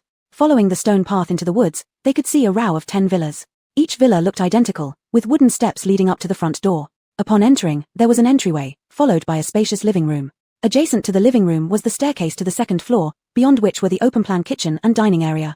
Furniture had already been placed inside, and Celine suspected that these sets were taken from the model rooms she had acquired during her $0 purchase, all matching well in color. No wonder Hero managed to furnish all 10 villas so quickly. On the second floor of the villa were 3 rooms. Both the master bedroom and the secondary bedroom had bathrooms, though they differed in size. The guest room only had a bed. Things like bed covers, desks, and dressing tables were temporarily missing, and Celine planned to have the guests buy them themselves. Otherwise, how would she make any money? Stefan sat on the sofa downstairs, his hands resting on the back of the chair, so comfortable that he didn't want to get up. Indeed, big houses have their benefits. Living in a spacious place made one feel more at ease. Xiao Ellis Jean, I've decided to buy a villa. I've never lived in one before, and I want to experience what it's like to live like the rich. Celine sat down beside him and took 2 bottles of sparkling water out of her spatial pocket, handing him one. The villas are for sale, not for rent. Of course, I'd be happy if you spent the money, but as a friend, I advise against buying a villa. Why? You have to go to work. You'll only be home to sleep, and buying a villa means you have to clean it yourself, spend money on appliances, and pay utility bills. Is it really worth it? Chapter 141, Aristocratic Banquet. Stefan seriously thought for a moment, that makes sense. So, do you think the underwater room is better or renting a luxury double room in the hotel is better? The prices are about the same. If you plan to stay long term, I definitely think the luxury double room is a better choice. It's bigger, comes with a washing machine, has a wider bed, and you would definitely be more comfortable living there. If you want to see the sea, you can always come down to the beach. If you want to see the undersea world, I can take you down. To be honest, apart from its uniqueness, the underwater room doesn't have any other advantages. Celine gave Stefan some pretty honest advice without coaxing him into buying a large villa just for profit. Stefan understood that, he got excited, hugged Celine tightly, and kissed her all over. Little Ellis, I love you so much. It's such a privilege to be friends with you. So it was settled. Stefan returned to the front desk to check in with Aaron and rented a luxury double room. With a long-term rental discount of 10% off, after paying points, he arranged for Ellis Chi to move in tonight after tidying up. The 2 sets of clothes Celine had bought for him were already ordered. She told him they would be delivered directly to his room later. Stefan happily went back to Shangjing City. The thought of being able to meet little Ellis every day in the future and often having meals together made him ecstatic. After seeing Stefan off, Celine returned to the West Hall, opened the labor market, and hired 8 employees. Stacy, Samara, Isabel, and Ordina were 2-dimensional employees. Stacy and Samara, assigned by Mozian Xiaolan, were responsible for guest room cleaning. Isabel and Ordina were in charge of cleaning the second floor of the hotel and the lobby. Eliza and Tuti were stuffed toy employees, responsible for managing everything related to the underwater rooms. There were also 2 lifelike android employees, 003 and 004, one was responsible for the fruit store, the other for the weapon shop. Thus, everything was arranged. Celine instructed Aaron to inform guests during dinner time that the seaside area was open for visits. She had already set the price for the underwater rooms, but hadn't decided on the villa price yet since it was only for sale and not rent. Nora, go back and change into an elegant evening dress. What for? I'm taking you to attend an aristocratic banquet, in a brightly lit place somewhere. Aiden walked among the guests with a champagne glass in hand. Today was his 48th birthday, and this party was held amidst the apocalypse. To prepare for this party, he had people gather supplies from all over for quite a while, spending a considerable amount of crystals and manpower. However, the results were significant. He tasted the champagne, then glanced at everyone's faces. He had noticed their shock long ago. Happy birthday, President Sue. A man quickly approached, raising his glass to gently clink with Aiden's. Aiden looked at the thin face for a round before recognizing him.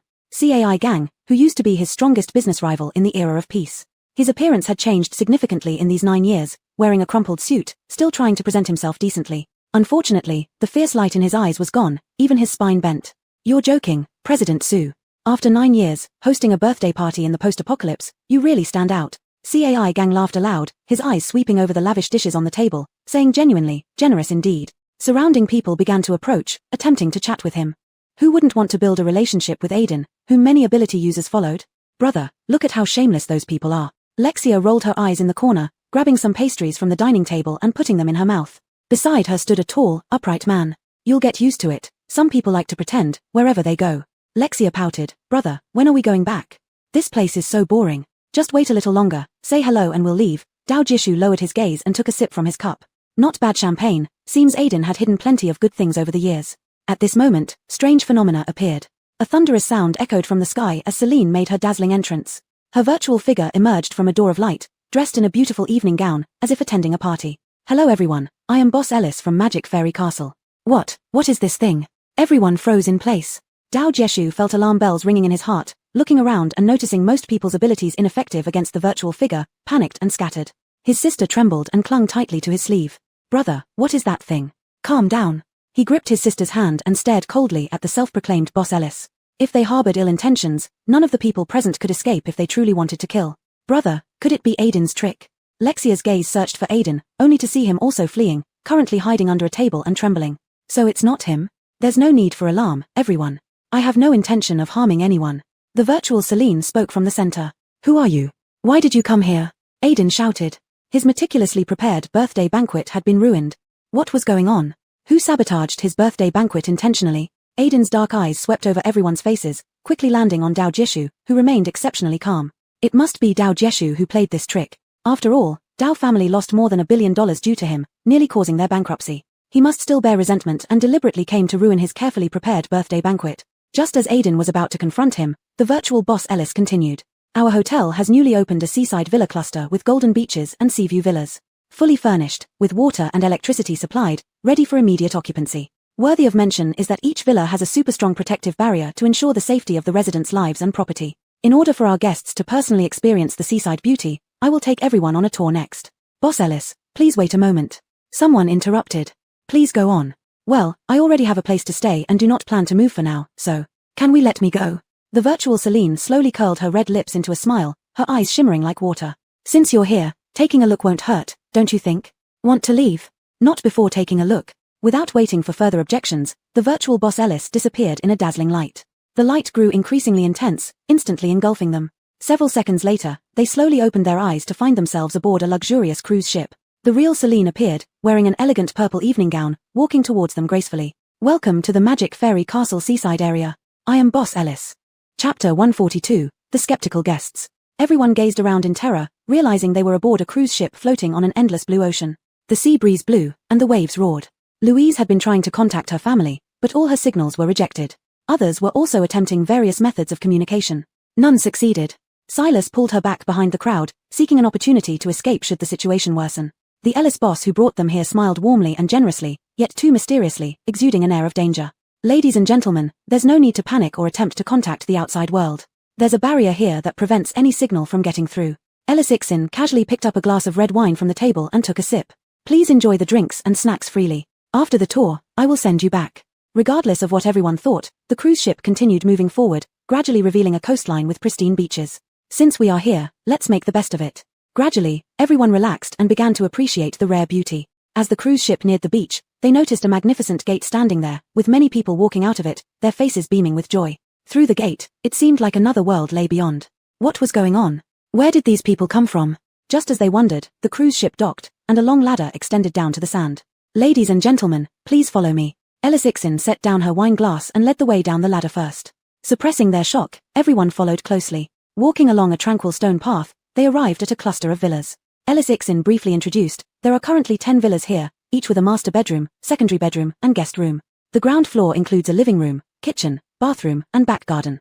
Each villa has an independent security system. Anyone other than residents will receive an electric shock if they try to intrude. The entire villa provides round-the-clock heating and cooling, with full water and electricity supply. Ellis Ixin led everyone from the living room to the kitchen, from the first floor to the fourth floor, and from the front yard to the backyard. I'm sure all of you are accustomed to large villas, so these conditions may not impress you much.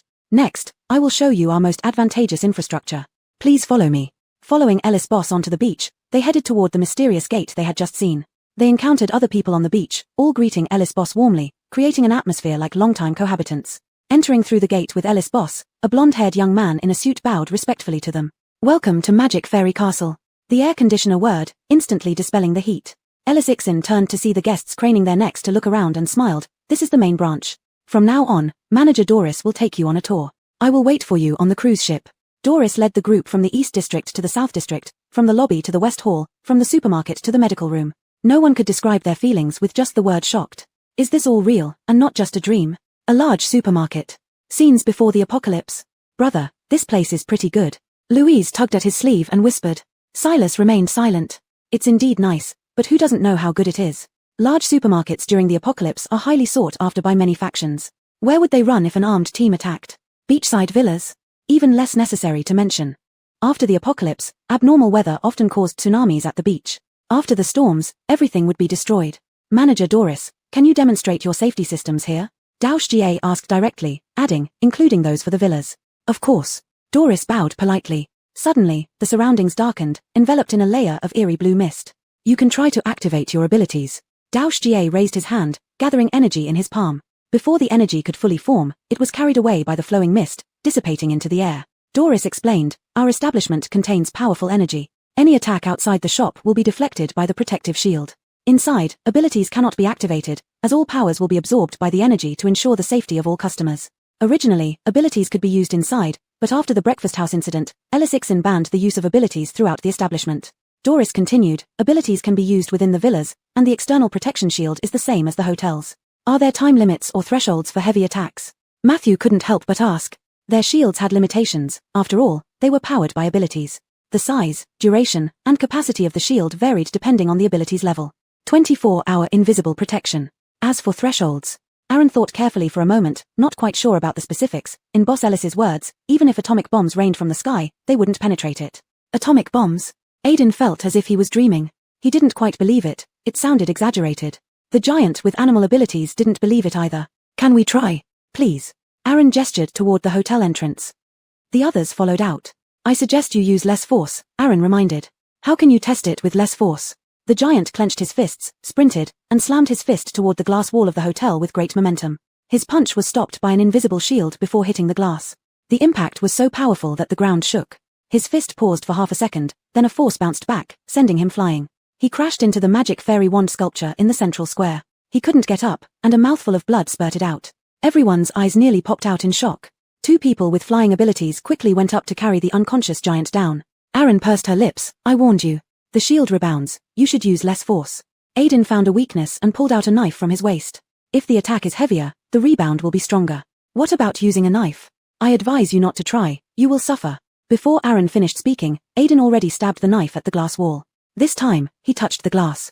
But when he tried to cut through the glass with the knife, an electric current spread from the knife to his entire body. Zap. He fell down. Electric shock. Aaron finally finished what she was going to say, but it seemed a bit late. These guests really didn't believe in anything. Why not take them to the medical room and see how advanced it is? Dao Jishu suggested. Earlier, there was no injury to experiment with in the medical room. Now, 2 cases were available. Aaron maintained her smile. This guest is so mean. Chapter 143, Invitation. Since they were injured, they definitely needed treatment. Everyone agreed and carried Nevin and Aiden to the medical room on the 2nd floor of the hotel. Aaron sighed slightly and followed them. Hey, where did those people come from? Iof stopped Aaron as he passed by. Those people who just walked back were all wearing tuxedos and dresses. They seemed to be of high status. Aaron replied, guests selected by the boss for a tour of the villa area. Is the villa area finished? Yes. Aaron looked around and whispered close to Iof. The boss knew you would ask. She said you can visit but doesn't recommend buying.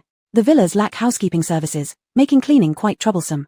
The underwater rooms are also open for visits, but she doesn't suggest moving there either. Iof raised an eyebrow. Celine knew he would consider moving even before he saw anything. And she didn't recommend it. Was it because of the price? Or was there another reason? Got it. He responded, and Aaron left to attend to other matters. He also went to check out the newly opened underwater rooms and villas in the seaside area. After visiting the underwater room, he concluded, the atmosphere was perfect, but the living conditions were not as good as his current deluxe twin room. At least, with his current accommodation, he had a free washing machine to use. When he visited the villa area, he saw a ship docked at the shore, and Celine was enjoying the sea breeze and sipping red wine on board. Boss Ellis. Celine turned her head, smiled upon seeing Iof, and beckoned him, come up here to enjoy the view. Iof climbed up the stairs and arrived on the deck. He glanced at the delicate pastries on the table, casually picked one, and popped it into his mouth. It was a flower-shaped pastry, with a sweet red bean flavor inside, soft and melt-in-your-mouth texture. The taste was good. When will you open a pastry shop? If you insist, let's say tomorrow. Celine laughed and waved, sit down. Enjoy the sea breeze, it brings tranquility to your heart. Iof gazed at the endless blue sea, feeling the humid air mixed with a salty scent enter his nostrils. Indeed, it was very comfortable. He turned to glance at Celine again. The sea wind played with her hair, she closed her eyes, listening to the waves, appearing completely relaxed. Yet, Iof sensed a hint of sorrow. He couldn't pinpoint why. Celine was decisive and ruthless, seemingly unaffected by anything in this world, living a life more comfortable than anyone else. But he often felt sadness and melancholy from Celine. He wasn't sure where her sadness came from, perhaps in this world, only Stefan knew. Hey, aren't you curious about who I really am? Celine suddenly opened her eyes and looked at him with a smile. I already know, Iof replied indifferently. You know? Celine was surprised, holding her wine glass and standing beside him. What do you know? That you're a shrewd businessman. From their first meeting, she noticed that Iof was indeed quite sharp-tongued. The old silent Iof was much easier to deal with. Perhaps due to frequent interactions and growing familiarity, Iof always teased her. The guests brought back from the banquet finished their tour and returned. Celine, busy entertaining them, asked Iof to go see the villas himself. Lexia was satisfied with the place. Although the villas weren't as luxurious as their current residence, obtaining supplies was extremely convenient here. Besides, where else could they find such a pristine seaside view? Brother, let's buy it. I like it here. Don't rush, carefully weigh your options before making a decision. Dao Jishu was more cautious. Buying a villa was not difficult for him. For everyone present, it wasn't difficult either. Each of them had their own networks or clusters of psychics around them. Crystal cores were not scarce. What they feared was this self-proclaimed Boss Ellis hiking prices or having ulterior motives. Dear customers, after visiting our property, you must have formed some opinions. We don't force sales or hike prices. Each villa costs 20 million points, non-negotiable. Celine announced the price directly. People began calculating. 20 million points converted to crystal cores meant 1851 grade 6 crystal cores, which was quite expensive. The seaside area will continue to develop new projects, including the central island villa area. Please take your time to deliberate and make a careful decision. Celine waved her hand, and Aaron approached, handing each person a golden card. This is our invitation. If you need anything, fill in your identity information, and we will contact you accordingly. To conclude, thank you all for participating in today's tour. As she finished speaking, a flash of light appeared, and everyone returned to the banquet hall they were in earlier. It felt like they had experienced a dream that left them profoundly moved even upon waking. Louise pinched the invitation in her hand, examining it repeatedly from all angles while mumbling, this card looks so ordinary. Is it a scam? The next second, a virtual dialogue box appeared before her eyes, scaring her into flinging the card away. Dao Jeshu's brow furrowed slightly as he brushed his thumb over the 3 characters Mozian Bao on the card. A virtual dialogue box also appeared before him. It seemed designed to ensure customers could easily enter their identity information without needing a pen. The level of high technology was astonishing, and Boss Ellis's mysterious identity remained unfathomable. Brother, look at those people. Many other guests had already begun mobilizing resources to gather crystal cores since only 10 villas were available. Though the villas weren't huge, they were clearly much better than their current homes which often lacked power. Not to mention the various shops and large supermarkets available, bringing life into bright prospects. Aiden had spent many crystal cores for today's birthday banquet. Now, gathering 1,851 grade 6 crystal cores was quite challenging. He regretted deeply that if he hadn't hosted this birthday party, he could have bought a villa anytime. Brother, we must act fast. Louise couldn't wait and filled out her identity information on the invitation. Soon, a prompt popped up on the virtual page. A deposit of 5 million points is required within today, and the remaining payment must be made at the main store within a week. Confirm. Confirm. Brother, I don't have enough crystal cores. Give me yours. Louise immediately started searching through Dao Jeshu's pockets. Dao Jeshu helplessly retrieved 5 grade 8 crystal cores from his inner pocket. I only brought these few, the others are at home. Then let's go home quickly. Louise pulled her brother to leave. Act first, or you will lose. What attracted her most about Mozian Bao was the medical room on the 2nd floor. She had never seen such advanced medical facilities. Maybe there's hope for Dad's lung cancer. Dao Jeshu understood his sister's plan, so he didn't say anything more and left the banquet hall with her. Seeing the siblings rush off, Aiden guessed they went back to get crystal cores and became extremely anxious. Where could he find so many crystal cores in such a short time? If everyone else bought a villa and he didn't, how would he keep his dignity? Chapter 144 VIP card. Ruby and his group were about to return to the village. Having stayed here for 2 days, they had witnessed Boss Ellis's true power today. They felt this place was extremely safe. Not only could zombies not get in, but troublemaking was not tolerated in the store, preventing conflicts with other guests. Everyone living here was well behaved, not daring to cause any trouble. There was an abundance of food and water resources, and all the dishes from the restaurants tasted delicious. There was probably no place more blissful than Mosyan Castle. They had to go back quickly and inform the villagers about this place. They believed the villagers would be willing to move here. Before leaving, they went to the front desk to check out. Cyrus asked an additional question. Manager, may I ask how valuable items can be exchanged for points? Approximately how many points can we get? Aaron thought carefully about how to answer. We have an appraiser that evaluates the value of items. Generally speaking, gold, silver, and jewels have higher values, and better craftsmanship also increases their value. What about very expensive calligraphy, paintings, or ceramic crafts? These usually don't have high value. It depends on whether the boss is interested in purchasing them. Even if the calligraphy, paintings, or ceramics were famous antiques in this world, they wouldn't be worth much in Celine's world. Therefore, unless she liked them and bought them herself, they wouldn't exchange for many points. Celine sat on the cruise ship for a long time, enjoying the sea breeze so much that she didn't want to leave. 6. Let's draw a prize. Okay, I have activated the advanced reward pool for the host.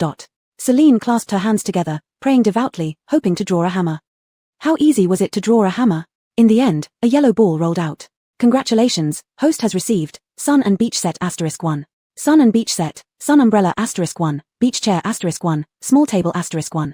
Indeed, people are greedy. Previously, Celine thought the advanced reward pool always produced good things, so every time she drew from it, she felt happy. Now, besides a hammer, she wanted nothing else.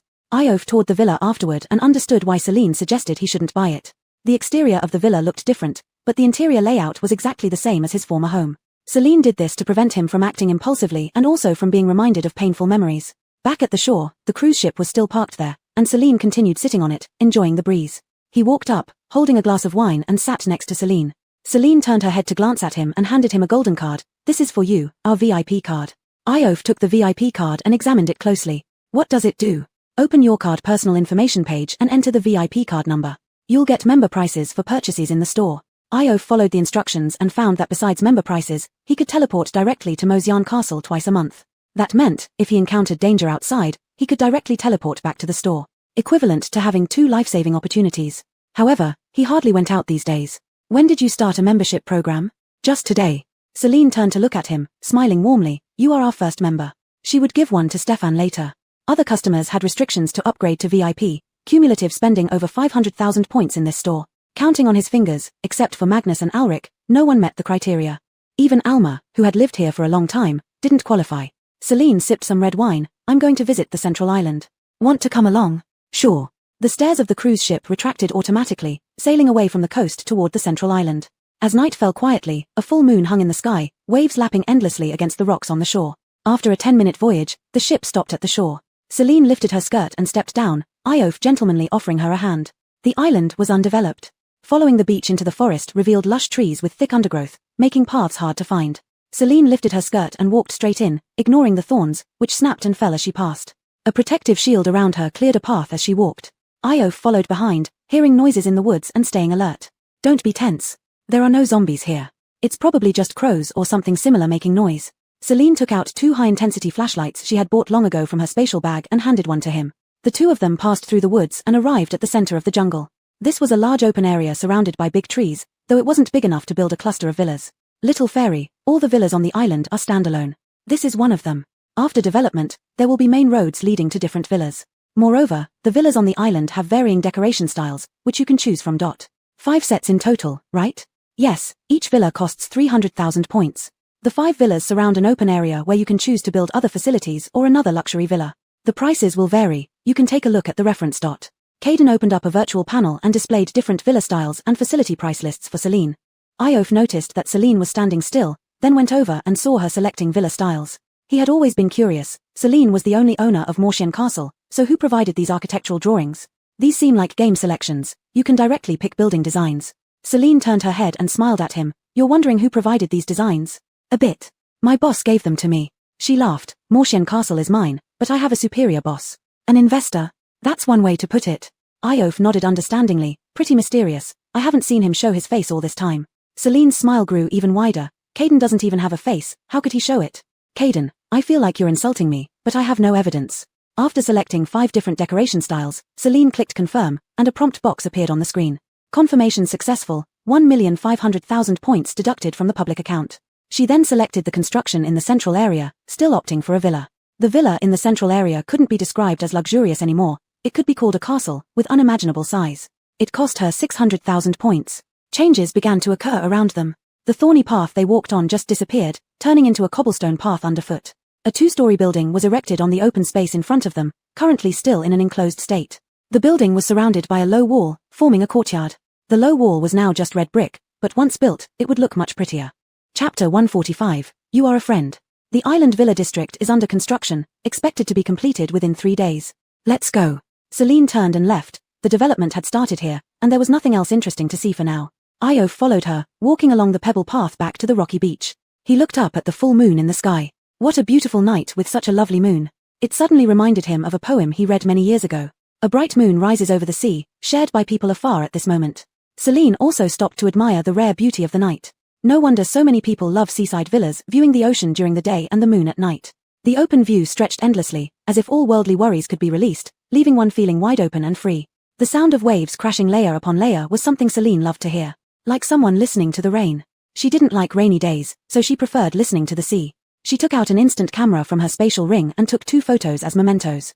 She gave one to Iof.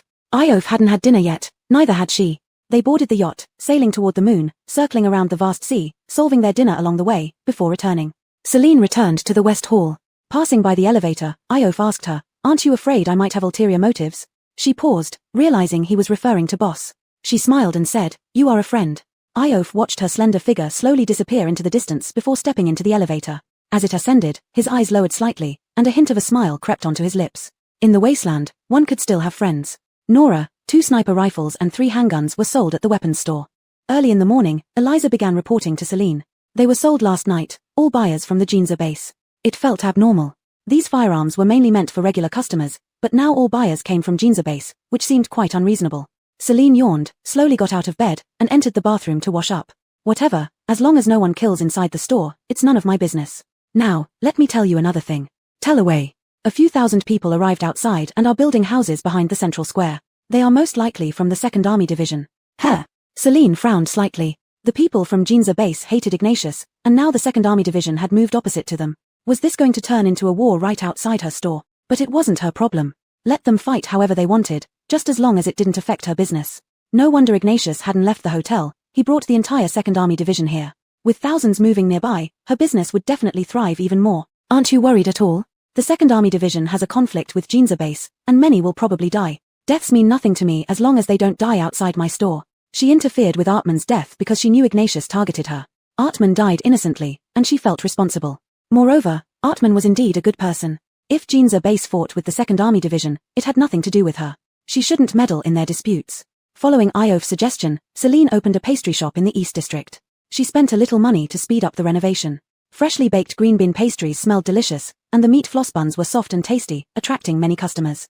After the 2nd Army Division moved across, more and more customers visited, making the hotel bustling with guests. Celine thought about expanding her business further and bought a few shops near the entrance. One became a bubble tea store, offering various bubble teas and fruit teas. Another sold octopus balls, with the warm food always giving off a tempting aroma. There was also an ice cream shop selling cones, sundaes, and egg waffles. Egg waffles with ice cream were Celine's favorite. She had always wanted to try them but never did, thinking it wasn't worth spending the money. Now that she had her own store, she could indulge freely, buying a tricolor egg waffle with ice cream. She strolled leisurely back to the West Hall while eating it. When Stefan came to find Celine in the West Hall, he was holding a box of octopus balls. Accompanying him were Briar and Adonis. They seemed to have come especially to discuss the matter of the 2nd Army Division. Though it had little to do with her, they just happened to visit while checking supplies for the army. It was also time for the weekly supply delivery for the military. Coincidentally, she wanted to talk to Briar about the auction. Celine brewed tea, took out paper and pen to list the supplies needed this week, and then handed it to Nash for procurement. Stefan popped an octopus ball into his mouth and mumbled, "Boss Ellis, didn't you say you were going to open a branch store in Shangjing City? When do you plan to open it?" "Within the next 2 or 3 days.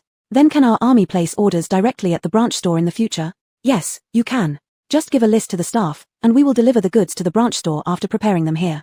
You can pick them up directly from there. Can we do this with the branch store in Jiangtang City as well? Yes. Celine sipped her hot tea and continued, you came today to look for Ignatius, right? I'll send someone to inform him to come over. Briar finished his cup of hot tea and said lightly, no need. The people from the 2nd Army Division have already told him upon seeing me. We just want to borrow Boss Ellis's place to talk about some matters with him. Sure. Celine stood up, stretching her arms lazily. Talk here then. I have other things to take care of and need to go out for a while. Thank you. Briar stood up, watching Celine leave. Stefan sat down at the tea station. After about 10 minutes, Desiree wheeled Ignatius over. Uncle. Ignatius wore the same ambiguous smile as always, seeming incredibly enigmatic and dark. A new blanket covered his legs, and he slowly twirled 2 smooth stones in his hand. He seemed unchanged yet different somehow. Briar studied him for a long time before realizing what had changed. Perhaps living in Morshiang Castle for a while, enjoying a few days of peaceful life similar to peacetime, had changed him. There was less of the former obsession on Ignatius, and his once cold, piercing gaze now appeared more serene. How have these past few days been? Ignatius's voice was slightly hoarse, indicating his recent fatigue. Thanks to Uncle, they've been pretty good. Ignatius leaned lazily back in his wheelchair, smiling easily. With air conditioning here, delicious food to eat, and soft beds, it's been years since I felt so comfortable. Briar sipped his tea and, after much contemplation, asked, so, do you still plan to go back? Chapter 146, I am not the savior. Go back. Ignatius sneered, his tone dripping with disdain. Back where? To Shangjing City or Jiangtengtu Village? Neither of those places is my home. And now that I no longer have my military rank, isn't it better for me to stay here? If you decide to stay here, I have no right to interfere. Briar put down his teacup and looked at him intently. However, may I ask one more question? You still refuse to give up on your plan, don't you? I just want to live, and I want the entire 2nd Battalion to live. What's wrong with that? If there's nothing wrong with it, why should I give it up? Antonio, infuriated, slapped the table and pointed at Ignatius, yelling, you unrepentant bastard. Hey, what are you doing? This is Morshiang Fortress, no making a scene. Ignatius reminded him, wearing an expression of smug satisfaction. Stefan glanced at Antonio disdainfully, waving a hand as if to shoo him away, telling him to sit down and stop making a fool of himself. He poured Ignatius a cup of tea and picked up the conversation from where they left off. Wanting to live isn't wrong, we all want to live. That's why we chose to cooperate with Boss Ellis. Going against her offers no benefit. You should have seen by now that her abilities far surpass ours. So what? Make peace with her, but once the end of the apocalypse comes, won't she and I both die at the hands of the government anyway? Ignatius asked bluntly, his eyes sweeping over their faces. Seeing that they did not refute him, he laughed sardonically. He continued, you should know this truth. Once the apocalypse ends, the government will no longer need us, and all psychics will die unnatural deaths. No one can survive. Regarding his words, Briar remained neutral. Yet, the war at the border was ongoing, and the end of the world was still unknown. All they could do was live in the present. The apocalypse had lasted 9 years now, the hope for light gradually dimming, sometimes even wondering if the apocalypse would never end. They might never see the day when it ended. Eventually, all humans in the world would perish, and all civilization would vanish. Zombies and mutants would take over the world. Perhaps this was the ending, the ultimate fate. But Morshiang Fortress appeared like a ray of light illuminating the dark world, piercing into their desolate hearts. They saw hope again. With sufficient water and supplies, humans might be the final victors. If under such conditions, humans still only thought about how to kill each other, then they really were beyond saving. Don't you think Morshiang Fortress appearing here is quite strange? Briar suddenly changed the subject. Ignatius paused for half a second, squinting his eyes. What are you getting at? Suddenly appearing here, possessing things that shouldn't exist in any post-apocalyptic world, advanced and mysterious employees, endless supplies yet unknown origins. The store enveloped in powerful energy, while the boss isn't a psychic. This enigmatic energy, the mysterious Boss Ellis, everything seems to suggest she doesn't belong to this world. It must be said that Briar, having achieved the position of chief commander, possessed not only bravery but also extraordinary intelligence. Stefan's eyes widened. He knew Celine didn't belong to this world, but he never mentioned this to Briar. Yet, Briar's guess was spot on. If Briar could think of it, so could Ignatius. He just hadn't taken it seriously before. Touching his nose, he asked casually, your point is that she has some other purpose for coming to this world? Maybe. At least, her arrival has changed our lives significantly. Let's assume she is a savior. If she has the ability to end the apocalypse, then she certainly has the power to solve the dilemma of psychics. Briar said every word carefully and then poured himself another cup of tea to drink. Stefan raised an eyebrow almost imperceptibly. Why did General Gong Sun's speech sound increasingly exaggerated? He practically deified Xiao Ellis as a savior. He knew well enough that Celine wasn't so great, she was merely a money-grubbing merchant. She wanted to make money, not save the world. If she found out that General Gong Sun regarded her as a savior, she'd probably curse for hours. As a competent chief of staff, Stefan naturally wouldn't ruin Briar's argument. Yet, he didn't want them to continue building Celine up to superhuman status either. So he said, why not just ask Boss Ellis directly? Ignatius pondered for a moment and agreed. Zahir, you go find Boss Ellis. No need, I'll go. Stefan volunteered, jumping up and rushing out. He had to tell little Ellis quickly that these two surnamed Gong Sun were getting crazier by the minute. In the main hall, Hero was supervising employees 001 and 002 setting up goods, while Celine sipped her milk tea, leaning against the glass wall watching. 6. Can I upgrade now? Yes, do you want to upgrade now? After upgrading, the task for opening a branch store in Shangjing City will be unlocked, and it has a time limit. Make sure you have free time in the coming days. Do I care about this little time when I can directly teleport to Shangjing? Then I'll help you upgrade now. Just as Celine was about to agree, she saw Stefan running out hurriedly. Boss Ellis. Stefan rarely used nicknames in front of others. He rushed to Celine, catching his breath. I need to tell you, those two have gone crazy. Celine was bewildered, patting his back to soothe him. What's crazy? Who went crazy? Stefan pulled her wrist toward the West Hall, whispering an explanation. General Gong Sun guessed you're not from this world and thought you might be a savior. He wants to persuade Ignatius to make peace with you. Now they are waiting for you, wanting to ask if you have a way to end the apocalypse and how to resolve the conflict between normals and psychics after the apocalypse end. Hey! Celine frowned slightly, sipping her milk tea, lost in thought. Why did they suddenly talk about her? A savior? They must be crazy. It had been 9 years since the apocalypse began, and every year someone would come to this world to open an inn, but none of them succeeded. Why should she be able to? What a ridiculous international joke.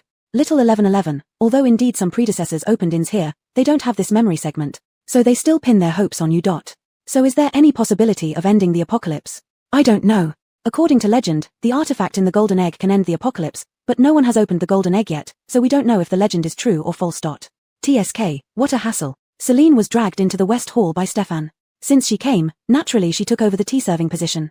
Before Briar and Ignatius could speak, she said first, Stefan told me roughly what you discussed. First of all, I need to clarify that I am not the savior. Chapter 147, Jade Level 3. A single sentence dashed all the hopes of Magnus and Alric. What Celine feared most in her life was being placed on a pedestal of morality, lifted to an unreachable height, with unrealistic expectations and moral. Note, this term seems out of place in English context. It should be translated as coercion, attempting to bind her, making various unreasonable demands on her. She didn't want to be a savior, nor did she have the ability to be one. Opening the magic immortal castle, earning points, was solely driven by personal greed, not lofty ideals. She continued, secondly, I don't have a way to end the apocalypse or resolve the survival conflict between ordinary people and mutants. You need supplies to survive, I provide supplies to earn points. This is just a business transaction. I'm merely a merchant, don't expect too much greatness from me. The light of hope in Magnus's eyes dimmed slightly, but Alric suddenly laughed wildly, as if he had gone insane.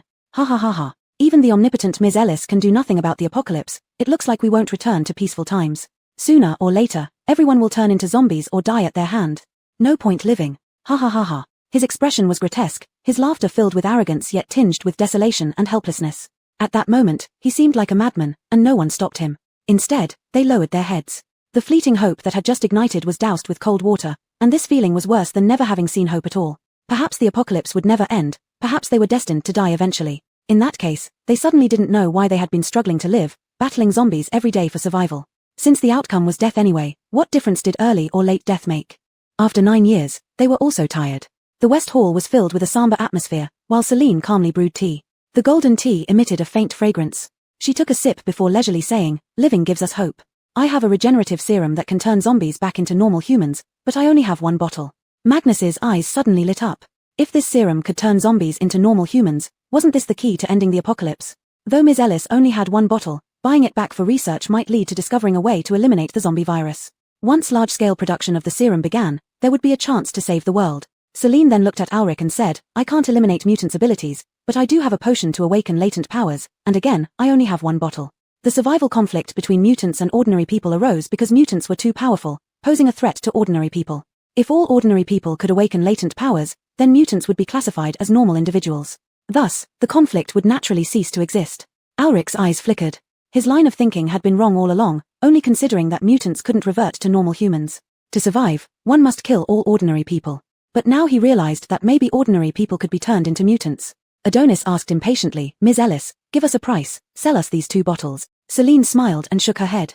No, I am a businessman pursuing maximum profit. Therefore, I plan to hold an auction, inviting all influential people with abundant crystal cores to participate, and the highest bidder wins. After a moment's thought, Magnus asked, when will the auction be? Tentatively set for 5 days later. Once the time is confirmed, you'll receive an invitation. After seeing off Magnus and the others, Celine cleaned the used teacups. 6. Upgrade. Sure thing. Deducting 600,000 points from the communal account. Congratulations on successful upgrade. Current Magic Immortal Castle level, Jade level 3. Current room count, Standard single room 100, Standard double room 100, Business single room 50, Business double room 50, Luxury single room 30, Luxury double room 30, Luxury suite 10, Capsule room 50, Underwater room 30, Apartment room 20. Maximum reached. Side quest initiated. Branch store in Shangjing City. Time limit, 10 days. Task description. Go to Shangjing City, find suitable locations to open branches. Next level, Diamond level 1, upgrade conditions, 1 million points, additional shops *25. Cinema opens after upgrade. A new type of room appeared, Luxury Suite. Located on the 5th floor of the hotel. Celine went to see it. It was similar to a presidential suite in a hotel, containing 2 bedrooms, a small living room, and a spacious bathroom. A unique feature was the living room equipped with a mini-fridge for beverages, and a bathtub in the bathroom. It looked very much like a little home. Without paying much attention to other changes in the hotel, Celine changed into more convenient pants and prepared to set out for Shangjing City to open a branch. Wanfu Village. During the peaceful era, this was the most envied village in the city, for villagers with a local household registration could receive a yearly dividend of over 10,000 yuan. Unlike other villages filled with mud houses or green-tiled red brick buildings, this place was lined with 2 to 3-story villas. Each had its own style, yet every house came with a small garden, and even the iron gates of the courtyards exuded an aura of grandeur. Unfortunately, nowadays, spider webs hang everywhere, and decay is all that meets the eye. Ruby and his group returned here by relying on Hansen's teleportation ability. After emerging from the time-space tunnel, they couldn't wait to gather the villagers to spread the news about Magic Immortal Castle. Let's split up and get the interested villagers to gather at the basketball court outside the ancestral hall. Ruby began assigning tasks. I and Ijo will wait at the basketball court to prevent people from encountering zombies on their way there. Hansen and Ian go to the village entrance. Debbie and Valerie go to the end of the village. Got it. Everyone dispersed to spread the word door to door. Before returning from Magic Immortal Castle, they asked the manager for extra brochures to help explain things to the villagers. Hansen and Ian rushed to the village entrance, each taking one side of the street, knocking on doors where people still lived. Grandma, is your granddaughter home? Hansen looked at the elderly woman who opened the door, glancing past her into the house. Only the elderly woman and her granddaughter lived in this house, and since she couldn't read, it was better to talk to the young one. Amila in her early 20s heard the voice and came out, smiling warmly when she saw Hansen. Arihua, why haven't I seen you these past few days? Hansen's eyes softened as he handed over a Magic Immortal Castle brochure. Yunshu, I've found a good place. Myra took the brochure and examined it carefully. The pictures were very appealing. Bright lobbies, comfortable rooms, no shortage of water or electricity, and abundant food. Magic Immortal Castle? She looked up at Hansen with confusion. Is this a pre-apocalypse brochure? Does such a place even exist now? No, it's a safe haven built during the apocalypse. Chapter 148, Returning with the Whole Village. Hansen said, Ruby and Cyrus ran into the owner of this shop and invited me to take a look. I've been staying at Magic Immortal Castle these past few days. Everything there is available, even better than what's shown on the brochures. The purpose of this trip back is to bring the villagers along. Myra glanced at her grandmother beside her, hesitating a little. But, this place is our ancestral home. Forget about the ancestral home for now, surviving is most important. Hansen interrupted her words and addressed the elderly woman. Grandma, we can repair the ancestral home in the future, but if we're gone, who will inherit it? The old lady's eyes moistened, nodding firmly. Let's go, pack up now. Grandma. Myra was surprised. Her grandma valued this house the most and had always refused to move elsewhere despite suggestions that perhaps they could find food and water elsewhere. She had even insisted she would rather die here in the ancestral home. Why did she agree now? The old lady held Myra's hand and patted her hand gently. My husband is gone, so are my son and his second aunt. There's only you left, granddaughter. It doesn't matter if the ancestral home is lost, but I can't lose you as well. Myra's eyes reddened as she clasped her grandma's hand tightly. All right, let's go together. Seeing this, Hansen didn't linger further. Yunshu, I still need to inform others. You can head to the basketball court later where we'll discuss some important matters. Okay. Hansen left, running towards the next household. As expected, most of the villagers were willing to go to Magic Immortal Castle. Staying in the village no longer provided any hope of finding food or water. Although the safety house mentioned by Hansen and his friends sounded uncertain, they were willing to give it a try. Each household sent a representative to gather at the basketball court. Once nearly everyone arrived, Ruby stood on a stone pedestal, explaining the important matters regarding their upcoming journey. Magic Immortal Castle is far from here. We have only Hansen, our teleportation ability user, in the village.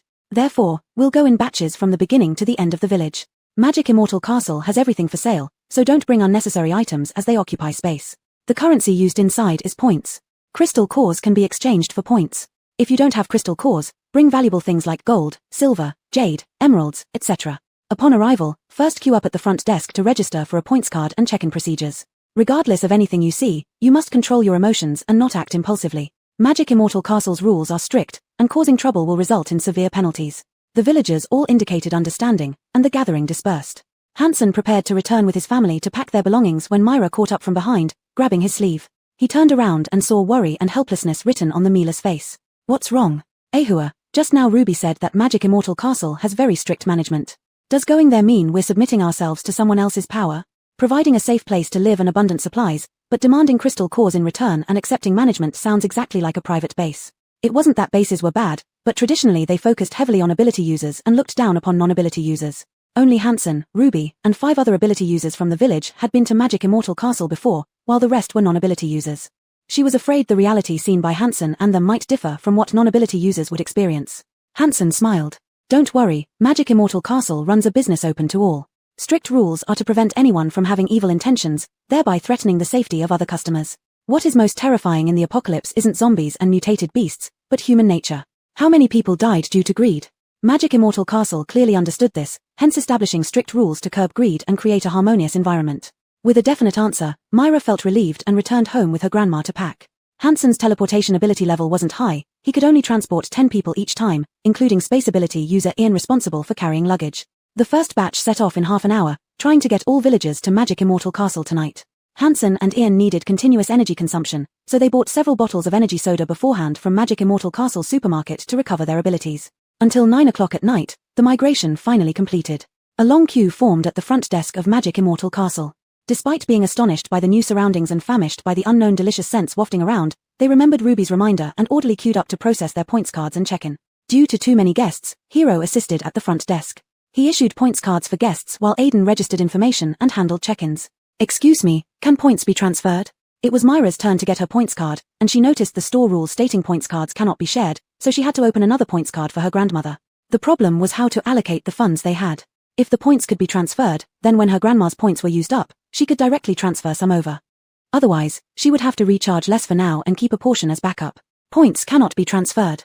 To facilitate shared funding among family members, our store has newly introduced family cards. Subcards can share the main card's points, but a monthly handling fee of 3 points will be charged. Hero patiently explained. Although it wasn't as professional as Aiden, it was a virtual employee with an excellent memory, it had memorized this passage. Myra didn't need to worry anymore. Happily, she opened her tattered small crossbody bag, took out 2 gold bricks, and placed them on the All Things estimator. Could you please help me set up a family card?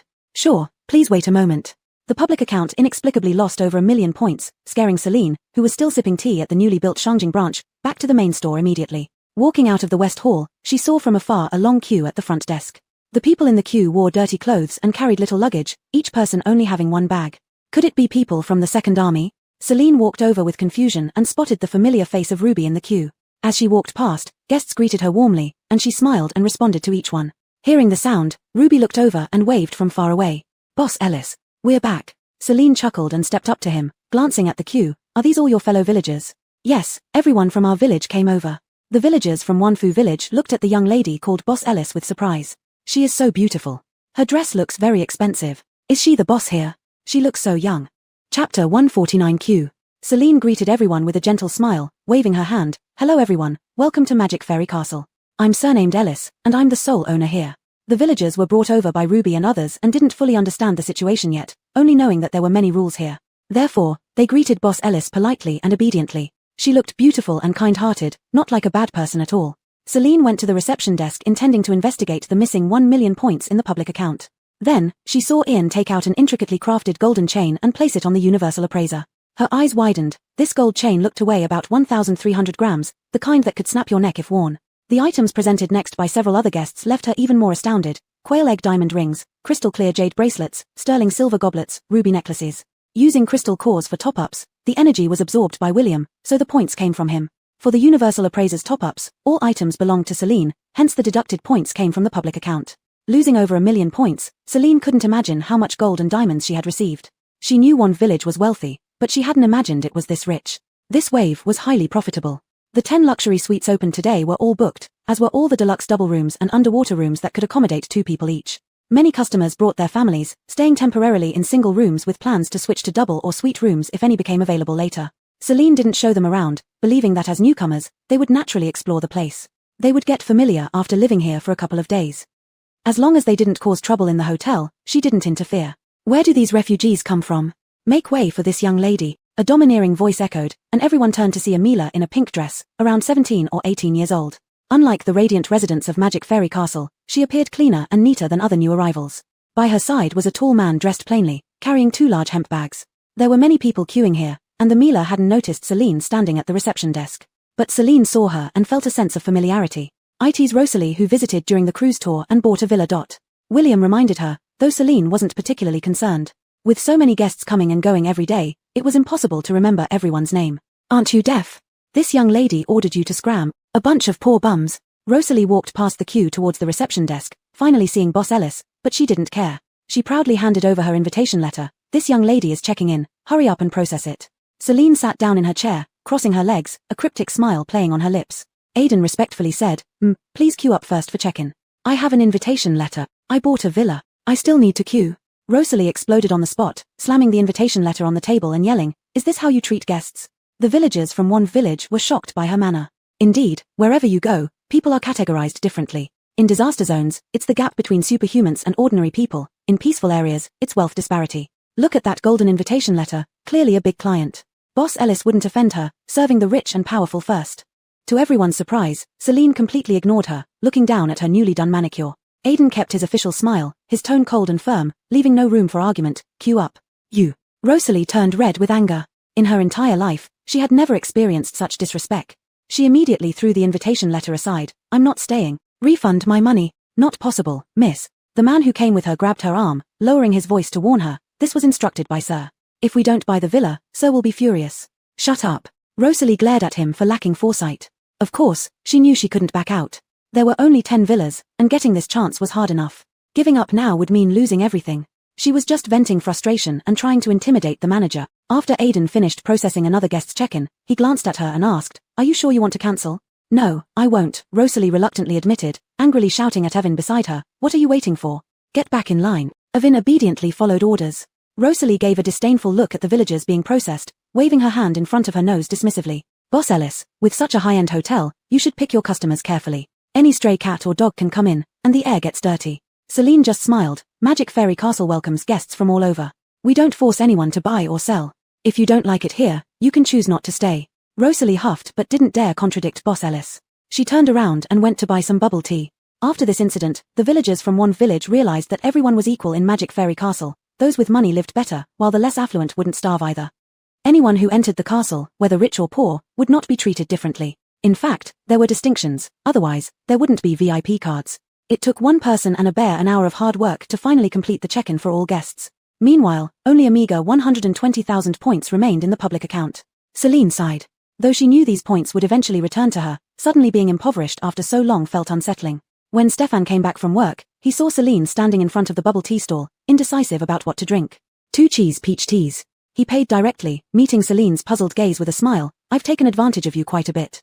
Let me buy you a drink this time. He calculated that since meeting Celine, he had freeloaded on her meals several times, enjoying delicious feasts. Knowing she was the boss and didn't spend money herself, he believed reciprocity was essential among friends. That was proper etiquette. Celine laughed, taking the cheese peach tea made by the staff and sipping it through a straw. The rich cheese aroma mixed with the sweetness of peach, and 1/3 of the cup was filled with fruit pulp. She couldn't be happier. She gave Stefan a VIP card, briefly explaining its uses. When Stefan learned that only he and Iof possessed VIP cards, he happily accepted it. VIP status was a symbol of friendship. The two walked south toward the area where they planned to have late-night snacks. The auction matter, General Kale has informed the Research Institute. It seems you will succeed. Of course, I'm a money-making genius. Chapter 150, Auction. It had been drizzling for several days, turning into heavy rain. The pitter-patter of the rain irritated Celine. She detested rainy days. In the Tycoon novels, rainy days often brought especially heart-wrenching plots, and she had endured much suffering in previous mission worlds. On rainy days, the air was unusually humid, causing her joints to throb with pain. Not to mention that in the post-apocalyptic world, it was all acid rain, which smelled terrible. Celine stayed indoors, never leaving her room. She either watched TV dramas or went to the rose garden to brew tea and admire flowers. All store matters were left to Aaron and Hero for management, who reported to her every evening. All 10 small villas had been fully occupied, and they earned quite a lot just from selling appliances. The villa cluster on the central island was also completed and ready to welcome guests anytime. Though the 2nd Army unit was stationed across, they came to the store for meals daily without causing any trouble with the Ginza base. Grady sent out the auction invitation letters, and only then did Celine agree to leave her room on the day of the auction. The venue was set in the West Hall, moving 2 sofas to the corners to free up space. A long table was placed with 30 chairs arranged around it, a simple setup. Scheduled at 3 in the afternoon, the invited guests arrived promptly by teleports using their invitations. Magnus arrived earlier with Adonis and Stefan, having lunch directly at the store. Alrik didn't need to mention, he lived here. Some people who hadn't received invitations but knew about the auction also showed up to join in the fun, like Iof. He sat in a corner silently, his handsome face void of anger, looking like an avenging Yama. By 3 o'clock, the hall was filled with distinguished guests. Celine came out from her room and sat next to Iof. Seeing this, Stefan also moved to sit behind them. Two dashing handsome men sitting on either side of the beautiful Celine made for a delightful scene. Being lazy, Celine assigned others to do tasks she could avoid. This auction was hosted by Aaron. Wearing a suit and now putting on white gloves, he looked more professional. Welcome to Mortian Castle's auction. When you see items you want, please raise your hand and bid. Aaron greeted politely as Hero distributed the item brochures. Today there were 5 items, 52-seater solar-powered buses, the main villa on the central island, immortal grass, awakening serum, and regeneration serum. The bus was used to fill the quota since she had a 50% discount coupon for it but didn't need one herself, hoping it might sell. The main villa on the central island was too big, and she wasn't sure about pricing it, so auctioning it seemed reasonable, given the vanity of the wealthy. As for immortal grass, none of the other plants were mature except this one, so she added it to the auction. The auction began, with Aaron presenting earnestly, supported by a large virtual screen showcasing items unseen live. Celine pulled out 3 bottles of cola, handing one each to those on her sides. Despite being the boss, she acted like a spectator. Stefan opened his cola and, leaning closer, whispered to Celine, "The 2 people in white clothes behind General Kale are from the Research Institute. They're here specifically for the Awakening Serum and Regeneration Serum." Following his gaze, they appeared uninterested in the current bus auction, eagerly waiting for the legendary serums. Celine nodded, expecting high bids for the serums. Iof lost interest after a while and left for the zombie concentration camp. Stefan, however, found it fascinating, participating eagerly in bidding games. After about half an hour, it was time for the Awakening Serum. Next is the 4th item, the Awakening Serum. Everyone craned their necks to see what was special about it, only to see a green liquid-filled test tube on an acrylic stand.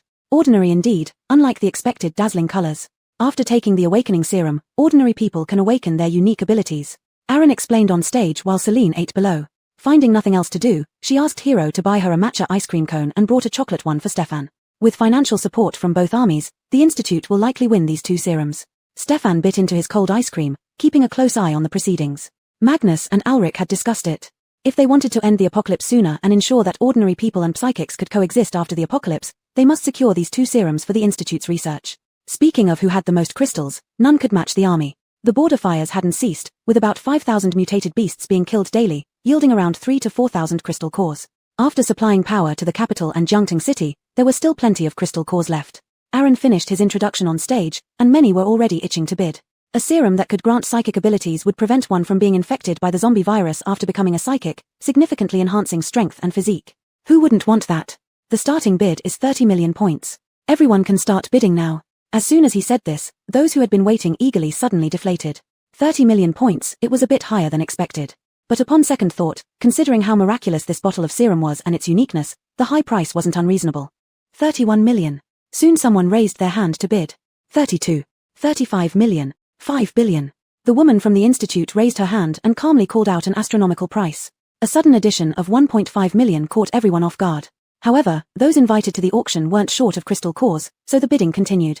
Just these last 2 items took an hour and a half to find their final homes. Naturally, they ended up in the hands of the Institute representing the country. The Awakening Serum sold for 88.8 million points, while the Regeneration Serum set a record at 1,032 million. In a corner, Celine licked her ice cream, quietly admiring how enthusiastically people were willing to part with their money for her.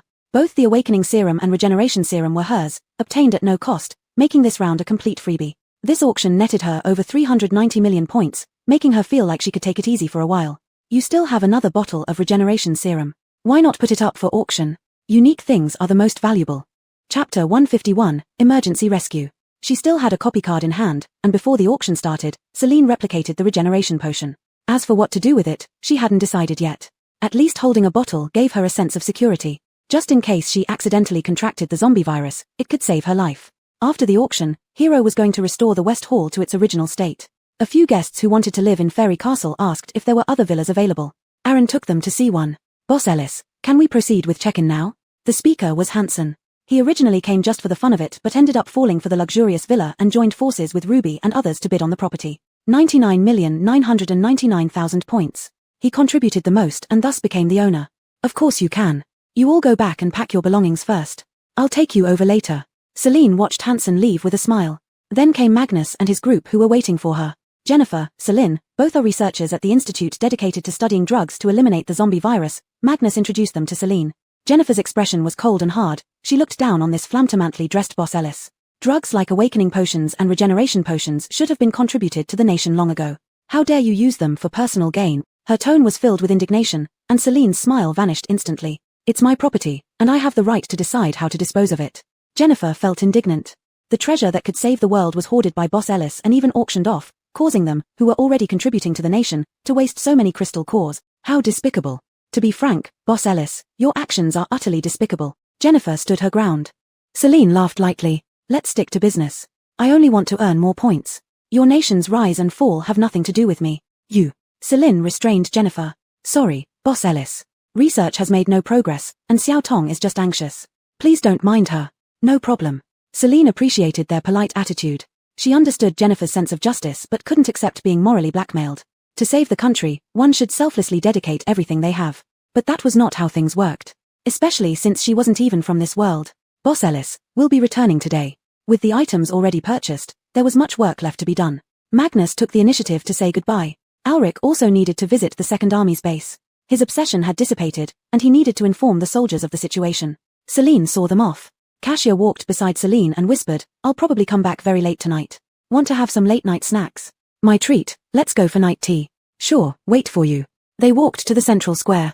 Kasia activated his ability to open a space-time tunnel and escorted Magnus, Adonis, Jennifer, and Celine back to Shangjing City. After the light sphere disappeared, Ulrich turned to look at Celine, his smile devoid of malice or hostility. Boss Ellis, the Second Army's base is ready. Would you like to take a look? No, I still have guests waiting. All right. Celine turned toward the hotel while Desiree pushed Ulrich towards the base. Bang!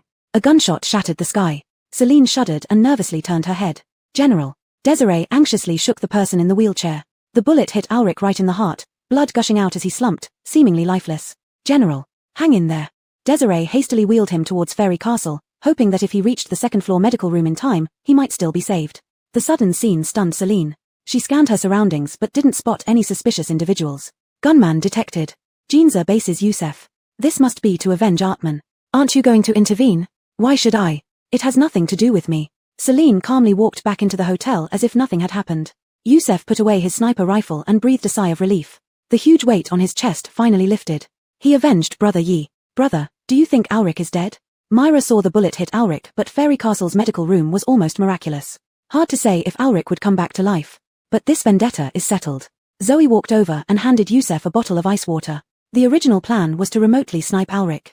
If it missed, they would rush in and confront him directly. It turned out that Boss Ellis's gun worked pretty well, hitting the target with one shot. Sheldon agreed with Zoe. They had avenged their brother, and he could finally rest in peace. If they continued to attack Ulrich, it might cost the lives of everyone in the base. They believed their brother wouldn't want to see such a scene. In the medical room of Fairy Castle, Ulrich was lying on the bed receiving a scan. Scan complete, bullet hit in left chest, still has vital signs. Preparation for surgery, please leave the operating room. Surgery begins. Desiree stood outside, watching through the glass window. A puff of smoke sprayed from a small opening in the wall, filling the operating room. This was the sterilization process before surgery. 2 robotic arms worked on either side of the bed, coordinating to first inject anesthesia and then hang an 4 bag with unknown contents. After disinfecting the wound, they started cutting to remove the bullet. The machine above the bed monitored the patient's vital signs continuously. The surgery proceeded swiftly, and half an hour later, they began stitching the wound. Outside the door, a machine reminded, surgery completed, please pay the surgery fee. Desiree quickly raised her hand, aligning the ring with the screen. Payment successful, patient will be moved to room 1. A robot emerged from a small iron door inside the operating room, pushing a bed to replace Ulrich's. Both the bed and the robot were wheeled into the iron door. Only after the iron door closed did the operating room door reopen. Desiree hurriedly searched for room 1 and eventually found it. Ulrich lay there receiving fluids. The small robot had disappeared. She sat on the chair beside the bed, waiting for her general to wake up. The central island was connected to the beach by an underwater tunnel formed by 2 opposite moving automatic walkways. Celine was leading Hansen and others towards the central island. Little fairy, Ulrich has been saved. The surgery cost 13,000 points, probably the most the medical room has ever earned. Making money from the medical room isn't a good thing. Don't mention this to me in the future. Chapter 152. Good things are coming. Upon arriving at the central island and exiting through the passage, they found themselves on a pebbled path. Following the path inward, they encountered other guests who were touring the villas. The visitors seemed very satisfied with the place, continuously asking Aaron various questions, mainly about the prices. They wanted to buy these villas. Seeing Boss Ellis arrive, Isaiah raised his voice and said, "Since everyone wants to buy them, and there are only 5 villas here, why don't we have Boss Ellis hold another auction? Whoever bids the highest can have it." "I agree." Goss loudly echoed in agreement.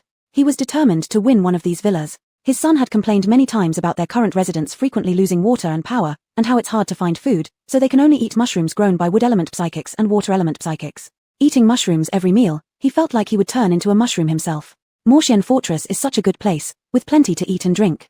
If he could buy a villa here, he would be back at the peak of his life. Celine smiled. These people were indeed eager to give her money. She softly spoke, "I need to escort the guests to the main villa. You all can finish touring the 5 villas first, see which one you're interested in, and then the manager can organize an auction later." "All right." Isaiah approached Celine, his eyes soft as water, a gentle smile on his lips. He lifted her chin, his voice filled with irresistible allure. "Boss Ellis, I hope we can become neighbors." Celine maintained a polite smile, gently pushing his hand away. "Sir, I'm immune to psychic powers." Isaiah's expression froze for a moment, then he chuckled, "Amila as interesting as you, this is my first time seeing." Ignoring him, Celine turned around and continued leading Hansen and others. Passing through a forested area, they arrived at the main villa. This was Celine's first visit since the construction of the central island. The size of the main villa exceeded imagination, with a total of 10 rooms over 3 floors. On the first floor was a spacious and bright living room, a fully equipped kitchen, along with a front garden and a back garden. In the back garden, there was even a private temperature-controlled swimming pool, filled with filtered seawater, allowing for self-regulation of temperature. The second floor housed a game room with a billiard table and a mahjong machine. Besides the game room, there were 3 bedrooms and a laundry room. On the third floor were 7 bedrooms, 3 of which were sunrooms with floor-to-ceiling windows and small balconies. There was also a laundry room. Each bedroom came with its own bathroom, though the sizes varied. Both the second and third floors had large shared balconies facing the sea, perfect for enjoying sea breezes and leisurely comfort. Hansen, who invested the most, had the right to choose rooms first as the household owner. 3 rooms on the second floor belonged to him, while the 7 rooms on the third floor were allocated to the other 5 psychics. All other facilities within the house were communal. They would share everything as they lived together. "What do you need 3 rooms for?" Cyrus draped an arm over Hansen's shoulder, teasing him with a broad smile, though he had no objections to the allocation. Hansen's ears turned red, slightly embarrassed, as he said, "I want to propose to Yunshu." Buying this house was to provide a home for post-marriage life with Yunshu, rather than living in hotel rooms indefinitely. Even if the house was shared with others, it still counted as something he owned. It was his asset. "Wow, Tilda." The others began teasing, making Hansen's face even redder. No one had any objections. They grew up together. Even getting bitten by zombies and gaining their powers happened together. Myra had grown up with them too, and everyone knew she and Hansen harbored feelings for each other long ago. Now that they were finally together, naturally, they were happy for Hansen. Moreover, Hansen had paid 1/3 of the house cost, so having 3 rooms allocated to him was reasonable. Hearing about the impending good news, Celine felt quite happy too. For the store to bring about a match was a blessing. Sharing this blessing might bring more profits. "Please register your information first." She held a device that scanned the identity information of the 6 people, registering them as owners of the villa. "You will need to authorize access from your personal page if other residents wish to enter, otherwise, they cannot enter without permission." "Okay, thank you, Boss Ellis." After Hansen politely thanked her, he hesitantly asked, "Boss Ellis, can you buy fresh flowers and a ring here?" Celine laughed lightly, "We don't sell them here, but I can use my channels to help you purchase them." "Great." Hansen became happy, thinking about proposing to Myra, feeling nervous yet excited, his heart racing. "I'll provide you with some simple flower bouquet and ring samples tomorrow for you to choose from." "Thank you." "You're welcome." As Celine left the main villa, she happened to encounter the VIP guests who had just finished their tour. Aaron respectfully bowed to her. "Boss." "Sure." Celine patted Aaron's shoulder and instructed, "I'll handle this. You go and organize the bouquet and ring patterns from the mall, pick out styles suitable for a proposal, and make a price list. The prices can be around 100 points higher than the purchase price." "Got it." Aaron responded and disappeared from everyone's sight in the next second. Celine maintained her polite smile and said to the VIPs, "I believe everyone has found their favorite villa. Please follow me back to the auction hall." Hero quickly rearranged the western hall, this time even simpler, just placing a dozen chairs without any tables. The large screen displayed the exterior images of each villa. Since they had already toured them, Celine skipped the introductions and went straight into the auction. The 5 villas were sold quickly. Initially, everyone was waiting for the one they wanted, but if they didn't get it, they joined the bidding for the next one. The final selling prices were not too different except for Isaiah, who paid a staggering 68 million for the simple black, white, and grey villa he desired most. The others ranged between 50 to 60 million. These tycoons did not have cards and couldn't possibly carry a big bag of crystal cores. So Celine took them to the front desk to register their pre-order information and opened a card for them. As long as they topped up enough crystal cores within 3 days and the payment was successful, they could upgrade to a VIP card for free and be directly teleported to Morshian Fortress. "Boss Ellis, do you have any other villas?" Camden asked regretfully. He really loved this place. Not at the moment. Camden sighed. He indeed had less funds compared to Isaiah and the others, unable to buy a villa for his pregnant wife. To think that this child came unexpectedly despite his safety measures. Initially, he didn't want the child to be born in this post-apocalyptic world, but since it had come, he would certainly keep it. He received an invitation out of nowhere one day, stating that there would be a villa auction, so he decided to check it out. He never imagined that this place would be even better than he thought. Unfortunately, he failed to buy a villa for himself. I had hoped the child could be born in a better place. What a pity. Camden sighed heavily, blaming himself for lacking the ability. If only he had recruited more psychics like Isaiah and the others, perhaps he could have secured the main villa today. Chapter 153, Rebuilding the Tea House. Celine's eyes twinkled slightly, and she said with a smile, the second floor of the hotel offers advanced medical services. If your wife needs an obstetric examination, you can choose to stay in our luxury suite. Should the villa cluster develop further in the future, you'll be among the first to receive updates. Camden's eyes lit up momentarily. There was a hospital here, so his wife could have a painless delivery, sparing her from much suffering. For this reason alone, he had to stay at Moshen Castle. I'll stay. He took off the gold watch that had stopped working and handed it to Celine. I didn't bring any crystal cores, Boss Ellis. See how much this can get me. Get me a suite first. Placing the gold watch on the universal appraiser, Celine credited Camden's account with the corresponding points. It was quite a bit, 23,000 points. That should be enough for a month's stay. Rent is at a 10% discount per month. Monthly rent. Without waiting for Celine to finish, Camden answered resolutely. All right. After deducting the fee, Celine handed over the points card and taught him how to change its form. Other distinguished guests who hadn't purchased houses also chose to stay in the hotel rooms. It was better than their current accommodations with no water, electricity, or sufficient food. After settling everything, everyone used the invitation cards to teleport home. Apart from the 5 who bought villas and could upgrade their VIP points card to return, Celine gave 1 extra teleportation chance to the rest through their invitations. After sending off several distinguished guests, Celine returned to her room exhaustedly. She was tired from making money and needed a break. She opened the public account for a glance.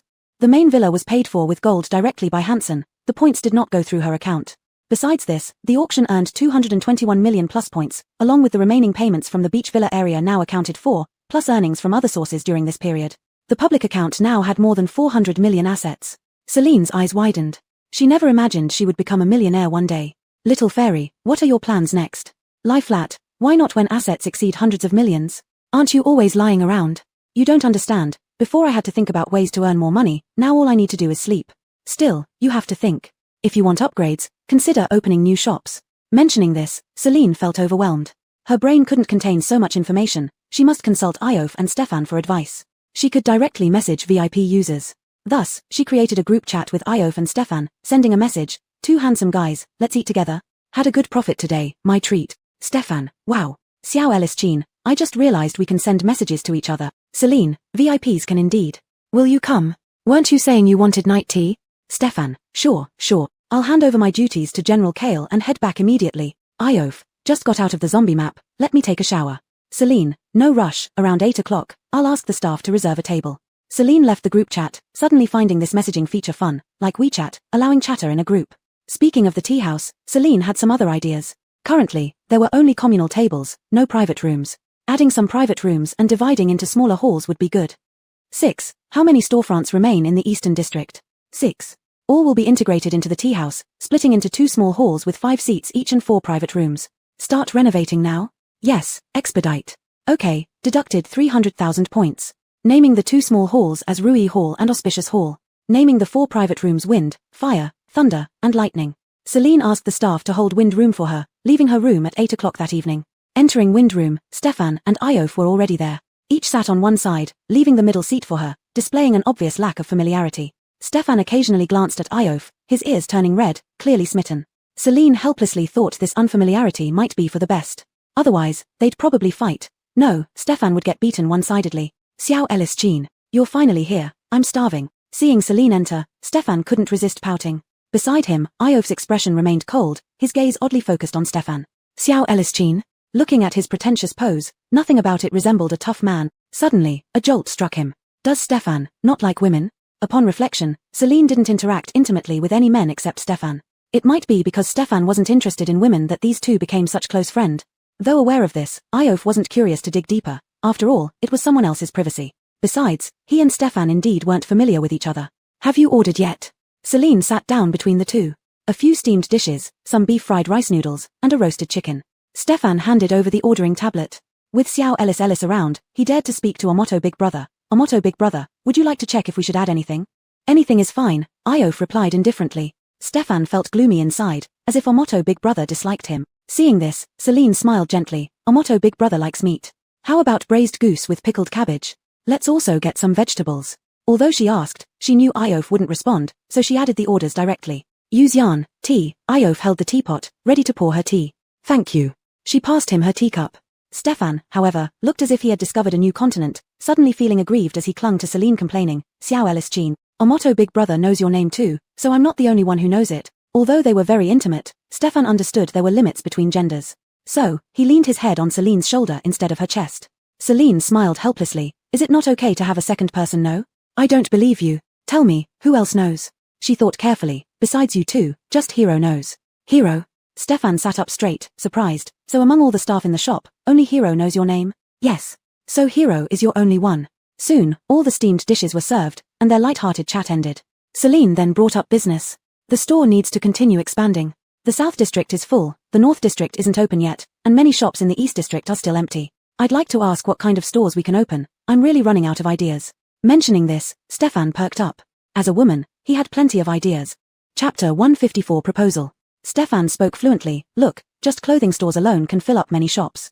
Especially women's fashion, sweet style, mature lady style, elegant style, BF style, apathetic style, one for each style, directly filling up the East District. Celine slightly frowned, but I plan to open all the clothing stores in the North District. Stefan fell silent. It was Iof's turn to make a suggestion. Let's continue with restaurants, pickled cabbage fish, coconut chicken, iron plate bullfrog, farmhouse dishes, and self-service barbecue meat. Celine frowned even tighter. Self-service barbecue meat is fine, but the other dishes are all available at the tea house. Iof also fell silent.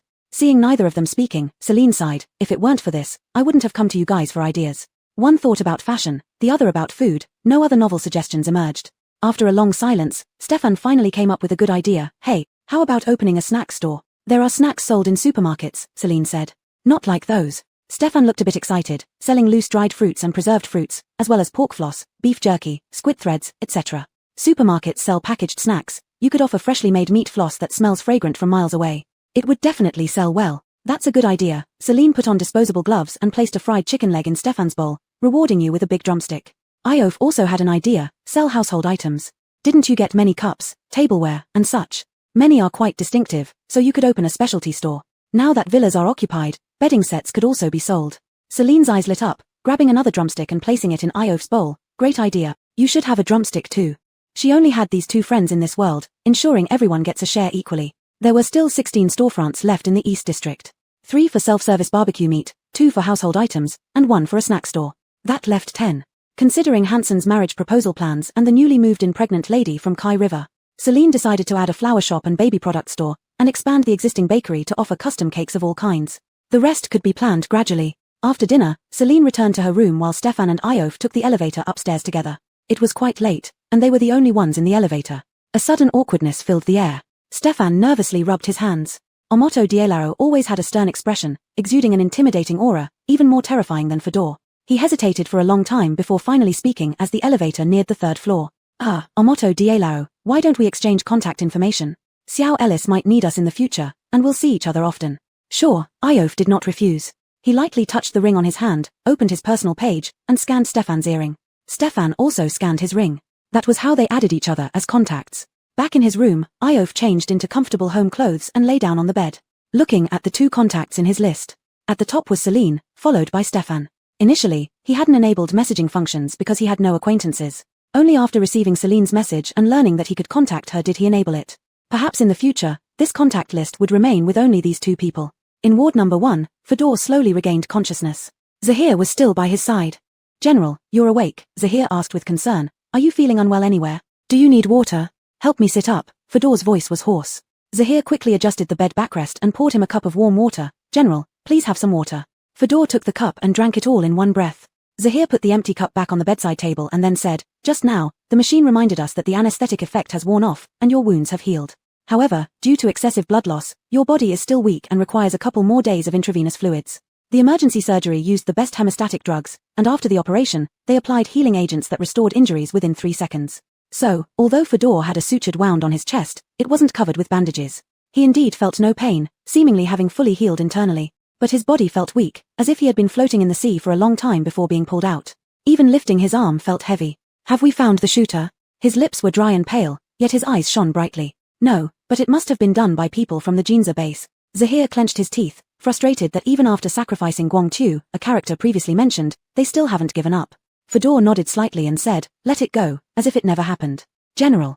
I am no longer the general." Fedor turned his head to look at Zahir, a rare gentle smile on his face. "You were with me when I broke my leg, and you were also with me when I was shot. Zahir, you have followed me for 6 years. Have you ever resented me?" "No," Zahir's eyes were firm. "You saved me back then. I would die for you any time. Then go." "What?" Fedor calmly withdrew his gaze and closed his eyes. "Tell Second Army Corps about the 2 potions from the auction, and lead them back to the front line.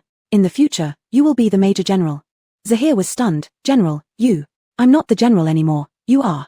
Fedor smiled, but the expression on his face looked so bitter. "Sun told me that they found a talking zombie, which might be the Mason. He is going to take part of the First Army Corps to capture it, and the front line needs the Second Army Corps. Lead them back, win this battle, and come back to see me." Zahir treated this as an order, standing up and giving a salute. "Yes, I will definitely come back alive to see you. Go get some rest, I need to sleep." He didn't speak again. Seeing this, Zahir pursed his lips, straightened the bed backrest, and turned to leave. Many people in the army said that the general was dark-hearted, unscrupulous, and a true villain. Anyone who ended up with the Second Army Corps, anyone who ended up with Fedor, wouldn't have anything good happen. But in his eyes, the general had always been a good person, full of righteousness and generosity, his savior, and his beacon of light. So even if the general was no longer a major general in the army, he would always be general to him, Zahir. In this life, he only wished to serve one person, the general. Chapter 155 Jealousy. The next morning, Nash delivered a bouquet and ring design to Hansen. Hansen carefully selected with suggestions from his buddies. Since it's a proposal, red roses are a must. Debbie pointed at the red rose bouquet in the brochure. This one, 99 red roses, symbolizing eternal love. Valerie didn't agree, red roses are too common. Send camellias instead. Look at this flower meaning, ideal and noble love. How great. I also think camellias are better. After all, Myra is gentle and refined, while red roses are too showy, Cyrus agreed. So, let's get camellias. Hansen seriously considered it and picked a beautifully packaged bouquet of 99 camellias, decorated with white baby's breath and eucalyptus leaves. He also needed to choose a ring. He went for a simple yet stylish design that matched Myra's quiet temperament. After making the selections, Nash placed an order on the mall app, reselling the items to Hansen before leaving the villa. The brothers gathered around Hansen to start planning the proposal ceremony. "Do you plan to privately propose here or take her to dinner and propose in public?" Ruby asked. This was serious business. Proposing was a big deal, and choosing a method Myra disliked could leave bad memories and even lower the success rate. Without hesitation, Hansen said, "I want to propose in public." Long ago, Myra had told him she wished to receive openly expressed love and hoped for many witnesses to the deep affection bestowed upon her. So they began to discuss the venue. Ordinary restaurants and buffet weren't suitable, hot pot places smelled too strong, and rice noodle shops weren't fancy enough. In the end, only a tea house seemed appropriate. If many people were to witness it, then they might as well use a dining hall. They would invite Myra for a private meal and surprise her. The rest of them would bring grandmother Liang to a private room to secretly observe and witness this historical moment. Hearing Ruby's detailed plan, Hansen started to feel nervous, his heart pounding uncontrollably. Despite several deep breaths, he couldn't calm down. He was going to propose to the Mila he loved. The time was set for tonight, and everyone rushed to prepare. They booked a restaurant, got haircuts, bought new clothes, all to make Hansen look handsome. They rehearsed what to say during the proposal over and over again. Finally, Hansen summoned the courage to send a message to Myra. "Hansen, Yunshu, are you free tonight? Let's have dinner." Myra, "But I need to take care of Grandma." Hansen, "Ruby will take her out to play." Myra knew Hansen was creating an opportunity for a private date with her. Her face turned red, shyly replying, "All right, I'll tell Grandma." Exiting the messaging app, Myra walked into the living room and chatted with the elderly lady. "Grandma, Ahura invited me to dinner tonight. Should I go, and let Ruby take care of you?" Living for 80-odd years, what did the elderly lady not understand? She smiled warmly, her age-spotted hand holding her granddaughter's, full of affection. "Go, I can take care of myself. Ahura is a good Tom. Things are better now, so you two can develop something." Myra blushed deeper, her face turning crimson. She hugged the elderly lady, snuggling like a child. "Grandma, you're so kind." Celine slept well and woke up nearly at 10 o'clock. The first thing after waking up was to upgrade the hotel. 1 million credits deducted from the communal account. Congratulations, host upgraded successfully. Current fairy castle level, diamond level 1. Current rooms, 100 single standard rooms, 100 double standard rooms, 100 single business rooms, 100 double business rooms, 50 single luxury rooms, 50 double luxury rooms, 30 luxury suites, 50 capsule rooms, 30 underwater rooms, 20 apartment rooms, maximum reached. Movie theater opened. Next level, diamond level 2, upgrade conditions, 1,500,000 credits, add 30 shops. Unlock North District after upgrading.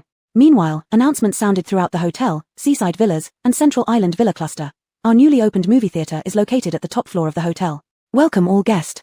This announcement repeated 10 times to ensure every guest heard it. The movie theater occupied an entire floor, which speaks volumes about its size. Just the ticketing area outside already surpassed the area of the Deputy Villa on the Central Island. At ZZ's bar table, there was a large popcorn machine embedded, with several beverage machines behind it. Apart from buying tickets on site, customers could also purchase tickets using their points cards. There were 6 automatic ticket machines set up here, similar to the self-checkout machines in supermarkets. They would automatically dispense tickets upon scanning and detecting the points card. There were a total of 6 screening rooms, including 1 VIP enjoyment hall. As the name suggested, only VIP users could enter the VIP enjoyment hall, where everything from the seats to the environment was especially upscale. Massage chairs and low tables with an assortment of snacks and drinks were provided.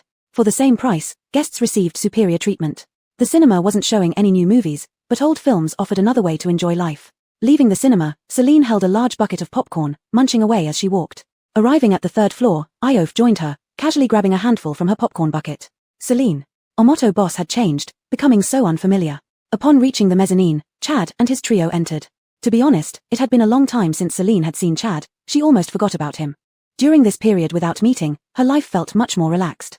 Boss Ellis. Chad looked at her with deep affection as usual before casting a hostile glance at Iof beside her. Then he snorted. The elevator reached the 1st floor, and Chad's trio went out first. Celine tilted her head curiously and asked the man next to her, what did he just huff about? Chewing on popcorn, Iof replied nonchalantly, maybe because he can't enter the level 8 zombie map, he's jealous. They stepped out of the elevator and decided to have lunch together in the South District. Iof asked, the hotel has been upgraded. Are there any vacant deluxe suites now? Yes, do you want to switch? Why do you need a suite all by yourself? Got too much money to burn? In that case, I'll move to a deluxe double room. Celine shrugged helplessly, fine, I'll reserve one for you and ask Aaron to transfer your room after lunch. She didn't mind earning more. Chapter 156 Farewell. At noon, Celine and Iof went to the buffet restaurant to eat. They had just sat down when Stefan came over. He had come to say goodbye. Magnus was leading a team to hunt down the talking zombie, and although Stefan, as the chief of staff, was originally considered support personnel, he was a high-level teleportation, so he had to go with them. In case of danger, he would immediately teleport away, providing auxiliary support. This departure meant he didn't know when he would return, or even if he could return. Then you should eat more. This is your last meal before you leave, Celine said, sipping her tea calmly, as if she were not worried at all. Stefan pouted, you're so cold. Aren't you afraid I might die out there? If you encounter danger, you can escape faster than a rabbit. Everyone else might die, but you won't, Celine said leisurely, knowing Stefan's abilities all too well. Stefan's ability level was very high, his teleportation speed faster than that of the specially designed employee Touch Fairy Queen by 6 Liozi. It could reach the level of instant appearance. With such abilities, how could he possibly not get away? Iof thought for a while before asking, do you need me? Stefan looked at him in stunned silence, his eyes gradually brightening. Big brother Omoto, are you willing to go with us? Iof lowered his head and continued eating his meat. If not needed, then forget it. Yes, of course, we need you. You're a level 9 expert. If you join us, it will be like finding a haven for a piece of driftwood on the sea, like the parched earth receiving sweet rain, like... A slice of lamb was stuffed into Stefan's mouth, cutting off his endless chatter. Celine gave him an icy look, shut up. She turned to Iof and asked, are you really going with them? If there's a benefit, then yes. There is. Stefan answered immediately, I'll pay you crystal cores. 300 level 8 crystal cores, how about that? Pay after you return alive. Iof thus agreed. Actually, he could stay in Magic Fairy Castle, living comfortably and earning 20 or so level 8 crystal cores daily from the level 8 zombie map, enough to live comfortably for life. But such a life seemed too boring, prone to getting moldy from staying too long. So he wanted to go out for some excitement. Seeking some thrill, after all, someone would pick up his body even if he died. He referred to Celine. Since Celine regarded him and Stefan as friends, she definitely wouldn't let them die outside without any concern. Celine sighed, with these two gone, no one would chat with her anymore. Alright, when you come back, I'll treat you to a feast. After the meal, Stefan and Iof returned to their rooms to pack their things, and Celine waited for them in the lobby to see them off. Actually, they didn't have much to pack, just bringing 2 sets of clothes. Food and water would be provided by the military, so they quickly came downstairs. Iof held a drawstring cloth bag, stuffed full like 2 large steamed buns stacked together. He handed the bag to Celine, keep this for me. If anything is missing, you'll answer to me. Celine took it hesitantly, peeking inside the bag. Good heavens, a whole bag of crystal cores. She tightened the bag and tied it. Don't worry, every single one will be safe. These were of no use to her, only what she earned herself could count towards her account points. Gifts from others wouldn't count, nor belong to her.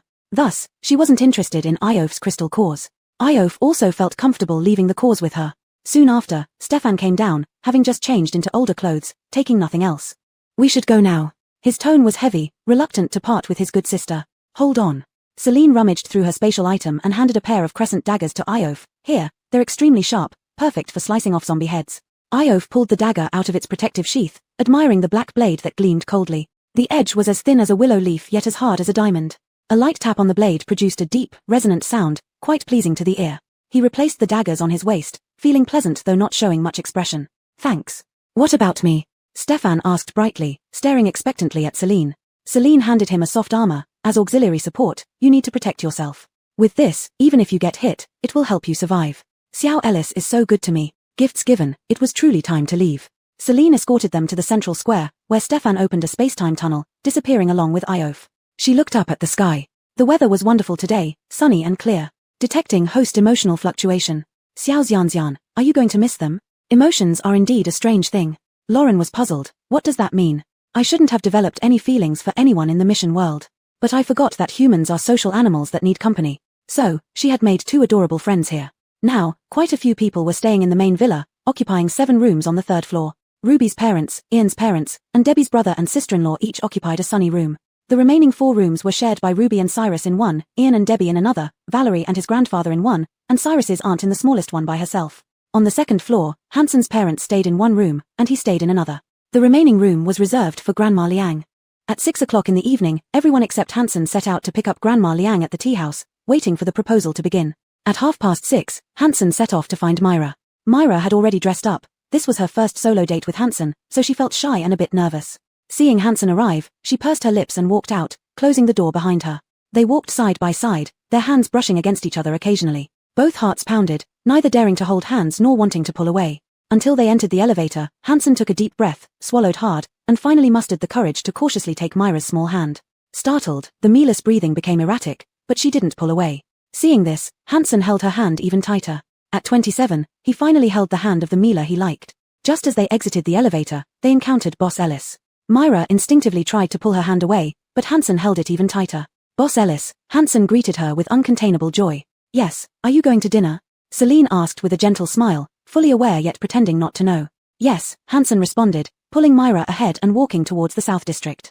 Watching their loving yet constrained figures, Celine sighed inwardly. Young love is beautiful, full of innocence. Lauren rolled her eyes and commented sarcastically, you are pretty old, being 23 years old but having lived a 60-year life. Chapter 157 Proposal. Celine, who originally planned to have hot pot, decided to join the crowd at the tea house instead. To avoid disrupting Hansen's proposal, she chose a corner that was somewhat out of the way. Coincidentally, while passing by room number 8, she saw Ruby and his group filling the large booth located in a secluded corner. With the door open, one could easily observe Hansen and Myra's every move without being noticed. Boss Ellis. Ruby lowered his voice, placing a finger to his lips, signaling her not to draw attention. Tonight's success hinges on this. Celine chuckled, especially noticing the large bouquet of flowers placed beside him. You've chosen the flowers pretty well. I believe he'll succeed. With that, she picked a table and sat down. Myra had her back turned to Celine, allowing her to openly watch the unfolding scene. Xiaoxian, didn't you say you were opening a store in the Eastern District?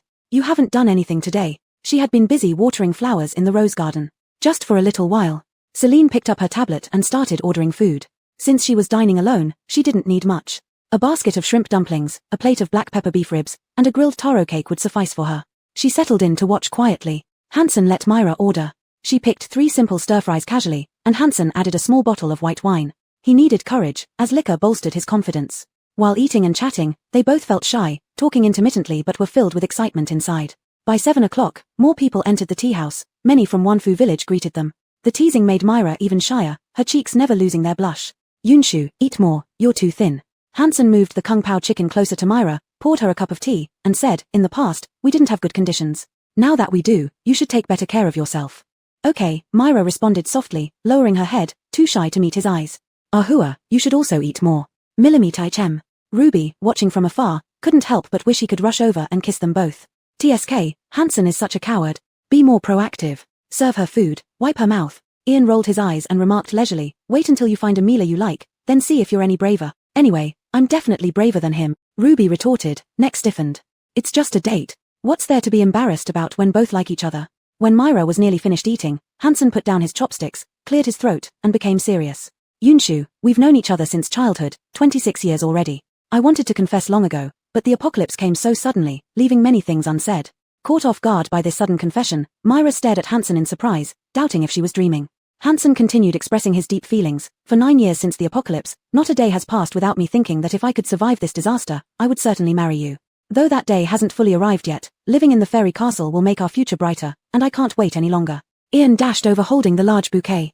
Hansen stood up, took the bouquet, knelt down in front of Myra, tucked the bouquet under his arm, and pulled out a ring he had prepared. Looking up at her, his voice trembling with nervousness, he asked, Yunshu, though ideally we should date first, I've waited 9 years, fearing every second of missing you.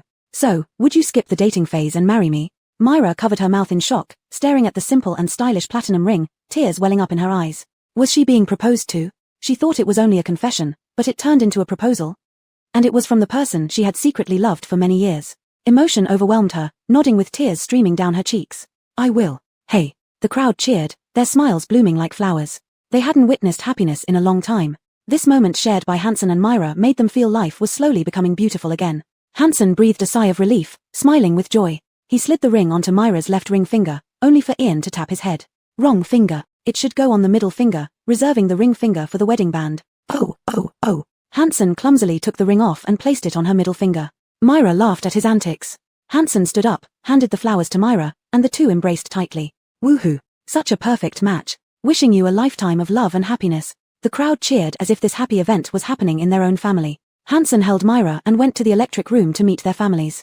Myra clutched the bouquet with one hand and covered her face with the other, too shy to see anyone. They sat down in the private room. Everyone congratulated them first and then began discussing when to hold the wedding. At this moment, Boss Ellis knocked on the door and entered, followed by an employee. Congratulations on your union. I brought you a fruit platter as a small token of my appreciation. The employee placed a 2-tiered large fruit platter in the center of the Lazy Susan, filled with various fruits, including decorative pieces made from watermelon rind. It was clear that it wasn't cheap.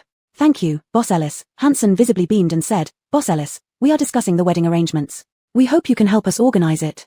Celine smiled gently as always and took out 6 VIP cards from her pocket. You have purchased the main villa, meeting the conditions for membership upgrade. Input the membership number into your personal panel to upgrade. After upgrading, you can contact me via the messaging function. If you have any ideas about the wedding, feel free to message me anytime. Okay, thank you, Boss Ellis. Hansen distributed the membership cards to everyone, and Celine left. Xiaoxian, what kind of wedding do you want when you get married? A traditional Chinese wedding. I want my parents to sit healthily in the hall and drink tea that I offer. Your wishes are always so simple yet seem impossible to achieve. Celine's eyes dimmed slightly but quickly brightened again. That day will come. Stefan and Iof were taken away by Magnus upon returning to the capital base. Based on the video Celine had provided earlier, they roughly located the city where the talking zombie was. For now, let's call it the Mason. Even Magnus, who saw the zombie with words and thoughts for the first time, caused the government to take this matter very seriously. This mission had only 2 possible outcomes. Successful capture or complete annihilation. Chapter 158, Diamond Tier 2.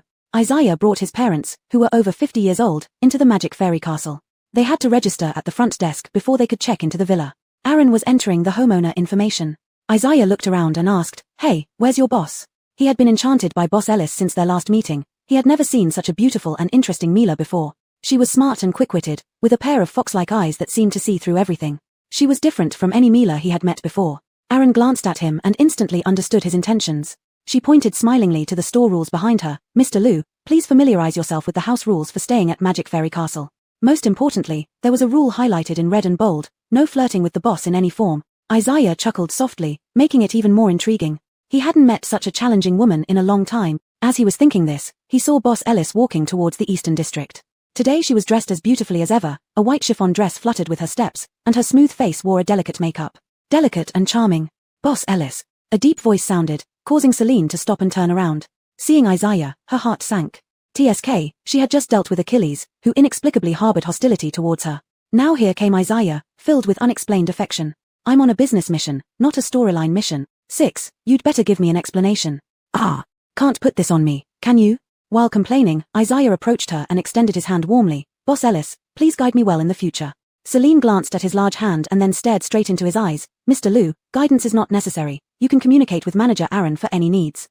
But I prefer communicating with beauties. Isaiah gave her a wicked smile, clearly hitting on her. Celine remained unperturbed. I also prefer talking to handsome men, but alas, you're lacking something. With that, she turned and walked into the Eastern District. Isaiah laughed softly, amused. He thought she was a little rabbit, but she turned out to be a spicy pepper. Interesting. Just as he was about to follow her, Aaron stopped him. Mr. Liu, your check-in procedures are done. Let me show you to your accommodation. Isaiah turned to look at his parents waiting at the spot. Fine, there's still plenty of time. Sooner or later, I'll get her. What Isaiah thought was merely what he thought. After Celine opened all the planned shops in the Eastern District, she stayed in her room for 3 days straight without coming out. Little fairy, staying in the room all day, won't you grow mold? Celine opened the messaging panel. Several messages were from Hansen. They were about ideas for the wedding banquet, asking if they could be realized. It's been 3 days, why haven't I heard anything from Stefan? Could they really have encountered danger? If you're worried, send them a message. I'm not worried, just afraid of where to collect their bodies. You can check their location. If you can see the location, it means they're alive. If the location disappears, it means they're dead. Alright, let me check. Caden pulled up Iof and Stefan's location data from their credit cards. A red dot and a blue dot, almost overlapping, moving forward. Proving they weren't dead and were still moving. Celine sighed in relief. Good, no need to go and collect their bodies. Caden, stubborn little fairy. Celine changed her clothes, quickly did some makeup, and put on heels to head out. Finally willing to go out. To get a new hairstyle. She was tired of using curling irons every day, so she decided to go to the hair salon for a permanent style. And also visit the fortune-telling house for a reading. 6. Upgrade. Sure. 1,500,000 points deducted from the public account. Congratulations, host upgraded successfully. Current Magic Fairy Castle level, Diamond Tier 2. Current room count, 100 standard single rooms, 100 standard double rooms, 100 business single rooms, 100 business double rooms, 100 luxury single rooms, 100 luxury double rooms, 50 luxury suites, 60 capsule rooms, 50 underwater rooms, 20 apartments. North District unlocked. Southwest and Northeast gates can now be opened. Next level, Diamond Tier 3, upgrade conditions, 2 million points, at 35 shops. Post-upgrade feature, card room unlock. Just as she was about to enter the elevator, hearing that the Southwest and Northeast gates could now be opened, Celine paused and went to check out the Southwest gate. The heavy door still wouldn't budge, no matter how much force she applied. Where's the promised opening? Little fairy, the Southwest gate connects to the Jiangtung City branch, and the Northeast gate connects to the Shangjing City branch. Oh, a teleportation portal, huh? It needs points, right? How much? Celine was now focused on being generous. She could never spend all her 400 million points, even if she used them to return home. Not to mention, she still had a steady income every day. With the revenue from the island's secondary villa, the public account should have more than 400 million points by now. To open one gate, it requires 20 million points. Stealing little? 20 million points. 6. You can't take advantage of me just because I have money. Unjust. This is a teleportation portal. Isn't it normal for it to be a bit expensive? Think about it, with so many people in Jiangtung City and Shangjing City, once this gate opens, customers will come like clouds. Wouldn't you earn even more? It sounded like it made some sense. Fine, open it. Sure thing. Deducted 40 million points. Estimated opening time in 3 hours. Celine sighed, feeling like she had been taken advantage of. Getting a new hairstyle couldn't soothe her current pain of spending so much, she needed to get a new manicure too. Caden, hehe, getting rich. Soon we can upgrade to an advanced system. Entering the hair salon, Celine chose a trendy large wave perm. The mechanical arms began to work. Having run the store for so long, this was her first personal experience with such high-tech equipment. The hair salon was quite large, and there were plenty of customers coming and going. Among them was Myra. She was preparing for the wedding. For 9 years, she had trimmed her own hair with scissors, which didn't look very good.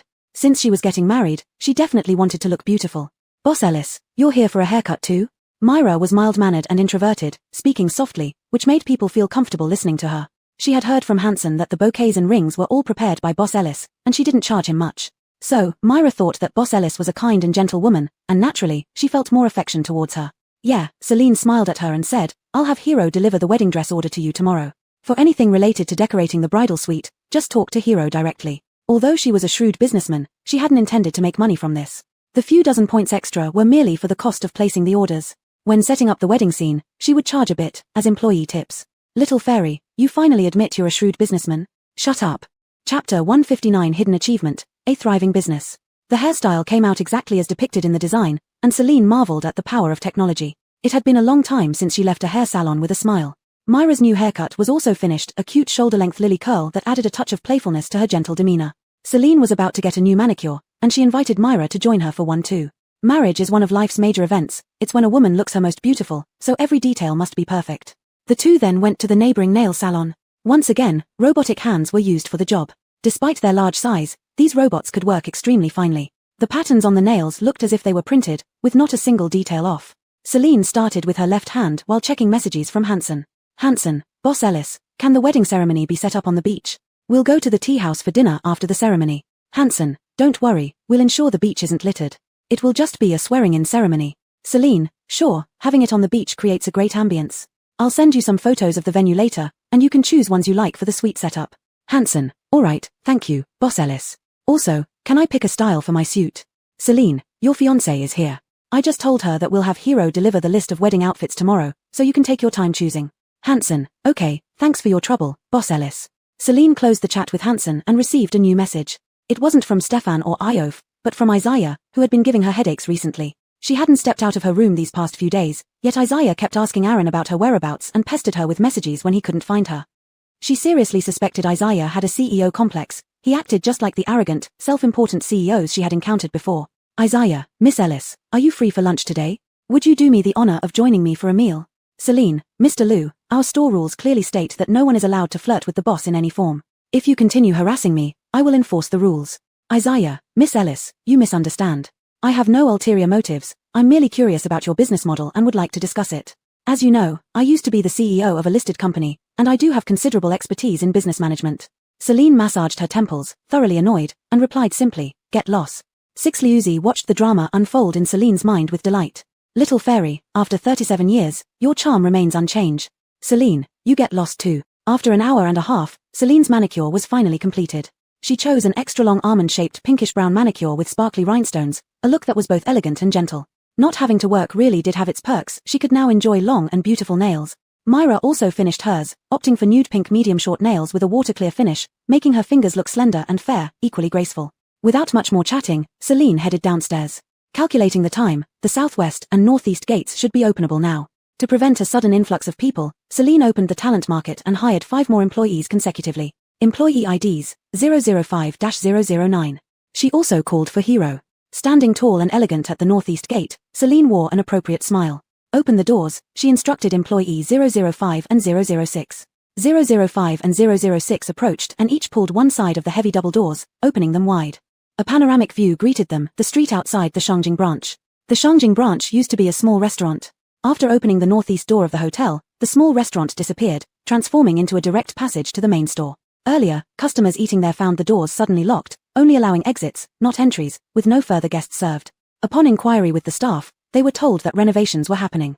Once all the patrons left, the entire restaurant underwent a makeover, leaving only a tall, thick bronze door. And now, this door was open. People saw the rarely seen Boss Ellis and the chubby panda inside. Welcome to the Magic Castle main store. Celine smiled warmly and said, this door connects the main store with Shangjing. The branch restaurant will no longer operate. Welcome everyone to visit us regularly. Onlookers began discussing among themselves. I remember the main store is over 1,000 kilometers away from Shangjing. Can this door really lead directly to the main store? What's surprising about it?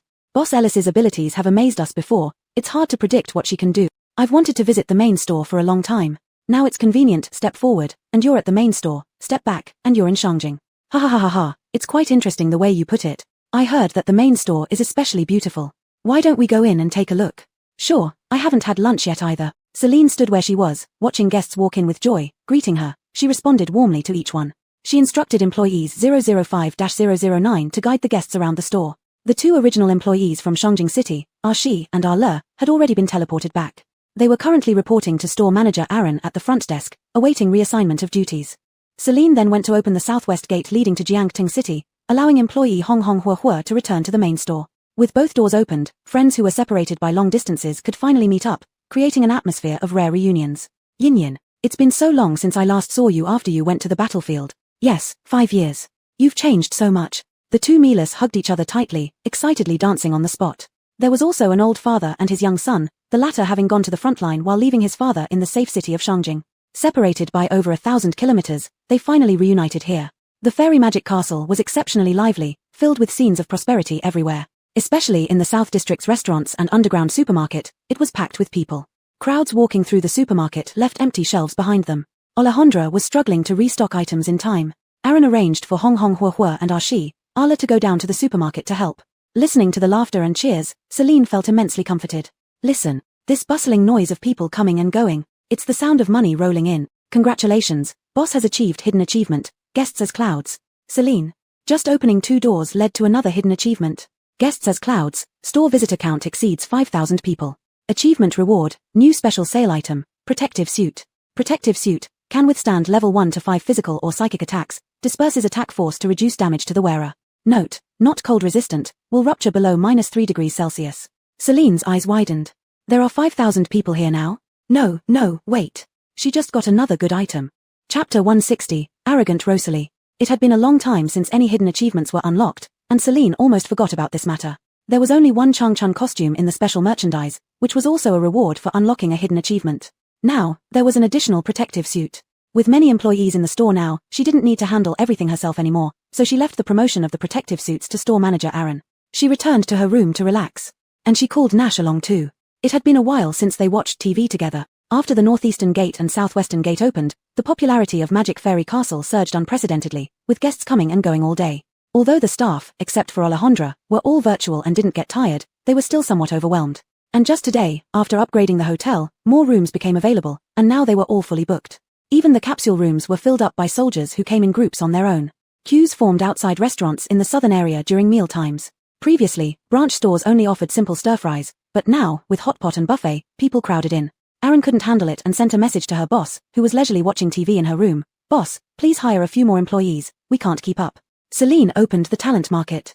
As the hotel's level increased, so did the recruitment price for employees. One actually cost 5 million points. She seriously suspected Grady was ripping her off again. Unfair. The higher the hotel's grade, the higher the efficiency of employees. Isn't it normal to charge more? Just like how employees in 5-star hotels definitely earn more than those in ordinary small hotels, right? Grady defended itself, and Celine found its reasoning quite reasonable, so she didn't argue. After all, there were too many guests now. Even though virtual employees didn't need rest, they would be overwhelmed with the increased workload. She hired 10 more employees, not bothering to remember their names, as Aaron would manage them. As the boss, she only needed to remember store manager Aaron and her dear obedient Nash. Not long after, Aaron messaged again, "Boss, there are way too many guests dining in the southern area. Shouldn't you consider opening more restaurants?" Celine rejected the suggestion. These people are just here for the novelty. There won't be as many in a few days. I can't turn the whole hotel into a restaurant just to accommodate a few thousand guests. Aaron, the accommodation is also fully booked. Celine, let those who really need accommodation register and book first. I haven't decided what new shops to open yet. The northern area was now open, and clothing stores were definitely necessary. But without good planning, she feared setting up random stores would create chaos. No rush, doing business was all about steady progress. Rosalie went out to eat with her family, accompanied by her bodyguard, Avin. Upon arriving at the hotel lobby, she saw the crowd bustling around, emitting an unpleasant smell that annoyed her greatly. Where did these beggars come from, smelling so poor? At this moment, the store was packed, and her voice carried loud enough for many to hear. People looked at her with hostile gazes. They risked their lives on the battlefield, suffering through bad living conditions, and now someone here dared to look down on them. Sensing the fierce glares around her, Rosalie was unafraid and even louder. "What did I say wrong? Look at how ragged you all are, penniless. Aren't you beggars?" Her parents, standing nearby, did not reprimand her at all, seeming to endorse her words. This was no longer just insults, it was personal attack. Several short-tempered men surrounded Rosalie on the spot, glaring fiercely. "Bitch, why don't you say that again? What if I do? You stink, polluting the air and making everyone sick." Rosalie was pampered and arrogant, and even after 9 years of the apocalypse, she hadn't experienced much hardship. This character wouldn't change. Bit. Jimmy suddenly got angry. Unable to use his powers inside Magic Fairy Castle, he went straight for her. Avin, as her bodyguard, immediately stepped forward to stop him. But how could he match a high-level power user returning from the battlefield? He was easily thrown aside. Without using powers, Avin, a towering man over 6 feet tall, was sent flying 3 meters away by Jimmy's big hand. Jimmy grabbed Rosalie by the collar, lifting the Mila 2 heads shorter than him into the air. "I fought and bled on the battlefield to stop mutant beasts from invading our land. And you have the nerve to criticize me after feasting and having a good life." Today, 1/3 of the people present were warriors who had come from Jiang Ting too, and Rosalie's words truly angered them. They knew that no disturbances were allowed inside Magic Fairy Castle, but they couldn't swallow this humiliation. Thus, they surrounded the Chi family of 3 tightly. "Help! Murder! Is there nobody in charge here to stop this?" Rosalie, suspended in midair, felt her collar choking her, almost scared into tears yet still shouting loudly. "Shut up!" Jimmy slapped Rosalie's mouth with his other hand. He only used 10% of his strength, otherwise, with an 8th level power user's physique and strength, a full slap would have sent Rosalie's head flying. Aaron quickly squeezed through the crowd, no need to ask what happened, as the situation was obvious. "Sir, fighting is prohibited in this store. Please put this lady down." Aaron maintained his politeness, calm and composed, not affected by the tense atmosphere at all. "Did you hear that? Put me down now." Rosalie, as if bolstered by support, immediately became arrogant again. "I am the VIP of this store. If you dare to lay hands on me, you will die for sure." Jimmy thought this Mila wasn't old enough to have such a big mouth. He said on the spot. Sure, since I'm going to die anyway, I'll finish you off first. Seeing his hand about to strangle her neck, Rosalie turned pale with fear, losing all color. Jimmy didn't plan to really hurt her, he just wanted to scare her. In the next second, 2 bubbles floated up from the ground, enclosing Rosalie, who was already in midair. Jimmy was also trapped inside a bubble, separated from each other by force. Customers from Shangjing City and Jiangting City mostly hadn't seen this before and watched in surprise as the 2 people floated up. What was happening? Did someone use a power? Wasn't it impossible to use powers in Magic Fairy Castle? The bubbles weren't released by Aaron.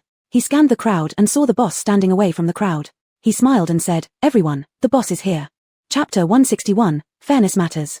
Hirabao was accompanying Celine while she watched TV, and Aiden managed all the affairs in the hall. However, as the situation grew worse, 005 reported it to Celine. Under normal circumstances, if someone dared to start a fight in the store, Aiden could handle it properly by throwing the troublemakers into punishment. Today's situation was more complicated. Rosalie initiated the conflict, but it was Jimmy who struck first. As a virtual employee, Aiden, in essence just a pile of data, couldn't deal with such twisted moral issues. Celine understood this point clearly, so she arrived just in time. The details of what happened had already been explained to her by 005 very clearly. To summarize simply, Rosalie verbally attacked and provoked the soldiers from Joshua. As for Jimmy, he was merely the first one to stand up among those who were enraged. Just based on Rosalie's foul mouth, if not Jimmy, someone else would have slapped her too. Seeing Boss Ellis arrive, everyone automatically moved aside, clearing a path for her. Rosalie's parents, who were silent like quails moments ago, started sobbing loudly at the sight of Boss Ellis, as if they had suffered an unbearable injustice. "Boss Ellis, look, these people are surrounding us and attacking us in your store. That man even hit my daughter. Please, you must uphold justice." Celine sneered coldly, "I'm truly sorry, but there is no justice here, only punishment. Anyone disrupting my business will face consequences." Aiden immediately understood the boss's meaning and respectfully replied, "Understood." Instantly, he activated a virtual screen displaying various levels of zombie maps. "Boss, which level of map should we choose?" "Level 8. Both of them enter level 8. "Of course, fairness matters."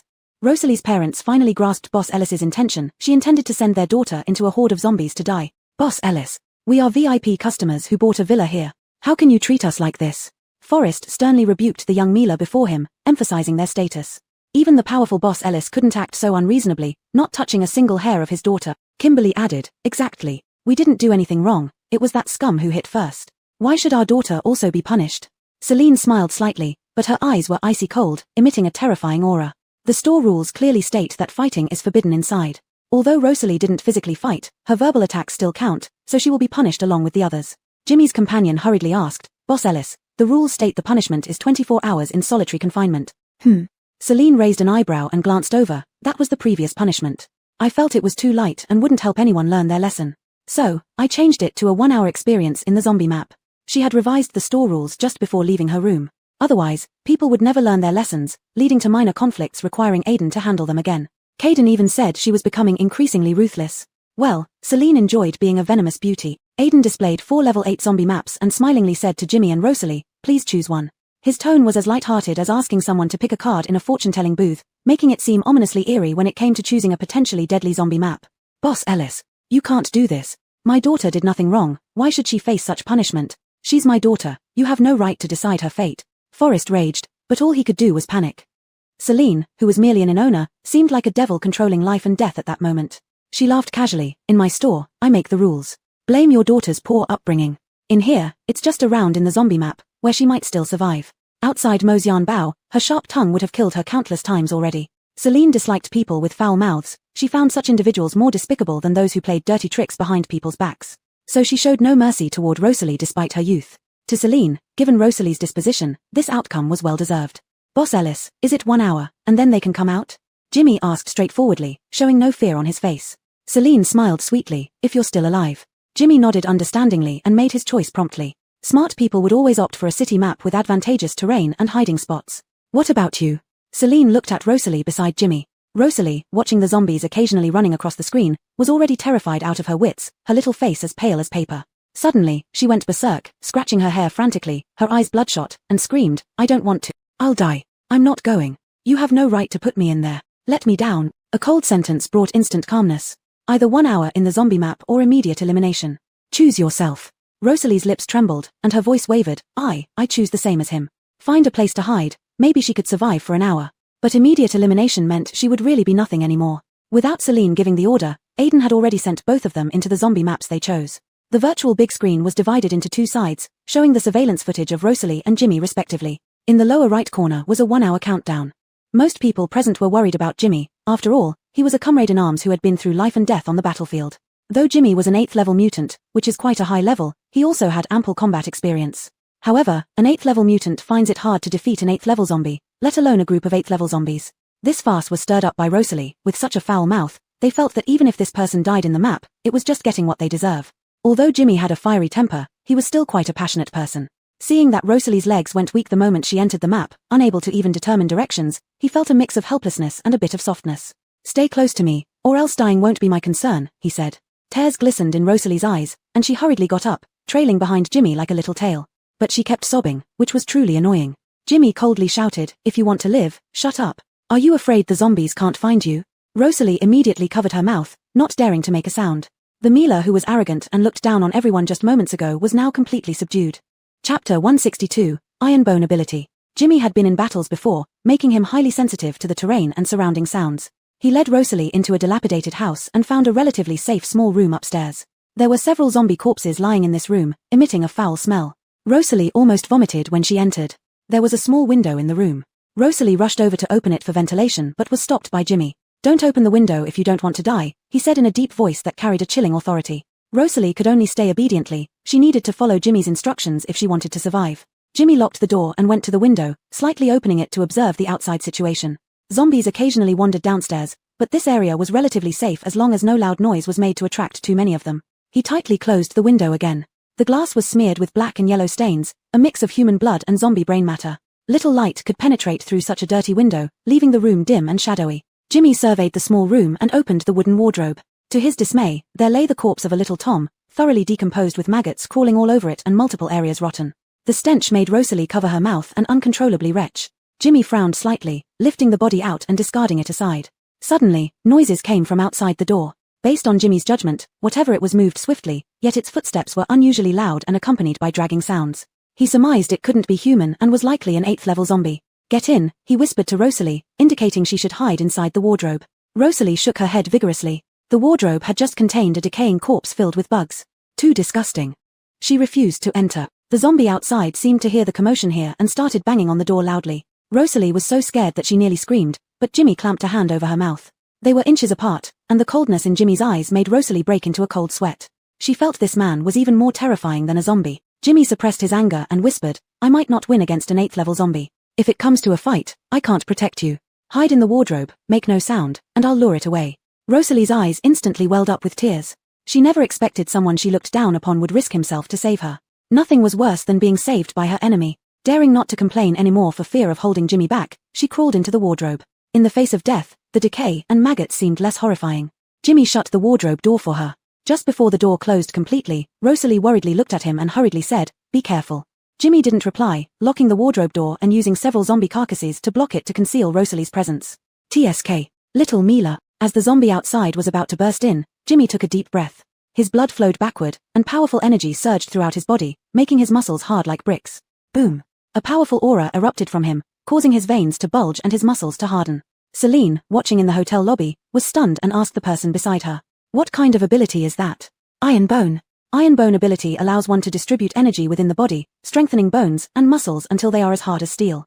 This was both an advantage and a disadvantage. While the body became tough, the movement speed slowed down, and one needed to keep the ability running constantly. If any part lacked energy, it would become a weak point, fatal with a single blow. Facing an extremely fast 8th level zombie, Jimmy's 8th level Iron Bone ability put him at a significant disadvantage. Bang! The room door crashed open, and the zombie charged in straight at Jimmy. Jimmy clenched his fist and punched the zombie squarely in the head, knocking it to the ground. However, lacking pain sensation, it quickly got up. Taking advantage of this moment, Jimmy dashed out of the room, with the zombie chasing relentlessly behind him. Inside the wardrobe, Rosalie bit her lips hard, trying not to make a sound, but her tears flowed uncontrollably. She had already begun to regret it. She shouldn't have spoken about Jimmy and the other warriors that way. When danger came, they always rushed to the front to shield her. These past years, she could live so freely, not only because of her family's protection but also because of the border warriors' defense of the homeland. In fact, she had always been hiding behind the warriors to survive safely until now. At this moment, she was also hiding behind Jimmy, otherwise, she would have lost her life the moment she entered the zombie zone. Jimmy protected her by luring the zombies away. Though he was just an 8th level ability user himself and couldn't defeat an 8th level zombie, he still went bravely. If he couldn't come back alive, she might never be at peace with herself for the rest of her life. Just as Rosalie was lost in thought, Jimmy had already lured the zombie to the top floor. His speed didn't match the zombie's, but his strength was enough to cope. However, the zombie felt no pain, no fatigue, attacking purely out of instinct. And he needed to keep driving his ability constantly. If this continued, once his energy ran out, he would certainly die. He needed to think hard and find a good solution. He ran towards the railing with all his might. The zombie, lacking a brain, only knew how to hunt, so it chased after him with big strides, opening its mouth to pounce on Jimmy. At that moment, the zombie was suspended mid-air. Jimmy dodged swiftly and then punched it hard on its back. BIU.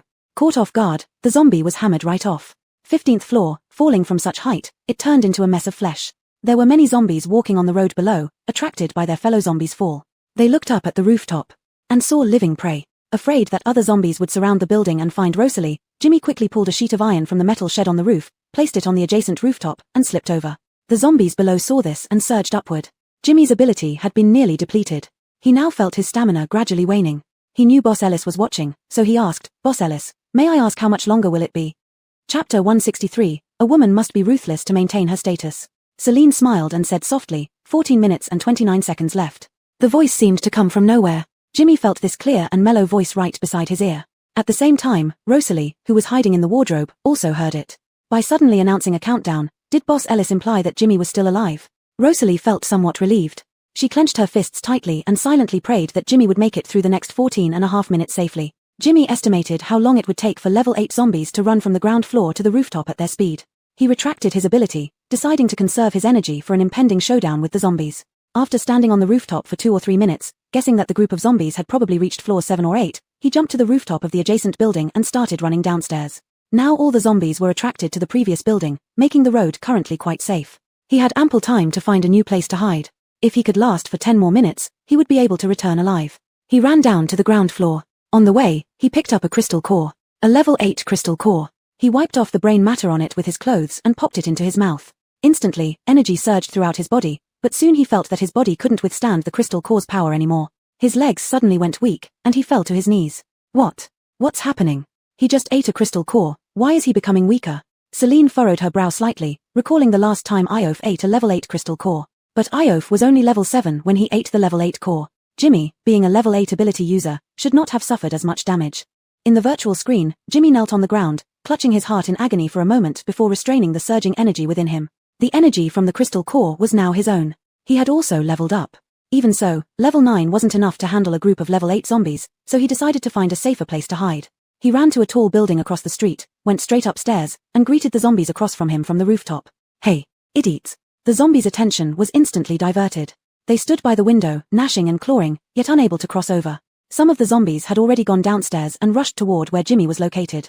Rosalie, hiding in the wardrobe, occasionally heard zombies walking outside as if searching for something. She curled up in fear, barely daring to breathe, until a highly sarcastic call echoed from outside, drawing all the zombies away and restoring the quiet. 1 minute left.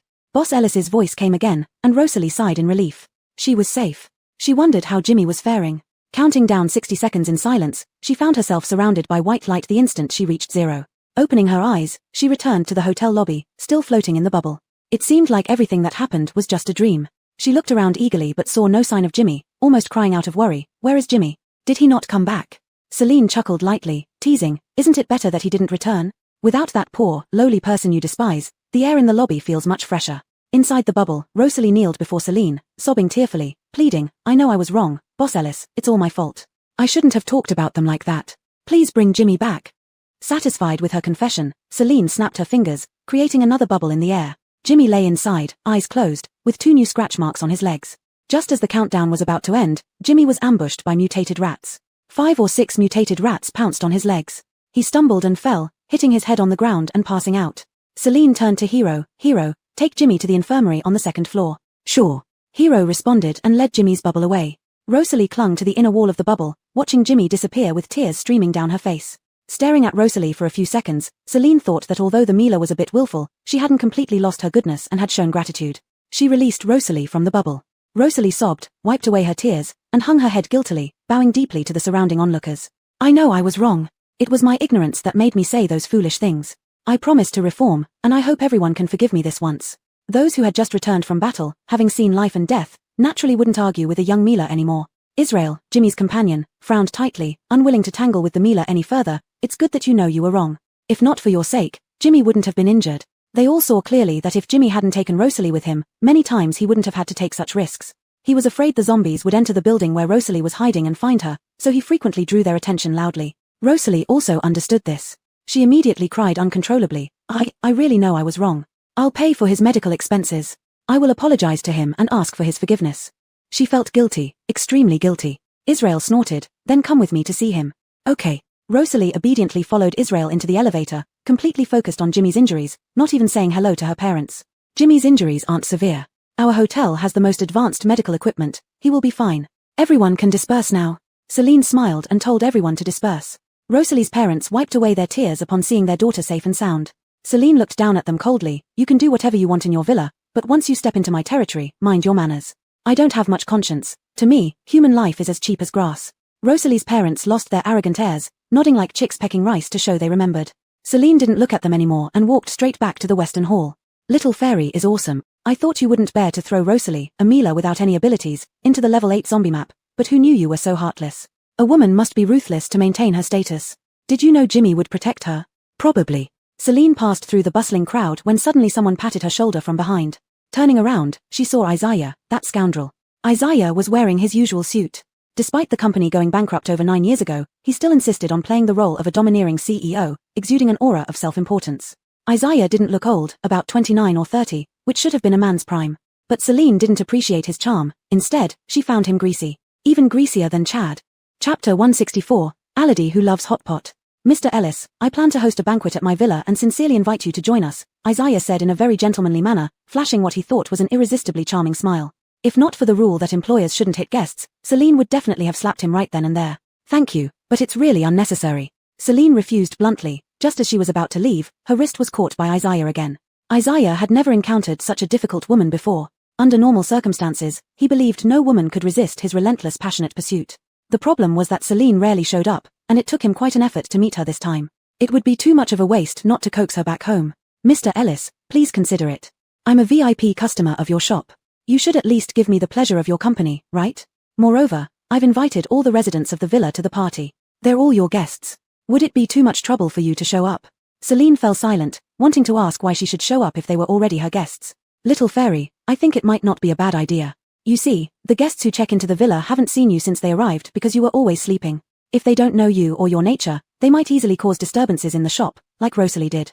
Rather than that, you could take this opportunity to emphasize the rules of our store and save yourself a lot of trouble. I won't go. She was talking to Caden, but also to Isaiah. Keeping her smile, she looked at Isaiah politely yet distantly and said, Mr. Liu, I'm quite busy and really can't spare the time to join your games. I wish you success with your party. Celine lived in a very Buddhist way. She got along more with people she liked and gave absolutely no face to those she didn't. Especially now, as the owner of Magic Fairy Castle with absolute control over the establishment, why would she need to give face to a guest who wasn't important? What kind of international joke is this? If she went to the party and got acquainted with the group living in the villa, what if those rich people assumed she stood on their side, flattered them, and liked bullying others in the hotel even more? For whatever reason, she could not possibly agree to Isaiah's invitation. A trace of impatience flickered in Isaiah's eyes. No woman had ever dared to treat him like this. He'd invited her multiple times, and she still refused him. Please leave, Celine saw through Isaiah's thoughts and said with a faint smile, Mr. Liu, I wish you a pleasant stay at our place. Any inappropriate thoughts you have should be dismissed as soon as possible. Isaiah's plan failed and he lost face, so he stormed off in anger. Celine was about to return to the West Hall when she saw Camden, who previously regretted not buying the villa and was now staying in a luxury suite. And his heavily pregnant wife. Honey, you're 6 months pregnant now. Please curb your cravings for a while and eat less hot pot. Camden frowned gently and tried to persuade her in a warm but helpless tone. They had already done a prenatal checkup on the second floor's medical room upon arrival, and the baby was healthy. However, due to long-term malnutrition, she needed extra nourishment. He originally wanted to take his wife to the tea house for a meal, ordering some soup for her each day to strengthen her health. But she insisted on having hot pot instead. Can't I even have a little hot pot after being pregnant for 6 months? Aladi complained, clearly taking advantage of her pregnancy to act willfully. Camden sighed slightly, afraid to say much more. Eat it if you want, but you still need to drink a few bowls of chicken soup every day, alright? Aladi pouted, that depends on whether we can get it or not. Look at how crowded the tea house is every day. Now there are even more guests, and we may not even get served before closing time. She touched her big belly and murmured a few words in complaint, then raised her eyes and saw a pretty young lady standing nearby, smiling warmly at them. Aladi stared dumbfounded. Hey, isn't that Miss Ellis? Camden also looked over and indeed saw Boss Ellis standing near the elevator, smiling at them. Let's go greet her. Supporting his wife, he greeted Celine cheerfully. Boss Ellis, why haven't we seen you these past few days? I've been in my room, Celine replied gently, glancing at the pregnant woman beside him. So this is Aladi. Have you been comfortable in the suite these past few days? Very comfortable. Your hygiene is great, the beds are soft, and there's water and electricity. It couldn't be more comfortable. Aladi beamed, supporting her belly, her eyes glowing with happiness. She had once worried a lot about the lack of water, electricity, and food in the apocalypse, wondering how they'd manage after the baby was born. Now that they had come to Magic Fairy Castle, they lacked nothing, and there was even an advanced medical room. There was no longer any need to worry about the child suffering after birth. Good to hear you're comfortable.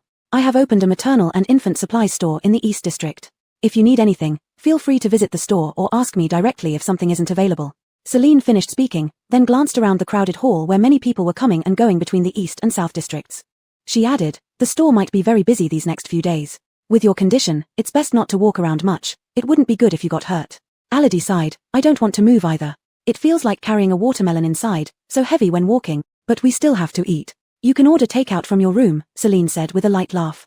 All ingredients are fresh, and you don't need to worry about hygiene issues. Camden was taken aback.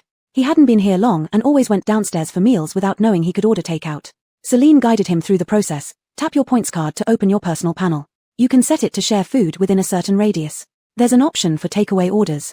Following her instructions, Camden was stunned when he saw the takeaway page. All the dining stores in the South District were available for takeaway, except the buffet restaurant. This included the tea house's stewed soups and his wife's favorite hot pot. Being able to order hot pot as takeaway was the most unexpected surprise for him. It happened that he hadn't had any stew yet today, so Camden bid farewell to Celine and hurried back to their room with his wife to give it a try. Celine called Hero and returned to her room to continue watching TV. Not long after, Aiding knocked on the glass door of the terrace. She went over and opened it. Aiding bowed and said, Boss, I've found that the seaside area's forest is more suitable for planting Jashian grass than the rose garden. If we plant it in the seaside area, it should significantly accelerate the growth of the Jashian grass. Celine raised an eyebrow slightly. Liu, did you hear that? Hearing it won't help. You need to upgrade the hotel and develop the seaside area. Grady wasn't happy. During this time, the host had earned lots of gold, jewelry, and points but didn't spend any on KPIs for her. She refused to work for free. Chapter 165, Hero's New Clothes. Celine thought carefully. She had indeed been a bit harsh on Caden recently. Although she hadn't left her room for days, in reality, even if she feasted every day, it wouldn't consume much of her points. As a billionaire, she should be nicer to Caden who had accompanied her for 37 years. It was time to treat him when things go well. Caden, don't worry, I'll send you KPI right now. Celine asked Reed to return to the rose garden to continue tending to the fairy grass. She sat back on the sofa and opened them all. It had been a long time since she bought new clothes. Although there were many dresses in her wardrobe, they were all ultra-elegant gowns from other worlds that weren't suitable for daily wear. Besides, the masks and skincare products she previously bought were almost finished. Today, Miss Ellis would boost Caden's sales figures. First, an 18,888-point set of skincare, a box of 6,000-point masks, buy. A 632-point foundation, buy. A 450-point lipstick, buy. A 7,230-point dress, buy. A 520-point pair of earrings, buy. A 4,800-point pair of high heels, buy. The red polka dot shirt looked nice, the high-waisted flared jeans were slimming, the body-hugging short skirt was sexy, and the casual suit was elegant. All must be bought. A total of 178,220 points spent. For Celine, this was just a drop in the ocean, but for Caden, he was touched to tears. The points earned from upgrading the hotel could only be called wages, only the personal consumption by Celine in the mall truly counted as profit. Host is amazing. You are the most beautiful and kind-hearted host I've ever met. No big deal. Celine proudly watched the shopping bags piled up in the room, losing interest in the TV drama. She started inviting Hero to unpack the packages. Considering that the employees in the hotel still wore various types of clothing, Celine decided to produce a batch of uniforms to standardize their outfits, making the hotel look more upscale. Since apart from human employee Alejandra and Hero who originally had no clothes, the rest of the employees' clothes were actually data. Therefore, Celine only needed to choose the styles and pay the points, leaving Caden to make the changes. How many employees do we have now? 33, 5 of whom have special clothing that cannot be changed. Additionally, the tea house has 10 waiters. TSK, the 5 she wanted to change the most couldn't be changed. The tea house servers already had uniformed attire, so no need to worry about them for now. She would change the others. She opened them all and picked 2 styles. White shirts with black trousers for men, and white shirts with black body-hugging skirts for women. Her precious one would always be special, so she selected 5 different styles of clothes for Hero. Hero, her obedient baby, didn't need to wear a uniform. She chose a professional suit for him. Aiden doesn't need a change. Sure, excluding the 5 special employees and Aiden and Hero, The clothing for 26 employees will be changed, totaling 52,000 points. The 5 pieces of clothing for Hero cost 16,000 points. Go ahead. Okay, a total of 68,000 points has been deducted from the public account. Hero's clothes and Alejandra's work uniform arrived instantly. Baby, come try on your clothes. Celine was even happier getting Hero's clothes than her own. Every time she saw Hero in clothes, she found it adorable. Hero obediently sat next to her, allowing her to direct as she tried on the clothes piece by piece. The first one was a yellow vacation-style shirt printed with oceans, beaches, and rows of coconut trees. Hero looked like a child wearing adult clothing, both clumsy and cute. The second one was a red short-sleeved shirt with a large heart printed on it, turning Bear Yarrow into Cupid. The third and fourth ones were black leather jackets over white t-shirts, giving off an air of a spoilt young master. Celine tried to put sunglasses on its ears, which took forever but ended up making her laugh. The last one was Celine's favorite, a cream yellow t-shirt covered with pictures of cakes and bubble tea, making the entire bear look even softer and cuter. Celine hugged and rubbed Hero, indulging in her cute torture fetish. After satisfying her impulse, she released Hero, send Alejandra's new uniform to her. Okay, Boss Rona. 1 week after leaving Fairy Castle, news finally came from Stefan. Stefan, little fairy, we've finally reached our destination and are busy setting up camp now. Tell you what, most of the zombies here are level 6, and our army swept through them completely. Celine chuckled lightly and replied, wrong idiom. Where did the thousands of troops come from? Celine, Omoto Darlau? How is everything? Stefan, everything's fine. When Omoto Darlau first joined us, many people didn't believe in his capabilities. General Kale arranged for him to spar with a few level 9 psychics, and none of them could defeat him. Instantly, he became our team's superstar. Everyone treats him with respect now, he's cooling off up in the tree right now. Iof, not that amazing, just used my head a bit more. Seeing Iof's sarcastic smile, Celine chuckled. Omoto Darlau was as cunning as ever. They chatted about interesting things that had happened these past few days, then Stefan was called away by Magnus. Stefan, you two keep chatting. I have to go to a meeting. Celine, your cards can directly teleport back to the hotel. If you get injured or encounter danger, make sure to escape immediately. Stefan, got it. Running away is what I do best. Iof, so worried about us? It seems Boss Ellis has developed a conscience recently. Celine rolled her eyes. Sometimes she really thought Iof had a sarcastic mouth on him, ruining that handsome face of his. Why couldn't he just be a cool and aloof hotshot without speaking? Celine, yeah, how could I live without you guys? If you don't come back, I'll just follow you. Iof couldn't help but laugh. This Mila was quite amusing. Ever since their trip to Jingcheng last time, she had become less high and mighty, 20-something years old but only 3 years old in heart. Superstar. Hearing the voice, Iof looked over to see a ponytailed Mila waving at him from under the tree. Superstar, General Kale wants you to attend the meeting too. Understood. Iof replied indifferently, his tone even. He exited the message box, leaned against the tree trunk, and jumped down lightly, like a bird gracefully flying through the air, agile and elegant. The ponytailed Mila watched him leave, admiration evident in her eyes. The superstar is so handsome. If this were peacetime, he would definitely be a big celebrity.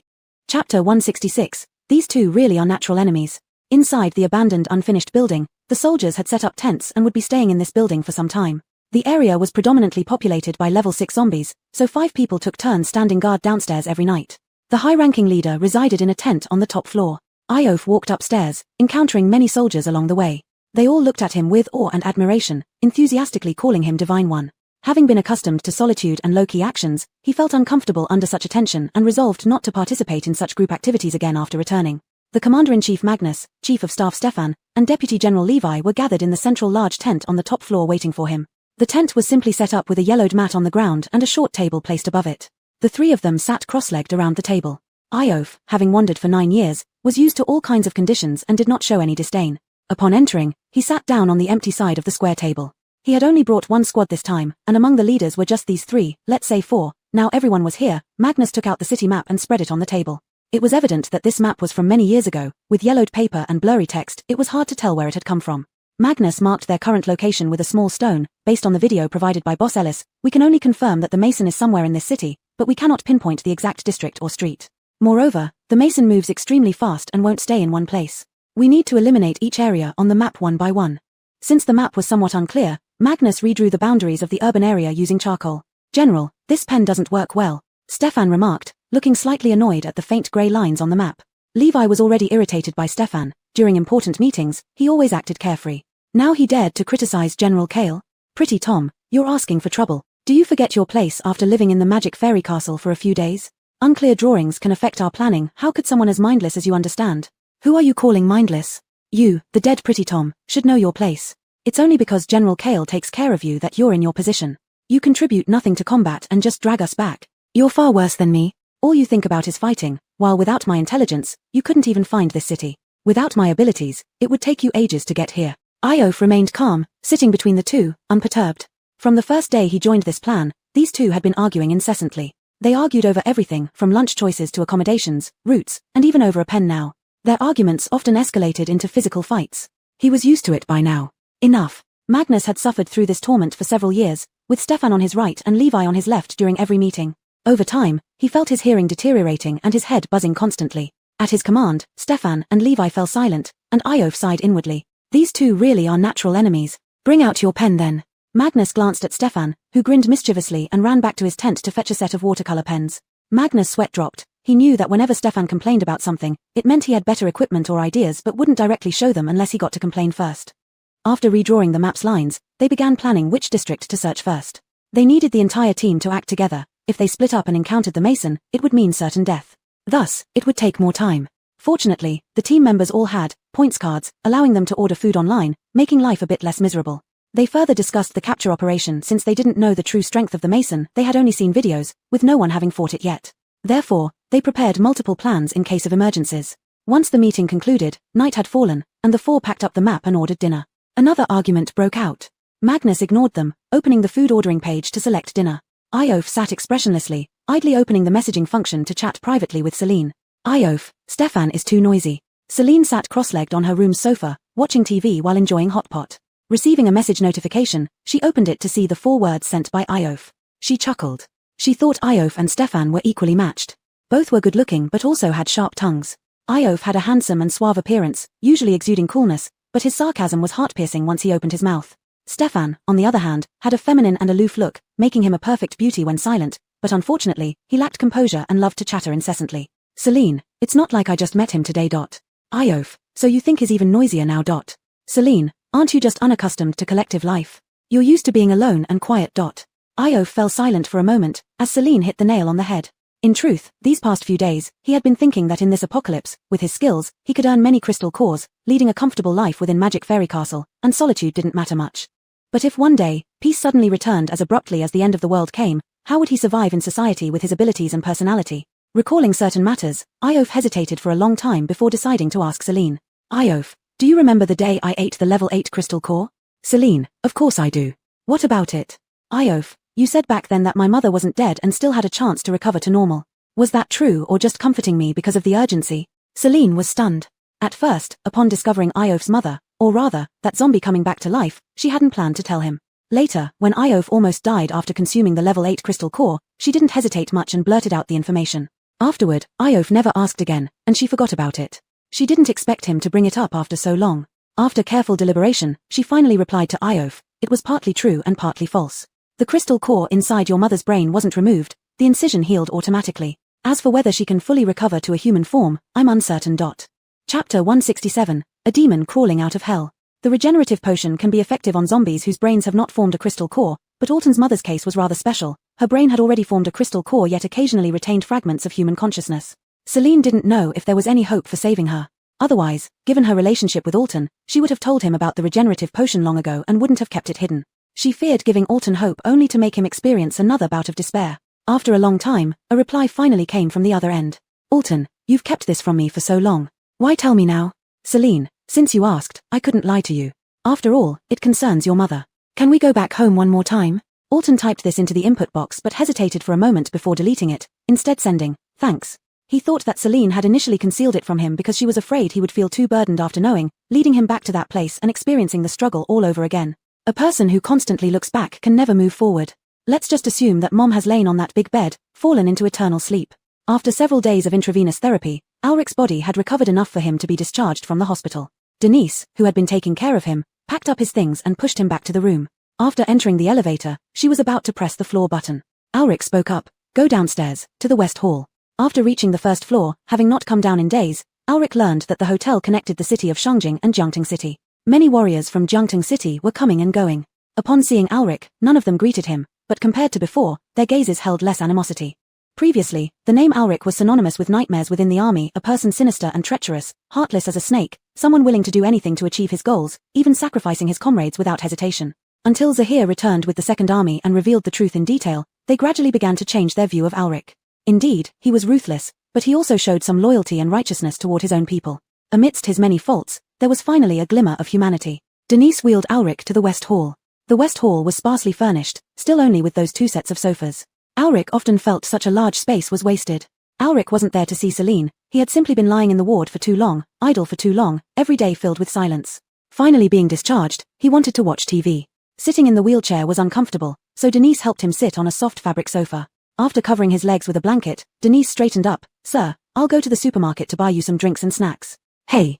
Alric stopped her, lowering his gaze in contemplation. "I want green bean pastries and pearl milk tea." Denise was taken aback but responded promptly and set off. Alric had never been fond of indulging in food or drink. After losing his legs, he seemed to have severed his emotions and desires, leaving only ambition, becoming like a demon crawling out of hell.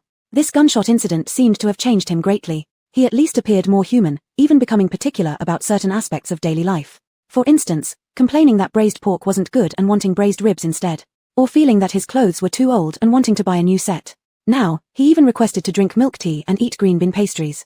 Denise didn't understand what transformation had occurred in his heart, but at least she felt that the current Alric lived more like a human being.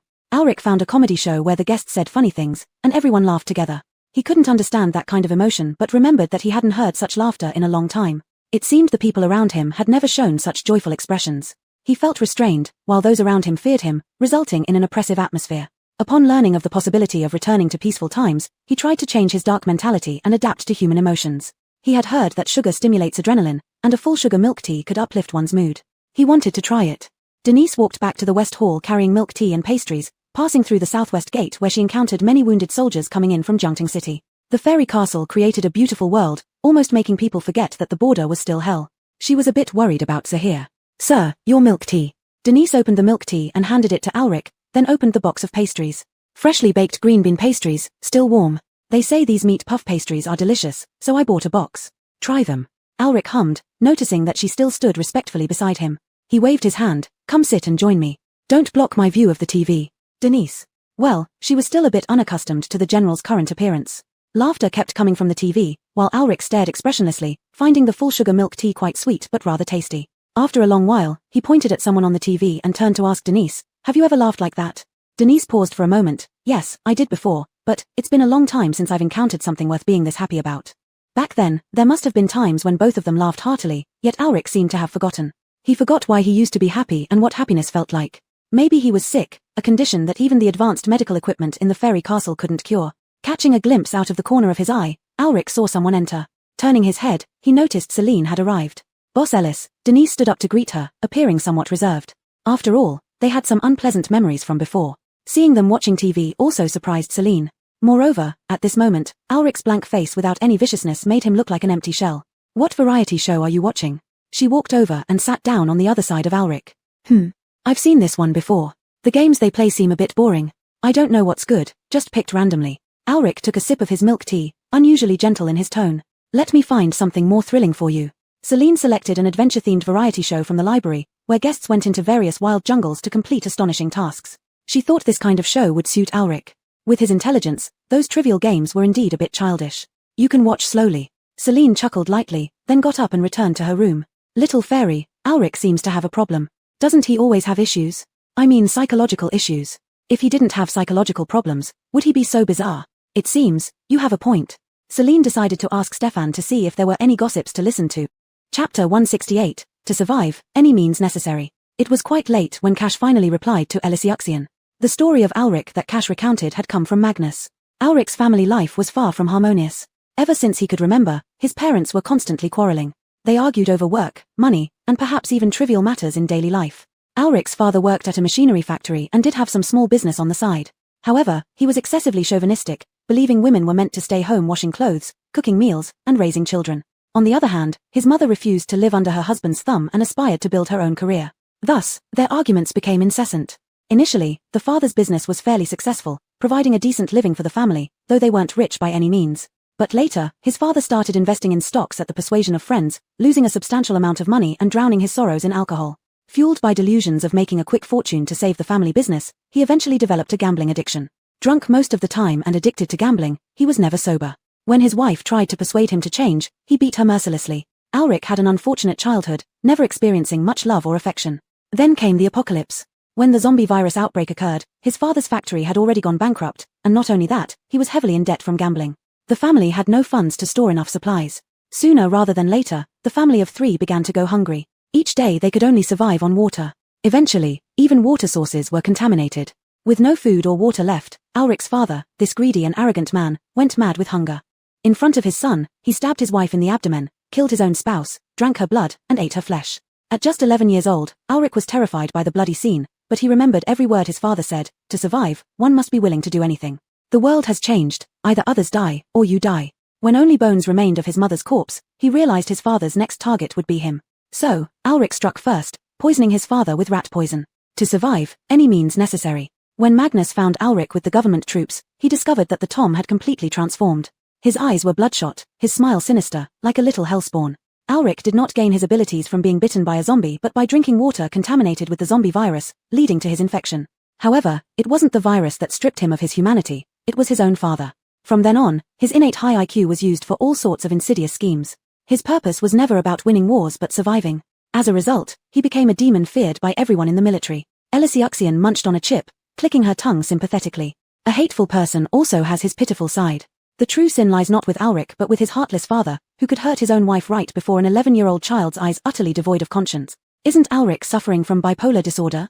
Who cares if it's emotional disorder or psychological disturbance? His uncle doesn't care, so why should I? She was merely bored and wanted to hear some gossip. Little did she expect such a heavy story. After finishing a bag of chips, Elysiuxian brushed off the crumbs and replied to Cash. Milton opened a clothing store. If you return alive, I'll get you 2 new outfits. Cash, really? You know me too well. I want those ethereal-looking clothes, something that makes me look like I'm walking down a runway. Ever since Omoto came, the Milas in the team can't stop looking at him dreamily. They're all obsessed with Yarrow now. He's hogging all my spotlight. Elysiuxian, don't you look at him dreamily too? Besides, you don't like Milas, so why compete with him? Cash, no way. Since he doesn't like me, I won't let anyone else like him either. Nobody gets to find love. Elysiuxian, only wish you luck.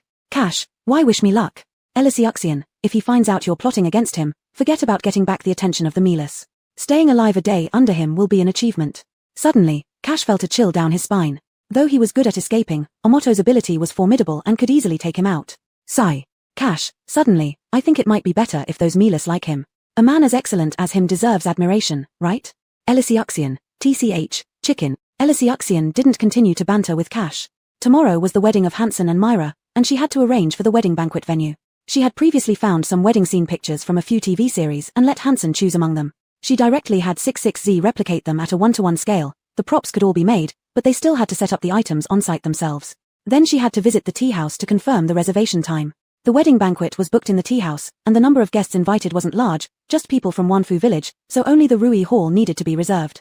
Tomorrow afternoon, the Rui Hall would be kept free for them to enter and decorate, like putting up a double happiness character or arranging balloons. Invitations also needed to be printed. Although the invited guests were all in Magic Fairy Castle, Hansen said that getting married is a lifelong event, and everything should be done perfectly. Hero delivered the blank invitations to Hansen, and when he returned, he held one invitation intended for Elysiuxian from Hansen. Inside it was written Boss Ellis. Elysiuxian put away the invitation and continued attending to other tasks. The wedding ceremony was set on the beach in the seaside district. A stage was erected here, with an archway made of white roses set on a T-shaped platform. Both sides were enclosed with flower stands, and dozens of acrylic chairs were placed below the stage. The swearing-in ceremony would start at 4 in the afternoon and last for an hour.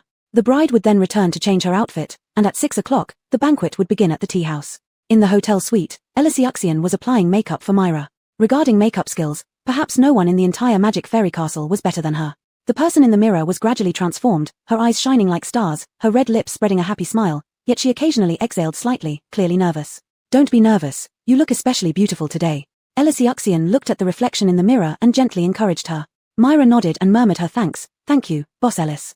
If it weren't for your help, this wedding definitely wouldn't happen. And now you're even helping me with my makeup. How is this hard work? You're having your wedding in my hotel, marrying out of my hotel, and I must come to share in your happiness. Elysiuxian put down the eyeliner pencil, admiring her work with satisfaction. All done, truly beautiful. Chapter 169, Wedding. The wedding ceremony began. There was no master of ceremonies available, and Aaron was originally supposed to take on the role, but since Aaron had to handle hotel affairs, Celine stepped in. To avoid stealing the spotlight from the bride, Celine wore a pink casual suit and started reciting a long speech. When she said it was time for the bride to enter, Hansen beside her adjusted his suit, looking exceptionally solemn. The wedding march played as Myra, wearing a white strapless wedding dress with a 2-meter train, wearing a veil and holding a bouquet, slowly walked onto the stage. Margot led her through the flower gate, sending her into the next chapter of her life. Hansen took his bride's hand from Margot, gazing at Myra's beautiful face. He got so moved that tears welled up in his eyes. He finally married the Mila he loved. After the usual vows, they exchanged rings, the groom kissed the bride, and the ceremony was complete. Hansen greeted the guests along with his brothers at the tea house for dinner, while his mother took Myra back to the room to change into more convenient clothes for the toasts. Celine had nothing left to do. She instructed Hero to clean up and went back to her room to lounge. Boss Ellis, join us. You've already been invited. Not coming would be impolite. Ruby and Cyrus stopped Boss Ellis when they saw her trying to leave, dragging her to the tea house for dinner. Celine, seeing there was no way out, decided to just join the banquet. Myra returned wearing an elegant and slim pink dress, making her movements much easier than in the heavy train of her wedding gown. Just as the feast started, Rosalie barged in with Evan. Everyone present looked at this arrogant young lady and were bewildered. They still remembered how this young lady had insulted them venomously when they checked in. Evan placed the wooden box he was carrying heavily on the ground, and Rosalie huffed coldly, saying, "I was wrong before. This box of red wine is my apology, wishing you a happy marriage." Everyone stared at this stubborn young lady for a few seconds, then suddenly burst into laughter. Hansen welcomed her, smiling, "Thank you for the red wine. Consider it your gift. Please sit down and join us." Rosalie pouted, "I won't eat with you. I'm going home." Saying that, she turned and ran off, with Evan hurriedly chasing after her. Celine smiled softly, thinking this young lady must have changed after her ordeal. Soon, a server pushed in a 3-tier fruitcake with 8 words written on top: "Happy marriage, eternal unity." Hansen and Myra were both startled. They hadn't ordered any cake today. Who could have sent this? Celine stood up and walked to the trolley, smiling at them. "This is Magic Fairy Castle's blessing for your new marital bliss, a small token of goodwill, wishing you a long and happy marriage." Boss Ellis, this is too much. Myra felt overwhelmed with gratitude. Boss Ellis had helped them a lot with the wedding preparations, now even giving them such a large cake. She really felt indebted. "This is a gift from Magic Fairy Castle to you both. Since you held your wedding here, I must show some respect as the owner." Celine knew that doing business required sincerity. Offering a little gift would make the guests happy, thus benefiting the hotel's business. "Thank you, Boss Ellis." Hansen happily accepted the gift. Who wouldn't want to receive blessings on their joyous day? The guests happily toasted the newlyweds. Celine ate a little, drank a couple of cups of wine, then left early. "Nora, they seem to be having a great time. Why are you leaving so early to go back to an empty room?" "I'm an outsider, just showing my face symbolically is enough. The ones staying until the end are family. It wouldn't be appropriate for me to stay." The longer she stayed, the more conversations she would have, leading to closer relationships. Apart from Iof and Stefan, she didn't want to become too familiar with other guests. Getting attached to more people would only make it harder for her to leave this world in the future. Caden sighed, though it didn't have a mouth, feeling more guilty for mistakenly bringing Celine to this world. Originally, she could have finished all tasks without any lingering feelings, earned money, and gone back to treat her mother. But due to the error, she found herself experiencing loneliness amidst the festivities.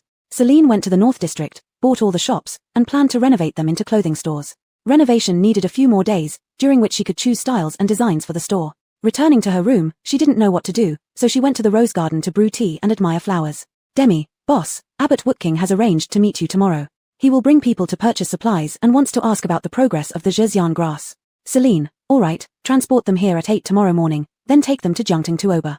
Demi, "Okay." The next morning, after Celine got up, washed up, and dressed, she wore a new outfit. A red polka dot shirt paired with high-waisted wide-leg jeans, and a pair of beige gingham high heels. Her hair was curled into big waves, giving her an Hong Kong-style vibe. Abbot Woodking was waiting for her at the tea table in the Western Hall, while Achilles was watching TV on the soft sofa early in the morning. However, the Western Hall was quite large, so as long as they didn't speak loudly, they wouldn't hear each other. Besides, Achilles was already engrossed in a survival reality show on TV. "Abbot, it's been a while." Celine sat down in the main seat and started boiling water to make tea. Woodking raised his hand slightly, speaking in a gentle tone. "Ms. Ellis, there's no need for the trouble, I'll just chat briefly and leave. Since you're already here, why not enjoy a cup of hot tea?" Celine rinsed the teacup and placed the tea leaves, looking up at Woodking while waiting for the water to boil. "You came today to talk about the Zhejiang grass." "Mainly to thank you." Woodking nodded respectfully. "During this period, you've sent a lot of fruits to Zhongguang Temple, and I should come personally to express my gratitude. The temple had many injured, and everyone else was malnourished. The fruits Celine sent regularly provided plenty of vitamins, improving everyone's health and accelerating the recovery of the wounded." Celine chuckled. "There's no need to thank me. The fruits would have rotted if left unsold. I'm just doing a favor." The water boiled, and Celine made tea, pouring a cup for Woodking, then continued. "The Zhejiang grass is almost ready, but the first batch is small. When it's ready, I'll have Demi deliver it directly to you." "Thank you, your compassion will be rewarded by Buddha." "Who said anything about compassion? I'm just running a business." After setting up the camp, Demi transported mutated beasts from the battlefield daily, significantly improving Zhongguang Temple's economic situation. They bought a lot of supplies this time, including food, water, and some medicines. While Demi went to Jiangtang Tuoba, Woodking chatted with Celine in the Western Hall for nearly an hour. After others finished buying supplies, Celine opened a light portal to send them back. As soon as the light portal closed, Hero rushed in saying something happened on the central island. When Celine arrived at the central island, a crowd gathered around the beach rocks, discussing something intensely. Boss Ellis is here, Ian shouted when he saw her approaching, causing the crowd to disperse a bit. What happened? Celine walked over. Hero only mentioned that someone was found, without details. On the beach, a woman lay soaking wet, covered by a coat that looked like Isaiah's. She was pale, with fine features and fair skin. Celine felt she looked familiar but couldn't recall where they had met. Chapter 170, The Woman Drifting from the Sea. Boss Ellis, I thought it was safe around here, so I decided to go for a swim. But then I saw something drifting over and realized it was a woman when I got closer, Elise said beside him, wrapped in a towel. Isaiah also chimed in. I happened to pass by and called out. Is she still breathing? Asked Celine. No signs of life, but she doesn't look like she's been dead long. With a sudden corpse appearing here and us unsure what to do, we called you over, Isaiah explained. Celine walked up to the woman and felt for her pulse at the neck, confirming no heartbeat. 6. Scan her. Understood. Alexis Z directly deducted points from Celine's shared account, converting them into energy for himself, and scanned the woman on the ground. Scan complete. Vital signs detected. Preliminary diagnosis suggests choking due to throat obstruction. Celine hurriedly shouted for Hero. Hero, take her to the medical room. Hero waddled over quickly with his belly padding and carried the woman away, disappearing from everyone's sight in the next second. The guests were all bewildered, not quite grasping what had just transpired. Why would a woman suddenly drift to Morshen Castle? Celine sincerely apologized to everyone. I'm very sorry for causing panic. The seaside area is not within the sealed zones of Morshen Castle, and the protective shield only covers the central island and the beach. I advise everyone not to swim casually. As for the identity of this woman, I am unclear, but I will inform you once the investigation is complete. Isaiah frowned and asked worriedly, the woman didn't die, right? Yes, timely medical attention should save her.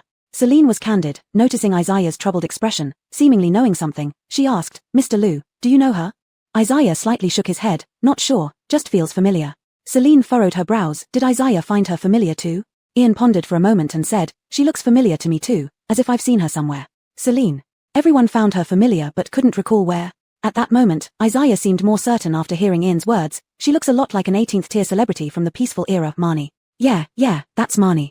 However, every time Marnie appeared on TV, she wore makeup, so she only looks similar but not confirmed, Ian added. According to what Isaiah mentioned, his family used to own many bars, and he associated mostly with wealthy second-generation youths who frequented bars often. These young rich loved calling models or minor celebrities to play, exchanging resources for their company, often involving unsavory activities. Marnie attended one such occasion. He usually didn't pay much attention to these models or minor celebrities, easily forgetting them after meeting. But that incident was too outrageous. Back then, Marnie was new to the industry, perhaps around 20 years old, innocent and naive. She thought it was just about drinking with some bosses but didn't expect those men to touch her inappropriately. She refused out of fear and accidentally knocked over 2 bottles of imported liquor while getting up, creating an unpleasant scene. Several rich second-generation youths slapped her and one forcibly took her away. He was on the phone outside the private room, seeing that rich youth dragging Marnie away angrily. After hanging up, he went in to ask others what had happened.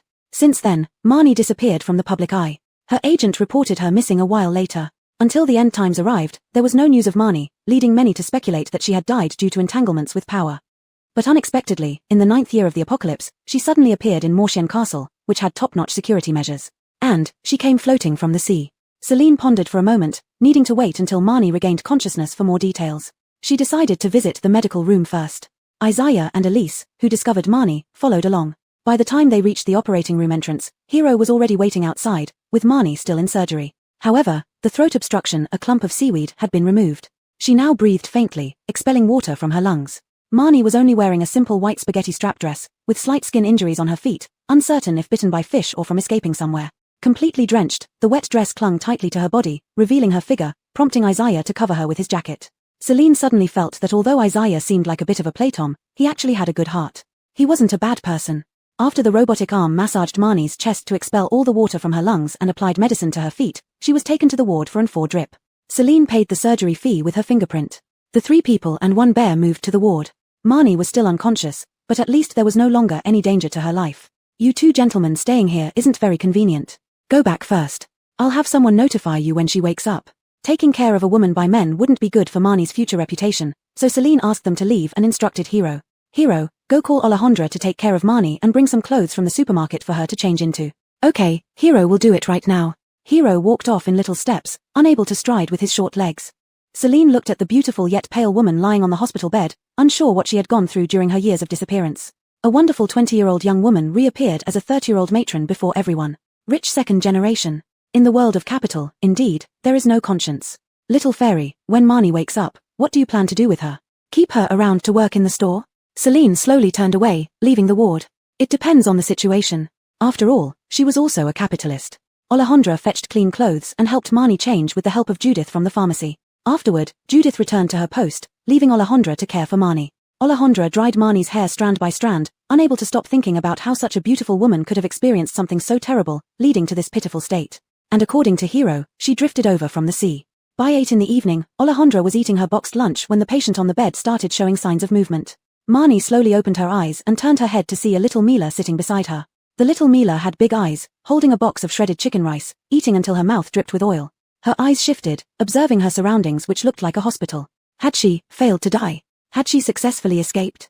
After finishing her meal, Alejandra threw the box into the trash and noticed Marnie had woken up. She quickly wiped her mouth and asked worriedly, Sister Marnie, you're awake? Are you feeling unwell anywhere? Do you want some water? Are you hungry? Having finally escaped, Marnie felt a lump in her throat, tears rolling down her cheeks. She wiped her tears and looked at the little Mila beside her. Little one, is this a hospital? Sister, this isn't a hospital, it's Mortian Castle. Wait a moment, I'll go call the boss over. After saying this, the little Mila ran off, and Marnie was once again dazed. This isn't a hospital. What's Mortian Castle? Such a flashy name sounded a bit like a place conducting illegitimate business. Could it be that after escaping one abyss, she had jumped into another? Chapter 171, The Imprisoned Canary. Soon, the young Mila returned with a beautiful and graceful woman. The woman had an excellent demeanor, not resembling someone who would be involved in such business. Miss Marnie, hello. I'm the owner of Magic Fairy Castle, my surname is Ellis. Marnie stared blankly at Boss Ellis. The latter's smile was gentle, but her eyes sparkled shrewdly, much like her former agent Clara. She took off her respirator as Alejandra adjusted the bed for her. Boss Ellis, where are we? My hotel, Celine smiled, then continued, this is the medical room of the hotel. You drifted to our villa area from the sea and were discovered by one of our guests, who brought you here for emergency care. Marnie felt her nose tingling with acidity, her mouth puckering up as she couldn't help but cry again.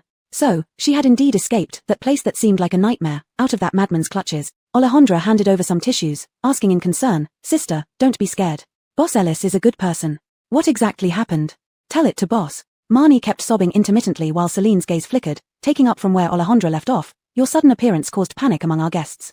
I need to know all the details to provide an explanation to them. Marnie wiped her tears dry, sniffled, and pondered for a long time, unsure where to start this story. At this moment, Nash came in with Isaiah. Isaiah was carrying a bowl of porridge for Marnie. He placed the porridge on the bedside table and squatted beside the bed, looking at Marnie worriedly. He asked, Miss Marnie, do you remember me? Marnie scrutinized Isaiah for a few seconds, quickly recognizing him. Isaiah's appearance hadn't changed much from back then, only that he now looked more mature. She nodded, somewhat excited to see Isaiah. You were the only Tom who stood up for me back then. At that time, those pampered rich kids forced her to drink liquor, and she couldn't refuse, so she endured 2 cups. The quiet Tom in the corner never approached any Milas to play or drink, so she instinctively sought help through her eyes. Unexpectedly, the Tom spoke up for her. If she can't drink, just let it be. You should have some limits. If trouble occurs, it won't be easy to clean up. She was very grateful.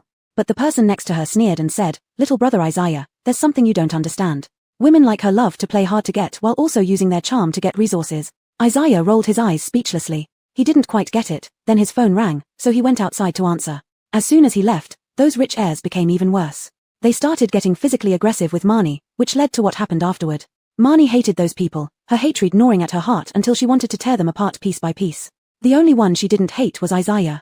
After 10 years, in a strange place, just when she found new life, meeting Isaiah again filled Marnie with happiness.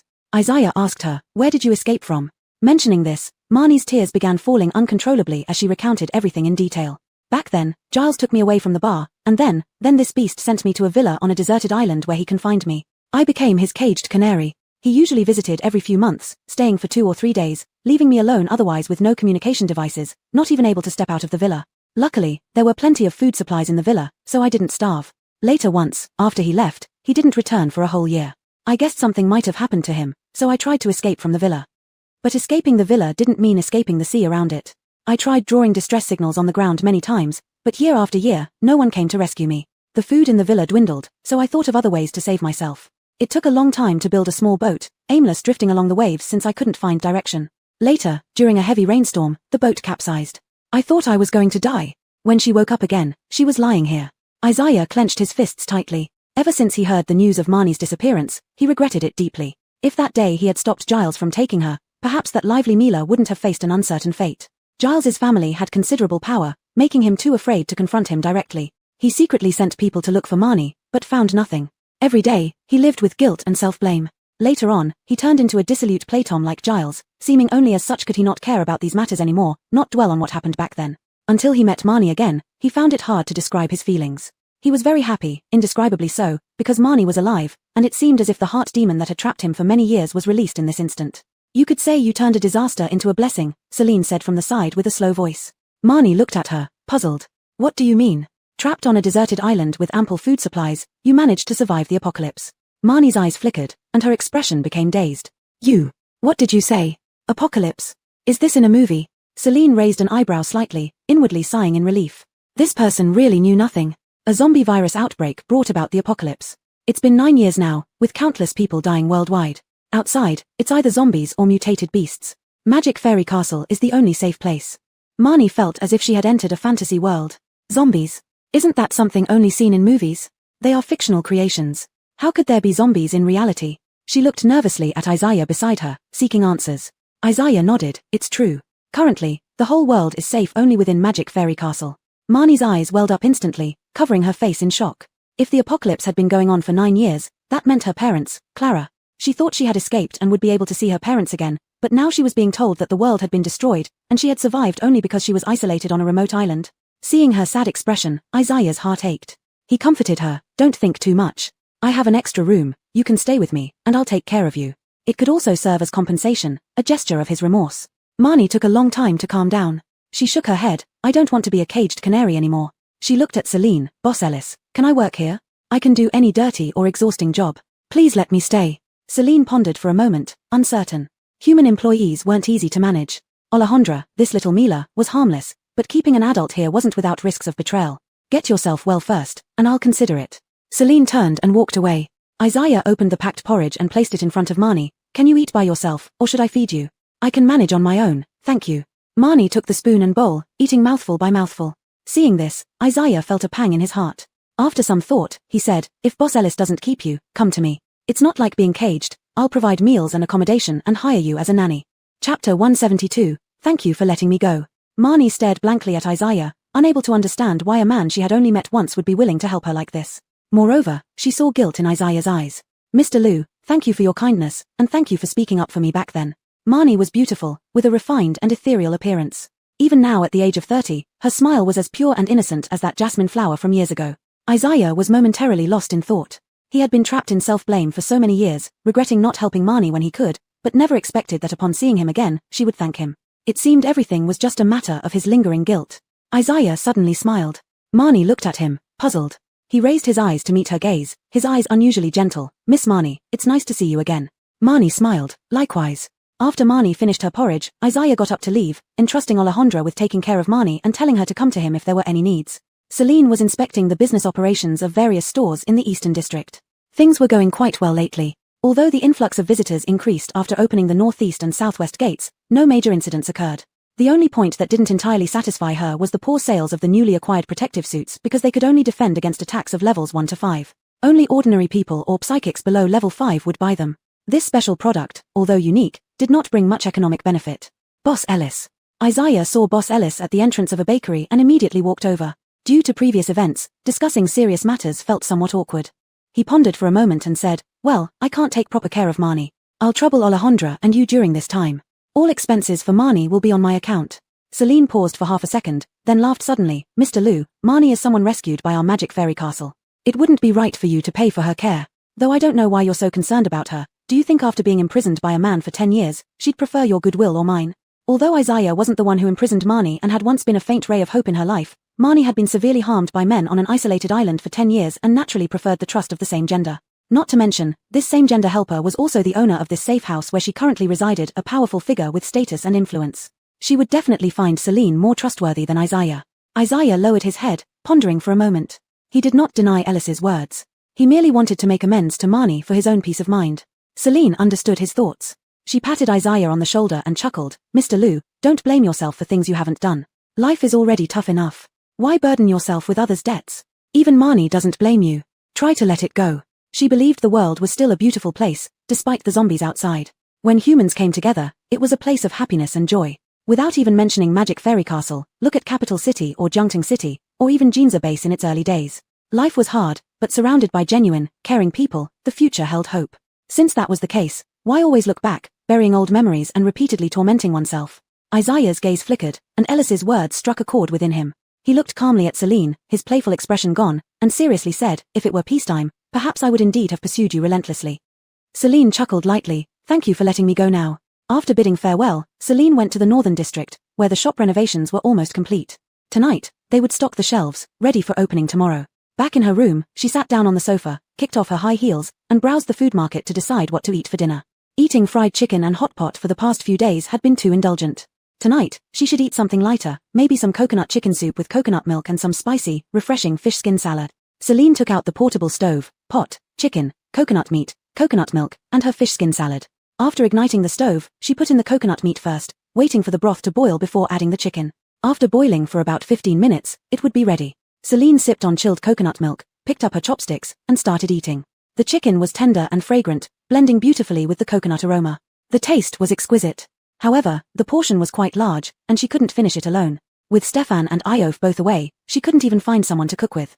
"Little fairy, have you decided how to settle Marnie?" Caden didn't believe that the host would really kick Marnie out and leave her homeless. Based on its understanding of Celine, there was an 80% chance that Celine would keep Marnie.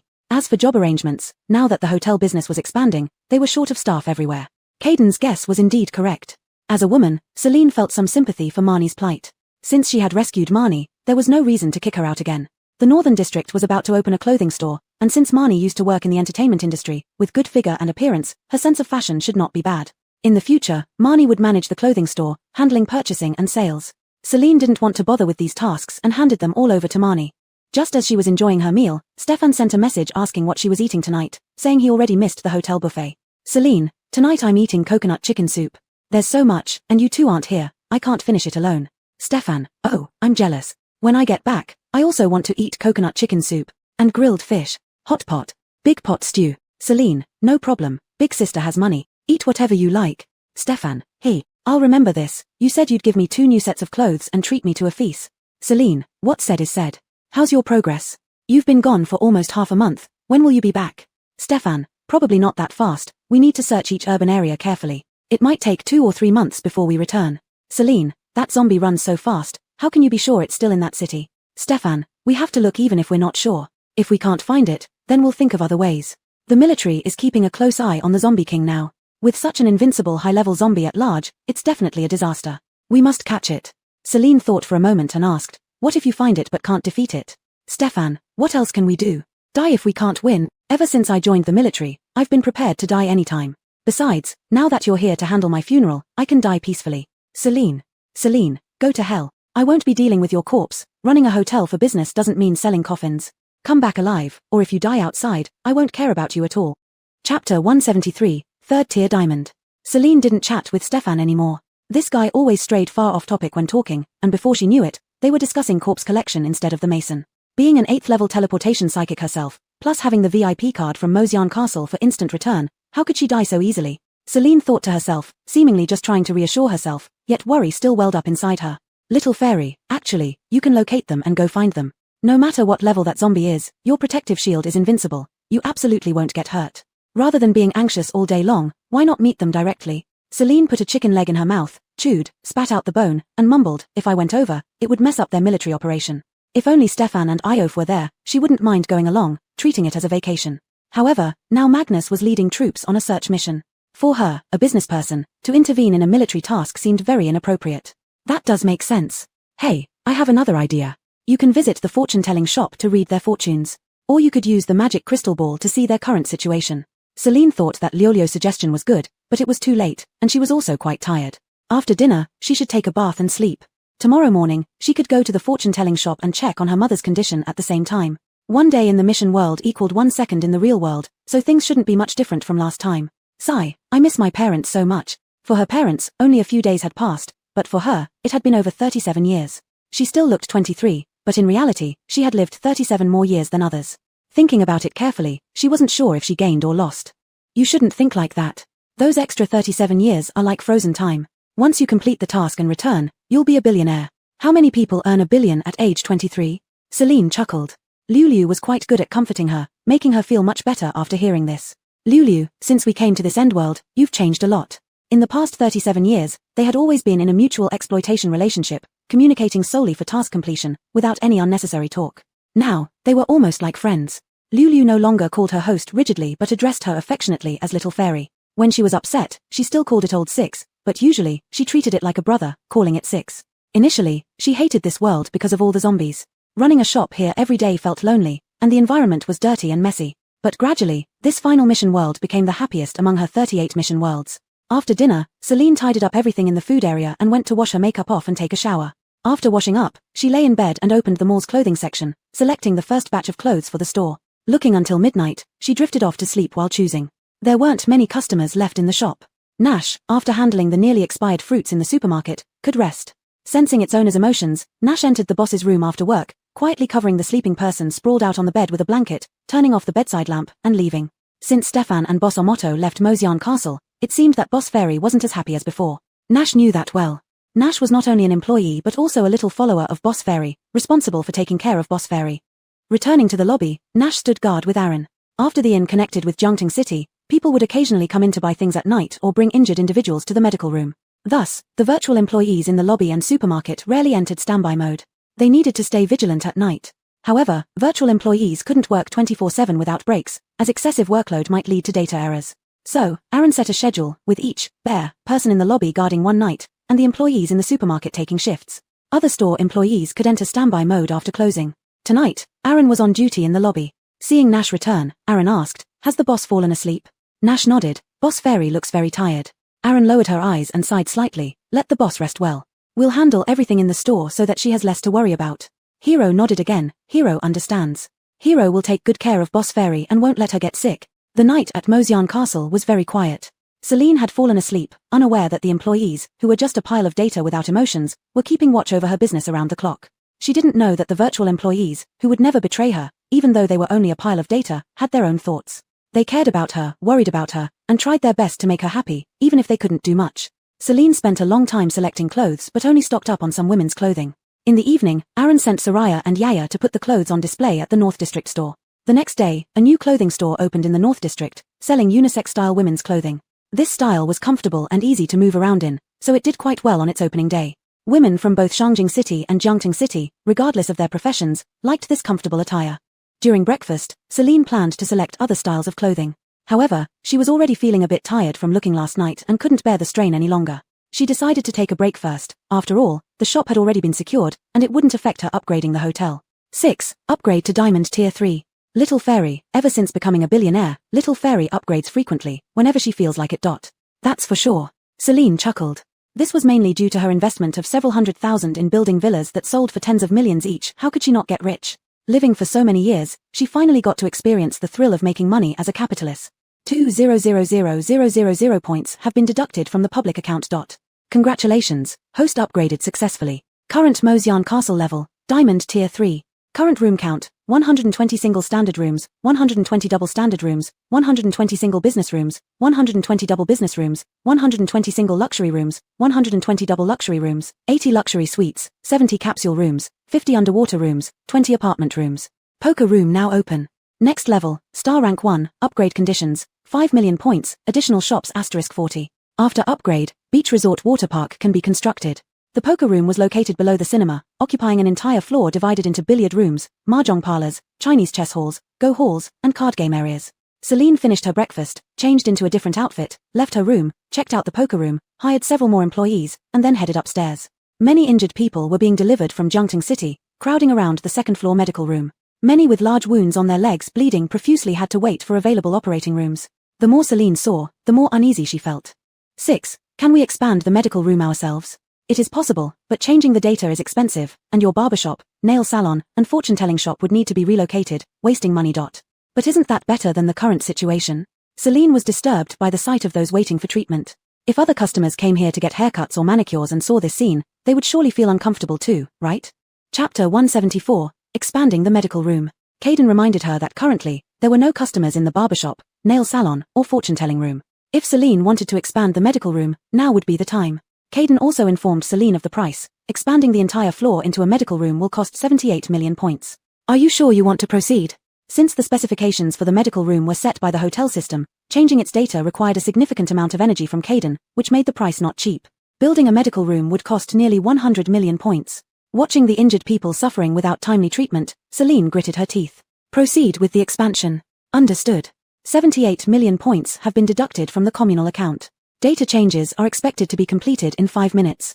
Instantly, the barbershop, nail salon, and fortune-telling room vanished, leaving only an empty space. Brooke walked up to Celine and bowed respectfully. Boss, what's my next task? Celine glanced at her and said, come with me, let's move the fortune-telling room to the East District. Okay. As an employee, Brooke had no objections and followed the boss downstairs. Celine leased 3 more shops in the East District, spending a little money to speed up the renovation and reopened the 3 shops that had just been moved. She asked Aaron to announce the relocation of these 3 shops over the intercom. After the fortune-telling room was reopened, she took the opportunity to do a reading.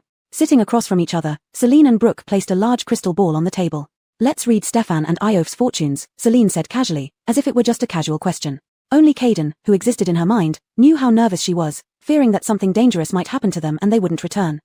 Sure. Brooke shuffled the tarot cards and then spread them out in front of Celine. Please choose 3 cards. Taking a deep breath, Celine picked 3 cards based on her intuition. After looking at the cards, Brooke said calmly, there's no need for you to worry too much, boss. Although their journey is quite perilous, and they may not get the desired outcome, they won't lose their lives. Celine heaved a sigh of relief but stubbornly said, who cares about them? I was just asking out of boredom. Caden. Even if Nora died and was cremated, her bones turned to ash, she would still be stubborn. Through the crystal ball, Celine saw the current situation of Stefan and Iof. They were still searching for the Zombie King's trail, occasionally encountering 1 or 2 level 6 zombies, which they easily dispatched. Iof was as agile as ever, his movements elegant when killing zombies, almost like dancing. His new dagger was very sharp, flashing cold light with every motion. So cool. Celine still enjoyed watching handsome men. She hadn't admired Iof's looks like this for a long time.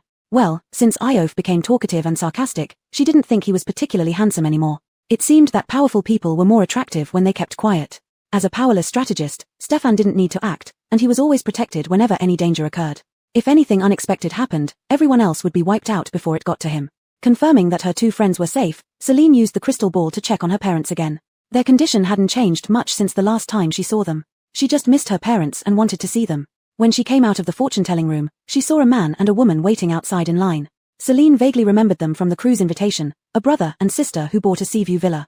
Wayne and Louise, living in Seaview Villa Complex Building 3. Louise looked like an ordinary wealthy young lady, with a bit of a playful Milas vibe. Wayne, on the other hand, was extremely calm and clearly a very rational person. These siblings were low-key. Celine was meeting them for the first time despite their long stay. Without much to chat about, she greeted them briefly and left. Nora, I just checked. Dao Jin, Wayne's father, has cancer and is being treated in the medical room. The siblings probably moved into Magic Fairy Castle because of this. Celine showed no concern. Oh, it's good if he can be cured. Cancer is already in the late stages. It's not that easy to cure. Considering the body's ability to endure, even advanced medicine in the medical room cannot instantly cure cancer. Therefore, Dao Jin's condition has been fluctuating. Celine scratched her chin. What did this have to do with her? Why was Caden so nosy? My mom's cancer hasn't been cured yet. Do you think I have the mood to care about other people's illnesses? I spoke out of turn, sorry. Celine rolled her eyes and didn't want to talk to it anymore, going straight to the North District to see the newly opened clothing store. To be fair, when she was picking out clothes last night, there were several sets she quite liked. Although they weren't her usual style, having 1 or 2 outfits in different styles seemed pretty nice. So she directly picked out those 2 sets from the clothing store, tried them on immediately, and stared at herself in the full-length mirror for a long time. Forget it, if something isn't suitable, it just isn't. It's better to discard it than to own it. She glanced again at the other shops that were still empty and sighed. How long would it take to fill all these clothing stores by herself? Stefan, come back quickly. I need you. In the evening, Isaiah packed a lighter meal to visit Marnie. Marnie was much better physically and no longer needed the ventilator. Perhaps due to the special infusion drugs, she felt her recovery was rapid, breathing smoothly with noticeably improved energy. Seeing Isaiah come again, she smiled helplessly. Mr. Liu, while I appreciate your concern, your frequent visits might give me the wrong impression. Isaiah wasn't bothered by the past anymore and said candidly, after the apocalypse, I don't have any entertainment activities left, and I don't even have friends around. Now living with my parents, staying at home all day is boring. I might as well come chat with you. He opened the food container, handed it to Marnie, then tore open the disposable chopsticks and passed them over, smiling. When you're discharged, you'll understand what I mean. Marnie paused, thinking about the post-apocalypse world. She truly hadn't experienced what life was like in such a world, having stayed in the hospital room without knowing how the outside world had changed. Listening to their descriptions of the current social situation, it was hard to imagine from mere words alone. Only by seeing it with her own eyes could she know how shocking this scene would be. After some thought, her body had recovered almost completely, and the machine above her bed reminded her that after finishing the last 2 bags of medicine, she would be fully healed. Probably being discharged tomorrow, seeing the world firsthand, she too would want to find someone to chat with. After all, those who used to accompany her were no longer around. Marnie ate a few mouthfuls of rice before saying quietly, "Mr. Liu, if one can still have a friend in this world, it should be a very happy thing, right?" Isaiah stood by the bedside table, pouring her a cup of warm water, and replied, "Of course, even someone powerful like Boss Ellis needs friends to alleviate life's bitterness." Chapter 175, Signing the Contract. After finishing her intravenous drip in the evening, Marnie was able to be discharged from the hospital early the next morning. Alejandra took her to the West Hall to meet the boss. Descending the stairs and observing the bustling crowd, Marnie curiously looked around. This place did not look like a hotel at all, nor did it seem like the post-apocalyptic world she imagined. Even during peaceful times, she had never seen such a prosperous shopping mall. Occasionally, she would see a few people with amputated limbs being wheeled into the elevator, which still left her in shock. The West Hall was spacious, and voices seemed to echo within it. 2 people were sitting on a fabric sofa watching TV, exuding a sense of leisure and tranquility. Everything appeared unchanged from 10 years ago. She found it hard to imagine what the post-apocalypse really looked like. Celine sat before the tea table leisurely brewing tea while browsing through the mall's interface. Hearing footsteps, she washed a clean teacup and prepared an extra cup of hot tea. Alejandra led Marnie to her presence. With a light smile, Celine glanced at the empty seat opposite her. "Please sit." Marnie sat down slightly stiffly as Alejandra, having completed her task, returned to work at the supermarket. "Have some tea." Celine raised her eyebrows slightly, gesturing for Marnie to drink and relax. "Don't be nervous, I don't eat people." Relieved, Marnie smiled and relaxed, taking a sip of the warm tea. She had thought that the owner of such a large hotel would be a stern and cold person, but instead, it turned out to be a friendly young woman. Celine lifted her eyelids and looked at her. "You've decided to stay here and work for me." Marnie quickly put down her teacup, looking as if she was in an interview, becoming serious again. "Yes, I can do any job. Please give me this opportunity. I indeed need more staff, but I need to see if you can handle it." Celine swiped up the virtual panel in front of her, and it flashed before Marnie's eyes. "I'm planning to open a clothing store, but I haven't finished purchasing the inventory yet. Choose a few outfits, and let me see if your taste meets my standards." It was the first time Marnie had seen a virtual screen. Such things usually only appeared in science fiction movies. Now, they were right in front of her. She increasingly couldn't understand whether this was really the end of the world or if technology had advanced to the level depicted in movies that could only be achieved through special effects. Not giving herself much time to ponder, this was an interview after all. She picked several outfits from the various clothes displayed on the virtual screen, including both men's and women's wear, and added them to the shopping cart. "I've made my choices." She looked up at Celine, her palms sweating as she waited anxiously for feedback, just like waiting for audition results 10 years ago. Celine sipped her tea, tapped lightly in midair, and the virtual screen returned to her view. Opening the shopping cart, she saw styles popular during peacetime. Her taste was good and met her requirements, so she felt confident in trusting the purchasing duties to Marnie. Liu, set up a permission for the mall's clothing section and create a separate panel for Marnie. "Little fairy, I need money." "How much?" Setting up a separate clothing panel costs 50 million points. Deduct. Luxury. 50 million points have been deducted from the public account. After signing the employment contract with Marnie, I can set up permissions for her. Celine took out an employment contract along with pre-prepared work uniforms and ID badges, handing them over to Marnie casually. "Sign the contract first. Once signed, you'll officially become a staff member of Fairyland Castle, with meals and accommodation provided. You'll share a dorm with Alejandra and receive the same food provisions." Without complaint, Marnie trusted Ellis Boss completely and signed her name without thoroughly reading the contract. With such a large hotel, many people must be vying for jobs here. There was no reason for Ellis Boss to deceive someone who had nothing. After completing the employment contract, Liu filed the documents, officially adding Marnie to the staff of Fairyland Castle. Celine continued, "You will manage the clothing store in the North District. Arrange the purchases over the next couple of days. Start with 2 women's clothing stores, 2 men's clothing stores, and 2 shoe stores, then gradually select appropriate clothing for other stores. You're responsible for purchasing goods, which will automatically be priced. Besides purchasing, you'll also serve as a salesperson. For every set of clothes sold, you'll receive 3 points as commission, which will be credited to your ID badge. You need to wear light makeup to work and maintain your appearance. You need to buy your own Yarrow cosmetics, I won't provide them." She issued instructions swiftly and systematically, leaving Marnie feeling a bit overwhelmed. "Boss, where do I go to buy Yarrow cosmetics?" "East District. Everything in the store is sold using points as currency. If you don't have points, borrow from others, I don't care." A new Yarrow cosmetics store opened in the East District yesterday, selling skincare and Yarrow cosmetics. It was right next to the nail salon. Marnie nodded somewhat uncertainly, deciding to seek help from Isaiah. Leaving the West Hall with her work uniform, Marnie saw Isaiah waiting here. He knew that Marnie could be discharged from the hospital today and would definitely come to see Boss Ellis, so he had been waiting for her here.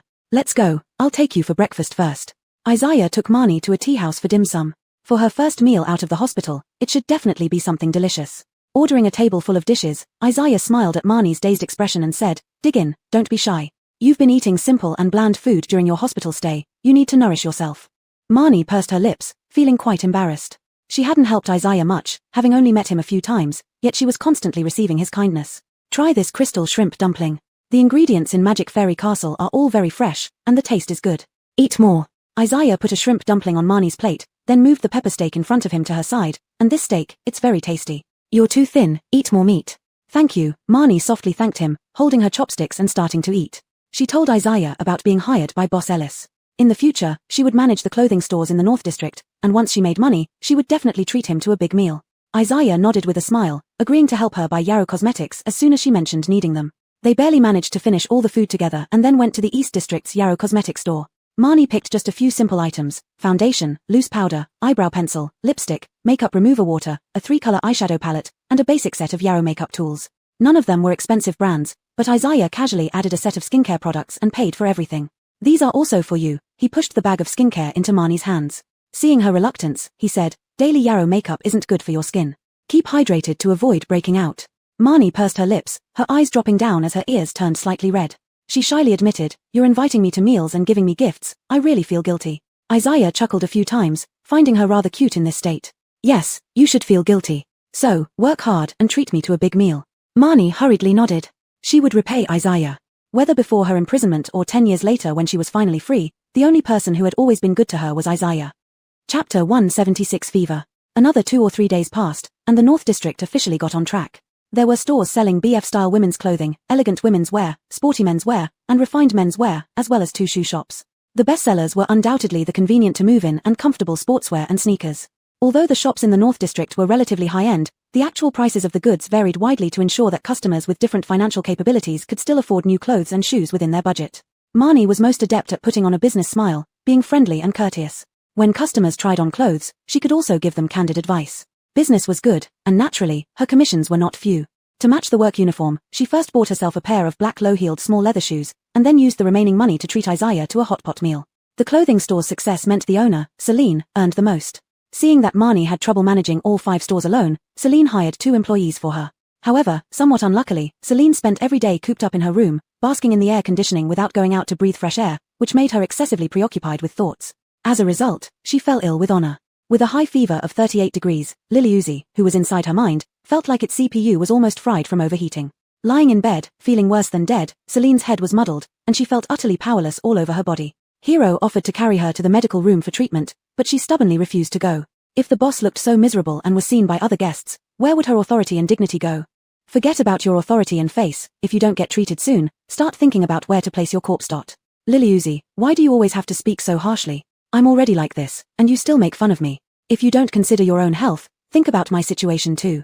If you fry me, damaging my data, I'll be toast, and you won't be able to go home either. Hearing this, Celine abruptly sat up, dizzy from the sudden movement, and quickly flopped back onto the bed. Hero brought a wet towel to cool her forehead. Boss Yuxian, Hero will go to the pharmacy and buy you some potent medicine. My dear Hero, you're the best. Celine cried tearfully in gratitude. Hero covered her mouth. Save your strength, Boss Yuxian, or you'll get dizzy again. Celine. What a wonderful hero she has. After fetching the medicine and cooling patches from the pharmacy, Hero returned and fed Celine with a cup of warm water before sticking the cooling patches on her. Then he kept watch beside her bed. Celine patted the empty space next to her. Hero, come sleep with me. Hero wiped his paws clean with a wet wipe before climbing onto the bed. Celine hugged Hero, nestling into its soft embrace. She felt so comfortable. Once she returned home, she vowed to buy a panda plushie exactly like Hero to hug every night. Thinking of this, Celine began to cry, feeling extremely sad at the thought of never seeing her beloved Hero again. She couldn't bear it. Lily Uzi. How come a fever turned her into such a sentimental drunk? Rest assured, if you burn me out, you can stay here forever. Whoa, are you going to die unless you talk? Hero gently patted Boss Yuxian's back, comforting her like a child. He didn't know why Boss Yuxian was crying, but he knew she was in a bad mood lately, always worrying about something, leading to her deteriorating health. Hero wanted to find a way to cheer Boss Yuxian up and stop her from worrying. Boss Yuxian hasn't taken Hero out to play for a long time. Hero wants to go see beautiful gold things. Hiro didn't know what it was called but remembered that whenever Boss Yuxian visited those shabby places filled with gold things, she would become very happy. Okay, once my fever is gone, I'll take Hiro to look for gold. Celine snuggled deeper into Hiro, wiping her tears on it. Soon, the medicine kicked in, and she drifted off to sleep. Finally relieved, Liliuzi breathed a sigh. If this woman didn't sleep soon and kept worrying, it wouldn't survive. The medicine from the pharmacy was highly effective, far more advanced than those during peacetime. By evening when Celine woke up, her fever had completely subsided. But after falling ill, she felt parched with a bitter tongue, having no appetite for anything. So she didn't want to eat anything. Hiro ordered a bowl of century egg and lean meat porridge from the mall's food area, but Celine couldn't swallow even a single bite. Seeing her lack of desire to drink, Hiro stared at her with its black eyes, took the spoon, and started feeding her spoonful by spoonful. Seeing how concerned Hiro was, Celine forced herself to swallow, bit by bit, despite her discomfort. Whoa, who could resist such a cute bear feeding you porridge? If she didn't eat, Hiro would be so sad. Liliuzi was speechless again. This woman sure had a rich inner world. To Celine's surprise, it was around 11 o'clock at night when Stefan and Iof returned through teleportation, just because they heard she had a fever. They rushed back during the disbanding time to see if she was still alive. If she were dead, they could give her a proper burial and return before dawn to join the team again. Celine was quite touched. I really thank you. Xiao Elis-Jean, are you really okay? In the West Hall, Stefan felt Celine's forehead. It seemed that the fever had gone down, but she still looked a bit weary. I'm really fine. Celine pulled his hand away and asked, have you had dinner? Do you want some late-night snack? We didn't eat. We teleported back right after we disbanded, afraid you might die from the illness and we wouldn't get to say goodbye. Iof was still as sarcastic as ever, saying nothing Celine liked to hear. But he was indeed worried. Even in the group life of the military, he had no one to talk to, and there wasn't much for him to chat about with Stefan either. In this world, he could only chat with Celine. So when Stefan told him that Celine had a fever according to the message, he came back to check on her too. Well, seeing her now, there doesn't seem to be any major issue, at least her mind isn't damaged. Stay overnight? Celine asked. No. Stefan shook his head, looking exhausted. We have to go back soon. We need to advance into a new urban area tomorrow, setting off at 6 in the morning. At least take a shower in your room, right? Celine glanced at them disdainfully. They hadn't taken a shower for over half a month, and at most they wiped their bodies every day. Their clothes were almost moldy, and they smelled bad all over. Her nose was still stuffy, yet she could still smell how dirty these two were. Chapter 177, Renovating the West Hall. Stefan lowered his head and sniffed his clothes. They indeed stank. Although he usually cared about hygiene and liked to dress up, he never paid attention to such things while on missions. Since he was teleported back, taking a shower and changing clothes would be good. After all, it wouldn't take long. Alright, then let's go upstairs to take a shower first. Stefan glanced at Alton, who nodded in agreement. Go ahead. I'll start cooking the coconut chicken so that it's ready by the time you're done. Celine waved her hand, urging them to leave quickly, as the smell in the West Hall had become unbearable, which would ruin everyone's appetite. Stefan and Alton left, and Celine opened the food section of the mall and ordered coconut chicken. The last time she ate half a chicken alone, but this time with Stefan and Alton here, they would eat more. After a busy day, they must be hungry. She ordered several plates of chicken, all with delicious thighs and wings. Although expensive, she wasn't short of money for treating friends. She also ordered a basket of vegetables, cold fish skin, and boneless chicken feet, all of which tasted great. As for drinks, since they had to wake up early tomorrow, beer was out of the question. So, Nash fetched several bottles of chilled functional soda from the supermarket. Little fairy, you couldn't even drink porridge tonight. Now Stefan and Alton are back, and you can eat meat. TSK, you talk too much. I drank porridge earlier and now I'm just hungry for some midnight snacks. Besides, I just recovered from a fever. Eating some meat and vegetables will help me regain strength faster. TSK, stubborn as always. Yes, I'm stubborn. But having two handsome guys around makes my appetite better. Is there anything wrong with that? Caden sighed in frustration. Despite failing to matchmake between Alton and Celine initially, they had become friends. There was no need to be so defensive when it came to caring about friends. Celine poured the coconut meat into the pot to cook. Chicken cooks fast, and overcooked meat doesn't taste good, so she'd add it when they arrived. Leaning against the sofa, she inspected the entire West Hall, finding it overly spacious. Liu, can we change the layout of the West Hall? She remembered asking this before, and Caden had promised to help but hadn't made any changes despite multiple upgrades. Ah, I forgot. Haha, you untrustworthy rascal. I really did forget. I meant to include it in the upgrade plan but didn't recall it. Now, let's change it. I have the money anyway. How do you want to change it? Celine observed the area, standing up and walking around. Add a wall near my room entrance to create a barrier. Add a door to the rose garden beside the door, then make this area a private dining hall. Enlarge this room into a reception hall, and put a public restroom in this corner. The West Hall was the same size as the East, North, and South areas. Considering that other sections could host 20 shops each plus walkways, the West Hall was quite spacious. Currently, only 2 sets of sofas were in the hall, looking lonely and pitiful. There were no restrooms on the first floor of the hotel, and with so many guests daily, including those coming for meals, they would definitely need to use the bathroom. Making them all share the second-floor medical room's facilities wasn't practical. So, setting up a large public restroom in the West Hall and arranging the reception hall and private dining area made sense. The remaining space, facing the main entrance of the West Hall, remained open with sofas and a TV. After Stefan and Alton finished their showers and returned, they saw Celine pacing and muttering to herself as if possessed. "Little Ellis, what are you doing?" Celine snapped back, walked over to them, and smiled. "Nothing much, sit down. The chicken will be ready after boiling for a bit." The three sat on the sofa, added all the chicken into the pot, covered it, and waited a few minutes for it to simmer. The fresh, sweet chicken, fragrant coconut meat, tangy fish skin, and spicy boneless chicken feet brought immense satisfaction. Stefan started recounting everything that had happened over the past few days, mentioning every detail, including meals, to Celine. He especially complained about frequent arguments with Sai Kong Guanghao, getting so angry he wanted to break his chopsticks. Alton had grown accustomed to Stefan's chatter during meals and simply focused on eating his fill. Celine laughed heartily as Stefan recounted his experiences. She didn't eat much, especially since her throat still hurt. After sipping the sweet chicken soup, she put down her chopsticks. She responded to Stefan's words intermittently while casually using the serving chopsticks to place meat into their bowls. 2 more pieces of chicken legs landed in the bowl, and Alton was slightly stunned. He looked up at the beautiful woman smiling and listening to Stefan's complaints, and suddenly remembered when they first met. They had hot pot together, and she did the same thing after she finished eating. She used the serving chopsticks to prepare meat for him until his bowl was brimming. Every time he saw Celine recently, he felt a strange sensation. It was hard to describe, but he thought Celine seemed somewhat odd. He couldn't pinpoint it. They hadn't seen each other for over half a month. But today, the sadness in her smile seemed deeper than before. Perhaps it was because she was sick and her complexion wasn't good, leading to this illusion. Alton put down his chopsticks and ladled a bowl of soup for her with the spoon. "If you can't eat, drink more soup. This soup has coconut water, so it's quite sweet." Celine paused, then smiled. "Okay, thank you. You're treating us to a meal, and you're thanking me?" Alton didn't look at her much but spoke indifferently, then lowered his head to continue eating. "Right, little Ellis, you barely ate anything." Stefan had been talking all along and only now noticed that Celine had eaten only 3 pieces of chicken leg before putting down her chopsticks. He added some vegetables to her bowl. "If you can't eat meat, have some vegetables. It'll help you get better faster." Millimeter. Celine pursed her lips and nodded with a smile. Maybe it's easier for sick people to feel melancholic. When one is most vulnerable, having someone by your side, taking care of you, and showing concern is truly a blessing. In her own world, she had loving parents and caring friends whom she missed very much. She hadn't seen them in 37 years. But thinking about leaving this world meant never seeing Nash, Alton, and Stefan again, and after she left, everyone here would forget her. It made her feel somewhat reluctant. The hotel upgrade was already halfway through, and she couldn't help but think about these things. Chapter 178, Haggling. After having a meal and sitting for a while, Stefan and Alton had to return to the search squad. Celine packed several bottles of energy drinks for them, reminding them to replenish their energy and avoid getting hurt. After they left, Celine tidied up the table and went back to her room to rest. "Nora, shall we change the layout of the West Hall now?" "Yes, give me a discount. It's been a long time since we haggled. You are already a millionaire now, yet you still want to haggle with me. Isn't this too much? Just because I have money doesn't mean you can rip me off, right? Haggling is a pleasure in life that you just don't understand. Come on, quote me a price first." Grady thought carefully. Based on its past experiences with the host's haggling methods, she usually halved the price, so it should set a higher initial price to make a profit. The changes to the West Hall are substantial, including the construction of a public restroom, which will cost at least 130 million credits.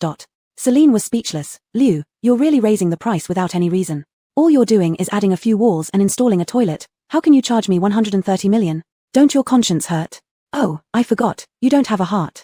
Every time you haggle, I don't make any profit. So shouldn't I quote a higher price? Look at you, losing your cool already and revealing your hand. TSK, after following me for more than 30 years, you haven't improved at all. In the future, other hosts will only take advantage of you." Grady realized Celine was teaching it how to haggle to prevent it from being cheated by another stingy host in the future. Grady felt touched. Indeed, Nora still cared about it. It humbly asked, "So, what should I say? Come, let me show you. If you were me and I were you, then you quote 130 million. What would you say? Like how you said just now?" "Right," and I would reply, "Changing data consumes my energy, especially within the jurisdiction of the hotel system, which requires more energy. Plus, it's the area you planned, making it even more labor-intensive. 130 million is already a favor. Now it's your turn to haggle." Grady felt like it was learning something and imitated Celine's usual haggling manner. 130 million? Why don't you just rob me? Adding a few walls, 3 million would be generous. Alright, let's make it 3 million then. Grady. Celine laughed uncontrollably on the sofa, thinking Grady was too young and easily tricked. Realizing it had been deceived, Grady got angry. "Nora, you're so unfair. I was learning from you seriously, but you tricked me. Ha ha ha ha." Celine laughed out loud, finding it funnier the more Grady complained. "Don't be upset. Think about it, all the losses you've had are under my hands. This way, you won't be taken advantage of by other hosts in the future. Life always has gains and losses. If there were any logic in these words, they wouldn't sound so illogical, leaving Grady speechless. 3 million credits is impossible. You not letting me profit is one thing, but can't you at least let me break even? When will I be able to upgrade to a high-level system? Celine kept laughing. I was joking with you. 130 million is indeed excessive. Give me a new price. Grady recalculated and quoted again. How about 65 million credits? Celine smiled. 70 million credits. No, wait, what did you say? 70 million, so you can earn a little more. I don't want you to look back and think I was the only host who took advantage of you. Grady fell silent, genuinely moved. Besides Hero and Alton, Celine also mattered to it. Having served a host for over 37 years, it had experienced hundreds of years of service but had never developed feelings for a host before. True, as a collection of data, it shouldn't have emotions, but it did. Over these 37 years, it gradually understood human emotions and was close to becoming a high-level system with a humanoid appearance. It had bound itself to hundreds of hosts, if not thousands, but Celine, despite often deceiving it, was the only one who truly treated it sincerely. Sniff. Nora, I'm so moved. I'm almost crying. You finally have a conscience. Celine. There's no need for such eloquence. Okay, stop talking. If you could cry, you'd short-circuit and burn out. Get to work on the West Hall. Alright. 70 million credits have been deducted from the public account. You'll see the transformation of the West Hall when you wake up tomorrow morning. Celine nodded, took a shower, and went to sleep. The next day, when Celine opened her bedroom door, she saw a wall right in front of her. A corridor had been walled off here, with the door to the rose garden on one side and the private dining room's door around the corner. The private dining room wasn't part of another space, it was just separated from the outside by placing the door in the corridor. The layout of the dining room and the corridor formed an L shape overall.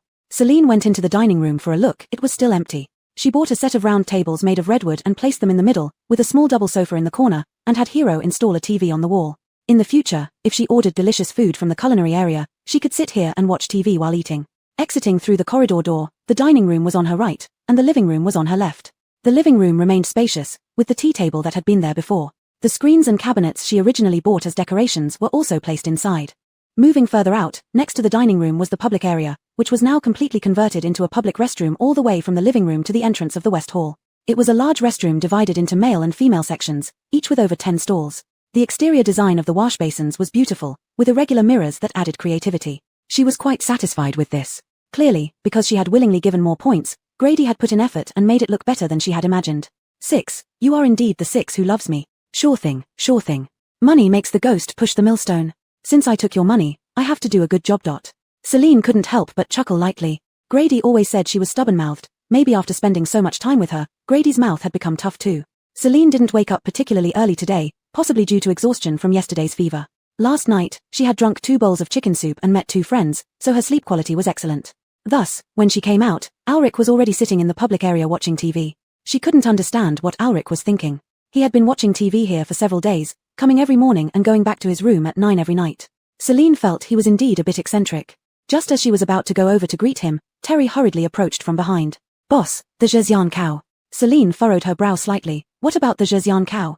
Chapter 179, Dancing Spirits. When Celine saw the pavilion surrounded by lush and plump Zhejian grass, she was undoubtedly amazed. The Zhejian grass danced in the gentle breeze. The emerald green leaves were as full as droplets of water, with delicate yellow stamens at their tips, resembling dancing spirits in the woods. At first, when Celine saw the Zhejian grass, she thought it was just a pretty little plant. But now, seeing the entire meadow filled with mature Zhejian grass, she understood why this small plant was named Zhejian. It was truly stunning. Even among the blooming roses, it was beautiful enough to captivate anyone's gaze. Terry said, these Zhejian grasses are already ripe and can be harvested for storage. The seaside area is more suitable for growing Zhejian grass. I have already cleared a patch of land in the seaside forest and planted young shoots.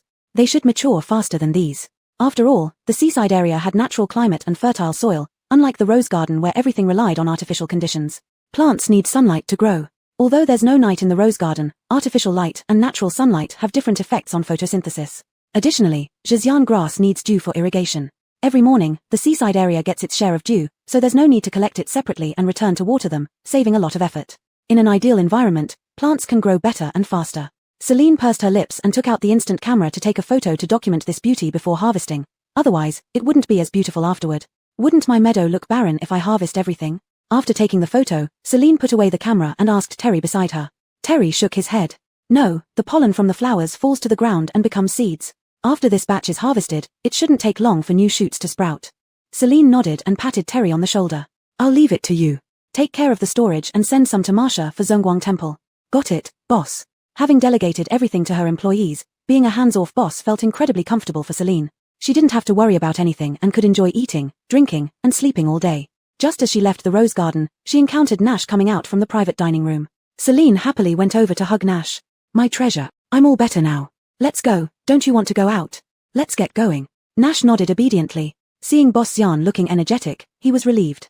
But he knew staying here might make Boss Xian overthink things, so he decided to accompany her outside. The master and servant, a human and a bear, walked out of the hotel entrance.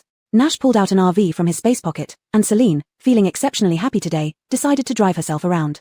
Sitting in the passenger seat, Nash fastened his seatbelt and remained still, looking like a regular panda plushie. Going out with Boss Xian made Nash happy too. He had especially worn the new clothes Boss Xian bought him, the cream cake-themed t-shirt she loved most. Looking at the soft and adorable bear, Celine felt even happier, almost melting at how cute Nash was. Today, she didn't plan on going gold mining or visiting nearby malls, which would require aimless searching. She decided to just drive around. She brought along the remaining flyers she had printed earlier. Although the hotel had been upgraded and no longer matched the images on the flyers, the pictures were attractive enough to lure people in the post-apocalyptic world. If new guests came, they would be even more surprised to see the improved Moxian castle. Distributing flyers was simple. She drove around, and whenever Nash saw people, he would toss a couple out the window. If she had a helicopter, she would have dropped them from above, creating a man-made rain of flyers. She remembered scenes from TV dramas where papers flew everywhere, looking cool. However, in the city, littering could lead to trouble, and she couldn't afford such grand gestures. Now, in the post-apocalypse, she had the means and money but lacked a helicopter. So, they continued driving while tossing flyers, hoping someone would visit the hotel after seeing them. Celine wasn't greedy for large sums of money. She believed wealth accumulated gradually. People living nearby weren't likely to be wealthy, just like the guests at Moxian Castle when it first opened, who paid with low-grade crystal cores. They certainly couldn't compare to the rich visitors from Jingting City and Shangjing City. But every little bit counts. Even making enough for a few cups of milk tea made her happy. Moreover, in business, having more customers was the most important thing. Speaking of which, where did the people from the third base go? It's been so long with no news, they couldn't all be dead, could they? Not just the third base, but the Jinza base has disappeared too. I passed by there the other day and saw that it was completely empty, not a soul in sight. It looked like it had been abandoned. Really? The management of Jinza base has always been good. Although they don't have as many residents as our base, their strength is considerable. It's hard to believe that several hundred people could all die. They probably didn't die. There were no signs of a struggle inside, and no bodies either.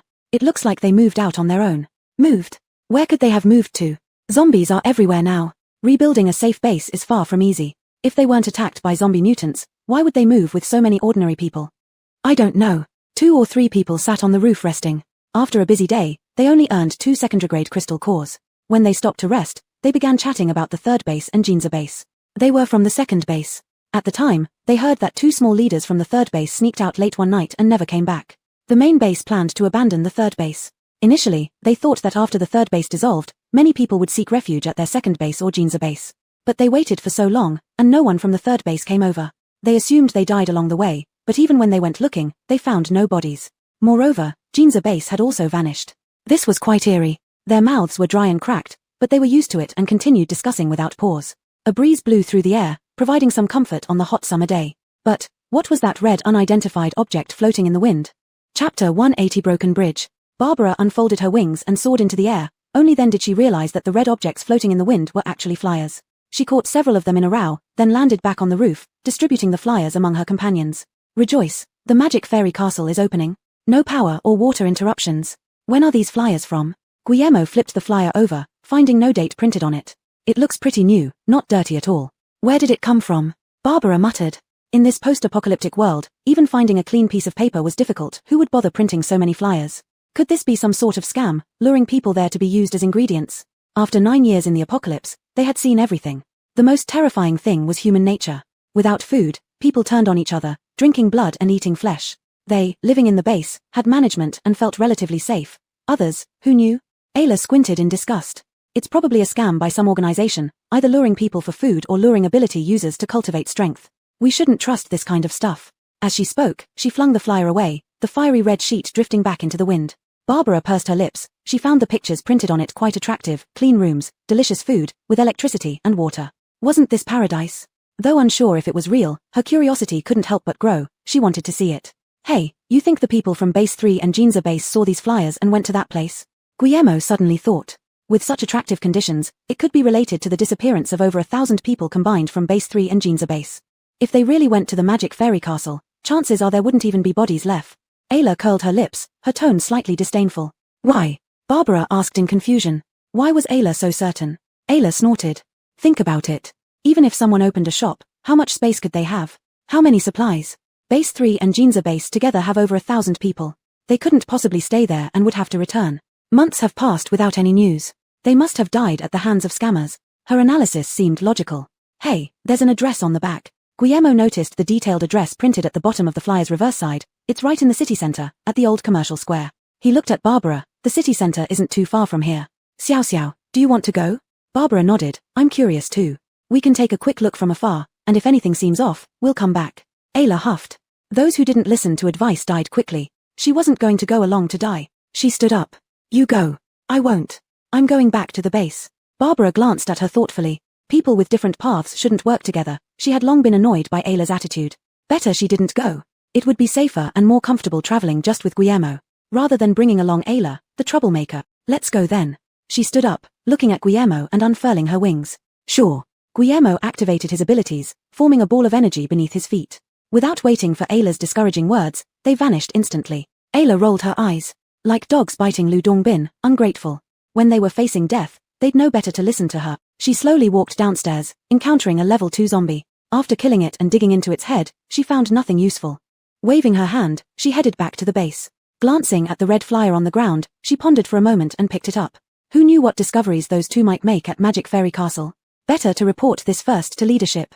True or false, at least she'd get the credit. Maybe even get a promotion. Kicking around outside, Celine drove further and further, finally getting onto the highway. Music blasted inside the car as she swayed while steering. Hero, looking thoroughly miserable, glanced at her and reminded, Boss Rona, driving like this isn't safe. So what? Besides us, there are no other cars on this road. To be precise, there were no functioning cars left. There were many wrecked cars, presumably from when zombies appeared, causing many to jump out and run. Of course, running was futile. The ground was no longer concrete but stained black with blood. Just imagining the scene was enough to make one shudder. Celine had long become accustomed to the scenes of carnage in the zombie-infested world. She had even witnessed first-hand humans being torn apart by zombies. For instance, Aide, the village chief who was the first to enter the punishment zone, the zombie map Alejandra. Wasn't it just a cruel death? And there was also the person who died in the zombie map during the last hygiene issue. Celine couldn't remember their name anymore. So now, when she saw only traces of human blood, it no longer frightened her. The roadside was littered with mangled car wrecks, some with shattered windows and others with doors ripped off and flung far away. Inside the vehicles, various personal belongings remained. For example, a lucky charm hanging from a rearview mirror. On a whim, Celine parked her car on the side of the road, deciding to step out and take a look around. It wasn't bad having these scenes imprinted in her mind, a reminder to always protect the environment. She thought it held quite an educational value. Hero wore shoe covers on its paws to avoid getting them dirty, which would mean another long wash when they got back.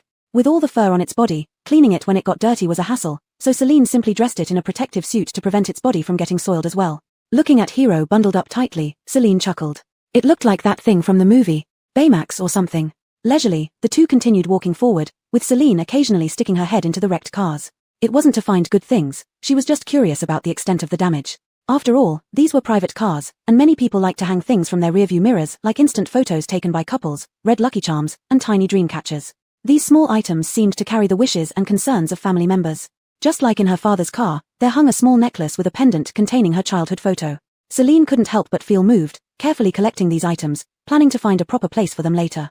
It could serve as a resting place for these unfortunate souls. Until Celine found a pocket watch. Opening it, she saw a picture of a young couple holding a 3 to 4-month-old baby. Her heart jolted.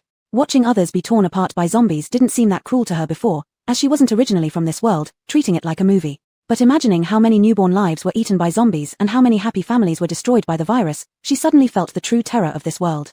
Especially when she found a baby blanket beside a car. Chapter 181, Big Monster Turns into a Handsome Guy. Celine felt an inexplicable fear creeping up inside her. She swallowed hard, placed the pocket watch into the plastic bag in her hand, and continued walking forward. As she walked on, she came across a break in the high-speed bridge. In movies, when this sort of scene occurs, people often wonder why the characters don't just drive their cars over the gap. Only when one is truly faced with such a scene does one realize just how shocking it can be. Rebar extended downwards from the broken edge, and the distance to the opposite side was estimated to be around 70 to 80 meters. Looking down from the bridge, it seemed like an abyss. At the bottom of the abyss, amidst the debris, there was a white hue, not pure white, but rather a slightly yellowish off-white. Standing too far above and at a great height, Celine couldn't make out what that object was. 6. What's that white thing down there? Grady turned on a 16x zoom for Celine and said, it's bones. Phew, Celine sucked in a breath sharply, muttering, how many people must have been buried here? Scan complete. Roughly estimated at 420 people. Celine. I was just marveling aloud, I didn't actually ask you. Since she had reached the broken bridge and could go no further, Celine turned back with Hero, found a large tree near the highway entrance. Underneath the tree, she dug a hole and buried all the small items she had collected earlier. Then she stuck a wooden plank into the ground, serving as a makeshift grave marker. This Mila has some character. Unseen by Celine, a man sat in the tree, observing her every move with an admiring smile gradually spreading across his face. She's quite something all right, but being kind-hearted in the apocalypse can only be called stupid. Higher up in the tree, a blue-haired teenager who looked barely over 20 spoke. Todd chuckled, disagreeing with the Tom's statement, someone who can afford an RV in the apocalypse likely comes from a non-simple background. Implication being, she isn't stupid, she has the capital to follow her heart in all decisions. But she isn't an Esper, Bill mumbled in rebuttal, then became a little urgent seeing the woman get back in her car, she's leaving. Should we follow her? Todd lazily glanced at the youth, his tone deeply meaningful, you were just looking down on her. Now you're eager to follow? Bill pouted, well, it's been a while since I've seen any living humans around here. And besides, that big white bear, Hero wearing a white protective suit, seems pretty interesting. I'm just curious. Todd chose not to reveal his thoughts, only giving a low chuckle. It was still early, and returning by the same route would be boring. So Celine decided to drive around and return to the hotel via a different route. She drove one-handed, holding a cup of bubble tea in the other, sucking vigorously. Wow, frozen peach tea, refreshing. Stefan, that guy really knows his drinks. Last time he invited her for one, and she liked the taste. After leaving the highway, her route passed through a desolate area before entering the city center. Desolate it certainly was. The road was wide, with 5 lanes on one side alone. There weren't many tall buildings nearby, and the buildings were spaced far apart, sparsely scattered.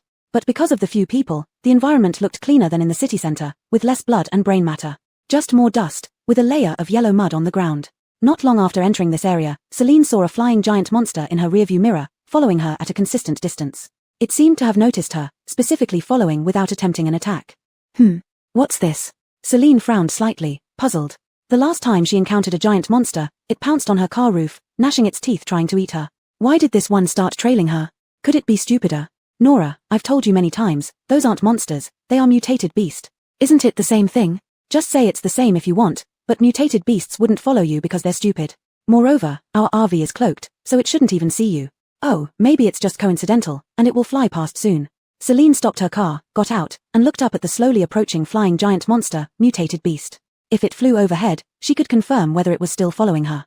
However, the mutated beast had a clear target and flew straight towards her at a faster speed.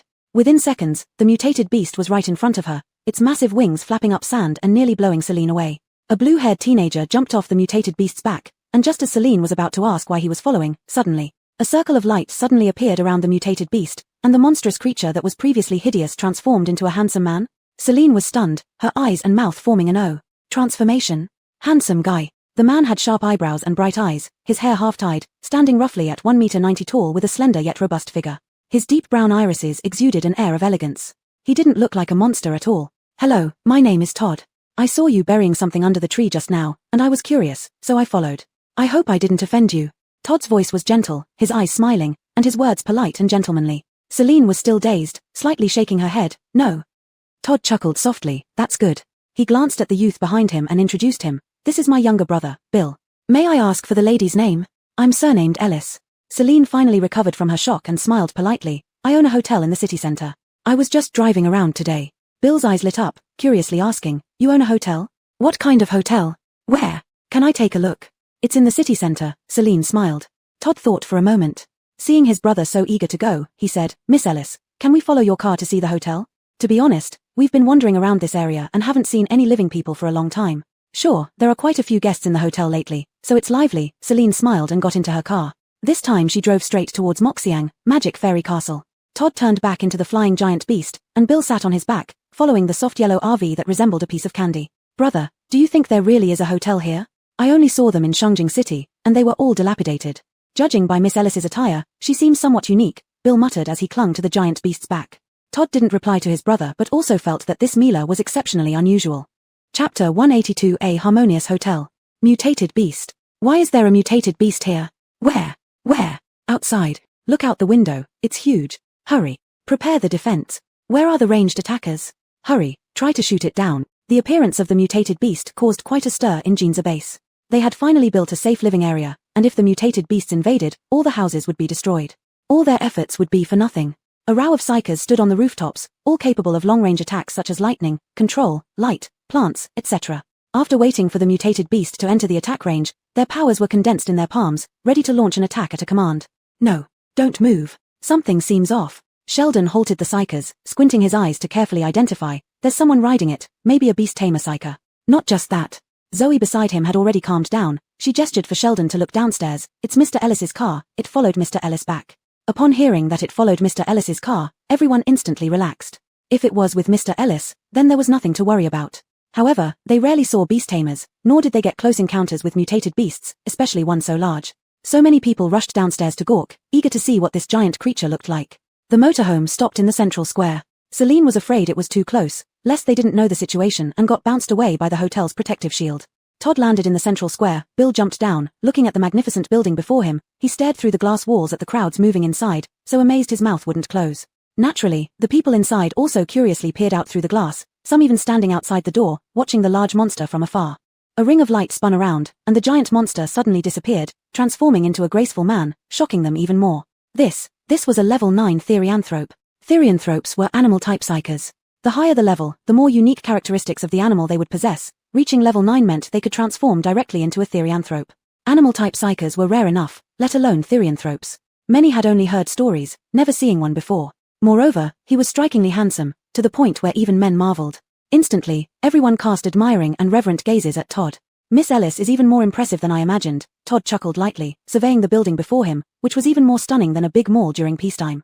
Sure enough, although Miss Ellis wasn't a psyker, anyone who could drive around in the post-apocalypse surely wasn't ordinary. Let's go inside and take a tour. By this time, Hero had already put away the motorhome, and Celine invited Todd and Bill to come in. She firmly believed that once inside, there would be no money she couldn't make. Todd and Bill followed Celine across the road.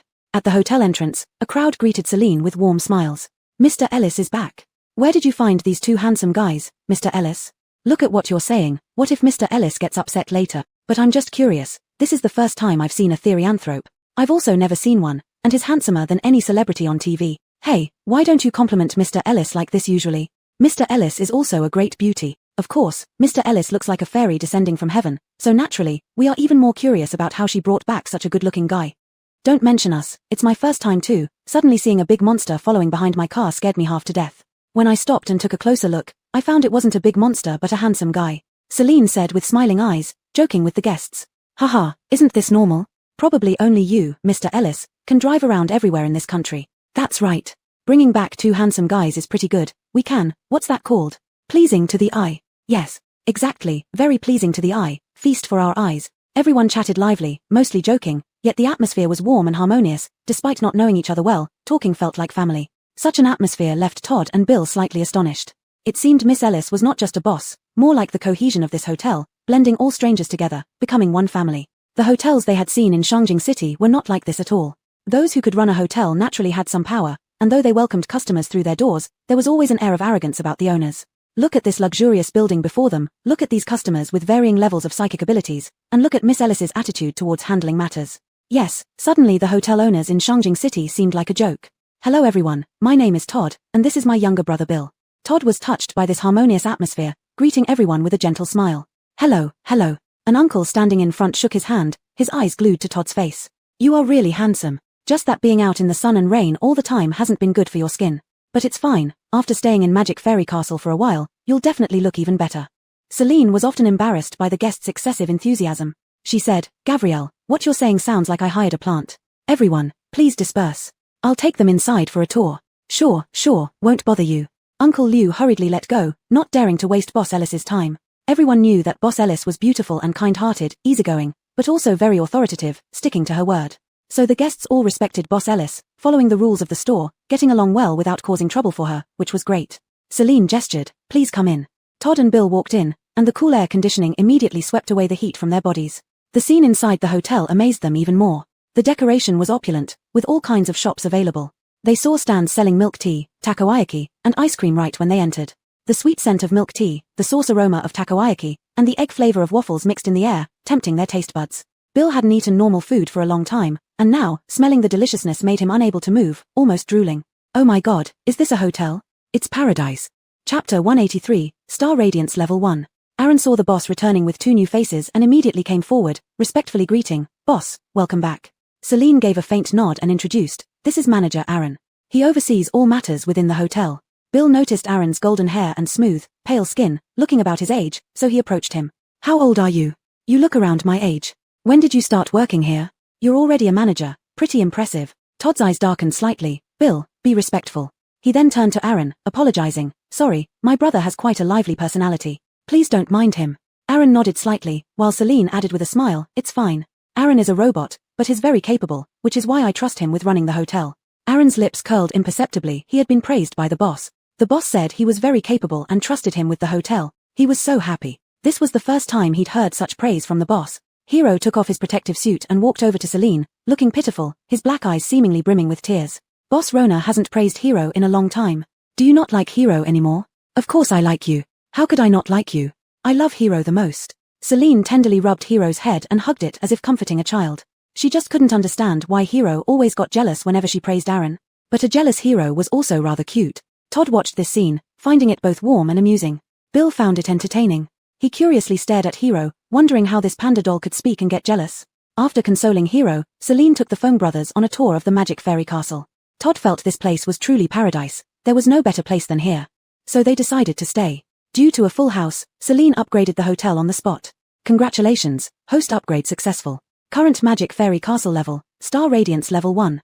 Current room count, 150 standard single rooms, 4th floor, maximum reached, 150 standard double rooms, 5th floor, maximum reached, 150 business single rooms, 6th floor, maximum reached, 150 business double rooms, 7th floor, maximum reached, 120 luxury single rooms, 8th floor, maximum reached, 120 luxury double rooms, 9th floor, maximum reached, 100 luxury suites, 10th floor, maximum reached, 80 capsule rooms, 60 underwater rooms, 20 apartment rooms, mezzanine, maximum reached. Beach resort water park available for construction. Next level, Star Radiance Level 2, upgrade conditions, 10 million points, at 45 stores. Post-upgrade facilities, KTV on 11th floor. At the same time, an announcement echoed through the hotel in Aaron's voice. "Attention customers, the hotel has undergone an upgrade. Please reconfirm your room floors to avoid any confusion. Thank you for your cooperation." Hearing the announcement, Todd couldn't help but ask curiously, what changes come with the upgrade? The hotel used to be much larger. Now it's mainly that the guest room floors have changed, Celine replied with a smile, leading them to the front desk to handle their points cards and check-in procedures. Bill spotted the milk tea shop again, unable to take his eyes off it. Todd glanced at his brother, then followed his gaze to the milk tea stall, pondering for a moment before asking, "Miss Ellis, can 3 level 1 crystal cores be exchanged for 1 cup of milk tea?" Celine was taken aback. She shook her head, not 1 cup, but 30 cups. Bill suddenly turned to stare at Celine in surprise. 3 level 1 crystal cores can exchange for 30 cups. "Boss Ellis, you're not fooling me, right? At this price, you could only buy a bottle of water on the black market. 30 cups of milk tea here?" Celine laughed lightly, walking to the front desk and asking Aaron to show them the points exchange chart. 1 level 1 crystal core equals 100 points. From levels 1 to 4, each increase in level triples the points. That means a level 4 crystal core can be exchanged for 2,700 points. From levels 4 to 8, each increase doubles the points. For example, a level 5 crystal core can be exchanged for 5,400 points, and so on. Level 9 crystal cores are special due to the varied abilities of level 9 zombies, so the points are calculated based on the specific energy value within the crystal core. All expenses in the hotel are based on points, similar to prices during peaceful times, Celine explained to the two. Bill could hardly contain his excitement and hurriedly took out 2 grade 2 crystal cores from his pocket, placing them on the table. "I want to recharge my point. 4 milk tea." Aaron processed Bill's request and issued him an. Bill excitedly dashed straight to the milk tea stall. Todd watched his exuberant younger brother, feeling a bit helpless. He then turned to Aaron and asked, "What's the price for accommodation?" Aaron retrieved the pricing list for hotel rooms and presented it to Todd for selection, introducing, in the Eastern District, there is a zombie concentration camp where one can earn crystal cores. Todd had seen this during his tour earlier. There were many light gates of different levels inside, with many people going there to kill zombies. Even ordinary people would swing baseball bats or carry machine guns to earn crystal cores. It was clear that everyone hoped to stay in this place permanently, living better lives. Honestly speaking, Todd did not have many crystal cores on him. High-grade crystal cores were usually used to replenish his stamina, so he hadn't saved any. Only some low-grade crystal cores. Yes, just some. He felt around in his pocket and pulled out a handful, then another handful, and another, all of which were grade 1 to 4. "Charge them all, I'll get a standard double room." "Sure." Aaron was already accustomed to such scenes and reminded him, "Cannot be shared." Are you sure you want to charge all the crystal cores to your? You can also choose to get a family card. I'll go for the family card. Without hesitation, Todd called over his younger brother and charged all the crystal cores into his brother's, using a secondary card himself. Room rentals had a 10% discount per month, and they chose monthly rental. After completing the process, Aaron informed them that there were no room cards, the itself would unlock the door via touch. During the tour earlier, Todd saw clothes being sold in the Northern District and decided to take his brother to buy some change of clothes before returning to their room to bathe and rest. Miss Ellis, should I call you Boss Ellis now? Thank you for bringing us to such a wonderful place. Todd's gentle smile and warm voice remained unchanged. Celine thought that if it were during peaceful times, Todd would probably be a young noble gentleman, courteous and dignified, exuding an aristocratic air in every gesture. An air that couldn't be faked. You're welcome. As a business owner, I naturally hope more guests will come and patronize me. Todd accepted the milk tea his brother bought for him and was about to head towards the Northern District. Suddenly, there was unusual movement behind him. He turned around and saw two people appear out of thin air in the lobby. Boss Ellis. Cash is injured. Chapter 184 Severe Injury. Celine turned around and saw Iof supporting Stefan. Stefan seemed to have lost all vitality, hanging limp in Iof's arms. His waist was soaked with a large patch of blood. Celine hurried over and immediately teleported both of them to the second-floor medical room for emergency treatment. Most of the injured in the medical room were soldiers from Jingteng Duo, and they naturally recognized their chief of staff, Stefan. Seeing him so severely injured, the waiting patients insisted that the chief of staff should be treated first, otherwise, he might not survive any longer delay. Though they let him go first, all the operating rooms were busy, with no available space. Stefan's blood dripped down the floor, leaving a trail of blood marks. Celine was anxious. Take him to the pharmacy. We need to stop the bleeding first. She and Iof each carried one side of Stefan, taking him to the pharmacy. Judith quickly found the best hemostatic medicine and antiseptic supplies as soon as she saw her boss bring in a seriously injured person. There was a reclining chair in the pharmacy, and Stefan was laid on it. Judith knelt beside him, using scissors to cut open his clothes to expose the wound. She then swiftly cleaned around the wound and applied the hemostatic medication. Celine was deeply worried, her hands trembling uncontrollably. Weren't most of them level 6 zombies? How could he get hurt so badly? Iof sighed and said, a level 8 zombie suddenly appeared and ambushed him. Here's what happened. Their search team mainly aimed to capture the Zombie King, so apart from Stefan and a spatial ability user, everyone else was top-tier fighters. During the search, he and Stefan entered a small room together, and a level 8 zombie suddenly emerged. Given his abilities, he could easily kill a level 8 zombie. However, since he was walking ahead, he didn't expect the zombie to appear from behind. Stefan, who had no combat ability, was caught completely off guard by the sudden attack. After quickly killing the zombie, he intended to call the team's healer to treat Stefan but noticed a chunk of flesh had been torn from Stefan's waist, making regular treatment ineffective. He thus teleported back with him right away. Celine frowned deeply. They had dined together just last night, and now Stefan returned covered in blood. This world was truly full of dangers. Even being a level 9 ability user couldn't protect Stefan from the sudden zombie attack. She became increasingly concerned, wondering if they would even survive an encounter with the Zombie King. Boss, his internal organs are damaged, and the bleeding won't stop. He must be sent to surgery for stitches as soon as possible, Judith said, pursing her lips. As a nurse, she felt helpless. The drugs weren't working, so they had to send him to the operating room. 6. Hurry up. Okay, I'll expedite things in operating room number 1. Take him there. Operating room number 1 was dealing with a patient with a broken leg, which could be completed faster compared to other ongoing surgeries. Judith, bring the stretcher over, Celine instructed. Sure. Judith rushed out and brought the stretcher from the almost empty gynecology ward. Iof carried Stefan onto the stretcher and turned to Celine. What now? To operating room number 1. They rushed Stefan to operating room number 1, and coincidentally, the surgery inside had just finished. Iof pushed the stretcher under the machines and then backed out. The door closed, and the room was first filled with disinfectant mist before scanning Stefan's injuries and proposing a treatment plan. Celine chose the best option. Robotic arms administered anesthesia to Stefan, opened the wound, and proceeded to clean, stop the bleeding, and stitch the injured internal organs. Standing outside, Celine looked through the glass pane on the door at Stefan's shocking abdominal wound and nearly collapsed. Iof caught her quickly by the waist, holding her up against him. Don't worry too much, we will definitely save him. Celine knew the capabilities of the medical room. As long as Stefan still breathed, he could be saved. But seeing her friend so severely injured, how could she not be worried? Hot tears fell from her eyes. Not wanting the guests to see her crying, she hid in Iof's embrace and wiped away her tears. Iof pressed his lips together, feeling a pang of envy at the sight. When he nearly died from consuming a level 8 crystal core, she didn't shed a single tear for him. Indeed, though everyone was her friend, clearly Stefan held a special place in her heart. Thinking this, he subconsciously tightened his hold on her slightly. Celine winced softly. Iof, are you going to snap my waist and have me lying inside too? Upon hearing this, Iof immediately loosened his grip. He forgot that as a level 9 ability user, his bones and strength had greatly improved, while Celine's slender limbs couldn't withstand even half of his strength. Inside the operating room, the robotic arms were still busy at work. After dealing with the internal organ injuries, it was time to handle the large holes in the skin and flesh. With such a huge chunk of flesh missing, a piece had to be grafted on. Using advanced technology, needles and threads went in and out of Stefan's skin, looking like they were patching up a piece of clothing. Even with all the advanced technology, the surgery took a full 1.5 hours to complete. Celine paid the surgical fee, and Stefan was wheeled to the ICU by the robots. She and Iof hurried over there. In the ICU, there was only one bed for Stefan, with monitoring instruments hanging above him. Stefan lay on the hospital bed, wearing an oxygen mask. His eyes were tightly closed, and his delicate face had no blood color, his lips were pale gray. If not for the instrument showing he still had vital signs, one might think he was dead. Iof returned with a basin of water, sat down beside the bed, and wiped Stefan's body. He was always particular about his appearance and hygiene. With so much blood on his body, he would definitely feel uncomfortable.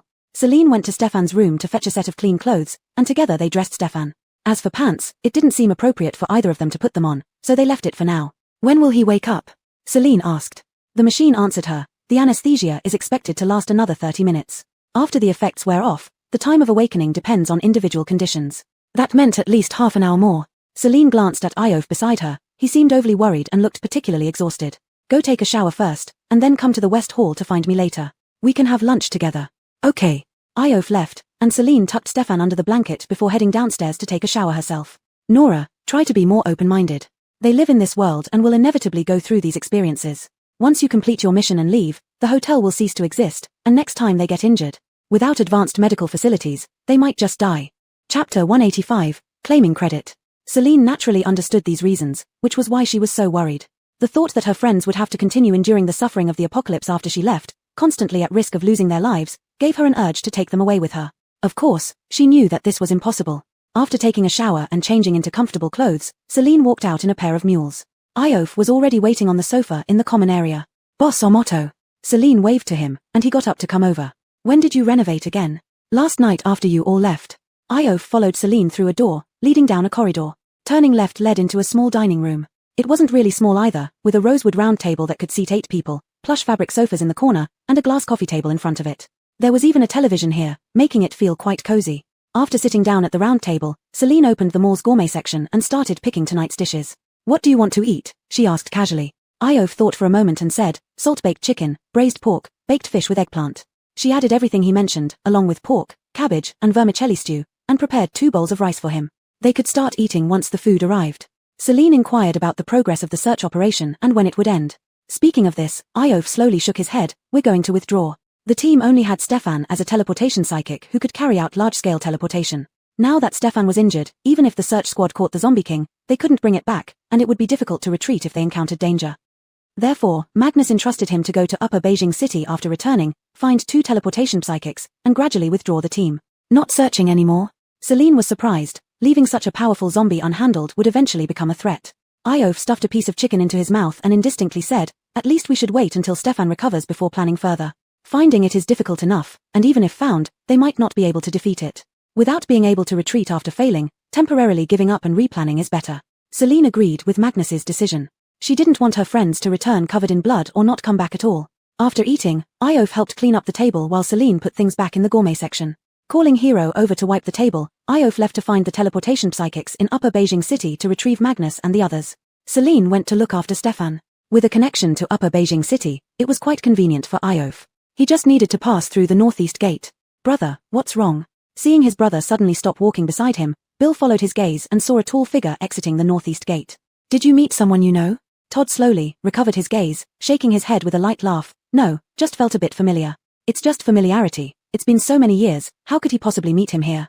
Back then, when the zombie virus broke out in that city, few managed to escape. He probably died too. Let's go. Didn't you say you wanted to have lunch buffet? Todd smiled warmly, ruffling his younger brother's blue short hair. Seeing his hair was getting messy, he added, let's get your hair cut later. Your bangs are blocking your eyes. Okay. Bill grinned happily. No matter what his brother said was fine with him. His brother raised him, being his only family. Although he wasn't good at saying sentimental words, in his heart, his brother was the best person in the world. And his only family. Yu hung second base. Xavier held a porcelain teacup, gently blowing at the steaming tea with a few fallen leaves floating on its surface. Looking every inch the part of an old cadre. There wasn't much tea left, so he had to ration it carefully. Even the lowest grade of tea in the black market cost 6 third-grade crystals per tael, which was prohibitively expensive. Maintaining this leadership appearance wasn't easy. Just as he was thinking this, there was a knock on the office door. Picking up the teacup again, he casually said, "Come in." Ayla pushed the door open and placed a flyer in front of Xavier. "Brother Chanel, I picked this up outside, specifically bringing it back for you to see." Xavier glanced at the flyer, "Magic Castle opening." "Pa, where did the hotel come from in the apocalypse? It clearly looks like a pre-apocalypse flyer. Why did you bring this back?" Ayla thought so too, but to claim credit, she had to argue reasonably. "Brother Chanel, if this is from the peaceful era, wouldn't it be unnecessary to emphasize continuous water and electricity supply?" Hearing this, it made sense. Xavier carefully examined the flyer again. It was printed with various delicious dishes and cozy rooms. If there really was such a place, if this place became his, would he still have to follow orders from the main base?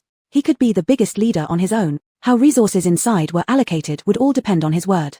He could eat well every day, live in the best room, and those who knew how to respect him would receive more food. This was indeed a great opportunity for him to dominate Yu Heng. "Have you confirmed whether this place is real?" Xavier remained calm, fearing some kind of scam.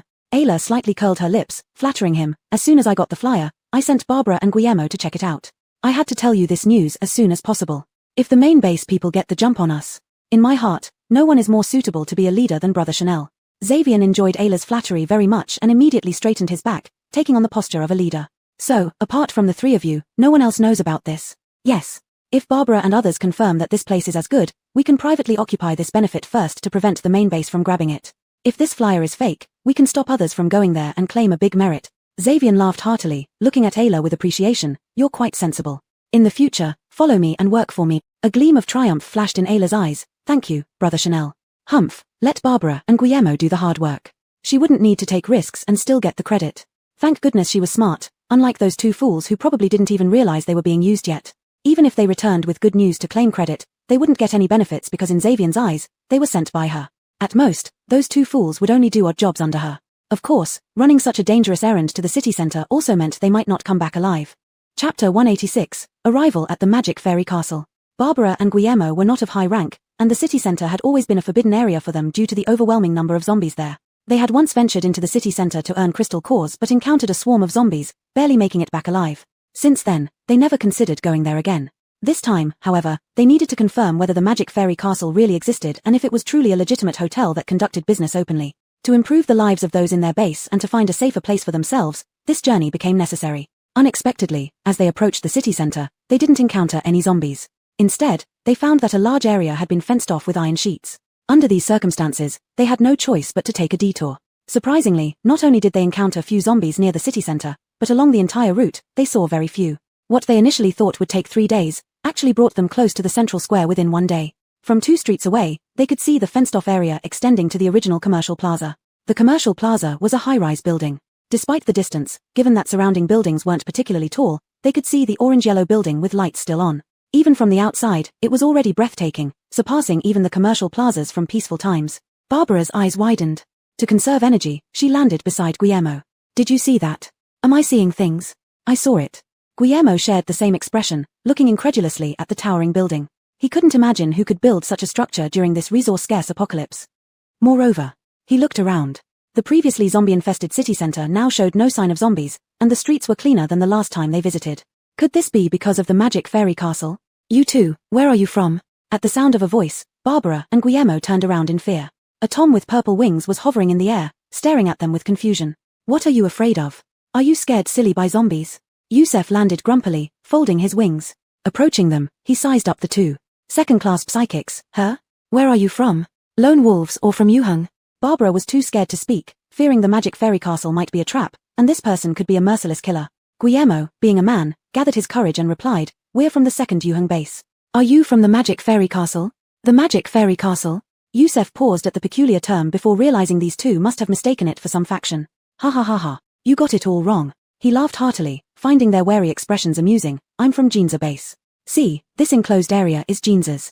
The Magic Fairy Castle is just a hotel, or more like a shopping mall, basically a safe house. They sell everything inside, you just need crystal cores."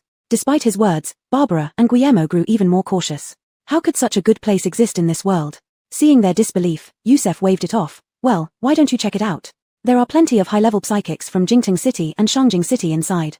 If it were an evil organization, why would they care about 2 small potatoes like you?" Embarrassed by his straightforward remarks, Barbara and Guillermo blushed. Second-class psychics indeed paled in comparison to 4th-class ones. If they intended harm, they could have attacked upon meeting, no need for this lengthy conversation. Doubtful yet half convinced, They followed Yusef forward. As they walked, Yusef explained, "Our base came here for the magic fairy castle. When we first moved, it wasn't as big. Our hundreds of people couldn't all fit in, so we enclosed land nearby and rebuilt houses. We usually go to the magic fairy castle for meals and supplies. Moreover, to earn crystal cores, our people cleared out most of the zombies around here. Oh right, the third Yuheng base people are here too. Those who can afford to stay in the hotel do, while others are taken in by our base, ensuring they have stable accommodation.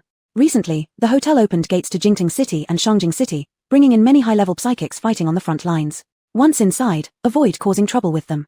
No matter what catches your eye, keep calm. Disturbing the peace has dire consequences." After Yusef's friendly reminder, Barbara and Guillermo nodded, gradually relaxing as they seemed to believe this wasn't an organization that would devour them without leaving bones. Upon arriving at the commercial plaza, both of them were almost blinded by surprise. Through the glass walls, they could see the bustling scene inside. The restaurant was packed with people who had plates full of mouth-watering, steaming hot meals in front of them. Look at those huge chunks of meat, and those plump, snow-white bowls of rice. Sigh. Guillermo swallowed his saliva, his stomach began rumbling. Walking further, they saw the hotel lobby. It was crowded with people, a bustling scene rarely seen even during the peaceful era's commercial plazas. Most of these people looked clean and neat, their clothes unpatched and undamaged. Their hairstyles were well-groomed, obviously not hastily cut with scissors. Occasionally, they would spot a few beautifully dressed Milas with delicate makeup on their faces. This place didn't look like it was in the midst of the end times at all. "Let's go in."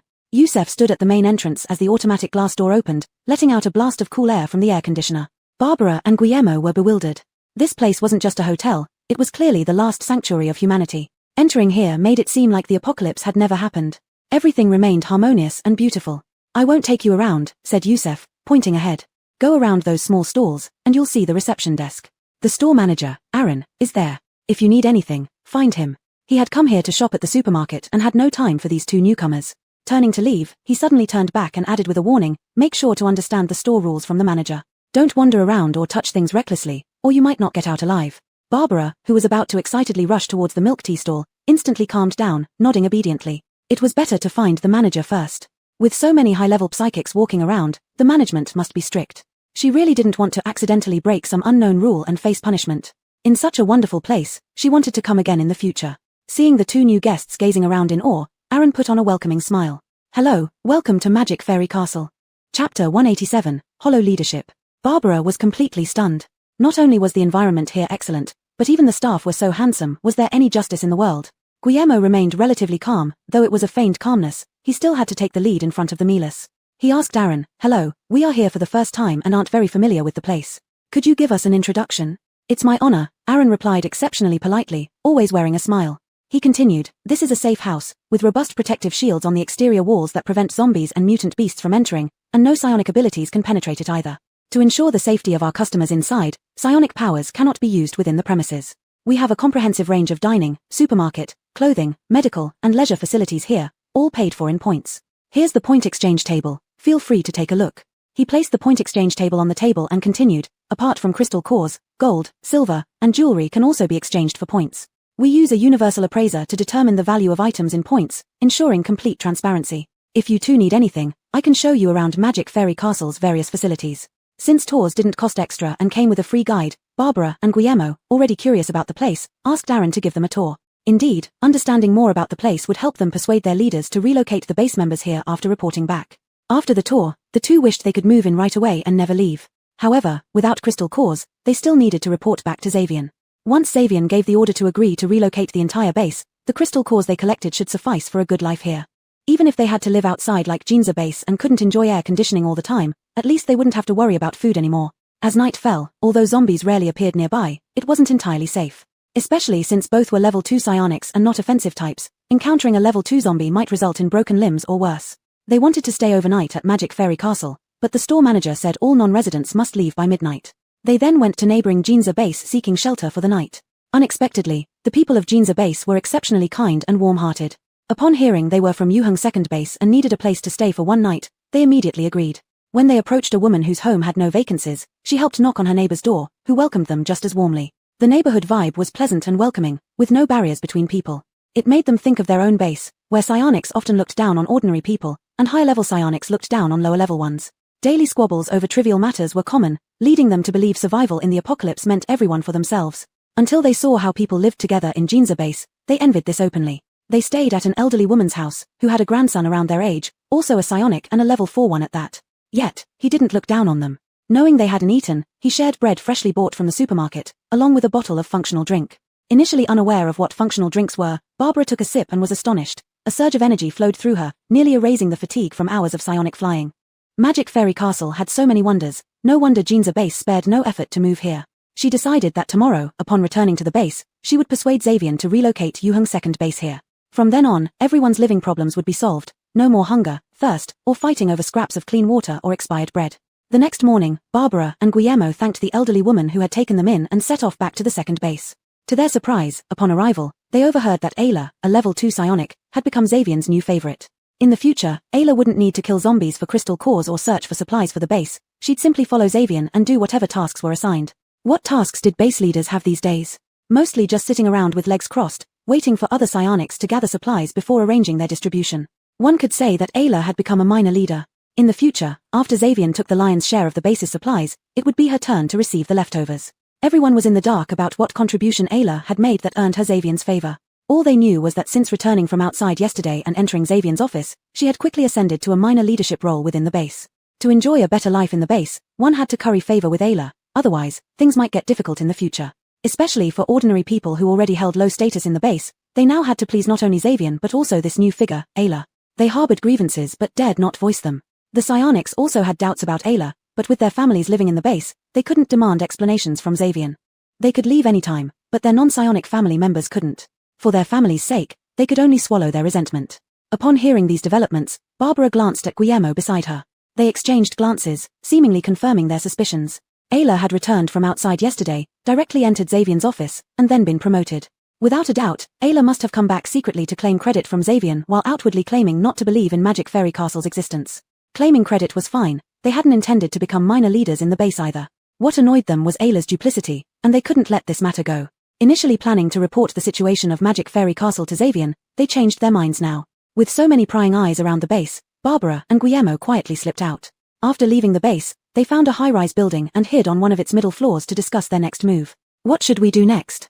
We can't let Ayla, that petty person, lord over us. Barbara was unwilling to accept. She had always disliked Ayla. This time, she risked everything for the sake of the base and its people, only to find that Ayla had taken the credit. Moreover, after all these years at Yuheng's second base, she knew exactly what kind of person Xavian was. The leadership position was appointed by the main base and required managing the residents' daily lives and supplies distribution to avoid conflicts. But Xavian acted like an emperor, keeping half of the supplies allocated by the main base for himself and dividing the other half among over 1,000 residents, which was clearly insufficient. Furthermore, the distribution wasn't equal, those who flattered him received more. As a result, many residents didn't get enough supplies, leading to starvation and dehydration during extreme heat or cold. Xavian never felt guilty about it. Living in the second base before, enduring it for the safety of her family, she had tolerated it. But now, after seeing Magic Fairy Castle and experiencing the harmony in Jean's base, she couldn't bear it any longer. After some thought, Guillermo said, Xavian and Ayla really want to be leaders. Let's make them hollow leaders. Chapter 188, The Yuheng General Base. With a detailed plan in place, the two began to divide and conquer. Guillermo took charge of secretly notifying the psychics within the base to gather at the abandoned building. He would inform them about the Magic Fairy Castle and persuade them to leave the second base along with their families. Barbara headed for the general base to brief its leader, Zen, on the situation in detail.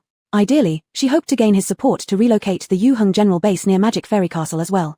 This way, those from the second base could join forces with the general base and work together to rebuild a new shelter, ensuring they would have somewhere to stay. Meanwhile, the flyers that Celine had been distributing far and wide eventually made their way into the Yuheng General Base via an eastern wind. The guards at the gate were drawn to what was printed on the flyer and hurriedly delivered it to the hands of the highest-ranking official, Zen. Zen had an imposing demeanor, his face bore marks of sternness and integrity. People in the base seldom dared to disturb him unless there was something of utmost importance. The guard noticed him staring expressionlessly at the flyer, as if displeased, which immediately dampened his earlier excitement. He nervously swallowed, stammering, "Well, Commander-in-Chief, this flyer might be fake. I don't know where it came from, but seeing how new the paper looked, I thought it best to show it to you. In other words, it's not because I believed the content on the flyer but because it seemed suspicious and needed to be reported." Zen grunted solemnly, still focused on the flyer without another word. His silence only added to the tension. The guard felt cold sweat pour down his back, soaking his shirt. After what felt like an eternity to him, Zen finally laid the flyer back on the table and raised his gaze toward him. "Just picked up?" "Yes, as soon as I found it, I came straight to report." Zen lowered his eyes in contemplation for half a second before saying, "Notify Dawn Ellisk and ask her to investigate." "Yes." As the guard was about to leave, another guard rushed in breathlessly. Report. Report. Speak. There's a young Mila outside who says she's from the second base and has important news for you. Zen frowned deeply, darkening further. If it concerns the second base, why isn't she talking to their leadership? If everyone bypassed hierarchy like this, would I ever get any rest? The newly arrived guard, intimidated by Zen's authority, started sweating profusely. His voice faltered. Commander-in-Chief, the Mila said that the second base's leader, Xavier, can't make a decision on this matter and insists on speaking to you personally. Zen pursed his lips, letting out a breath through his nose, slightly softening his tone. What is it about? She mentioned it's regarding a hotel and wants to report in person. Zen narrowed his eyes. He had just seen a flyer about a hotel, and now someone comes to report about a hotel? Let her in. Yes. Permitted to enter, Barbara stepped inside and observed her surroundings. This was her first visit to the general base. The scale of the general base was indeed impressive. In contrast to their shabby second base, the general base appeared much more grandiose. The perimeter fence was made of steel, and the wooden houses inside were neatly constructed, looking well-built and orderly. It was quite spacious, perhaps enough to house 2,000 people.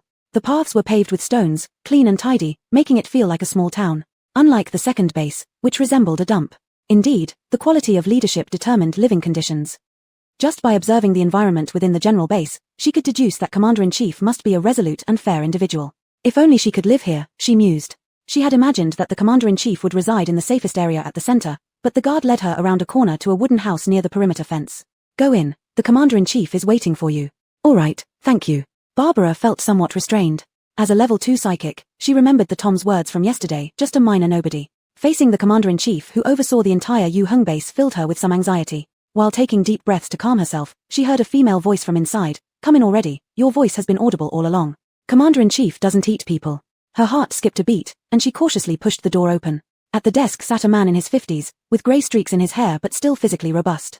His stern, serious face and sharp eyes conveyed unwavering spirit and vigor. Standing beside him was a tall, slender woman in her 30s. Her skin bore yellow spots from years of sun exposure, making her appear somewhat sallow and gaunt, but her eyes were sharp and striking, much like the man's. Barbara gently closed the door and cautiously walked over, her voice trembling as she introduced herself. Commander-in-Chief, hello. I'm Barbara from the second base, and I have important news to report. Go ahead. Zen noticed the Mila was so nervous she could barely speak clearly. Feeling a bit helpless, he softened his expression and tone. Go get a chair from the corner, sit down, and talk. Barbara believed that anyone capable of managing such a large base must be a good person. She forced down her fear, fetched a chair, sat down, and began her account. Several days ago, I picked up a flyer. As she started speaking, she noticed the flyer on Zen's desk and felt her heart leap into her throat again. Commander-in-Chief, you already know about it. Zen glanced at the flyer on the table. I just received it and didn't have time to send people to investigate. Have you been there? Tell me about it. Barbara suddenly felt relieved, fearing she might waste the Commander-in-Chief's time. She recounted everything she had seen at Magic Fairy Castle, describing it in vivid detail, emphasizing that the actual sights were even more magnificent than the photos printed on the flyer.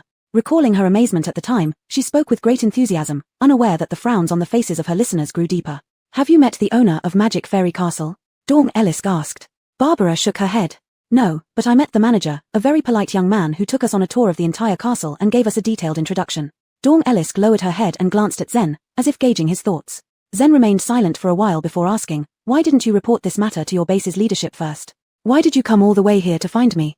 The distance between the general base and the second base was several dozen kilometers. A level 2 flying psychic would need at least 3 days to reach here. Barbara pressed her lips together and mustered the courage to say, because our leader doesn't do his job properly. Whenever supplies are sent from the general base, he hoards most of them for himself. The remaining supplies are distributed unfairly. During extreme heat or cold, many people in our base starve or die of thirst. Now that we've found such a good place, we no longer want to live under someone else's control. So I chose to report this directly to the general base. Zen let out a cold snort. Not bad, not bad. For a young one, you sure have some guts. Hearing this, Barbara shivered with fright and immediately knelt down. Chapter 189, Take It Back. Dawn Ellis was shocked by her action and quickly pulled her up. Why kneel? The Commander-in-Chief is praising you. Zen sighed inwardly, touching his nose, wondering if he really was that terrifying. A single sentence had frightened the little Mila into kneeling. Barbara shakily sat back in her chair, mumbling, reflex. Usually in Base 2, if psychics fail to contribute to the base within a week, they have to kneel down for punishment. If we don't comply, our families will suffer instead. Most of their family members were ordinary people, who had weaker bodies than psychics. Naturally, they wouldn't let their families suffer. Psychics in the base had more or less suffered from Xavier's poisonous whip. That's why this time they would no longer tolerate it, and would rebel against Xavier at all costs. Hearing this, Zen's expression grew increasingly grim. As a leader of the base, instead of considering how to manage the base well and improve residents' lives, he resorted to harsh punishment and beatings. This Xavian might as well be dead. Have the others evacuated from base 2? My companions have privately informed other psychics about it. We didn't dare let Xavian know about the Magic Fairy Castle incident, or else he would threaten psychics with their family's safety, forcing them to serve him. Barbara told the truth. Dawn Ellisk, arrange accommodation and send Blanche and Blankhen to base 2. Bring the evacuees to the headquarters first, Zen ordered. Yes. He then looked at Barbara. Relocation is a big project and can't be implemented immediately. You should go back and pack your belongings, come live at the headquarters for some time. Barbara found that although the Commander-in-Chief seemed fierce, he was actually a kind-hearted good person. She worried, Commander-in-Chief, there are many residents in base 2, the headquarters may not accommodate them all. This isn't something you should worry about. If I can't handle such a trivial matter, I shouldn't be the Commander-in-Chief. After finishing the order, Dawn Ellisk led Barbara out. Barbara was still dazed, surprised by the Commander-in-Chief's last words. It turned out real leaders could properly settle residents and plan for the future seriously. Not hiding in the base, exerting power, living in the safest place, hoarding the most supplies, or wielding authority arbitrarily. She felt she had made the right bet this time. On Guillermo's side, he had persuaded the other psychics. Actually, not much persuasion was needed because of the unjustified promotion of Ayla, which left the psychics feeling resentful. Even if they disliked each other, they were somewhat united.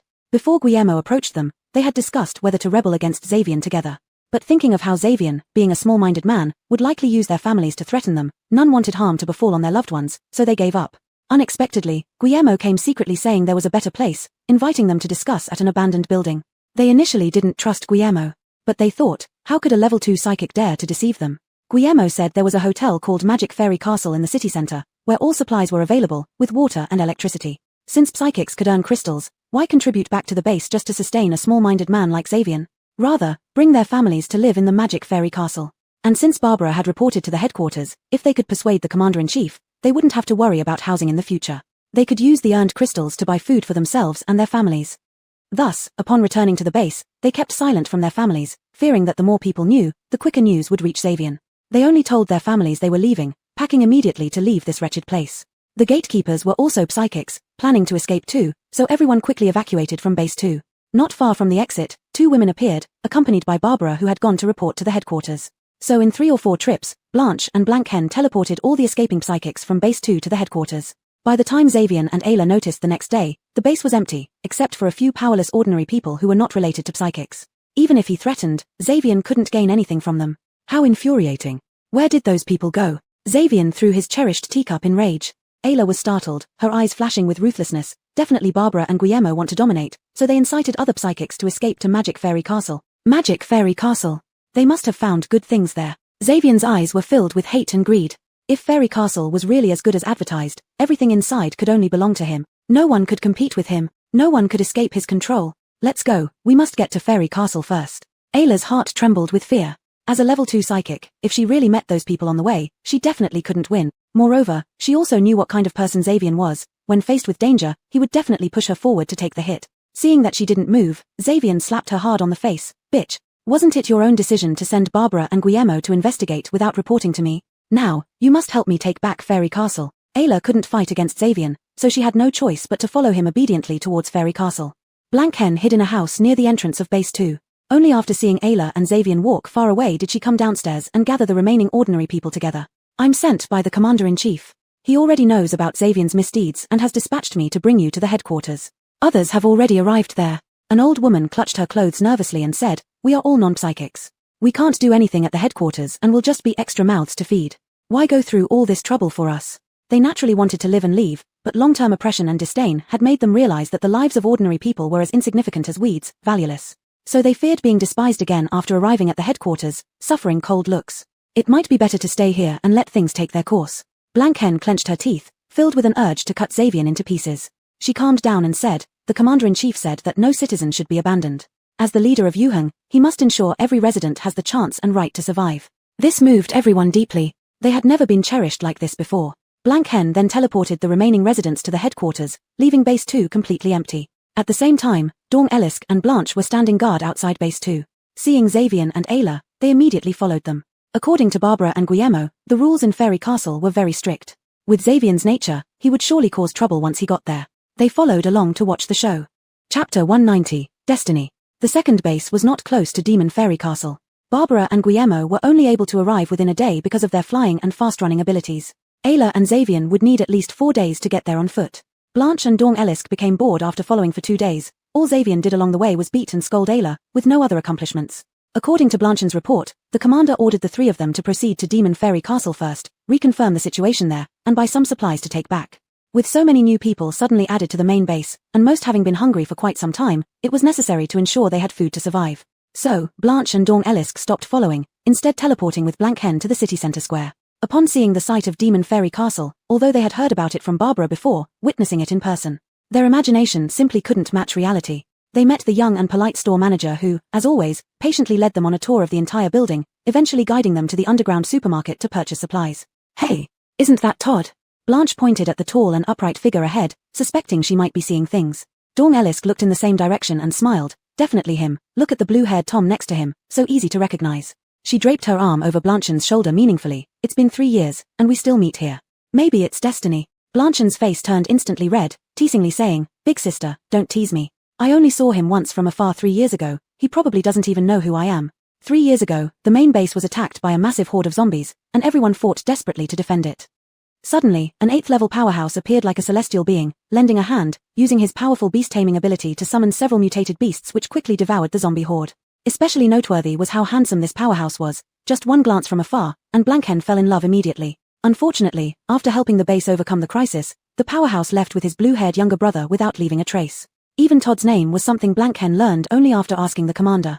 Blanchen was naturally beautiful, recognized as the prettiest in the main base. Over the past 3 years, many Toms tried to court her, but she could not forget the hero from 3 years ago. Dreaming that someday, she would find a man as dashing as Todd, a monkey king riding on a cloud of 7 colors coming to rescue her from hardship. After waiting for 3 years, she didn't get to see him until today, the first time she came to Demon Fairy Castle, where she again met her long-adored hero. "Didn't know you then, but now you can let him know you." Dawn Elisk nudged Blanchen, encouraging her, "Go say hello, taking the initiative will make for a story." Blanchen hesitated for a long time. She saw the dazzling figure wearing a stylish blue shirt and black trousers, then glanced down at herself. Her clothes were worn out and faded, her hair hadn't been washed in ages. It was far from appropriate to meet her dream lover looking unkempt. She didn't want to leave a bad impression on Todd. "Big sister, second sister, maybe next time. I'll dress nicely next time and greet him." Anyway, since Todd seemed to live in Demon Fairy Castle with his younger brother, she would often come here to buy supplies and surely meet him again. In the intensive care unit, Stefan had lain unconscious for 5 days. Celine stayed by his bedside every day, washing his face and body, meticulously caring for him. Iof continued living as before, earning crystal cores in the zombie maps daily. However, Celine no longer took his commission, and he would bring her lunch and dinner. The search team has returned to the capital, and Magnus is handling the aftermath. He'll come check on Stefan tomorrow. Iof opened the lunchbox and handed it to Celine. Noticing how much weight she had lost recently, he said sympathetically, "You don't have to worry too much. Although Stefan hasn't woken up, his data remains stable. You should get some rest tonight, your dark circles are showing." Celine ate a mouthful of rice, glaring at him resentfully. What good was being handsome if all he said was unhelpful? Iof chuckled, and while Celine ate, he changed Stefan's clothes.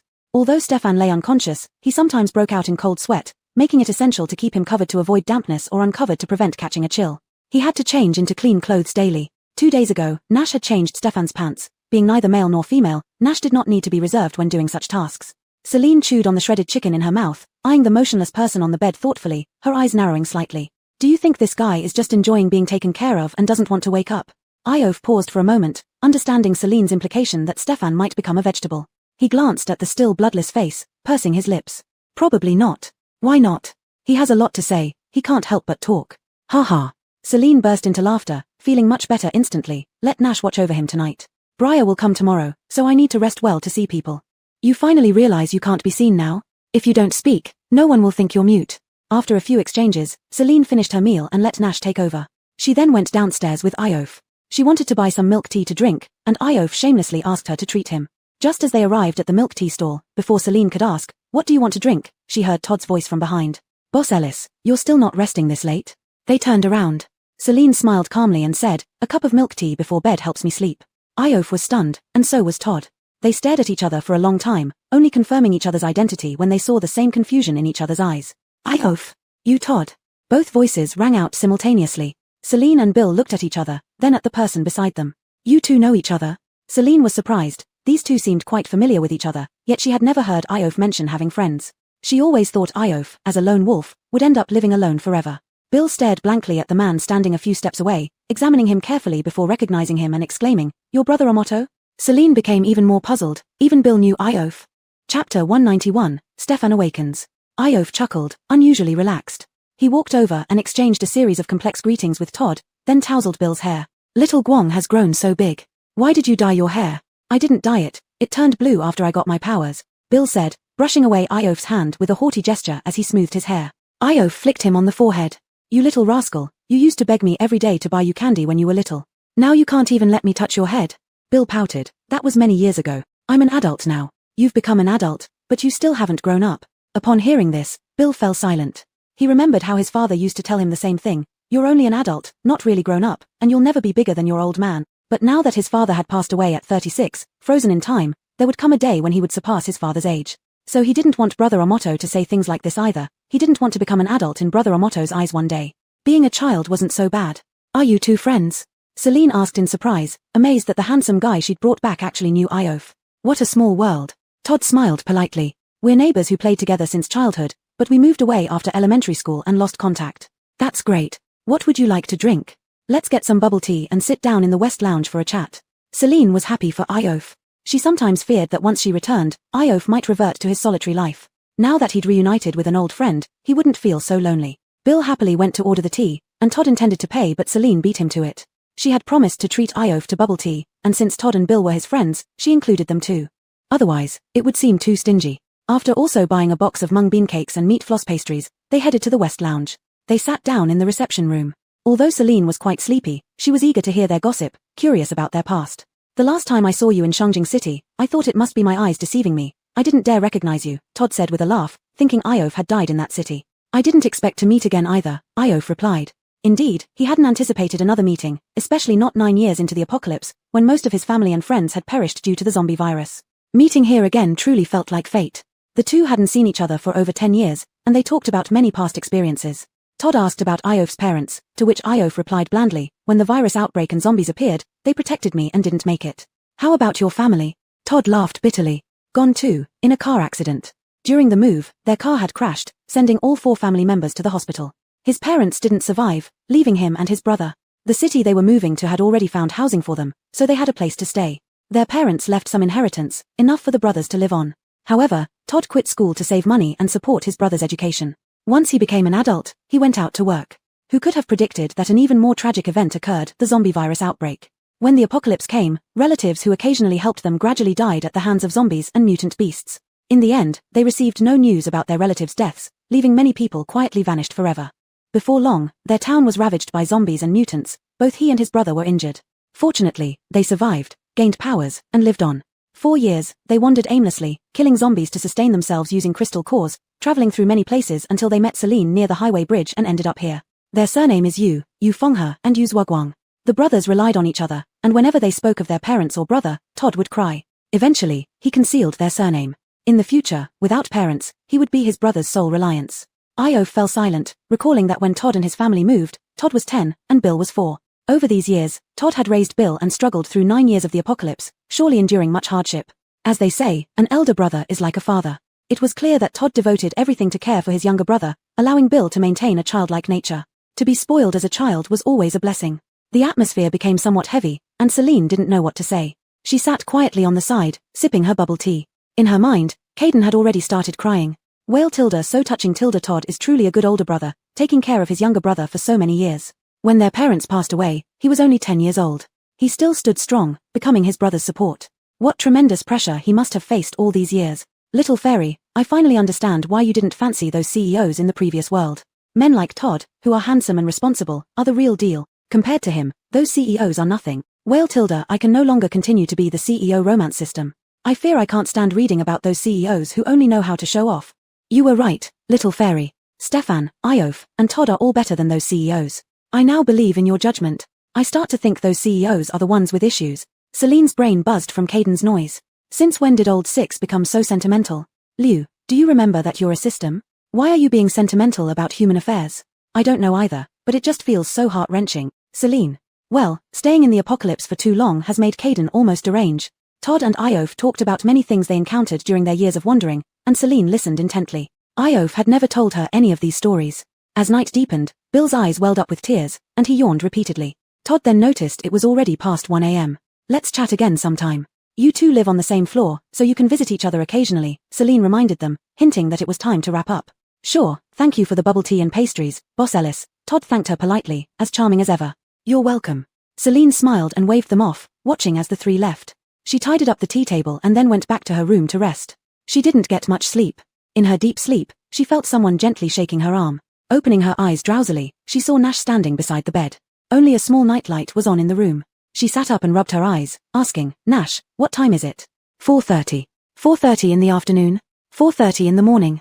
Celine. Nash said obediently. Boss Jan, Stefan woke up. Chapter 192, Friends are the family you choose. Upon hearing this, Celine instantly sobered up, turned on the light in the room, quickly washed her face in the bathroom, changed into a new set of clothes, and hurried out in her shoes. Hero followed behind her. How long has he been awake? Did you give him anything to eat? Celine stepped into the elevator, pressed the floor button, and asked anxiously. Just woke up. He said he was thirsty, so I gave him some water. The elevator reached the second floor, and Celine rushed towards the intensive care ward, nearly losing her shoes in the process. Cash sat on the bed, still wearing an oxygen mask under his nose. Seeing Celine, he pouted and reached out for a hug. Wah tilde Xiao Ellis, I thought I would never see you again. Celine sat beside him and held him in her arms, relieved but scolding. You have the nerve to say that. You've been asleep for 5 days. I was almost ready to buy a box and bury you under a tree in the park across the street. Cash chuckled. Xiao Ellis, I knew you loved me most. Hero told me you stayed by my bedside for days and only went back to your room to sleep tonight. Yes, I was afraid if you kicked the bucket, Magnus would come looking for me to pay with my life. Celine shot him a reproachful glance, then added seriously, Are you hungry? Want me to get you some porridge? Sure. Cash released Celine from the hug, looking quite lively as he said joyfully, I want carrot corn porridge. What kind of porridge is that? There is. There must be. Doesn't matter, I just want to eat it. You get it for me. Fine, my great ancestor. Having slept for a solid 5 days, Cash was now very energetic. After drinking the porridge, he continued chatting non-stop with Celine. Celine was utterly exhausted, having been woken up after only 3 hours of sleep. Knowing Cash was fine and feeling more at ease, she grew increasingly drowsy. As dawn approached, she couldn't help but fall asleep, resting her head on the edge of the bed. Cash chuckled softly, pulled the blanket from himself, and covered her with it. Though he hadn't fully awakened, it didn't mean he had no awareness during these past days. He could hear Jordi and Celine talking, knowing Celine stayed by his side day and night, cleaning his face and body daily. When he first got injured, all he felt was intense pain. As the pain worsened and he was about to lose consciousness, his only thought was regretting not having bid farewell to Celine. They had agreed he would bring back several sets of new clothes, and he had to ensure he received them before dying. While lying there unable to wake up, he often thought that perhaps it was better to die than remain in this perpetual slumber. After all, he had no family left in this world. But Celine's meticulous care and constant presence made him feel that someone still cared about and cherished him, even though they were just close friends. Yet, as the saying goes, friends are the family you choose. However, Celine didn't get much rest. At 8 in the morning, Magnus arrived. Hero had already woken her up beforehand to avoid any embarrassment in front of others. Seeing her struggling to keep her eyes open, Cash felt a pang of pity. Xiao Ellis, go back and rest. General Kale is here. I can tell him if anything's wrong. Celine considered it and realized it made sense. Magnus came specifically to see Cash and was one of his closest people. Staying there wouldn't add much value. So, Celine returned to her room to catch up on sleep. Magnus arrived with a group of officials. Cash found it annoying after exchanging a few words with them. He didn't get along with them anyway. Using the excuse of feeling unwell, he sent everyone away. Today, Jordi and Todd went to the zombie training camp with brothers. Bill is also a controller-type ability user, and a level 5 one at that. However, he had always been well protected by his brother and lacked practical experience. So he wanted Jordi to teach him. The training camp was relatively safe. If they encountered danger, they could say Magic Fairy Castle and instantly teleport back to the hotel. Todd went to the level 8 zombie map, agreeing to split the earned crystal cores evenly with Jordi upon return. Jordi, on the other hand, took Bill to the level 4 zombie map. He gave Bill his old pair of daggers and taught him how to use his control ability to manipulate the daggers for long-range attacks. Bill focused on training, dropping the daggers several times, yet he didn't throw a tantrum. Instead, he picked them up again and kept practicing. He wanted to become strong enough not to rely on his brother's protection, strong enough not to be a burden, and even strong enough to protect his brother in dangerous situations. Sitting nearby, Jordi guided him, understanding Bill's thoughts. In the past, Jordi had often wished that if he had been powerful enough back then, his parents wouldn't have died at the hands of zombies. His family could never come back, and he hoped Bill could fulfill this wish. Focus, don't concentrate your power in your palm, but focus it on the dagger, imagine how you want it to operate. After dropping the dagger for the 27th time, Jordi sighed helplessly and used his power to retrieve the dagger. Take a break. He handed him a bottle of energy drink. Bill sat down sullenly beside him, clearly unhappy, and began to doubt himself. I've been practicing for 4 hours with no progress at all. Am I really that stupid? It's because your brother has protected you too well, Geordie said. Controllers are rare, and your hair turning blue after gaining your power indicates talent. It just hasn't been fully developed because of your brother's protection. Those whose physical appearance changed after acquiring powers were considered talented. The most impressive changes were in eye color, while Bill's hair color change still indicated some potential. Over the years, Todd had always protected him, leaving him with little combat experience and thus not fully tapping into his potential. Really? Bill became excited at these words, realizing that having talent meant he could become very powerful. With diligent practice, he could surely become as powerful as Brother Chen. Alright, let's continue this afternoon. Go eat now. Geordie handed the dagger back to Bill. Bill sheathed the dagger in its protective holder at his waist and flashed back with Geordie. Todd was already waiting at the entrance of the camp. After the three left the eastern area, they heard noise coming from the northern area. Many people were attracted by the sound and moved toward it. The noisy sound seemed like someone was harassing virtuous women. Chapter 193, Beating Up the Bald Man. Little bitch, I show interest in you, that's giving you face. Don't you King take my kindness for granted? Or are you deliberately making such a fuss and shouting so many people over here because you like this kind of excitement? A bald man was grabbing Marnie's wrist, his eyes cloudily roving over her body, full of greed and mockery. You, let me go. Marnie struggled desperately, the corner of her eyes red, fear filling her heart. This scene reminded her of 10 years ago at the bar when she was forcibly dragged away by Giles and then ravished. Despairing fear rose up inside her. It seemed that after 10 years, everything was about to be repeated on her again. More and more people gathered around, but they all remembered the rules of the magic fairy castle, not daring to intervene rashly for fear of getting themselves into trouble. What are you doing? Isaiah came with his mother to buy shoes. Hearing Marnie's crying and seeing so many people gathering, he pushed through the crowd and saw the bald man intending to assault Marnie. He rushed over, pushed away the bald man, and pulled Marnie into his arms. Oh, so you have a lover. Why pretend to be innocent? The bald man glanced at Marnie disdainfully, then sized up the man who suddenly rushed over. TSK, white shirt black slacks, obviously some noble descendant from before, completely unable to fight. The hero saving the beauty act is good, but can he handle it? Boy, I advise you not to meddle. Let the woman follow me obediently, and I'll spare your life. Otherwise, I'll sever your tendons. Isaiah snorted coldly. You talk big enough, dare to cause trouble in the magic fairy castle? Looks like you're tired of living. The bald man's eyes glinted fiercely. You, an ordinary person, also dare challenge me? You're the one who's sick of life. He was about to use his ability to give this fool some lessons. A large palm swung out. Silence descends upon Cambridge tonight. Heh. Try again. Another dipolar 18 palms. Ha. The air remained abnormally silent, not even moving a strand of Isaiah's hair. It was awkward. He couldn't understand why his power wasn't working. The onlookers were already laughing wildly. Where did this idiot come from? Was he a comedian? Isaiah calmly said, Don't you know that abilities don't work in Magic Fairy Castle? The sharp mocking voices hurt the bald man's dignity. He flew into a rage, clenched his fists, and charged at Isaiah. Brat, I can beat you to death barehanded. He lunged at Isaiah but suddenly found himself not moving forward and instead floating higher. Looking down, he saw himself trapped in a bubble, floating in the air. I'm sorry for handling some matters earlier and coming late. Sorry for scaring everyone. Aaron appeared among the crowd with a smile. Marnie sobbed in Isaiah's arms, still shaken, trembling all over. Isaiah gently patted her back lovingly and looked up at Aaron. Store manager, can I take him outside for a beating? Aaron smiled and replied, the store does not allow fights inside, but we support dragging him out to beat him. As the boss said, customers can't just endure threats silently each time. As long as no one starts a fight inside, it's okay to drag them outside for a beating. Undeniably, he felt the boss was very conscientious. He added, this gentleman has harassed our employee, violating the store rules. We will deal with him accordingly. So please bring him back after you finish beating him. Certainly. Isaiah waved his hand, asking his mother to come over to accompany Marnie. He had to vent. Aaron set the bald man down, and Isaiah grabbed the collar of his shirt, dragging him out directly. They chose the nearest exit, the northeast gate. People followed, eager to see the show. Bill was puzzled. Drag him out, beat him up, and then bring him back again for another beating. Iof said indifferently, bullying an employee, get to choose your punishment map for a day trip. What kind of map? Zombie map. SSS. If he gets beaten so badly that he's looking for his teeth on the ground, how can he survive entering the zombie map? Iof answered nonchalantly, since he's sent to the zombie map, he isn't expected to come back alive. Otherwise, what would be called punishment? Celine, protective of her people, thought immediate destruction was too quick, hard to set an example.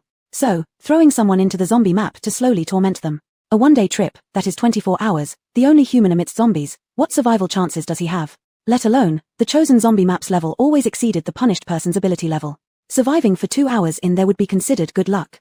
The bald man was dragged onto the bustling streets of Shangjing City, attracting more and more onlookers. He blew into his palms twice, preparing to give Isaiah a good thrashing. Outside Magic Fairy Castle, how could an ordinary person possibly match an ability user?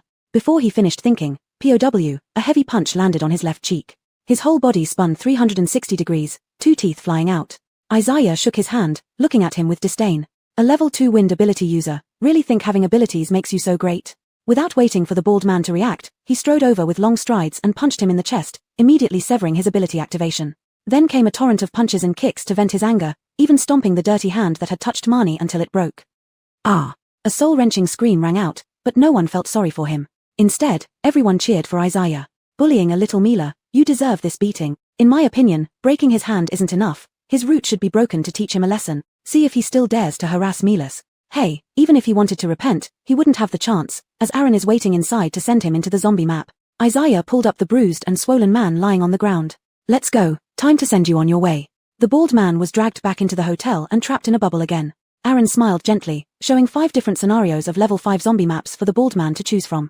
A level 2 ability user absolutely stood no chance against level 5 zombies, let alone a crowd of them in a level 5 zombie map. If he went in there, death was certain. The bald man knelt down and begged for mercy, but alas, Isaiah had beaten him so badly that he couldn't even speak, only sobbing in pain. Naturally, Aaron wasn't going to let him off. Daring to harass an employee of Magic Fairy Castle was essentially courting death. Aaron picked a random map and threw the bald man into it. Level 5 zombie map 1-day trip, 24-hour countdown starts now. The screen hung above the hotel lobby, broadcasting the bald man's trip live until either the time ran out or he died. Todd watched this operation and sighed slightly. Boss Ellis is fiercer than I imagined. Well, you can't run such a big hotel otherwise. Iof's words implied support for Celine's actions. Magic Fairy Castle was revered as sacred ground in everyone's heart. Incidents here not only impacted Celine's business but also required giving all customers a satisfactory explanation or warning. No one should dare disrupt the peaceful ambience here. Chapter 194, all made of human flesh. After 4 days of long travel, Xavier and Ayla finally arrived at the Devil Fairy Castle before nightfall. But the scene in front of them left them dazed. What kind of place was this? It was completely different from what was printed on the promotional flyer, and it had all sorts of shops, with customers coming and going continuously, looking nothing like a simple hotel. More like a large shopping mall. Chanel brother, we didn't see those people who ran away from our base along the way. Do you think something might have happened to them? Ayla pressed her face against the glass wall and looked inside. It just so happened that the dining area was right there, and now many people were eating inside. Her expression of craving and drooling profusely repulsed quite a few diners. Someone rushed out to report this to Patrol Agent 007. When 007 came in and saw the situation, he directly changed the glass wall into frosted mode, effectively blocking that repulsive sight outside. Suddenly unable to see anything, Ayla frowned and cursed, look at them having fish and meat. Who knows where these ingredients come from? It's very likely that the food is made of human flesh. They may not even be alive after they finish eating. She didn't believe that there could be so much food here. Even if the boss had stockpiled supplies previously, most would only be preserved goods. Moreover, it had been 9 years since the apocalypse began. How many resources could still be left? Looking through the glass at the hotel lobby, Xavier's pupils dilated in shock, and he couldn't speak for a long time. There were so many high-level psychics inside. Wanting to forcibly take over this place seemed almost impossible. Forget him and Ayla alone, even if all the psychics from their base came, it wouldn't be enough. If they wanted to control this place and gain an endless supply of resources, they'd have to find another way. Jillian and Jillian had already sent the supplies back to the main base and came here to wait and see. They wanted to see how ambitious Xavier was, planning to control Devil Fairy Castle and rule it as king. Now that they found most of the guests at Devil Fairy Castle were high-level psychics from Jiangting City and Shangjing City, how could he achieve his ambitions? The flapping wings produced a loud noise, attracting their attention. Looking over, they saw a huge mutant beast circling above the central square. Strangely, no one from Jinza base nearby came out to fight, nor did the high-level psychics within Devil Fairy Castle seem to care about the situation outside. Second sister, what should we do? Should we call someone for help? Jillian was worried. Such a huge mutant beast could cause significant casualties if it attacked Devil Fairy Castle. Calm down, Jillian said, furrowing her brow in thought. The customers from Jiangting City who came to Devil Fairy Castle were all from the battlefield. With such a big mutant beast circling outside, they must have sensed it and wouldn't ignore it. Since everyone remained calm, it must mean something else was going on. It could be that Devil Fairy Castle had formidable capabilities that rendered external attacks irrelevant. Or it could be that the mutant beast. Look, Jillian pointed to the central square. After circling several times in the air, the mutant beast landed in the open space of the square. A woman wearing a green silk dress and heels jumped off the mutant beast's back, graceful and elegant, looking far from what a combat-ready psychic should. In the next moment, Jillian's eyes widened in disbelief. The mutant beast turned into a human. It was Todd. Even though they were far apart, she could still recognize Todd at first glance. Todd chatted amiably with the young woman who had just dismounted, their heights, physiques, and auras matching perfectly. Jillian clutched her chest, feeling her heart break into pieces. Her dream hero, Chi Tien Da Amatog, already had his own Zixia immortal.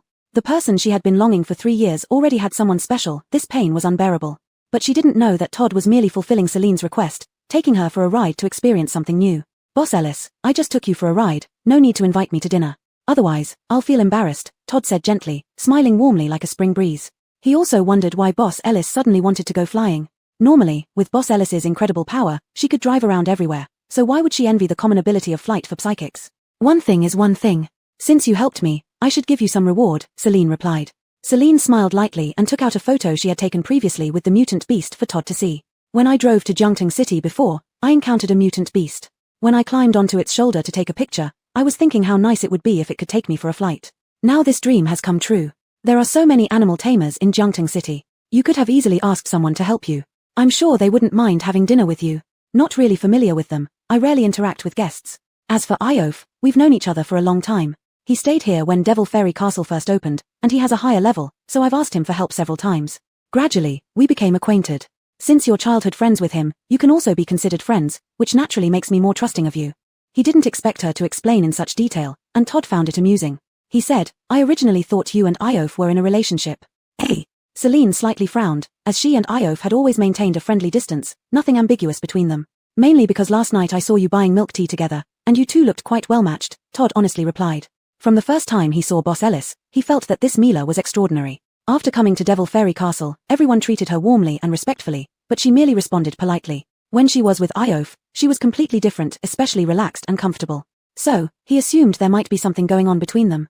Don't think like that, Celine waved her hand.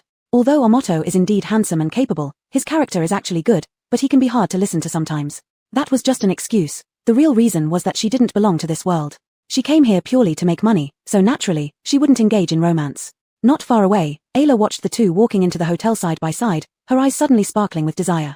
What a handsome man, and his a 9th level animal tamer. The woman next to him was slender and weak, an ordinary person who could be easily overpowered by her. Once that woman is dead, won't she have a chance?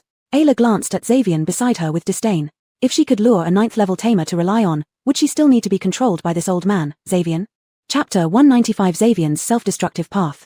Xavian watched the two people walk into the magic immortal castle, and he made up his mind. He couldn't allow Chi to dominate the magic immortal castle anymore. There were so many high-level psychics inside, just that level 9 psychic who walked in could easily crush him. Therefore, he planned to outsmart others. If he couldn't be the boss, being the second in command was still acceptable, right? With the authority of the boss, he could still wield power and have everyone obey his orders. Just like how Ayla boasted of his power by leaning on Xavian's authority, he could also rely on the boss of the magic immortal castle for prestige. Once he became a relative of the boss, let alone those people in the castle, even the boss would have to give him some face. Xavian wanted to outsmart others, but he forgot that he lacked intelligence. Blanche and Blankhen saw Xavian entering the magic immortal castle with Ayla and quickly followed. Don't be sad just yet, maybe that woman has nothing to do with Todd. Seeing Blankhen still downcast, Blanche patted her shoulder as a comfort. Millimeter. Blankhen managed a forced smile. How could they not be related? Just seeing how Todd had used his ability to carry her around indicated their relationship wasn't ordinary at all. Blanche sighed inwardly, let's finish what father asked us to do first, then we'll ask Todd about it directly later. Their father, the Commander Zen, instructed them to follow Xavian. If Xavian posed a threat to the magic immortal castle, they should immediately report back. Otherwise, they should witness Xavian's downfall thoroughly and convey it back to the residents of the second base, giving them some satisfaction. After entering the magic immortal castle, Xavian stood in the center of the hall and shouted loudly, "Where is the boss? Let your boss come out. I'm his uncle, have him meet me." The sudden shouting drew many gazes, but these people merely glanced at him as if watching a joke, then continued doing their own business. They didn't care one bit. Seeing this strategy didn't work, Xavian sat on the ground and started wailing loudly, "Oh dear, heartless person. When your parents passed away back then, you were only a teenager. I paid for their funeral. Now that you've opened such a large hotel, you don't even invite me to stay here. And now you refuse to recognize me. Heartless, ungrateful brat." His fabricated story sounded somewhat plausible, and many guests doubted whether this man was telling the truth. Having lived in the magic immortal castle for so long, no one had ever seen Boss Ellis's parents. This safe haven had always been run by Boss Ellis alone. It might be true that Boss Ellis's parents had died long ago, making this man very possibly his uncle. Todd, hearing the loud shouts, glanced thoughtfully at the Mila beside him. She frowned deeply, eyes narrowed, emitting an intimidating aura as if she could devour the man boasting lies whole. "Do you know him?" he asked. Celine sneered, "My parents aren't dead yet." Her mother was gravely ill, teetering on the brink of life and death, so Celine was most sensitive to anyone cursing her parents' death. This man was indeed courting his own doom. Ayla was momentarily stunned by Xavian's performance but quickly realized his intentions and rushed to his side, sobbing dramatically. "Uncle, don't be too upset. He's always been such an ungrateful person. During these 9 years post-apocalypse, he left his own uncle outside without any concern while he runs this huge hotel, living luxuriously every day. Now that you traveled such a distance to find him, he won't even come out to see you. He must be ashamed. Sir and madam, please refrain from making a commotion in our establishment. A gentle voice came from behind. Ayla looked up to see a handsome young Tom with fair skin smiling at her. Such a good-looking Tom, unfortunately, was just an ordinary person, completely useless.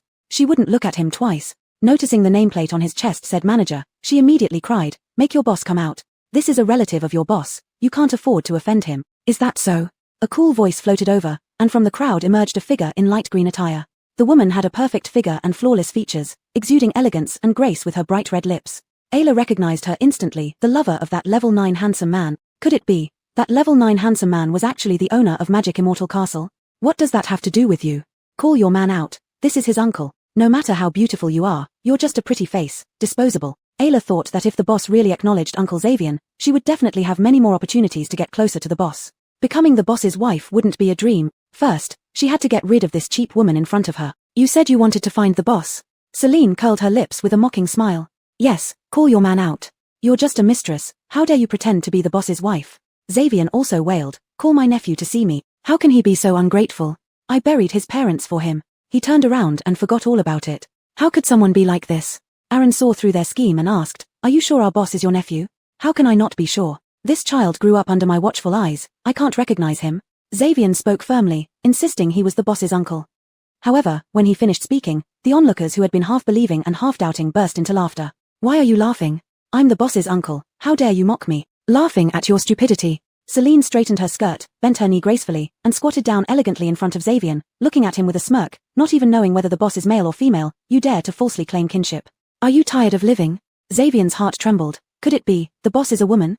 Ayla didn't think so. She suspected that this woman was trying to trick them. The person who could run such a large hotel couldn't possibly be a woman, right? It must be a man with an especially high psychic level to control the situation, just like that handsome guy earlier. Don't try to fool people. Call your man out. This is your man's uncle. How dare you, an insignificant mistress, act as if you're in charge here. She wasn't going to fall for it. Aaron didn't want to deal with the complicated human affairs and immediately walked to Celine, respectfully asking, "Boss, how should we handle these two?" Ayla and Xavier's faces turned pale, unbelievably looking at the young woman who looked no more than 20. You are the boss." Celine curled her lips, stood up, and looked at the two contemptuously. "In 60 years of life, I've never encountered such nonsense. My parents are in perfect health. To curse them as dead." Aaron hated it too. He and Hero worried every day about the boss being sad over her mother. These two dared to push their luck. "Boss, shall we directly eliminate them, or send them to the level 9 zombie map?" Celine's expression hardened, her voice icy cold. "Without breaking any rules, we cannot dispose of them easily. Since this is personal resentment, let's beat them up outside." "Will you do it yourself?" "Of course not." Celine scanned the crowd watching and smiled. "Everyone, drag these two out and treat them well. Any injuries inflicted on them will earn you a free buffet dinner tonight." Chapter 196, Wasting Time. Hiring someone to kill, this move was clever. Whether through the zombie map or direct elimination, Celine felt that Xavier and Ayla had it too easy. They should be tortured by a crowd slowly so they could thoroughly feel the pain. Daring to curse her parents dead. Truly, they were tired of living. "Boss Ellis is mighty," one of the big men shouted loudly, immediately stepping forward and dragging Xavier away. Several people followed closely behind, all relatively familiar with Celine.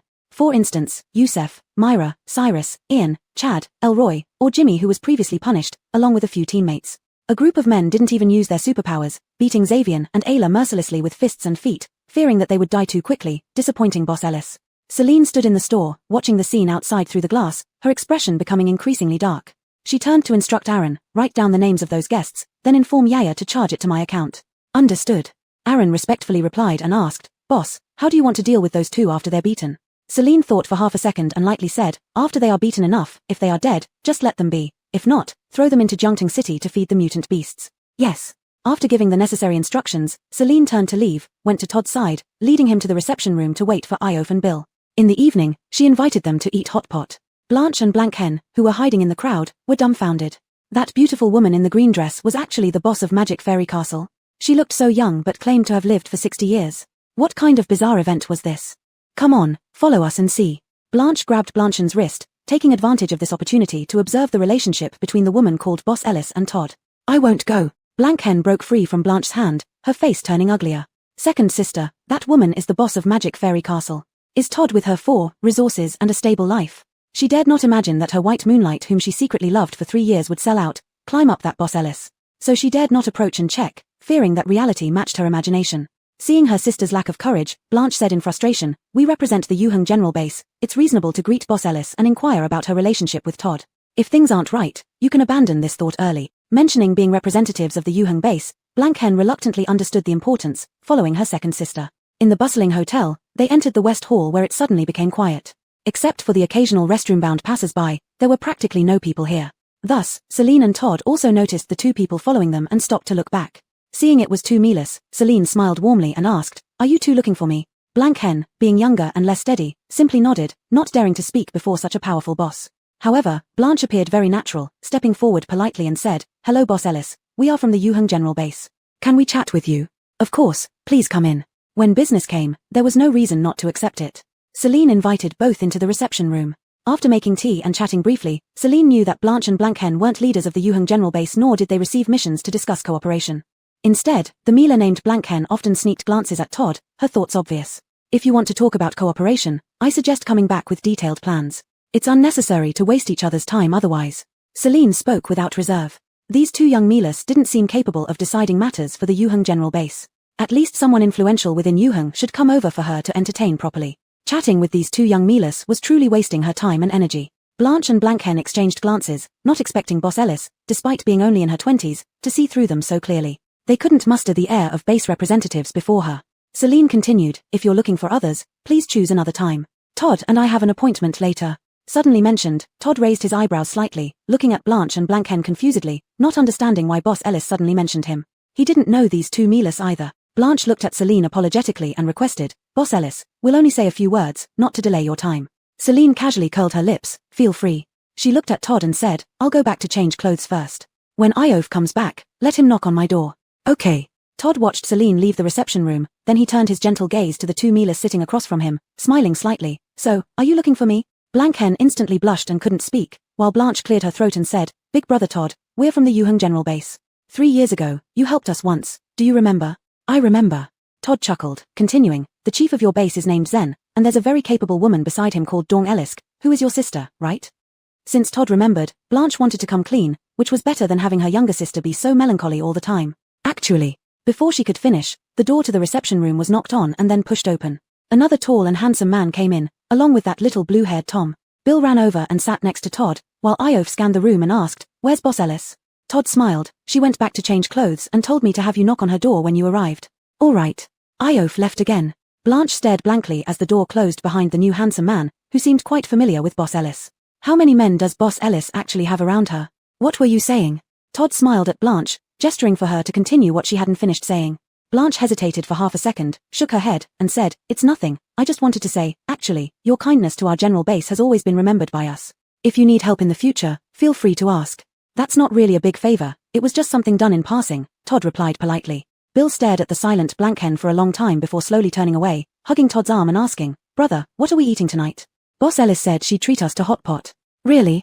"Big brother Omoto just said he'd take me to a buffet dinner. So, do you want hot pot or buffet?" "Hot pot." Seeing the intimate conversation between the brothers, Blankhen and Blanche realized they wouldn't get anything more out of staying here. "Big brother Todd, we'll leave first and not disturb your meal." The two got up to say goodbye and left the reception room. Celine stood at the corridor entrance, watching the two figures walk away, and scoffed softly to herself. As if anyone valued those things like love and romance so much.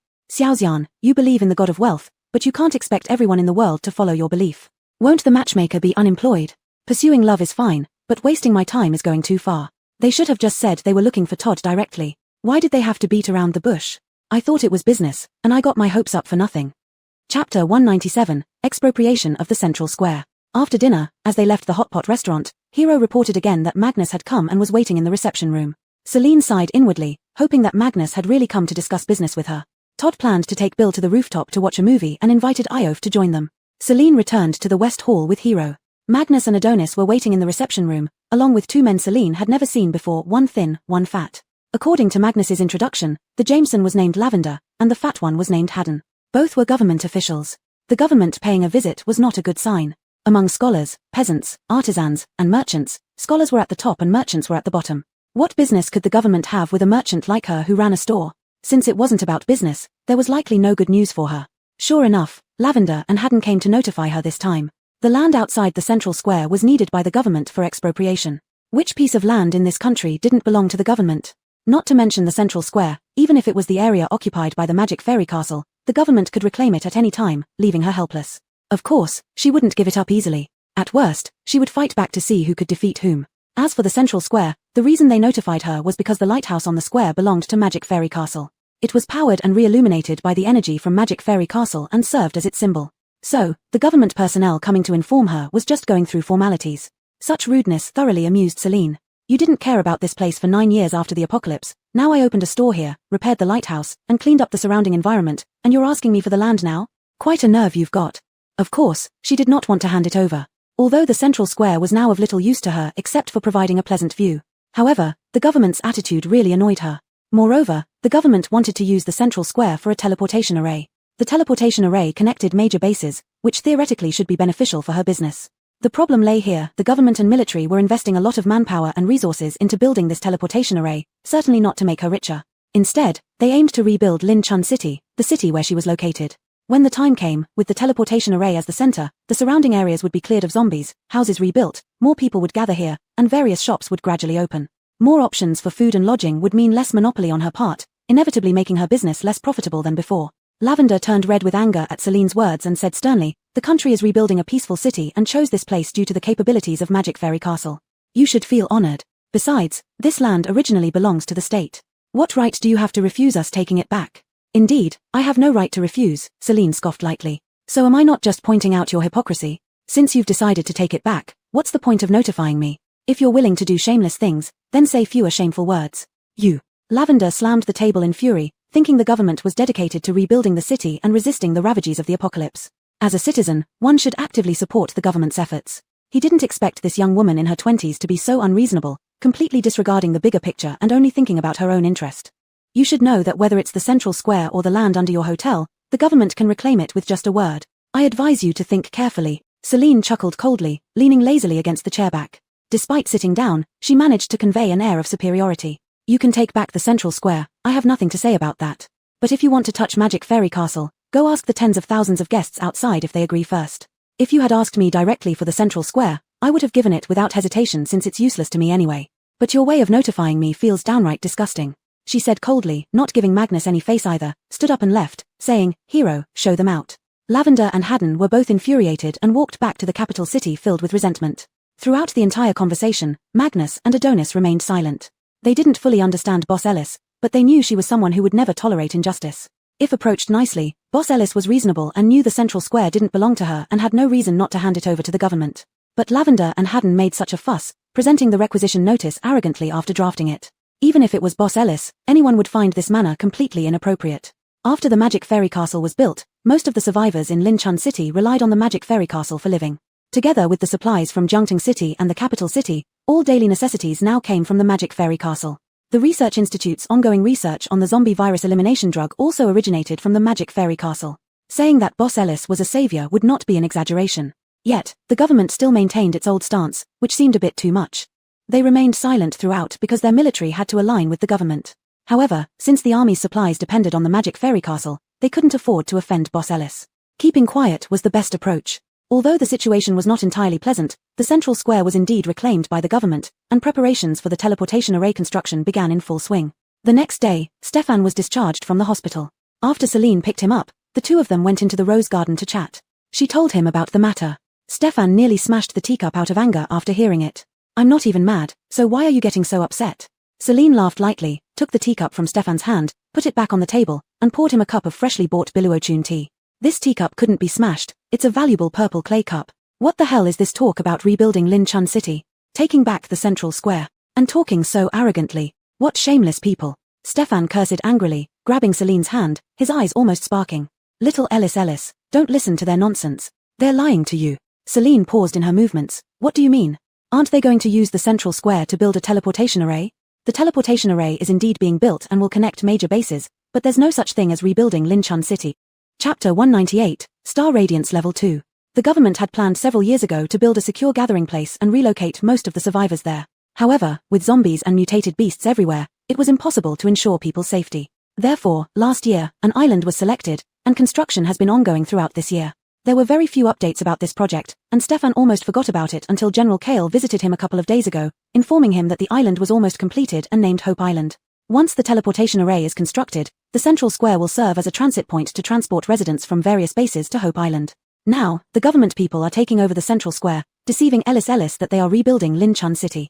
What shameless people. Perhaps the government hoped to convince Ellis by showing how beneficial the increased traffic would be for Fairy Magic Castle after the array was built, wanting her to accept or even cooperate with their plans more easily. Little did they know that Ellis wasn't buying it at all. Serves them right. A bunch of liars. After hearing these words, Celine only smiled without giving much comment on the matter. They chatted casually for a while. Then Stefan returned to the Shangjing base to report to Magnus, and Celine went back to her room. Xian, aren't you upset? Hope Island is almost complete. Once the teleportation array in the central square is built, guests will definitely go to Hope Island. Your business won't survive then. Celine lay on the sofa, browsing through the delicacies section of the mall, looking for some tasty snacks to satisfy her craving, and said nonchalantly, what good would anger do? I have to leave sooner or later. The Fairy Magic Castle is just a fleeting phenomenon. It's nice that Hope Island is being built, at least Stefan and Iof will have a safe place to go, and I won't worry so much. Believing the construction of the teleportation array wouldn't take long, guests would gradually move to Hope Island. This way, the hassle of farewells would be avoided. No one would remember Fairy Magic Castle, nor would anyone remember her. Wasn't the severe cold almost here? Surviving the severe cold at Fairy Magic Castle might mean guests would eventually leave. She should also be able to go home around that time. 6. Let's upgrade. Having stayed here for so long, she couldn't wait to see her parents again. Okay, 1 million points have been deducted from the public account. Congratulations on successful upgrade. Current level of Fairy Magic Castle, Star Radiance level 2. Current number of rooms, 150 standard single rooms, on the 4th floor, reached maximum, 150 standard double rooms, on the 5th floor, reached maximum, 150 business single rooms, on the 6th floor, reached maximum, 150 business double rooms, on the 7th floor, reached maximum, 120 luxury single rooms, on the 8th floor, reached maximum, 120 luxury double rooms, on the 9th floor, reached maximum, 100 luxury suites, on the 10th floor, reached maximum, 100 capsule rooms, on the 2nd floor, reached maximum, 80 underwater rooms, in the seaside area, reached maximum, 20 apartment rooms, in the mezzanine, reached maximum. Facilities available on the 11th floor, KTV. Next level, Star Radiance level 3, upgrade condition, 15 million points, add *60 shops. Unlocking phase 2 of Seaside Villa area upon upgrade. Celine ordered spicy fish skin salad, boneless chicken claws, hand-grabbing pancake, fried skewers, and a cup of lemon tea. Finding a variety show to play, she casually said, draw a prize as well. The advanced prize pool has been activated. You haven't drawn the previous ones yet. Drawing twice consecutively might yield another black ball. How easy is it to win the grand prize? Celine only received a shopping card and a set of high-end skincare products. Her heart was now calm and composed. At the main Universal base, Blanche and Blankhen conveyed the outcomes of Xavier and Ayla to the residents from the second base, who felt relieved. Originally, the main base couldn't accommodate so many people, but Zen arranged for expansion. Working together, they built new houses for the residents from the second base. In the future, there would no longer be separate bases, only the Universal base would remain. Initially, Zen intended to relocate the residents from the second base and then discuss whether to migrate to the Fairy Magic Castle. Before he could voice this idea, he received a message from the government saying the teleportation array plan had started. All teleports with special abilities from the base needed to be transferred to the central square. And since Hope Island was fully developed, once the teleportation array was constructed, relocation could proceed. Therefore, he abandoned the idea of moving near Fairy Magic Castle and instructed Blanche and Blankhen to lead other teleporters to support at the central square. Every day outside the Fairy Magic Castle, a group of people were busy working there. The guests in the store didn't know what these people were doing but noticed that most of them were teleporters. They kept fussing with the lighthouse, channeling their energy into it. Celine stood by the milk tea stall, sipping her drink, leisurely watching the construction workers setting up the teleportation array. What should I do? She didn't want to give those people any advantage at all. One day, the light from the lighthouse suddenly went out, leaving only a solitary stone statue standing there. Moreover, every night after midnight when the Fairy Magic Castle closed for business, all the lights in the entire place would be turned off, leaving only dim lighting in the lobby. The construction of the teleportation array was forced to halt at night. Lavender and Haddon were so angry that they smashed their teacups when they found out. Damn. This boss Ellis is too cunning. We are building this teleportation array for the country and the people, yet she refuses to cooperate with us at all. She even turns off the lights. Lavender put his hands on his hips and cursed furiously. Cash sat in his seat carelessly and said calmly, you insisted on taking back this land. Since it no longer belongs to the Fairy Magic Castle, how could you expect Boss Ellis to use her own energy to power the lighthouse? That's too greedy. Celine wasn't stingy, she didn't mind paying a bit more for electricity. But since Lavender and Haddon made such a fuss with her, they wouldn't get any advantage from her. Lavender was furious, but he couldn't refute what Cash said. All he could do was run out in anger. Cash spat at his retreating figure disdainfully. Humph. Bullying my little Ellis, tricking my little Ellis, serves you right. Chapter 199, Fleeing to Mo Immortal Castle. Abbot. Something terrible has happened. Round-headed Ellisgjing rushed into Abbot Angus's room in a panic. Seeing the abbot changing clothes, he hastily backed out and closed the door. He loudly called out from outside the door, "Abbot! The concentration camp at the foot of the mountain has broken loose. Several mutant beasts have escaped and are running up the mountain. Our senior brothers are trying to stop them but have all been injured. It's complete chaos outside." The door creaked open, and Abbot Angus, wielding a machine gun, calmly stepped out, heading towards the main hall. "Where is Lorraine? Sister Lorraine is dealing with other mutant beasts at the foot of the mountain. Move all the injured to the Buddhist hall and fire the signal gun to recall Lorraine." "Yes." Ellisgjing hurriedly ran off to carry out the order. Before Angus reached the main hall, he saw mutant beasts circling in the air. He loaded his bullets, aimed at one mutant beast's head, and fired several shots, each hitting its mark. The mutant beast was shot down. Several monks fighting against the mutant beasts looked in the direction of the gunfire and excitedly shouted, "It's the abbot! The abbot is here! Follow the abbot's instructions, and we will surely exterminate these creatures." The abbot was their pillar of strength. With him present, they wouldn't lose their composure. Angus arranged the defense strategy, ordering the wounded to move to the Buddhist hall for immediate treatment. The remaining members continued resisting the mutant beasts, providing cover for the injured to retreat. If they could defeat them, that would be ideal. If not, they would have to abandon this Zhongguang temple and everyone would evacuate down the mountain via a small path behind the Buddhist hall. Angus was a clear-minded person. As long as people were alive, Zhongguang temple could be rebuilt one day. But if everyone died, it would truly mean nothing remained. These mutant beasts were transported from the battlefield and were of high rank, making them difficult to handle. The mutant beast that Angus had just shot down was still alive, flapping its wings and charging around on the ground. Lorraine arrived just in time, sword in hand, lunging straight for the mutant beast's head, stabbing it right where Angus's gunshot had hit. Then she pressed down on the sword hilt with both hands, and when she landed, the mutant beast's skull was split in two. She extracted the crystal core, shoved it into her pocket, and went to assist other disciples. "Hey, demon, take my cudgel." Ellisgjing, having finished arranging matters in the Buddhist hall, grabbed his mace and leaped back into battle, striking the mutant wolf on its head. However, the mutant wolf's skin was tougher than steel, and the strike did no harm. With a single push of its head, Ellisgjing was sent flying. Senior brother Eliscu caught him, chuckling, "I told you to change your weapon. My mace can knock zombies silent." Who knew this big fellow's skin was so hard? The machine gun went bang again, shooting at the mutant wolf's head. Lorraine followed closely, trying to replicate her previous success. Unfortunately, this mutant wolf was an amphibious creature, unlike the one that usually flew. Its reflexes were swift, dodging Lorraine's sword and grabbing her in its palm. Lorraine. Everyone's hearts leaped into their throats as they watched the mutant wolf about to swallow Lorraine. Bala energy, Gotanana, Motankiang. A string of incantations sounded, and the mutant wolf froze in place. Eliscu quickly reacted, rushing forward to rescue Lorraine from the mutant wolf's grip. Everyone stared blankly at the statue-like mutant wolf, unsure what had happened. Until a familiar circle of light appeared, and they saw Kira's figure. Beside her stood someone wearing blue and holding what looked like a toy gun. Yes, it really did look like a toy gun. "Kira, why are you here?" Kira walked to Angus and handed over the box she was carrying. "My boss sent me with the Zhishen grass. The mutant beasts at the foot of the mountain have been dealt with. You can rest assured, Abbot." Angus accepted the box and nodded politely. "Thank you for your assistance." "Humph. I helped you, yet you thank her," Prince Flash grumbled, crossing his arms. Kira turned her head, giving him an exasperated glance. "Flash, behave. You don't get it. Flash, leave it. Have some mystery knowledge." Others sweated awkwardly at his poor accent. Angus remained calm, thanked Prince Flash as well, and then entrusted Kira to take all the injured from the Buddhist hall to Mo Immortal Castle for treatment. Zhongguang Temple suffered significant damage and would require a long time to recover. Medicines were also scarce, so the injured needed to be sent to Mo Immortal Castle first. Kira took all the injured from the Buddhist hall away. Lorraine accompanied her with the crystal cores to pay for the medical expenses and ensure their proper care. Angus led a group of Zhongguang Temple disciples and ability users to remain and repair the temple. Celine was sitting in the reception room drinking tea when she received a message from Kira. She didn't pay much attention to it, knowing that once they arrived at Moshen Castle, Aiden would handle all matters. Before long, Cash and Iof arrived. "Come on, let's go have lunch. I promised to treat you both to a big meal when you returned." Celine finished her tea, stood up, and led the two to the private dining room. The three of them debated for a while without deciding what to eat. They usually ended up eating chicken or hot pot, and were getting tired of it. After browsing the gourmet section, Celine decided to treat them to Western cuisine. Since it was Western cuisine, each person would have a steak, accompanied by a bowl of creamy mushroom soup, honey-glazed chicken wings, meat sauce spaghetti, seafood pizza, and golden prawns. They also chose a bottle of low-alcohol sparkling wine. The table was filled with dishes. Western cuisine indeed lived up to its reputation. The plating was exceptionally exquisite. However, these dishes might only be enough to fill Iof's stomach. With a wave of her hand, Celine said generously, "Eat your fill. If it's not enough, we can always add more."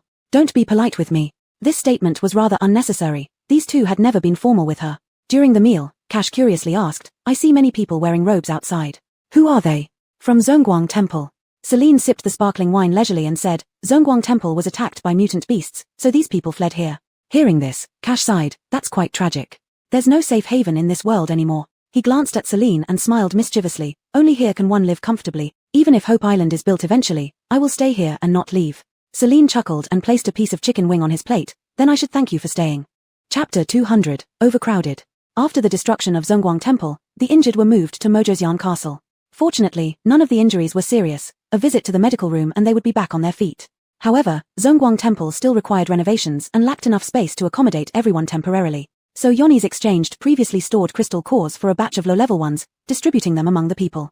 She arranged for them to stay in Mojoseon Castle's capsule rooms for a couple of days until Abbot Amon finished cleaning up the battlefield and could lead them back for reconstruction. Due to the arrival of over 100 people from Zhongguang Temple, the capsule rooms at Mojoseon Castle were fully occupied. The bread and instant noodles at the supermarket were always swept clean daily. The hotel guests were endless, constantly crowded together, which led to frequent conflicts. Some hot-tempered individuals had previously refrained from causing trouble due to fear of breaking the shop rules, but since Aaron said that fights could now be taken outside, there had been an increase in brawls. Celine finally understood what overcrowded meant. But this situation wouldn't last long. Because the extreme cold was approaching. Daylight hours gradually shortened, and outdoor temperatures steadily dropped. The extreme cold and extreme heat were two extremes. Extreme heat brought a month of continuous daylight, while extreme cold meant a month of unending darkness. Within just a week, daylight had been reduced to 6 hours, and outdoor temperatures had dropped below 23 degrees Celsius. Soon, the entire city would be plunged into darkness. Darkness was not good for humans. The scariest part about the extreme cold compared to the extreme heat was that zombies and mutant beasts grew stronger during the night. This meant that the battle at Zhangteng Duo would become even more difficult, and all bases would face greater dangers.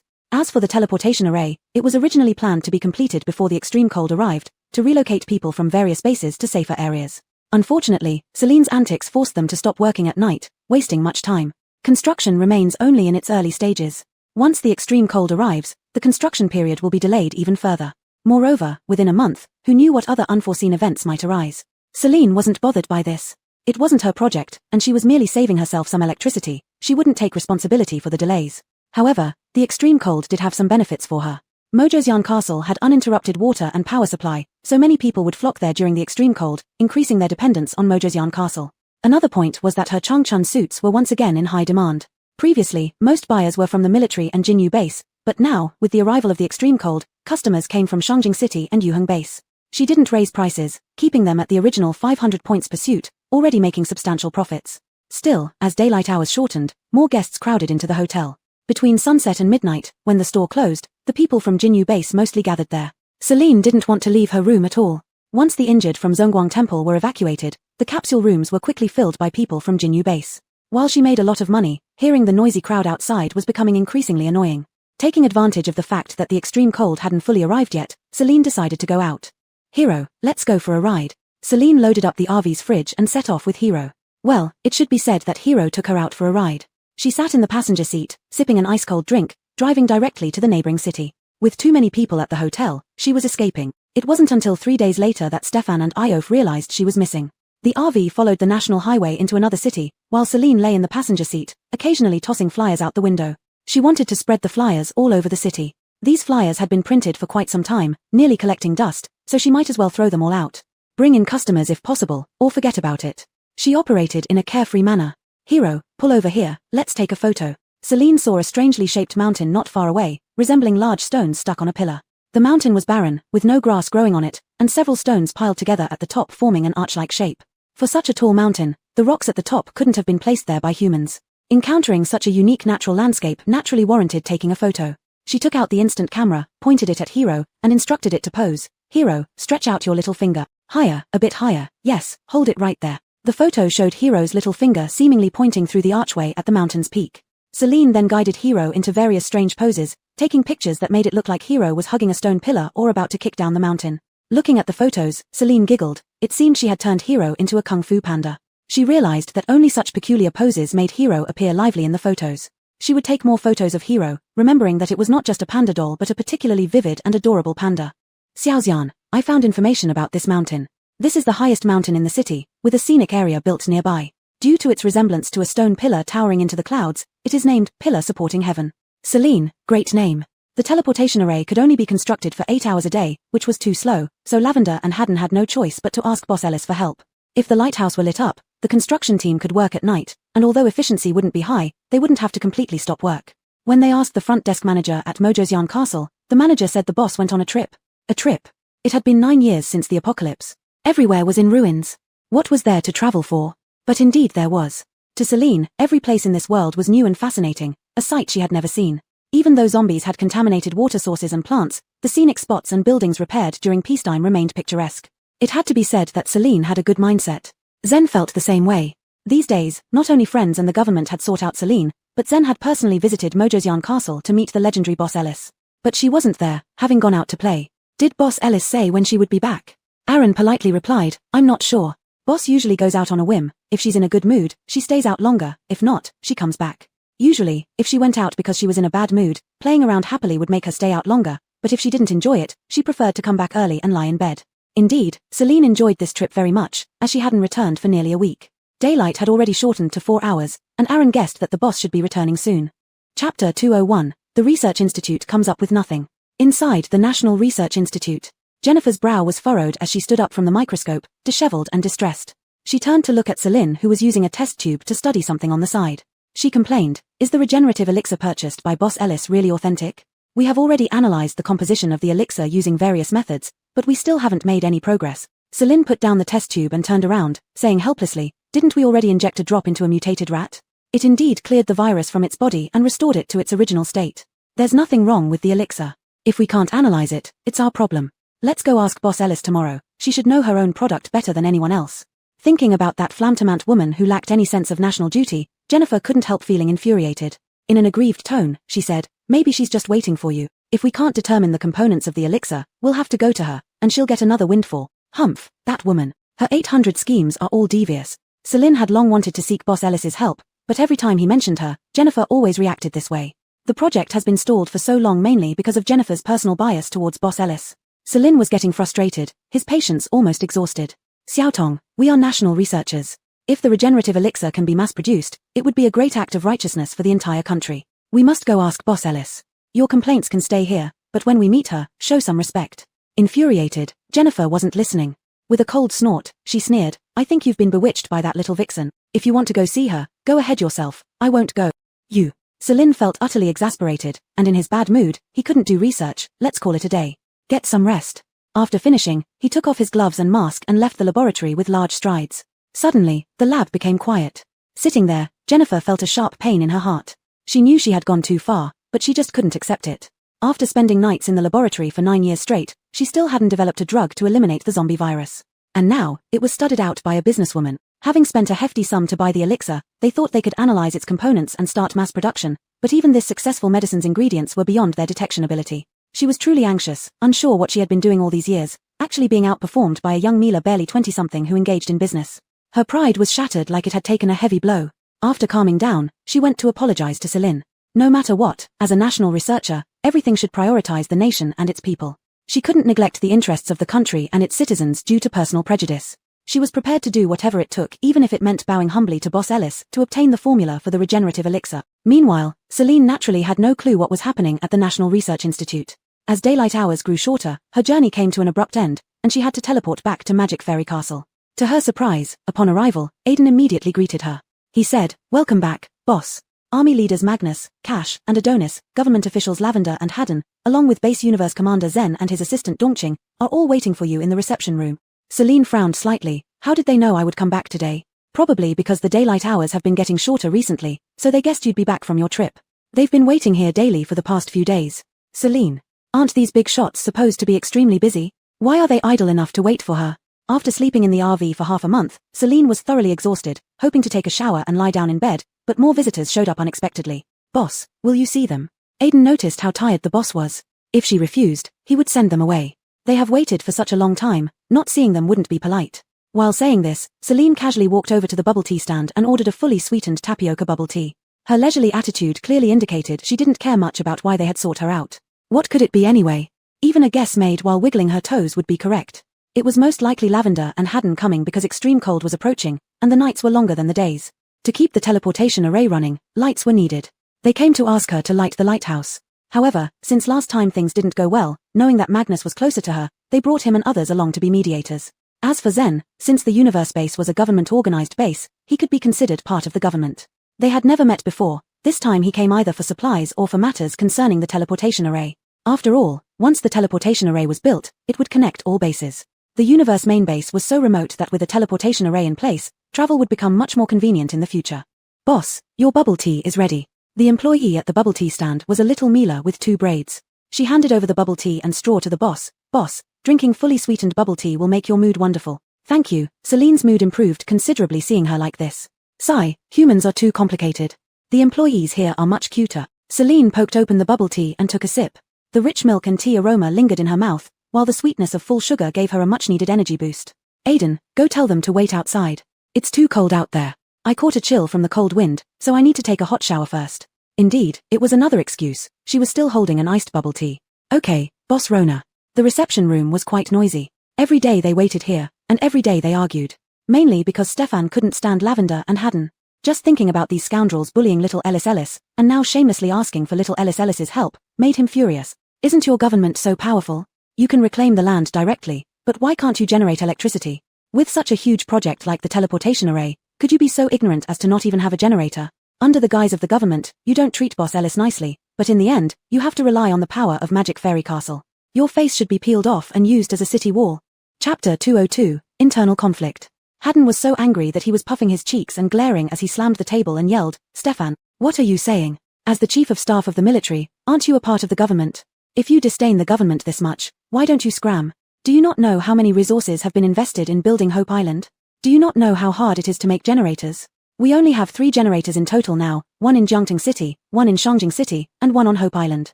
You use the nation's resources, yet you turn around and bite the hand that feeds you. Whose side are you on? Whose side I'm on? Stefan sneered, cursing, I could be on any side. All I know is that a man shouldn't be shameless like you people. The generator in Shangjing City is for powering up these government officials, and the one in Jiangting City is for powering up the army. So what if I'm the chief of staff of the military? How does that relate to you?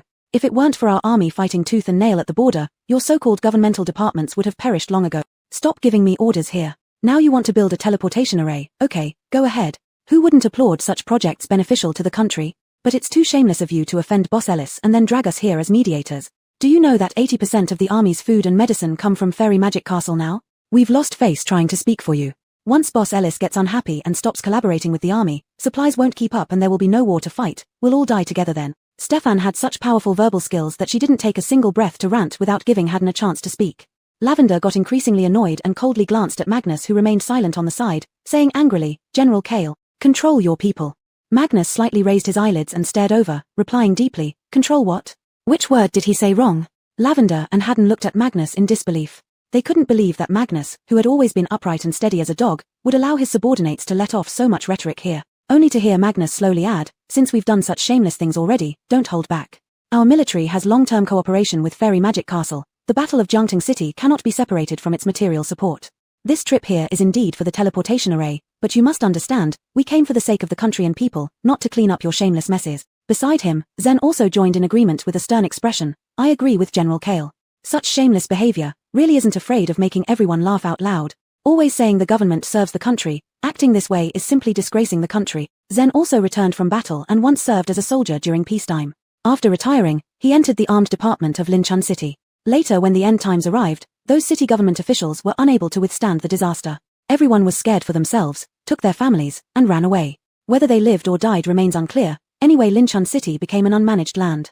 As a soldier, he took up the heavy responsibility of Linchun City, established a base after receiving notifications from superiors, and gradually gathered the surviving people of Linchun City into Yuheng Base with fellow battle-hardened soldiers from the armed department. The soldiers who survived battles valued righteousness most, being particularly bothered by the human relations and intrigues within the government.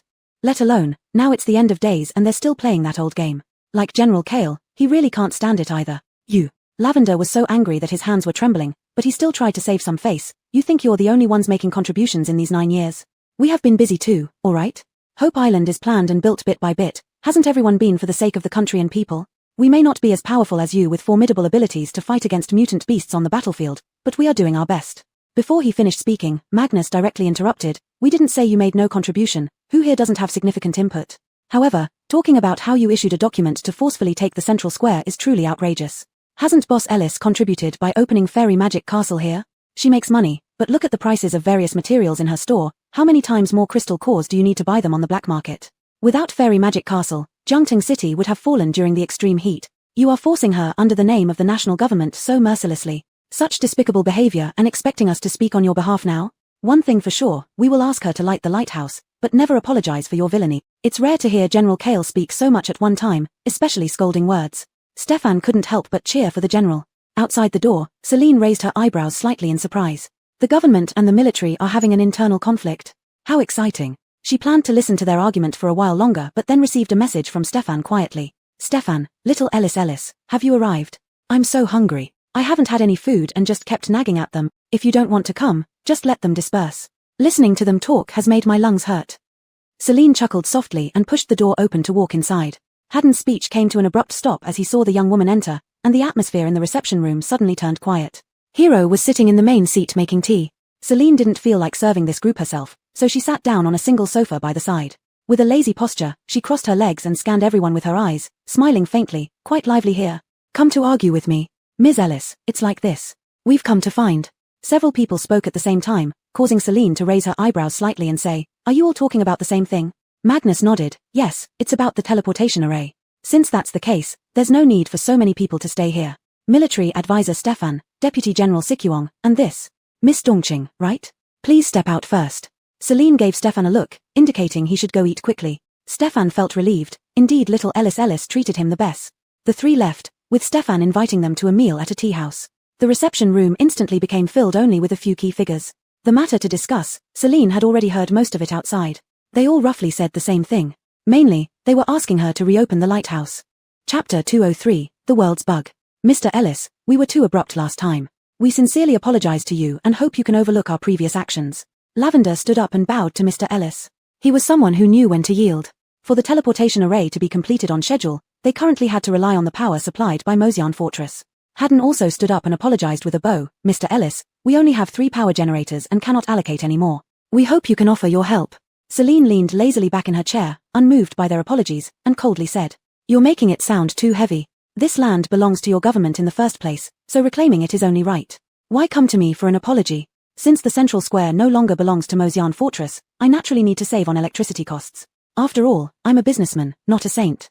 Lavender and Haddon thought that Mr. Ellis was still angry and unwilling to forgive their previous behavior, which was why he refused to help them. After being scolded by Magnus and others, they realized that everyone found their approach inappropriate. If even Magnus and Zen were so upset, then Mr. Ellis must be even more furious. Having already bowed and apologized, they had no other way if Mr. Ellis still refused to assist. Only Magnus understood Mr. Ellis's intention. He said, generating electricity indeed requires a lot of energy. Even using generators, a large number of crystal cores are needed, and it's unreasonable to expect Mr. Ellis to bear these costs. So, we will pay with crystal cores and request the use of Mozion Fortress's electric power. What do you think? Celine finally smiled. General Kale is quite understanding. Since this is a government construction project, Mozion Fortress should cooperate. I'll only charge for the electricity used without additional fees. Is that reasonable? Seeing there was room for negotiation, Lavender nodded. That makes sense. The government should indeed pay for the electricity. Celine hummed in agreement, then added, we'll charge 1.2 points per kilowatt-hour according to the store's rate. I'll provide you with a meter later, and you can insert crystal cores into it to power the lighthouse. Thank you, Mr. Ellis. We appreciate your effort. With the discussion concluded, Celine asked Caden to make a special meter, handed it to Lavender, and then had Nash see the guests off. She didn't originally need to spend any crystal cores on the lighthouse's power, but she didn't want to let Lavender off easily. By providing a meter, she made them pay the electricity bill themselves. It would serve as extra KPI for Caden. Back in her room lying down, Caden screamed in her mind, little fairy, I love you so much. I thought you were going to trick them, but you actually wanted to earn KPI for me. Don't love me, it won't lead anywhere. If you have the spare time, try thinking about how to get another black sphere out for me. She wasn't particularly interested in ending the apocalypse, just driven by curiosity to see what the ultimate prize might be. If she couldn't draw the hammer before returning home after drawing eggs, she'd die from heartbreak. I can't think of a way. After all, they are only legends. No one has ever drawn 2 black spheres from the prize pool, nor does anyone know what's inside. So, someone has drawn one? Of course, over 9 years and 9 hosts, apart from you, 2 others have drawn golden eggs. Celine frowned slightly. How coincidental that the 3 hosts who drew black spheres all got golden eggs. Hey, Liu, do you think it's possible the hammer isn't even in the prize pool? Or maybe there is no ultimate prize at all, and the black sphere is just gold? Then that black sphere would be too disappointing, wouldn't it? Promising the supreme reward, and it turns out to be just a piece of gold. It wouldn't even match the blue diamond jewelry you previously won. As for the hammer not being in the prize pool, that seems unlikely. In this world, only our system is supreme. Where else could the hammer appear except in the prize pool? Celine's eyes sparkled with a sudden insight. You're wrong. Besides the system and us outsiders, there's something else that's supreme in this world. What could that be? Could there be anything stronger than me? Celine smiled slightly and said, the Mason. If carrying the system made her a bug in this world, immune to any attack, unaffected by any condition, with endless resources and invincible protection, then the Mason was also a bug in this world. Unrankable, able to speak and think, with immeasurable power, and capable of turning humans into zombies at will. Assuming this world was a game, as the unbeatable player, she would naturally encounter an unbeatable final boss. Apart from her, no one in this world could resist the Mason. Then, if the Mason isn't for the host of the hotel, what is its purpose for existing? You mean, the hammer might be with the Mason? Caden's CPU was almost overheating. It, as a system for business romance novels, truly couldn't understand such things. You can't be serious. You're not going to fight the Mason for that hammer, are you? Celine smiled. That wouldn't be necessary, just a reasonable guess. After some thought, she asked again, 6, do you think my protective shield would stand a chance against the Mason?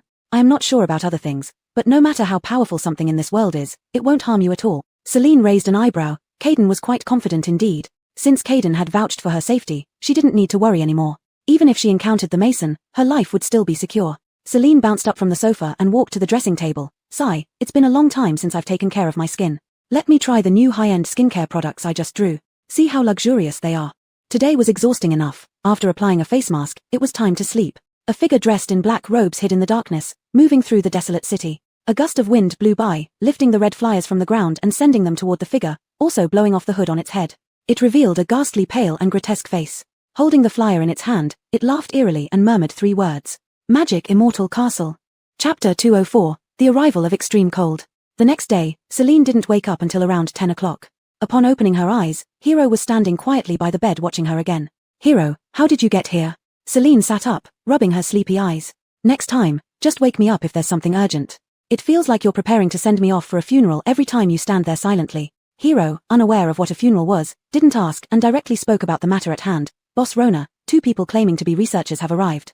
Celine rolled her eyes and fell back onto the bed with a slap. She had just seen off military, government, and base leaders last night, and now, early in the morning, the Research Institute people came looking for her.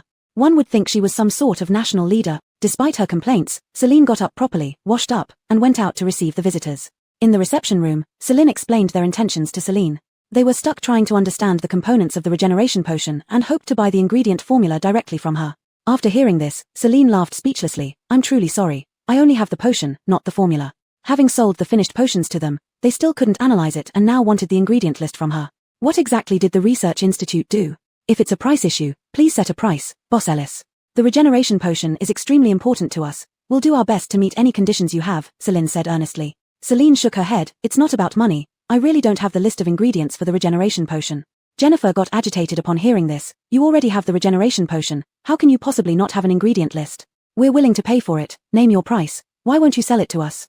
Xiaotong. Celine held her hand, signaling her to calm down. Celine slowly crossed her legs, amused. A bottle of the regeneration potion costs 132 million points. If I really had the ingredient list, do you think how much I should charge? In short, even if she really had the ingredient list and set a price for it, they wouldn't be able to afford it. Jennifer fell silent. Celine clenched his jaw, saying, Boss Ellis, we can gather enough crystal cores. Please sell us the ingredient list. Sighing, Celine replied, Celine, I genuinely don't have it. Both the regeneration potion and awakening potion came through special channels. If I had the ingredient list, would I only produce 1 vial of such a valuable item? Where did you get them from? Can you tell us? You won't be able to purchase them. Celine leaned back lazily against the chair, stating calmly, look at all the strange items in Magic Fairy Castle. Do you think you could find these anywhere else? This isn't about money. The regeneration potion and awakening potion have been sold, and what buyers use them for is none of my concern. So, your inability to analyze the components has little to do with me. However, I can help look for analysis equipment, though I can't guarantee finding any, and if I do, it certainly won't be cheap. Jennifer grumbled, our institute has plenty of equipment for analyzing components, but it hasn't done us any good. Celine chuckled, Magic Fairy Castle items are unique and require special equipment for analysis. Though I can't be sure such equipment exists, if you need it, I can try to find it. Celine hurriedly said, we rely on you for this. Celine gave both of them VIP cards and promised to inform them if she found anything. After sending the 2 off, Celine stayed in the reception room, quietly enjoying tea. 6. Do we have such equipment? It doesn't seem like the mall sells this type of research equipment. Can't you get it for me? Little fairy, this will cost me a lot of energy. TSK, would I ever let you lose money? How much profit can you offer me? Every time it's just a small amount, it's exhausting and unprofitable. Listen to you talk, as if you're not my system. Since the research institute brings business to our door, I definitely need to make a profit. Whatever we earn, we split it equally. Really? When have I ever lied to you? You haven't lied to me many times, right? Just answer yes or no. Alright, but I also need time to study how to make this equipment. If it turns out unable to analyze the regeneration potion's components, we'd suffer a huge loss. Good, start researching then. Keep me posted when you have any leads. Extreme cold descended, plunging the entire city into boundless darkness. Magic Fairy Castle stood like a beacon amidst the darkness. The darkness brought not only infinite chill but also the sense of isolation. The outdoor temperature dropped to -18 degrees Celsius, and a thick layer of frost formed on the glass walls. The central air conditioning in the room switched from cold air to hot air. The arrival of extreme cold caused more and more people to gather inside Magic Fairy Castle. Only the seaside area still enjoyed clear skies and comfortable weather. Celine couldn't figure out how Marnie managed to find such a special place at the seaside when the world was ending. Since there is extreme cold, some places must be experiencing extreme heat. The seaside area is located between these two extremes, so the climate seems normal. The government-built Hope Island should also be in a similar position. So, the island where Marnie was imprisoned must be nearby too, otherwise, she wouldn't have missed the changes in the world for 9 years. That's likely. If the seawater isn't polluted, it should all be within that sea area. That sounds good. What sounds good? Celine smiled but didn't answer Caden. Since she was leaving, she definitely had to leave something for her dear friends. After the extreme cold arrived, the store became very busy, and she, as the boss, couldn't afford to be idle. She went to the North District. Marnie. Yeah. Marnie was serving customers and hurried over when she saw her boss. Boss, do you need anything? It's getting colder.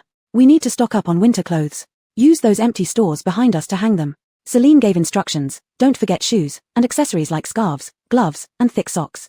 We need to order them as well. Okay, I'll try to get everything on the shelves tonight. Marnie always maintained her service smile, but honestly, she was quite happy working here. Free meals and accommodation, with a bit of pocket money to buy skincare and makeup products, and she could occasionally treat Isaiah to dinner. This kind of life was pretty nice. Seeing her smile, Celine also smiled and patted her shoulder, saying, if you want fruit, you can go to the East District fruit store. Consider it an employee benefit. Thank you, boss. Celine then went to the hall to find Aaron. With the colder weather, the hot pot restaurant will likely be busier. Although Marion has duplicates, she isn't Sun Wukong. Send 2 more people to help her. If it's not enough, let me know, and I'll hire more staff. Understood. Chapter 205, Trying on Clothes. After giving Aaron the instructions, Celine went upstairs to the pharmacy. With the weather getting colder, she needed more supplies of medicines like chilblains ointment. Judith was efficient and had already stocked up everything. Having such capable employees really set Celine's mind at ease. However, she suddenly thought of Zhongguang Temple. Zhongguang Temple is up on the mountain without any light. She wondered how their reconstruction was going. Thinking about it, she had known Wu Elisk for quite some time, yet she had never visited Zhongguang Temple. She always sent Jailer to deliver supplies. This was a good chance to go over there, showing her concern as partners in cooperation. If she were visiting to show concern, it would be inappropriate to go empty-handed, and since it was evening now, Celine decided to go tomorrow, bringing 2 boxes of pastries and some fruits picked from the supermarket. At least it would be a token of her appreciation. The next day after waking up, Celine transported Hero with her to visit Zhongguang Temple. When Stefan came over but couldn't find anyone, he couldn't help doubting himself. Had little Elishin found a new companion and didn't want to play with him anymore? Sniff, sniff. Previously little Elishin used to chat with him and invite him for late-night snacks all the time, but lately, she didn't care much about him. Good morning, Mr. Stefan, Aaron greeted with a smile, saying, the boss has gone to Zhongguang Temple. The North District just launched winter clothes, and she instructed me that as previously mentioned, you could pick out a few new outfits. Stefan, who was sobbing moments ago, instantly became happy. He knew little Elishin still cared about him. Stefan happily ran off to the clothing store to pick out clothes. Speaking of which, when the North District opened, he was still hunting zombies, eventually being brought back severely injured. After being discharged from the hospital, he was busy here and there, so he hadn't had the chance to visit. Seeing the various styles of clothes on display, Stefan's joy was beyond description. He never imagined that he would have a day like this again, enjoying the pleasure of shopping for clothes in a mall. He immersed himself in the happiness of trying on clothes. Stefan favored the rogue style popular among spoiled rich kids, which could simply be described as flashy. Various colorful shirts suited his body well, and his jackets had to be casual suits or leather jackets to fit perfectly. Just as he was trying on clothes, Iof arrived. Hey, Big Boss Omoto, how do I look? Iof looked over. Stefan wore a pink solid shirt underneath a black stud jacket, paired with slightly loose black trousers. It looked both stylishly rogue and somewhat fierce, suiting his vibe perfectly. Iof nodded slowly, quite fitting. Hee, aren't my eyes good? Stefan was proud, admiring himself in the mirror. Iof's sweat dropped. Why was this guy so narcissistic? Hey, let me pick some clothes for you. Stefan seemed to have found a new hobby, excitedly dragging Iof into the store. You're so handsome, wearing black all day is a waste. Although Iof wanted to refuse, Stefan wouldn't give him a chance. Stefan grabbed several clothes and shoved them into his arms, pushing him into the fitting room.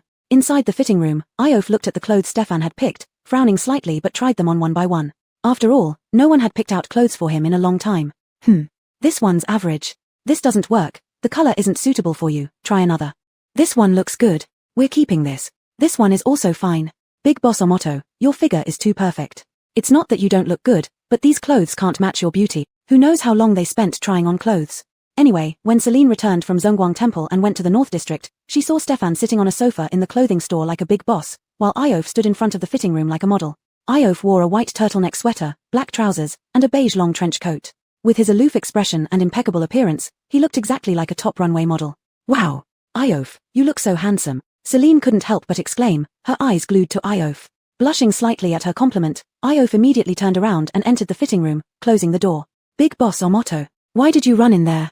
Don't tell me you're unhappy about the compliment. Stefan was speechless. Hadn't he complimented him earlier? Why did little Alicin's praise make him hide? TSK, was Big Boss Omoto this pure-hearted? Blushing just from a compliment by the opposite sex?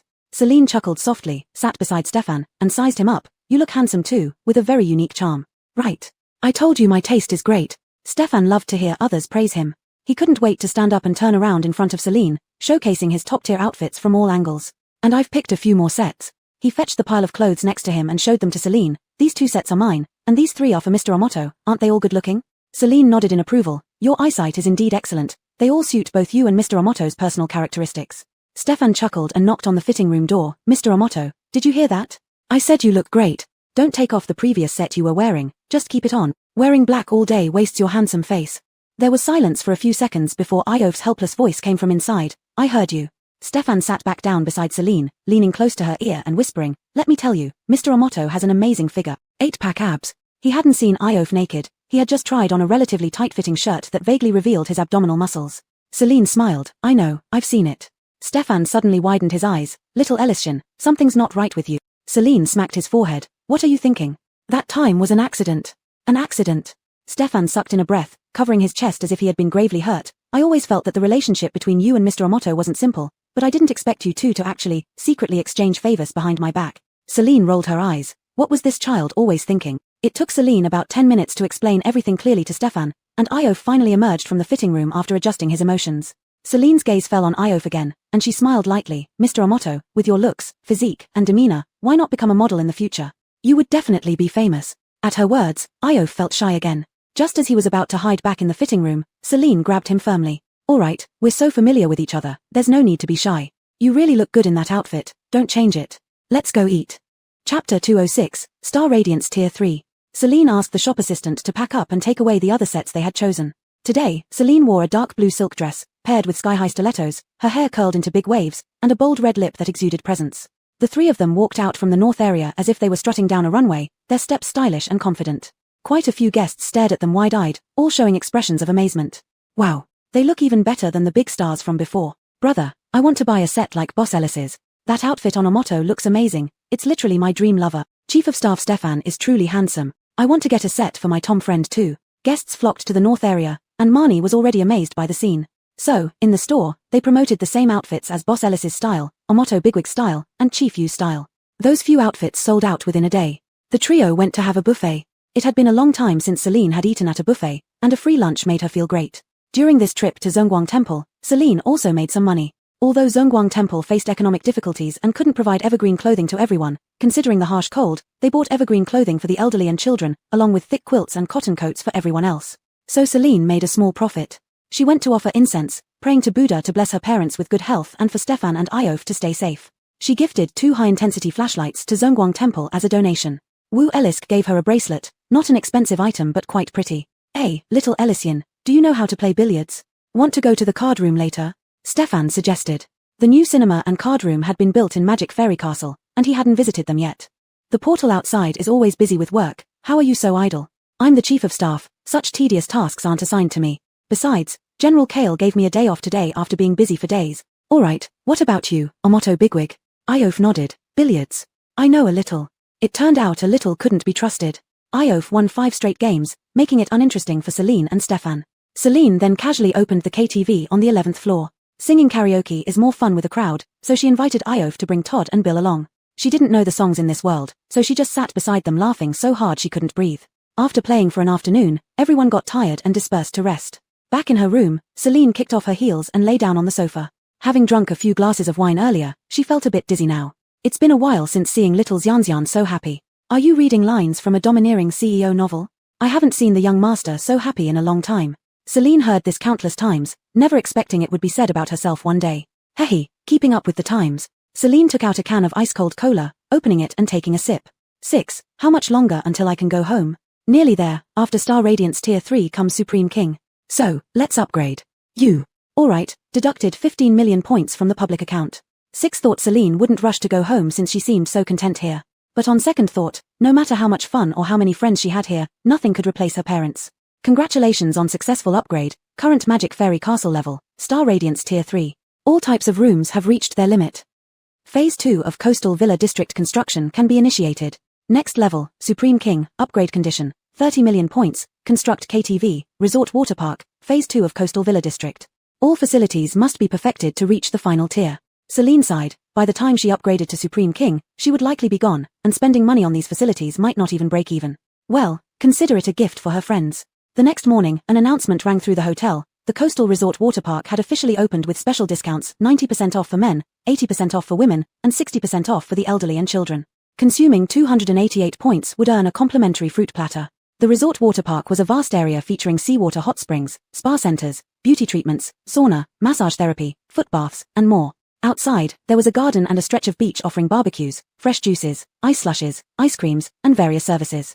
In such bitter cold, many people weren't working, having plenty of free time. With the pleasant climate in the coastal area and the discounts at the new water park, it attracted numerous visitors. With such a large water park opening, Celine naturally indulged herself first as the boss.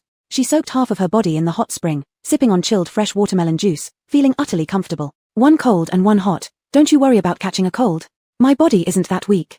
She was in a VIP room, which had a private small hot spring, so she didn't have to go outside where it was crowded like boiling dumplings. Stefan sent her a message. Stefan, little Ellis, the resort water park has opened. Do you want to come play? Celine, I'm already soaking here. Stefan, that's mean. You didn't invite me along. Celine, I'm in VIP room 1, and room 2 next door is reserved for you guys. Stefan, hehe, a motto bigwig probably won't have that luck. He's being chased by a bunch of Milas declaring their love. Celine, ah? Stefan, from the previous search team, remember? Many Milas like him, and now they're running around with love letters looking for him. Celine, ha ha ha ha, perfect, let him come here for some peace and quiet.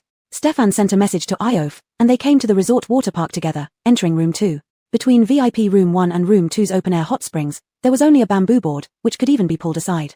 Ah, so comfortable. Stefan got into the hot spring, comfortably leaning back and closing his eyes to enjoy the enveloping warmth of the hot water. Comfortable?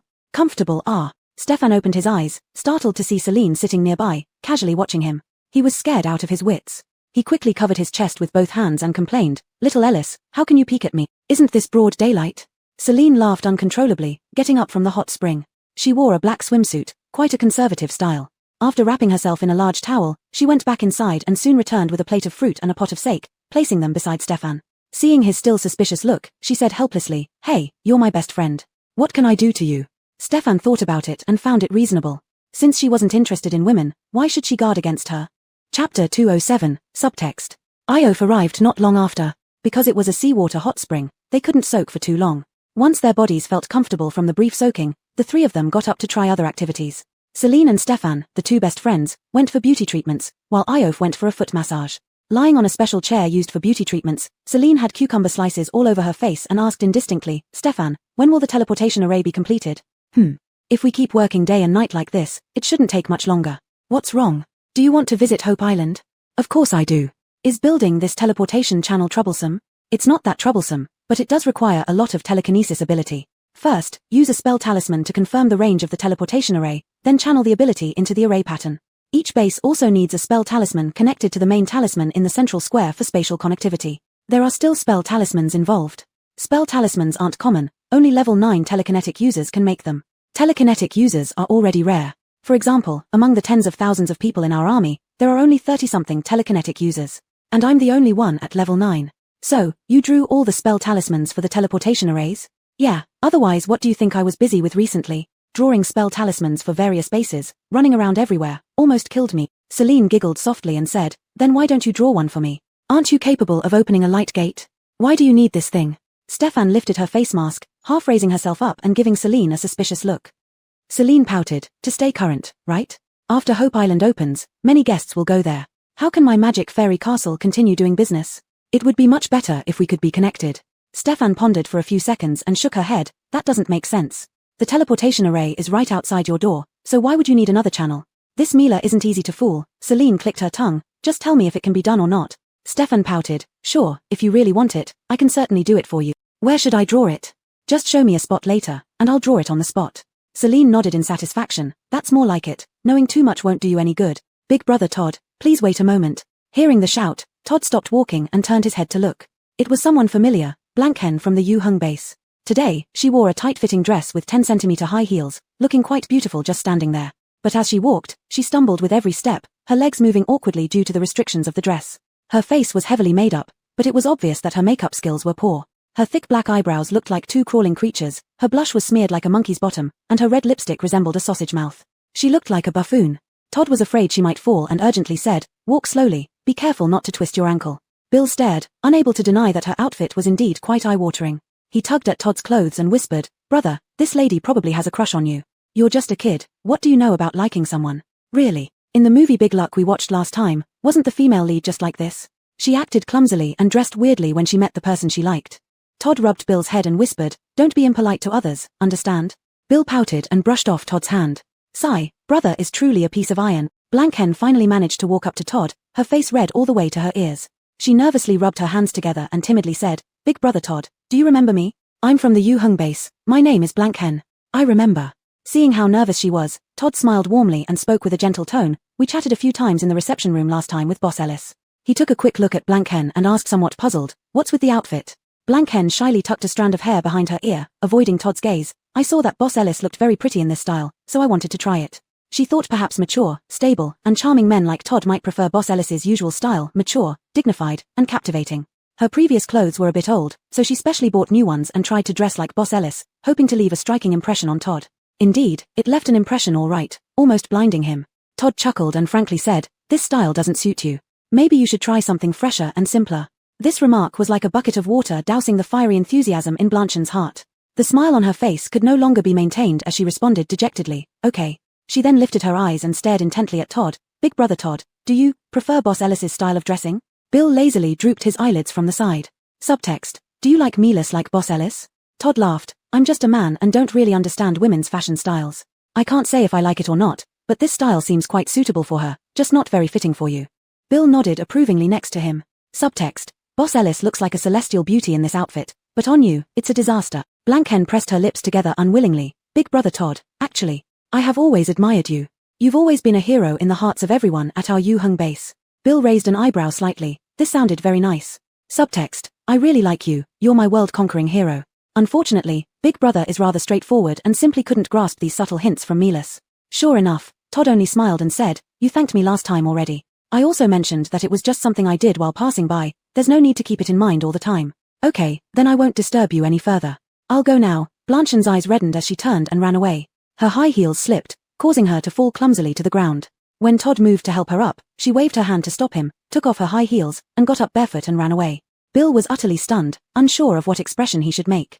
This scene was exactly like one from a romantic movie. He also guessed what Big Brother's words sounded like to Blankhen. It was just something I did in passing, no need to take it to heart, nor use it as a reason to pester me. Woo, amazing. Big Brother had just cut off a potential romance. Watching Blanchen's retreating back, Todd blinked his eyes, still not fully understanding, and turned to ask his little brother, why does she seem so strange? Bill held his forehead, rolling his eyes in exasperation. Looks like he will never have a sister-in-law in this lifetime. Chapter 208, Destruction. At 10 o'clock at night, a fierce wind howled outside like the roar of a beast. The automatic doors occasionally opened, letting in piercing cold gusts that felt as if they could instantly freeze someone. The northeast and southwest gates were already closed, leaving only small openings for people to enter and exit, trying to prevent the cold wind from coming in. The central air conditioning in the store seemed like nothing more than a decoration. Before long, it started raining outside with a pitter-patter sound. The raindrops turned into ice spikes mid-air, crashing onto the roof or glass facades one after another, making deafening noises. Celine stood in front of the milk tea stall, sipping hot milk tea. The booming sounds nearly burst her eardrums. 6. Protective shield. Understood. Instantly, a blue transparent hemisphere covered the magic fairy castle. This visible protective shield was like a glass helmet, preventing everything outside from getting in. Hailstones bounced off the shield and didn't reach the roof or strike the glass facades. Instantly, the hotel became much quieter. With the shield, the cold wind couldn't get in anymore, and the frost and fog on the glass facades gradually melted, making them clear again. This kind of protective shield required more energy, so Celine usually wouldn't turn it on. She dimmed all the lights in the store to save energy for 6. The construction team working on the teleportation array in the center square, despite wearing spring eternal suits that protected them from the severe cold, couldn't endure such harsh weather. Stop working, stop working. It hurts when hailstones hit our bodies. The team leader waved his hands, calling everyone to halt. If a bigger piece of hail fell later, hitting someone's head, it could be fatal. Alright, let's go inside Magic Fairy Castle to warm up. We can continue once the rain stops. Another man said, wiping water off his face. If this water wasn't wiped off, it would soon freeze, causing the skin to crack. Come on, take your drinks and rest inside. An older woman collected the drinks placed beside the lighthouse. Oh, they are all frozen. Cyan, your ability isn't impressive enough. The young man named Cyan pouted. Hey, I've been keeping you warm all day. Can't I take a break? Don't chat, hurry up. Turn off the lighthouse to save power, the team leader shouted over the roaring wind. That woman was in charge of the electric meter, which had a switch to control the lighthouse.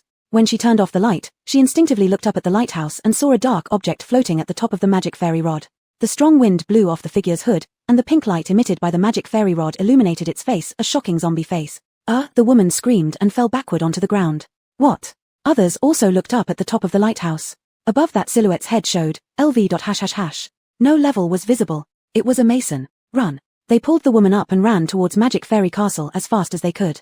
Once inside Magic Fairy Castle, they would be safe. Safe, right? Actually, they were unsure whether the protection shield of Magic Fairy Castle could withstand a zombie king of such power. People in the lobby also saw the zombie king. While others might not know what a zombie king was, the military personnel understood perfectly.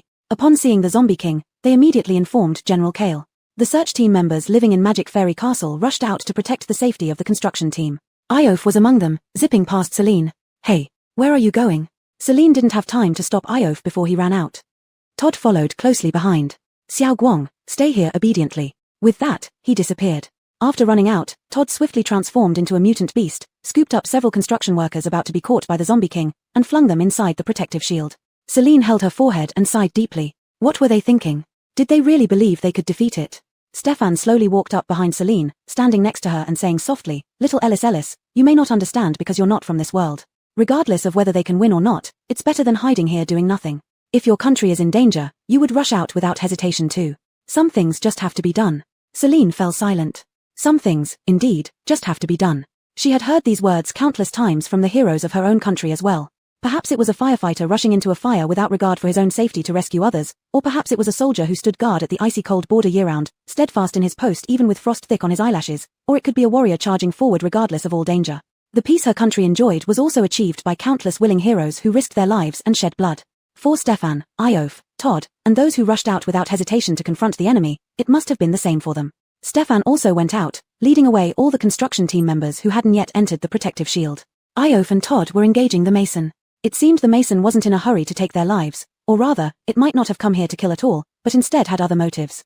Magnus arrived with the rest of the search team, all of them rushing out to meet the enemy. Todd hovered in the air, looking for an opportunity to charge at the mason, attempting to capture it. But the mason moved extremely fast. In the blink of an eye, that figure suddenly disappeared before him. He couldn't stop in time and crashed into the lighthouse. The energy-laden magic fairy rod, which had taken much effort, collapsed instantly, destroying all the hard work of the construction team during this period. However, they didn't have the time to think about these issues at the moment. The search team obeyed Magnus's orders and arranged formations, intending to capture the mason with specially made iron nets. How easy would it be to catch the invincible mason? They missed several times. All kinds of ability attacks were released, lighting up half the sky with flashes of electricity and fire. Not only did the lighthouse collapse, but the small forest opposite was also flattened horribly, and the surrounding houses were struck by high-level energy bolts turning black. It was so dark outside that nothing could be seen except for sporadic bursts of flames and lightning. Celine worried about Stefan and Iof's safety, and turned to Aaron. Aaron, go turn on the spotlight on the top floor. Okay. Aaron responded and immediately vanished from the hall. Within seconds, a giant spotlight mounted on the roof of Magic Fairy Castle shone towards the central square. The brightness of the halogen lamp was extraordinary, making the outside seem like daylight instantly. In this instant, Iof clearly saw the position of the mason and threw his dagger toward that direction. Just as it was about to hit the target, the mason left an afterimage and then disappeared. The next second, the mason appeared right in front of Iof. Bang! Iof. Chapter 209, Invincible Against Invincible. The mason grabbed Iof by the neck with one hand and slammed him to the ground with tremendous force. His head struck the ground hard, leaving a large dent. The pressure on his neck nearly choked him to unconsciousness. He thought he was probably going to die here. It might be better this way. It would save Celine from having to come all the way to collect his body. Suddenly, a force hurled the mason away, and Iof's vision gradually cleared. He saw a graceful figure standing beside him. Her black, curly hair danced in the cold wind, and at that moment, even her silhouette was mesmerizing.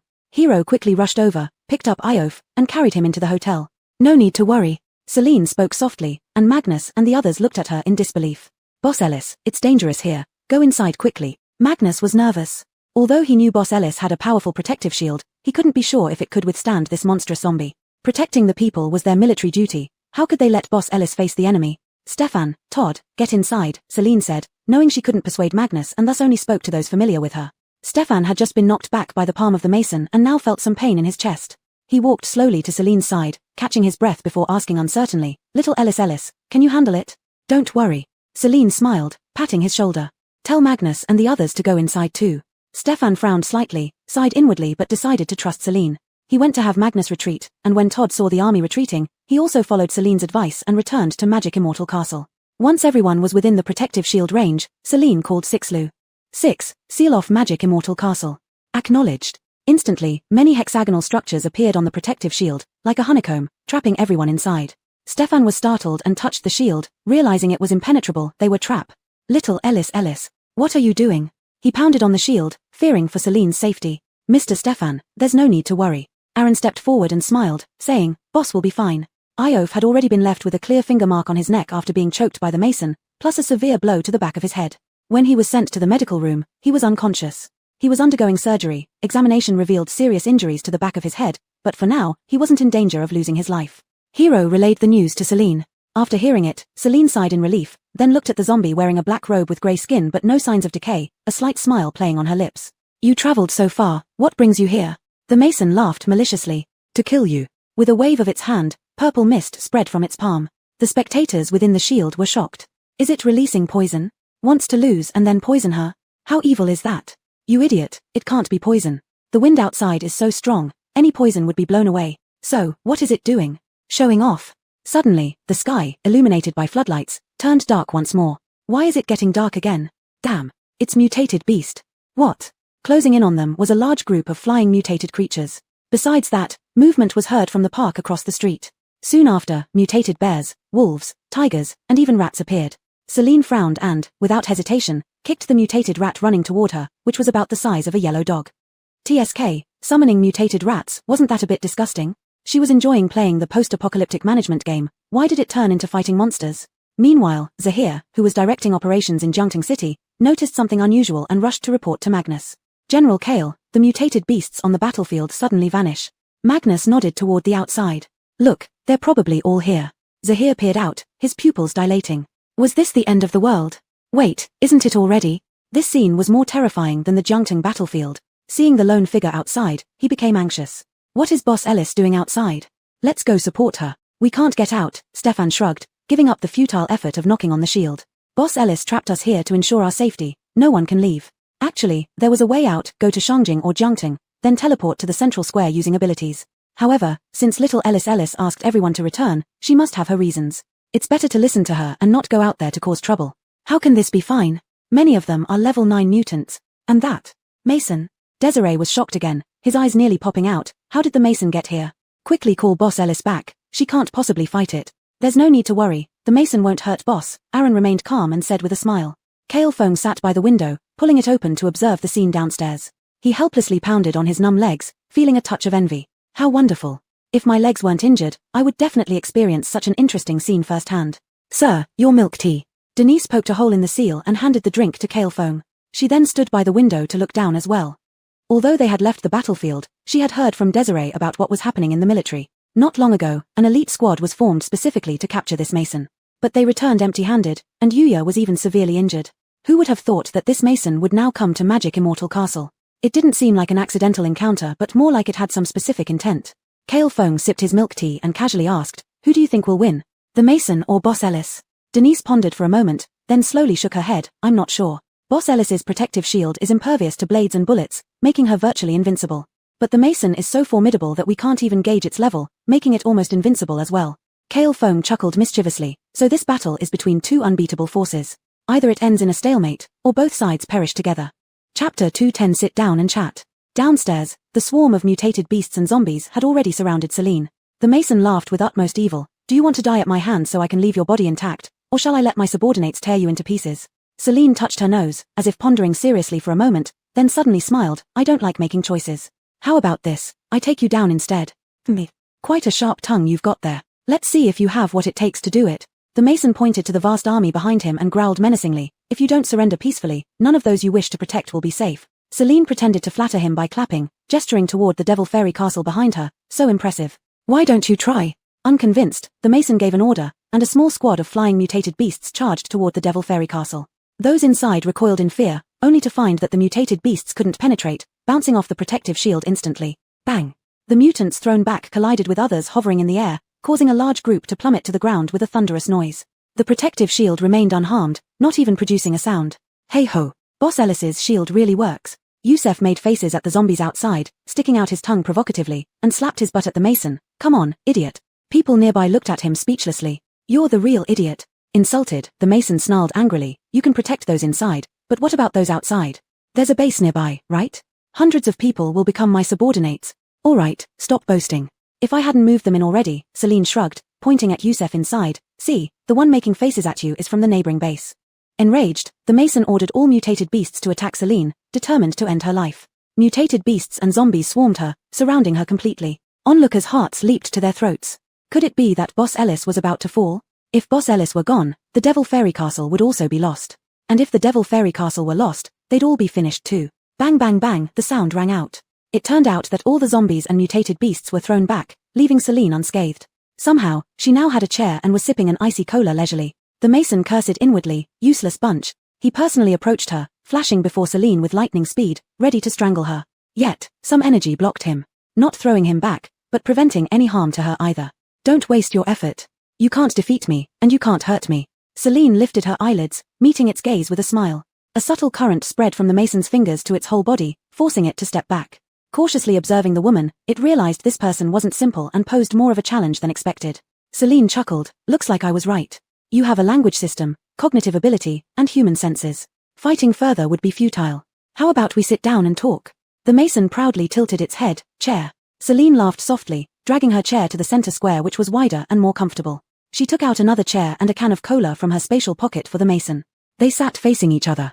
Celine glanced at the crowd of zombies and mutants around, frowning slightly. Can you make them back off? They're affecting my senses. The Mason waved its hand, and all subordinates vanished. Spectators inside the hotel watched with question marks on their heads. Moments ago, it was intense fighting, and now they're sitting down to chat. What could Boss Ellis possibly have to discuss with a zombie? Could it be, they're negotiating? Wouldn't Boss Ellis sacrifice herself to spare them? Wailing inside, they thought Boss Ellis was too great. What do you want to talk about? The Mason asked after sipping the ice cola. Obviously, about the current situation. Celine crossed her leg, lounging against the chair, saying, an invincible spear versus an invincible shield. Don't you think this setting is contradictory? The Mason frowned slightly, watching her cautiously. You don't have skills?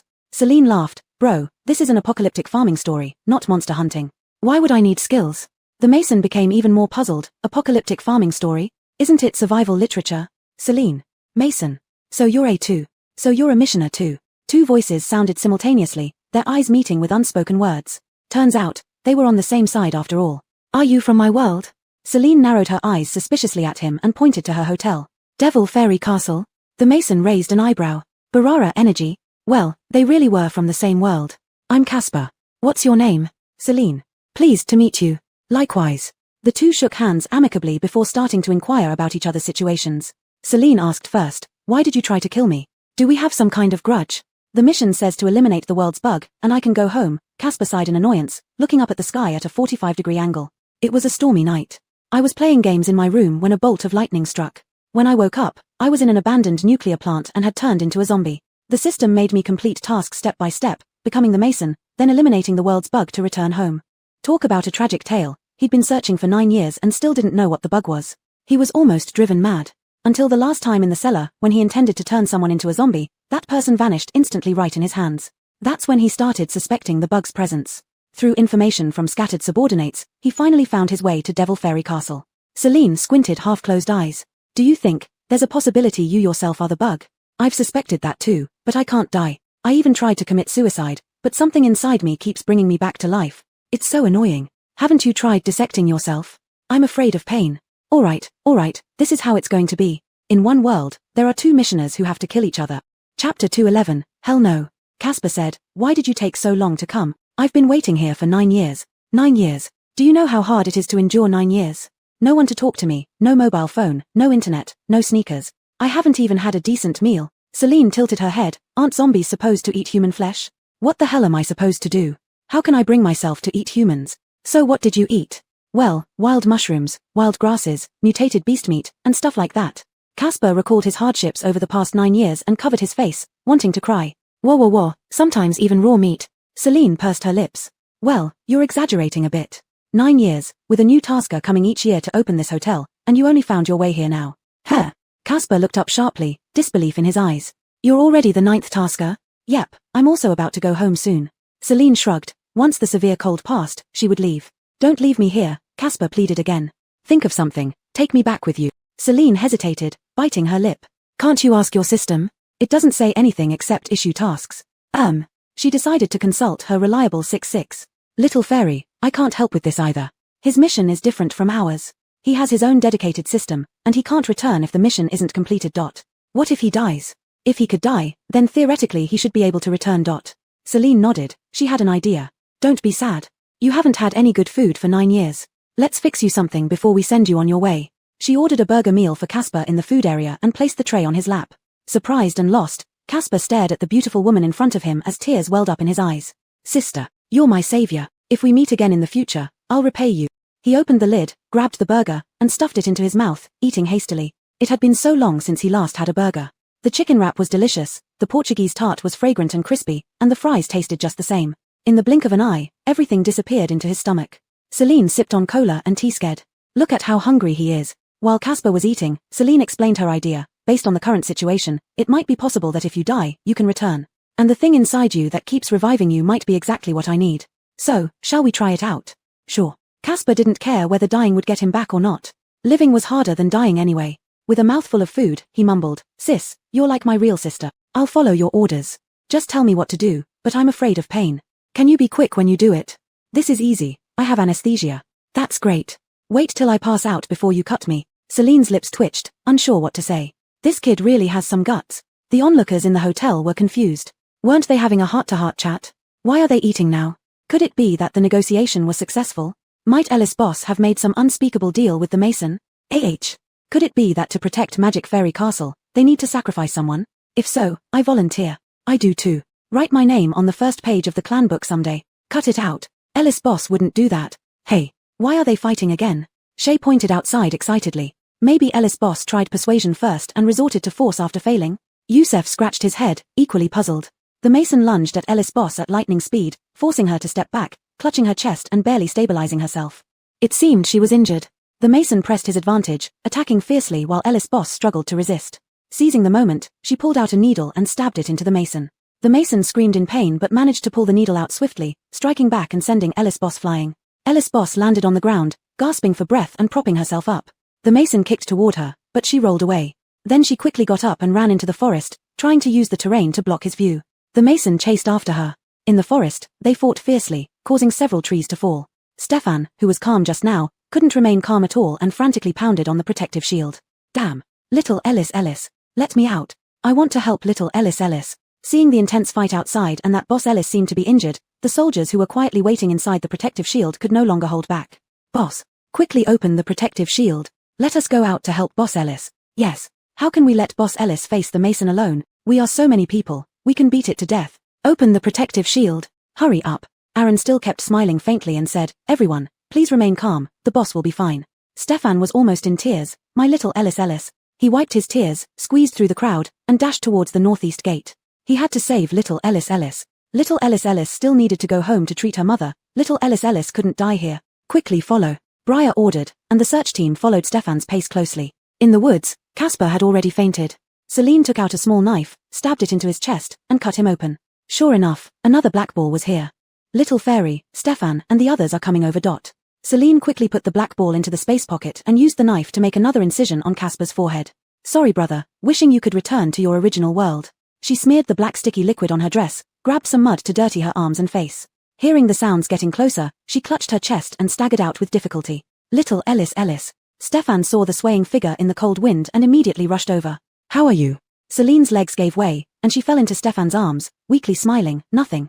Others rushed into the woods and found the mason's body, which had been dissected, clearly dead and gone. Briar asked, Boss Ellis, there was nothing inside the mason? No crystal core or anything like that. There is shit. Celine said, closed her eyes, and fainted. Chapter 212, The Divine Artifact. With the matter concluded, Grady, note, this phrase was incomplete in Chinese and not fully translatable, the shield's enclosed state. Stefan carried Celine in his arms and rushed towards Devil Fairy Castle. After she was admitted to the operating room on the second floor, he waited anxiously outside with Hero also standing there waiting. What could happen to Celine? Of course, nothing. If the mason were to die so easily at her hands, it's highly likely she would be seen as a monster by everyone. As they were almost home, she certainly didn't want to stir up any more trouble. Thus, she performed this play with Casper. It appeared as though she had fought a tough battle against the invincible mason, winning narrowly. No one would suspect her of being an unusual creature. Before leaving the woods, she injected herself with an anesthetic to appear just having won a grueling fight. Woo, Celine felt she could win an Oscar upon her return. Since there were no injuries or illnesses, naturally no surgery was needed in the operating room. After a full body scan that showed only unconsciousness due to exhaustion, she was released. Hero told others, Boss Rona was protected by a shield, sustaining no injuries, but simply fainted from fatigue. It was a perfect show, even planned out to its conclusion. Stefan finally relaxed, truly frightened earlier, dreading the thought of little Ellis not returning, unable to come back home. Since it was only a case of unconsciousness, sleeping would cure it. Hero suggested Boss Rona should rest in her room, so he carried her off. Oddly, the weather which had been stormy with hailstones abruptly cleared once the mason died. The army of zombies and mutated beasts, leaderless, wandered aimlessly. Mallory asked Magnus if they should lead their troops out. Magnus shook his head, looking at the floating hordes of zombies outside. This is not a battlefield. Too many zombies and mutant beasts dying here would make it difficult to handle. Let's wait for now. After sleeping for over 6 hours, Celine woke up, already around 4 in the morning. She got up, turned on the room lights, and went into the bathroom to wash her face and wake up. Her makeup was gone, replaced with clean clothes. The mud and black dirt on her hands had been wiped away. Probably Hero's doing. This wasn't the first time such a situation occurred. Celine didn't dwell on it. She took out the small black ball from her storage space, cleaned it, then lay on the sofa to study it. D.D. Grady. Sure thing. Let's figure out how to open this thing. I'll do it. Leave it to me. I've been curious about the legendary artifact capable of ending the apocalypse for a long time. Grady transmitted energy through Celine's hand, encasing the black ball. Soon, the ball split open from the middle, revealing a small golden hammer floating before Celine. She caught the hammer and examined it closely. It seemed to be made entirely of gold. Little Fairy, quickly tap the golden egg. All right. Celine retrieved the golden egg she had obtained previously from storage, placed it on the table, and used the golden hammer to strike it. The golden egg cracked evenly down the middle. Putting aside the hammer, Celine opened the egg, finding only a piece of paper inside. What's this? Unfolding the paper, 4 words stood out prominently. The apocalypse has ended. Celine frowned. Just this. She had put on a big show for all this effort, only to receive a single piece of paper. She had been waiting so long for the ultimate grand prize, only to get these 4 words. Tapping open the golden egg to end the apocalypse, what a ridiculous setup. Celine laid back on the sofa, examining the paper carefully. Light passing through the paper revealed faint mysterious marks, suggesting something deeper. Little Fairy, there seems to be other writing on this. Playing games with me? Celine complained, immediately contacting Hero to fetch some cotton swabs and iodine tincture. She tried heating the paper under a light bulb, which caused the original 4 words to disappear but revealed nothing else. Hero soon arrived with cotton swabs and iodine tincture. Celine dipped a cotton swab in the iodine and applied it to the paper, revealing text. Revival solution. This turned out to be the ingredient list for a solution. It included a description of the solution. Revival solution eliminates zombie viruses from water resources, soil, plants, and human bodies, achieving universal renewal. It sounded quite powerful. Celine copied down the ingredient list, shredded the original, flushing it down the toilet. She stored the information safely in her space. With this, she could earn another fortune from the research institute. Hey Six, how much do we have left in the public account? About 137 million. How did it decrease to this point? Didn't we have 400 million before? You expanded the medical room, altered the layout of the Western Hall, upgraded employee benefits, opened a KTV, and started a resort water park. All these, along with upgrades, cost a lot, and the expenses haven't been recouped yet. Celine pouted. However, 100 million yuan plus 20,000 points from her private account, if exchanged into MMB, would be enough for her to treat her mom and make some investments after she returned. People shouldn't be too greedy. Those who are insatiable will end up with nothing. Life is all about letting things go. If you can't let go, you might as well tie a rope around your neck. Will I need to construct the second phase of the villa area for the upgrade? Yes, after upgrading, there will be approximately a month's worth of calculation days where all assets will be depreciated. After that, you can return home. Celine thought for a moment. There was no rush at the moment. She still needed to wait a bit more to recoup some costs. Otherwise, if she ended up gaining nothing from all her efforts, it would all be in vain. Woo, Mom and Dad, please wait a few more minutes, I'll be back soon. Around 10:30 a.m., Hiro came in to report that Stefan and Iof were worried about her and were waiting in the reception room. Celine didn't plan on seeing anyone. Having dealt with the Mason, if she appeared now, leaders like Magnus and Lavender would likely come looking for her again. But she feared that Stefan and Iof would worry too much, so it would be better to meet them and reassure her friends. Bring them to the private dining room. I'll change my clothes and join you. Okay. Hiro retreated. Celine picked out a more comfortable outfit, casually twisted her hair up with a shark clip, put on mules, and headed out. As soon as she entered the private dining room, Stefan rushed over, hugging her tightly and crying. Whoa, little Ellis-Chin, I thought I wouldn't see you again. Celine helplessly pouted. The last time you woke up from serious injuries, you said the same thing. Chapter 213, Reception. Iof scrutinized Celine from head to toe with concern. Seeing that her complexion was not too bad and she did not seem to be in any serious trouble, he finally felt relieved. He remarked casually, you're looking well. I thought we'd have to prepare your funeral. TSK. Celine glanced at him disdainfully, displeased. You should thank me. If it weren't for me, the one being prepared for a funeral would be you. Yes, I should thank you, Iof replied. After all, even if you die, I'd still have to take care of the body. Celine pouted. Conversations with Omoto always left her vexed. She patted Stefan, who was hugging her and sobbing uncontrollably. See, I'm alive. You're crying as if you're sending me off to my funeral. Stefan let go of her, sniffed, and examined her appearance closely. How's your health? Is everything all right? Any pain anywhere? Should we do another medical checkup?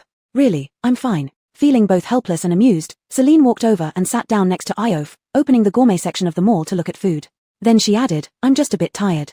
I planned to rest for a few days but came here to eat with you so you wouldn't worry. Stefan nodded in agreement and sat beside her. Indeed, you need a good rest. General Kale and President Zen have been pestering me several times to check on you. Lavender and Celine came by as well. They all want to see you. If you go out now, you'll have to deal with a crowd again, which will be troublesome. Celine hummed in acknowledgement. Then Iof added, Todd and Bill are also very worried about you. Huh. Celine looked up at Iof, paused for half a second, then said, why don't you invite them to have dinner together? They had sung karaoke and eaten meals together before, so they could be considered acquaintances. Moreover, friends of friends were friends too. Being childhood friends with Omoto, Bill must have good character. Bill, the little kid, was also quite interesting, always putting on airs and being a bit of a tsunder. Sure.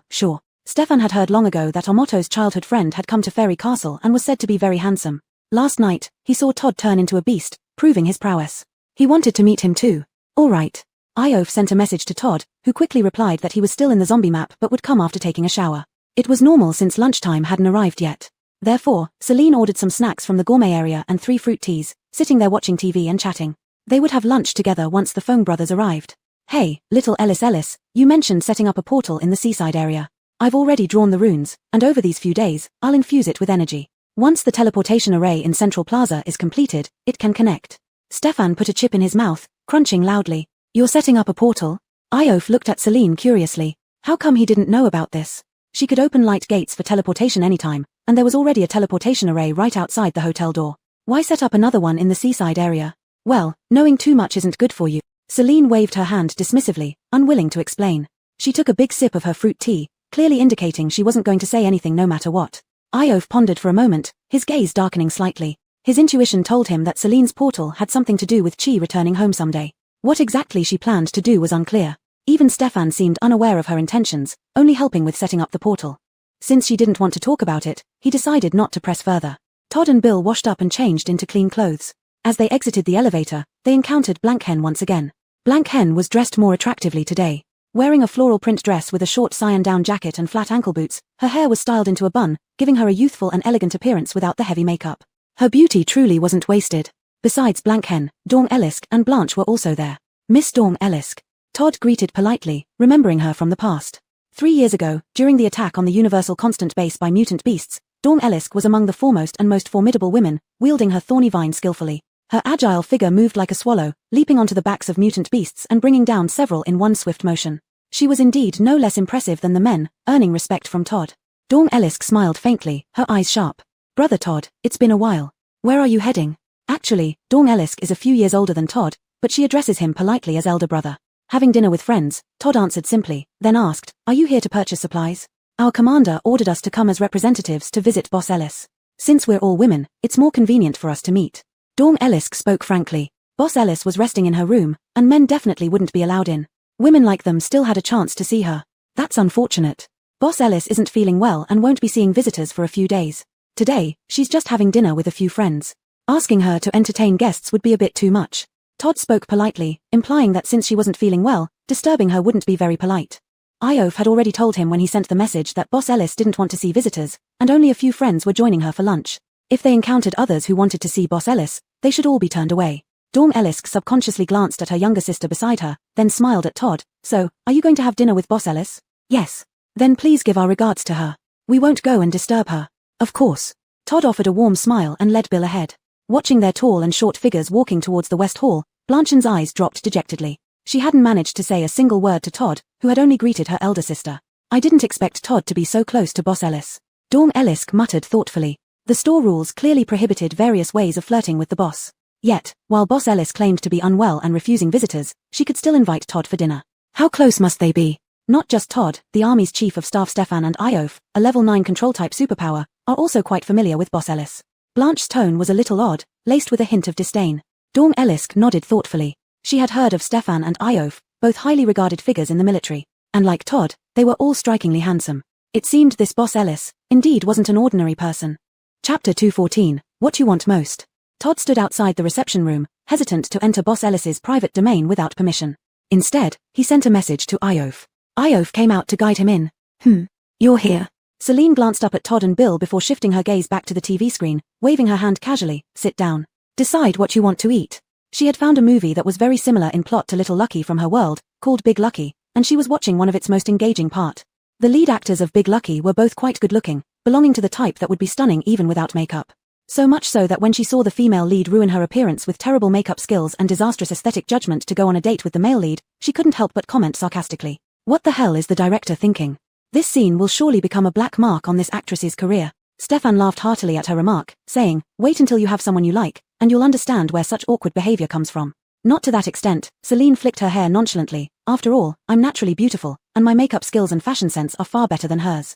Iof glanced at her askance, somewhat disdainfully. You're getting more and more like Stefan, equally narcissistic. TSK. Celine glared at him resentfully, and increasingly like you, always saying unpleasant things. I used to be an elegant beauty too. Caden. Little fairy, I agree you're beautiful, but when have you ever been graceful and elegant?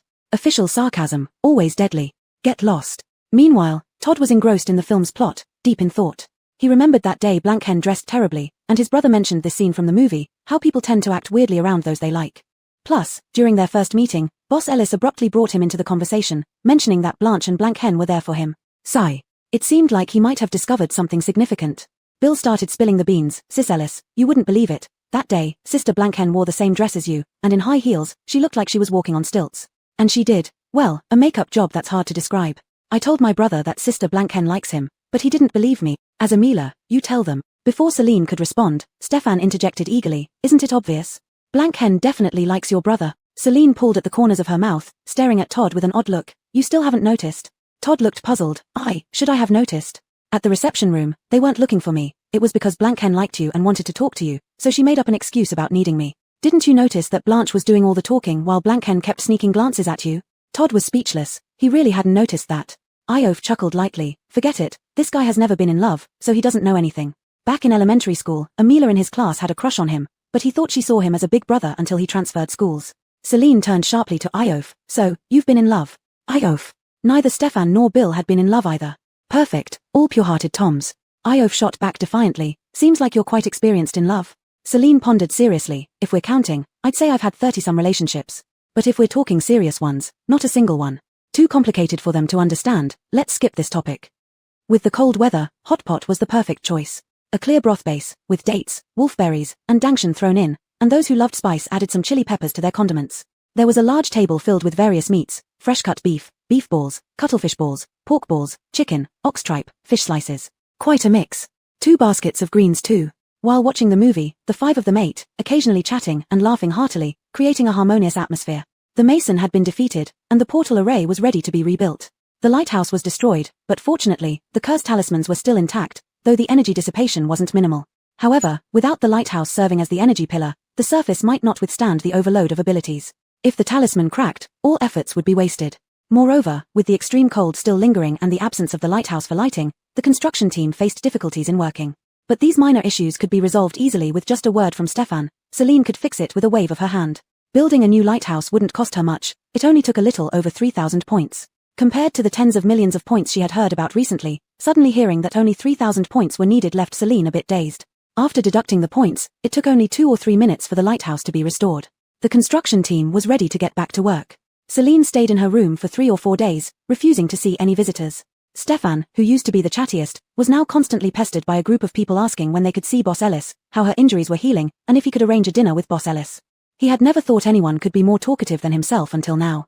And it was a whole group of them. Todd and Bill were no different. At mealtimes, guests would always ask about Boss Ellis's condition, and the Dong sisters came several times. Unable to see Boss Ellis, they asked him for updates. Only Iof was at ease, as he emitted an aura that kept everyone at bay. No one dared to approach him. Besides these few friends, perhaps Ignatius was the only one who had seen Celine in the past few days. Because he was bold enough to knock directly on Celine's door. They chatted briefly in the corridor outside her room. What exactly was inside that Mason's body? Ignatius's smile was still eerie and unsettling. Celine avoided answering directly, chuckling lightly. It seems you didn't learn much from watching TV all this time. Your smile is so ugly. Ignatius curled his lips, saying, from my window, I saw you take something from the Mason's body. Then you passed out by pricking yourself with a needle. Celine patted his shoulder, leaning close to whisper in his ear, it's what you want most. Interesting. Ignatius's grin was wicked as he slowly uttered these words. Celine straightened up, glanced at his legs, and said, the medical ward has received a new batch of mechanical prosthetics. You might want to try them. With that, she turned and went back into her room. Chapter 215 Savior. Although all the shops in the East District had been purchased, many of them were still not operational. Within a day, all the shops in the East District began operating. Cool tea shops, barbecue shops, self-service Korean barbecue restaurants filled the area. To quickly recoup costs, all stores held grand opening promotions. It seemed like consumers were gaining the upper hand, but in reality, Celine was profiting. In the end, no one knew who actually suffered losses. After staying in her room for 5 days while all the big leaders eagerly awaited her presence, Celine finally went out to meet visitors. She wore a high-end custom chipao, a pair of low-heeled shoes, and had her long hair styled with jade pins, adorned with a plain makeup look. She appeared in good spirits. Guests greeted her warmly. Seeing that she looked well, they were reassured and didn't press her with excessive inquiries. Boss, the military, government, research institute, Yuheng Base, Jinza Base, and Abbott Wing all want to see you. Do you want separate appointments or meet everyone together? First, let's set up a meeting with Sheldon and Zoe, Celine said casually. Since relations with Jinza Base were longer standing and nearby, it would be more convenient to meet them first, avoiding any misunderstanding that Sheldon and Zoe felt neglected by her due to other leaders. Moreover, given Artman's death at the entrance of Immortal Demon Castle, this issue remained a thorn in the side of Jinza Base's people. Thus, showing respect was essential. Okay, I'll notify them to meet in the reception room. Celine glanced at the wall clock and said, no need. Let's meet them at the tea house, arrange a private room. Since Artman's death, Sheldon and Zoe had seldom communicated with her. Despite being neighbors for so long, strengthening their relationship was necessary. Understood. Aaron contacted the tea house staff and reported back, boss, fire number room is available. You can head there directly. All right. Celine turned to leave for the tea house but suddenly paused and instructed, if Magnus and the others come looking for me, schedule meetings with them directly and don't let them wait in the reception room. Understood. Actually, Sheldon and Zoe didn't have much urgent business with Celine. On the day when Celine faced the Zombie King alone, Queen Fairy saved everyone in their base and moved them all to Immortal Demon Castle. It was an act of kindness, and they needed to thank her in person. Moreover, they also cared about how she was doing after being injured by the Zombie King. Seeing her unharmed, both of them felt relieved. After eating and chatting for a while, they departed. Aaron reported, Yuheng Base sent Dong Elisk to schedule a meeting tomorrow afternoon at 3 o'clock. The government and military representatives say to send a message whenever you're available. What about Stefan and Iof? Mr. Stefan is at Shangjing Base. Mr. Omoto and Todd went to a bakery because it's Zhu Guangming's birthday. Good, that's fine. Celine nodded and instructed, reserve a medium-sized room at the KTV tomorrow to celebrate his birthday. Sure. Aaron thought for a moment, oh, Mr. Isaiah wants to invite you to dinner. Huh. Celine squinted her eyes. Didn't Isaiah go off to play with Marnie? Why was he coming to her again? Did he mention anything specific? He didn't. He just asked for your response once you decide. Celine remembered that previously, because Isaiah often annoyed her with useless messages, she had blocked him. That's why he had Aaron notify her. Alright, I got it. Celine stared at Aaron suspiciously. Anything else?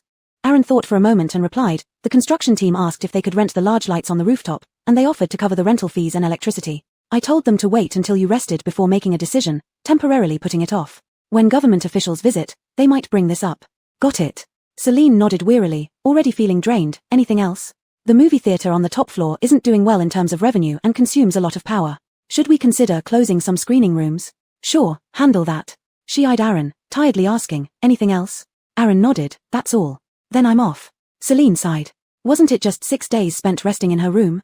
Normally, she didn't have so many trivial matters. Why did this time feel so busy? Celine went to Shangjing base to find Stefan. Everyone along the way looked at her with admiration and called out enthusiastically. Boss Ellis, you're our great hero. Fighting the Zombie King alone, you're even tougher than movie heroes. You killed the Zombie King. You're truly a savior. Yes. Boss Ellis is incredible, a true savior. Hearing these absurd comments, Celine curled her lips, inwardly sighing sarcastically. She was just an ordinary businessman, not a savior. Who on earth spread these rumors? Who?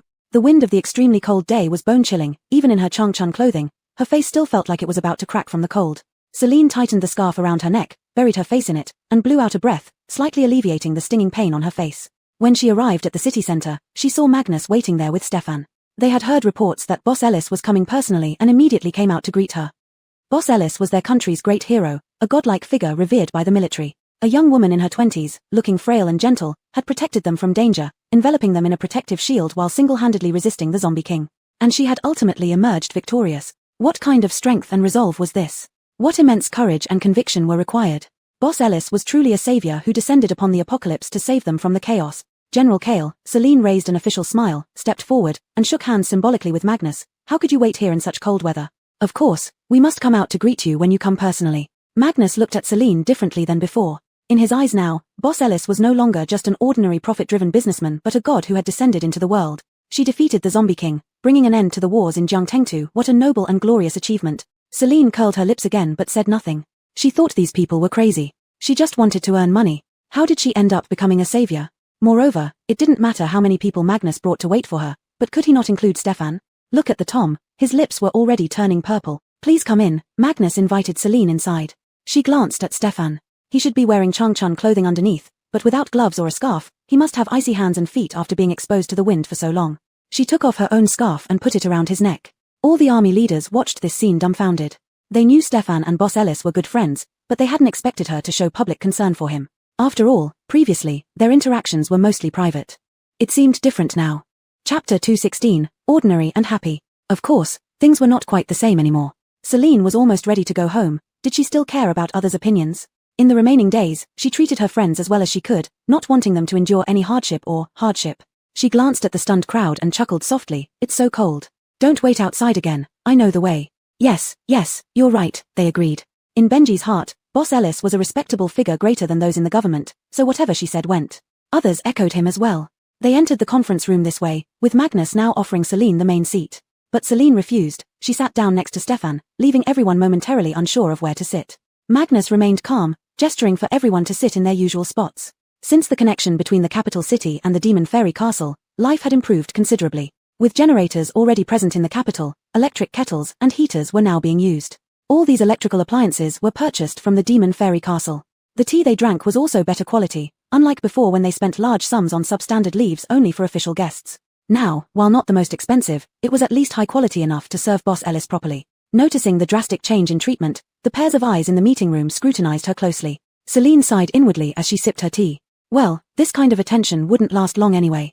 Eventually, they would forget all about her. She set down her teacup and looked up at Magnus in the main seat, asking, Aaron told me General Kale has been looking for me recently. What's it about? After pondering for a moment, Magnus spoke carefully. Indeed, I believe Stefan mentioned that we built the teleportation array for a new island developed by the government called Hope Island.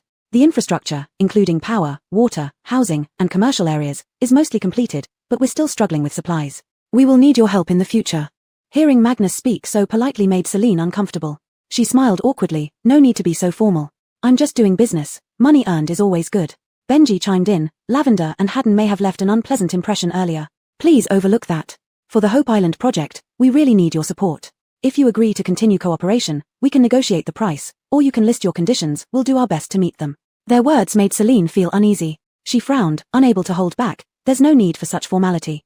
As a businessman, our cooperation should be equal. Regarding conditions, there's nothing much to add. Stefan has done his part. What? Everyone turned to Stefan in confusion. Stefan was equally puzzled and looked at Celine questioningly. Celine explained, I asked him to open a connecting teleportation portal at the seaside area of the hotel. He has done it for me. As for prices, just follow the usual military supply rates. Magnus thought for a moment and asked, Boss Ellis, Hope Island is a key government construction project. Would you consider opening a branch store there? We can reserve the best spot for you. No thanks, I don't plan to move there, Celine declined outright. Instead, I'd like to ask how big is Hope Island? Can all residents from various bases move there? Not entirely, Magnus admitted frankly. Hope Island is an island after all. No matter how many buildings we construct, it won't accommodate everyone. That's why we need the teleportation array. Residents of cities like Jingting and the capital will stay put. We'll prioritize relocation for poorer, remote bases. For other bases needing supplies, the teleportation array will make transportation more convenient. You haven't arranged housing for yourselves either. The people come first. Though Stefan didn't get a place on Hope Island, Celine found comfort in this statement. Fortunately, she had her own arrangements. One couldn't let a good sister suffer. When will the teleportation array be ready? She asked. At the current rate, about a month more. Got it. Celine nodded. If there's nothing else, I'll head back. As soon as she stood up, everyone followed suit, surprising her. Boss Ellis, we'll see you out. No need. It's so cold outside. Let Stefan see me off. He's off work too, right? With these words from Celine, who dared to say no? They were supposed to continue the meeting, but now Stefan could end his shift early. Grinning from ear to ear, he left with Celine. Hey, you should tell General Kale that I'm just a businessman. Everyone worships me like a savior. The pressure is huge. Celine, holding Stefan's arm, whispered her complaints.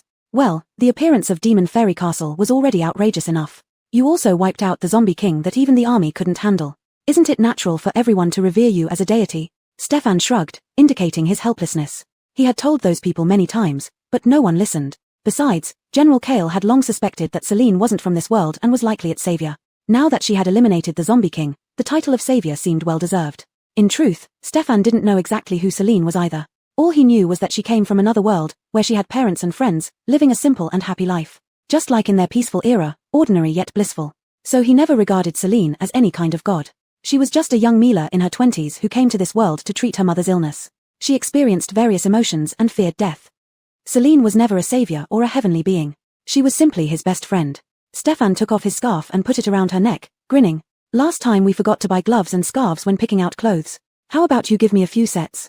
Wow, you're sneaky. Having a rich bestie means taking advantage, of course. Fine, anything you like is yours. Wait, let me send a message to Omoto Darlau and have him join us in taking advantage of you. I really admire your audacity. Chapter 217, Custom-Made Instruments. The next noon, Celine invited Isaiah for lunch to see what he wanted to say. But he started with, Boss Ellis, can the employees in your store have romantic relationships? Celine. She almost spewed out her tea. Thinking for a moment, she said, if you're attracted to Marnie, don't ask. If it's any other employee, then it's definitely not allowed. After all, none of them are human. Except for Alejandra, but she is only so young, Isaiah couldn't be that perverted.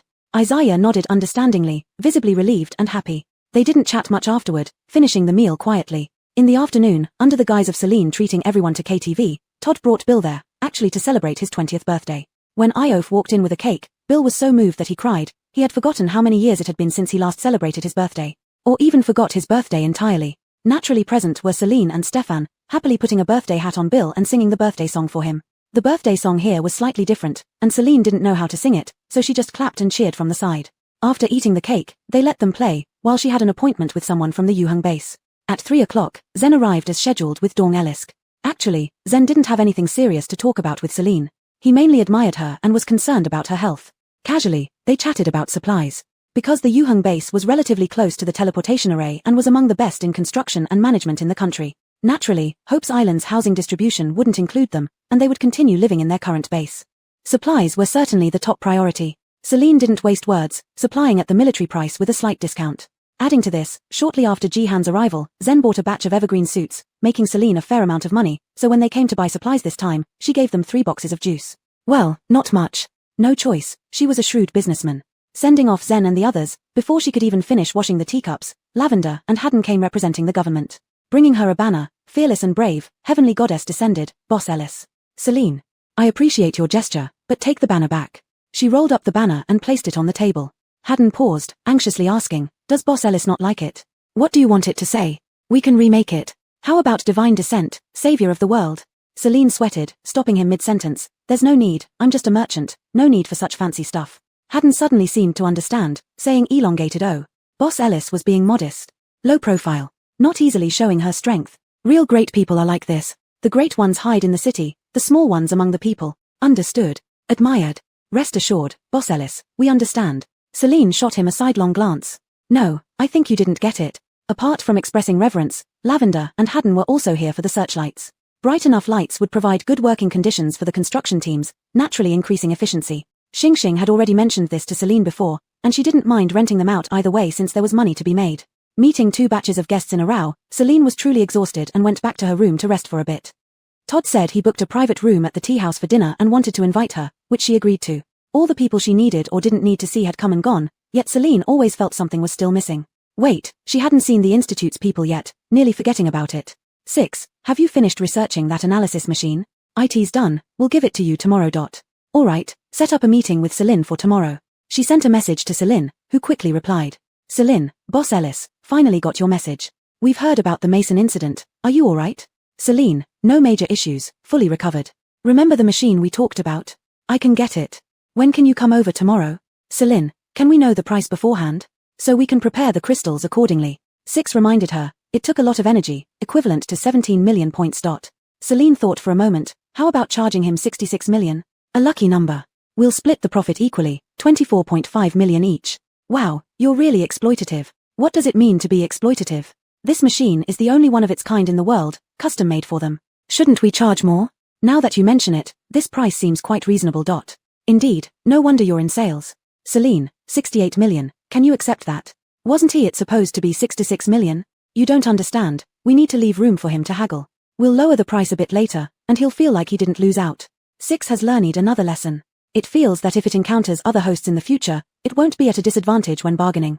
Celine, I've calculated the crystal equivalent, and this price is slightly higher than expected. Can we negotiate further? Celine, let's talk about it when you come over tomorrow. Celine, alright, we'll arrive around 9 tomorrow morning. The next morning, when they met, 6 had already finished the instrument. Celine placed the instrument in front of both of them, emphasizing that this instrument was not available on the market but custom-made based on their needs. After some debate, Celine sighed, made a concession, and finally set the price at 66 million, both sides settling on a lucky number. The deal was done. After the payment was credited, 6 deducted 41.5 million points from the shared account. This was the first time it felt so good earning KPI after being with Celine for so long. Some time passed, and as the extreme cold began to subside, daylight hours gradually returned to normal. The construction of the teleportation array also neared completion. Celine now needed to prepare Chimo's Yanes affairs. She went to the seaside area to build Phase 2 of the villa. Phase 2 should be arranged just like Phase 1, buy any missing items directly from the mall. Equip buildings 1 and 2 with all necessary appliances, especially the refrigerator. Put drinks, beer, and mineral water in the fresh keeping compartment, and place frozen dumplings, buns, and meats in the freezer, ensuring everything is fully stocked. Understood, Boss 11. Hero responded obediently and started working with a few employees. 6 finally understood what Celine was up to. Chapter 218, Supreme Monarch. Not only did Celine spend a huge sum on the second phase of villas, she also invested in building a hydroelectric generator in the seaside area to supply power throughout. In addition, there was a water filter installed to purify seawater for daily use. When all these were completed, the connection between the seaside area and the teleportation array was successfully established. Celine underwent her final upgrade. 3 million points have been deducted from the communal account. Congratulations, Boss has reached the ultimate level, Supreme Monarch. The mission is complete, facilities valuation will begin tomorrow, after which Boss can leave this world. Wishing Boss a pleasant life. Celine found it hard to describe how she felt at that moment. After 37.5 years, she was finally going home, yet joy eluded her. She gazed at the blue ocean and watched people frolic on the sandy beach. She recalled when she first arrived in this world a mere dilapidated kiosk covering just over 10 square meters. Back then, patrons had hollow eyes like zombies. Now, laughter filled every corner. She felt somewhat reluctant to leave this place. Reluctant to leave Mortian Castle, reluctant to part with Hero, Aaron, Kasia, and Iof, as well as the endearing customers of the shop. However, no party lasts forever. 1 month before settlement and return, she decided to cherish more memories. Returning to the hotel lobby, she saw Aaron still busy with work, head down, looking somewhat desolate. Aaron. Boss, what do you need? Aaron looked up with a vibrant expression, his lips always curving into a smile. Celine patted his shoulder and said, "Thank you for your hard work lately. After closing tonight, gather all employees here for a group photo." Tears shimmered in Aaron's eyes as he nodded, "Sure, boss." After closing time, all employees gathered in the hall under Aaron's arrangement. Celine stood in the middle, flanked by Aaron and Hero on either side. Kasia took the photograph, and Celine laughed at it for a long time before storing it away. The next day, Celine woke up very early since today marked the start of valuation. Nora, except for items that shouldn't exist in your world like the medical room and restaurant, you may choose to bring other shops back to reality. Before the valuation started, Grady explained to Celine. Advanced items could not be taken away and would be valued and converted into points for the communal account. Other shops could be chosen to bring back, where corresponding establishments would be given to her in the real world. However, employees couldn't be brought along, so she'd have to hire new ones upon returning. Her personal account was converted at a 150 ratio to the currency of her world, totaling around 11 million. The communal account was a 1:1 conversion. No need. Clear everything except the seaside area. Understood. Valuation starts now, expected completion time, 30 days. Sitting in front of the mirror, Celine spent 2 hours getting beautifully dressed, opting for a white suit fabric short dress paired with pure white high heels. Today, the store was very busy because the intense cold had ended, and the teleportation array was completed. Many people wanted to secure good positions on Hope Island.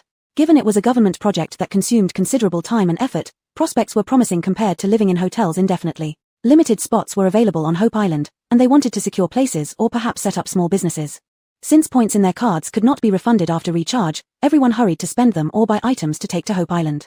For a while, the hotel bustled with people. Kasia and Alton waited for Celine at the breakfast cafe. It was Hope Island's opening day, and Kasia decided to bring Alton and Celine over for a look. Celine ordered a sandwich and a glass of soy milk, sitting across from them. Wow, shops on Hope Island are open for business, and stalls on the food street are all available too. They're encouraging everyone to set up businesses. It must be bustling there today. Kasia mumbled through a bowl of dumplings. We should hurry, otherwise, it'll be crowded and less enjoyable later. Celine smiled, certainly lively. Hadn't bought a batch of fireworks from me, planning to set off firecrackers at noon and fireworks at night to celebrate Hope Island's opening. Alton responded with an affirmative, got the message. Todd also plans to take Ash over to watch the fireworks tonight. After finishing breakfast, the three of them went to Hope Island through the teleportation array at Central Square. The island was exceptionally large, stretching endlessly with towering skyscrapers as far as the eye could see, resembling a well-developed metropolis. The teleportation portal arrived at the seaside, where a huge archway stood. A banner hung from it boldly stating, "Come to Hope Island, rebuild hope." Upon entry, they first encountered a 3-story commercial district. The ground floor consisted of food street stalls, while escalators led up to the second and third floors where various shops were now open for leasing. Moving further in, they reached the residential area. Though not entirely made up of skyscrapers, each building had around 10 floors, with 4 units per floor, much like typical apartment buildings. This development exceeded Celine's expectations. She had thought it would resemble a small town with individual houses. But on closer reflection, it made sense that the government wanted to accommodate tens of thousands of people on Hope Island, thus constructing apartments to maximize capacity. Apart from housing and business establishments, the greenery here was also well maintained. Lush trees lined the roadsides, attesting to the fact that this place remained uncontaminated by the zombie virus. More and more people came to visit, many already eager to register and find shops to settle down and start businesses. Even those without substantial funds considered renting small food stalls, selling grilled skewers or liangpi. Since it was a government project, most citizens placed great trust in it. Watching the bustling crowd and listening to the cheerful yet noisy chatter, Kasia sighed and remarked, "If only we could settle here and do some small business.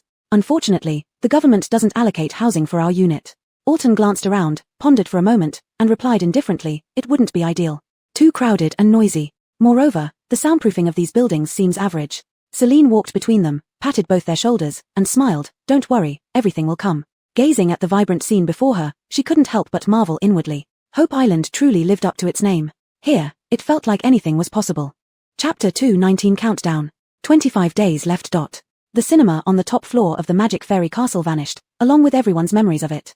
More and more residents were checking out these days. Aaron reminded everyone to use up their card points and remember to click log out afterward. The customers seemed as if their thoughts had been punctured, their expressions changed slightly, feeling a bit embarrassed. Aaron smiled and said, "I'm glad everyone can move on to new lives. After logging out the points card, our back-end management will be much smoother. There's no need for you to feel bad about it." Previously, when people checked out, Aaron would always say, "Thank you for your visit, hope to see you next time." Now, she says, "Thank you for your support, wish you a pleasant life." Perhaps other customers hadn't noticed the difference, but as Celine's friend, Stefan and Iof knew clearly that she was leaving. Taking advantage of most residents still being around, Celine put Phase 2 villas on sale. The teleportation portal directly connecting to Hope Island became a huge selling point. There were really too many people on Hope Island, and applying for housing required a lot of procedures. Generally, unless someone planned to do business there, they preferred living in the seaside area. At least it was quiet and comfortable. If they really needed anything, they could come to Magic Fairy Castle to buy it. And if Magic Fairy Castle ever closed down, they could still easily go to Hope Island via the portal. It was an excellent choice. From the very beginning of moving into Magic Fairy Castle, Camden, without hesitation, immediately booked one villa, bringing his wife who bore Megan inside. Todd did the same. He didn't like the noise on Hope Island, and the crystal cores he had accumulated over this period were enough for him and his brother to live off for half a lifetime. He allocated part of them to buy a villa, living with his brother, each having their own room perfectly. Apart from buildings number 1 and number 2, the remaining 8 villas of Phase 2 were soon all claimed by owners. Celine made another fortune. Let's go, I'll treat you to dinner. She grinned, taking Stefan and Iof to a tea house for a big feast. Stefan had been pretty idle recently because Jingting City had declared a ceasefire, and as a chief of staff, he had nothing much to do. Despite ordering quite a few dishes, Stefan had no appetite. After holding back for quite some time, he finally couldn't help but ask, "Little Ellis, when are you leaving?" "It's not happening so soon. My business is still running. How could I just leave?" Celine laughed, putting a chicken leg on his plate. She added, "It's just that Hope Island has opened recently, and many guests have moved over. They're leaving, not me." Stefan pouted. "Alright, but you must let us know ahead of time if you plan to leave." "Of course." Celine lifted her lips, but she wasn't quite able to smile genuinely. Iof, most sensitive to others' emotions, silently glanced at Celine a few times before lowering his eyes and continuing to eat. He knew she was lying to them. Would telling them clearly change anything? Those who had to leave would still leave. If she told them now, it would only mean counting down the days together. 20 days left. The card room and KTV had already disappeared, and the capsule room's occupants had rushed to Hope Island to grab houses, vacating them naturally leading to settlement. Although many residents were checking out, the traffic between Shangjing City, Jingting City, and Jinza Base remained steady. The shopping area downstairs was still bustling. "Elder brother, I feel like Magic Fairy Castle has changed somehow," said Myra. These days, he felt something strange, as if Magic Fairy Castle was different from his impression, but upon careful thought, there wasn't much different. He asked, "Why isn't the 3rd floor open?" Yusef glanced sideways disdainfully. "You silly, the 3rd floor hasn't been open from the start. With the clearance of the cinema, card room, and KTV, the elevator buttons for the upper floors had disappeared, and they had forgotten that the 3rd floor used to be capsule rooms." "Hey, Boss Ellis." Just entering the restaurant, Yusef spotted Boss Ellis sitting in a corner seat and greeted warmly. "It's been a while since I saw you here eating." Celine smiled. "The food here is still good, occasionally coming here for a simple meal is nice too. Aren't Stefan and Big Shot Omoto with you?" Yusef plopped down beside Celine while Myra went to order food. "Not every day. They have other matters and were called away by General Kale." Celine maintained a polite smile. She had heard everything they said. Forgetting might be the cruelest thing in the world. Everything in Magic Fairy Castle would gradually fade from their memory until finally, they would forget that there had ever been a safe house here. "Boss Ellis." Hearing the voice, Celine turned her head to see Camden. His face lit up with joy and excitement, his voice trembling with emotion. "Boss Ellis, my wife gave birth." "So soon?" Celine raised her eyebrows in surprise. Just a few days ago when they moved into the villa, there were no signs at all. "Yes, I told you this place must have good feng shui. She felt unwell this morning, so I took her to the medical room for a checkup. As soon as we got there, her water broke. The medical technology here is top-notch. She said she didn't feel any pain during the whole process because of the anesthesia, and the surgery went very smoothly." Camden's eyes twinkled with joy, his words barely sufficient to express his happiness. "Congratulations on becoming a father." Celine sincerely wished him well, then added after some thought, "But you should stock up on maternal and infant supplies in advance. The store has been running for so long without business that it's about to close." "Ah." Camden was somewhat surprised. Would Boss Ellis, such a capable person, really need to close down? "You can go pick what you need later and buy everything early. I'll give you a 30% discount." Celine smiled, not wanting to explain further. All the shops in the store would gradually close down, starting with those doing the least business. Okay, thank you, Boss Ellis." Camden grinned, naturally overjoyed to be a father and grateful that Boss Ellis had informed him in advance about the closure of the maternity store. Otherwise, he wouldn't know where to buy clothes or formula for the child afterward. Apart from Aladi, there was only Alma, another pregnant woman, left in the store. However, Alma's belly had grown larger over these days. To ensure a better environment for the child's growth after birth, Kong Ellis had already secured a house on Hope Island. These past few days, Alma had prenatal checkups, and their card points hadn't been used up yet, so the couple was temporarily staying at Magic Fairy Castle. Celine sent Nash to notify them about the closure of the maternity store, urging them to buy necessary items in advance. The goods at Magic Fairy Castle wouldn't expire, so stocking up wouldn't be an issue. Besides, she needed to recoup some costs. She had stocked up on so many products but sold very little. She couldn't let herself incur losses. Chapter 220, You Will Be the Bosses. A photo booth was set up in the hotel lobby where guests could take free photos. Of course, each guest's photo would be duplicated, one copy given to the guest and another preserved in Celine's space. Celine took a few photos with Stefan and Iof. She kept the group photos for herself while giving them the solo shots with her. Many guests hadn't taken photos for a long time. Some went with their families, others dragged along a few good friends for mementos. Within a short day, the stack of photos stored in her space became quite thick. 15 days remaining. The flower shop, bakery, maternity store, nail salon, and underwater room have all been liquidated. Lying on the sofa in her room, Celine sighed out of boredom. It had already been half a month. 6R, if only you could transform into human form. I haven't even taken a picture with you. Finish this task for you, and I can upgrade to an advanced system. Then I will try my best to find you. Really? You can just come and find me? I'll definitely find you. I miss you too, little fairy. 6-6E bit the handkerchief and cried pitifully. Having served as a host for so many years, it was the first time it felt so reluctant to part ways with its current host. Celine was absolutely the best host it had ever encountered. Celine giggled. Looks like you're not far from becoming an advanced system since you know what reluctance feels like. Isn't it all thanks to you? Although I mistakenly entered the post-apocalyptic world, you also let me earn a lot of KPI points. I feel like I'm making rapid progress, full of energy. Celine. Have you secretly watched Popeye? Hihi, caught red-handed. Celine found it both helpless and amusing but didn't chat idly anymore. She had much more important things to do. Opening the message page, she sent a message to Magnus, asking him to invite Celine and Haddon for lunch to discuss something. Just having a few representatives suffice. Magnus replied promptly, informing that he would notify Government and Research Institute representatives to meet at 11:30 a.m. Celine invited them to talk about the revival elixir. She had delayed discussing this until now because the main ingredient of the revival elixir was the immortal grass, and the second batch grown at Demon Immortal Castle had matured that morning. Reed was busy in the seaside area harvesting and preserving all the immortal grass. The first batch belonged to Amon, with half still here, which she also didn't want to keep. She planned to send all of it to Zhongguang Temple. Alongside notifying Zhongguang Temple, she mentioned that Demon Immortal Castle would soon take a break and advised them to stockpile supplies if needed. At 11:30 a.m., Magnus, Celine, and Haddon met Celine in the Feng Hao room of the tea house. Celine treated them to a full table of dishes. Haddon seemed somewhat uneasy, feeling odd to be invited by Boss Ellis. Boss Ellis, you asked us over and are treating us to a meal. What exactly is the matter? Celine smiled and poured tea for them. Let's eat and talk at the same time. During the meal, she explained the details of the revival elixir. The revival elixir differed from the regeneration elixir as it could eliminate the zombie virus infecting all creatures. The key difference lay in its impact on humans. The regeneration elixir restored those who retained human consciousness or lacked crystals in their brains back to normal people. The revival elixir, however, removed the zombie virus from human bodies, including eliminating the special abilities within enhanced humans. So-called special abilities were essentially mutations caused by the infection of the zombie virus. Since the revival elixir could clear the virus from the body, it could inevitably nullify the powers of enhanced humans. Everything would return to normal. This affected the entire country, so she hadn't informed the research institute alone. Given the substantial expenses incurred by the institute recently, she intended to sell the formula of the revival elixir to military and government representatives. Hearing about such a miraculous substance, the three were thrilled. They decided that no matter how much funding was required, they must acquire the formula. Celine spoke straightforwardly. The main ingredient of the revival elixir is immortal grass, and I have a batch of it. Selling this batch of immortal grass along with the formula for the revival elixir, the price is fixed at 180 million credits. This price fell within Celine's expectations. They had previously spent 130 million credits on the regeneration elixir and another 60 million on equipment for component analysis. Now, with a more powerful revival elixir formula and a batch of the primary material included, this quote seemed reasonable. Previously, it had been mentioned that the military was in no short supply of crystal cores. Therefore, they readily agreed to the deal and planned to make the payment after lunch.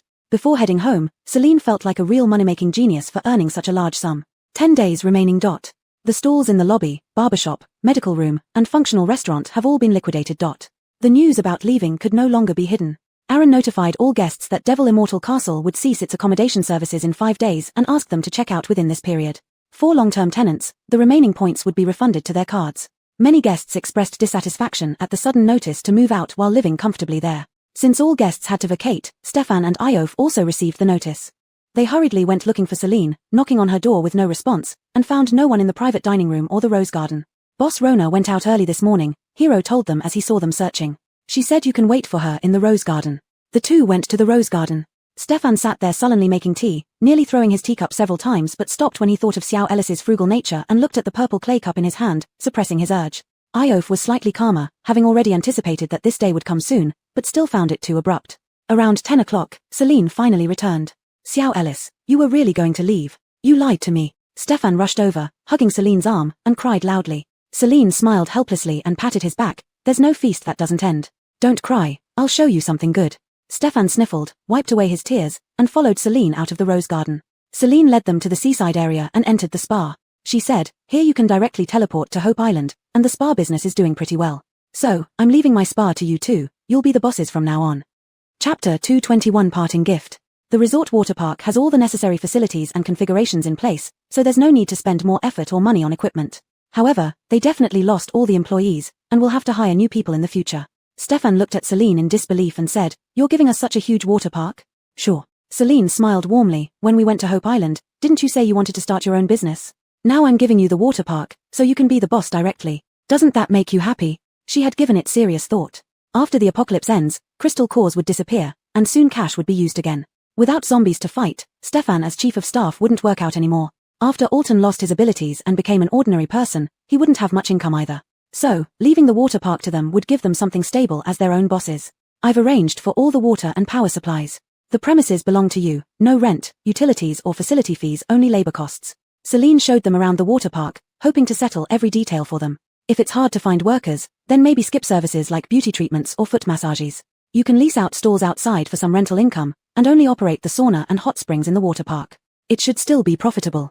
Well, profit might be questionable, but at least it won't lose money. Alton was also in shock. He knew Celine would send them many things before leaving, but never expected her to gift an entire resort water park. And the arrangement for water and electricity must have cost a fortune. "Celine, are you turning into a philanthropist instead of being a cunning businessman?" Celine shot him a look. "Can't you say something nice?" Stefan clung onto Celine's arm, unwillingly letting go. "Xiao Ellis, why are you so good? I don't want you to leave. Don't flatter yourself, you're just too happy to show it." She teased him with a chuckle. After explaining each operation process of the water park projects and showing how to switch the power on and off, they left the water park. "Everything here is great, but now the biggest issue is that Omoto Da Lao has nowhere to stay." Stefan glanced at Alton, thinking for a moment. He suggested, "Omoto Da Lao, why don't you move to Jing City? I'll arrange a house for you." "Why would I live in Jing City when I can live here?" Celine laughed even harder, seeing their puzzled faces. "Come, let me take you to see your new home." Arriving at Phase 2 Building Number 1, Celine pushed the door open. Inside, everything was ready. The furniture, appliances were complete, the decoration style elegant. Even the sofa set's color and wall murals matched Stefan's taste. On the second floor, bedrooms were fully equipped with bed linens, bathrooms stocked with toiletries, truly ready to move in immediately. The wardrobe was filled with clothes for all seasons, shoes neatly lined up, all styles Stefan loved. Since Stefan loved roses, Celine even had Ding plant a garden full of them. Stefan's eyes turned red, his nose twitched, and he began crying uncontrollably. "Xiao Ellis, are you really leaving?" All these preparations seemed like she was settling his affairs. "Don't cry." Celine choked back tears herself as she covered his mouth. "I'm not leaving right away, I still have a few days. I brought you here early so you'd have somewhere to stay." Wiping away his tears, Stefan noticed shopping bags beside the sofa. "What's this?" "Some miscellaneous jewelry, all for you." Stefan had forgotten about the jewelry store long ago, so Celine didn't mention it wasn't sold yet. She smiled at Alton. "Omoto Da Lao, the neighboring building number 2 is yours.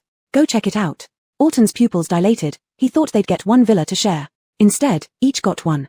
A miser has finally spent some money. At building number 2, Alton pushed the door open. Compared to number 1, the interior design was drastically different, a minimalist black and white theme. The backyard wasn't filled with vibrant roses but featured a single osmanthus tree. His old home's backyard also had an osmanthus tree. Not only the backyard, but even the room layout almost perfectly replicated his previous home. Sounds came from upstairs. Alton cautiously turned around, only to freeze on the spot, feet rooted like lead, his blood seemingly stopped flowing. His eyes gradually reddened, lips parted slightly, dumbfounded for a long time, unsure if what he saw was real. The woman standing on the stairs was already in tears, yet smiling softly. "Sigh hi." At the sound of this call, Alton's nose tingled and tears instantly streamed down his face. He ran up, cautiously reaching out to touch the person before him, for fear that everything was an illusion. When he finally touched the person in front of him and confirmed that everything was real, he held her tightly. "Mom."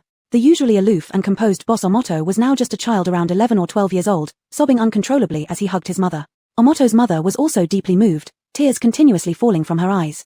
After 9 years apart, her son had grown so much. Taller and stronger. "Sigh hi, these 9 years must have been so hard for you." She thought about how her son, barely a teenager back then, had to wander alone, which pained her heart. Alton sniffed, loosened his grip on his mother, and wiped away her tears. "Mom, how did you end up here?" He remembered that his mother had turned into a zombie and stayed at their old home. Although Celine said she had come back to life, he never imagined she would return to normal. Choked with emotion, Omoto's mother looked towards the door downstairs. Following her gaze, Alton saw Celine standing at the door, smiling through her slightly red eyes. "I still had 1 dose of the regeneration serum left. I went to find Aunt this morning with hope. Aunt still had human consciousness, and the serum worked on her. However, she has forgotten many things, she only remembers you." Celine loved watching family reunions. Since she was going to find her own mother, she helped Alton bring his mother back first. This was her parting gift to Alton. Stefan was also moved to tears, hugging Celine and crying loudly. "Xiao Ellis, you're like a little fairy." Alton chuckled at Stefan's reaction, teasing him. "I'm not even as excited as you. What are you yelling about?" Celine also laughed. adding, Todd and Bill live in building number 3. Now you have friends and family, you won't be lonely anymore. Chapter 222, Going Home. 5 days countdown. All the accommodations within the Magic Fairy Castle have been fully cleared, and all the shops in the East District have also been vacated, leaving only the supermarket and the catering stores in the South District. Celine sent messages to all VIP users informing them that Magic Fairy Castle would be closed for a vacation in 5 days, with no set reopening date. Those who needed supplies were advised to stock up during these few days. During these days, Alton was spending time with his mother, having meals with Celine at meal times. Stefan, on the other hand, stayed by Celine's side day and night, except when he slept. In the remaining 5 days, armies, governments, and various bases came to purchase supplies to stockpile. Briar asked Celine where she planned to go, but she only mentioned that since the store had not let employees rest in so long, she planned to travel around without knowing when she would return. She dismissed Marnie and Alejandra.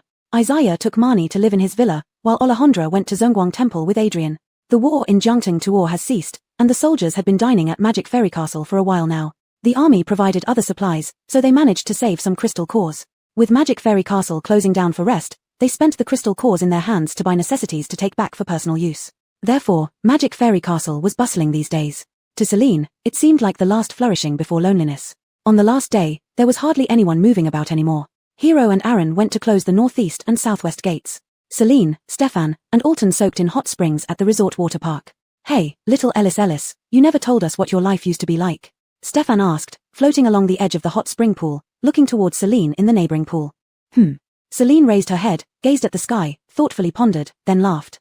It was simple and ordinary. I used to be a top salesperson at a 4S store, commuting daily via the subway, occasionally buying bubble tea after work or having a small barbecue dinner. Simple and joyful. Stefan slowly nodded, imagining such a life. It indeed seemed quite plain. He hadn't experienced life as an office worker but figured he might get the chance someday. What do you plan to do after you return? Alton asked. First things first, quit my job, Celine said with determination and a fierce expression. You don't know how difficult those car-buying customers can be. Oh Tom, service industry problems are endless. I've always dreamed that once I got rich, I'd quit this lousy job and take my parents on vacation. However, my mom is sick now, and once she gets better, I'll take them on a world tour. Stefan and Alton both chuckled heartily. This dream seemed rather simple and heartfelt. They thought Celine, having earned so much money, might open another shop or do some business and become an entrepreneur. What about you two? If you returned to a peaceful era, what would you want to do most? Celine turned to look at them. Stefan shrugged. I didn't really think about it before, but now being able to be a boss, I should probably run the store honestly. After making money, I could buy lots of beautiful clothes and just shop and dress up every day. Alton leaned against the edge of the hot spring pool, watching the white clouds lazily drift by overhead, saying, take care of my mom and lead a peaceful and comfortable life. Having wandered for 9 years and experiencing many things, he finally reunited with family and friends, having a place to call home. He just wanted a stable life. That sounds great, Celine smiled. After soaking in the hot springs for a while, the three showered and headed to the tea house for lunch. After lunch, Magic Fairy Castle officially closed its doors to guests. In front of the seaside gateway, Celine waved her hand. Go home and rest, I need to pack. Stefan pursed his lips and nodded. All right, let us know once you're done packing, and we'll come to see you off. Okay. Stefan and Alton stepped into the seaside gateway and suddenly felt dizzy. Instinctively, they looked back and saw only golden sands and lush forests far away. They exchanged glances, both showing a somewhat dazed expression. Alton. Stefan. They murmured each other's names softly, remembering each other and having gone together on missions to hunt zombie kings, yet forgetting how they initially met. This place was extremely familiar to them. They remembered owning the resort water park, living in buildings 1 and 2 of Phase 2 of the villa area. But they forgot how they got here. They seemed to remember everything yet forgotten something crucial. Even the act of turning back was a blur, unsure of what they were expecting to see. There was something important missing between them, perhaps a person, perhaps an event, but they couldn't recall. For some reason, Stefan felt a lump in his nose, and tears blurred his vision. He didn't know why he was crying or what for, but there was just a feeling of discomfort deep down. Alton's eyes were also red, as if something very important had been erased from his memory. Everything was forgotten. Celine looked at the empty walls, her face still beaming with a radiant smile, yet tears streamed down her cheeks. She didn't want to say goodbye, fearing to see Stefan and Alton sad. They would forget her eventually. All the people and events here, only she would remember forever. She was smiling, yet she was also crying. Tears fell uncontrollably. Hero came over and gently hugged her. Boss Rona, don't cry, your makeup will smudge. Hero, Celine clung tightly to Hero, crying even harder. Even Hero wouldn't remember her. Boss. Aaron's usual smile was gone, and other employees gathered around, all showing signs of reluctance in their eyes. They wouldn't remember Celine, they would only remember having one more boss in their lives. Unknown whether male or female, unknown their name, unknown their appearance. At this moment, they still remembered, so they were reluctant to part. Liu Liuzi, unable to bear it, reminded her, Little Xianxian, it's time to go. Celine sniffed, wiped away her tears, and gave every employee a hug with a smile on her face. Finally, she bowed deeply. I'm glad I met you all. Thank you for taking care of me during these days. Aaron started to cry, and the fur under Hero's dark eyes was soaked. All employees bowed deeply to Celine and shouted in unison, wishing the boss a pleasant life and everything goes well. The scene in the hotel gradually disappeared from the outside in, until even the employees vanished from Celine's sight. Everything returned to its original state: dark, dilapidated concrete buildings. The difference was that the weather was nice today. A clear blue sky with leisurely drifting clouds. Everything has been cleared. You can leave anytime. Crystal tears fell onto the concrete ground, and Celine looked out at the fine weather, raising the corners of her lips into a smile. Let's go home. Chapter 223, Celine's Side Story. 3 months later, on the outskirts of City A, a new hotel opened. It wasn't very large, but it received many positive reviews due to its excellent hygiene and particularly friendly service. The name it chose was quite peculiar: Magic Fairy Castle. Located near the university town, this area often saw various exams taking place at schools. Many out-of-town examinees would encounter merchants temporarily raising room prices, except for Magic Fairy Castle. Thus, every time such occasions arose, Magic Fairy Castle's rooms were always booked first, and business was very good. One day, a flashy purple Panamera parked in front of Magic Fairy Castle. A Tom wearing sunglasses got out from the driver's seat. He looked somewhat rebellious yet spirited. As he entered, he asked, "Where's your boss?" The receptionist at the front desk smiled and bowed slightly, asking, "May I ask what you need to find the boss for?" "She's my older sister." The Tom removed his sunglasses, raising an eyebrow and flashing what he thought was a charming smile. The receptionist's expression remained unchanged as she politely replied, "Please wait a moment." She picked up the desk phone, dialed an internal number, and hung up after one ring. Before she could say anything else to the Tom, a cool voice came from the corridor. "Who's looking for me?" The Tom turned around to see someone dressed in loose cotton casual wear, with curly hair draped over her shoulders. Her exquisite face needed no makeup, already stunning, radiating an elegant and refined demeanor. His eyes lit up instantly, breaking into an excited smile. He strode towards her and hugged her tightly. "My dear sister, I finally found you." Celine was a bit stunned. She pushed him away slightly, examining him closely before her eyes widened in surprise. "Casper?" Casper nodded with a sigh of relief. "Sis, I've been looking for so long. The favor of that burger meal has never been forgotten, and if it weren't for you, I probably wouldn't be back now." Celine scanned Casper's attire again and glanced at the Panamera parked outside, falling silent. Had she known he was a rich second generation, she would have definitely treated him to a 5-star steak dinner back then. Casper wasn't from City A ever since returning to this world. He had been trying to find news about Celine. After discovering her seaside property was unoccupied, he traced her whereabouts through the information about her mother's cancer hospitalization, eventually learning that she owned a hotel here. When he saw the name of the hotel, he confirmed Celine must be living here. "Sis, let's not talk anymore. Come with me quickly." Casper pulled Celine into the car. After fastening the seatbelt, Celine asked curiously, "Where are you taking me? Not offering me a KFC meal to repay me, right? How can a KFC meal repay your kindness? Then 2 meals." "Casper." With a roar, the car sped off. Casper said calmly, "Isn't your mother hospitalized? I met some experts abroad who specialize in this field and have brought them over. Let's go meet them." Celine was surprised. She indeed had more money than she could spend in her next life, but she lacked connections. She had consulted all the domestic experts, and they all said there was no cure. She hadn't expected that Casper, whom she only met once, would become her most valuable connection. "Sis, I've heard about your recent actions. You donated 50 million to environmental charity organizations. Honestly, I admire you." Celine smiled without replying. Since returning, she had been paying close attention to environmental causes. With a secure home and a modestly priced car for daily use, apart from her mother's medical expenses, she didn't spend much otherwise. So she decided to donate part of her wealth to charity and opened a hotel with the rest. Not bad, the hotel's business was thriving, and even if she eventually spent all her savings, the hotel's income would suffice for the family. Learning about Celine's actions, Casper was deeply impressed and began reflecting on his 9 years of suffering, which originated from the nuclear power plant explosion leading to widespread viral outbreaks. Ultimately, it boiled down to environmental issues, so he also donated a significant amount of money and founded an environmental protection association, occasionally organizing volunteers for charitable activities. Initially, he was nothing but an undisciplined internet-addicted youth. Perhaps entering the apocalyptic world was a form of punishment for him. Now, after making changes, his family members felt their ancestors were watching over him, and he found this feeling quite gratifying. So he kept searching for Celine, especially when he learned about her mother's critical condition. Using his family's connections, he contacted several renowned doctors from abroad. Perhaps everything was meant to be for the best. After meeting the doctors, they suggested sending Celine's mother abroad for treatment, given that cancer isn't something a single surgery can solve. Celine was worried that if the family of 3 went abroad, they would eventually deplete their savings due to her mother's medical expenses. So she proposed that her father accompany her mother abroad while she stayed here to run a small business to generate some income and visit her mother monthly. That evening, Casper treated Celine to dinner. Initially, he suggested taking her to a French restaurant, but the thought of escargot made Celine shudder. She insisted on going to KFC, so Casper gave in. After watching her finish off an entire bucket of wings, a burger, a sundae, and a glass of cola all by herself, Casper believed she genuinely loved this food. After dinner, Casper added Celine on WeChat, expressing his wish to keep in touch before driving her back to the hotel. Back in her room, Celine lay down on the sofa. The layout here was very similar to her room in the post-apocalyptic world. There was an inbuilt wardrobe, a 2-meter-wide bed, a spacious balcony, and a small living room with a comfortable carpet, a 2-seater sofa, and a coffee table. In the corner sat a huge panda plushie, wearing a light yellow t-shirt covered in cake and milk tea patterns. This was a custom-made plushie, 1.8 meters tall, sitting on the carpet against the wall. Celine took out a thick photo album from the cabinet next to the sofa, walked over to the panda plushie, and lay down in its embrace. She loved sitting here, as if Big Treasure was still by her side. As she flipped through the album, she smiled, but her eyes revealed undisguised longing. Most of the photos were of Stefan and Iof, two handsome men who always caught everyone's attention. Halfway through the album, the front desk called, saying someone else was looking for her. Who could possibly come to find her at such a late hour? Celine stepped out, puzzled, only to see a tall and slender figure standing there. Her steps suddenly halted as she met the icy blue eyes in a daze. Her mind blanked out for a moment. The next second, she came to her senses, her eyes moistened, and she smiled brightly. It was her 6-6 who had come. Chapter 224, Post-Apocalypse Extra.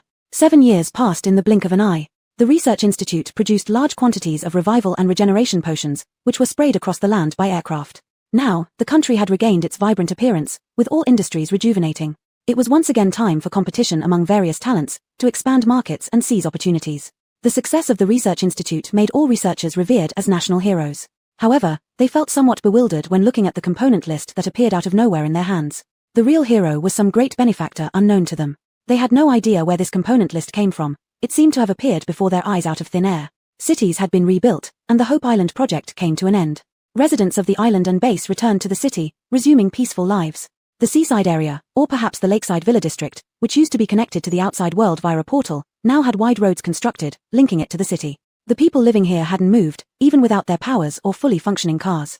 At least, the scenery here was beautiful, quiet, and comfortable, a decent place to live. The resort spa business was still thriving. City dwellers loved to come to the beach for tourism, naturally patronizing the place. Nearby villas with available rooms also started doing homestay business.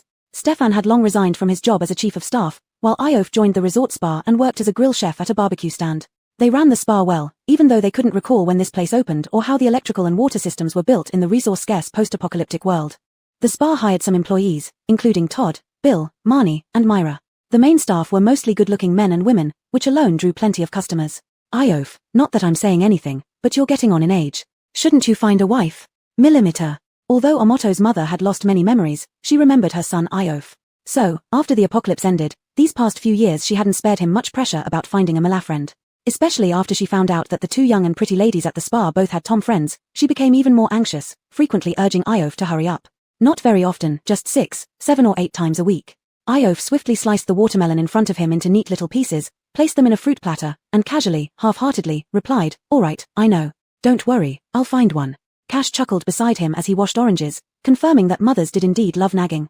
He occasionally envied Iof for having family, but during such moments, he always felt fortunate for living alone. Iof gave him an annoyed look, picked up a piece of watermelon rind, and threw it over. "What are you laughing at? It's not like you have a Malafriend." Cash's smile vanished instantly. Omoto's mother shifted her attention to Cash and urged, "That's right, Xiaowei, you should hurry up too. You two big Toms, both good-looking and fit, why can't you find Miller friends?" Todd, acting as a bystander, added fuel to the fire. "Maybe they already have Milas they like." Hearing this, both Cash and Iof paused, their eyes somewhat indistinct. It was inexplicable, leaving a hollow feeling in their hearts, as if they'd forgotten something, as if there was something missing in their friendship. Seemed like a person, but who that person was, they couldn't say. Whenever this topic was brought up, a fleeting emptiness would pass through their minds. Many guests came and went in the shop, including some beauties who sent flirtatious glances because of their good looks. Each time seeing these people, it felt like something was off, though they couldn't pinpoint what exactly. As if subconsciously comparing them to someone else, yet they had forgotten so much. "Brother, you still have the nerve to talk." Bill broke the silence with his disgruntlement. "I've been waiting for you to find me a sister-in-law for 7 years. It's been 7 years. I'm 27. Sister Yunshu has even had 3 kids. How are you still single?" Todd rubbed Bill's hair, which had turned back to its ink-black color, and sternly advised, "If you want to date, go do it yourself. Don't drag me into it." "What do you mean drag you into it? Didn't Yvette's sister visit you just a few days ago? Can you two finally get together?" Bill pushed away Todd's teasing hand and complained, "Yvette has pursued you for 7 years. When will this iron tree bloom?" Mrs. Omoto, always the busybody, now shifted her focus to Todd. Hey, Xiaohe, I think Jillian is quite a good match for you. The two of you are quite suited. Why don't you give her a chance? Todd. He shouldn't have said anything. Mom, stop nagging. Iof handed the arranged fruit platter to Mrs. Omoto with a coaxing tone. Good, help me deliver this to room number 3. Mrs. Omoto obediently listened to her son and went along. After work in the evening, they each returned home. Stefan sat in front of the vanity, opened the drawer, revealing neatly arranged and fully filled various flashy jewelry. His mood was inexplicably somewhat heavy. He seemed to have forgotten someone very important. He couldn't recall where he had gotten these pieces of jewelry from, including the clothes in the wardrobe and the shoes in the shoe cabinet. Each time he saw these items, it would make him feel annoyed, yet he couldn't bear to throw them away, as if they contained many complicated emotions. At the same time, Iof was staring blankly at a set of sharp crescent daggers on the shelf inside his bedroom closet. The daggers were entirely black, with razor-sharp blades like willow leaves, and the tips gleamed with a cold light. These were different from the 2 daggers he originally used. The old ones had been given to Bill at some point, while this new set had come back into his possession at an unknown time. But deep inside, there was always a voice telling him that this was a very important token, which he must take good care of. After taking a shower, Iof sat on the bed, taking out an instant camera photo from the drawer of the bedside table. Similarly, this photo left no trace in his memory, showing him wearing a military green outfit, standing slightly to the left side, with a blurred background. His thumb lightly brushed over the spot next to himself in the photo, where there should have been someone standing, but he remembered nothing about it. Staring at the photo for a long time, Iof felt a vague pain in his heart. He put the photo back into the drawer and lay down on the bed. So be it, a new life has already begun. A better tomorrow awaits. The end.